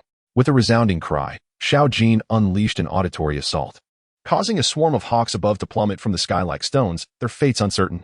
The number of hawks in the sky was halved in an instant, leaving only a scant few at the periphery who managed to escape the onslaught, albeit terrified and scattering in all directions. This was a sonic attack. After consuming the demon core of the Golden Wing Bat King, Xiao Jin had grasped this signature technique during his transformation, much to Yuan Xiao's delight. The sonic attack, a focused and directional form of spiritual consciousness assault, could render opponents momentarily dazed. If employed skillfully, it could decisively alter the outcome of a confrontation. At this moment, Zhang Dehai and Han Fei stood a short distance behind Xiao Jin and were not within the line of his attack. Yet, they too were left dazed and reeling from the shock, only regaining their senses after a brief interval. It is evident that had they been caught within the direct range of Xiao Jin's assault, they would have likely suffered severe injuries. Thus, the two were utterly astonished. Unbeknownst to them, Yuan Xiao had grown extraordinarily powerful. Previously, during the sect's annual competition, Yuan Xiao had secured a place among the top 5 solely with his cultivation at the 7th level of qi refinement. If he were to continue competing, would his enigmatic movement techniques lead him to clinch the first position? His 2 spirit beasts, Xiao Jin and Xiao Huang, had already demonstrated their prowess when they rescued the 4 of them. Now, witnessing Xiao Jin's strength, one could only marvel at such a formidable combination. It is worth noting that previously, this group of hunting falcons had relentlessly pursued Zhang Dehai and the others, leaving them in a state of disarray and injury. Yet now, Xiao Jin effortlessly dispatched hundreds of hunting falcons in a single move, highlighting the vast disparity in strength.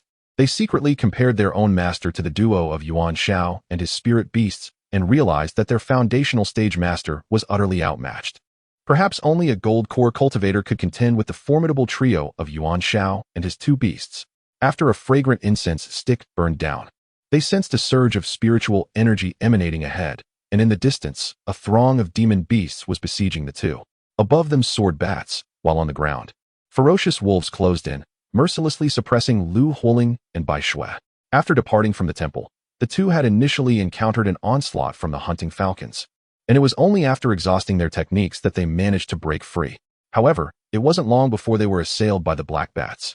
With their astonishing speed, the bats rendered escape impossible, forcing the 2 to land and fend off the relentless assault. As if calamity were not enough, a pack of ferocious wolves emerged from the underbrush, launching a coordinated attack against them. Fortunately, Lu Huling excelled in wide-ranging fire-based assaults, while Bai Shui was proficient in water-based defenses. Together, their combined offensive and defensive capabilities barely sustained them thus far, yet they found themselves at the brink of despair, with their spiritual energy nearly exhausted and defeat imminent. In a critical moment, Xiao Jin unleashed a piercing cry, executing a long-range sonic attack that swept through the air, obliterating the bats above, which plummeted to the ground like stones. The shockwave also affected the ground-bound violent wolves, Lu Huling and Bai Shui. Although they were not the direct targets of Xiao Jin's assault, the brief disorientation caused them to collapse to the ground. For the spirit beasts and cultivators at the qi refinement stage, Xiao Jin could decisively conclude matters with a single strike. As a specialized combat spirit beast, Xiao Huang possessed an innate talent for identifying the leaders among the spirit beasts. It quickly recognized the alpha wolf of the violent wolf pack, lunging forward to seize its head, thereby ensuring its demise. The alpha wolf was rendered incapable of even feigning death, as Xiao Huang had swiftly delivered the final blow. Lu Huling and Bai Shui were the first to regain consciousness, as they had only been indirectly affected by Xiao Jin's sonic attack, unlike the direct targets. Moreover, their individual prowess far exceeded that of any solitary violent wolf, allowing them to awaken sooner. They swiftly dispatched several incapacitated wolves nearby, then expressed their gratitude to Yuan Xiao with a gesture of respect. After all, it was Yuan Xiao who had saved their lives once again at a critical juncture, having now intervened twice in the mysterious realm of the Miao Miao Peak. They felt a tinge of embarrassment recalling how they had previously retreated from the entrance of the Sunset Divine Temple, lacking in loyalty. The 2 senior sisters need not engage in pleasantries. A significant transformation has occurred within the Sunset Temple, rendering the entire Misty Peak's secret realm more perilous than ever. Thus, our immediate priority as a group of 5 is to swiftly proceed to the teleportation array and depart from this place. Other matters can be deliberated upon once we have exited, Yuan Xiao declared. Upon hearing this, the others nodded in agreement. Consequently, Xiao Jin took the lead as the scout, followed closely by Lu Huling and Bai Shui, who soared through the skies on their swords. Xiao Huang carried Yuan Xiao, while Zhang Dehai and Han Fei brought up the rear, forming a formidable front. Along the way, even when confronted by several packs of ferocious beasts, they swept through them with ease, as if they were mere dry twigs. Even the silver-horned rhinoceros and the falcon flock, who had previously crossed paths with them, turned tail and fled upon witnessing the indomitable trio of Yuan Xiao, Xiao Jin, and Xiao Huang, unwilling to approach. Their fearsome reputation had been firmly established, freed from the clutches of the beasts, within the span of a mere incense stick. The group arrived at the teleportation array within the secret realm and, without hesitation, transported themselves to a nameless cave on the mountainside outside the realm. Once all confirmed their safe arrival, Yuan Xiao promptly retrieved the 5 mid-grade spirit stones from the teleportation array and stored them in his bag, effectively sealing off the bidirectional teleportation array between the external and internal realms of Misty Peak. In the future, he could reopen the array at an opportune moment. Brother Zhang, Brother Han, and esteemed senior sisters, I fortuitously completed the task assigned by the elder to collect the embryonic spirit grass, so we may all return to the sect to report, Yuan Xiao remarked with a smile. Exploring the Sunset Temple was merely an optional task. Given the dangerous changes that have transpired within, further exploration is no longer necessary. We shall venture out once darkness envelopes the land, taking care to avoid any encounters with disciples of the Black Moon sect. Should we happen upon them, there is no need for fear. We shall strike and then flee.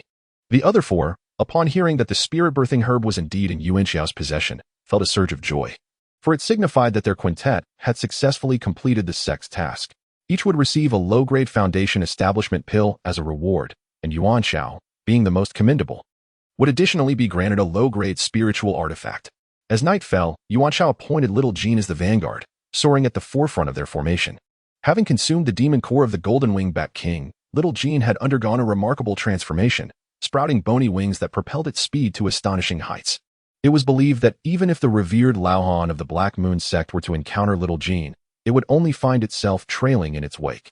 Yuan Xiao then summoned Little Huang into the spirit beast ring, and the five of them took to the skies on their swords, following closely behind Little Jean.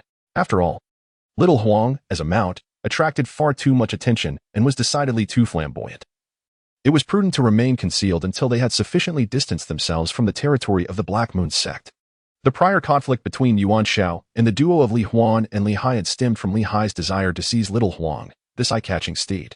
Since their return journey did not necessitate a stop at the Haisher Mountain summit where they had previously convened, the group resolved to fly northward for 100 miles, thereby creating a buffer from the Black Moon sect's stronghold before heading straight back to their sect. Initially, their journey proceeded smoothly, and they did not encounter any disciples of the Black Moon sect as they departed the stone cave. However, upon traveling 80 miles from the Black Moon sect, Yuan Xiao unexpectedly came across a familiar face, an elderly woman who had previously led a group alongside Zhao Tzu during the trials at Wumong Mountain.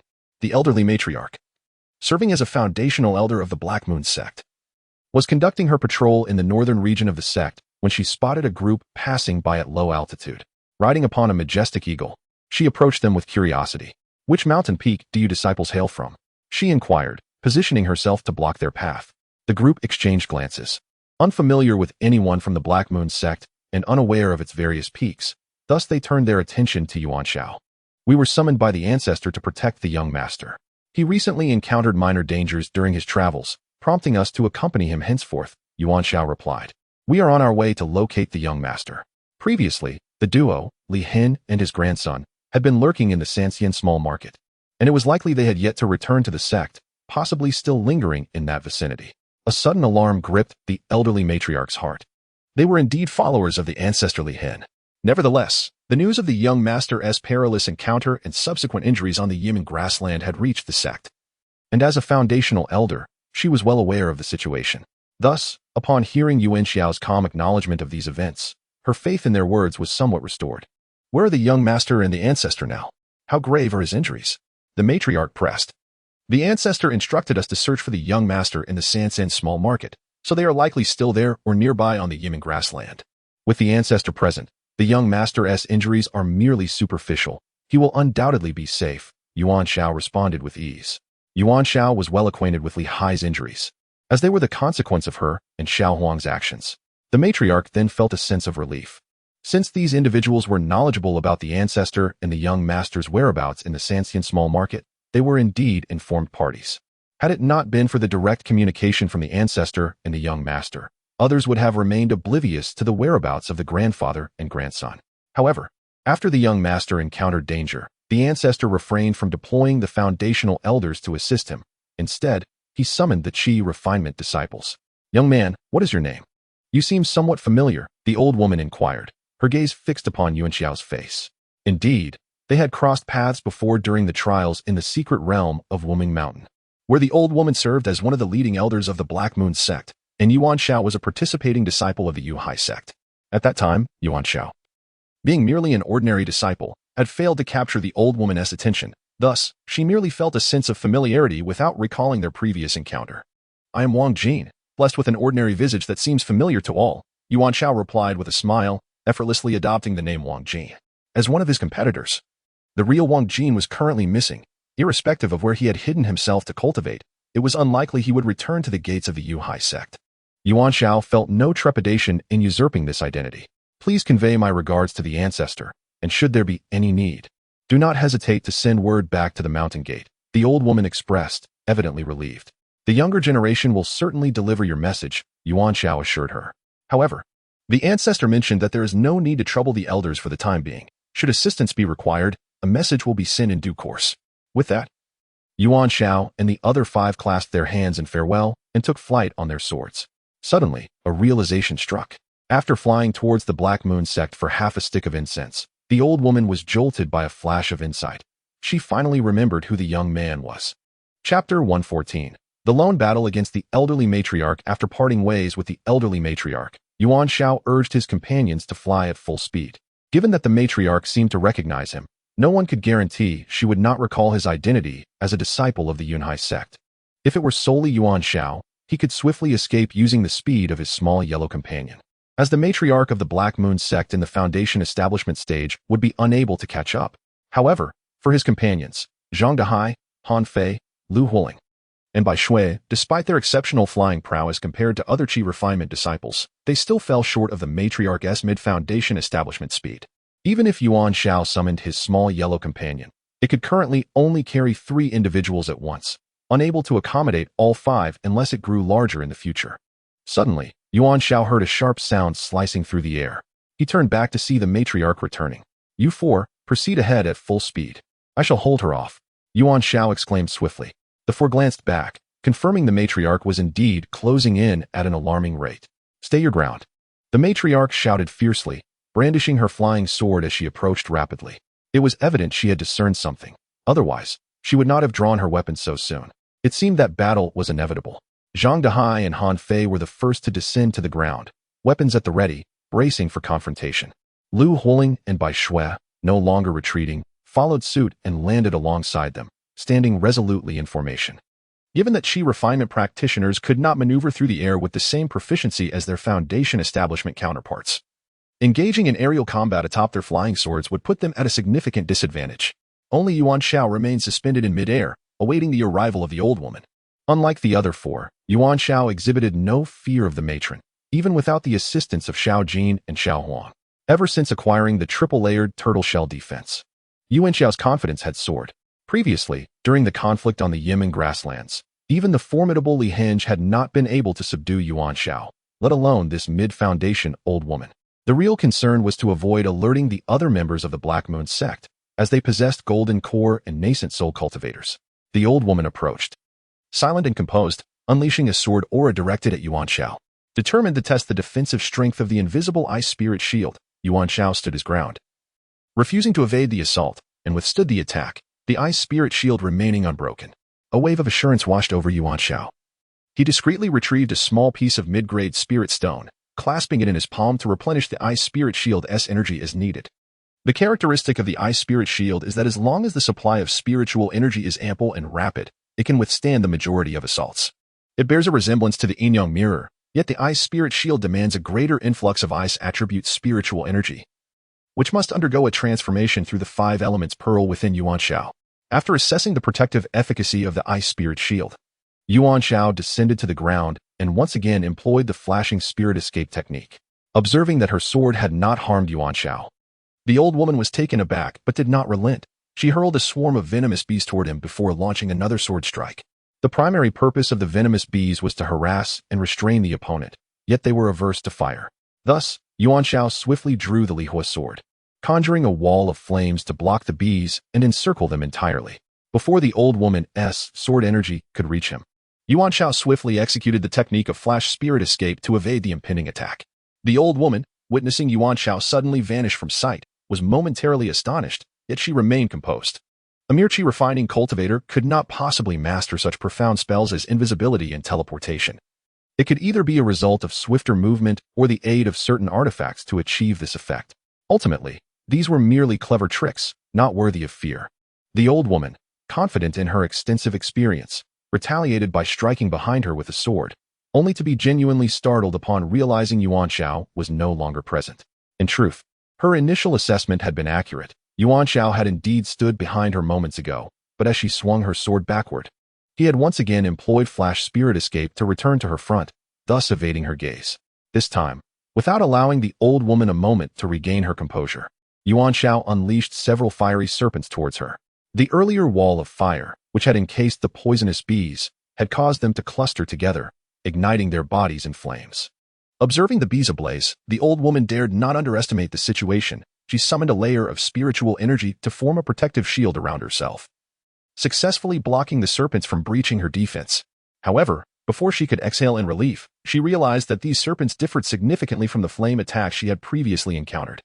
Common fire assaults extinguished swiftly, typically serving as transient, one-time strikes. In stark contrast, the fire serpents emanating from Yuan Xiao's flame sword exhibited an enduring nature. Refusing to be extinguished quickly, they could cling to an enemy or their shield, inflicting continuous burns that could last for over an incense stick's duration. The old woman's spiritual shield could withstand brief assaults from ordinary flames, yet it faltered against the relentless searing of the fire serpent from the Lihua sword. Gradually, the shield began to develop small holes, which soon coalesced into larger breaches, rendering her defenses increasingly vulnerable. The old woman was taken aback and hastily pushed the shield forward, extricating herself from its protection. To her astonishment, she realized that her offensive capabilities were ineffective against the youth before her.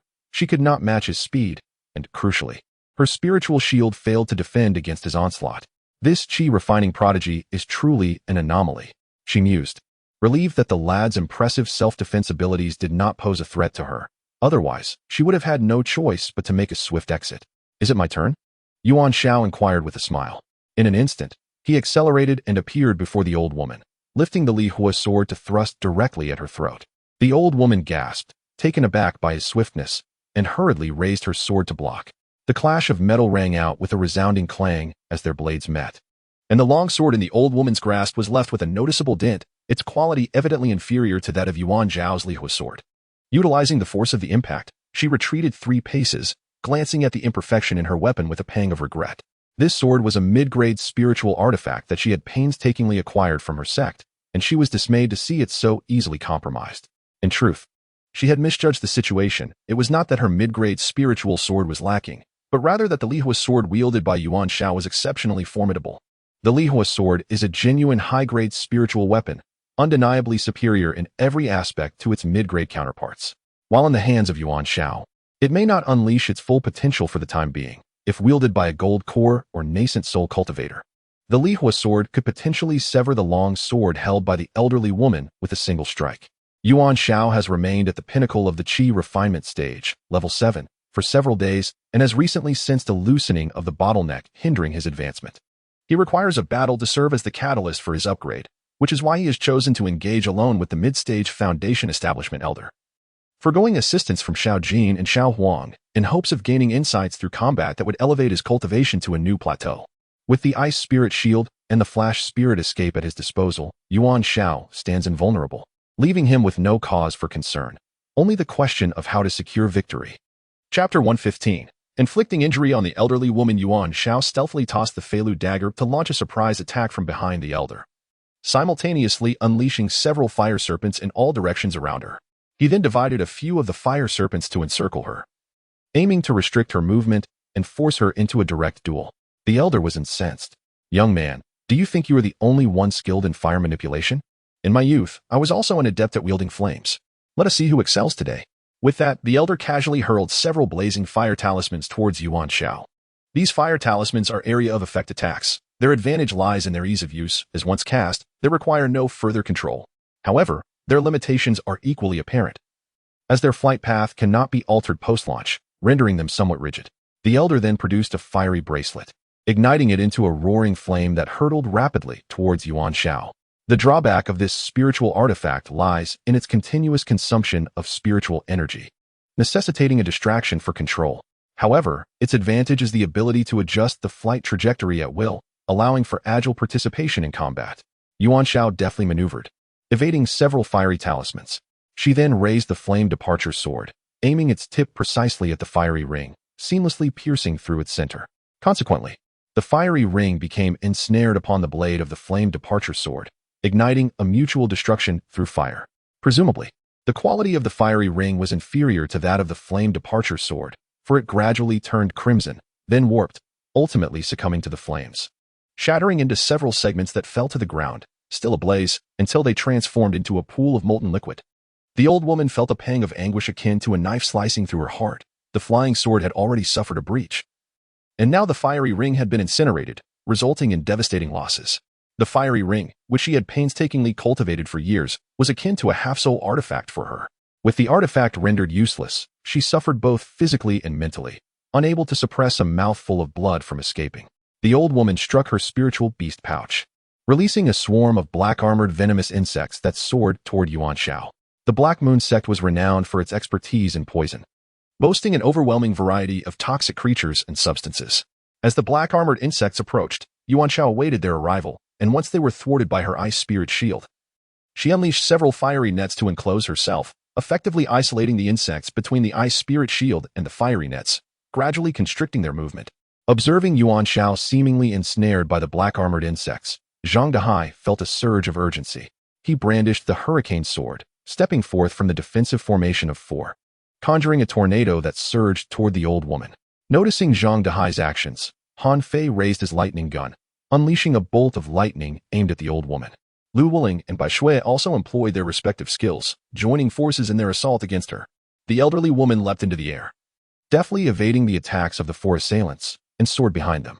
With her longsword, she unleashed 4 beams of spiritual energy, each directed towards one of the 4. Zhang Dehai and his companions were merely distinguished disciples among the Qi refinement stage. They lacked the formidable defense of the Lantern Festival's ice spirit shield, the agile evasion of its spirit flash escape, and the superior spirit artifact capable of suppressing the old woman, the Lantern Festival's flame sword. Thus, they were no match for her, a mid-foundation establishment practitioner.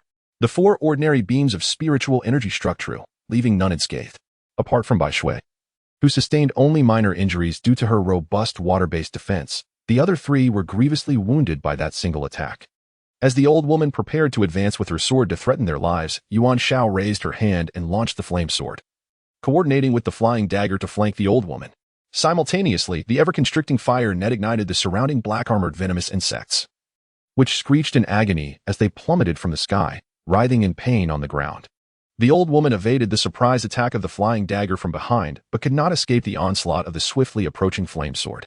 As a superior spirit artifact, the flame sword boasted formidable attributes. The old woman tilted her body to avoid a fatal blow, but was still struck in the left shoulder by the flying sword. Suffering immediate injury, she extended her right hand, intent on seizing the flame sword. However, it had already been activated by Yuan Xiao, engulfed in flames. Before her hand could even reach it, she felt excruciating pain and had no choice but to retract her hand, allowing the flame sword to soar freely past her. Upon encountering the injured Zhang Dehai and his 3 companions, Yuan Xiao no longer held back. In an instant, he dashed behind the old woman and thrust his sword toward her back. Caught off guard, she was unable to evade the attack, and the blade emerged from her abdomen, inflicting a grievous wound. Seizing the opportunity, Yuan Xiao grasped the old woman's hand and forcibly removed her storage ring. The old woman was taken aback, her eyes nearly popping out in disbelief. To snatch a ring from a living person amidst battle was a feat only this audacious youth could accomplish. In a surge of spiritual energy, the old woman propelled herself forward, creating distance between them. As she watched her storage ring being taken away, her heart bled. Yet she found herself powerless to act. "You truly are a thief," she thought, astonished by his brazen audacity. It dawned upon her that this young man was a rogue unlike the other 4. His shield was impervious to her attacks, his speed unattainable, and he evaded all her strikes with ease. It became evident that she was utterly helpless against him, incapable of inflicting any meaningful damage. The youth could effortlessly dodge harm or retreat, placing him in a position of invincibility. Conversely, the damage he inflicted upon her was difficult to evade due to his astonishing swiftness. His bizarre agility left her with no time to react before sustaining injuries. Furthermore, his weapon was a superior spiritual artifact, its power far exceeding her defenses, posing a constant threat of harm. She realized that she could neither defend against nor escape from his assaults, sealing her fate in inevitable defeat. In her combat experience, the old woman came to a profound realization. The significance of agility and speed in battle was paramount. She understood that mastering any attribute to its zenith could render an opponent utterly defenseless. If the old woman still has a chance, she will certainly dedicate herself to honing her agility and speed, just like the youth before her. An epiphany struck her mind as she desperately channeled her spiritual energy, unleashing 5 beams of power directed at the 5 individuals. She then summoned a falcon and fled in haste towards the gates of the Black Moon sect. Yuan Xiao deftly evaded the beams of spiritual energy, but Zhang Dehai and the other four, having sustained injuries previously, found themselves unable to escape the old woman's assault. In a moment of urgency, Yuan Xiao swiftly maneuvered into the path of the beams, relying on the ice spirit shield to absorb the impact of 4 beams, thereby depleting the energy of the mid-grade spirit stone in her left hand, yet emerging unscathed. A surge of joy filled Yuan Xiao's heart. The turtle shell was indeed useful, and she still possessed the yin-yang mirror, the ice spirit shield, and the 5 elements pearl shield as layers of protection. Observing the old woman retreating further away, Yuan Xiao commanded Xiao Jin to unleash a sonic attack. With a piercing cry, Xiao Jin sent both the old woman and her falcon plummeting to the ground. Simultaneously, it seemed that the prolonged battle had attracted the attention of some disciples from the Black Moon sect, as a team was now visible approaching from a distance. Yuan Xiao had no choice but to abandon the idea of finishing off the old woman and decided to retreat immediately. There was no longer any possibility of concealing her strength. Yuan Xiao promptly summoned Xiao Huang, positioning the lightly injured Bai Shui in front, while using her spiritual energy to shield Han Fei and Zhang Dehai. The 3 of them swiftly mounted Xiao Huang's back and sped forward. Yuan Xiao, with his left hand supporting the shoulder of Lu Hualing, who was closest to him, ascended onto the enlarged Li Hua sword, channeling all his energy to activate its flight attributes as he swiftly pursued the small yellow figure ahead. Simultaneously, he retrieved a mid-grade spirit stone, cradling it in his palm to replenish his spiritual power at any moment, ensuring that the Li Hua sword remained in a state of full-speed flight. He also commanded Xiao Jin to remain by his side, ready to launch a sonic attack if anyone approached from behind. Yuan Xiao was confident that, unless they were pursued by a formidable nascent soul cultivator from the Black Moon sect, the 5 of them would not be hindered. Chapter 116. Achieving 8th layer Qi refinement and initial spirit refinement at the current speed of full flight. Both the small yellow figure and the Li Hua sword exhibited the velocity of a golden core cultivator. However, the small yellow was marginally faster, as Yuan Xiao, still in the Qi refinement stage, was unable to fully unleash the sword's potential. In an instant, they distanced themselves from their pursuers, revealing that among the first batch of cultivators who had rushed over, none were golden core or nascent soul practitioners. Lu Hualing, struck by a beam of spiritual power from a mid-stage foundation establishment elder, was gravely injured and had not yet had the chance to rest and heal. She leaned heavily against Yuan Xiao, utterly weak. Had it not been for Yuan Xiao's steadying hand, she might have tumbled from the flying sword. Though somewhat embarrassed, Yuan Xiao dared not withdraw his support, for such a fall would lead to a disastrous accident. Sister Lu, our current position might lead to misunderstandings, wouldn't it? If any fellow disciples were to witness this, rumors would surely spread throughout the city. For instance, the legendary figures of Yunhai sect, Lu Hualing and the unparalleled Yuan Xiao, standing side by side, seemingly sharing a close bond. Yuan Xiao, envisioning such illustrious scenes, couldn't help but chuckle aloud. The sensationalist headlines are indeed omnipresent. After flying continuously for 2 to 3 hours, the group returned to the territory of Yuhai sect, continuing their journey for about the duration of an incense stick. Yuan Xiao selected a mountain peak to land upon, allowing the 4 to rest and recuperate from their injuries. Yuan Xiao retrieved 40 low-grade spirit stones, distributing 10 to each person to expedite their healing process. The low-grade spirit stones, purified from the assorted stones collected in the mine, were imbued with purer and richer spiritual energy, and their replenishment rate surpassed that of the stones provided by the sect. Zhang Dehai, familiar with Yuan Xiao's temperament, accepted them without hesitation and began to cultivate for recovery. Bai Shui, Lu Hualing, and Han Fei, after a brief exchange of pleasantries, also accepted the stones. Once they began to absorb the spiritual energy for healing, the 4 immediately realized that the low-grade spirit stones provided by Yuan Xiao were markedly different from those they had previously used, both in terms of the quantity and quality of the spiritual energy. Otherwise, at the Sanxian market, Yuan Xiao and Grandfather Yuan would not have exchanged 1 purified stone for 3 of the same grade. The 3-1 exchange rate naturally indicates a significant disparity between the 2 types of low-grade spirit stones. Yuan Xiao casually set up a spiritual detection array to envelop the group as a precautionary measure. Seeing that the 4 individuals were immersed in their healing, he quietly approached from behind and retrieved several medium-grade spirit stones to begin his endeavor of breaking through to the 8th level of Qi refinement. Yuan Xiao had lingered at the pinnacle of the 7th level for quite some time, already brushing against the threshold of advancement to the 8th level. Seizing the opportunity presented by today as solitary confrontation with the elderly matriarch of the Black Moon sect, he naturally found it conducive to strive for this elevation. After the duration of an incense stick, Yuan Xiao opened his eyes, cleared away the remnants of the medium-grade spirit stones before him, and stood up. Indeed, the transition to the 8th level was as effortless as water flowing smoothly. With each ascension to the next tier, he could distinctly perceive a comprehensive enhancement of his attributes, particularly in the total storage and compression of the spirit energy within him. Each upgrade felt as though it had doubled his capacity. Noticing that there was still ample time, and that the other 4 were continuing their recuperation, Yuan Xiao resumed his practice of the flash spirit escape.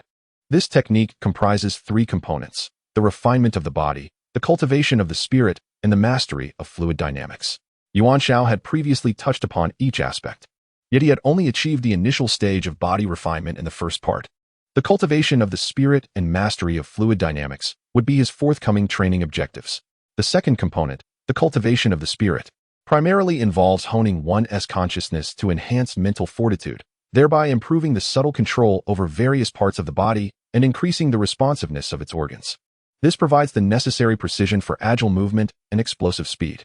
The third component, the mastery of fluid dynamics through qi manipulation, aims to augment the practitioner's sensitivity to energy, allowing them to comprehend the origins of fluid resistance posed by air and wind. By initially conforming to the principles of fluid dynamics, one ultimately learns to command these principles, fundamentally alleviating the resistance encountered during movement and maximizing speed to its zenith. Yuan Xiao's consciousness was inherently more formidable than that of other qi refinement practitioners. At the second level of qi refinement, his awareness could extend up to 20 zhang, a feat typically achievable only by those at the 5th level among his peers. Previously, he had consumed a consciousness fruit, which granted him a permanent enhancement of 60% to his awareness. Consequently, Yuan Xiao's consciousness had already reached the level of a foundation establishment practitioner, making the practice of the second part of the flashing spirit escape, which focuses on refining the spirit, significantly easier. Moreover, the spirit refining section of the flashing spirit escape could further augment the practitioner's consciousness. It could be said that the flashing spirit escape serves not only as a technique for enhancing speed, but also as a supplementary method for body refinement and consciousness cultivation. Unbeknownst to him, Yuan Xiao became deeply engrossed in this practice. 3 hours elapsed before he opened his eyes once more, finding himself in a remarkably peculiar state. No matter what movements he made, his sensations were amplified tenfold compared to before. Even the slightest bend in his finger joints was magnified in his consciousness, becoming clearer and easier to control. It was precisely these subtle changes, when compounded, that allowed the practitioner to achieve precise and delicate control over every part of their body, resulting in a more enigmatic movement style and a speed that was shrouded in mystery. He had finally reached the early stages of spirit refinement. Although he had yet to grasp the mastery of fluid control, Yuan Xiao felt immense satisfaction with his progress in this cultivation session. At present, he had successfully cultivated the initial stages of both body refinement and spirit refinement in the 3 parts of the flashing spirit escape, leading to a notable enhancement in both agility and speed, thus bolstering his means of survival. Yuan Xiao firmly believed that if one could fight, one should pursue. If one could not, one ought to flee. Even the ability to escape with swiftness was a remarkable skill in itself. Suddenly, Yuan Xiao executed a swift maneuver. Appearing before Xiao Huang, who had been stealthily hiding behind a small earthen mound, poised to urinate on an anthill. The abrupt emergence of Yuan Xiao startled Xiao Huang immensely. Goodness, you are quite the fright, aren't you? If this continues, I might just develop a troubling habit of involuntarily soiling myself. Besides, I was merely watering this anthill today, and I assure you, no hordes of beasts will trample over me from your visage, resulting in some unfortunate accident. But wait, when did you become so remarkably fast? I didn't even see how you arrived here. What is happening? Oh dear, where did you go again? Xiao Huang was utterly bewildered, oblivious to the swarms of ants climbing up its leg. Meanwhile, Yuan Xiao had darted over to Xiao Jin's side, who had indeed witnessed Yuan Xiao's rapid approach. After consuming the demon core of the Golden Wing Bat King, Xiao Jin underwent a transformation, not only mastering the sonic attack skill, but also sprouting golden skeletal wings, which significantly enhanced its flying speed, surpassing that of ordinary golden core cultivators. Presently, Xiao Jin's speed was comparable to that of nascent soul cultivators, with the ability to match the velocity of a nascent soul practitioner. Xiao Jin could easily perceive others and objects moving slower than itself. Yet, it remained astonished by the sudden speed of its master, pondering when the young master had acquired such swiftness. Chapter 117. The Sect Master's audience and reunion with Brother Hai. Yuan Xiao has now reached the initial stage of the spirit refinement realm with his shining shadow escape technique, his speed far surpassing that of Xiao Huang. However, he still trails slightly behind Xiao Jin. Yuan Xiao is confident that should he advance to the initial stage of fluid mastery, he would swiftly outpace Xiao Jin. The trio, a family of 3, are all adept in speed. The thought brings a smile to Yuan Xiao's face, for it pertains to the safety of both Xiao Jin and Xiao Huang, a matter he takes to heart. Next time he encounters a treasure, he intends to prioritize Xiao Huang, ensuring that both Xiao Jin and Xiao Huang remain ahead of him, consistently stronger than himself, allowing him to rest easy. Moreover, in every perilous situation, Xiao Jin and Xiao Huang exhibit fearless bravery, charging to the forefront. The more they demonstrate such valor, the more Yuan Xiao is determined to facilitate their growth.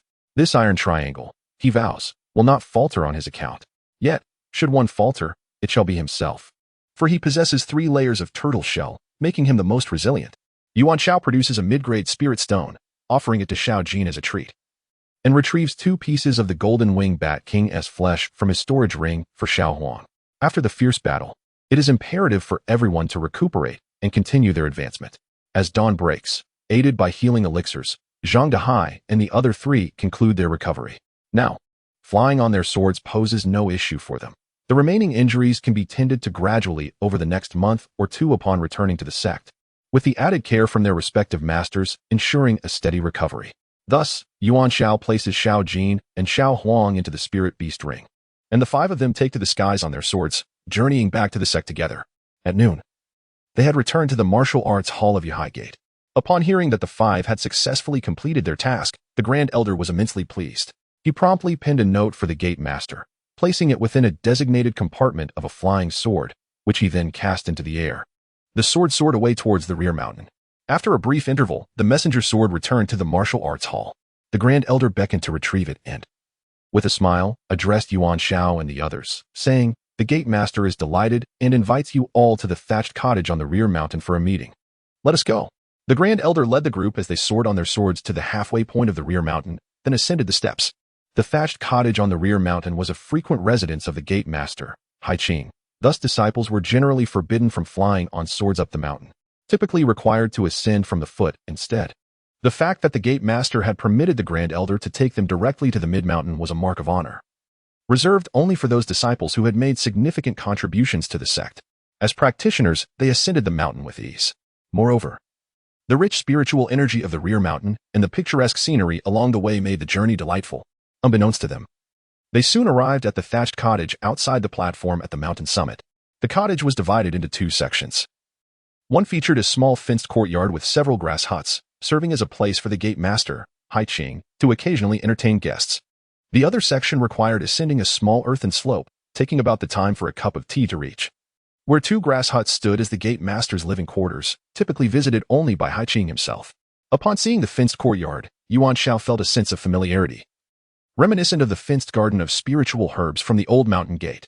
Just before entering the courtyard, Yuan Xiao heard a familiar voice. "Oh, how could he possibly be here? Ah, esteemed Master Hai, I do not boast. My esteemed junior truly possesses an extraordinary discernment. Upon our first encounter, he extolled my extensive knowledge and remarkable alchemical prowess. In a surge of inspiration, I successfully crafted both an exceptional foundation establishment pill and a golden core pill. Would you not agree?" A voice interjected. Indeed, it is true. Disciple Hai, these years have been arduous for you. It is my oversight for not providing the care and encouragement you deserved. Your esteemed junior is indeed quite remarkable, remarked another voice in response. Master, senior brother Hai, they have all arrived, called the Grand Elder from beyond the courtyard gate. Please, come in. As they stepped through the rustic gate, Yuan Xiao beheld a long wooden table and several bamboo chairs before a thatched cottage. Among them, one chair was occupied by the familiar figure of the old Taoist Hai, known for his obsession with alchemy, his unkempt beard giving him a rugged appearance. Another middle-aged man, exuding an ethereal aura and possessing striking features, must surely be Master Hai Qing. Ah, senior brother Hai, look. This is the esteemed junior I have been telling you about. Old Taoist Hai exclaimed, gesturing towards Yuan Xiao. Yuan Xiao pays his respects to the master and to brother Hai. Yuan Xiao promptly bowed to the 2 men. Yuan Xiao has only been with us for about 3 months and has already reached the 8th level of qi refinement, a feat truly rare in a century. Perhaps it is more accurate to say a millennium. You see, our current sect leader, during his first year of cultivation, only reached the 6th level of qi refinement. As for myself, I concluded my first year at merely the 5th level, Master Hai Qing observed thoughtfully, sizing up Yuan Xiao. The body, pure and untainted. must have undergone a perfect refinement through the I Ching, exuding an aura of spiritual energy that surpasses that of ordinary Qi condensation disciples, approaching instead the prowess of the foundation-building elders within the sect. Clearly, the reserves and compression of spiritual energy within are remarkably advanced. Yuan Xiao, release your consciousness completely for me to observe. The sect leader, Haiqing, with a discerning gaze, penetrated the surface to uncover many truths, a testament to the wisdom that Elder Hai had just spoken of. Yuan Xiao felt a surge of astonishment. The sect leader Haiqing was indeed extraordinary, for merely casting a few glances allowed him to discern numerous facets of her being. Such a person, capable of leading a sect, was undoubtedly exceptional. Yuan Xiao closed her eyes and expanded her consciousness in all directions, first reaching the mountainside, then descending to the foot of the mountain, and subsequently moving forward to another peak, witnessing countless sceneries and the fauna within the mountains. It was only when she could advance no further that she retracted her consciousness and opened her eyes anew. To her surprise, her level of spiritual awareness had attained a standard akin to the mid-stage of foundation building. Indeed, remarkable. It appears that the next batch of disciples to be sent to the upper sect has already emerged, praised Haiqing. Beside him, Elder Hai, though previously aware of Yuan Xiao's excellence, had never comprehended it so systematically. Now, he felt a mix of astonishment and joy, his face glowing with pride. This is indeed my esteemed junior. Excellence is a given. The Grand Elder, as a perfected foundation-building practitioner who had witnessed Yuan Xiao's performance during the sect selection trials, was aware of her exceptional nature but was taken aback by the extent of her brilliance. Merely at the 8th level of Qi refinement, the reservoir and concentration of spiritual energy within him are nearly comparable to my own, and his mental acuity is not significantly inferior. I have been cultivating for over a century, while Yuan Xiao has only begun his practice for a brief period. His innate talent surpasses that of both the current leader of our sect, Haiqing, and the head of the prestigious Baiyun sect. Such extraordinary aptitude must indeed serve as a reasonable explanation. Without such celestial endowments, how could he have achieved these remarkable feats in just 3 months? Zhang Dehai, Han Fei, Lu Wuling, and Bai Shui were left speechless, their astonishment palpable. They reflected upon their own status as the pride of Yuhai sect, excelling far beyond their peers of the same age and cultivation level, yet in comparison to Yuan Xiao, they felt utterly insignificant. The measure of one's excellence hinges upon the context of comparison. Chapter 118. Becoming brothers with the sect leader. The 5 of us have successfully completed the task of gathering the baby birth herb. Should we not examine it first? Proposed the eldest elder, aware that this was of utmost importance to the current leader. Very well. Who among you possesses the baby birth herb? Please present it for inspection, instructed sect leader Haiqing. Here it is. Yuan Xiao replied as he retrieved 5 baby birth herbs from his storage bag and handed them to Haiqing. Haiqing and Elder Dao each took one of the herbs and scrutinized it closely. Both possessed some knowledge of herbal properties. Haiqing had undertaken considerable research in anticipation of the baby birth pill, while Elder Dao, being passionate about alchemy, naturally had a more extensive understanding of medicinal herbs. The 500-year-old baby birth herb, being the most crucial ingredient for the baby birth pill, indeed enhances its efficacy significantly. The spiritual energy it contains is not only more abundant, but also presents a greater likelihood of producing a mid-grade baby birth pill with reduced toxicity and resistance. Though the inferior grade pregnancy elixir is indeed precious, there exist avenues through which one may acquire it. For instance, certain large sects possess their own alchemical chambers capable of concocting inferior grade pregnancy elixirs. Additionally, in prominent cultivation markets, such as the Sansen minor market, one can procure inferior grade pregnancy elixirs in exchange for spirit stones. As the esteemed leader of the Yunhai sect, Haiqing undoubtedly possesses means to obtain inferior grade pregnancy elixirs. However, they are not his desired choice. This is due to the fact that the inferior grade pregnancy elixir only augments a cultivator's success rate of achieving pregnancy by a mere 20, a rather insignificant enhancement. Furthermore, should one fail to achieve pregnancy, their body may develop a tolerance, rendering subsequent attempts with the inferior grade elixir even less effective. The psychological toll of a failed pregnancy can be profoundly damaging to a cultivator. It can be asserted that if a cultivator experiences a failure in their initial attempt at pregnancy, or even multiple consecutive failures, their chances of success in the future diminish considerably. Hence, unless faced with dire circumstances, and as long as there remains fervent enthusiasm for future cultivation, few cultivators willingly opt for inferior grade elixirs to breach this critical juncture. 10 years prior, sect leader Haiqing had already attained the pinnacle of the golden core stage, fully capable of striving for the Yuaning stage. Yet, he chose to wait an additional decade rather than resort to inferior-grade pregnancy elixirs. All in pursuit of the opportunity to acquire a superior-grade pregnancy elixir today. The inferior-grade pregnancy elixir merely enhances the success rate by 20, while the superior-grade pregnancy elixir offers a remarkable increase of 40, highlighting the stark contrast between the two.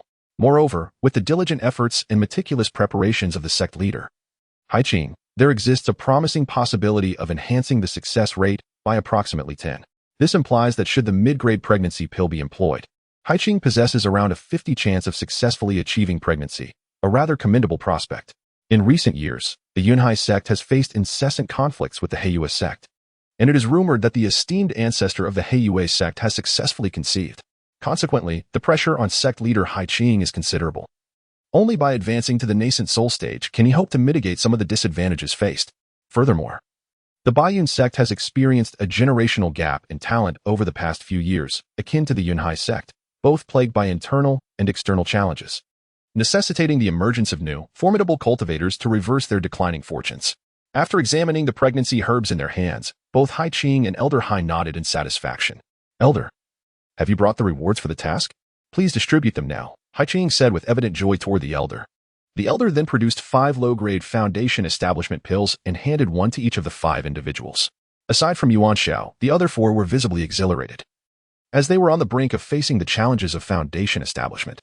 Yuan Xiao, however, remained composed, possessing a substantial quantity of foundation establishment pills, including several mid-grade ones.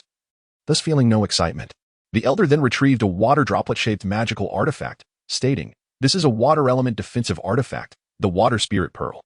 Though it is merely of low grade, it offers exceptional defense against both magical and physical attacks, representing a fine specimen among low-grade defensive treasures.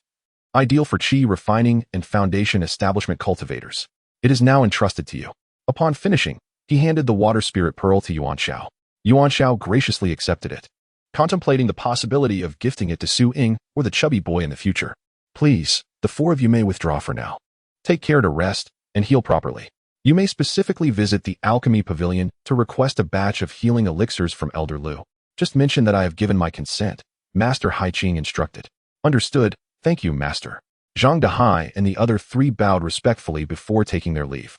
Once Zhang Dehai and his companions departed, Haiqing, the old Taoist, and the Grand Elder exchanged knowing smiles, the atmosphere instantly lightening. "Brother Hai, being the master seems rather exhausting. Would you like me to take the reins for a few days? You could enjoy some peace," the old Taoist casually remarked. "I would indeed relish some tranquility, however. It is certainly not your turn. I shudder to think of the day you might faint while concocting elixirs, leaving our esteemed master position vacant." Haiqing chuckled. "But today, our Yuhai sect is graced with double joy. Congratulations to you, Brother Hai, on your ascension to the Golden Core stage." As he spoke, Master Haiqing raised his hand in salute towards the old Taoist, simultaneously tossing a fine wine flask before him. "This is all thanks to my younger brother Yuan Lao. Ever since he assisted with the alchemy, we've succeeded in several batches. I utilized the elixirs I crafted to break through to the Golden Core, and it was a triumph. Come, let us toast, my brothers," the old Taoist declared, pouring 4 cups of wine and placing them before Master Haiqing, Grand Elder Wu Sheng, Yuan Xiao, and himself. "What, brothers?" Both Haiqing and the Grand Elder were momentarily taken aback, exclaiming in unison, "Is that not the case? Haiqing, you are undoubtedly my senior brother, correct? Grand Elder, you are my junior brother, without a doubt. Yuan Xiao is my younger brother. What should I call you if not senior brothers? Would you prefer he address me as Brother Hai and you as Uncle Masters? Are you both trying to make me a generation older than I am?" Elder Hai, in a fit of rage, rose to the brink of hurling his wine cup, indicating that if his demands were not met promptly, his madness would soon resurface. Haiqing and the Grand Elder, Wu Sheng, each seized one of Elder Hai's arms and gently guided him back into his bamboo chair. Haiqing inquired, "I have heard that Yuan Xiao has yet to acknowledge a master, is that correct?" "Indeed," the Grand Elder replied. "Originally, we intended to discuss this matter after a full year of service. Without a master, this is fortuitous. Today, I shall take it upon myself to accept a disciple in place of my master. My master is the esteemed Elder Yun Hai of the upper sect. Yuan Xiao, do you consent?" Upon hearing Haiqing's words, Yuan Xiao responded affirmatively. This decision not only pertained to the invitation from sect leader Haiqing, but also upheld the honor of Brother Hai beside him. Moreover, it was indeed essential for him to have a mentor to guide him along his path. "Then it is settled. Come, Yuan Xiao, my junior brother. Let us raise a toast among the four of us. Congratulations to Brother Hai on his ascension to the Golden Core. Haiqing hastily acquiesced to Elder Hai's request to prevent another outburst. With sect leader Haiqing's endorsement, the Grand Elder Wu Sheng and Yuan Xiao ceased their hesitations and raised their cups in unison. It turned out that sect leader Haiqing, Elder Hai, and Grand Elder Wu Sheng had all been disciples of Elder Yun Hai in their youth, before they were assigned to serve in the lower sect of Yun Hai men. Hence, their familiarity with one another stemmed from their shared lineage. It was no wonder that after Zhang Dahi and his companions departed, the atmosphere among the three of them became considerably more relaxed, as disciples under the same master naturally felt less constrained. What is the second joyful event that Brother Hai just mentioned? Chapter 119. The offering of mid-grade elixirs today marks the second joyous occasion. As both the esteemed Elder Wu and I are poised to make our breakthroughs, I am striving for the nascent soul stage, while Brother Wu aims to attain the golden core. Our preparations are nearly complete, and once the conception pill is refined, I shall enter seclusion. Let us, the four brothers, raise a toast to our impending success. Haiqing proclaimed. Brother Haiqing, Elder Wu, I humbly present a gift that may alleviate your urgent needs. The sudden voice of Yuan Xiao interrupted. Haiqing, the elder, and the venerable Taoist Hai were taken aback. A disciple in the Qi refinement stage, despite possessing exceptional talent and rapid growth, could hardly provide assistance to the two esteemed brothers. Behold, this is a mid-grade golden core pill, presented to Brother Wu, and this is a mid-grade nascent soul pill, offered to Brother Haiqing, wishing both esteemed brothers success in their pursuits. Yuan Xiao produced two exquisite pills and handed them to Haiqing and Wu. Mid-grade elixirs, readily available? The trio could scarcely believe their eyes. Yet the rich aroma emanating from the pills and the distinct patterns etched upon them were unmistakable signs of mid-grade elixirs. Leaving no room for doubt, Wu had originally prepared a low-grade golden core pill, merely having a surplus, and still felt uncertain about his chances. Haiqing had only just gathered a 500-year-old conception herb today. Whether he could successfully refine a mid-grade nascent soul pill remained an enigma. Historically, the success rate for refining nascent soul pills within the sect has been rather dismal, and the odds of producing a mid-grade variant are even slimmer, leaving only a glimmer of hope. If by that time the intermediate birth pill cannot be refined, Haiqing will still have to resort to using the inferior birth pill to break through, as the sect is beset by both internal and external troubles, and there is truly no time to wait any longer. The presence of readily available intermediate pills before Haiqing and Wu Sheng is akin to a leap to the heavens, significantly increasing their chances of success in the breakthrough. How could they not feel exhilarated? This matter not only pertains to their personal cultivation and longevity, but also to the very survival of the entire sect. Where did junior brother Yuan acquire such precious intermediate pills? Elder Wu Sheng inquired. Not long ago, I visited the Sansan small market and, by a stroke of fortune, became acquainted with the steward of the Huiyuan Merchant Association, from whom I exchanged resources for these pills. Due to the confidential nature of the Huiyuan Merchant Association, I am unable to divulge further details to you, my esteemed brothers. I can assure you that these pills are entirely legitimate and safe for use, Yuan Xiao explained. Junior brother Yuan speaks wisely. Each individual has their own opportunities, luck, and fortuitous encounters. Those who stand at the forefront of cultivation each harbor their own secrets. It is only natural to safeguard one's own opportunities and secrets, and there is no obligation to share them with others. Junior brother Yuan, do not feel pressured. Wu Sheng is merely curious, remarked sect master Haiqing. Yuan Xiao raised his cup to the three senior brothers, signaling his complete understanding. Everything is contained within this wine.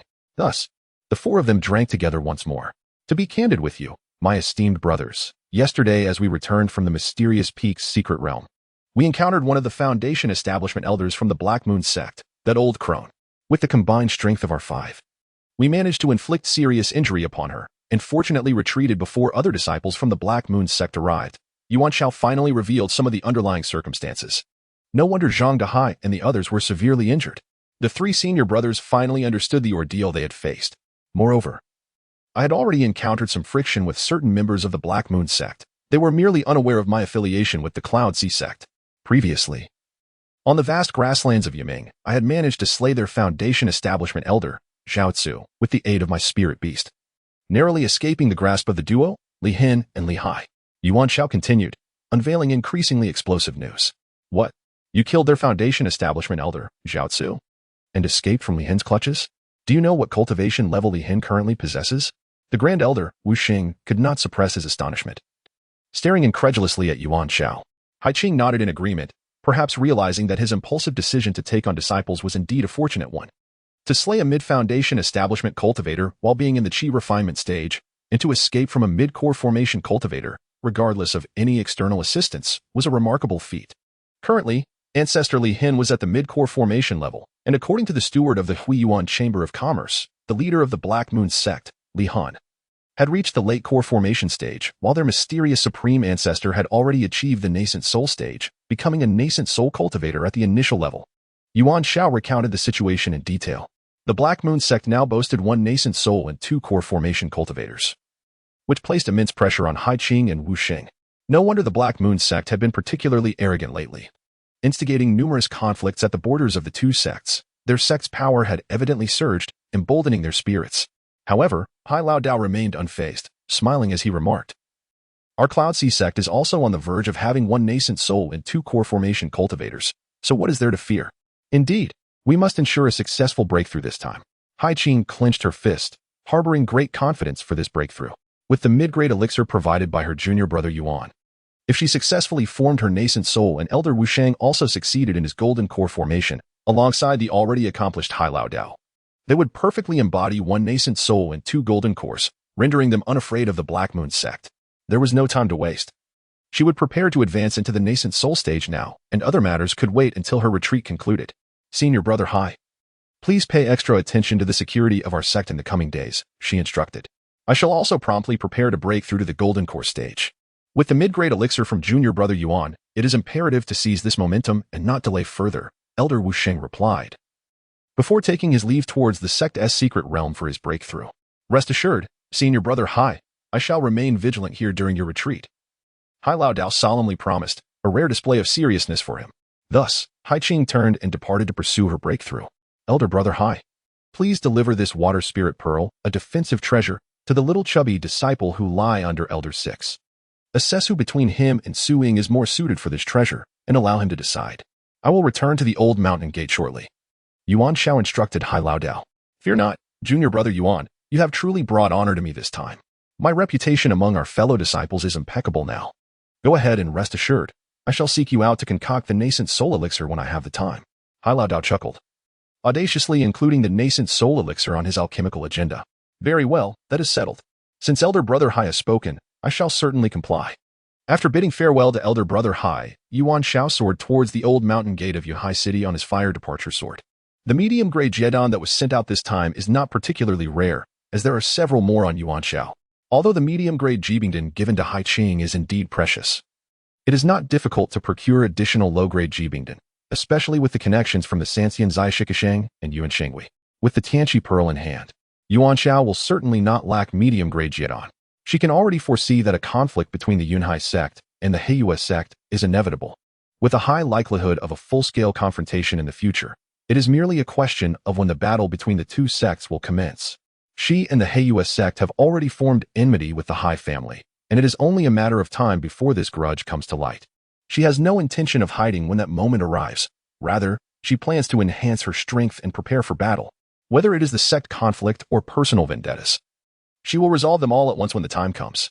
Chapter 120, The Wind Spirit Sword and Fluid Manipulation. Suddenly, Yuan Xiao recalled that in the human race's small world within the Sunset Divine Temple, the old demon Wu had once seized 2 items from the Neo-Daoist, a wind spirit sword and a token. The token serves as both a high-level protective shield and a symbol for entering and exiting the human race's small world. As for the wind spirit sword, Wu merely commented that it was quite decent, but Yuan Xiao was completely unaware of its specific merits. She took the wind spirit sword from her storage ring, holding it horizontally in her hand. Despite its elongated blade, it felt as light as a feather. With a few casual swings, she experienced its unparalleled lightness, slicing through the air with effortless grace, a truly remarkable wind spirit sword. The weapon wielded by the formidable cultivator, Nyo Darin, a messenger of the human race, could never be of inferior quality. It must either be a masterpiece or possess extraordinary abilities or functions as a superior spiritual weapon of the wind attribute. The wind spirit sword naturally embodies the essence of agility and swiftness, much like the third part of Yuan Xiao's cultivation in the Shining Escape, which involves mastering fluid dynamics. The wind spirit sword already possesses a certain capability to navigate fluidity, enabling it to achieve rapid flight and nimble strikes. Its lack of prowess in Nyo Doran's hands is solely due to the formidable opponent, the renowned Wu Laoma, who exerted overwhelming pressure, rather than any deficiency in the sword itself. Yuan Xiao swiftly swung the sword several times, unleashing a tornado that surged forward, even causing Yuan Xiao to feel its pull, slightly altering his flight path. This demonstrates that the tornado conjured by the Wind Spirit Sword can influence an opponent's movements and positioning, with the potential to ensnare them. In a duel between masters, a mere fraction of a difference can lead to defeat, especially when one's actions are curtailed. Yuan Xiao channeled his spiritual energy to activate and amplify the Wind Spirit Sword, propelling it forward before stepping onto it, stowing away the Fire Sword, and dashing ahead. In an instant, he felt an unprecedented velocity, akin to a gust of wind racing through the air. Yuan Xiao was confident that at this speed, the ancient ancestor of hatred would only find himself trailing behind, unable to even catch a glimpse, as he would soon vanish from sight. This current speed far surpassed that of riding Little Huang, potentially rivaling the flight speed of the mutated Little Jane. Yuan Zhao's full-speed flight atop the Wind Spirit Sword matched that of a nascent soul cultivator. Indeed, the wind attribute flying sword proves to be the most suitable tool for traversing the skies, as it harmonizes perfectly with the characteristics of fluid dynamics, minimizing resistance. The Wind Spirit Sword wielded by the Taoist Neo is already a fine example among high-grade spiritual artifacts, with a significant potential to cultivate a spirit of its own or to assimilate an external spirit, thus evolving into a supreme spiritual artifact, similar to the high-grade spiritual artifact. The yin-yang mirror in the possession of Yuan Xiao, the Wind Spirit Sword also holds the promise of birthing a spirit. Remarkably, within less than half an hour, Yuan Xiao returned to the old Mountain Gate spiritual herb garden, demonstrating the impressive flying speed of the Wind Spirit Sword. I recall that during Yuan Xiao and Mo Fei's inaugural journey to the new Mountain Gate of the Cloud Sea sect, they spent over a day and night in flight. Upon returning to the spiritual herb garden, Yuan Xiao released Little Gold and Little Yellow to frolic in the garden. And the first order of business was to soak 2 large vats of spiritual liquid with the celestial pearl to nourish the garden. Observing the lush greenery of the spiritual herbs was a delightful and leisurely enjoyment. After tending to the garden, Yuan Xiao set off once more with Little Gold and Little Yellow to scour the miscellaneous spiritual stones in the rear mountain cave.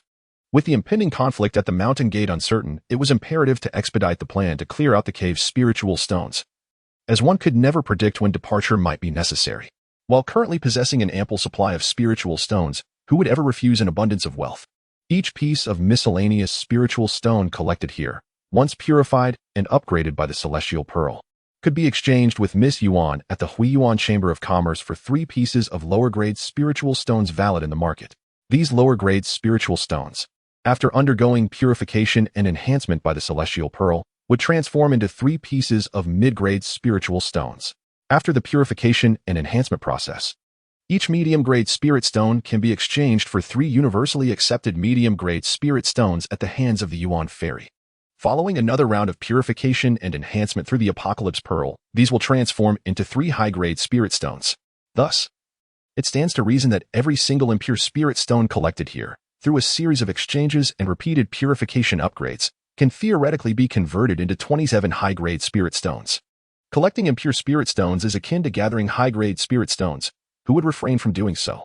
Yuan Xiao secured a storage pouch on Xiao Huang, pairing Xiao Jin with Xiao Huang, where Xiao Jin was tasked with collecting impure spirit stones and Xiao Huang with the duty of following and transporting them.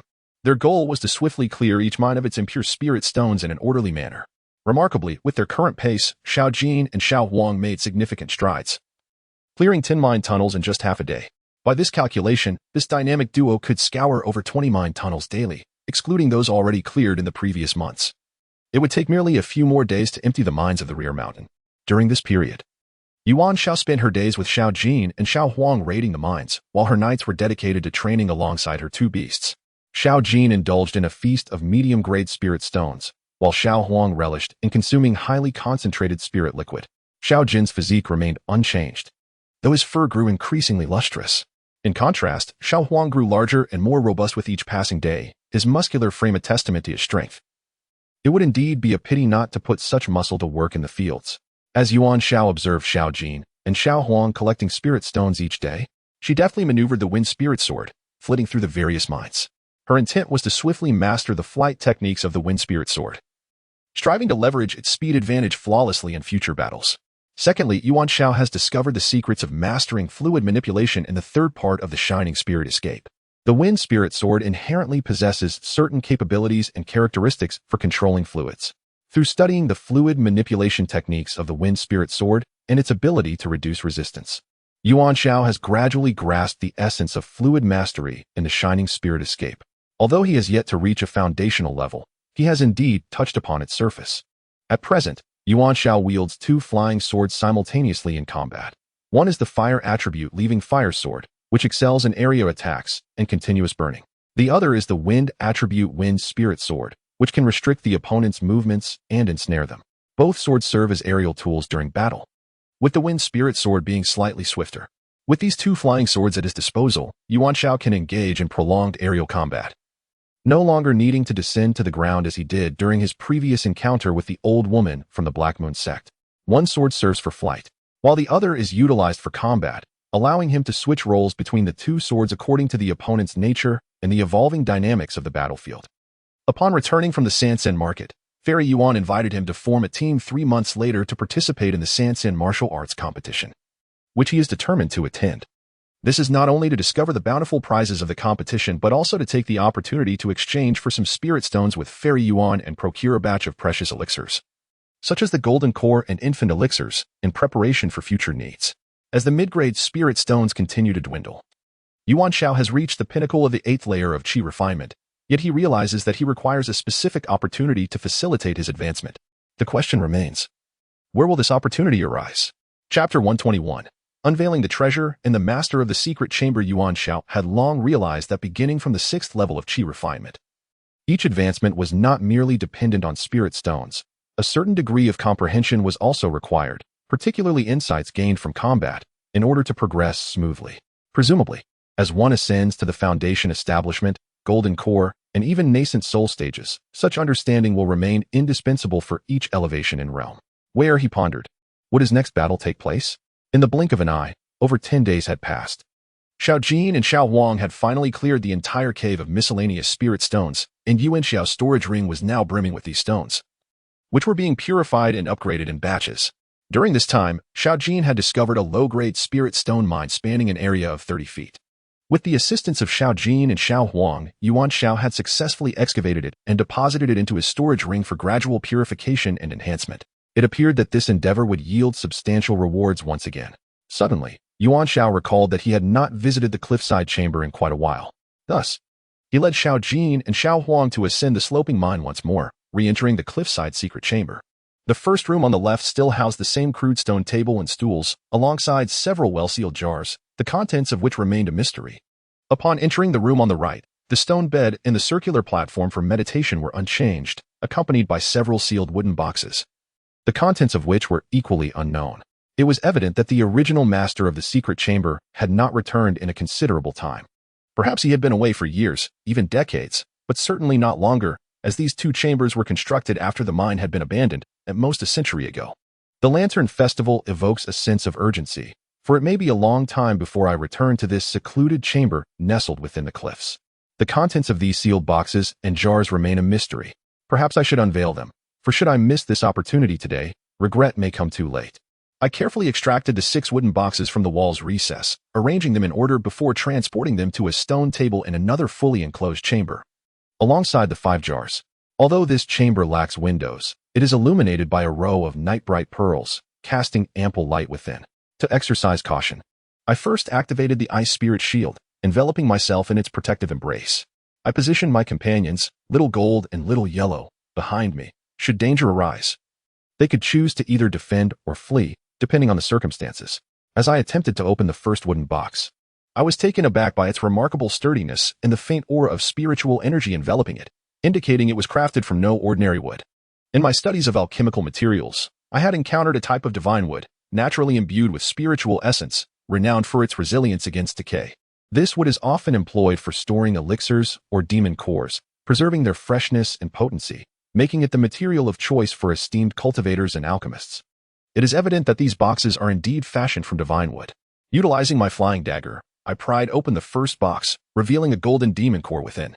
Its origin remains unknown, but the intensity of its energy fluctuations unmistakably signals the presence of a formidable beast. Upon prying open the second sacred wooden box, I discovered a pale green demon core, exuding a life force that enveloped me in a comforting embrace. Sequentially unveiling the subsequent 3 sacred wooden boxes revealed a cerulean demon core, a crimson demon core, and an earthy brown demon core. Although the origins of these cores remained a mystery, their elemental attributes were unmistakable, corresponding to the 5 elements of metal, wood, water, fire, and earth. It was evident that the original owner must have been a master in nurturing spirit beasts or a formidable being capable of encountering and vanquishing various demon beasts. However, within the final box lay not a demon core, but rather a medicinal pill. To my astonishment, the pill was adorned with pill clouds, indicating that it was an exceedingly rare top-grade elixir, the specifics of which eluded me. Moreover, when I opened the last box, a beam of white light shot forth, vanishing in an instant, its destination unknown. It seemed devoid of any offensive capabilities, serving merely as a means of communication or a warning signal. Since its true nature remained ambiguous, I chose to set it aside for the moment. I carefully resealed the 6 boxes, preparing to purify the top-grade pill in hopes of elevating it to a supreme-grade elixir. With the presence of the heavenly enlightenment pearl and the sight of a top-grade pill, my anticipation surged. Purification was an inevitable course of action. I was merely curious whether a supreme-grade elixir truly radiated the multicolored brilliance as legend suggested. I would soon verify this. Before me lay 3 vials and 2 jars. I picked up the first vial and gave it a gentle shake. It emitted a soft sound, though faint, leaving me curious about its contents. Upon gently tilting the lid of the sealed spirit container to pour its contents onto the table, a semi-transparent orb tumbled forth, reminiscent of the ice phoenix pearl first encountered. Within it, a diminutive spirit danced, revealing itself to be a rare spirit pearl. This spirit bore a striking resemblance to a quaint, though Yuan Xiao could not be certain. The second vial contained another semi-transparent spirit pearl, wherein a spirit akin to a fiery phoenix flitted about, its crimson wings trailing behind. The third vial housed a transparent spirit pearl, within which resided a spirit with the body of a goat and the face of a human, as nestled beneath its arms, and claws resembling those of a tiger. This was none other than the legendary Taotai, a mythical beast said to devour all that exists. The chance encounter with 3 such spirits, all divine creatures, filled Yuan Xiao with profound astonishment. Evidently, the proprietor of this hidden chamber was no ordinary individual. The treasures contained within these boxes and vials, if revealed, would be considered invaluable. Yet, they lay abandoned in this place. Yuan Xiao pondered whether the chamber's master had become ensnared and unable to return, or if the abundance of valuable items rendered them forgotten. Carefully, Yuan Xiao placed the 3 spirit pearls back into their original vial and secured them. Before her now remained only 2 jars yet to be opened. An inexplicable thought crossed her mind upon seeing the jars. Images of venomous insects and cursed creatures surfaced. Could these jars contain such malevolent beings? Would opening them instigate a fierce battle? Based on the caliber of the items previously encountered, if these jars indeed contained poisonous insects, they would likely be formidable adversaries, capable of challenging even her strength. For the sake of safety, Yuan Xiao stowed away 6 boxes and 3 bottles into her storage ring. She then picked up the first jar and shook it gently, hearing the unmistakable sound of numerous small objects colliding within, producing a cacophony that suggested at least 40 or 50 items. Indeed, quite a substantial quantity. Curious to examine one, she cautiously opened the jar just enough to create a tiny gap, yet no insects emerged. Could it be that she had misheard? That seemed improbable. As Yuan Xiao widened the opening slightly, a golden-armored beetle promptly flew out. She quickly covered the jar again, allowing only this one to escape. Upon its release, the golden beetle immediately lunged towards her. Yuan Xiao drew her fireblade and struck, landing a blow on the beetle. However, after falling to the ground, the creature remained unscathed and surged back towards her. Remarkable. This beetle was impervious to blades. Its physical form was astonishingly resilient. Chapter 122. The Golden Beetle and the Phantom Venom. Yuan Xiao brandished her wind spirit sword, pinning the golden beetle against the wall. Then, wielding her fireblade, she positioned both swords tips against the beetle's head and abdomen, channeling her strength to drive it a full foot deep into the stone wall. Convinced that this time the beetle was doomed, she withdrew her swords, only to witness the golden beetle emerge unblemished from the stone, once again charging at her. Yuan Xiao stood there, dumbfounded. What caliber of venomous creature was this? It was as if it possessed an indestructible body, even standing still for one to strike. One could not bring it down.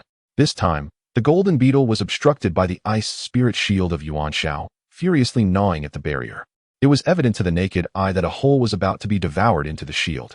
Yuan Xiao hastily retrieved a mid-grade spirit stone, rapidly channeling the elemental energy of ice through the 5 elements pearl, continuously mending the ice spirit shield, achieving a delicate balance against the beetle's relentless gnawing.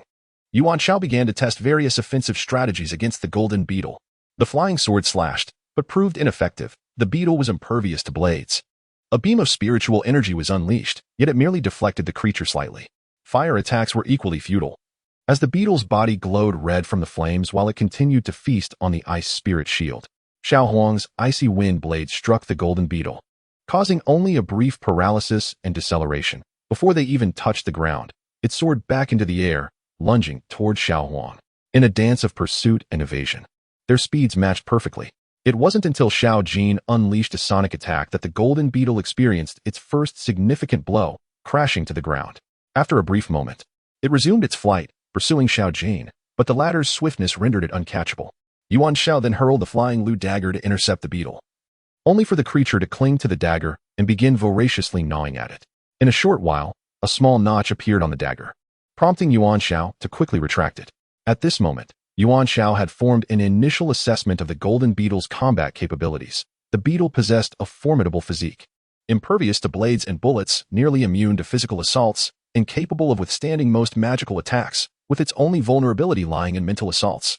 Its teeth were remarkably sharp, capable of gnawing through anything that obstructed it, capable of dismantling the essence of an opponent's magical artifacts or talismans, and inflicting direct harm upon the flesh of its adversaries. For cultivators lacking the ability to launch mental assaults, encountering the golden armored beetle was akin to facing an insurmountable challenge. They could do little more than passively endure their onslaught or flee in terror. When confronted by a swarm, even those of the nascent soul stage would likely resort to desperate measures. Fortunately, the golden armored beetle relied solely on its gnawing attacks, and thus far, it had not exhibited any other innate abilities. True masters, however, could deftly evade it, keeping the beetle at bay and providing a means of counteraction. Yuan Xiao commanded Little Jean to unleash another sonic attack against the beetle while it lay incapacitated, seizing the opportunity to capture it within a jar. With the golden armored beetle as a reference, one could surmise that the final jar contained a similarly troublesome creature, likely a venomous insect of considerable difficulty. Yuan Xiao shook the last jar and heard a sound. It was relatively loud, leading to a preliminary assessment that only one venomous insect resided within, albeit larger than the golden armored beetle. Yuan Xiao slowly opened the final jar, cautiously revealing a fraction of the opening, yet no sound emerged. As the entire jar opening was unveiled, silence persisted. Puzzled, Yuan Xiao leaned in for a closer look, only for a venomous wasp to suddenly launch itself towards her. She recoiled a few steps, and with a sweep of the fire sword, struck at the wasp, which disintegrated upon contact, vanishing into thin air.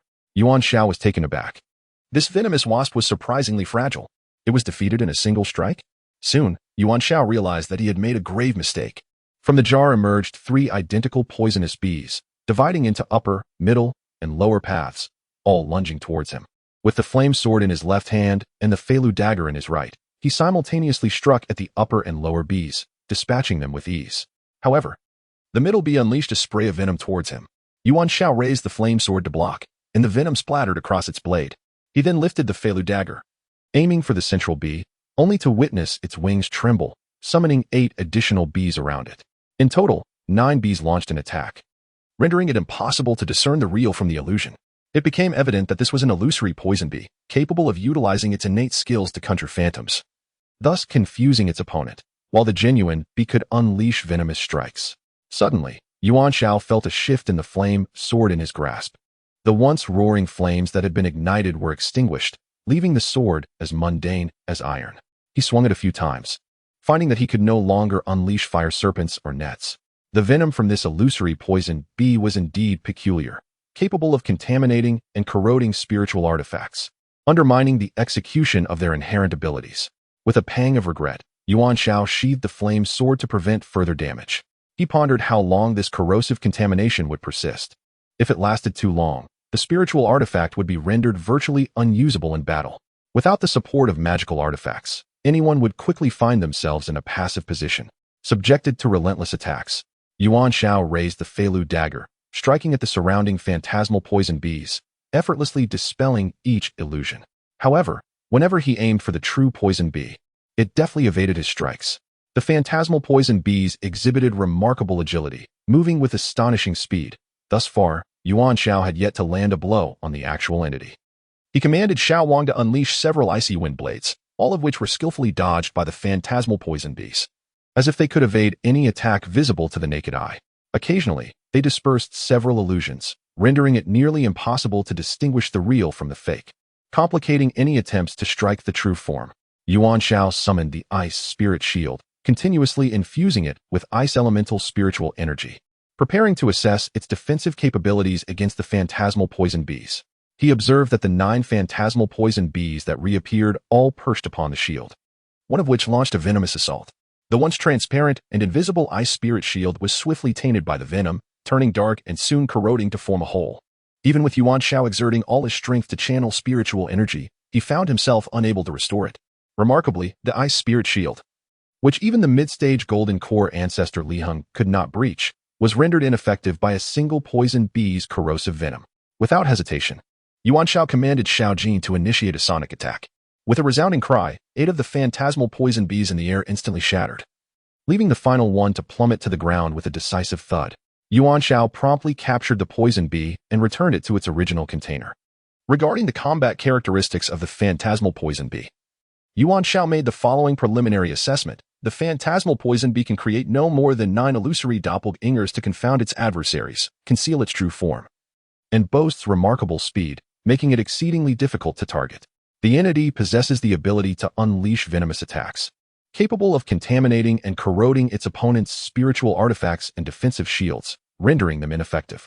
Similar to the sound wave assaults of the golden bug, mental attacks prove effective against it.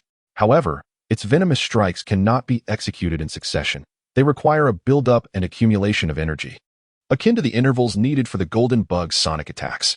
Indeed, both the golden beetle and the phantom venom bee are formidable adversaries, one might even say, overwhelmingly powerful. In Chapter 123, The Return of the Master of the Secret Chamber, Yuan Xiao methodically examines all the items left behind by the former master of the chamber. 5 demon cores corresponding to the 5 elemental attributes of gold, wood, water, fire, and earth, a superior grade elixir, a Confronting spirit, a fire phoenix spirit, a Taotai spirit, a swarm of golden beetles, and a solitary phantom venom bee. This collection can truly be regarded as a vast treasure. While the purposes of most items can be inferred, the superior grade elixir remains a mystery to Yuan Xiao, who is uncertain of its use. Nevertheless, she decides to conduct a purification experiment with the celestial pearl to ascertain whether it can refine the superior grade elixir. Preserved within the sacred spirit wood, this elixir retains its fresh essence, exuding a rich aroma, and is adorned with a prominent elixir cloud, signaling its superior status. Medium-grade elixirs bear elixir patterns, while superior-grade elixirs display elixir clouds. Legendary supreme-grade elixirs are said to emit a kaleidoscope of colors, vibrant as living beings. Supreme-grade elixirs represent the pinnacle of elixir refinement, as there are no absolute-grade elixirs. Yuan Xiao retrieves the celestial pearl and places it alongside the superior-grade elixir in a box. Beginning her observation, a transformation occurs. The exquisite elixir gradually exuded a grayish substance, akin to floating dust. Half a stick of incense later, it began to seep forth a greenish material. Yuan Xiao understood that the initial gray substance was indeed the impurities within the elixir, while the subsequently released green substance represented its toxicity. Once all impurities and toxins were expelled, the elixir would attain a state of pristine purity, greatly enhancing its efficacy and eliminating any adverse effects for the consumer. After a full stick of incense, the impurities and toxins were entirely eradicated, and the elixir began to radiate a kaleidoscope of colors, its brilliance intensifying to the point that it nearly formed a luminous pillar, flooding the entire chamber. The elixir emitted waves of spiritual energy, pulsating like a beating heart, resembling a living entity. Yuan Xiao hastily stored the Tianqi pearl and closed the box containing the elixir. Yet the vibrant pillar of light continued to penetrate the sacred wooden box, compelling her to also place the entire elixir box within her storage ring. Unbeknownst to Yuan Xiao, as the newly upgraded superior elixir radiated its multicolored brilliance, the resulting light pillar had already pierced through the mountain's stone wall and soared into the sky. Though fleeting, any nearby cultivator of significant prowess would still sense its presence. In the realm of cultivation, whenever a supreme spiritual artifact or an extraordinary elixir emerges, it naturally emits a pillar of light to proclaim its existence. Some of these luminescent displays are ephemeral, while others can linger for an extended duration, lasting as long as a cup of tea, unless someone intervenes to contain the light within a storage space. As Yuan Xiao just put away the exquisite elixirs, he felt a fleeting sensation before his eyes, and then he beheld a captivating woman in white seated across the stone table. She appeared to be in her 30s. Though her true age remained an enigma, the woman had arrived in an instant, suggesting that she possessed at least the cultivation of the nascent soul stage. High-ranking cultivators have the ability to solidify their appearance at any point in their lives, thus rendering their looks often unrelated to their actual age. Both Xiao Jin and Xiao Huang, alongside Yuan Xiao, were taken aback, retreating a full yard in unison, which elicited a melodious laugh from the enchanting woman. Yuan Xiao had encountered numerous beautiful women throughout his life, yet none could compare to the allure of the one before him, who exuded an irresistible charm. May I inquire? Fair fairy sister, from whence do you hail? Yuan Xiao thought that a sweet address would be more appropriate than calling her aunt or madam. Fair fairy sister? How creative and fitting, the woman replied with a smile, accepting the title graciously. What brings you here, dear sister? Yuan Xiao asked. Is there anything among the items left here that has caught your eye? The woman inquired. Yuan Xiao had already surmised that she was the original owner of the secret chamber. Yet he felt the need to confirm his suspicions. Oh, how cautious you are. Afraid I might be here to deceive you? She teased. If my memory serves me correctly, there are 6 boxes, 3 bottles, and 2 jars containing demon elixirs, spirit essences, medicinal pills, and spiritual insects. Am I right, young brother? The woman's laughter captivated Yuan Xiao, leaving him utterly entranced. Suddenly, he was jolted awake, sensing that something was amiss. The woman in white appeared to possess an innate allure, effortlessly captivating those around her. Upon hearing her elaborate words, Yuan Xiao felt compelled to act with integrity and not take what did not belong to her. Given her previous reliance on the hidden chambers for both training and refuge, she harbored a profound gratitude for the original owner of these sanctuaries. Having borrowed these 2 chambers multiple times, she felt a deep appreciation for the fairy sister. Now that the fairy sister had returned, it was only right that the items be returned to their rightful owner. Yuan Xiao sincerely declared, presenting the 6 boxes along with various jars and bottles, placing them upon the stone table before her. The honesty displayed by Yuan Xiao took the woman in white by surprise. She extended her finger, gently pressing it against Yuan Xiao's forehead and nudging it forward with a smile, saying, Today, you are fortunate. Had you chosen not to reveal anything, I would have taken it all. Tell me, is today your lucky day or mine? With that, the woman reached for the last sacred wooden box, opening it to reveal a pill radiating with a kaleidoscope of colors, her face aglow with joy. Fairy sister, what is this pill? Yuan Xiao could no longer suppress her curiosity and inquired. I came here today primarily for this, the woman replied. The moment you opened the box, I received an early warning signal from years past. It was only upon witnessing the colorful beams of light soaring into the sky that I hurried here, temporarily obscuring the celestial phenomena. This pill was once a high-grade tribulation pill, and now it has transformed into an exceptional one. I never anticipated that I would finally encounter this nearly certain opportunity today. The woman in white was in high spirits, smiling as she explained to Yuan Xiao. What lies beyond the tribulation? Why must the fairy sister wait for the supreme tribulation elixir when the superior one suffices? Yuan Xiao had finally encountered a top-tier expert, one who was quite amiable and wished to inquire further about cultivation matters. Before undergoing tribulation, during stages such as chi refining, foundation establishment, golden core, nascent soul, divine transformation, and integration, a superior elixir could enhance the success rate of breaking through by 60, which was already remarkable. Even in failure, the losses were not excessively great. However, the situation with the tribulation's final phase was starkly different. Should one fail, only those with extraordinary luck could resort to self-dissolution to become a scattered immortal, enduring 9 heavenly tribulations before they could ascend to the immortal realm. Yet, the vast majority would perish during one of those 9 tribulations, making the ascent through the scattered immortal path exceedingly rare, almost negligible. The woman in white evidently fell into deep contemplation. The majority who failed their tribulation were simply those unfortunate enough to be obliterated, forever barred from rebirth. Thus, the superior tribulation elixir, despite enhancing the success rate by 60, was still not a gamble worth taking. Conversely, the supreme tribulation elixir could boost the success rate by 80, coupled with her years of effort and preparation. Her chances of success during the tribulation could be maximized, allowing her to charge forward without hesitation. It was not that she feared death, rather, she had compelling reasons to ensure her success in transcending, for she must return to the immortal realm in this lifetime. Chapter 124. The spiritual insect acknowledges its master and the legend of the immortal mountain. What if the tribulation is successful? With great enthusiasm, Yuan Xiao inquired. If one successfully transcends the tribulation and achieves perfection, does it not lead to the Mahayana phase, after which one can gradually seek opportunities to ascend to the celestial realm? The celestial realm, the celestial realm. I shall return, the woman in white responded, exhaling deeply. After a moment, the woman suddenly regained her senses and, smiling, asked Yuan Xiao, I am Bai Xian. What is your name? You seem remarkably familiar. Are you from the celestial mountain? I am Yuan Xiao. How does Sister Bai know I hail from the celestial mountain? Have you seen me before? Yuan Xiao replied, engaging in the conversation. Indeed, Yuan Xiao. You are from the celestial mountain. No wonder you seem familiar. You must be the young men I often encountered while hunting there. You appear much fairer, handsomer, and more robust than before. I nearly failed to recognize you. Bai Xian answered. Since we are so fated, I shall accept only this exquisite tribulation elixir, and the rest I bestow upon you.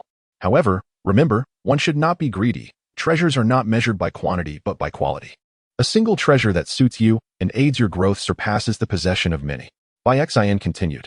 Sister Bai was also at the celestial mountain. You claim to have seen me multiple times, yet I do not recall seeing you at all. Where precisely did you encounter me? Yuan Xiao expressed his bewilderment, as he had spent many years hunting at the celestial mountain but had no recollection of the woman before him. Bai Xian suddenly leaned close to Yuan Xiao's ear. Covering it with her hand, and with breath as fragrant as orchids, she gently whispered with a playful laugh. I have seen you in the stream at the mountainside and in the little river at the foot of the hill. I never expected that at such a tender age, you would create such a commotion while playing in the water. That clattering sound of yours was quite the spectacle. Well, I must admit, I could hardly bear to watch.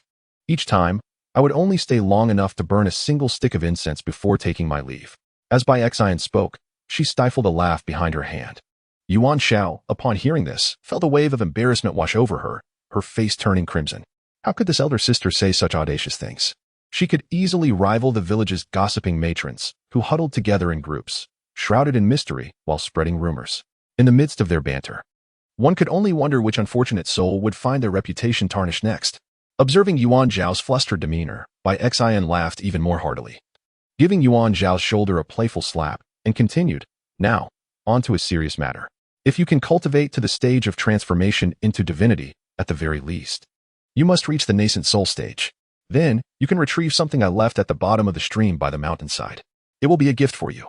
But do not attempt to retrieve it before reaching the nascent soul stage, for even if you manage to grasp it, you will not be able to keep it. Bai Xian then pointed to 2 jars and remarked, These golden-armored insects, also known as gold-eating worms, number over 50. They are indestructible and can devour nearly anything they encounter. For cultivators lacking spiritual awareness or offensive capabilities, they present an insurmountable challenge. The phantom venom bee, though not particularly lethal, possesses the remarkable ability to corrode and contaminate an opponent's weapons and shields, rendering them temporarily ineffective and thereby diminishing the adversary's offensive and defensive capabilities. This interplay of strengths and weaknesses enhances the odds for its wielder, establishing it as a formidable auxiliary combat spirit. The 2 spirit insects may be summoned for your use by reinfusing them with your blood. As Bai Xian spoke, she opened 2 jars and infused them with her mana to control the spirit insects, being the original masters of the golden armored beetle and the phantom venom bee. The creatures complied obediently, remaining within the jars without attempting to escape. Bai Xian clasped one of Yuan Zhao's hands, aligning their index fingers together. A surge of spiritual energy coursed through them, creating small wounds at their fingertips. The blood that flowed from their fingers merged, drop by drop, into the jars. 9 drops fell for the phantom venom bee, while over 50 drops were contributed to the golden armored beetle, signifying the transition of ownership between the 2 masters. Bai Xian then produced a jade slip containing the cultivation and manipulation methods for the spirit insects, handing it over to Yuan Xiao. However, Bai Xian did not disclose to Yuan Xiao that their shared blood ritual did not signify a complete transfer of mastery from Bai Xian to Yuan Xiao. Rather, it established Yuan Xiao as a co-master. As long as they do not attempt to control the spirit insects simultaneously, both can command them, with Bai Xian's mark present. As long as the opponent's cultivation level does not vastly exceed hers, it is virtually impossible for them to seize the spirit insects or refine them for their own use. Bai Xian has now reached the pinnacle of her tribulation, poised to ascend to a formidable master of the great ascension stage. One must ponder. How many cultivators surpassing Bai Xian could possibly cross paths with Yuan Xiao? Even if such individuals exist, like the formidable Wu Laoma, would they truly covet spiritual creatures such as the golden armored beetle and the phantom poison bee? To put it plainly, those who wish to seize them often cannot, while those who can are disinclined to do so. This serves as both a protective measure for Yuan Xiao by Bai Xian and a reflection of Bai Xian's mischievous nature. Just wait and see. This Yuan Xiao is quite entertaining, and I shall surely find an opportunity to tease him in the future. Bai Xian gestured toward the small golden creature and the little yellow one, remarking, Your 2 spiritual beasts are exceptional, having already fused with the 5 elements pearl, which is indeed rare. The five elements pearl originates from overseas and is a true treasure of heaven and earth, something one can encounter but not seek. This set of 5 elements demon pills, comprising gold, wood, water, fire, and earth, are particularly suited for battle spiritual beasts. Utilizing them all on this flying tiger would be a splendid choice.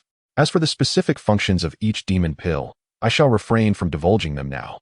It is best for you to explore them gradually. Do remember, however, that there must be at least a month's interval between each pill's consumption, lest you risk bursting your flying tiger. Thank you, Sister Bai. I will remember. Yuan Xiao was about to express his gratitude with a bow, only to realize that his hand, which had been recently bloodied for the ritual, was still held gently by Bai Xine. Her touch was warm and delicate, leaving Yuan Xiao both amused and exasperated. Sister, please do not tease me. My resolve is not particularly strong. Bai Xine, having noticed Yuan Xiao's embarrassment, playfully winked at him before gradually releasing her grasp. Yuan Xiao lifted his hand to inspect it, observing that the wound had begun to heal rapidly. Undoubtedly a testament to Bai Xine's prowess. Bai Xine approached Xiao Jin and Xiao Huang, extending her hands to gently rest upon the heads of the 2 spiritual beasts. With her divine consciousness and innate abilities, she commenced the intricate process of refining their souls, aiding them in further awakening their intelligence. After the passage of an incense stick's burn, she withdrew her hands. These 2 spiritual beasts would undoubtedly grow increasingly astute, but one must be cautious. Some secrets are best left undiscovered. Dear sister, I shall return to the celestial mountain now. Should you wish to see me, seek me at the stream by the mountain. Perhaps I shall be there, or perhaps not. Whether we meet depends on the whims of fate, she said, casting a charming smile at Yuan Xiao before vanishing in an instant. Yuan Xiao gazed at her palm, as if awakening from a dream, suddenly reminded of an ancient legend. Was the celestial mountain truly as the tales described, a place where immortals once battled? Could Bai Jie be the very immortal who, after her defeat, was subdued by a celestial sword upon the mountain? How had she managed to cultivate back to the pinnacle of tribulation? She resolved to seek Bai Jie for clarity when the opportunity arose. Yuan Xiao collected the 5 demon cores from the stone table, preparing to find an opportune moment for Xiao Wang to consume one. She then released the golden armored beetles and the phantom venom bee. Over 50 golden armored beetles and a single phantom venom bee obediently hovering before her, awaiting her commands. Yuan Xiao stored the beetles and the bee within her spiritual beast ring for future study. Before her lay 3 remaining bottles, each containing a supreme spirit. All of the divine beast caliber, the divine beast fire phoenix spirit, the divine beast Confronting spirit, and the divine beast Taodai spirit.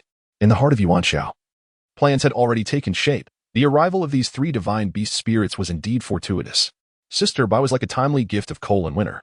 These 3 spirits could be utilized immediately. Chapter 125. Newly acquired exquisite spirit tools, Little Gold and Little Yellow become wiser. The relationship between spirit tools and their spirits is one of mutual reinforcement. The strength of a spirit directly influences the potency and rank of the spirit tool, while the level and power of the spirit tool, in turn, constrain the manifestation of the spirit's innate abilities. Furthermore, it is ideal for the spirit's innate abilities to align with the attributes of the spirit tool they are to merge with, thereby enhancing their synergy and effectiveness. Yuan Xiao held aloft the divine beast Confronting spirit, deep in contemplation. The Confronting, a mythical creature, possesses formidable transformation abilities. It becomes a Kuan in water and a Peng in the sky, showcasing exceptional flight capabilities and the ability to navigate effortlessly through water. Its speed surpasses that of other divine beasts, with its most notable characteristic being its lightning-fast movements. Additionally, it boasts formidable offensive and defensive capabilities, with massive wings and sharp claws to strike at foes, while its tough skin and fur can withstand various attacks. Yuan Xiao retrieved the Wind Spirit Sword, a superior spirit tool bestowed by the human envoy, Miao Darn. This sword embodies the attributes of wind, emphasizing agility and swiftness, harmonizing perfectly with the innate qualities of the Confronting spirit. Once they fuse, their combined prowess would undoubtedly amplify their speed manifold. Yuan Xiao then drew the Feilu dagger, making a small incision on her middle finger to let several drops of her essence blood fall upon the spirit pearl of the divine beast Confronting. Within moments, the spirit absorbed her essence completely. Upon acknowledging its master, the Confronting immediately established a harmonious mental connection with Yuan Xiao. With a surge of spiritual energy activated by his left hand, the Wind Spirit Sword emitted a brilliant white light, swirling with gusts of wind. With his right hand, he shattered the spirit pearl, summoning the Confronting spirit into the Wind Spirit Sword. Instantly, the sword erupted in dazzling radiance, rendering it nearly impossible to behold, while fierce gales arose spontaneously, sweeping in all directions. Except for the wielder, Yuan Xiao, both Xiao Jin and Xiao Huang were tossed about helplessly. After a brief moment, the tumult began to subside. Yuan Xiao felt the wind spirit sword become remarkably lighter. With a casual flourish, he sent Xiao Jin and Xiao Huang tumbling out the door. From that moment, the wind spirit sword had been elevated to a true superior spiritual weapon. A superior spiritual weapon becomes a top-tier one once a spirit is either generated or integrated into it. With future opportunities, it may even evolve into an extraordinary spiritual weapon. Filled with joy, Yuan Xiao stowed the top-tier wind spirit sword and retrieved the superior fire departure sword. He grasped the spirit pearl of the divine beast, the fire phoenix, and examined it closely. The fire phoenix possesses the ability to manipulate flames, allowing for both the creation and extinguishment of fire at will. In combat against fellow practitioners wielding fire, this duality of offense and defense grants a decisive advantage. Furthermore, the fire phoenix is endowed with the innate ability of rebirth through flames, symbolizing the infinite cycle of life and eternity. The fire departure sword, fortuitously acquired by Xiao Jin, is a fire attribute superior spiritual weapon, embodying a path of overwhelming fire attacks that incinerate all in their wake, with persistent burning that is difficult to extinguish. Perfectly aligning with the innate attributes of the divine beast, the fire phoenix. Both being flame attacks, they can stack upon each other, thereby doubling their potency. Yuan Xiao similarly extracted a few drops of her essence to establish a bond with the divine beast, the fire phoenix. Once a harmonious connection was forged, she activated the Lihua sword. Instantly, the sword erupted in a ferocious blaze, and Yuan Xiao crushed the spirit pearl to summon the fire phoenix into the Lihua sword. A torrent of flames erupted, surging outward in all directions. Xiao Jin and Xiao Huang had just returned to their room when they were hastily driven out by the heat wave of the inferno. Xiao Huang mused about her mother's peculiar behavior that day, constantly experimenting with odd contraptions. In the span of just one day, she had been forced to flee numerous times. Was her mother perhaps entranced by that enchanting fox spirit? To be fair, that white fox fairy was indeed strikingly beautiful, and before departing, she had even granted both herself and Xiao Jin a glimpse of spiritual awareness.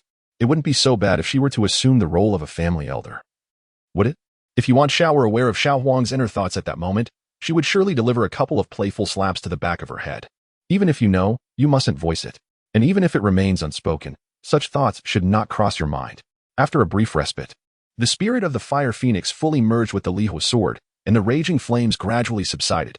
Yuan Xiao grasped the Lihua sword and gently waved it against the opposite wall, unleashing several fiery birds that soared towards the stone surface, igniting it for a full incense stick's duration before extinguishing, leaving the wall cracked and charred.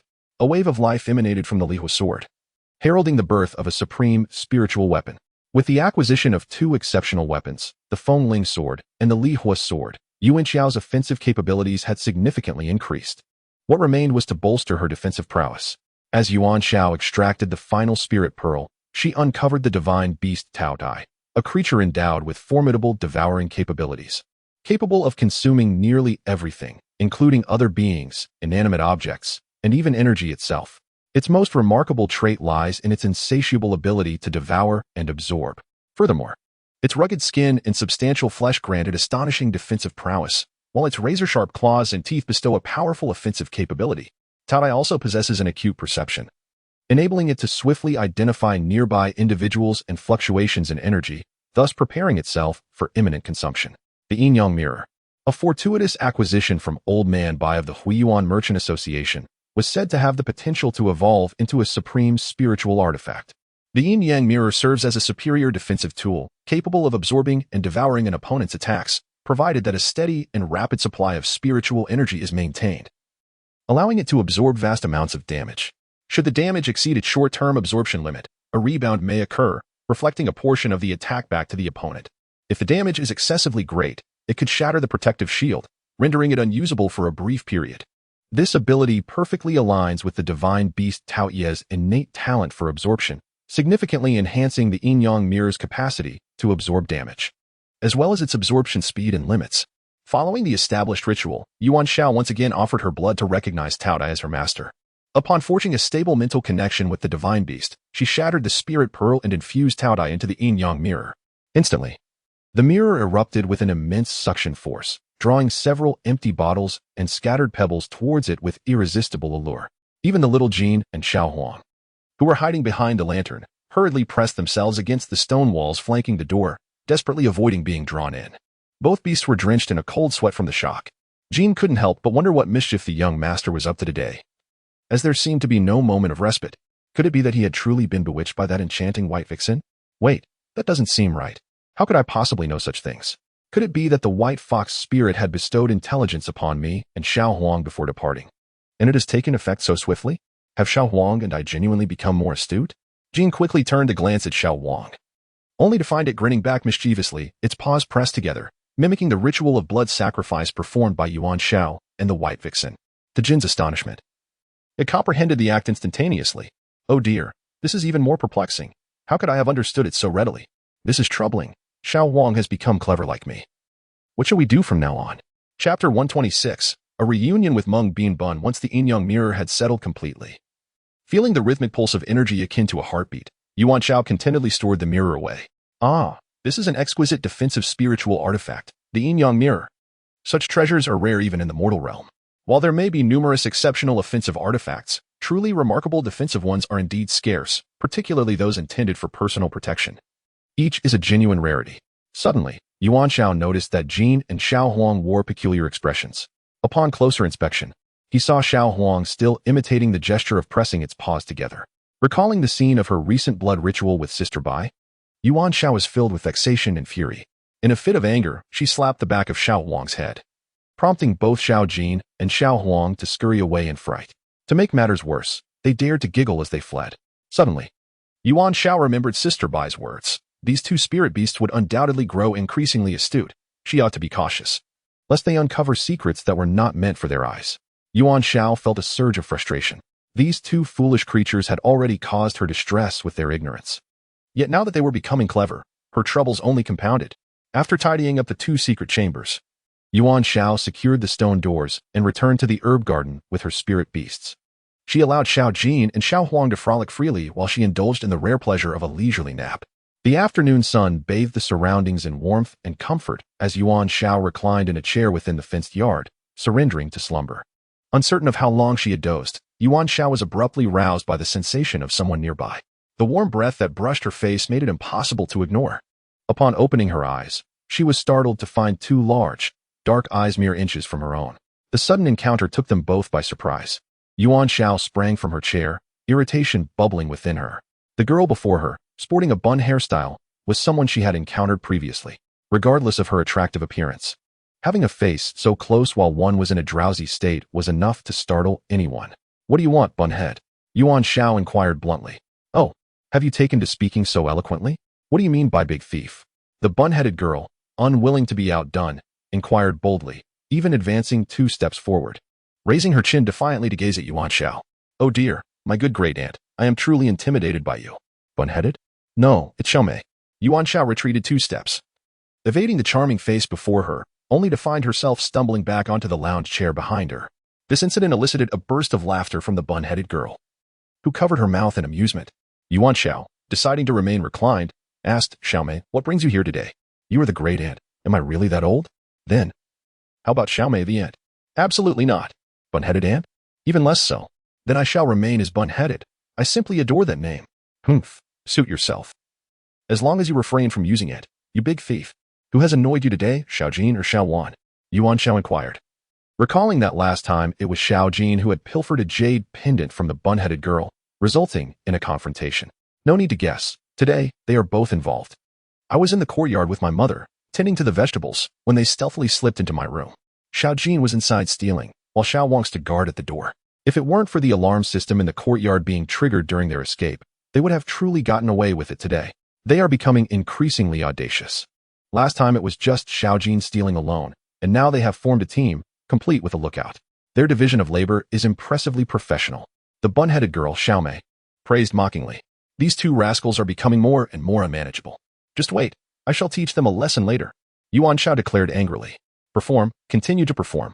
I fear that the next time you steal, there will be yet another accomplice among you. You 3 form a group, when the time comes. Will you be the thief or the lookout? The bunhead persisted. If you insist on saying this, then I shall certainly have to steal again next time. After all, the accusation has already been laid upon me. Whether I go or not makes no difference. Wouldn't you agree, bunhead? Yuan Xiao laughed. I knew you would confess. You are rather sincere. The bunhead responded. As the saying goes, to catch a thief, One must catch the stolen goods. Bring forth your evidence. Yuan Xiao, seeing the bunhead's arrogance, demanded proof. Bah, shameful. If you want to catch something, just bring those two out for questioning, and you'll know. The bunhead's face flushed, yet she did not back down. It seemed she wished to confront them directly. Yuan Xiao mused to herself, these two are most likely guilty of stealing from the bunhead. Otherwise, how could she have come to confront them? They now understand the concept of teamwork and lookout roles. It appears they have indeed grown wiser, albeit in the wrong way. Should I feel pleased or lament? Xiao Jin, Xiao Huang, come here. Yuan Xiao called out. As a parent, one must resolve the issues that arise. Xiao Jin and Xiao Huang, dawdling and hesitant, slowly made their way over. Upon seeing them, Yuan Xiao realized there was no need for an interrogation. It was evident they were guilty. Well then, what have you lost this time? Have you found it? Yuan Xiao inquired, her tone considerably more earnest. For there was no denying that the two children had caused yet another mess. Just now, I noticed you were asleep, and I was about to search beside you. But you happened to wake up. Last time, didn't Xiao Jin hide the jade pendant on your recliner? Wan Zitu remarked. Yuan Xiao then rose to search the recliner, and indeed discovered a small pouch, bulging with contents. However, Yuan Xiao refrained from opening it and casually handed it to Wan Zitu. She then inquired, is there anything else? There's another jade pendant, the very one Xiao Jin had taken last time. Wan Zitu replied, blushing slightly as she tucked the pouch behind her back. Jade pendant? Xiao Jin, come here. Where is the jade pendant? Is it truly so remarkable that it warrants your second attempt? Yuan Xiao scolded. Reluctantly, Xiao Jin approached Yuan Xiao and spat out the jade pendant. It only knew how to seek treasure. The finer the item, the more it desired it, regardless of ownership. Moreover, the ice spirit shield and Lihua sword, which were discovered in the Sanxian market, also had their rightful owners, did they not? The spirit stone mine and the miscellaneous spirit stones in the back mountain were not without owners either. Taking them was simply taking them. Yuan Xiao took the jade pendant, but did not immediately hand it over to Wan Zitu. Instead, she said, Sister Wan Zitu, allow me a moment to examine it before giving it to you. The jade pendant was frigid to the touch, intricately engraved with celestial patterns of the sun, moon, and stars, while the reverse bore a character for heaven. Yuan Xiao was unaware of its specific purpose. As she attempted to channel a surge of spiritual energy into it, she felt a resonant rumble within the pendant, as if a great door were creaking open. Stop! Wan Zitu urgently interjected. Yuan Xiao promptly ceased her actions, placing the jade pendant into the hands of Sister Wan Zitu, and sincerely stated, Sister Wan Zitu, the two children are rather naive, as their aunt. You ought not to hold their folly against them. As their guardian, I shall extend my apologies on their behalf. This is a foundational elixir accompanied by several mid-grade spirit stones, a token of their contrition. Chapter 127. A joyous day with the heavenly enlightenment. Pearl Wan Zitu merely accepted the jade pendant, declining the mid-grade spirit stones and the foundational elixir with a smile. I have no need for such things. I am not lacking in them. Do you possess any other delightful treasures? Indeed. Just a moment. Yuan Xiao suddenly recalled the treasure trove she had brought from the countryside. Previously, during the testing at the mine, she had entrusted the plump and slender duo with some hunting gear, which she had gifted to Su Hai of the Yimin grassland. Yet, she still had a plethora of smaller items on her person. Here, I have a set of fishing gear, a fish spear and basket, a kite, a shuttlecock, and even a handcart. Yuan Xiao began her enthusiastic introduction. So many delightful items. What? You even have a handcart? Wan Zitu exclaimed, her excitement barely contained as she chuckled. Shall we venture to the water's edge to catch some fish? Would that be agreeable? Indeed, let us hasten. Wan Zitu's little sister Mei exclaimed eagerly. Being an active girl who had grown up with her mother and seldom encountered peers, she was overjoyed to finally have someone her age to play with. Just ahead lies Qiushui Lake. We shall ride the little yellow cart there. Yuan Xiao commanded. Little Yellow, lie down. Little Jean, you may fly over on your own. Little Huang recognized the opportunity for atonement had arrived and immediately complied, lying down submissively. See, having pilfered something, I must now serve as a means for their amusement. And soon they shall sing my praises. Little Mei had never ridden such an impressive steed before, excitedly perched in front, while Yuan Xiao sat behind. With a sudden surge, Little Huang ascended swiftly, causing the bun head to tumble back into Yuan Xiao's embrace. Yuan Xiao quickly steadied the bun head by grasping her waist to prevent her from falling. The bun head's cheeks flushed crimson, feeling as if half her body had stiffened, only shifting forward once Little Huang stabilized his flight. Little Jean, who could have flown independently, chose instead to rely on the bun head, flapping his wings and disrupting her balance, sending her tumbling backward once more. Yuan Xiao hastily caught the bun head again, grasping her waist and pulling her close to avert any further aerial mishaps. The bun head had no choice but to remain still. Little Huang, deliberately flying at a languid pace, prompted a frown from Yuan Xiao, who wondered why he was taking so long today. Fortunately, Qiushui Lake was nearby. Although little Huang's speed was exceedingly slow, they soon reached their destination, descending from the sky to the water's edge. Little Jean kept casting glances at little Huang, as if to say, how about this assist today? Once they were all in good spirits, they would surely forget about the earlier theft, perhaps next time. The bunhead's aunt would even willingly offer them gifts. Little Huang scoffed, thinking to himself, had I not made that sudden ascent? Do you really think they could have gotten so close?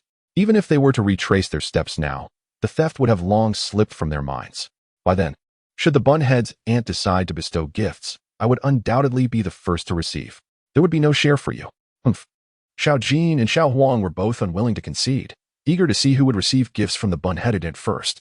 The two, along with their animal companions, embarked on a playful escapade of fishing and splashing in the water. The waters of Qiushui Lake were remarkably clear, and along this stretch of the shore lay countless small pebbles, which felt delightful beneath their bare feet.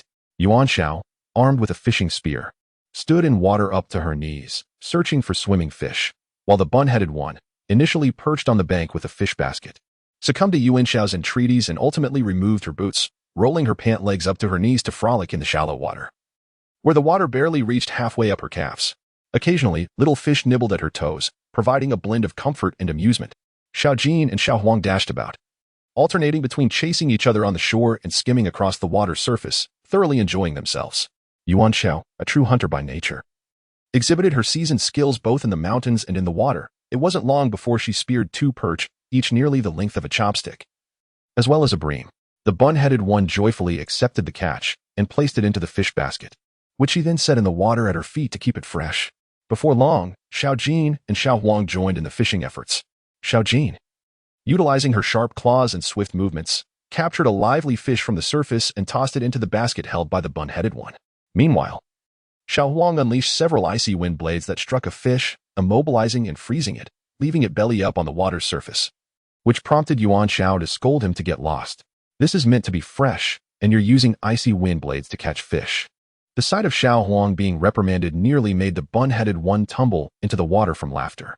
As Yuan Xiao spotted a stone protruding from the water not far away, she took the hand of Wanzi and led her to sit upon it.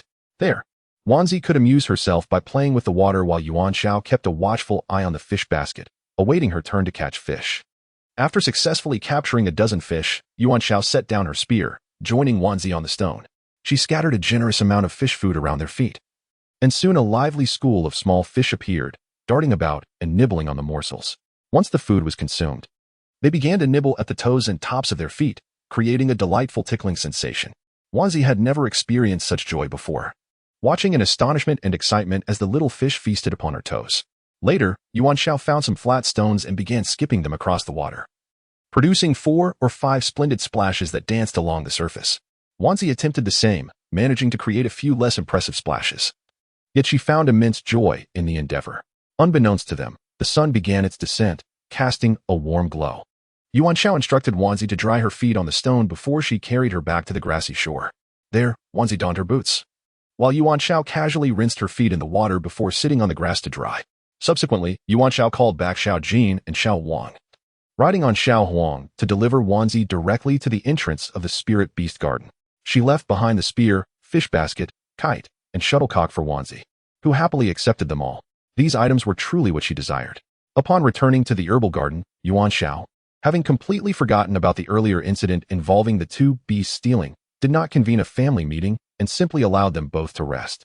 Xiao Huang cast a sly smile at Xiao Jin and remarked, "What do you think? I told you they would forget as soon as they were happy, and indeed, they have forgotten." Yuan Xiao recalled the moment she activated the jade pendant adorned with a bun, feeling as if a grand portal within it had been unlocked. This was rather extraordinary, for in the mortal realm, one had never heard of jade pendants concealing such gateways or passages. Could it truly be an exceptional treasure? Indeed. Xiao Jin possessed an innate intuition for precious artifacts, having coveted this jade pendant on 2 occasions, suggesting a lingering obsession. Only extraordinary treasures could warrant such unwavering desire from Xiao Jin. Suddenly, Yuan Xiao was reminded of her own Tianqi pearl. The pearl bore a notable indentation, and upon previous contemplation, she had felt her spirit being tugged, resulting in dizziness and discomfort. Now, her spiritual acuity had significantly strengthened, bolstered by the essence of her spiritual fruit. What might occur if she were to gaze upon it once more? Yuan Xiao meticulously arranged a spirit-sensing array around the courtyard as a precaution, then entered the house to summon Xiao Jin and Xiao Huang for vigilance. Only then did she retrieve the Tianqi pearl, preparing for a renewed exploration. Previously, Yuan Xiao had discerned that the spiritual energy emanating from the Tianqi pearl originated from this very indentation. Could it be that there existed an inner space within the pearl? Was it a diminutive realm akin to a storage ring? Or was it a vast expanse reminiscent of a human miniature world? Chapter 128. The inner world of the Tianqi pearl. Yuan Xiao cradled the transparent Tianqi pearl in her left hand. It was petite, colorless, and devoid of any scent. Were it not for a meticulous examination, one would scarcely notice its presence.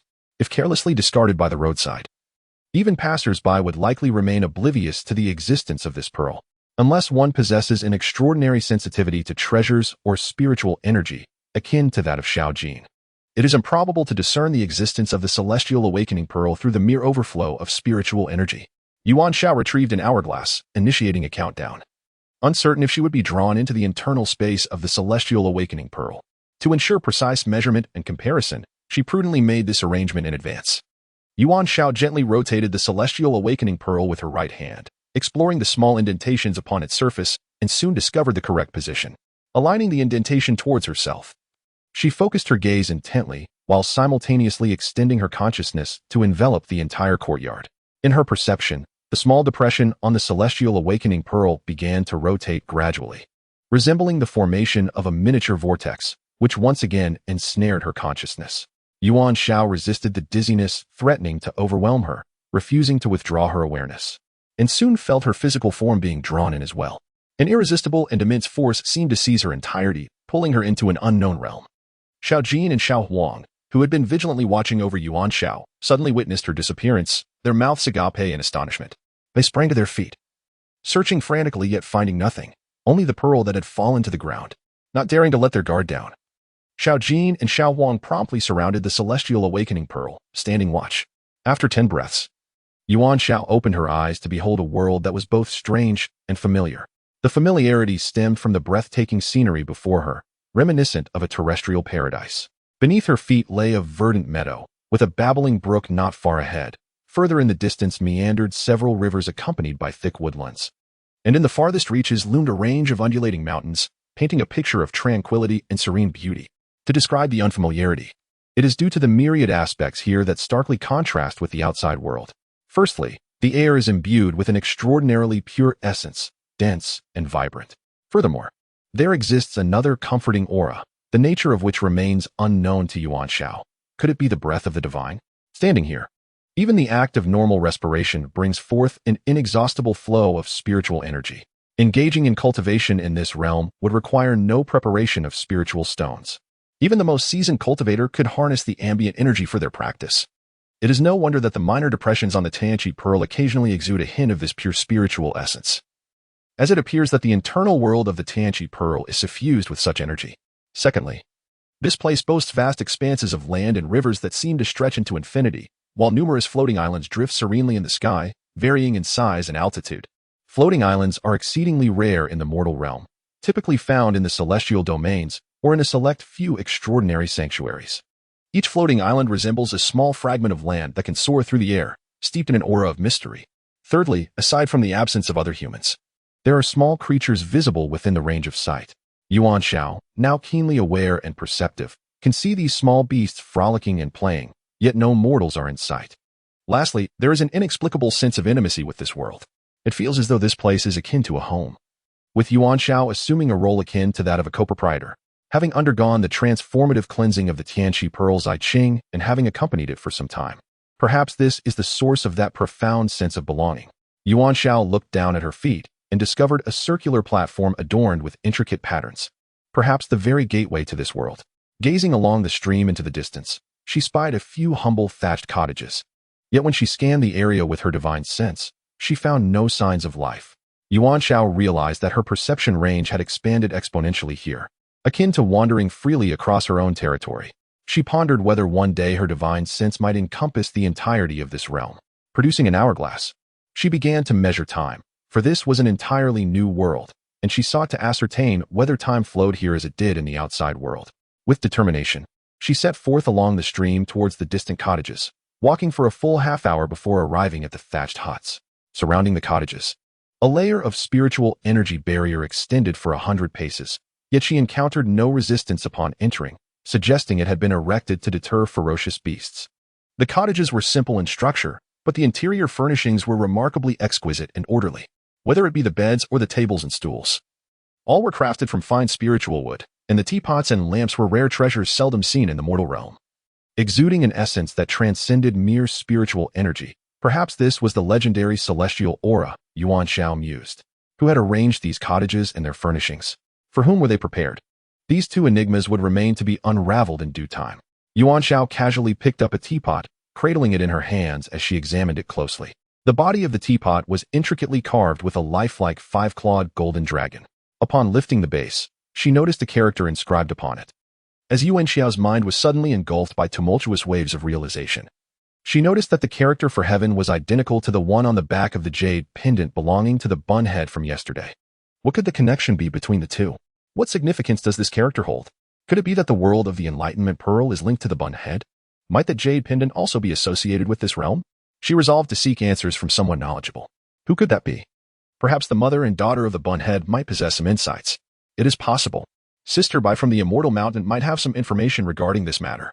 After all, she previously mentioned her desire to return to the celestial realm, which suggests she had spent a considerable amount of time there, undoubtedly gaining vast experience and knowledge. A paradise beyond this world, a realm of immortals. From a purely mundane perspective, this is Yuan Xiao's rudimentary view of the world of the Enlightenment Pearl, a sanctum for cultivation. Self-contained and unique.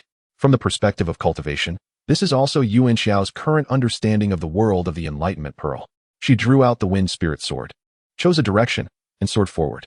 Along her journey, she encountered vast grasslands, flowing rivers, dense forests, undulating mountains, desolate deserts, and expansive seas. Above, countless floating islands dotted the sky, varying in height and scattered like stars. On the ground and in the air, she occasionally came across various spiritual beasts, demonic creatures, and ethereal insects and birds, though most were of a lower level, with generally modest cultivation. This could be attributed to their recent appearance in this realm, compounded by the absence of guidance. Given sufficient time and the unique spiritual energy of this environment, many formidable demonic beasts could certainly emerge. Alternatively, it is possible that some powerful demonic beasts are merely concealing themselves, remaining hidden from view.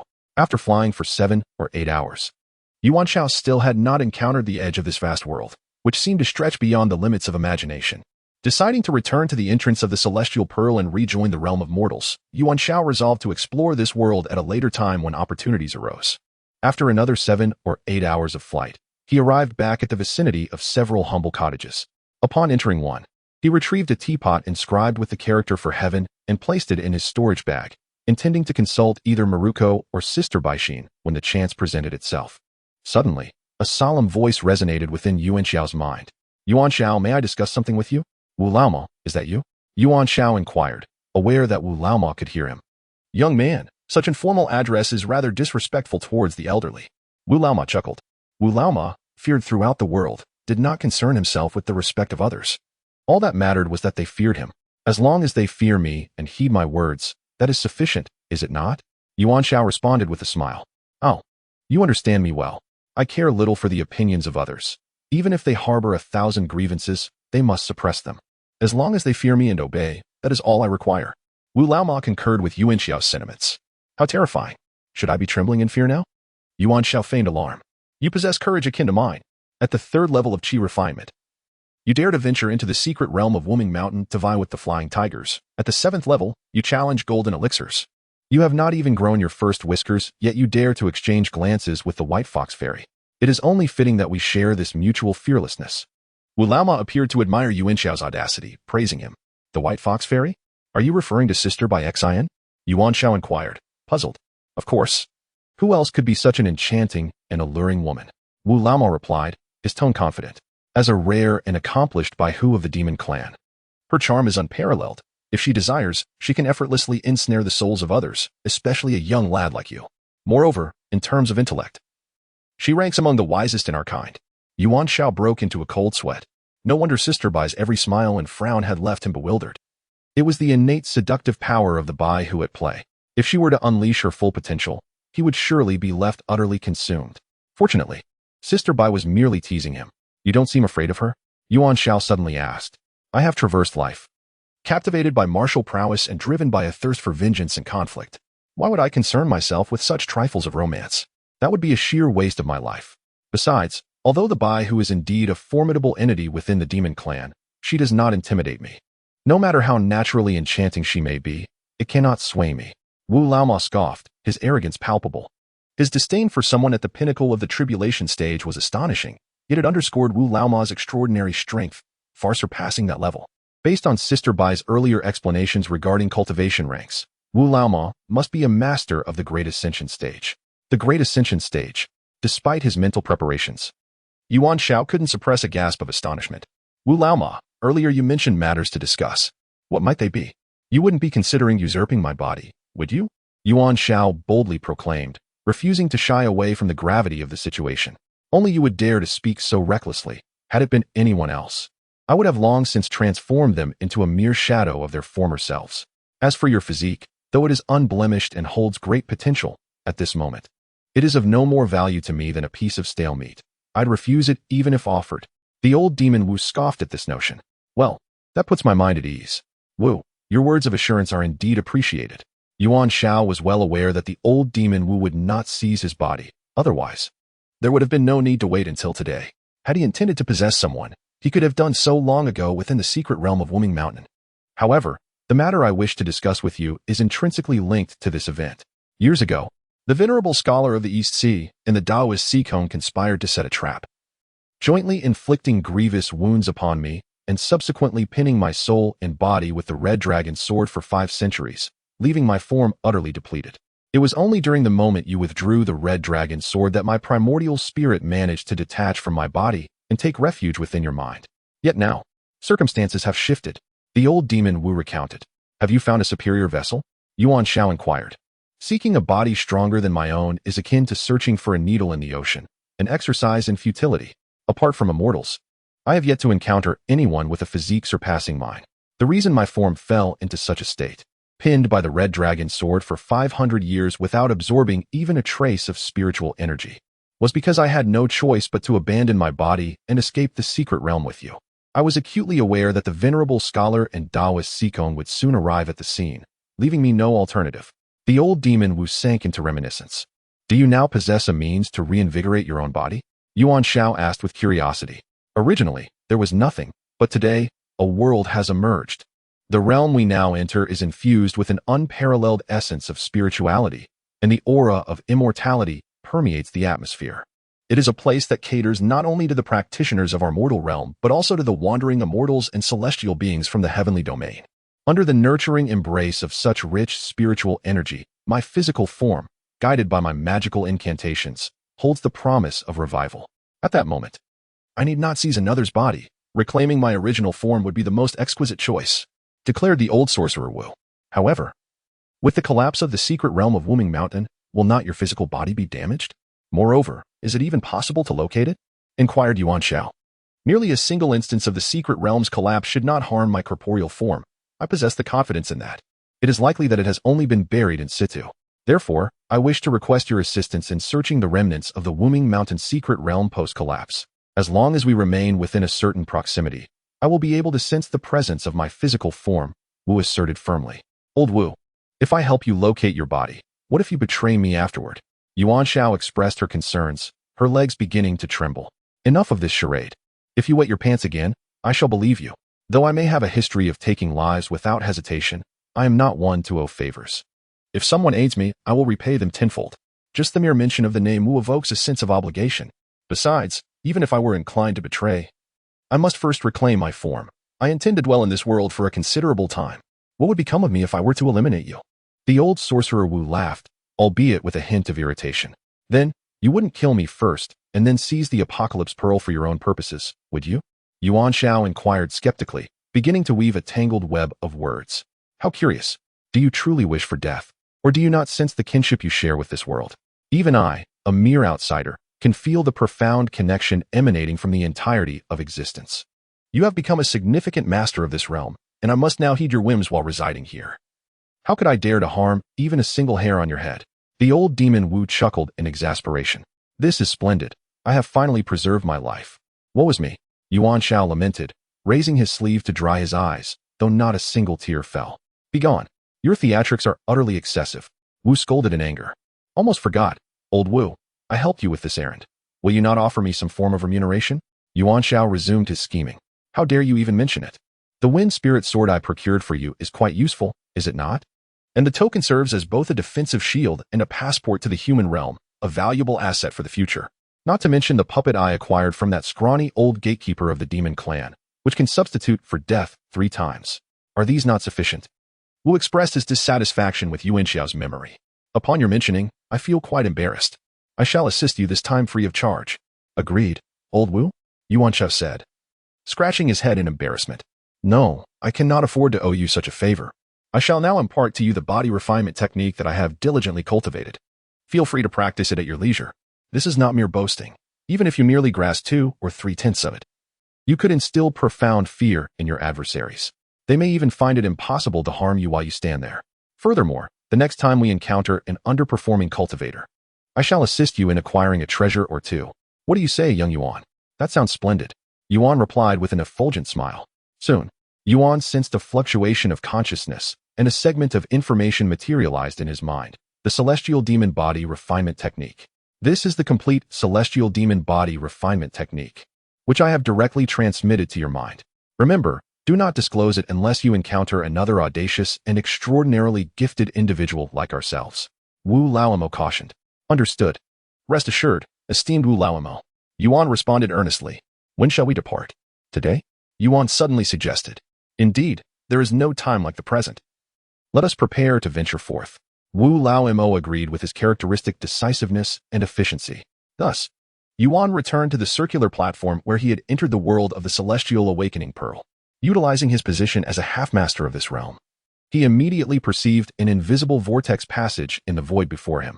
Stepping into it, he opened his eyes after 10 breaths and found himself back in the small house of the spirit herb garden. Xiao Jin and Xiao Wang had been waiting for quite some time and were overjoyed to see Yuan's return. They rushed over, affectionately nudging him, showering him with their exuberance.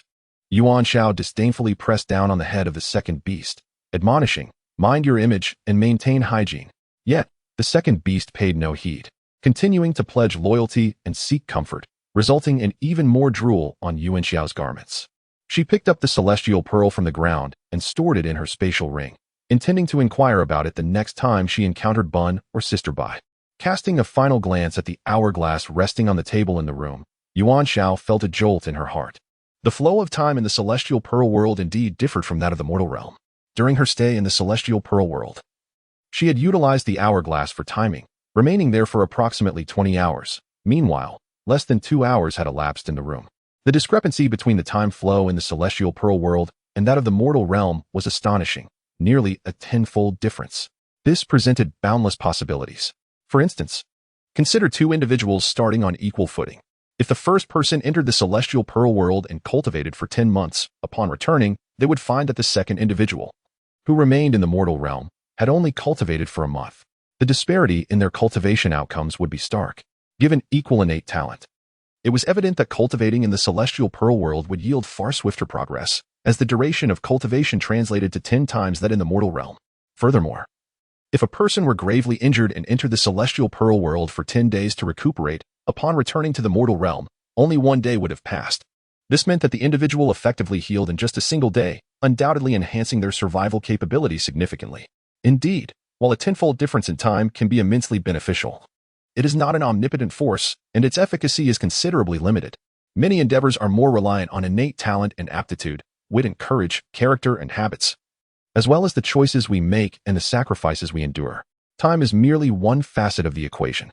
In reality, some individuals may devote a century to their craft yet achieve less progress than others who have trained for just a year. This is the crux of the matter. As Yuan Xiao gazed out the window, night had fallen, prompting her to indulge in a restful slumber, planning to embark on her journey anew at dawn. Before the first light of day, Yuan Xiao roused Xiao Jin and Xiao Wang, setting forth towards the mystical realms of Wumong Mountain. Unhurried, Yuan Xiao allowed Xiao Wang to soar freely, relishing the breathtaking vistas below, while Xiao Jin, ever the mischievous one, refused to fly and insisted on resting on Xiao Wang's back. At times, he would leap into Yuan Xiao's embrace, perch on her shoulder, or even ride atop Xiao Wang's head, much to the latter's annoyance as it shook its head in exasperation. Yuan Xiao remained indifferent to their antics. These two were perpetually embroiled in petty squabbles, reconciling and then bickering again. As long as they did not harm one another, she let them be, even with Xiao Wang's leisurely pace. They reached the vicinity of the Wumong Mountain secret realm in a mere half-hour, unless Xiao Wang deliberately lagged. As it had done previously while carrying Wanzi and Yuan Xiao to Qiushui Lake for fishing, it would have been impossible for them to fly so slowly. Yuan Xiao requested Xiao Wang to descend a bit more gently, wishing to observe the ruins left in the wake of the collapse of the Wumong Mountain secret realm. In the distance, a vast expanse of ruins lay scattered, radiating outward in a circular pattern from the location of the Crimson Hill within the realm, the epicenter of the explosion, creating a scene of utter devastation. Both the Crimson Peaks and the Green Hills have been shattered, leaving the site strewn with debris formed from the collapsed mountains. The once visible Blackwater River has been buried and is no longer discernible. After such a violent collapse and explosion in the secret realm, can old Devil Wu's physical form truly endure? Yuan Xiao could not help but ponder this question. She recalled that old Devil Wu's body was previously located in a cave within the Crimson Peaks, prompting her to hasten towards that direction. At the center of the ruins lay a vast expanse covered with red stones, presumably the former site of the Crimson Peaks. Old Devil Wu. I shall have Xiao Wang circle slowly around the area of the red debris. Should you sense anything, please inform me promptly, Yuan Xiao declared. I have already begun to channel my energy, direct Xiao Wang to fly in a spiral from the outer perimeter to the inner circle, gradually approaching the central region. Old Devil Wu instructed. After merely a few circles, Old Devil Wu sensed something and suddenly exclaimed, "It is right here." Yuan Xiao commanded Xiao Wang to descend, landing atop a relatively large redstone.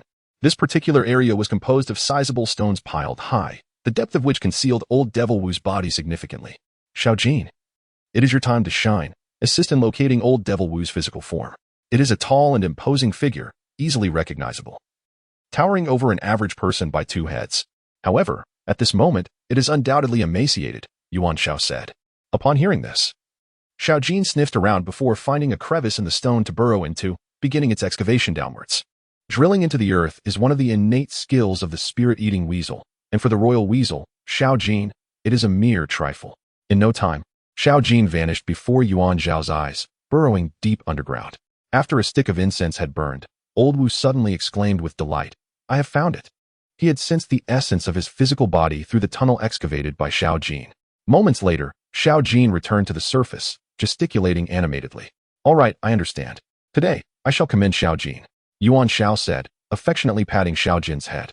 "If the primordial spirit strays from the body for too long, it will weaken. However, given the proximity, I can dash over without issue," Old Wu remarked. Soon, Yuan Xiao witnessed a dark orb soaring from his forehead, swiftly plunging into the tunnel excavated by Xiao Jin, disappearing from sight. Chapter 131. Old Wu's seclusion and Xiao Wang's mutation in a brief moment. Yuan Xiao felt a tremor beneath his feet. Without waiting for the situation to escalate, Yuan Xiao promptly mounted Xiao Wang, taking to the skies alongside Xiao Jin. Retreating several hundred zhang away, the ground shook increasingly violently until it seemed as if the very earth was quaking. Then, with a resounding boom, a figure shot up from beneath the rubble, shattering the stones that covered the surface. It was none other than Old Wu. After merging with his physical form, Old Wu unleashed the last vestige of spiritual energy remaining in his body, breaking free from the stones before gently descending back to the ground, remaining still. His towering skeletal frame appeared both menacing and fearsome. Yuan Xiao instinctively understood what Old Wu required most at that moment. He swiftly approached, offering 2 high-grade spirit stones, allowing Old Wu to grasp one in each hand, replenishing his spiritual energy in a timely manner. The quantity of spiritual energy contained within the superior-grade spirit stones is astonishing.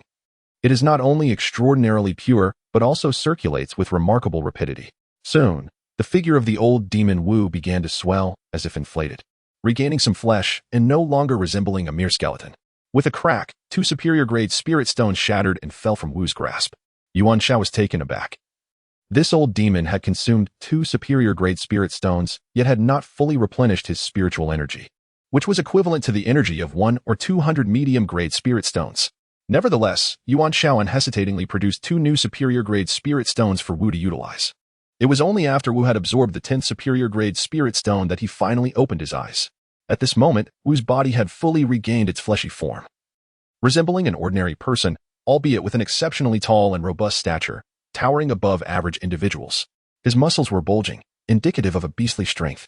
After 5 centuries without absorbing any spiritual energy, he had truly indulged himself this time. Thanks to you, possessing such impeccable superior-grade spirit stones. It seems that encountering you is indeed destined. Wu chuckled. Suddenly, he clenched his fist, and from a great distance, 3 anguished cries resounded. When Wu unfurled his hand, 3 demon cores appeared within his palm. These cores were quite ordinary, belonging merely to foundation-level beasts, yet they could be consumed by little Jean. While it was unlikely for direct evolution or mutation to occur, they would certainly facilitate a stable enhancement of cultivation, proving far more efficient than gnawing on spirit stones. As Wu spoke, he handed the demon cores to Yuan Xiao, acknowledging that little Jean had indeed exerted considerable effort in digging to uncover his corporeal form today. Yuan Xiao, I wish to immerse myself in the world of the Tianqi Pearl for a period of cultivation in order to restore my peak condition. Please facilitate my entry. This is a telepathic symbol. I shall implant it within your mind. Should there arise an urgent matter requiring my assistance, simply activate the symbol with your consciousness and call for me, and I shall hear you. As Wu Laoma spoke, he waved his hand towards Yuan Xiao, who immediately felt the presence of something new in her mind, presumably the telepathic symbol. Yuan Xiao retrieved the Tianqi Pearl, aligning its concavity towards Wu Laoma. Despite his focused gaze, he remained unable to enter. Reluctantly, Yuan Xiao utilized her own consciousness to scan the concave area, and when the vortex emerged with a powerful suction, she turned it towards Wu Laoma, who then vanished in an instant. It became evident that not everyone could access the world of the Tianqi Pearl merely by gazing upon it. Entry required Yuan Xiao's guidance. As a partial master of the Tianqi Pearl, Yuan Xiao had unwittingly acquired many privileges, even if others were to seize the Tianqi Pearl, unless alternative methods of entry existed. They would remain barred from its internal realm. Upon entering the world of the Tianqi Pearl, Wu Laoma gazed into the distance and set his sights on a mountain peak. With a mere thought, he teleported to the summit and began to meditate in order to restore his strength. After being trapped for 500 years, he pondered whether his former rivals still lingered and if they had progressed in their cultivation. Would Wu Laoma be able to once again command the rivers and lakes? With these contemplations swirling in his mind, Wu Laoma gradually slipped into a state of transcendence, losing the sense of self and the world around him. In the hidden realm of Wuming Mountain, Yuan Xiao held 3 demon cores in one hand and said to Xiao Jin, "There is no time like the present. Choose one of these demon cores to consume." Then, producing a golden demon core from the 5 elemental cores gifted by Sister Bai, he turned to Xiao Huang and remarked, "Sister Bai did not disclose the effects of swallowing these elemental cores, but why not give it a try? Even if there are some side effects. I doubt it will cost you your life. Sister Bai is trustworthy." "Humph, that's just you believing in her. When have I ever trusted her?" Xiao Huang silently grumbled. Yet, without further ado, Yuan Xiao forcibly placed the golden demon core into Xiao Huang's throat, sealing her mouth with both hands. With a swift motion, she lifted Xiao Huang's neck, and the demon core was swallowed. Xiao Huang felt a surge of despair. Her mother was once again enforcing her medicinal regimen. Meanwhile, Xiao Jin nonchalantly picked a demon core and swallowed it without hesitation. Not long after Xiao Huang ingested the golden demon core, a phantom emerged around her, revealing the divine beast, the white tiger. Yuan Xiao was taken aback. Sister Bai was indeed remarkable to have acquired the demon core of a divine beast. And even a juvenile white tiger was not to be trifled with. The white tiger, according to the theory of the 5 elements, represents the Western spiritual beast. As the Western element is metal and its color is white, hence it is called the white tiger. It symbolizes the autumn season.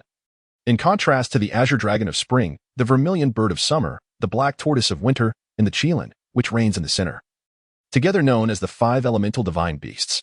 The legendary white tiger, a deity of war, is associated with slaughter, possessing fearsome fangs and claws, and wields the power to command whirlwinds, making its wind-based attacks exceptionally formidable. With a fierce roar, the little yellow creature soared into the sky, as if an inexhaustible force within it yearned to be unleashed. With a powerful flap of its wings, it released not merely icy blades of wind, but several icy tornadoes, expanding its attack range and amplifying its destructive power. The color of its wings transformed, having previously mutated to a shade of half-green and half-black. This time they became entirely white, indicating the dominant influence of the divine beast, the white tiger. However, the 2 golden stripes on its wings remained unchanged, signifying the 2 awakenings the little yellow creature had undergone. Furthermore, this mutation significantly enhanced its flying speed, as the white tiger is associated with the metal element. Wielding the lethal force of the gung metal, it is often said that the dragon travels with clouds and the tiger with winds, making the little yellow creature's agility and speed greatly improved. Currently, its speed rivals that of the little golden creature and the Yuan Xiao, who had recently acquired the exceptional spirit artifact, the Wind Spirit Sword. After consuming a demon core, the little golden creature did not undergo any awakening or mutation this time, as it was merely a standard demon core from a foundational level demon beast. Nonetheless, its aura had grown significantly more robust, indicating a substantial increase in cultivation, likely enhancing both its explosive power and endurance in battle. Upon witnessing the little yellow ascend into the heavens, the little golden creature pursued closely behind, only to be struck by the edge of an icy tornado, plummeting straight down. Yuan Xiao swiftly extended a hand to catch the little golden creature and, drawing the Wind Spirit Sword, prepared to confront the little yellow. Seeing the situation turn unfavorable, Xiao Huang swiftly descended to the ground, obediently lying down to express complete submission. Enduring the blows and reprimands, after receiving a few slaps to the back of his head, the incident was soon overlooked. Xiao Huang felt a sense of secret satisfaction, thinking, "Behold, this is strategy. Only an astute beast could conceive such a notion." Chapter 132. Accompanying the bun-headed one to drink fish soup thus, Yuan Xiao mounted Xiao Huang, prompting him to take flight back to the spiritual herb garden.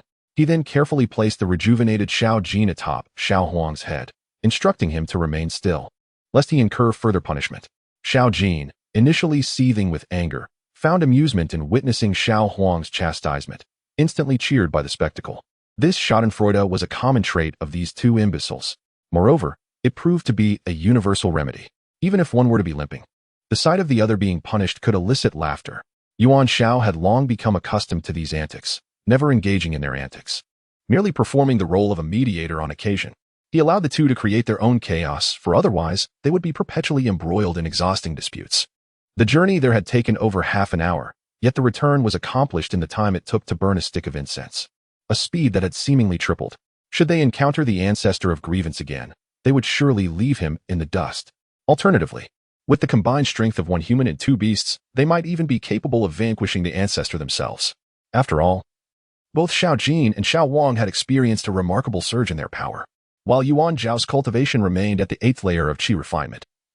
His true combat prowess far surpassed his cultivation level, bolstered by an array of extraordinary spiritual artifacts, the 3-layered turtle shell, and the swift movement technique of flickering spirit. Anyone who dared to underestimate Yuan Xiao as merely a cultivator in the qi refinement stage would undoubtedly find themselves in a predicament. Upon returning to the medicinal herb garden, as I entered the courtyard, I noticed a charming young girl with a topknot. Dressed in a delicate lavender outfit, she was reclining on a lounge chair, sound asleep.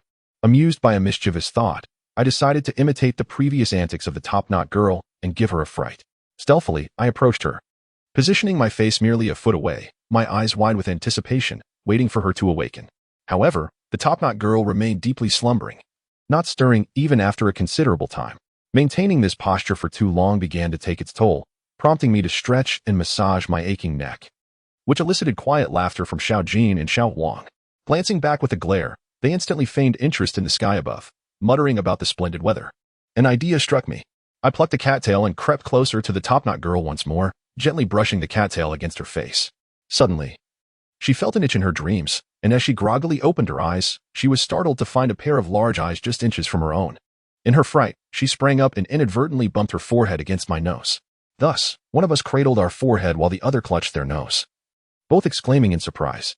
Xiao Jin and Xiao Huang, witnessing the scene, erupted in laughter, exclaiming how harmonious it was, having even bumped noses. "Are you trying to kill me by getting so close? You scared me to death," the topknot girl exclaimed.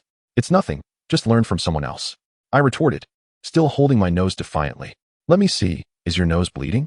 She lowered her hand from her forehead and reached out to pull away my hand from my nose, inspecting it closely. Thankfully, there was no blood. With a sigh of relief, the bun-head set her mind at ease. "What brings you here today?" Yuan Xiao inquired curiously. "The fish you caught yesterday. My mother has already prepared a delicious fish soup for us to enjoy together," the bun-head replied joyfully. "How does your mother know me?" Yuan Xiao questioned, puzzled. "Oh, how foolish. Of course," I told her. "Besides, when you walked me back to the courtyard yesterday, my mother actually saw you," the bun-head said with a beaming smile, her eyes sparkling with anticipation. "Are you coming or not?" "All right, but I want to tend to the medicinal garden first," Yuan Xiao responded, feeling compelled to oblige under the bun-head's eager gaze. "Yay, I'll help you with the garden, and once we're done, we'll head over immediately," the bun-head exclaimed, her face alight with excitement. Sounds great. With that, Yuan Xiao pulled out 2 large vats filled with elixirs. And together they began tending to the garden. Yuan Xiao found the task effortless with the help, while the bunhead enjoyed the very act of gardening. Suddenly, Yuan Xiao sensed something amiss. Today, Xiao Jin and Xiao Huang were not off chasing each other, but instead were trailing behind them, whispering and behaving suspiciously, undoubtedly not speaking well of them. Yuan Xiao turned around and shot a glare at Xiao Huang, who immediately looked up at the sky, feigning interest in the clouds. Xiao Jin quickly lowered his gaze to the ground, as if intently searching for passing ants. What are you 2 clumsy fools so nervous about? Those 2 bumbling idiots from before were far better. Now, although they've become a little smarter, they are even more worrisome. After finishing with the medicinal garden, the bunhead eagerly led Yuan Xiao away. During the Lantern Festival, Yuan Xiao instructed Xiao Jin and Xiao Huang to remain at home and keep watch. However, these 2 imbeciles feigned deafness and darted out the door like a gust of wind. By the time Yuan Xiao and the bunhead arrived at the entrance of the Spirit Beast Garden, Xiao Jin and Xiao Huang were already waiting at the gate. Having taken the liberty to show up uninvited, their audacity evident, Yuan Xiao pretended not to notice the 2 beasts, walking straight into the courtyard alongside the bunhead. While the 2 beasts trailed closely behind, without the slightest hint of embarrassment. Has Xiaomei returned? A voice resonated from the main house, followed by a dignified middle-aged woman emerging from within. Yuan Xiao looked up and recognized her as Bunhead's mother. She appeared to be in her 40s, exuding calmness and grace, clad in a light blue gown with an apron, clearly having been busy preparing fish soup for the meal. Greetings, Aunt Lan. Yuan Xiao promptly stepped forward and bowed respectfully. Oh, you both are quite well. Just call me Aunt Lan. Come in and have a seat. Enjoy some freshly made fish soup while it's hot. Aunt Lan warmly invited Yuan Xiao to take a seat. At this point, Xiao Jin and Xiao Huang had begun to frolic and play in the courtyard beside Bunhead, engrossed in their own amusement. Thank you, Aunt Lan. I was just thinking how delightful it would be to have some fish soup today. Yuan Xiao, well aware that the more a guest enjoys their meal, the happier the host, eagerly joined the conversation, especially since he genuinely craved the fish soup. The table was adorned with only 2 or 3 exquisite vegetable dishes and a pot of fish soup.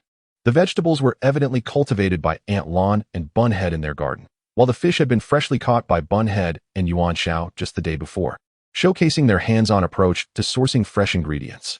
The fish soup was truly delightful.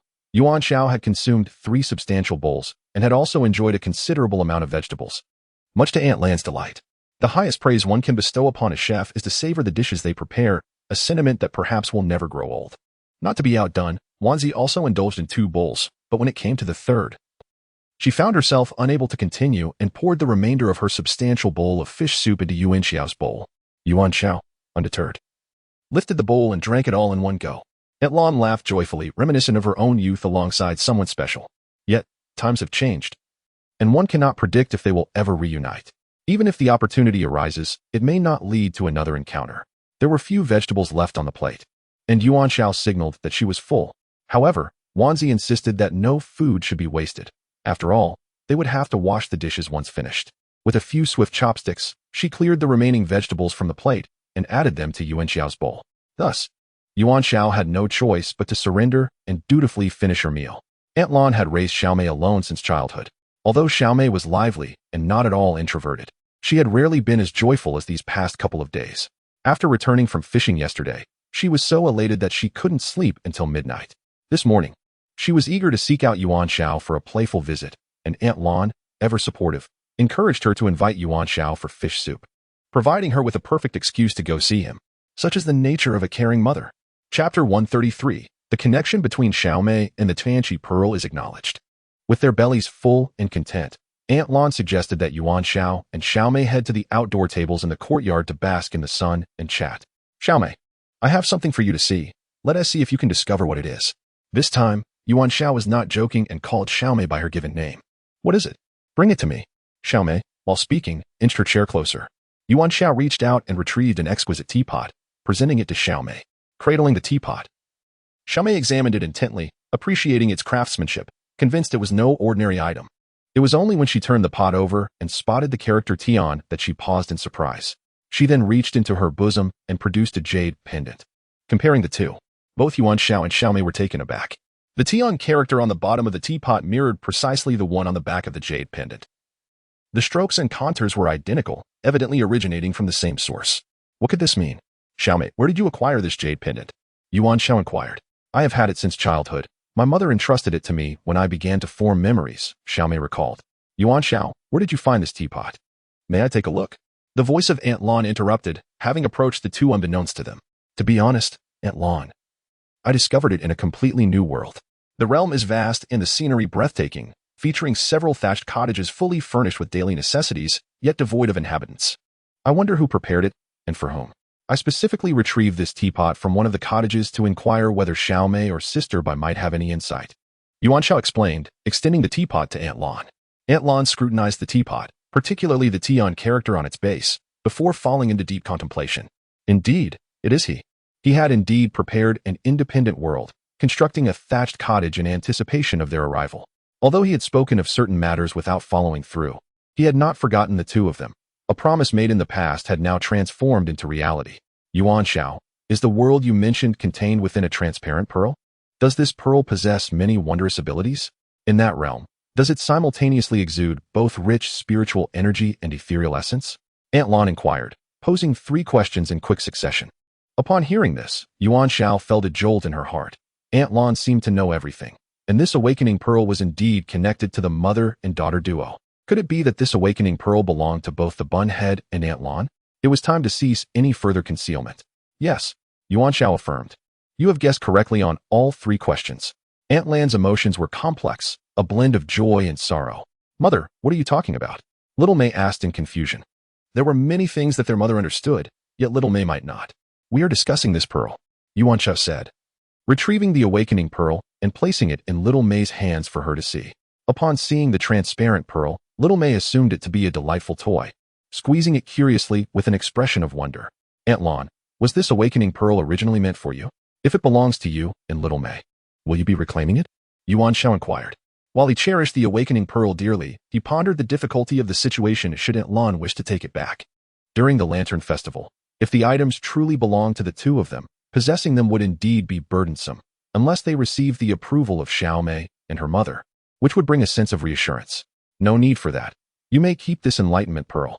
It is a treasured possession of an old acquaintance from the celestial realm, merely intertwined with our destinies.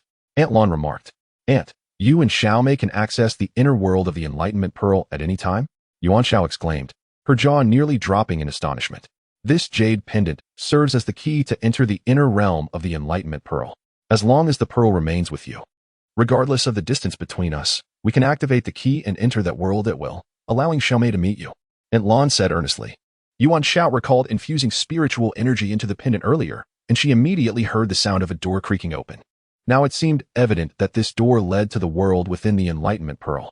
Yuan Xiao, quickly secure that pearl. Make sure you don't lose it. I wish to play with you whenever I desire in the future. As long as you keep it safe, even if we part ways later, I will always be able to find you. How wonderful would that be? Xiaomei cheerfully added, placing the pearl back into Yuan Xiao's hands.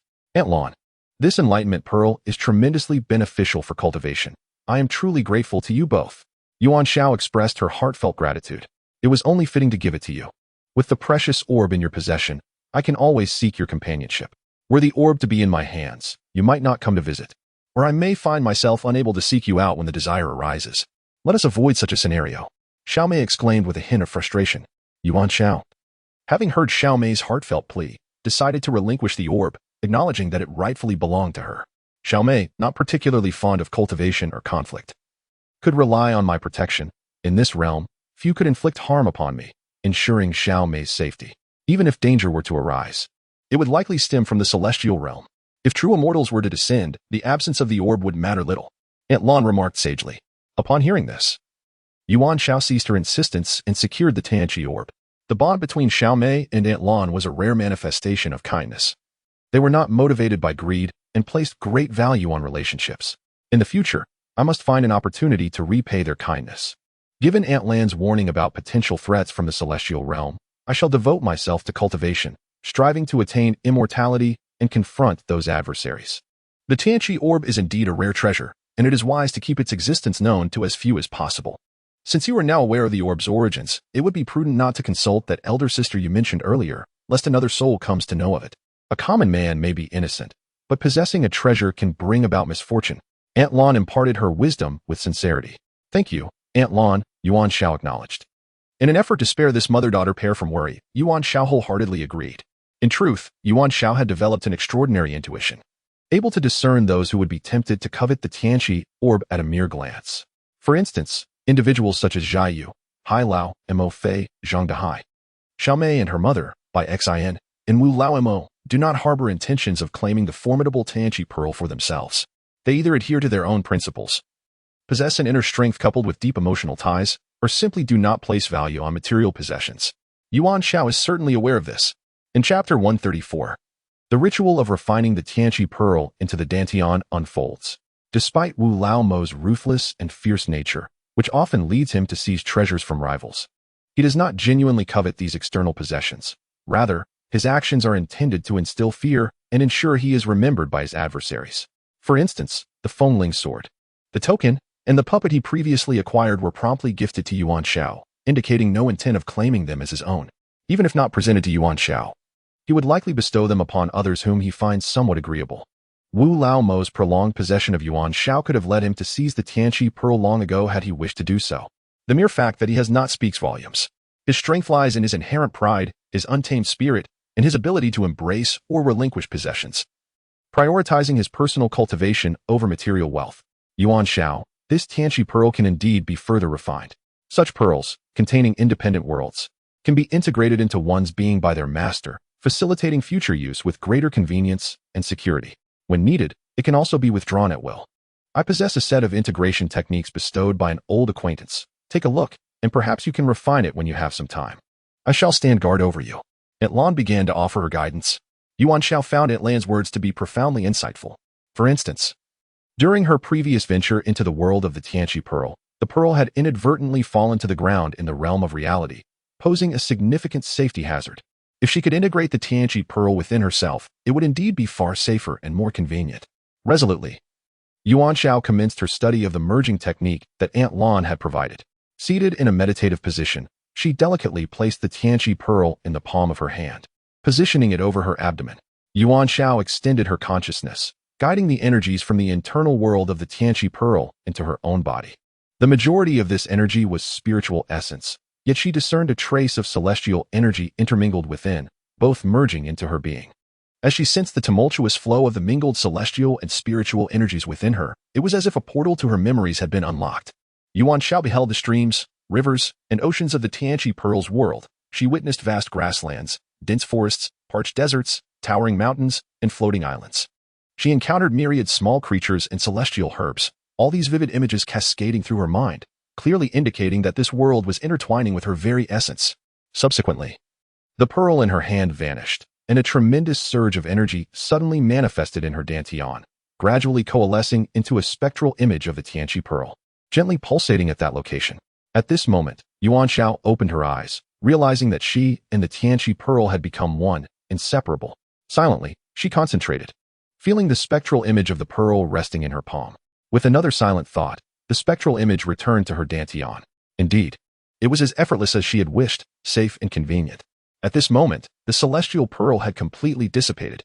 If Yuan Xiao were to enter the world of celestial awakening, the pearl would vanish on the spot, merging into the void without leaving a trace.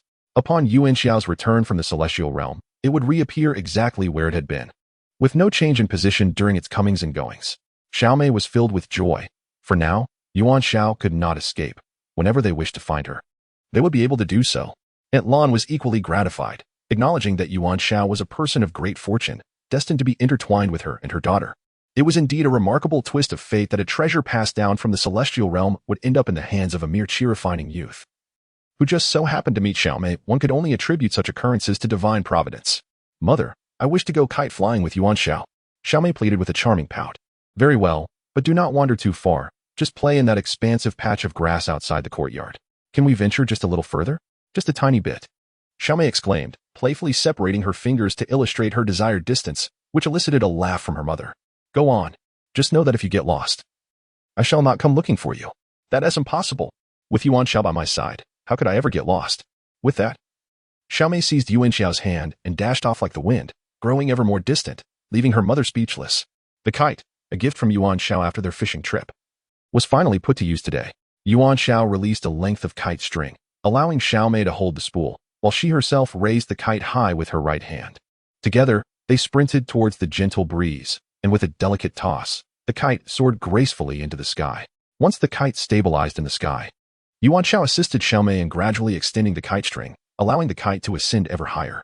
Under the influence of the wind, Yuan Xiao also taught Xiaomei to manipulate the position of the kite by controlling the string, enabling the kite to perform various delightful maneuvers, which indeed proved to be quite enjoyable. Today, with a gentle breeze and lush green grass beneath their feet, it was the perfect time and place for kite flying. Xiao Jin and Xiao Wang occasionally chased after them on the ground, and at other times soared into the sky alongside the kite, mimicking its whimsical movements. Notably, Xiao Wang even attempted to fly upside down with its belly facing the sky, which nearly resulted in a crash landing, leading to a good scolding from its mother. Xiao Jin found this utterly amusing, rolling with laughter at Xiao Wang's antics. After exhausting the entire spool of string, Xiaomei felt the kite had not ascended high enough. Yuan Xiao, ever resourceful, summoned Xiao Wang to assist, urging it to take flight slowly while they rode on its back, releasing the kite from midair. Indeed, the kite soared to astonishing heights. This whimsical act of kite flying while mounted on a spirit beast was a unique creation that only Yuan Xiao and Xiaomei could conceive. Xiao Wang, meanwhile, simply reveled in the joy of the moment. As long as its mother found it entertaining, it too was content, pondering little else. Xiao Jin shared this sentiment, finding happiness in the joy of its young master and deriving amusement from Xiao Wang's misadventures. Life was wonderfully simple, yet the blissful moments always seemed fleeting. Xiaomei felt as though they had barely begun playing when dusk began to settle in. Yuan Xiao wound up the spool and gathered the kite, and together with Xiaomei, they rode Xiao Wang back to the spirit beast garden. Just as they dismounted by the gate, Yuan Xiao spotted Aunt Lan waiting at the entrance. Aunt Lan, we're back. Yuan Xiao greeted with a smile. Mother, look, I haven't lost it, Xiaomei exclaimed, her head bobbing with a hint of pride. Running so far all the time. You will eventually lose it, Aunt Lan teased.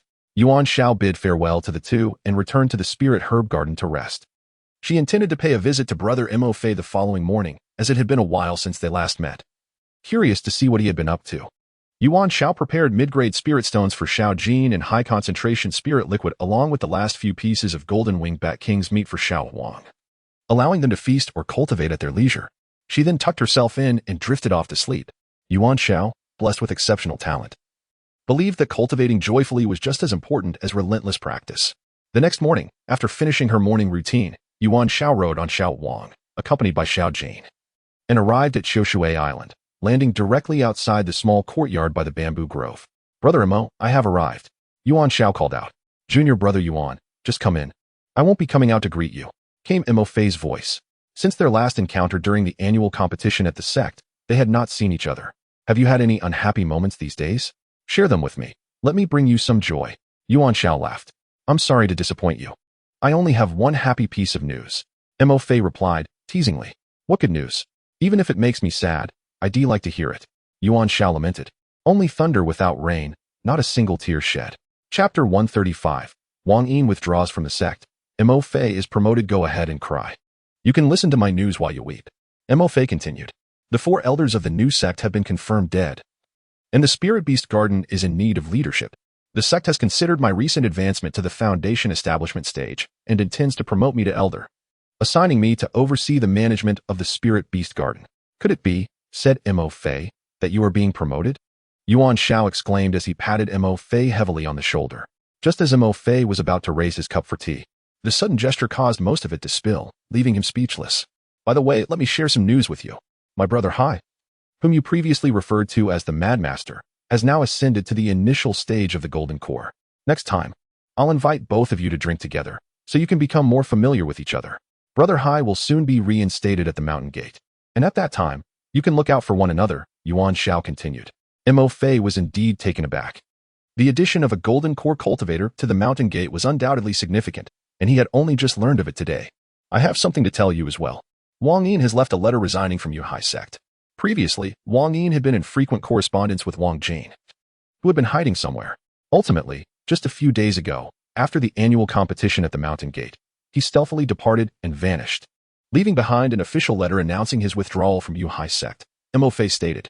Yuan Xiao was equally astonished, never expecting that Wang Jin and Wang Yin would both be so decisive as to leave Yunhai sect together.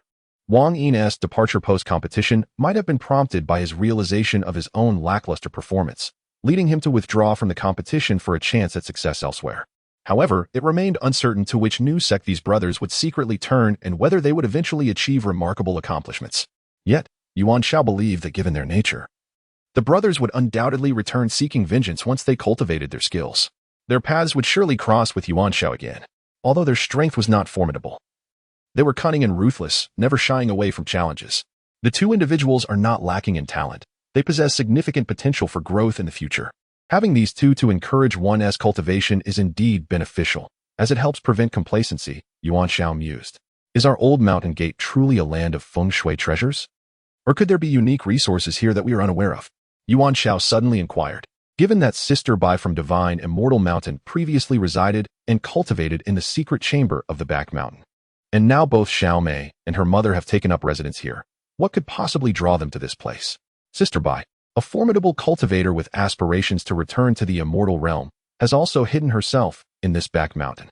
Aunt Lan, closely connected to the immortal world, has similarly chosen to seclude herself here. Surely there must be underlying reasons for this. Merely stating that the scenery of the old mountain gate is beautiful seems insufficient as an attraction. If the opportunity arises to meet Sister Bai, I shall inquire then. The selection of this location for the mountain gate centuries ago must have its rationale. I suspect it is primarily due to the spirit stone vein in the back mountain.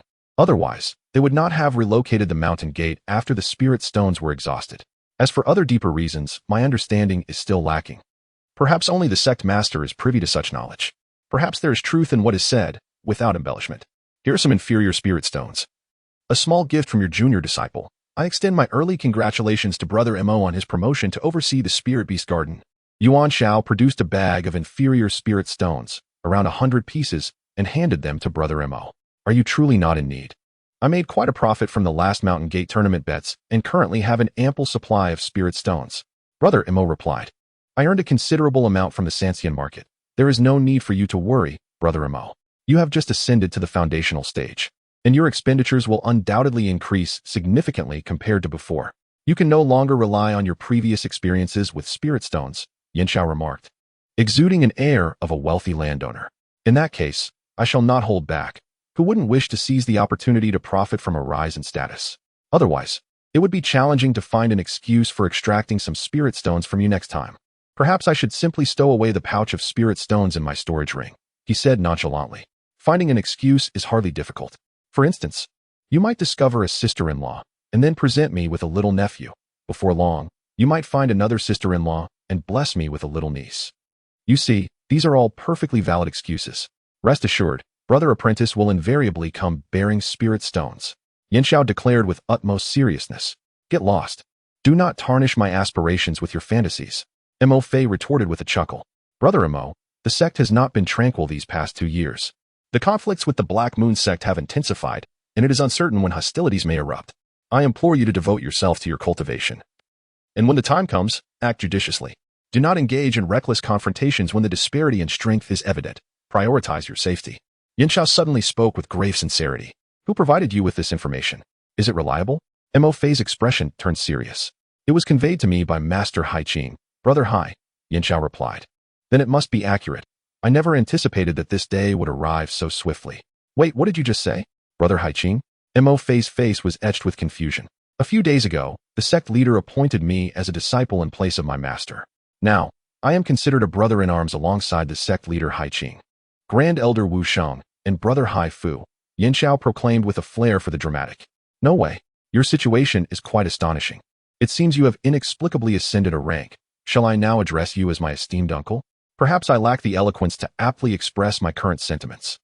Let us refer to one another accordingly. I shall call you Brother Mo, and you may address me as Uncle Yuan. Would that be agreeable?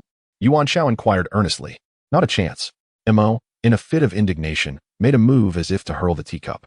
Yuan Xiao quickly seized his arm. It was my folly as a junior. For though such thoughts may cross my mind, I would never dare allow you to address me thus. Instead, I shall consult with Brother Hai, the sect leader, and propose your elevation to the position of the new fourth elder, formally placing you on par with the other elders, thereby restoring our camaraderie as brothers. After all, you have no master within our sect, much like myself, existing as a free spirit. Thus, it does not denote a significant disparity in rank. Moreover, in the realm of cultivation, those of great prowess are held in high regard, and the hierarchy can be quite flexible. How does this sound, Brother Imo? Yuan Xiao earnestly suggested. That seems more reasonable. However, can your proposal truly bear fruit? Imo said, returning the teacup to the table, narrowly avoiding its destruction. Rest assured, Brother Imo. If I am unable to persuade, there is always Brother Hai. Once he becomes determined, nothing is beyond the realm of possibility with the sect leader. Yuan Xiao boldly asserted. As the sect had decided to promote Mo Fei to replace the former fourth elder overseeing the spirit beast garden, it was only fitting to announce Mo Fei's ascension, thus justifying a minor elevation in rank. I hope you will refrain from forging connections with the grand elders of the upper sect again, lest you surpass me in rank once more. Mo Fei expressed his concerns. That, I cannot guarantee. If the esteemed elder of the Baiyun sect insists on forging a brotherly bond with me, it would indeed be difficult for me to decline. Yuan Xiao remarked earnestly. You call me fat, yet you are out of breath. It is pointless to dwell on such trivialities. A grand battle is imminent, and you ought to hasten your cultivation. Mo Fei, filled with both irritation and concern, responded, Rest assured, I have acquired a peerless technique and shall soon devote myself to serious training. This is no mere jest. The heavenly demon body refinement technique bestowed by the old demon Wu is undoubtedly a supreme art. Chapter 136, Cultivating the Heavenly Demon Body Refinement Technique. You're merely boasting all day. Could it be the fireball technique? Mo Fei retorted, showing no respect. It is no wonder Mo Fei has been continually astonished, for he dares not envision such grand possibilities. Yuan Xiao finally discerned the reason behind Mo Fei's perpetual astonishment and couldn't help but chuckle. Very well, I shall heed your guidance. Master Mo, I will return to my cultivation forthwith, striving not to hinder you during the impending battle. Yuan Xiao earnestly proclaimed, genuinely wishing to alleviate Master Mo's concerns. Master Mo possesses a sharp tongue, but a tender heart towards Yuan Xiao. Upon returning to the Spirit Herb Garden, Yuan Xiao resolved to engage in earnest training, not only for himself, but also for Xiao Jin and Xiao Huang to join in the endeavor. The training location had long been chosen, the world of the Tianqi Pearl. There, the air is rich with celestial essence. And compared to a single day of cultivation in the mundane realm, one could achieve the equivalent of 10 days of training within the Tianqi Pearl world, a remarkable tenfold acceleration, thus ensuring superior results in cultivation. At present, Yuan Xiao has fully integrated the Celestial Pearl. With a mere thought, the Celestial Pearl flew before her, and she utilized her divine consciousness to activate the teleportation portal nestled within the concave surface of the pearl, enveloping Xiao Jin and Xiao Huang within her awareness. They vanished from their location after a brief interval. Once again, with a flicker of her mind, Yuan Xiao stored the Celestial Pearl back within her dantian, subsequently directing her divine consciousness into the ethereal image of the Celestial Pearl located within her dantian. Upon locating the swirling teleportation passage, she too disappeared from sight. This time, Yuan Xiao seamlessly entered the world of the Celestial Pearl, leaving no trace behind. At this moment, the Celestial Pearl had become entirely ethereal. After Yuan Xiao's entry into the Celestial Realm, it dissolved into the void, evading any detection. Nevertheless, it maintained its original position, wherever Yuan Xiao entered the Celestial World. She would emerge from the same spot. Indeed, as Aunt Lon had mentioned, the integration of the Celestial Pearl had rendered its usage not only more convenient, but also significantly safer. Upon returning to the Celestial Realm, Yuan Xiao's experience was markedly different from her previous visit. With the complete integration of the Celestial Pearl, this realm had truly transformed into her home. The familiar aura of the entire world was more pronounced than before, and her divine consciousness had expanded considerably. Previously, after her initial entry, she sensed an increase in the range of her divine awareness by no less than 100-fold compared to the mundane world. Now, it felt as though it had amplified by at least 1,000-fold. Yet, the celestial realm was vast and boundless, and there remained countless areas for her to explore gradually. Retrieving her divine consciousness, she addressed Xiao Jin and Xiao Huang. You may seek a place to cultivate on your own, but do remember not to wander too far. With that, she handed Xiao Jin a foundational demon core gifted by Old Wu and offered the remaining portions of the Golden Wing Bat King's flesh to Xiao Huang, leaving not a single morsel behind. Upon exchanging glances, Xiao Jin and Xiao Huang appeared to reach a silent accord, soaring towards a distant floating island, vanishing in an instant. Xiao Huang, with keen eyes, spotted a group of small beasts on the far-off prairie. Just wait, he exclaimed. Once I complete my cultivation, I shall treat you all to some spirit urine. Such treasures must be shared. I, Xiao Huang, am indeed grand and generous. Yuan Xiao had her own destination in mind, heading directly towards a cluster of thatched cottages. Since provisions had been made for the meatball head and ant lawn, she decided not to occupy any of the 4 main houses. Adjacent to the principal dwelling, apart from a separate kitchen, there were 2 storage rooms. She opted for the outermost one. The first advantage of cultivating here was the significant savings on spirit stones. As the spiritual energy in the Enlightenment world was remarkably abundant and of high quality, it was sufficient for cultivation even without the aid of spirit stones. Naturally, for those wishing to expedite their progress, one could simultaneously absorb spirit stones while drawing in the spiritual energy of the Enlightenment world, thereby enhancing the cultivation speed significantly. Yuan Xiao entered the storage room, casting aside a mat obtained from a cliffside secret chamber, and began to sit cross-legged, delving into the study of the celestial demon body refinement technique. This technique comprises 9 tiers: skin refinement, flesh refinement, muscle refinement, bone refinement, spirit refinement, mortal spirit refinement, sacred spirit refinement, diamond refinement, and celestial demon refinement. Yuan Xiao perused the cultivation instructions and noted the insights provided by old demon Wu. The initial 4 tiers appeared relatively straightforward, promising swift progress, while the 5th tier, spirit refinement, served as a watershed, marking the onset of greater challenges in the subsequent stages. The subsequent 4 levels gradually lead to a state of great accomplishment, where each realm necessitates accumulation and refinement. Although the pace of cultivation may be somewhat sluggish, each advancement signifies a qualitative leap. To comprehend the formidable strength attained upon reaching the heavenly demon realm, one need only reference the current prowess of the old demon Wu. Throughout his life, he has engaged in countless acts of slaughter, relying primarily on his formidable physicality. His corporeal strength surpasses that of other spiritual artifacts, rendering his adversaries nearly powerless. Even the most formidable figures, such as the venerable scholar of the Eastern Sea and the Taoist Sikong, must collaborate and employ traps to subdue the old demon Wu, a testament to the extraordinary extent of his power.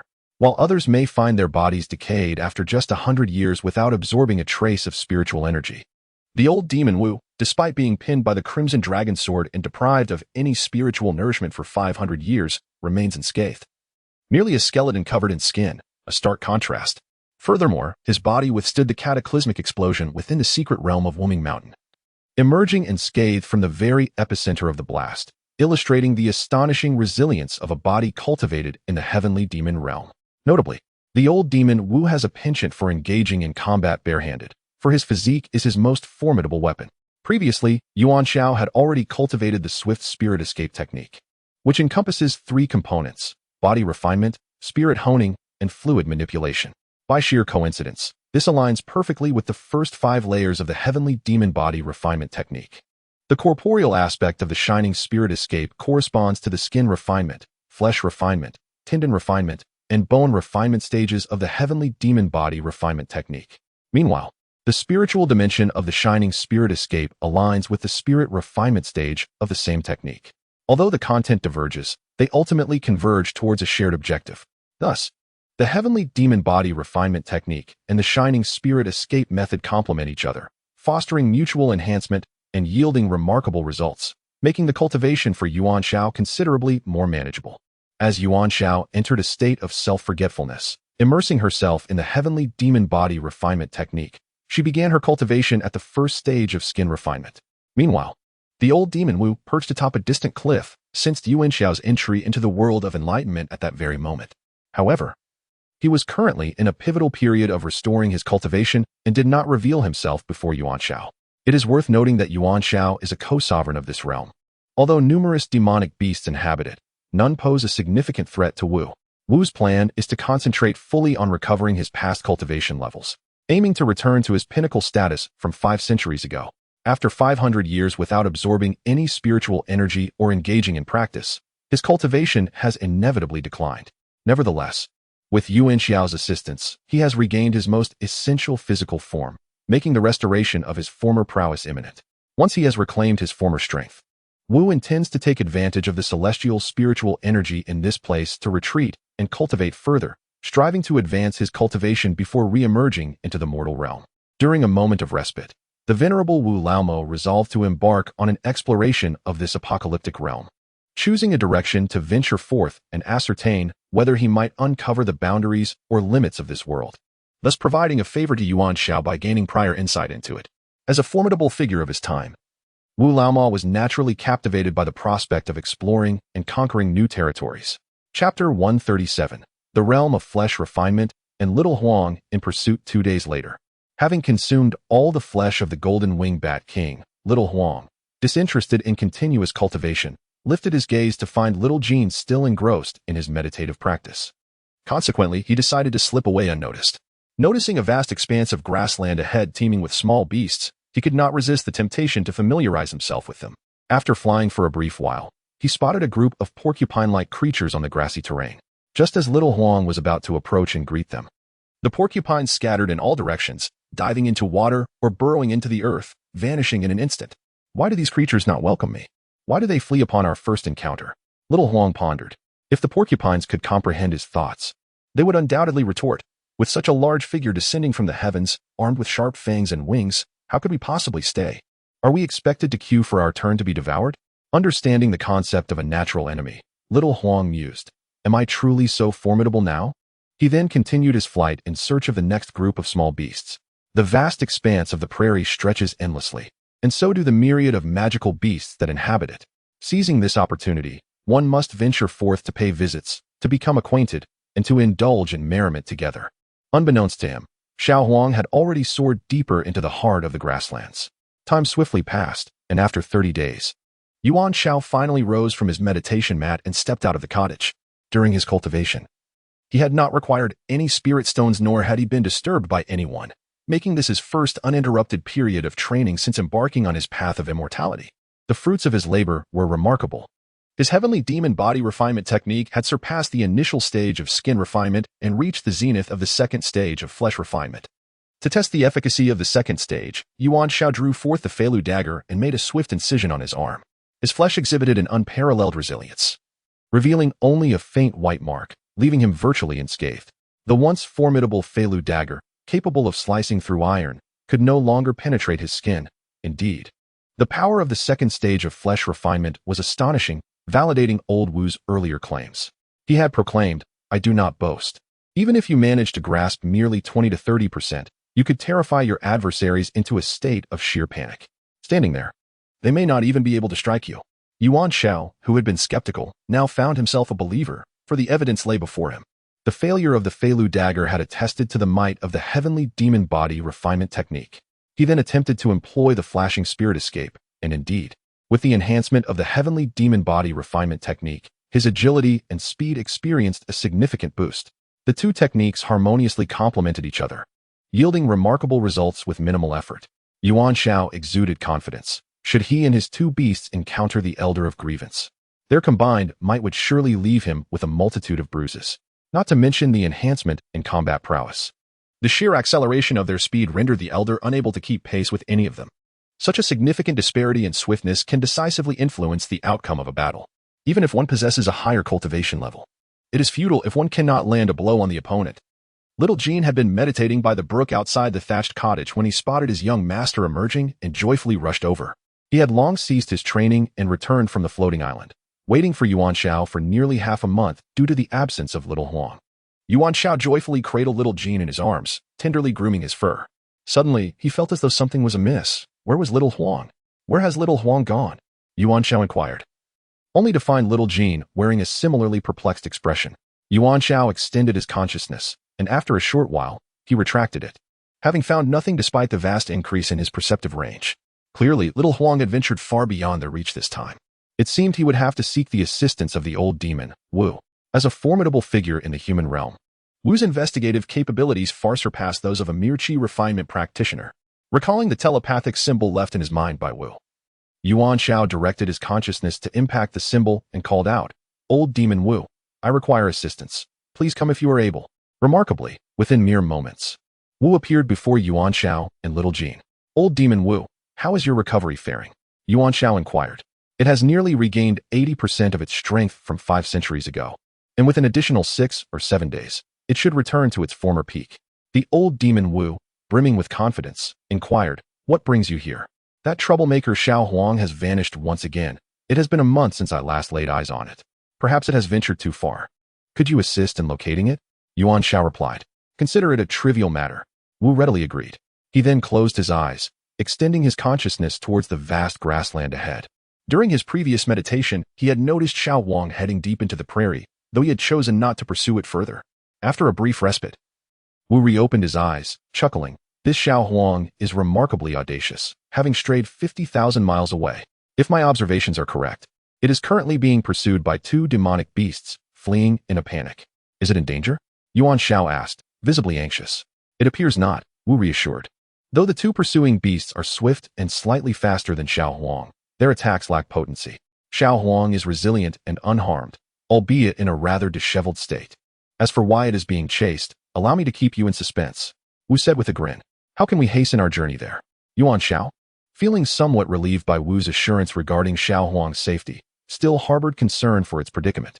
Not to worry, I shall take you there post-haste. With a confident smile, old Wu casually waved his hand, effortlessly storing Yuan Xiao and little Jean into a small space formed by his mystical powers, a splendid demonstration of sleeve-like cosmos. In the blink of an eye, old Wu vanished from sight, embarking on a series of long-distance teleportations. After 5 swift leaps, he arrived at the scene where little Huang was fleeing. The astonishing ability to traverse thousands of miles in a single teleportation truly astonished Yuan Xiao. What Yuan Xiao did not realize was that not every prominent figure possesses such extensive teleportation capabilities. Not every elite can rival old Wu. In simpler terms, old Wu is the paramount among the elite. Before him, in midair, little Huang appeared charred and disheveled, clutching a large spirit beast egg with both forepaws while desperately evading the electric assaults from 2 wyverns above. Although the wyverns' electric damage was not particularly severe, their speed surpassed that of little Huang. Moreover, the burden of the large spirit beast egg hindered little Huang's evasive maneuvers, resulting in multiple strikes from the lightning, leaving him singed and smoking, as if he had just returned from coal mining. Yuan Xiao could not help but feel a mix of anger and amusement. The source of her ire was little Huang's incessant troublemaking, inviting other small creatures for a sip of spirit urine and now provoking the wyverns, ultimately encountering a formidable opponent and receiving due retribution. Yet, she found humor in the sight of little Huang, charred and nearly smoking from the electric strikes, still refusing to relinquish the large spirit beast egg he clutched. Truly, he was more unscrupulous than a thief. Chapter 138. Little Huang's egg visit to the wyverns. Old Wu was thoroughly entertained by little Huang's antics, bursting into laughter. Observing that little Huang, despite his disheveled appearance, showed no signs of injury, little Jean realized he was, in fact, unscathed. Unable to suppress a chuckle, one could not help but feel a sense of mischief at the sight of the little troublemaker who daily caused distress to its young master, daring to stray an unimaginable distance of 50,000 miles. Such behavior warranted a reprimand. The scene before us was exceedingly clear. It was evident what had transpired. The little yellow creature, driven by curiosity, had pilfered an egg from the majestic wyvern, only to be discovered and pursued relentlessly by the wyvern couple. Yet, the little yellow one, resolute in its defiance, preferred to endure the consequences rather than return the stolen treasure. At last, the little yellow creature spotted Yuan Xiao and the others ahead, its eyes welling with tears as it inwardly lamented, "Oh mother, your child has been wronged today." Now, it seemed that anyone dared to bully it, and it yearned for maternal intervention.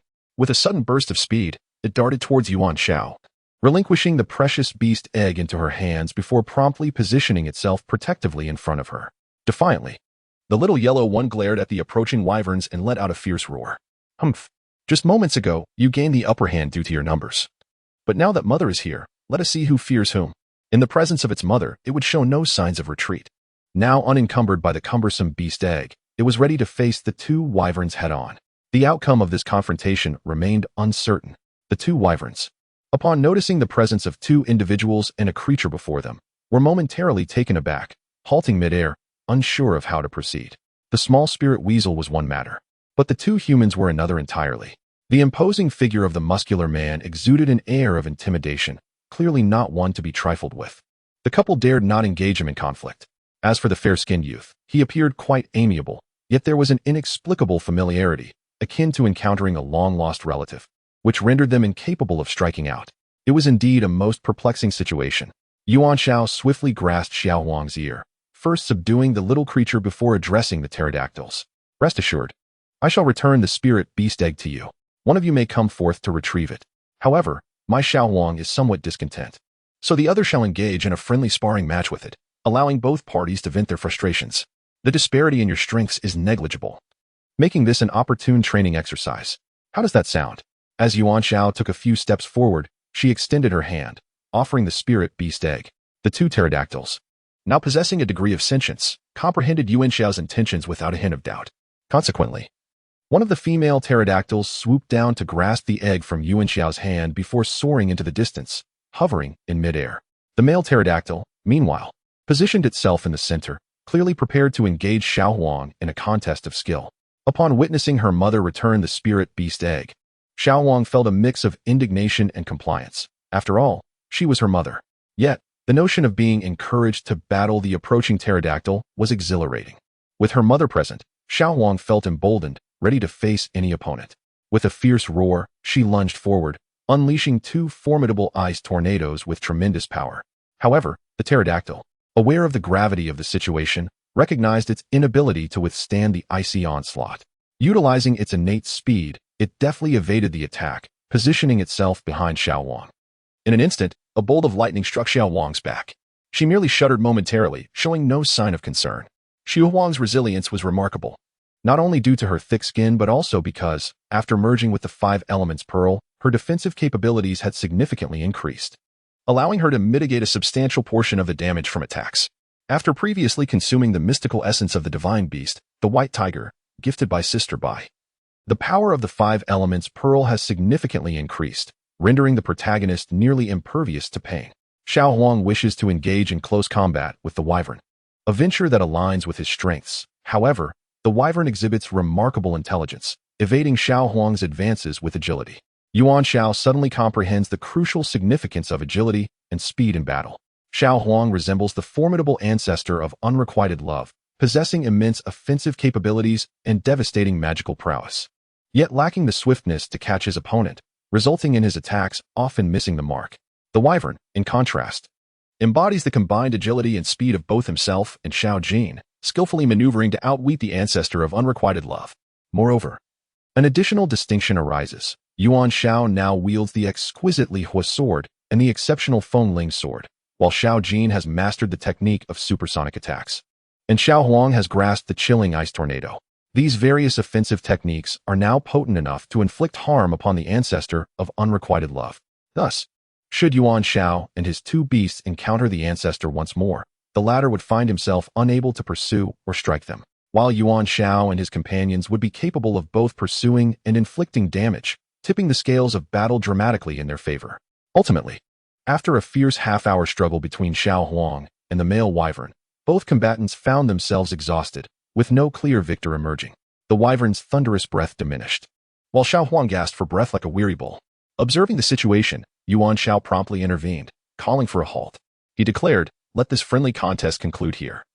The 2 of you have achieved a stalemate, both being rare talents. We shall engage in further sparring at another opportunity."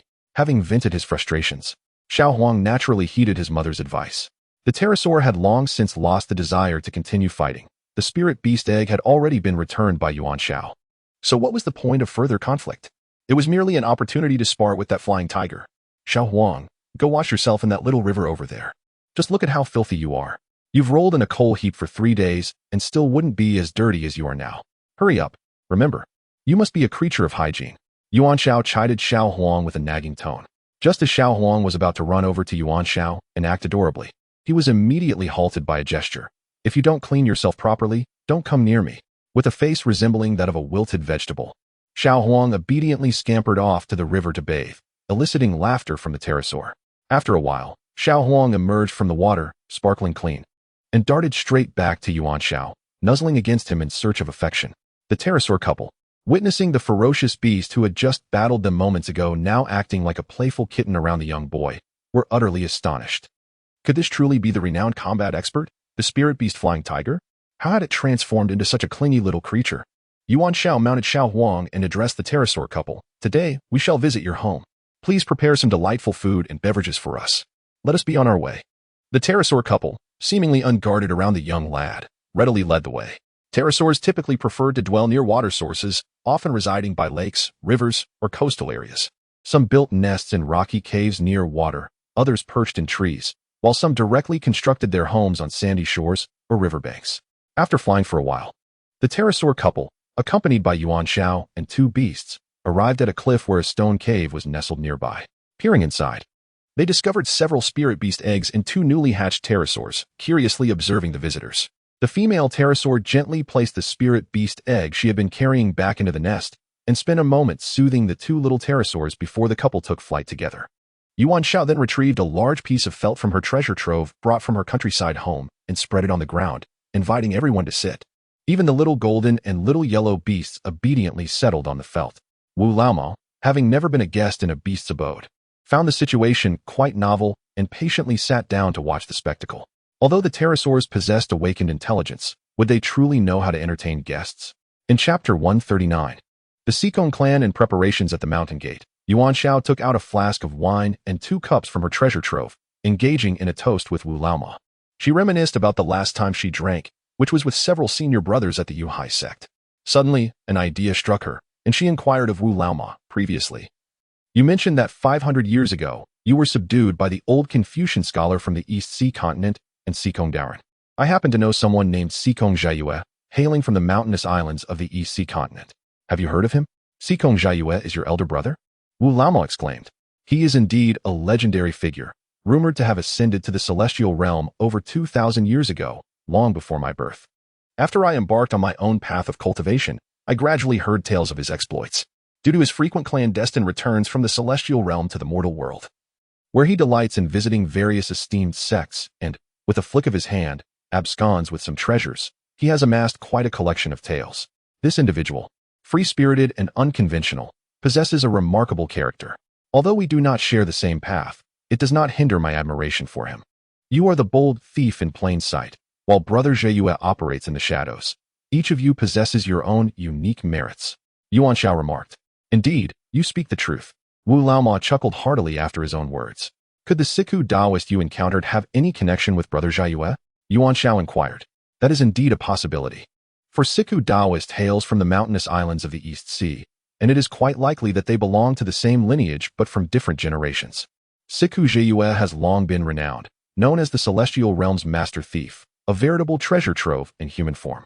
When he ascended to the Celestial Realm, it is possible that neither Siku Taoist nor I had yet been born. However, since Siku Taoist originates from the Siku family and is well-versed in divination, he would certainly know more about Siku Jiayue, Wu Laoma explained. Siku Jiayue has already set off back to the mountainous islands of the East Sea. I wonder if he has arrived yet. I shall seek him out when the opportunity arises, Yuan Xiao said, feeling a genuine sense of longing for Brother Jiayue. At that moment, a rush of air signaled the return of the winged dragon couple. The male winged dragon returned with a wild wolf in its grasp, while the female winged dragon brought back a branch adorned with several ripe fruits. The male winged dragon placed the wild wolf beside Xiao Huang, signaling it to partake. And Xiao Huang, without hesitation, began to feast. Yuan Xiao accepted a branch from the beak of the female pterosaur, plucking the ripe fruits and distributing them to Old Wu and Little Jean, while indulging in one herself without a hint of caution. After a moment of reflection, she recalled that there were still some morsels of meat left from the centipede, which she extracted and offered to the pterosaur couple, tossing a couple of smaller pieces to their hatchlings, creating a delightful atmosphere as they all savored the meal together. In this world, there may exist formidable beings among the demon beasts. The smaller creatures near the teleportation area are relatively weak, yet as they ventured deeper, they encountered demon beasts comparable in strength to Little Huang, suggesting that further exploration could unveil even more powerful adversaries, remarked Old Wu. This world is vast and boundless. I lack a true sense of its dimensions. Completing an exploration of this realm may prove to be quite a challenge, Yuan Xiao mused. Perhaps I can offer a modicum of assistance. Once I regain my peak cultivation in a few days, I can choose a direction to help you explore this continent. Old Wu replied with a smile. I will first establish a small teleportation array at the teleportation site, then set up another every 500,000 miles or so during the exploration to facilitate your future travels. However, be prepared, as activating this teleportation will require high-grade spirit stones. Do not blame me for depleting your resources later. Nonetheless, I suspect that this world harbors countless secrets yet to be discovered or understood.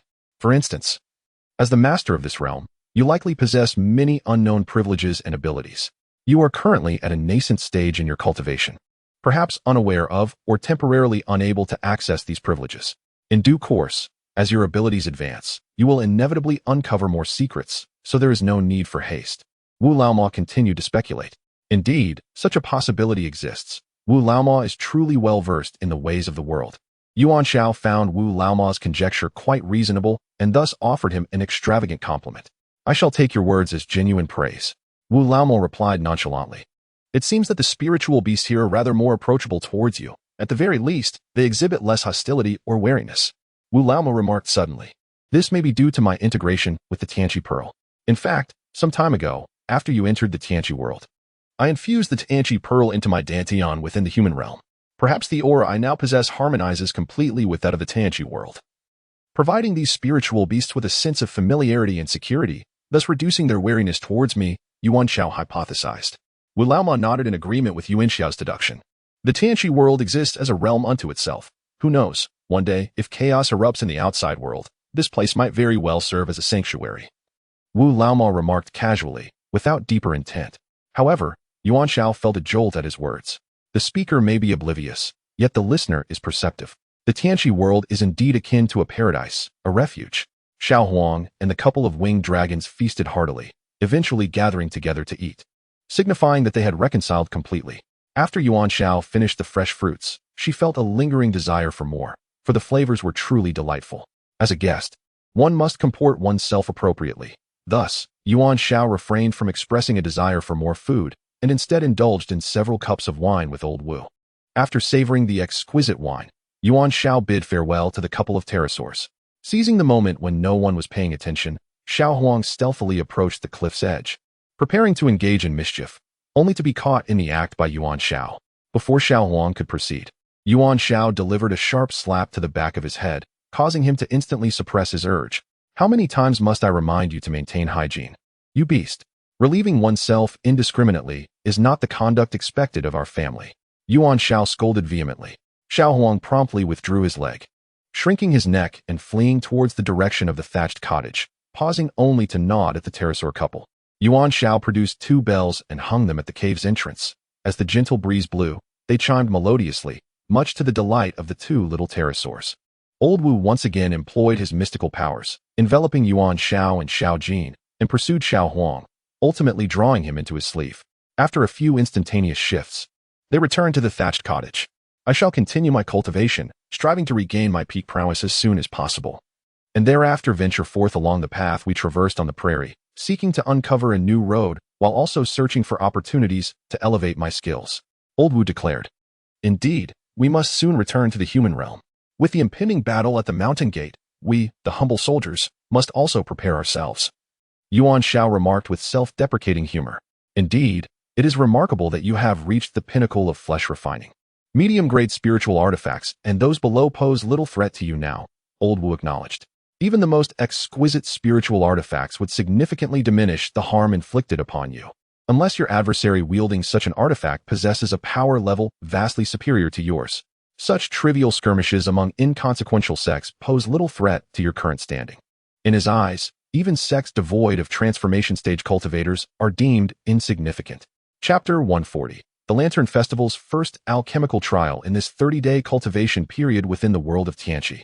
The most substantial gains were undoubtedly reaped by Yuan Xiao. His Tianma body refinement technique has ascended to the pinnacle of the 2nd tier, marking a notable achievement in physical cultivation.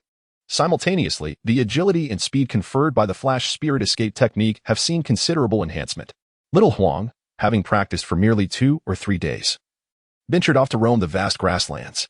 Although the growth of his cultivation was limited during this period, his strength was nevertheless augmented due to the consumption of flesh from the golden-winged Bat King. Little Jean has made significant strides, having ingested the 2nd demon core of a foundation-building beast and diligently practicing for approximately half a month. While he did not undergo further mutation or awakening, his aura surged dramatically, advancing his overall strength. Yuan Xiao and his 2 beasts spent 30 days in the world of Tianqi, while only 3 days elapsed in the realm of mortals. Thus, upon Yuan Xiao's return to the human realm, it appeared to onlookers that their absence had been brief. Yuan Xiao, now enamored with tending to the garden, emerged to water all the spiritual herbs and elixirs in his medicinal garden. It is an inescapable penchant for those raised in the countryside. An idea suddenly struck Yuan Xiao. He gathered a substantial amount of foundation-building pills, materials for golden core elixirs, and auxiliary ingredients for infant transformation pills, intending to personally refine these at Brother Hai's alchemical pavilion. Previously, during the Lantern Festival in the mystical Wumong Mountain. The clam and the snipe contended, allowing the fishermen to reap the benefits. I had acquired several stalks of infant grass, which I did not submit to the sect. Thus I now possess all the primary materials required for concocting the infant elixir. Prior to the festival, I diligently studied the alchemical secrets and herbal lore provided by Brother Hai, and my spiritual consciousness has surged to an extraordinary level, surpassing even that of late-stage foundation establishment cultivators. My spiritual strength now enables me to independently refine elixirs. Crucially, my approach to alchemy diverges significantly from others. Success in refinement is not imperative. As long as there is no explosion of the furnace, I consider it a triumph. Alchemy exists as a distinct branch of the discipline, akin to the arts of beast mastery, puppetry, and spirit botany, and does not directly correlate with one's cultivation level. It primarily relies on spiritual consciousness for execution and control. Therefore, with sufficient skill and innate talent, even low-ranked disciples might produce high-grade elixirs. Moreover, possessing the divine enlightenment pearl allows me to purify any inferior elixirs, such as the waste product known as black bean, into low-grade potions. Should I create low-grade elixirs, the pearl can elevate them to mid-grade. Thus, my foray into alchemy is virtually a guaranteed venture. My immediate plan is to head to the alchemy pavilion for refining and, on my way, to ascertain whether Brother Hai has returned, as well as to learn about the progress of Master Hai and Elder Wu's breakthroughs. I neatly packed the alchemical materials at hand and mounted my little yellow steed, soaring to the alchemy pavilion located halfway up Little Green Mountain. I called out for Brother Hai several times, but no response came. It seems he remains at the new mountain gate. Indeed, the esteemed Master Haiqing, the new leader of the mountain gate, is currently in seclusion, striving to achieve the nascent soul stage, while Elder Wu is also in retreat, endeavoring to attain the golden core. Previously, it was agreed that Brother Hai, who has recently ascended to the golden core, would remain at the gate during this period to ensure its safety, a detail I had momentarily overlooked. As Yuan Xiao navigated the familiar path with ease, she arrived at the hall hewn from the mountainside, which served as the alchemical chamber. She chose the smallest purple-copper alchemical furnace located nearby and carefully moved it over a source of earth vein fire to preheat it. Yuan Xiao was well acquainted with the three primary processes of alchemy: purification, concentration, and fusion. Not only had she meticulously studied the alchemical texts, but she had also observed Brother Hai's alchemical endeavors on multiple occasions. While the practitioner may be clouded by their own experience, the observer sees clearly. The reckless and brute force approach to alchemy that Brother Hai employed would not manifest in Yuan Xiao's practice. She commenced her work with the foundation establishment pill. As the furnace grew increasingly warm, Yuan Xiao sequentially added ingredients, such as soul-establishing grass and July flower, into the cauldron, then covered it with the lid to begin purifying and cleansing the materials using her spiritual consciousness, eliminating impurities and toxins. Following this, she catalyzed the potency of the ingredients, concentrating the essence into a liquid form. Finally, she solidified the liquefied essence, harmoniously integrating the properties of the various materials in accordance with their complementary and conflicting natures, thereby preventing the creation of any new alchemical toxins. To Yuan Xiao's astonishment, her inaugural foray into alchemy was far more effortless than she had anticipated. Was it possible that she possessed an innate talent for alchemy?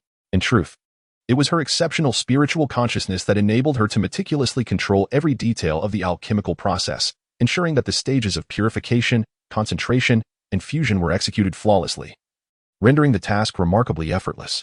It is noteworthy that Yuan Xiao not only consumed the rare divine fruit, which permanently enhances one's spiritual strength by an impressive 60, but also experienced an extraordinary surge in the range of spiritual perception, expanding 1,000-fold within the realm of the apocalypse. Although this expansive perception was confined to the apocalypse world and could not be transported to the mortal realm, the insights and experiences gained were immensely beneficial for mastering spiritual control. Hence, Yuan Xiao possessed a spiritual strength that far surpassed that of ordinary individuals, along with a finesse in spiritual manipulation that was likewise exceptional. The critical operation in alchemy relies heavily on spiritual prowess, which made Yuan Xiao's foray into alchemy remarkably smooth. After a fragrant incense stick had burned, Yuan Xiao faintly detected the alluring aroma of herbs and, utilizing her spiritual awareness, lifted the lid of the cauldron to extract 5 elixirs, placing them onto a prepared porcelain plate. Indeed, these were 5 qualified low-grade foundation establishment pills, characterized by their sleek, glossy black surface and the fragrant scent they emitted. Yuan Xiao felt no fatigue whatsoever and, seizing the momentum, promptly commenced the preparation of her second batch of golden core pills. The procedure for alchemy followed a similar pattern. albeit with the ingredients swapped for golden stargrass and September flower, requiring her to pay close attention to the timing of several herbs' purification and the harmonization of their medicinal properties. After another incense stick had burned, the enticing aroma wafted forth once more, prompting Yuan Xiao to unveil the cauldron lid and retrieve another 5 low-grade golden core pills. Naturally, her heart brimmed with joy. The success of 2 consecutive alchemical endeavors, albeit only of lower grade, affirmed her competence in the alchemical process, and she sensed her skills becoming increasingly refined. At this juncture, Yuan Xiao still did not perceive any fatigue in her spiritual awareness. However, for the sake of ensuring a safer process in the crafting of her 3rd batch of infant conception pills, she deliberately took a respite of 1 hour before embarking on this next endeavor. Yuan Xiao retrieved the jiaying grass from the hidden realm of Wuming Mountain, a specimen that boasted an impressive medicinal age of over 500 years. It began to emit a faint white glow, indicating its remarkable quality. Such aged jiaying grass held a significant potential for the direct refinement of mid-grade jiaying pills. With deft hands, Yuan Xiao cast the 500-year-old jiaying grass into the purple-copper alchemical furnace, commencing the 3rd round of jiaying pill refinement. Although jiaying pills were more precious, Yuan Xiao's previous experiences had rendered her techniques more adept and her movements more fluid, akin to the graceful flow of water. After the passage of a single incense stick, the venerable jiaying grass indeed did not disappoint. It yielded 5 mid-grade jiaying pills.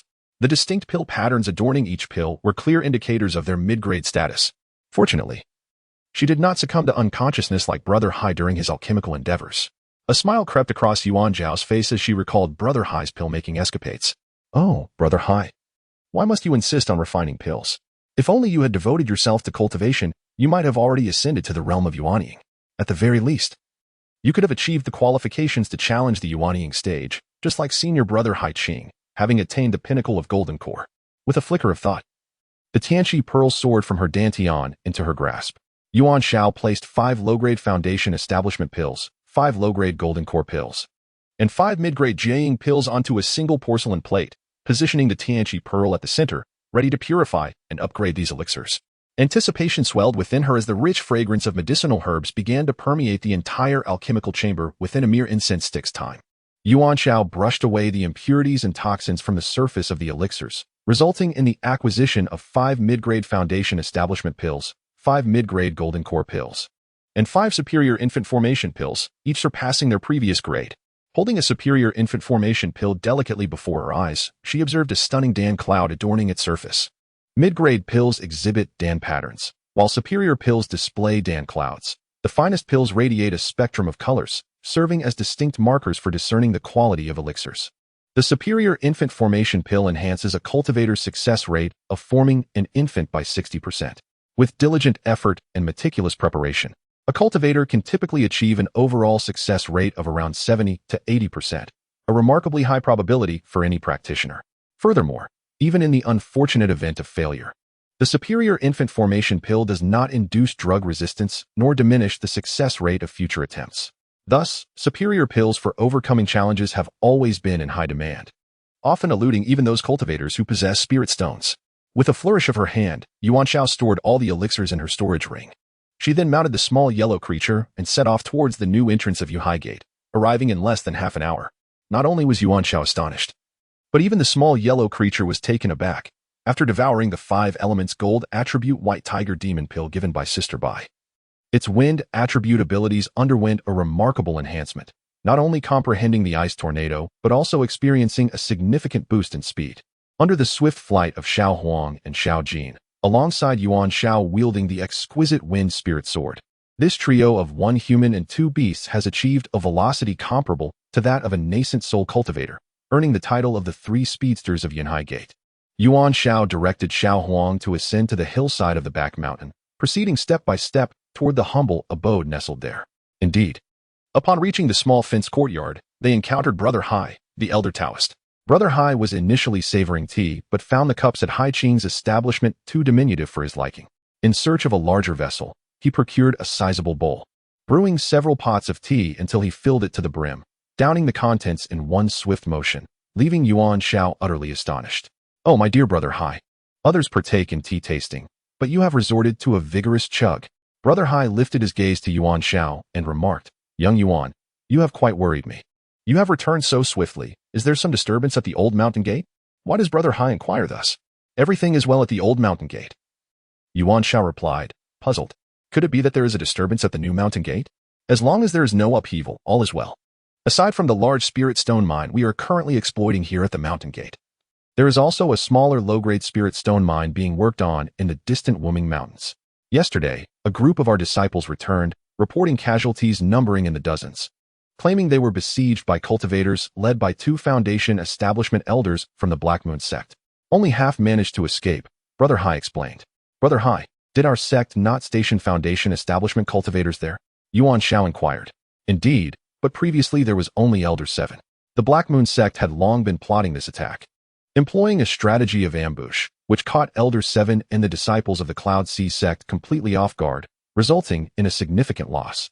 According to the disciples who managed to escape, Elder 7 had sustained grave injuries and was captured, leaving his fate uncertain. Are you implying that the spiritual stone mine of Wumong Mountain has now been seized by the Black Moon sect?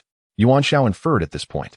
The cultivation of immortals heavily relies on resources. Once one finds themselves in a position of weakness yet occupies valuable resources, stronger sects will inevitably seek to claim them. Moreover, the Black Moon sect and the Cloud Sea sect have a history of conflict spanning over a century. The recent ascension of the Black Moon sect's Grand Elder to the nascent soul stage has significantly bolstered their strength. Additionally, both Elder Li Hin and sect leader Li Han are Golden Core cultivators, one at the mid-Golden Core stage and the other at the late stage. With 2 Golden Core practitioners at their helm, the Black Moon sect is currently in a position of great prominence.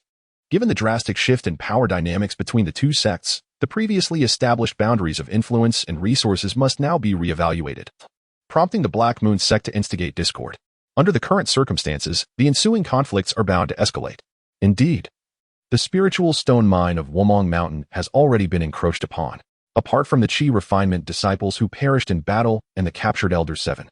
The rest of us from the Cloud Sea sect have managed to escape, and we have lost control over the Wumong Mountain spiritual stone mine, Elder Hai stated. What is the status of Brothers Wu and Hai concerning their breakthrough? Yuan Xiao inquired. As this information is crucial for the strategic allocation and utilization of forces before the impending battle, thanks to the medium-grade golden elixir and the medium-grade infant elixir you provided, Junior Brother Wu has successfully attained the Golden Core and is currently consolidating his realm, requiring a few more days before he can emerge. As for Senior Brother Hai, the results of his breakthrough remain undetermined, Elder Hai remarked. The successful breakthrough of Senior Brother Wu into the Golden Core is indeed a positive development in this ongoing conflict. The outcome largely hinges on the comparative high-end combat capabilities of the 2 sects, for it is only such elite forces that can dictate the fate of the sect battle. Presently, both Elder Hai and Senior Brother Wu are at the initial stage of Golden Core, which places them at a significant disadvantage compared to the Li family duo from the Black Moon sect, who possess a substantial difference in cultivation level. However, should Elder Hai achieve the nascent soul stage, he would possess an overwhelming advantage over ordinary Golden Core cultivators, thereby alleviating some of the pressure on the Cloud Sea sect. If the Cloud Sea sect can also produce a nascent soul cultivator at the initial stage, akin to the revered ancestor Li Tian of the Black Moon sect, the balance of elite combat power would mitigate the disadvantages posed by the disparity in lower-tier forces. How does the sect plan to arrange its strategy? Will it be defensive or proactive? Yuan Xiao inquired with concern, as he and his 2 beasts were fully prepared, with Junior Brother Wu currently stabilizing his cultivation. The only one who can take action is your humble servant. I intend to personally visit the Wuming Mountain Spirit Stone Mine. Sending other Foundation establishment elders may only lead to unnecessary casualties. Elder Hai stated with gravity, a rare moment of seriousness for him. That makes it easier. I shall accompany Elder Hai, ensuring we eliminate those 2 Foundation establishment elders from the Black Moon sect. Yuan Xiao declared with great enthusiasm. Esteemed Elder, the past was fraught with peril. I fear for your safety. It was evident that Master Hai was reluctant to allow Yuan Xiao to embark on such a venture. Master Hai, do not forget, previously, Xiao Huang and I successfully eliminated the Foundation establishment elder, Zhao Tuzi, of the Black Moon sect, and subsequently severely injured the Foundation establishment matriarch of the same sect. I dare say, the 2 Foundation establishment elders approaching us now cannot surpass Zhao Tuzi. Yuan Xiao chuckled. Nonetheless, I harbor concerns that the Golden Core cultivators, Li Hin or Li Han, might stealthily approach. Should I encounter them, I may struggle to ensure my own safety, let alone yours. Master Hai finally voiced his gravest apprehension, the fear that Li Han or Li Hin might be lurking within the ranks of those encroaching upon the spiritual stone mine of Wuming Mountain. Fear not, Master Hai. Allow me to demonstrate this. Yuan Xiao rose and proclaimed. Chapter 142, Counterattack at the Wuming Mountain Mine then. Master Hai witnessed Yuan Xiao employing the swift spirit escape technique, vanishing in an instant, only to reappear just as swiftly. Even though Master Hai had attained the golden core stage, he could not discern how Yuan Xiao moved. If you cannot see it, neither can Li Hen or Li Han. With this technique, even if I cannot prevail in battle, I can surely escape. Are you now reassured? Yuan Xiao remarked with an air of pride. Master Hai could not help but concede. If Yuan Xiao possessed such speed and finesse, he indeed had little to fear from any golden core cultivator. Master Hai, when do you intend to proceed? Yuan Xiao inquired. I plan to venture forth tomorrow morning, accompanied by a select few capable disciples. What do you think, esteemed junior? Master Hai maintained a firm trust in Yuan Xiao. Ever since Yuan Xiao had assisted him in successfully refining elixirs, he had regarded Yuan Xiao as his very own auspicious star. Due to the presence of at least 2 foundation establishment cultivators on the opposing side, and the potential existence of golden core cultivators lurking in the shadows, it is ill-advised to bring qi refinement disciples along, as it would only lead to unnecessary casualties. It would indeed be a great loss if we were to suffer the demise of exceptional disciples like Han Fei, Bai Shui, Lu Hualing, or Zhang Dehai, suggested Yuan Xiao. Very well, let us proceed as you propose, or perhaps just the 2 of us, inquired Hai Lao Dao. Do you have any recommendations regarding the timing? It was evident that Hai Lao Dao held Yuan Xiao's words in high regard. Precisely, our duo is ideal. We can engage in combat if necessary, or retreat at will, providing us with greater flexibility.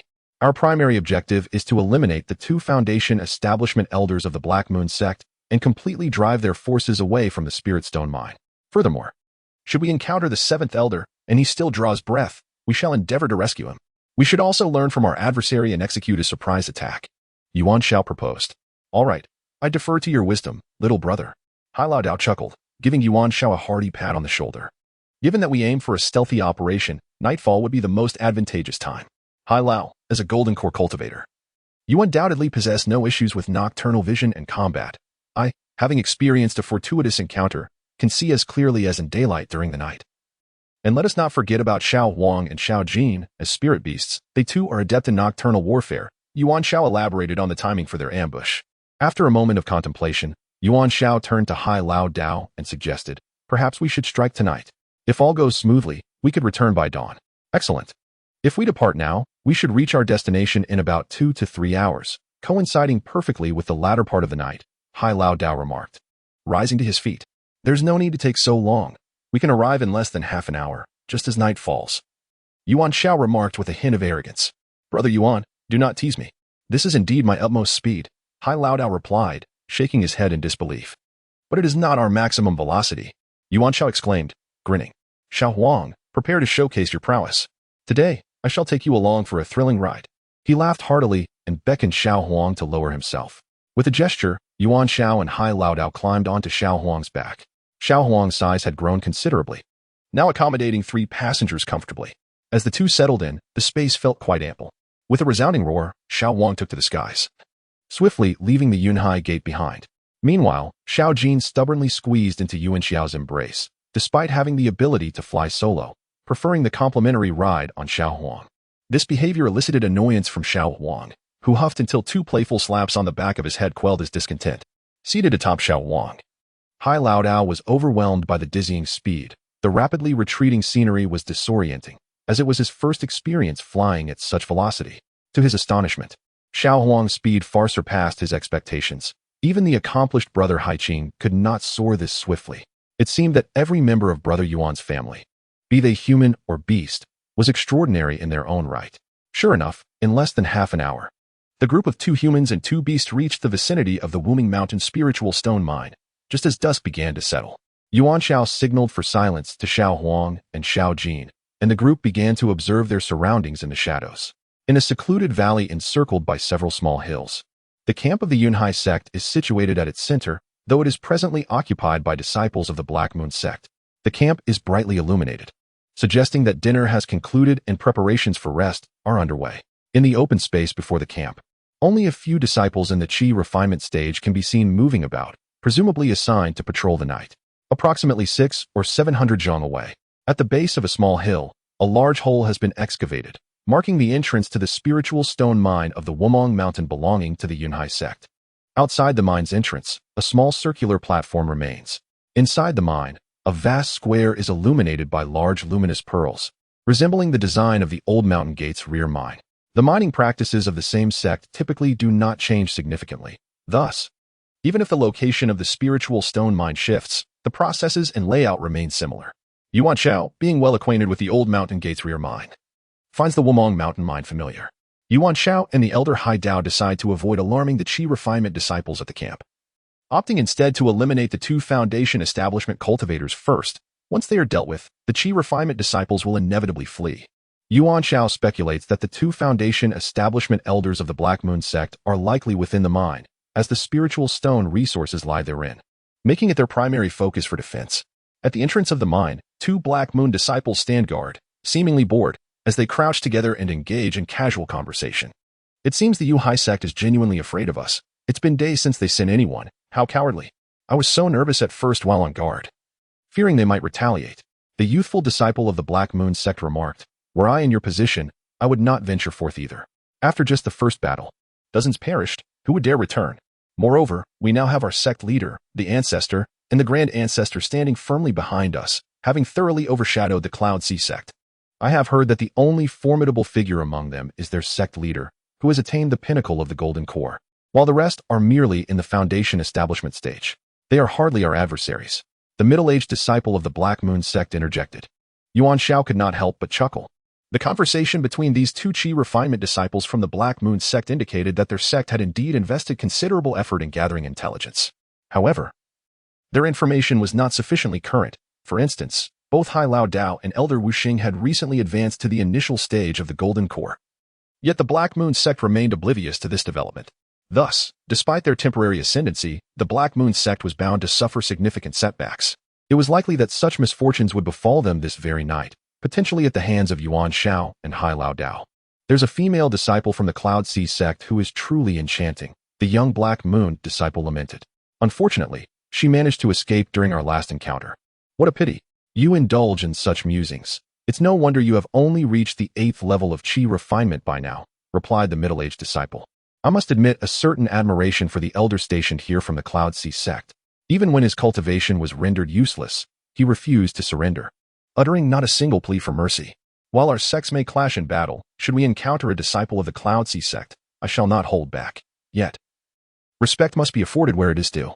Chapter 143. The Great Battle Against the Black Moon Sect's Foundation Establishment. Elder Yuan Xiao perceived that this middle-aged disciple from the Black Moon sect was, in essence, a rather orthodox cultivator. One's identity inevitably dictates one's stance, each serving their respective masters.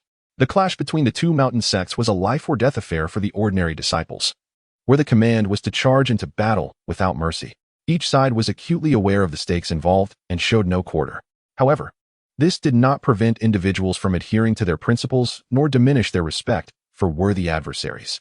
The news of the 7th Elder's cultivation being rendered useless cast a shadow over Yuan Xiao and Elder Hai, leaving them uncertain of the Elder's fate. It seemed imperative to investigate the mine further. Yuan Xiao gestured for Elder Hai to remain still and slowly retrieved a rolling pin, typically used for making noodles, from his storage ring, gripping it tightly.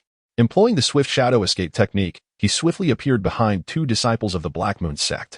With a decisive swing of the rolling pin, he struck the head of a young disciple, causing him to collapse to the ground, his life hanging in the balance. The nearby middle-aged disciple from the Black Moon sect was taken aback, but before he could regain his footing, he too was struck on the back of the head and fell into unconsciousness. Yuan Xiao had intentionally moderated his force against the middle-aged disciple, who, unbeknownst to him, had narrowly escaped death due to his earlier admiration for the 7th Elder. Silently, both Black Moon disciples were neutralized without a sound. The camp lay several hundred zhang away from the mine entrance, and the activities here had gone unnoticed. Yuan Xiao cautiously peered into the cavernous plaza. Finding no other individuals in sight, he beckoned to Elder Hai, along with Xiao Jin and Xiao Huang, and they swiftly advanced to the cave entrance. Following Yuan Xiao into the mine's expansive courtyard, atop the cavernous square, a grand luminous pearl illuminates the surroundings, casting a clear light over the now desolate expanse. Yuan Xiao, accompanied by the Elder Hai and the companions Xiao Jin and Xiao Huang, ventures into one of the mine's entrances, seeking refuge in the shadows. While the square radiates brightness, the interior of each tunnel is shrouded in darkness. Typically, when disciples from the mountain sect mine, they secure a small luminous pearl above their heads. illuminating their path as they proceed. Only at significant junctions or platforms where resources or spirit stones are exchanged are there a few small luminous pearls affixed to the stone walls for illumination. The scale of mining here is modest, yet over 100 tunnels extend in all directions. To search each one individually would be an extravagant waste of time. Yuan Xiao notices that one tunnel, descending notably larger than the others, is piled high with an abundance of excavation tools. It is evident that this tunnel is the primary site currently being exploited for spirit stones, yielding the highest output. Yuan Xiao leads Hai, Xiao Jin, and Xiao Huang, 2 individuals and 2 beasts, toward this major mining tunnel, delving deeper within. Yuan Xiao surmises that if the 2 elders of the Black Moon sect are present, they are likely within this very tunnel. As they advance, the tunnel diverges, presenting a fork. After a moment's contemplation, Yuan Xiao gestures towards Hai, indicating the right path, then points to himself and the left path. Understanding the silent cue, Hai proceeds down the right passage alone, while Yuan Xiao, Xiao Jin, and Xiao Huang take the left. This strategy effectively seals off both exits, preventing the 2 foundational elders of the Black Moon sect from escaping should they become aware of their presence. As Yuan Xiao ventured forward along the passage, she meticulously explored each platform.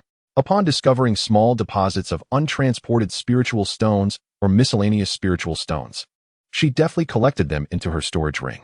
The fate of whether the Yunhai sect could reclaim this mine remained uncertain, and Yuan Xiao showed no mercy, gathering every spiritual stone she found. After traversing for more than an hour, the path showed no signs of ending, revealing the profound depths of this main mine. Yuan Xiao swept through the passage, amassing a considerable haul, which included several pieces of low-grade spiritual stone and an abundance of accompanying miscellaneous spiritual stones. The former represented a reliable source of mid-grade spiritual stones for Yuan Xiao, while the latter were deemed low-grade. With the aid of her celestial enlightenment pearl to purify and upgrade them, her success was assured. Yuan Xiao remained unhurried, treating the excursion as a mere opportunity to collect spiritual stones. Previously, in the Old Mountain Gate's rear mine, she had gained valuable experience alongside Xiao Jin and Xiao Huang. For instance, places abundant with miscellaneous spiritual stones invariably indicated the presence of low-grade spiritual stone deposits, as these were often found in association. After another hour of exploration, Yuan Xiao noticed a gradual change in the passage ahead. Small luminous pearls began to sporadically adorn the stone walls, indicating her imminent arrival at a crucial juncture. Indeed, after the passage of a fragrant incense stick, the mine's bend ahead suddenly illuminated, accompanied by the sounds of voices. Yuan Xiao stealthily approached, peering around the corner to reveal an exceptionally spacious platform within a cavern, measuring approximately 30 yards in both length and width, a space accommodating hundreds of individuals with ease. Beside the stone wall, a middle-aged man and an elderly woman were engaged in idle conversation. The old woman, whom Yuan Xiao recognized, was none other than the matron of the Black Moon sect, whom he had previously wounded in battle. Remarkably, she seemed to have consumed some miraculous healing elixir, as her recovery was astonishingly swift. Old woman, you have accomplished a great feat by seizing this mine for the sect. I trust you will be richly rewarded. Do not forget about me when the time comes, the middle-aged man remarked with a smile. An old woman like me, nearing the grave, has no desire to vie for accolades with you young ones. Lushidi, please refrain from teasing me. Although the 7th elder of Yuhai sect was captured by the 2 of us, it was you who exerted yourself far more. As for the disciples of Yuhai sect, I may have slain 7, yet the majority fell by your hand. I dare not claim undue credit. The woman, known as Lan Posey, replied with a chuckle. It became evident that the majority of the Yunhai sect's disciples had perished at the hands of this middle-aged man and the elderly woman, and they could not afford to let them escape today. Furthermore, from their exchange, it was clear that the middle-aged man's cultivation surpassed that of the old woman, who displayed a sense of reverence towards him. Having previously clashed with Yuan Xiao, the old woman was at the mid-stage of foundation establishment, while the man was likely at the peak of foundation establishment. Yuan Xiao slowly drew forth his wind spirit sword, preparing to launch a surprise attack, when unexpectedly, the troublesome little Huang let out a sneeze, startling both the middle-aged man and the elderly woman. With a clanging sound, they both unsheathed their flying swords and turned to face him. Without a moment's hesitation, Yuan Xiao activated his flashing spirit escape technique, swiftly maneuvering to the side of the middle-aged man, and struck with his sword, while simultaneously, little Huang and little Jean lunged towards the old woman. The middle-aged man was taken aback. Despite his profound attainment in foundational cultivation, he could not discern how the youthful figure beside him had moved so swiftly. In a frantic response, he raised his sword to parry while attempting to evade, Yet ultimately, it was too late. His left arm was severed in a single strike. Wounded in an instant, the man was struck with terror, unable to fathom that this mere chi-refining youth possessed such formidable prowess. Yet he was compelled to accept the staggering reality. Not a fool, he acted without hesitation after losing his arm. He aimed a feinting sword strike at Yuan Xiao before transforming into a gust of wind, dashing towards the mine's passageway, ostensibly seeking to escape. But could he truly elude capture today? Chapter 144. Encountering the ancestor of heartbreak again, Yuan Xiao halted and called out to Xiao Wang and Xiao Jin. After you deal with this old hag, come after me. With that, he sprinted toward the mine's tunnel. The middle-aged man, clearly trained in movement techniques, was significantly faster than others at the same foundational level, exhibiting a speed akin to that of a golden core cultivator. Had he been pursued by anyone else, he might have successfully fled. Alas, he was up against Yuan Xiao. Armed with the wind spirit sword, Yuan Xiao executed the flickering escape technique. Swiftly positioning himself in front of the middle-aged man, he unleashed 3 consecutive strikes, summoning 3 whirlwinds that surged toward him. The middle-aged man, unable to halt his rapid escape, found no refuge within the mine. He was struck directly by the whirlwinds, ensnared within their grasp, and helplessly spun around, losing control over his own movements. After merging with the divine beast Kunpeng's spirit, the exquisite spiritual weapon, the wind spirit sword, reveals its remarkable capabilities. Primarily, it boasts an incredibly swift flight speed, enabling one to either pursue or evade with great efficacy. Additionally, it can conjure fierce hurricanes and tornadoes, thereby restricting an opponent's movements and positioning. Once an adversary is ensnared, even for but a fleeting moment, the battle may very well be decided. Yuan Xiao promptly retrieved another exquisite spiritual weapon, the fire departure sword, and with a single stroke, unleashed a sea of flames directed towards the middle-aged man. The man could only watch helplessly as the inferno approached, unable to extricate himself from the tornado, and was immediately engulfed by the flames. After 30 breaths, he was reduced to mere ashes, vanishing from the mortal realm. The fire departure sword, having fused with the divine beast Fire Phoenix's spirit, indeed exhibited a significant increase in power, filling Yuan Xiao with delight. Yuan Xiao raised her hand to extract the storage ring left behind by the middle-aged man from the ashes. Upon inspecting it with her divine sense, she found a modest collection of treasures and talismans, with the majority being low-grade spirit stone ores, likely plundered from the Wooming Mountain spirit stone mine in recent days. Yuan Xiao, without a hint of hesitation, claimed them all. Curiosity piqued, she wondered why Xiao Huang and Xiao Jin had yet to arrive. Given their current prowess, vanquishing a mid-foundation establishment old woman would be a trivial task. They likely wouldn't even require Xiao Jin's assistance or sonic attacks. Xiao Huang alone could effortlessly dispatch the old woman. Just as Yuan Xiao was about to return to the platform to await their return, she suddenly heard the sound of rushing air and soon saw Xiao Jin and Xiao Huang soaring towards her. Xiao Huang held the flying sword previously wielded by the old woman in its beak, while Xiao Jin clutched a storage ring in its talons, both looking at Yuan Xiao with eager expressions. There is no need for further discussion. The old woman has undoubtedly met her demise, and even the spoils have been collected by the two beasts. How considerate of them to discern what Yuan Xiao, the parent, cherishes most, despite her never having explicitly mentioned it. These two little misers have managed to acquire each other's belongings. Truly, children reflect the nature of their parents. At a crucial moment, little Huang faltered, sneezing uncontrollably and earning a reprimand. However, considering the contribution of a flying sword, this transgression was balanced out. Little Jin, having offered a storage ring, was rewarded for her merit. Yuan Xiao promptly administered rewards and punishments. Little Jin beamed with delight, teasing little Huang with her tongue and making faces, reveling in her victory. See, this is what happens when you cause trouble all day. Little Huang, initially indifferent as long as her mother did not scold her, felt a surge of anger upon witnessing little Jin's taunting demeanor and attempted to catch her. Yet, she was swiftly restrained by her mother, who admonished, "Hurry and find your Uncle Hai. You are delaying important matters. If you keep this up, you'll be in for a double dose of punishment." Yes, the world is vast, but mother reigns supreme. Little Huang suppressed her fury, lowering her head in apology while casting a glare at little Jin. Unfazed, little Jin retaliated with a flurry of tongue-wagging.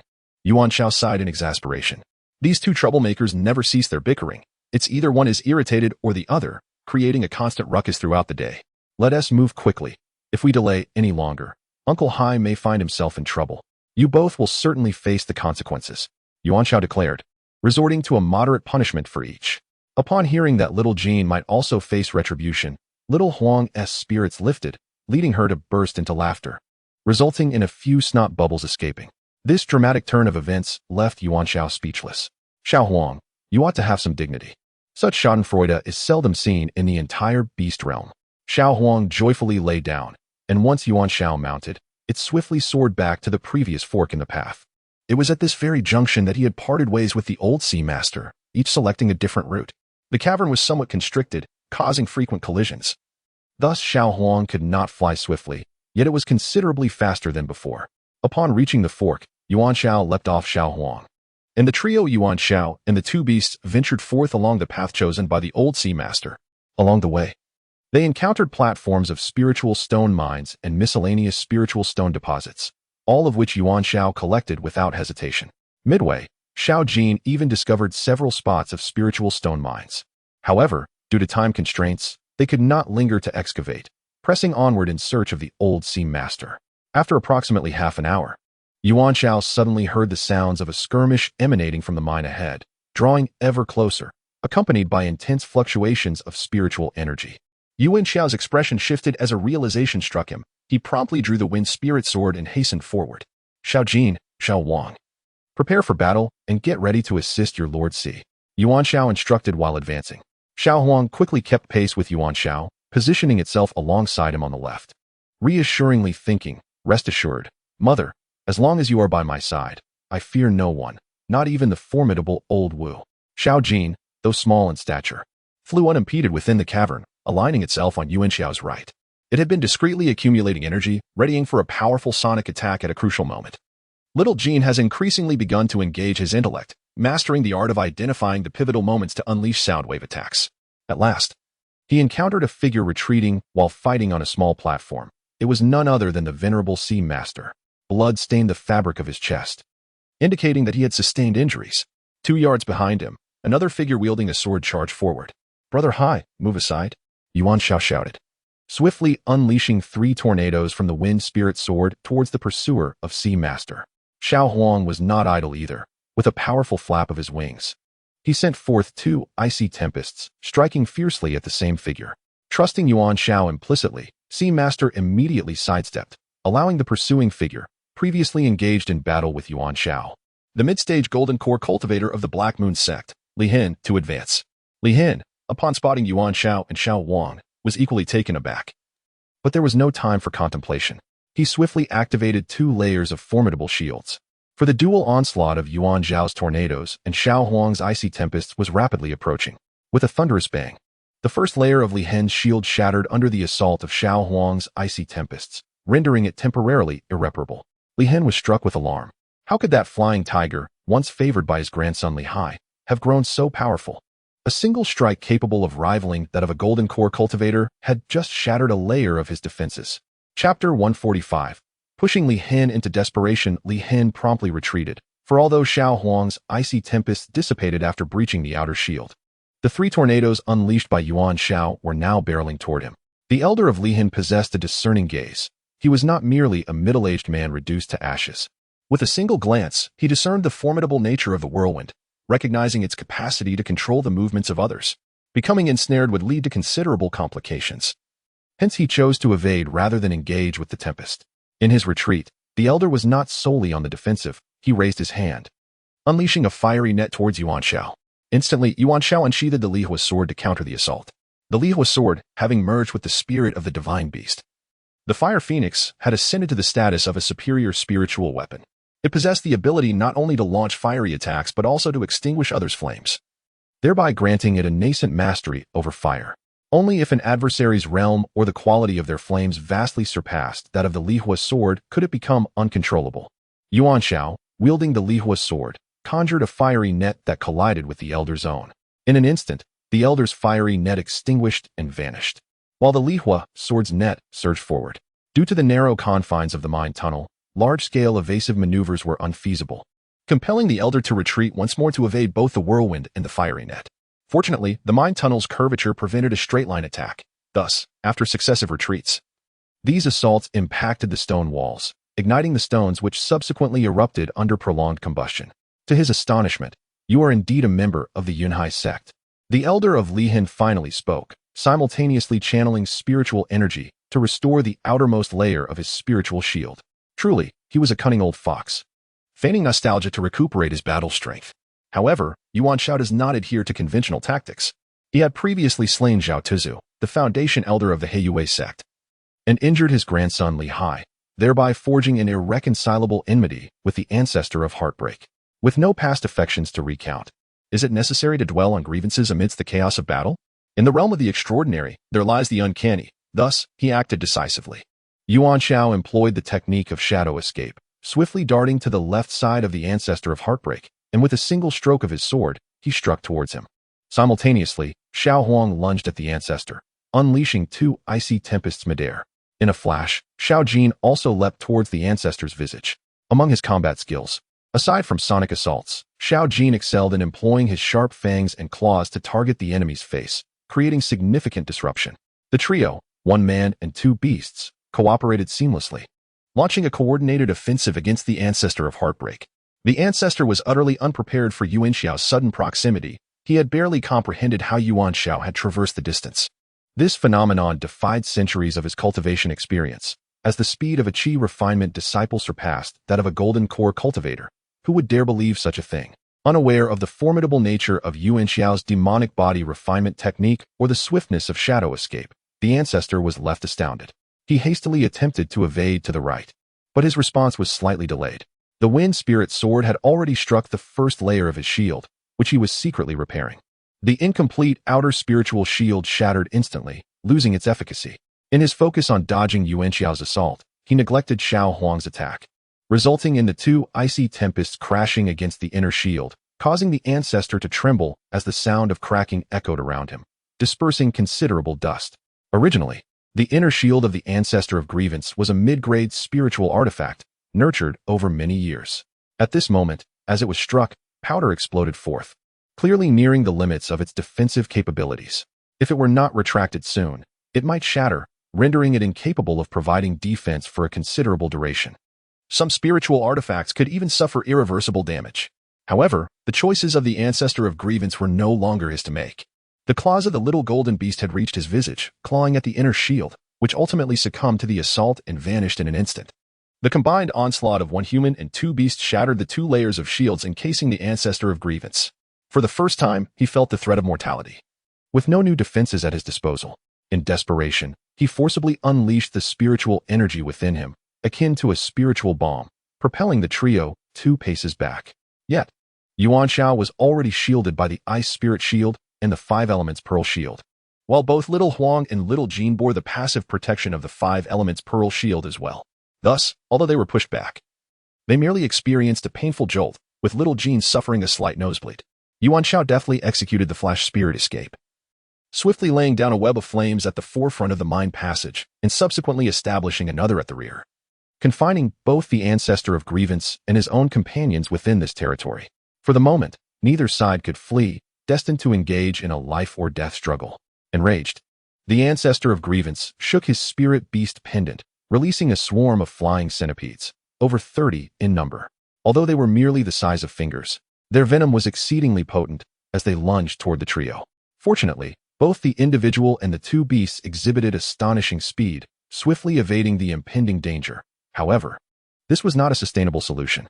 The centipede harbored a fear of fire. Although Yuan Xiao could utilize the fire separation sword to eliminate the threat, the presence of the formidable opponent, the ancestor of endless hatred, would undoubtedly preclude him from having the luxury of time to address the situation meticulously. An epiphany struck Yuan Xiao, prompting him to deploy his trump card, the cluster of golden armored insects bestowed upon him by the fox spirit, Sister Bai, known as the gold-eating worms. These creatures were indestructible and invulnerable. Yuan Xiao unleashed a flurry of golden armored insects to confront the flying centipedes. With over 50 of these insects at his disposal, their numbers far surpassed that of the flying centipedes, allowing pairs of golden armored insects to assail individual centipedes. With the golden armored insects engaged in their duel, the individual and the 2 beasts swiftly regained their advantage. Little Yellow was the first to lunge at the ancestor of endless hatred. The proximity was perfect for close combat. Ever since consuming the essence of the 5 elements gold attribute divine beast, the white tiger, Little Yellow's fangs and claws had undergone a remarkable enhancement, rendering them extraordinarily sharp, and his speed dramatically increased. The ancestor of endless hatred leaped nimbly to evade Little Yellow's assault. simultaneously unleashing a beam of spiritual power that struck Little Yellow. However, with his tough hide, Little Yellow withstood the attack and pivoted to charge once more. Although the ancestor managed to evade Little Yellow's strike, he could not escape the onslaught of Little Gold, who darted past and aimed for his left eye. The ancestor was compelled to tilt his head to avoid the attack, resulting in 2 deep gashes appearing on his face. The lantern, like an oracle, swiftly thrust a blade towards the point of descent of the ancestor of Heartbreak, compelling the latter to draw a breath midair in an attempt to evade to the opposite side. However, the momentary pause in his flight affected both his form and velocity, allowing Xiao Huang to pounce upon him from behind, his sharp claws piercing the sides of his waist and instantly fracturing several ribs. In agony, the ancestor of Heartbreak retaliated with a strike aimed at his back, yet Lantern seized the fleeting opportunity to evade and delivered a piercing thrust to his abdomen, causing blood to flow profusely. As if fate conspired against him, in his moment of turmoil, Xiao Jin deftly discerned another opening and swiftly struck, blinding his left eye. This exemplifies the adage that 2 fists cannot contend with 4 hands, showcasing the undeniable advantage of speed. At this juncture, the ancestor of Heartbreak was besieged by regret for not having cultivated his physical body in his earlier years. Had he attained even a modest level of physical refinement, the outcome of the battle would surely have differed. Alas, there exists no remedy for regret in this world. Sustaining grievous injuries, the ancestor of Heartbreak forcefully unleashed his spiritual power to push away the 1 man and 2 beasts surrounding him. Yet, he found himself with no avenue of escape. Both paths were obstructed by fiery nets, and the trio encircled him with predatory intent, leaving him no chance to flee. In Chapter 146, the Black Moon Sect, the nascent soul descends, the ancestor of Heartbreak, bereft of options, promptly produced a blood sacrifice pill and consumed it. Preparing to invoke the blood sacrifice great art, willing to sacrifice his life force for a fleeting enhancement in cultivation to re-engage in battle. However, at that critical moment, Xiao Jin executed a perfectly timed sonic attack, plunging the ancestor of Heartbreak into a state of disorientation. What a fortuitous opportunity! To be ensnared in unconsciousness amidst a duel is tantamount to death. Xiao Jin's sonic assault proved pivotal at this crucial juncture, establishing him as a divine hand capable of turning the tide of battle. In an instant, Yuan Xiao struck from behind, piercing through the heart with a single stroke of the wind spirit sword, which had emerged from the chest of the ancestor of Grievance. Seizing the fleeting moment of distraction, Xiao Huang lunged at the ancestor, severing his neck with a decisive bite. The ancestor could no longer sustain himself and collapsed with a thunderous crash. The formidable ancestor of Grievance, a mid-stage golden core cultivator from the Black Moon sect, had fallen. The adversaries responsible for his demise were none other than the trio before him: Yuan Xiao, Xiao Jin, and Xiao Huang. Additionally, the golden armored beetle had played its part in this victory. However, it was primarily the remarkable contribution of Xiao Jin that enabled the slaying of the ancestor. Without that seemingly divine soundwave attack, Yuan Xiao alone would have found it nearly impossible to defeat the ancestor. Thus, the true hero was Xiao Jin. Indeed, the collaboration of 1 person and 2 beasts had rendered it feasible to confront a golden core cultivator. Furthermore, Yuan Xiao, along with Xiao Jin and Xiao Huang, had yet to unleash their full potential, retaining a reserve of combat prowess. For instance, the golden armored beetle had not engaged the ancestor directly, and the phantasmal venomous bees capable of corroding spiritual shields had yet to be deployed. Even the exquisite spiritual weapon, the Crimson Dragon Sword, remained unused.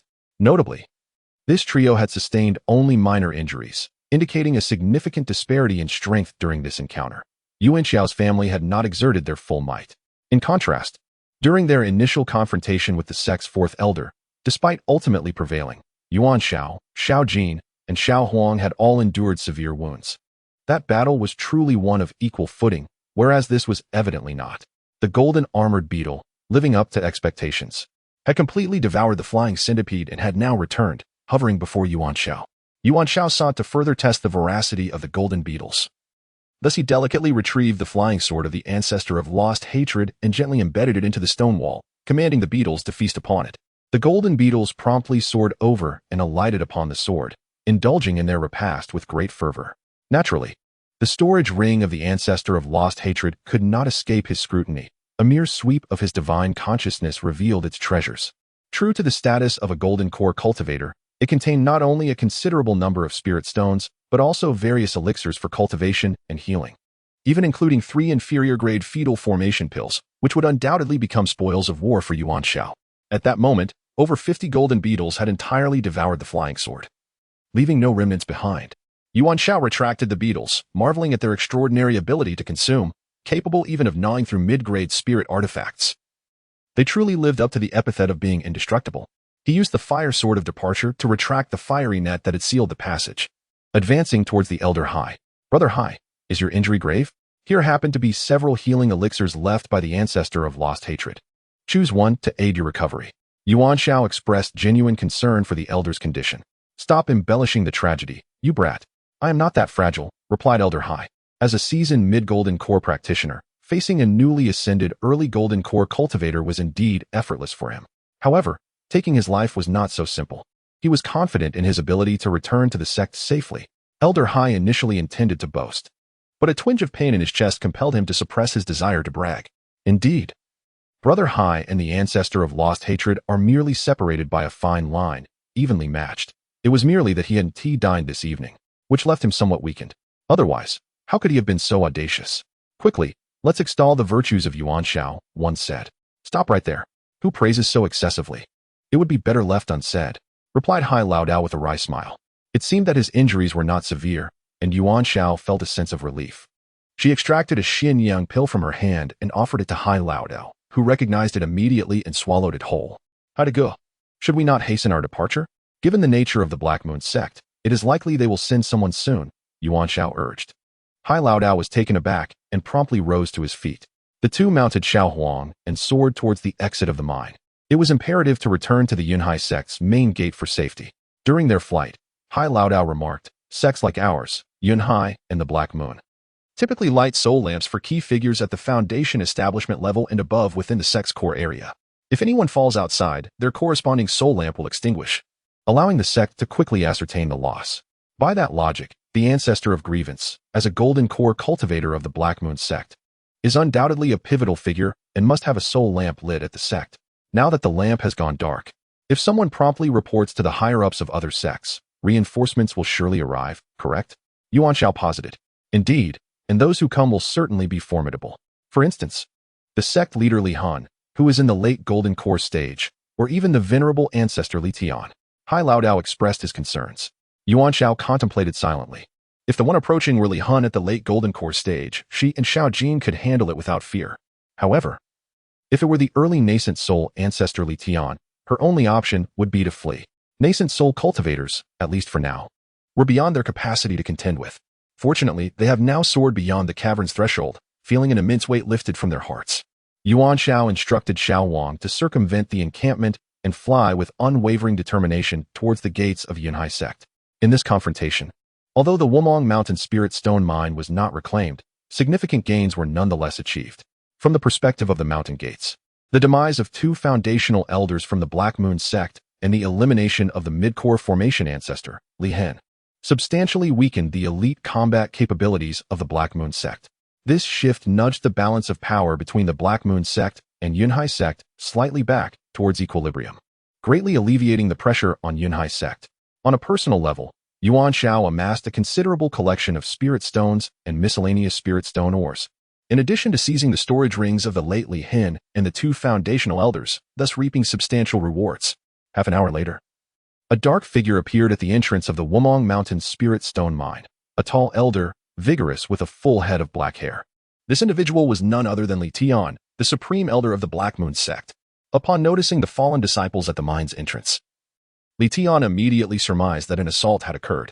He gestured to establish a unidirectional array, sealing off the mine's entrance. Should anyone emerge and trigger the array, they would be ensnared for a brief period, allowing him ample time to pursue. Li Tian ventured into the depths of the cave, directly selecting the largest mining passage. At a fork in the path, he first turned left, where he encountered a pile of ashes, and further ahead, the lifeless form of an elderly woman. Without uttering a word, he returned to the fork and chose another path, where he again stumbled upon the deceased Li Hen. The presence of sword wounds on the body indicates the involvement of a human, while the claw marks on the back and face suggest the participation of a spiritual beast. It appears that Li Hen fell victim to a combined assault from both man and beast. Li Tian pondered. Aside from the Golden Core Grandmaster Hai Qing of the Yunhai sect, who possessed the strength to slay Li Hen. After another hour and a half, another figure arrived, a middle-aged man with a grim expression. Observing the scene before him, he remained speechless, merely using a storage bag to silently collect the remains of the late ancestor Li Hin. This man was none other than Li Han, the current mountain master of the Black Moon sect, a late-stage Golden Core practitioner. Master Ancestor, what shall we do now? Should we endure or launch an assault on the Yuhai sect's mountain gate? Li Han inquired. We are not prepared, and neither is the Yuhai sect. Let us strike, Li Tian declared. Should it be just the two of us, or shall we mobilize everyone? The master of the Black Moon sect asked. Prepare the siege equipment and deploy all combat-ready cultivators. We shall mount a full-scale attack on the mountain gate. Li Tian raised his right hand forward, signaling for a complete military engagement. After a moment's thought, he added, let them commence preparations tonight, ensuring they are as thorough as possible. We shall depart quietly under the cover of night tomorrow, minimizing detection, and commence the assault on the mountain at dawn the day after. Li Han performed a respectful gesture towards the master ancestor before exiting the mining site to arrange for the impending battle. The Black Moon sect and the Yunhai sect had been in conflict for over a century, harboring deep-seated animosity. However, their comparable strengths had historically confined their confrontations within certain limits.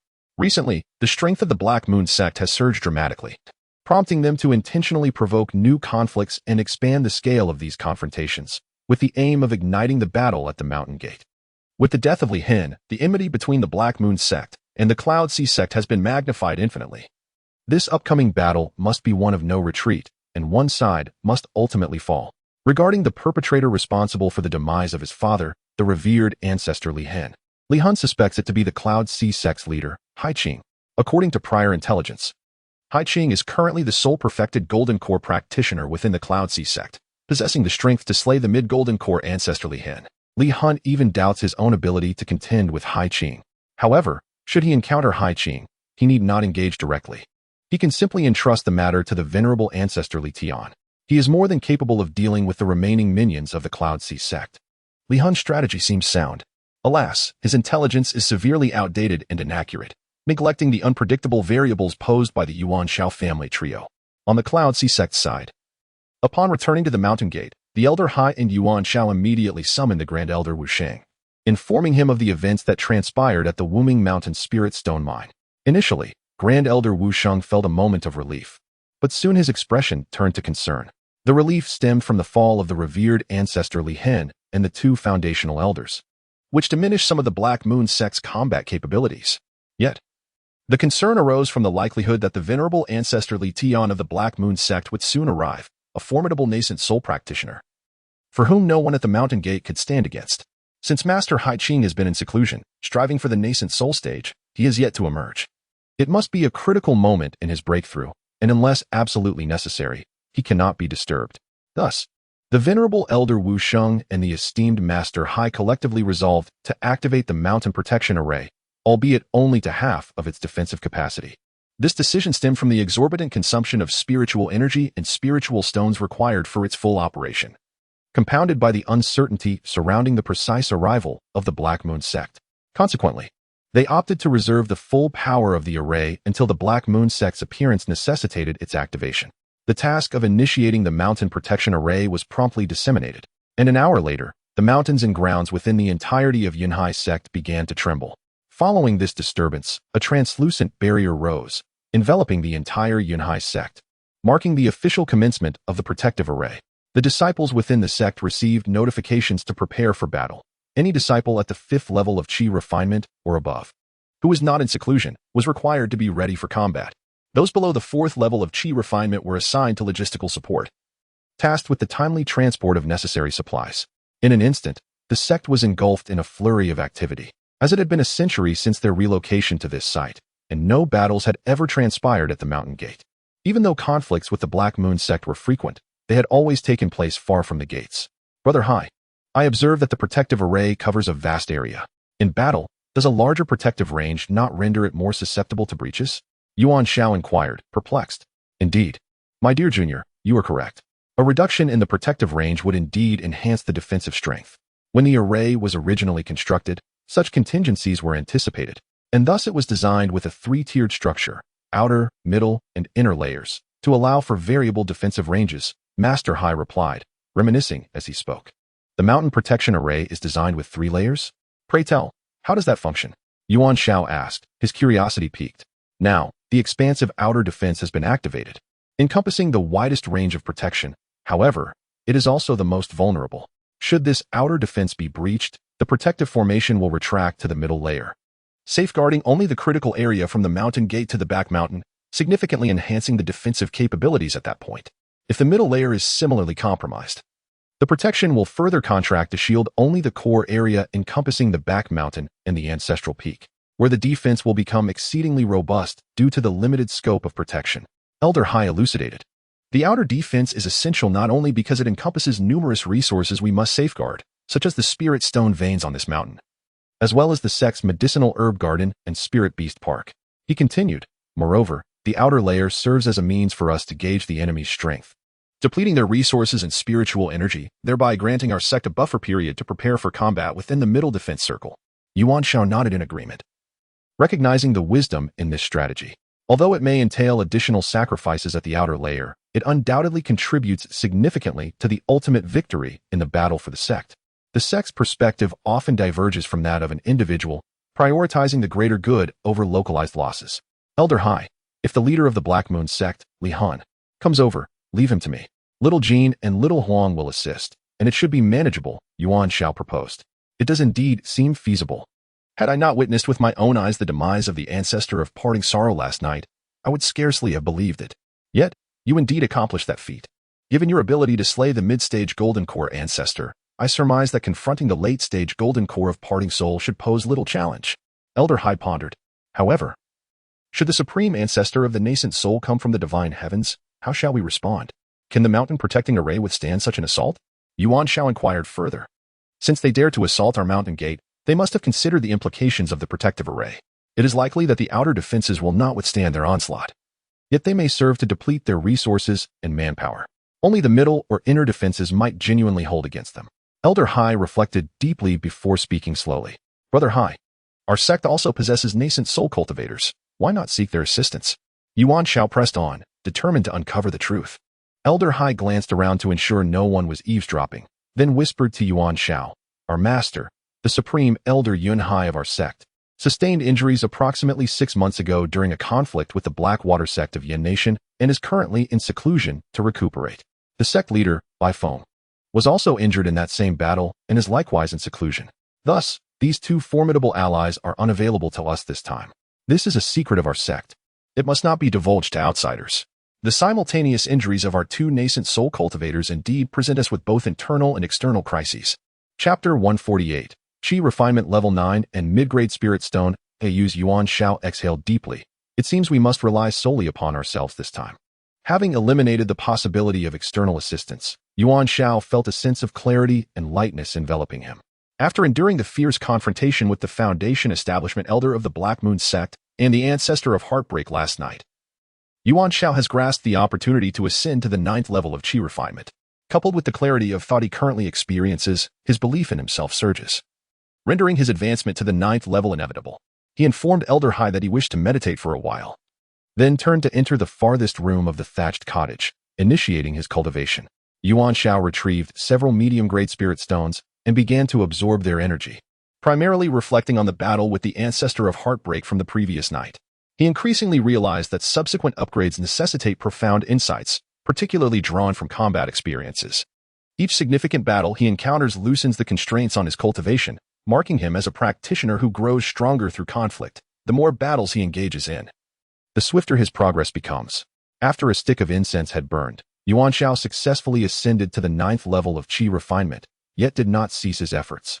He continued to draw forth a dozen more medium-grade spirit stones, persisting until he reached the pinnacle of the 9th level before finally pausing. Yuan Xiao felt a surge of power coursing through him. Astonishingly, this was merely the 9th level of Qi refinement, not even the Foundation Establishment stage. He could not help but wonder what sensations awaited him upon reaching the 10th level or the Foundation Establishment stage itself. Pushing open the door, he stepped outside to find Elder Hai engrossed in a large bowl of tea, indulging in a rather unconventional method of consumption, one that was likely rare in the realm of cultivation. It was rather unrefined. Suddenly, Elder Hai choked on his tea, setting down the bowl as a fit of coughing overtook him, his finger pointing at Yuan Xiao, momentarily speechless. "What is it, Brother Hai?" Yuan Xiao inquired, puzzled. "Did you just elevate to the 9th level of Qi refinement in that brief moment?" The Sea Elder has finally regained his composure. It has always been this way for me. In recent training sessions, whenever I sense the opportunity for advancement, it typically takes no more than the duration of a single incense stick. Is it truly the case that others require an extended period to overcome such challenges?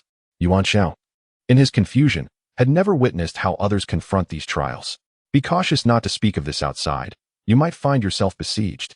Who doesn't spend a day or even 10 days to break through? While you saunter out after just an incense stick, it could drive others to the brink of frustration. Do you think everyone trains with such abnormality as you do? The Sea Elder chuckled in disbelief. Very well, Brother Hai. I understand now. Henceforth, I shall reserve such comments solely for our adversaries, to infuriate them. Yuan Xiao replied frivolously. The Sea Elder chose to disregard this remark, pondering. Thankfully, I am your elder brother and not your enemy. Otherwise, you might truly drive me to exasperation. Brother Hai, I have heard that the Mountain Guardian formation possesses multiple nodes, each requiring a cultivator to guard it, ensuring the protection of the node and the timely replenishment of spirit stones. Is the consumption of these spirit stones particularly high? Yuan Xiao inquired. Once the Mountain Guardian formation is activated, it demands a continuous supply of spirit stones. If there are no attackers, or if the assailants are weak, replenishing with low-grade spirit stones suffices, but this must be done quite frequently, the Sea Elder explained. However, if the formation is under siege, especially by formidable foes, low-grade spirit stones may fail to keep pace with the demand for spiritual energy. In such cases, one requires mid-grade spirit stones, which offer a greater reserve of spiritual energy and a faster supply. How many nodes are there on each level of the Mountain Guardian formation? What cultivation level is necessary to preside over them? Yuan Xiao asked. In our Yu Hai sect, the protective mountain formation consists of 9 strategic points on each layer. Should the outer layer be breached, we can simply relocate our defenses to the 9 strategic points of the middle layer. It is imperative that each strategic point is manned by at least a foundational cultivator, with a minimum requirement of practitioners at the 9th level of Qi refining to manage the defense adequately, Elder Hai remarked. Are we lacking in medium-grade spirit stones for our sect? If so, I possess quite a number and would gladly donate them for the purpose of fortifying our defensive points. Proposed Yuan Xiao. What? You wish to donate medium-grade spirit stones for the sect's defense? Elder Hai exclaimed in astonishment. Observing Yuan Xiao's serious demeanor, he continued. Our Yun Hai sect has been mining here for nearly a century. We are not short on low-grade spirit stones. However, all the mines in this region yield only low-grade stones, leaving us in dire need of medium-grade spirit stones. It is not only the Qi refining disciples who are lacking. Even the foundational elders and the 3 of us Golden Core practitioners are in short supply. While the sect possesses a modest reserve of medium-grade spirit stones, if allocated to the protective formation, they would be depleted rapidly. We are indeed in a state of scarcity. How about this? I shall donate 1 or 2,000 medium-grade spirit stones to the sect for the defense of the formation. Elder Hai, what do you think of this proposal? Yuan Xiao initially contemplated offering 3 or 4,000 stones, but, noticing Elder Hai's evident shock, decided to have the amount. 1 or 2,000 medium-grade spirit stones? Elder Hai was so taken aback that he nearly dropped the large bowl he was holding, causing tea to spill all over him. Yet he remained oblivious to his own predicament. Grasping Yuan Xiao's sleeve, Elder Hai inquired, Are you truly serious? Yuan Xiao was bewildered, nodding in response. Pondering whether Brother Hai had lost his mind once again, Hai Laodao patted Yuan Xiao's shoulder and remarked, Do not merely speak of donations. Heed your elder brother's advice and claim it as a loan to Yu Hai sect. The protective mountain formation indeed requires medium-grade spirit stones. Thus I shall not hinder you from lending them to the sect. However, it must be framed as a loan. This way, even if the sect does not repay you for centuries, they will owe you a significant favor. Moreover, with the frequent changes in the sect's leadership, it is possible that Brother Haiqing may no longer be the sect master one day. At that time, you can choose to reclaim them or not. How splendid that would be. Yuan Xiao felt a warmth in his heart. Brother Hai was genuinely considerate of his interests. He smiled and said, I shall follow Brother Hai's guidance. Then I will proclaim it as a loan to Yun Hai sect. Should a stubborn individual ascend to the position of sect master one day, we shall demand the return of the spirit stones. Very well, this evening I shall summon all the foundation building elders to the mountain gate to inform them of this arrangement. When the time comes, you can publicly present the medium-grade spirit stones, and I will prepare a loan agreement for each of them to sign as a testament. In this manner, your standing within the sect will be secured. A major creditor's position is unassailable. Who would dare challenge it? Hai Laodao declared. Agreed. I shall return to the thatched cottage to cultivate for a while and solidify my cultivation, Yuan Xiao replied before heading back to the cottage.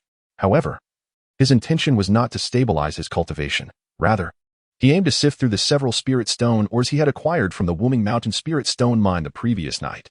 He selected a lower-grade spirit stone ore, approximately 1.5 zhang in diameter, estimating it could yield over 2,000 spirit stones. Then, he retrieved the Tianqi pearl from his dantian and tossed it into his storage ring for purification and enhancement.